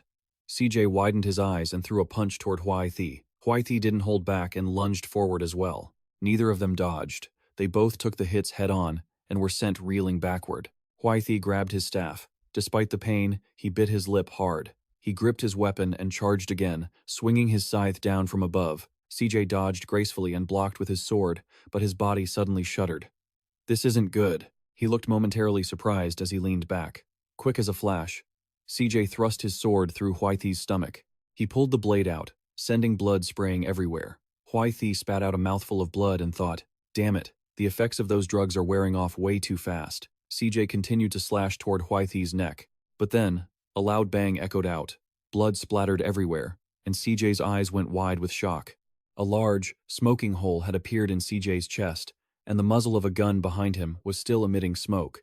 Hilala stood there, holding the firearm, and CJ glared at her intensely. Hilala gasped for air and shouted, now, Huai Thi, attack him. Die. Huai Thi delivered a clean, decisive slash, and CJ took the hit square on without even trying to dodge. Huai Thi followed up with another strike. CJ's hand was severed completely. Sensing the momentum, Huai Thi charged in. Huai Thi slammed him to the deck and quickly raised his weapon. This was his chance, but CJ suddenly pointed his sword upward. Huai Thi was taken aback, staring down the point of the blade aimed right at his face. What? Huai Thi swung the scythe in his hand into the air. Die! Rushed footsteps echoed from afar, and a streak of light flashed before his eyes. Hila lunged forward, and at the same time, a sharp blade embedded itself into his forehead. The cut deepened with every passing second. For a moment, both of them froze. Hila La reached down and carefully picked up an object. Finally, I've found it. Hearing this, Huai Thi looked over in curiosity as a notification window appeared. It turned out to be CJ's spoon. Huai Thi suddenly realized, the spoon? Why didn't I think of that? It wasn't the wheelchair glowing with light that held his soul, it was the spoon itself. Hila used all her strength to bend the spoon. After a desperate struggle, it snapped in two. The head of CJ's form was instantly cut through as the power from the broken fragment rippled out. CJ's head was then blown away. Seizing the opportunity, Huai Thi swung his scythe down. CJ's body turned into mud, and the viscous substance began to coat the entire area. At that same moment, the ship on the sea rocked violently, and silhouettes that looked like people began to emerge. Two sailors watched in silence. After a long while, there was still no movement. Seeing this, the captain asked suspiciously, does that mean we succeeded? Immediately afterward, the bodies of several people drifted toward them. Elsewhere, the animals and the sailors on the ship all lay perfectly still. Just then, a spark of light flared amidst the sludge, and the liquid slowly began to gather in one place. Finally, it took the form of a body. CJ's frame trembled in spasms, and he reached out a bony hand toward a vague silhouette standing before him. Yaga immediately grabbed CJ's hand. Brother, I'm here. Seeing this, the old man used his remaining strength to warn her. Run. His lips moved for a long time before he could speak the words. Run to a place where they can never find you. Yaga bowed her head in silence. You must live a good life. Even as he vanished, she whispered, I'm sorry. The warmth in her hand was now nothing more than dust. Brother, Yaga screamed, her voice trembling throughout the space. We can never escape that curse. From the moment we stepped onto this ship, there was no way back. As she spoke, she clenched her fists. We were fated to be nothing but dust crushed under the wheels of destiny. Yaga's body shook uncontrollably. Why? Someone, please tell me why it has to be this way. My husband, my daughter, everything I had. She stood up and threw her head back, screaming, Gods! Was taking everything not enough? Why did you have to steal him away from me too? Tell me. The two onlookers stood there, silently watching Yaga. Neither said a word. She fell to her knees, clutching her head. I curse you all! Flames began to consume her aged body. I curse you! Her voice echoed through the space. The day will come when you die because of the insatiable greed you've sown in this world. I curse you. Do you hear me? Do you hear me? The surrounding space fell momentarily silent, and a cunning smile curled Yaga's lips. She turned to look at the two of them, bitter tears falling from her cloudy eyes. Finally, she threw herself into the flames. At the very least, I won't be your plaything anymore. She spread her arms wide, feeling relieved. Never again. Yaga's body was slowly swallowed by the sea. The ship continued to cut through the waves, while bodies lay scattered everywhere. Laying motionless in a corner of the ship was the corpse of Nak Tuan. His headless body sat in a chair. Nearby lay the corpse of Lao Tu, and in another spot lay Fai Xiao, beaten to a pulp, lay lifeless. Finally, there was only the severed head of Han, next to the body of Nga Hong. The two stood in the middle of the desolate, smoke-filled ruins. The captain's voice rang out slowly. Everyone is dead, except for the two passengers on the Mayflower. He looked off into the distance. No one else had survived the recent attack. She felt confused. Everyone was dead? That didn't seem right. At this, the captain raised his voice, shouting, If you're lucky, you two will be the last ones to reach the New World. Hilla couldn't help but ask, Is this ship even capable of making it there? The captain calculated for a moment before saying, At our current speed, we will arrive soon. He smiled and turned to them. Trust in the power of the White Crown King. Hearing that, she felt a bit more at ease.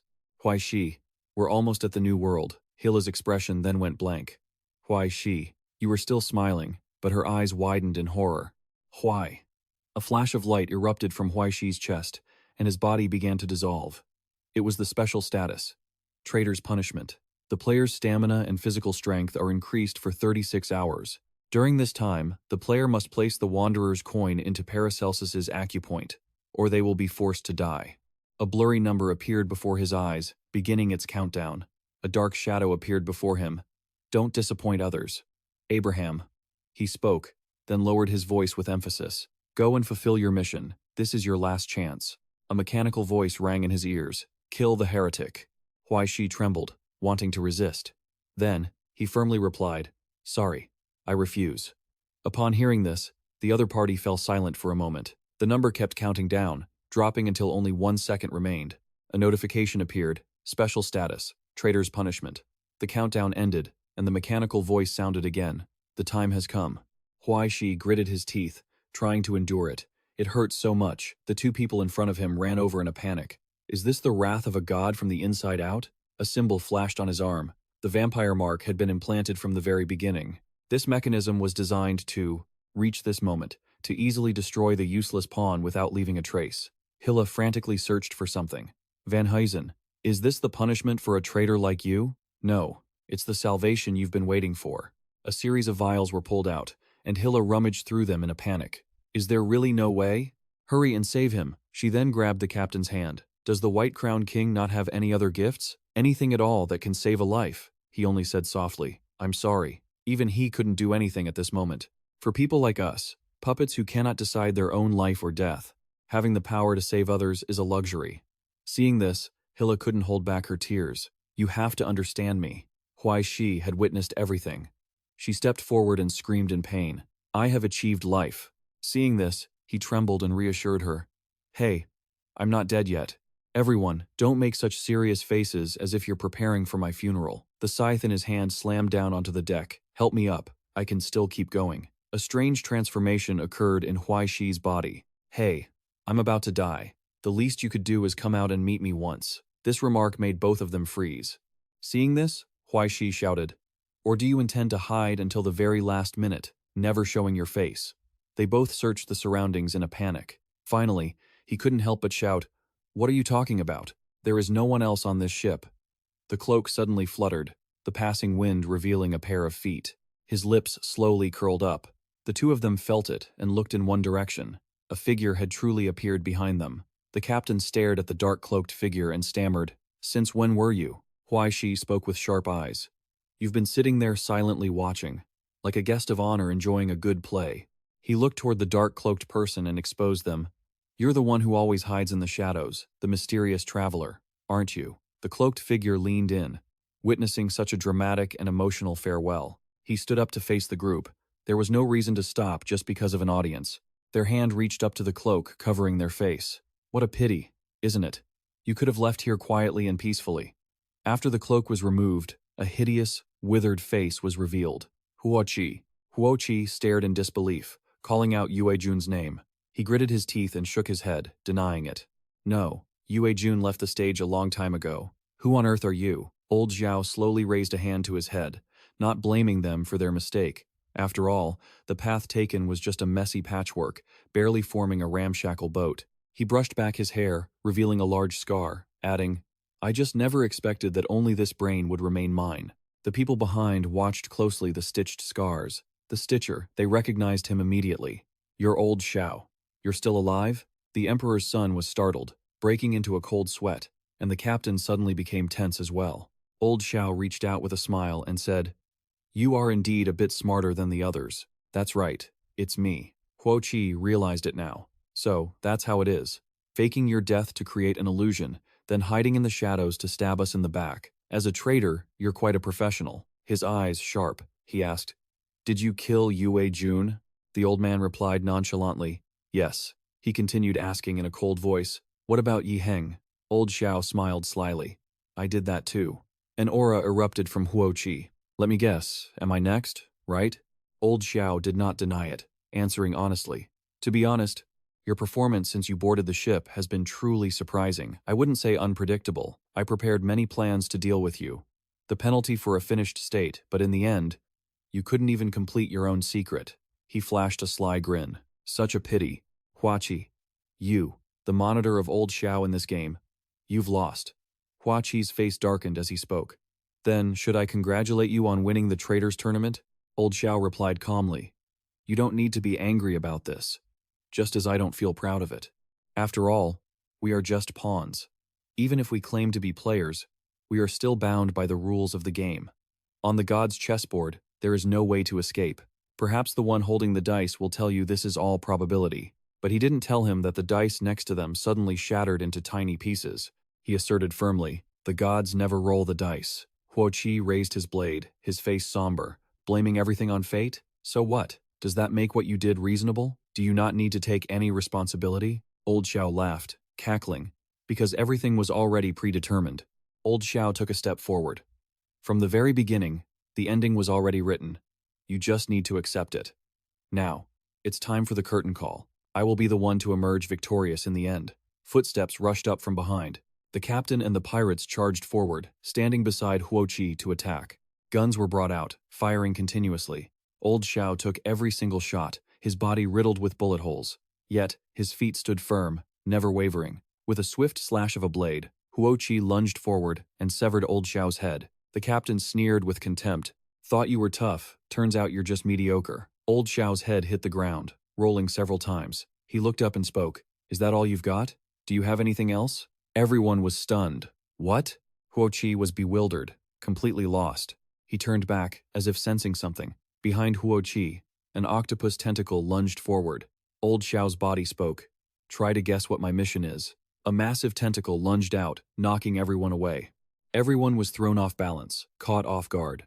Old Xiao reached down and picked up his own head. "Not only did I kill Yue Jun, but I also killed Spins. Lai Fei, Dan, Pharaoh, CJ. Even though you were the ones who finished them off. In reality, I didn't miss a single death on this ship." He screamed maniacally. "To be precise, I participated in every single death on this ship." Old Xiao looked toward Huo Qi. "That's right, I know you understand now. It's for stitching." A slimy monster appeared behind him. "I collected the best parts of all the transcendents on the ship, gaining this strongest body. But after all, this is a forcibly stitched together form. If it isn't maintained, it will soon rot and fall apart. Therefore, I need," he began to recount, "the witch's potion, the medicine that can extend the life of the living and bring the dead back to life. It's just a pity Yi Heng wouldn't give it to me." Old Xiao tightened his grip on his cloak, then ripped it away. This is my secret. It's actually very simple, just the fluttering cloak and an evolution card. Huo Qi's eyes were blank. Evolution of the Holy Mark. After the Stitcher enters the third stage, a hideous D.C. body made of many parts is revealed. Level 4 Chimera. Huo Qi gritted his teeth, staring at his body. The witch spins, Yiheng's iron boots, Yue Jun's head, the snake fin tentacles. Old Xiao shouted loudly. Understand now, Huo Qi, I will be the last one, the only winner on this ship.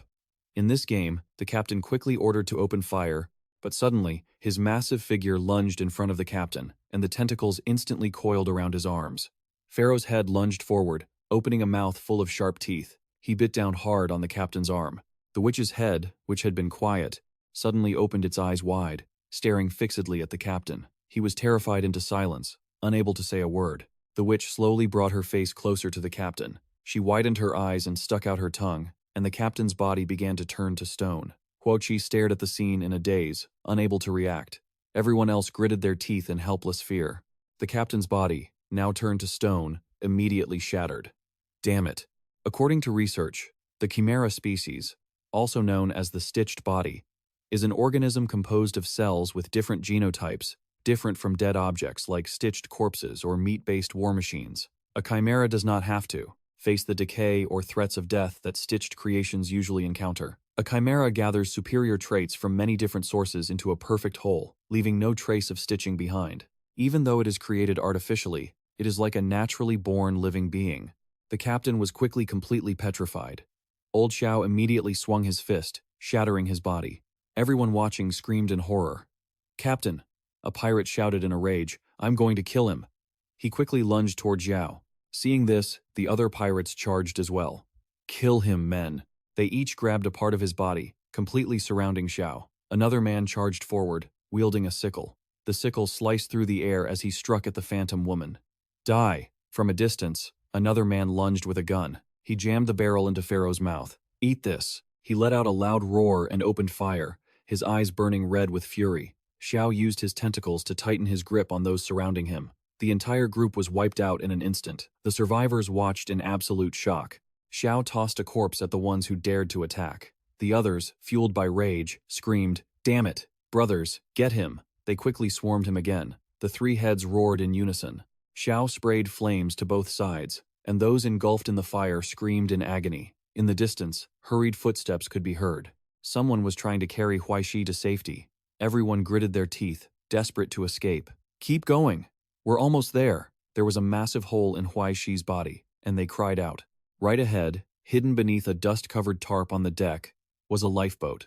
The two pirates instructed her, "The rest is up to you. We can hold them off for a while longer. Use this time to get on the lifeboat and escape." DZ stumbled as she supported Huai Shi, turning back to ask, "No, come with me." They offered a bitter smile. "We still have work to do. Just make sure you live on for us."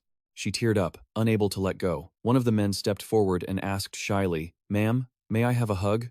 The four of them quickly embraced each other. He felt the tears and murmured, "How good this is, the taste of being alive." Afterward, both men turned back toward the battlefield. "Live, you must keep living." DZ didn't hesitate any longer and fled.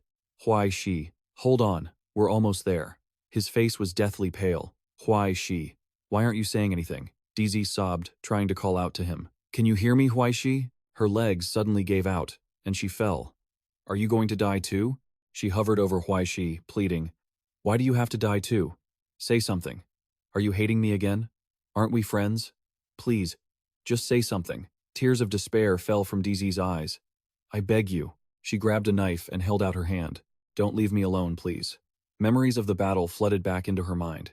Tears streamed down onto Huai Shi's face. DZ pressed the blade against her wrist, determined to keep him alive. Her blood flowed into his mouth. A surge of warmth began to spread. "Stay here, don't leave me all alone. Please." Suddenly, DZ froze. Huai Shi still hadn't moved. She reached out to his face, her tear-filled eyes narrowing. DZ touched Huai Shi's hollow face. Her tears fell uncontrollably. She hugged him tightly and wailed, "Huai Shi." A figure quickly approached them. "Is he dead?" Xiao stood before them both. The old man reached out with his hideous hand. "Forgive me. I have to do this. Even if this is just a game, don't let others down. Abraham, fulfill your mission." This is your last chance. Kill that heretic. A countdown clock appeared, nearing its end. Sorry. I refuse. Status update. Punishing the Oathbreaker. The countdown finished, and a dark shadow stepped forward. Since you will not repent, then drown in the god's wrath along with that heretic. Abraham. Huai Shi's deep, dark shadow emerged. Sorry, Fa. I prefer to take things myself, things that weren't given to me. He quickly bit into him. Huai Shi reached down and picked up the staff. He raised it high and shouted, Now! Who else dares to give me orders? Isn't this supposed to be salvation? I've already found it. When he woke up, Huai Shi grabbed Xiao's hand. Don't you dare touch her. Xiao gasped in shock. What? Xiao swung his arm with lightning speed. Why is he so resilient? He slammed Huai Shi hard against the wall behind him. A massive explosion erupted, and the sails snapped and collapsed. Xiao stared at the wreckage. Suddenly, a skeletal hand reached out and waved. Hold on a second.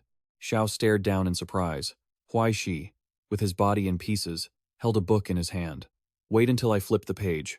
Let me finish reading, then we can keep fighting. Xiao was incredibly confused as Huai Shi flipped through the book rapidly. Huai Shi smiled and muttered. So that's how it is. He turned to a specific page and pointed the staff at it. He gave a sinister smile. Xiao watched in silence, waiting to see what Huai Shi would do. The Oathbreaker judgment mechanism, installed in vampires by the Holy Spirit Order, was a tool for punishment. To seek salvation, a vampire had to be absolutely loyal and devout. Otherwise, they would be punished, or even destroyed. When the Cardinal Order determined a vampire had no more value, the mechanism would burn the target's body and soul from the inside out. However, what people like Van Helsing didn't know was the truth about this destruction mechanism. The very thing they feared and opposed was, in fact, the mechanism of salvation. The thing they had struggled to find for so long had been hidden inside their own bodies all along. Only the deepest darkness could forge the sharpest light. Even though the Oathbreaker caused vampires to endure brutal torment of both body and soul, the Holy Spirit Order could still forge the perfect fighting machines from the abyss of darkness. This is what they called salvation. From the void, all that could be seen were scraps of clothing. Soon, only a faint white dot remained. When the Cardinal Order judged that a sinner had atoned for all their faults, their consciousness would pass through the scorching flames, preserving their existence. Through the grace of the Holy Spirit, they would be promoted, becoming part of the Holy Spirit's invincible army. Huai Shi's body, previously torn and shattered, now looked like a holy angel. He walked through the world, his eyes snapping open to stare at his opponent. Huai Shi's body, ravaged by the recent impact, stood exposed in the space. Xiao watched, his mouth agape in astonishment. Is he purifying himself? The space around them began to be encased in tiny shards of glass. Dizi, sitting below, witnessed this, her eyes flickering with emotion. A few seconds later, Huai Shi was enveloped in a brilliant golden aura, and his flesh began to regenerate. Next, his ribs started to knit back together. Huai Shi's legs also slowly regained their original form. Xiao stood there, dumbfounded, watching this strange phenomenon. After a moment, he let out a dramatic, desperate roar. Without a second thought, Xiao resumed his attack. He punched hard toward Huai Shi, but the blow was blocked. Xiao's face turned completely pale. Huai Shi finished regenerating, revealing the form of a robot. From his face, a radiant energy began to seep through the gaps. In the blink of an eye, he unleashed a massive amount of magic. Xiao's shoulder was unfortunately hit. He remained frozen, unable to react in time. Now, from within the smoke, heavy footsteps grew louder. A tall, hulking figure became clearer as the smoke slowly cleared. Clad in armor, Huai Shi glared at Xiao with pure hatred. He stepped out arrogantly, having just returned from the brink of death, and confidently taunted him. I heard you leveled up. Huai Shi stood tall before his opponent. What a coincidence. So did I. 3rd rank dragon magic leveled up. 4th rank angel form. Xiao couldn't believe his eyes, his voice stuttering. What? Before he could retaliate, Huai Shi reached out, and the axe flew into his hand from afar. It fit perfectly in Huai Shi's palm. Without hesitation, he raised the axe high, and cleanly finished off Xiao in one stroke. First, his body was split vertically, then horizontally. Finally, Huai Shi looked toward the Empress. He spoke softly. Sorry for keeping you waiting. She wept with relief upon hearing this. Huai Shi, you're so amazing. Little did they know, the vampire's ascension mechanism was hidden within the punishment of the Oathbreaker, thanks to Lin's generosity. She channeled magical power from the Philosopher's Stone into his golden blood to keep him alive. In addition to the scepter from the records of the Book of Destiny, Huai Shi shielded her, declaring, Even if it's just a fake activation code, I fought for you in the end, my lady. Xiao's body parts lay scattered, in every direction, but suddenly, they began to float into the air, finding their way back to each other. The body pieces began to fuse at the molecular level. Once nearly reassembled, Xiao slowly spoke. You truly are the most unexpected opponent I have ever encountered. Not only are you fearless, he started to feel excited about fighting in his strongest form.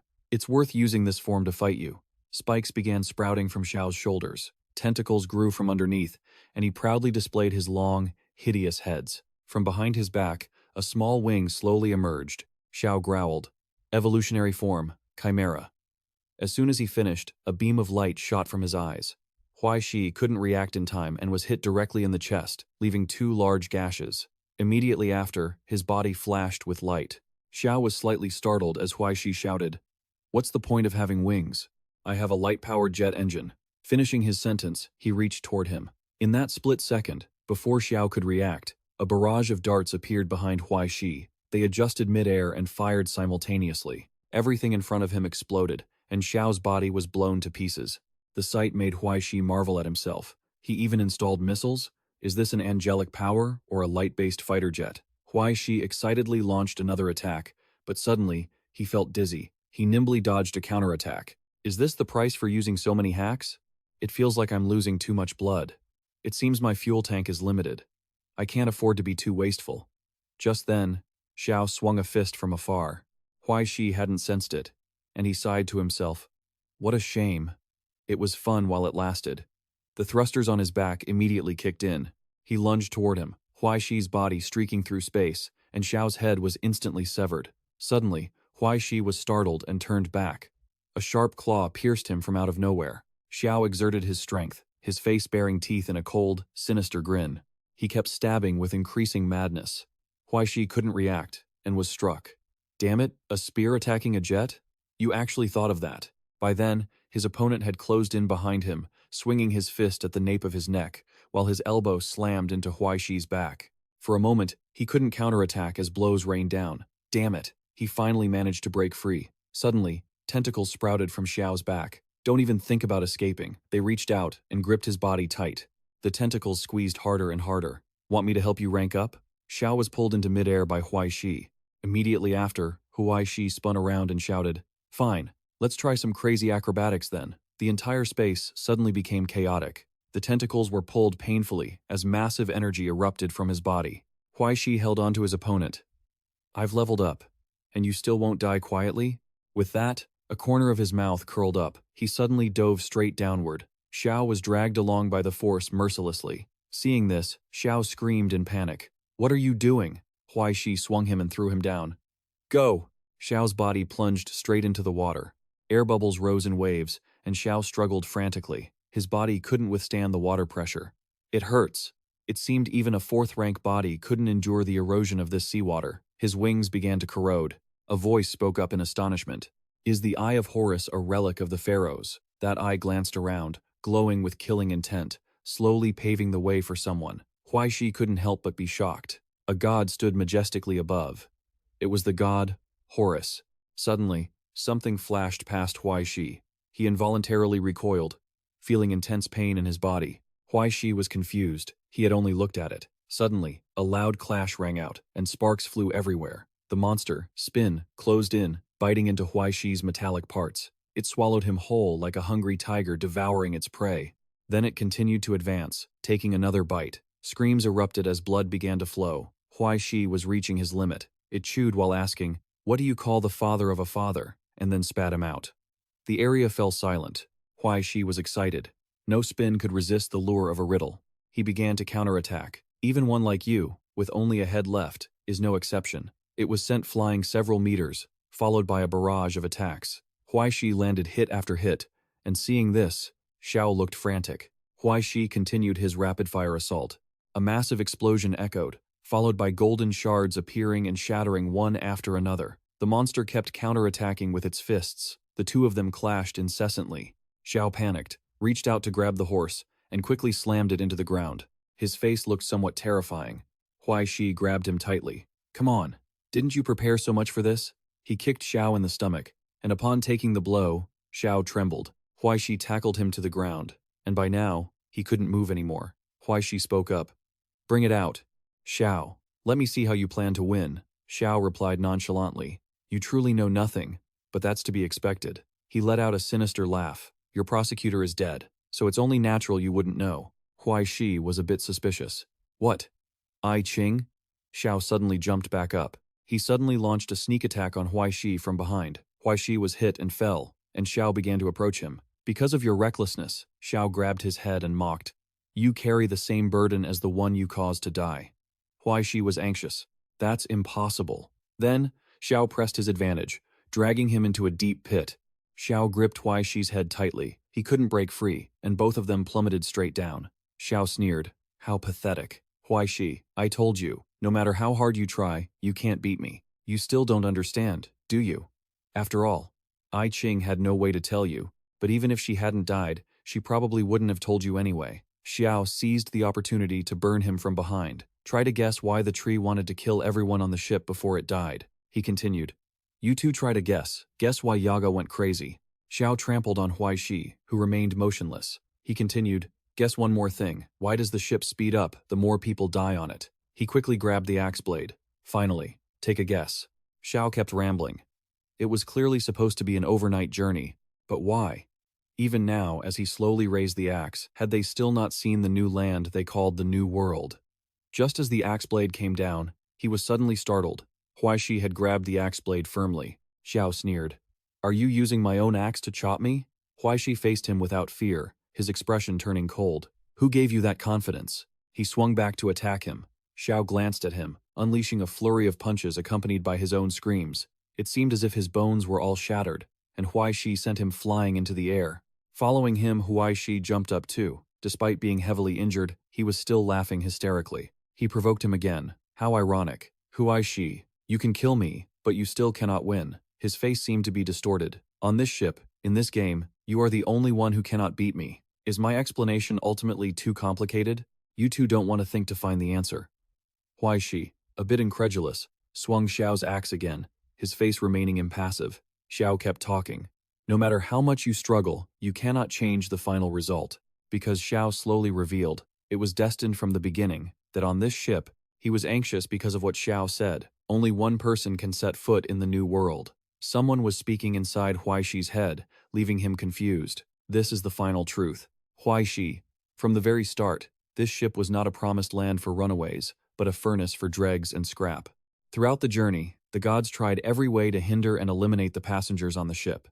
It may seem cruel at first glance, but it is perfectly consistent with the intentions of the White Crown King. The voice kept echoing. Because the White Crown King does not need losers, he needs those who are truly strong enough to survive cold adversity and brutal massacres. Choosing one winner from 100 losers, all the sinners on this ship, only one will be pardoned by the White Crown King in the end, the one who can help him complete his great cause. A figure gradually emerged in the shadows. Now you understand, right? Huai Shi was bewildered and didn't understand anything. Xiao asked again. Finally, try to guess whose sage's stone recorded the history we are currently experiencing? Hearing that, Huai Shi quickly brought the axe down, and Xiao's head vanished. Xiao kept speaking until the end. Everything belonging to Paracelsus will be buried here. She will die by your hand, Xiao reminded Huai Shi. Abraham Van Helsing, this is your mission. A destiny you cannot change. In those moments, Xiao kept clenching his hand, creating something a golden badge from within his palm. This badge seemed to symbolize what he had said. Shadowy figures gradually appeared, and memories began to surface. Someone was killing everyone. That young man stood before Huai Shi, ordering him to kill Paracelsus. From his mouth, the words "kill" Lily escaped. Huai Shi couldn't help but laugh. He quickly picked up his gun and pointed it directly at the man's face. The fragments gradually disappeared. In front of him was Lily. She asked carefully, So, you came here to kill me, didn't you? Huai Shi? He didn't deny it and answered directly, Yes, that's right. She wept in pain. Why? I just wanted to survive. Amidst the flickering flames. That's right. Why is it so hard just to live a happy life? The ruins in the sea of fire, perhaps the world was meant to be this way, but Huai Shi couldn't soften his heart. With Lily's teary eyes and his own hesitant gaze, as the trigger was pressed, Huai Shi spoke, I'm sorry, I lied to you. Because the outcome of this game was decided from the very beginning. A bullet has been fired. so let's just end it now. Huai Shi fired the gun, the bullet piercing through the wind. He wore a bitter smile as drops of hot, bright red blood fell to the ground. The bullet grazed Gila's head. Huai Shi had been stabbed in the chest with a knife, causing his shot to go astray. It was a pity. The atmosphere seemed to freeze. She struggled to grab the weapon. Gila stood stunned, as if dead. Huai Shi gave a gentle smile, then collapsed powerlessly. She hurriedly reached out to catch him. Gila was pale with fear. Huai Shi tried to speak. "I'm sorry. My breath is fading. I can't travel with you anymore." She was shocked to hear those words. Gila scrambled to save the situation. "No, Huai, don't." But Huai Shi reached out to stop her. Lying there, he shook his head slightly, tears rolling down her cheeks. Huai Shi instructed, "Listen to me. You guide the future in detail. From today on, you must learn how to live alone. When you reach the new world, you will begin to live alone, work alone, and travel alone. You will have to face your own destiny, face the storms of the future all by yourself. In the end, you might die in silence, all alone." Huai Shi whispered his advice. "But you are not allowed to be afraid, nor are you allowed to run away." He reached out to wipe the tears from Gila's eyes. "Because I am not alone, so I must have the courage." Huai Shi slowly lost his strength. "Goodbye, Lily." His voice grew distant. "Goodbye, my friend." The late night remained peaceful, and the moon emerged against the pitch-black sky. Faint beams of light scattered across the sea. The light from the raging fire was particularly striking. Huai Shi had closed his eyes for the last time. "Thank you for accompanying me. Thank you for everything you've done for me." Hilla hugged him and wept loudly. "Thank you for that hug back then. The entire ship was burning to ashes. I wish you a safe journey." KP was genuinely confused. "Why didn't you stop him?" He raised a question. "I thought you would at least let him kill that girl. After all, this is just a game," I Ching Nienya confirmed. "That's right. This is just a game." She casually opened her lighter and lit a cigarette. I Ching exhaled a cloud of smoke. "It's a pity, but I prefer this ending." KP stared at her actions, looking extremely uncomfortable. I Ching gave KP a friendly finger. "Damn you and your games." He just offered a polite smile. "Should I say it's surprising, or was this already obvious?" KP leisurely took off his glasses. "You made the exact same choice as the last round?" He asserted firmly. "If once is a coincidence, twice can absolutely not be called a coincidence." KP remarked seriously. "Your determination and will are truly admirable. Your respect for the story also surprises me. I must admit that I have underestimated you." I Ching was not patient at all. "Can these flowery words change the ending? If you want to do something, hurry up. Don't expect me to beg." He smiled and replied, "No. I think you've misunderstood something." Huai Shi's projection waited to appear on the table. "The game is not over yet."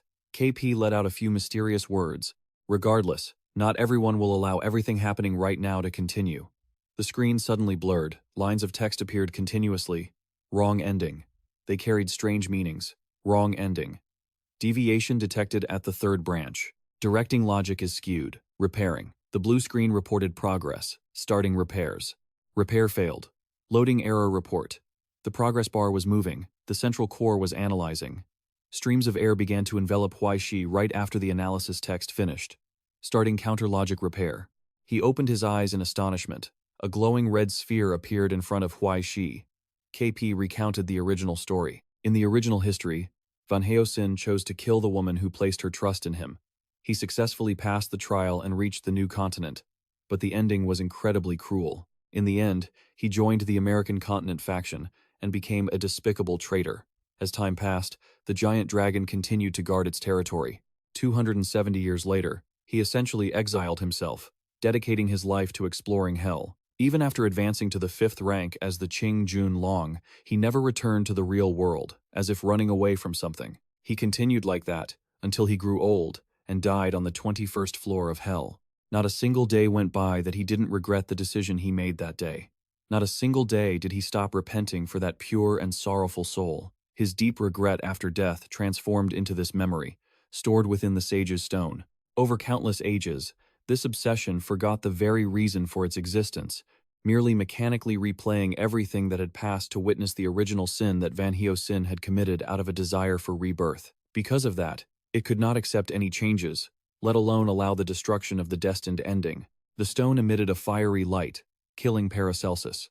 It created a silhouette of Heosin screaming, fulfilling his mission. He kept rewinding that scene, killing her, to achieve his redemption. But Huai Shi retorted bluntly, "Go to hell with your redemption." White streams of energy gathered before him, taking the shape of a book. Huai Shi reached out, grasping a phantom void, but Hyosin was unexpectedly pulled closer. He stared in shock, eyes wide. Huai Shi loudly declared, "I don't need that redemption." A look of indescribable horror flashed in those eyes. At the same time, Hyosin's face cracked. He shattered into 100 fragments. The black pawn on the chessboard judged, "You will lose." See, his Hyosin piece is disintegrating. It's shattering, completely destroyed. KP instinctively broke into a cold sweat and jumped up in terror. Is Huai Shi's profile resisting the sage's stone? I didn't expect this. Could it be that this story is choosing a new protagonist right in front of us?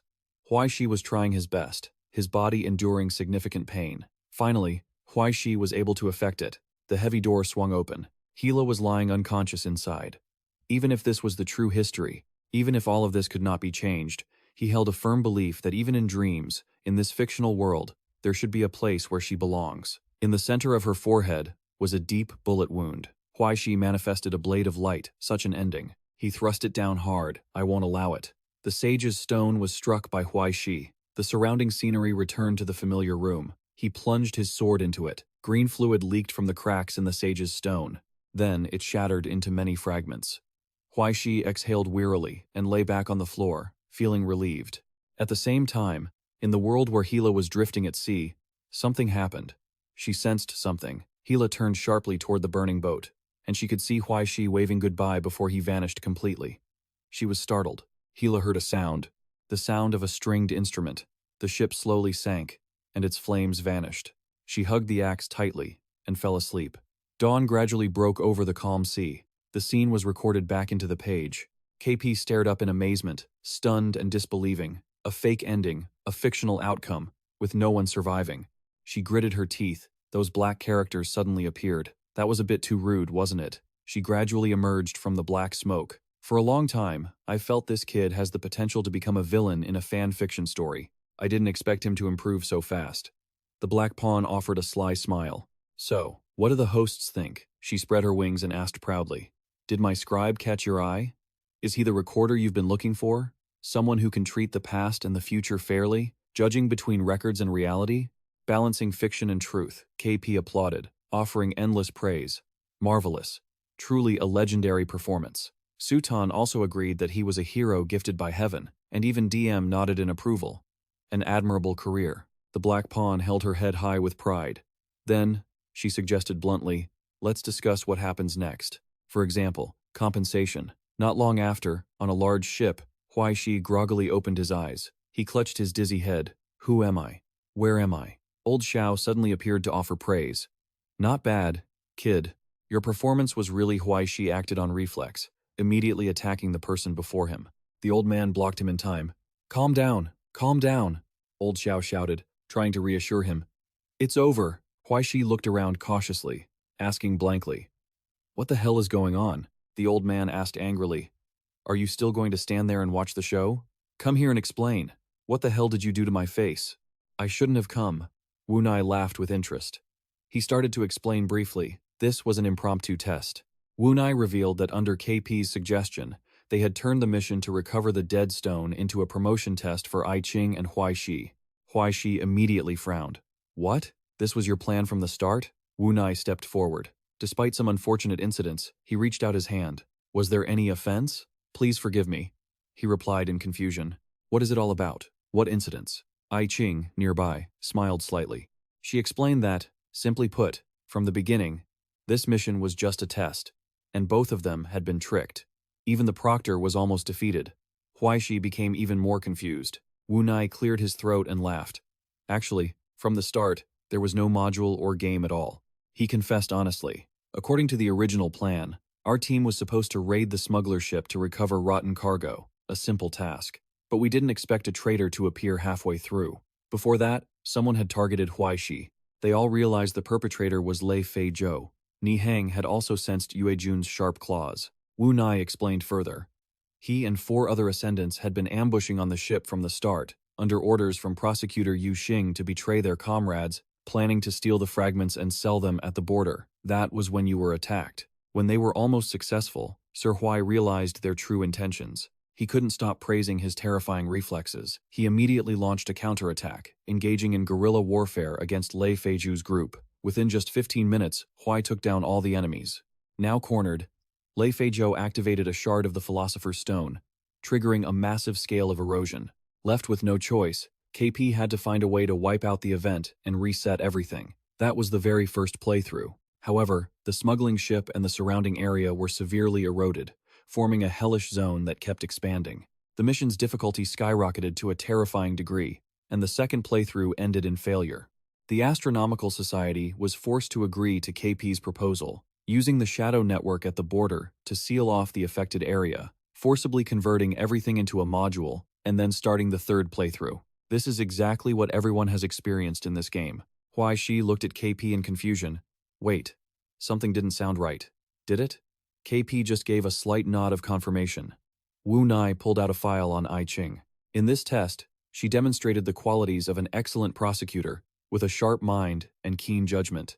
He made a simple announcement, noting her deep trust in her teammates, along with her calmness and decisiveness in the face of adversity. The headquarters highly praised her performance, approved her promotion, and invited her to join the Central Decision-Making Council. But I Ching insisted. I said it before. I refuse. She firmly declared. Stop talking nonsense. We will meet again during the internal inquiry. Wu Nai did not object. Fine. I hope you'll go easy on me then. He turned his attention elsewhere. Now, as for Huai Shi, Wu Nai read through the data. You have completed a mission I once considered impossible. Furthermore, you possess an integrity rare in this era, along with outstanding combat skills. Even though your thinking is a bit simple and you have a tendency toward excessive violence, that cannot overshadow your talent. He held out a card. The Astronomical Society is proud to have an agent like you. This is your official certification card. It says Huai Shi, Prosecutor of New Sea, East Asian branch of the Astronomical Society. Wu Nai cautioned him carefully. We will complete the registration later. In the coming months, when you have time, come to Jinling to handle the paperwork. He didn't forget to remind Yin Yan that due to his behavior endangering teammates during the mission, his status as a prosecutor was temporarily revoked.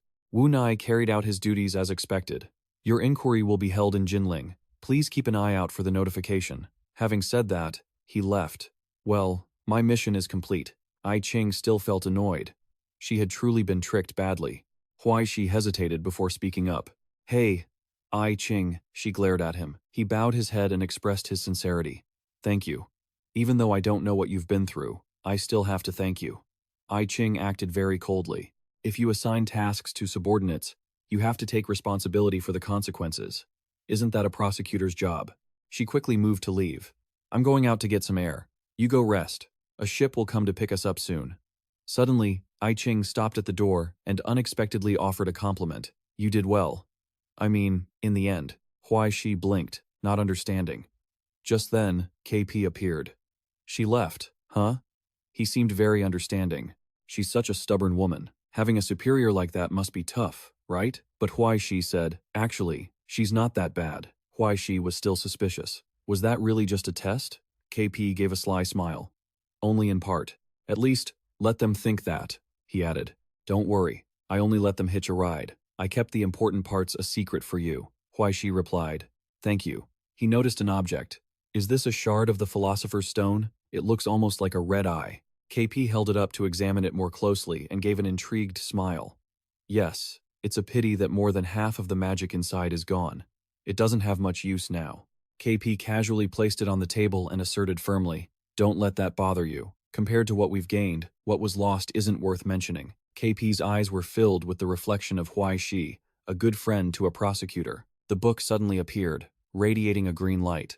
Next comes the epilogue and the character's development between chapters. He lays out the fantasy setting within the story. Although you haven't cleared the module, you have achieved an unexpected ending. As the master of this game, I must grant you a reward. He raises an eyebrow in surprise. There's a reward? The game master pulls out an item. Of course. The initial reward for clearing the quest is a character card. As long as you have enough essence, you can transform into an alchemist for a short period. Huai Shi's eyes light up instantly. Yet he tears it up right away.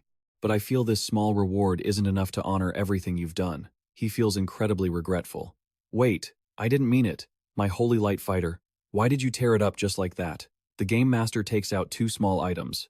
Anyway, let's leave that for later. First, roll the dice to receive your inner chapter reward. In this type of game, whenever a player completes a module, their character receives a reward to upgrade skills or suffers a penalty. If the check fails, this time, the reward will be applied directly to Huai Shi, helping him gain an ability upgrade. Deception, check failed. Sophistry, check failed. Stealth, check failed. Finally, Huai Shi succeeds in listening and investigation. Huai Shi's hearing and vision achieve an astonishing leap forward. The senses that were once pushed to their limit by the wraiths now break through those boundaries. He clearly hears the sound of a fly. The sound reaches Huai Shi's ears directly. He can even hear the flapping of its wings. But the most unexpected part is that the final dice roll for alchemy development succeeds. Huai Shi is extremely surprised. I feel like the knowledge I used to have to memorize by rote has suddenly become clear in my mind. An idea strikes him. If that's the case, Huai Shi uses his power to create a liquid drop, unable to hide his joy. As an alchemist's blood medicine, I have succeeded. The game master snaps his fingers suddenly. "I've found it!" he declares loudly. "This is the most worthy reward for you." Huai Shi's eyes widen in confusion. A brilliant light flares right before his eyes, forming the shape of a special weapon. He suspiciously reaches out to take it. He observes the sorrowful spear carefully. That's a cool name. The game master reaches for the philosopher's stone on the table and brings it closer to the sorrowful spear. Use it to remember your dragon-slaying feat. They quickly merge, radiating a brilliant light. The game master has created a new weapon. A drop of blood flows onto the blue stone.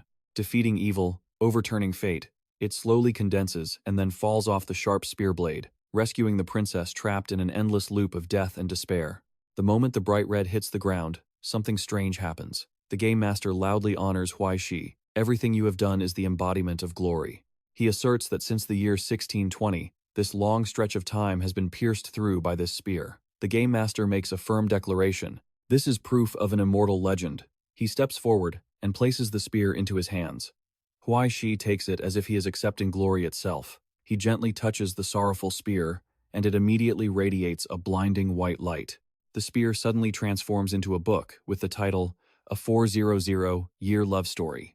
Huai Shi frowns in confusion. "Wait, are you curious if Lily is actually still alive?" He smiles faintly and replies, "Who knows?" The game master expresses his own view. The life and death of humans are just like morning dew or fleeting bubbles, and the life and death of artificial humans are even more ambiguous. Moreover, she herself is a person who shouldn't have existed in this world. A hollow life, an ambiguous death, they were never things that could be clearly defined. Huai Shi cannot understand. But in the end, what is real? He tips his hat and places it on his chest. Truth and illusion, is it really that important? The game master bows politely. "I believe that whether it is real or an illusion, you will treat them the same. It will never change. That is enough. With your tolerance and generosity, I would like to express my heartfelt appreciation." Having said that, he quickly walks away.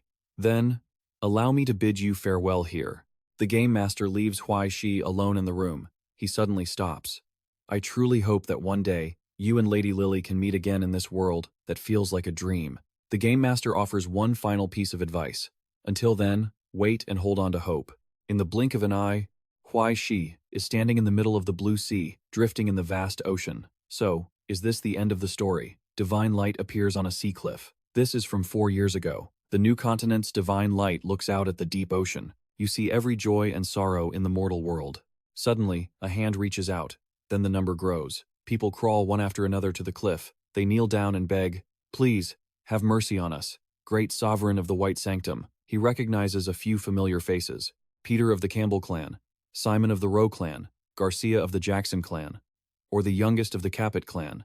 The divine light speaks faintly. "What have you come for?" Peter trembles as he replies, "We have come to witness and pay tribute." He tries to express a pleading attitude. "We offer you everything we have. Oh, great sovereign, we have brought the entire clan here to offer everything we possess." Then Peter recounts his suffering and that of his people, except for the traitorous alchemist clan that had become the hounds of the gods. "We, the 16 bloodlord clans, hundreds of powerful warriors, thousands of clansmen, along with assets accumulated over thousands of years, all have been buried in the gods' wrath, turning to dust in the brutal storm." He represents them, saying, "Now, apart from the 14 lives we have left, we have nothing else to offer you." The divine light turns calmly. No one can see his face, Then offer yourselves. Peter seems to understand something. He turns around instantly. Peter waves his hand to signal the others. They bring out a baby cradle. The newborn child is fast asleep, knowing nothing. All eyes look toward the divine light expectantly. He glances at the child. Then the divine light says faintly, "Very well." They are all overjoyed. He slowly approaches. Suddenly, Peter pulls a knife from his clothes and plunges it into his own chest. A look of inexplicable satisfaction is clear on Peter's face. The people behind him follow suit simultaneously. They quickly vanish. Only one old woman cannot follow. She looks down at her body in surprise. She doesn't know why, but the sharp object doesn't hurt her. She tries to stab herself again, but it is useless. Shen Guang took the initiative to explain. "Don't be afraid. I have already accepted your sacrifice." He turned his back, preparing to leave. Shen Guang gave a parting instruction. "Someday I will come to reclaim it, but not now. You have a more important mission. You must keep living." The old woman knelt down with deep reverence. "It is an honor. Please grant us your revelation." He specifically pointed the way. "Bring this child to the east, where the bull of heaven stands tall. That is the land I promise to grant you." Shen Guang delivered a prophecy. "You will raise this child to maturity, and tell them of the sacrifice and sincerity you offered today. And also tell them that the blood shed today has run dry, but new blood will never cease to flow. For the sake of the future, the blood of the entire world will eventually flow here. You have lost your kin, but new kin shall be born. The wealth lost today will be repaid 10,000-fold tomorrow. This is my covenant with you. Carve it onto the base of the bull of heaven. As long as the bull of heaven exists, your prosperity will be eternal." He remained standing on the cliff. A pillar of light descended from the sky as Shen Guang looked toward the sea. He saw Hla drifting on a boat. A new branch of the Shen Guang phenomenon raised a question. "You have created something that should not exist. An absolute fiction. A future that ought not to be. Yet it was meticulously arranged. So, who arranged it?" Immediately after, 3 familiar figures appeared, and they stood respectfully to greet him. Shen Guang posed a few questions. "DM, in an endless adventure, what can a single roll of the dice buy? A paradise? The collections, the eternal darkness, the undercurrents, the struggles, and the deceptions, can they lead to the light? KP, what are you pursuing? Knowledge beyond human understanding or wisdom beyond human reason? Knowledge beyond humanity cannot enlighten mankind, and wisdom beyond human wisdom is of no help. When courage runs dry, the end of fear is nothing but emptiness. What you seek is merely an illusion, and what you attain is only nothingness. This so-called kingdom of heaven is a place entirely devoid of meaning." The 3 replied in unison. "But isn't that our mission? At the end of eternal desire, there must be meaning." He spoke lightly. Then, "Travelers from another timeline, what have you brought to me?" DM provided a simple answer. "A possibility, the possibility of redemption." Shen Guang then asked, "And what will you take?" Sutan quickly replied, "A hope. The hope of avoiding the repetition of past tragedies." He reached out his hand, making a request. "A fair trade." The 3 held out pieces of paper at the same time. They formed a contract, which rolled itself up and flew away. With the divine light precisely held in his hands, powerful ocean waves crashed against the cliffs, water enveloping all of them. They quickly retreated. The sea surface calmed once more, and as the divine light departed, only 3 people remained standing. Hela was still drifting at sea, and the boat waiting for her had finally reached the shore. Hela started awake, sitting up in surprise as she looked around. Hela looked pale and lifeless. Sitan took the initiative to approach her, draping a cloak over her shoulders. She was freezing. Sitan offered a professional smile. DM also chimed in to confirm. Right, he was dishing out meat for the hungry and starving. KP added a few words, mentioning that she was also lonely and in pain. He waved his hand toward the high heavens, and the dark clouds instantly vanished, revealing a bright, clear blue sky. Hela cautiously recoiled. "Who are you people?" Sitan reached out with a smile. "We've come to pick you up. Just like you, we don't belong in this place." DM added that they were mere phantoms, existing nowhere in reality. He also confirmed that they shared the same essence shadows that had never truly lived in this world. They constantly completed each other's sentences. "But you are not like us. That's right. You are not bound by fate. You have freedom, a future, and potential." She took the bowl from them with a look of suspicion. "Did you come here looking for me?" KP spoke up cheerfully. "To be precise, I'm the one who deserves the most credit here. I blocked your timeline's record perfectly, carving out a path to this fictional branch of reality." His confidence faltered slightly under the glare of his colleagues. Well, there had been a few surprises along the way, but in the end, the result was what you'd call perfect. That's right, perfect. Sitan stepped forward to offer a few gifts, saying that her prayers for a miracle were what brought her back from the void into reality. I bring you frankincense. DM also had a small box to offer, undying faith, so she wouldn't lose her way among the myriad phenomena. I bring you gold, found deep within myself.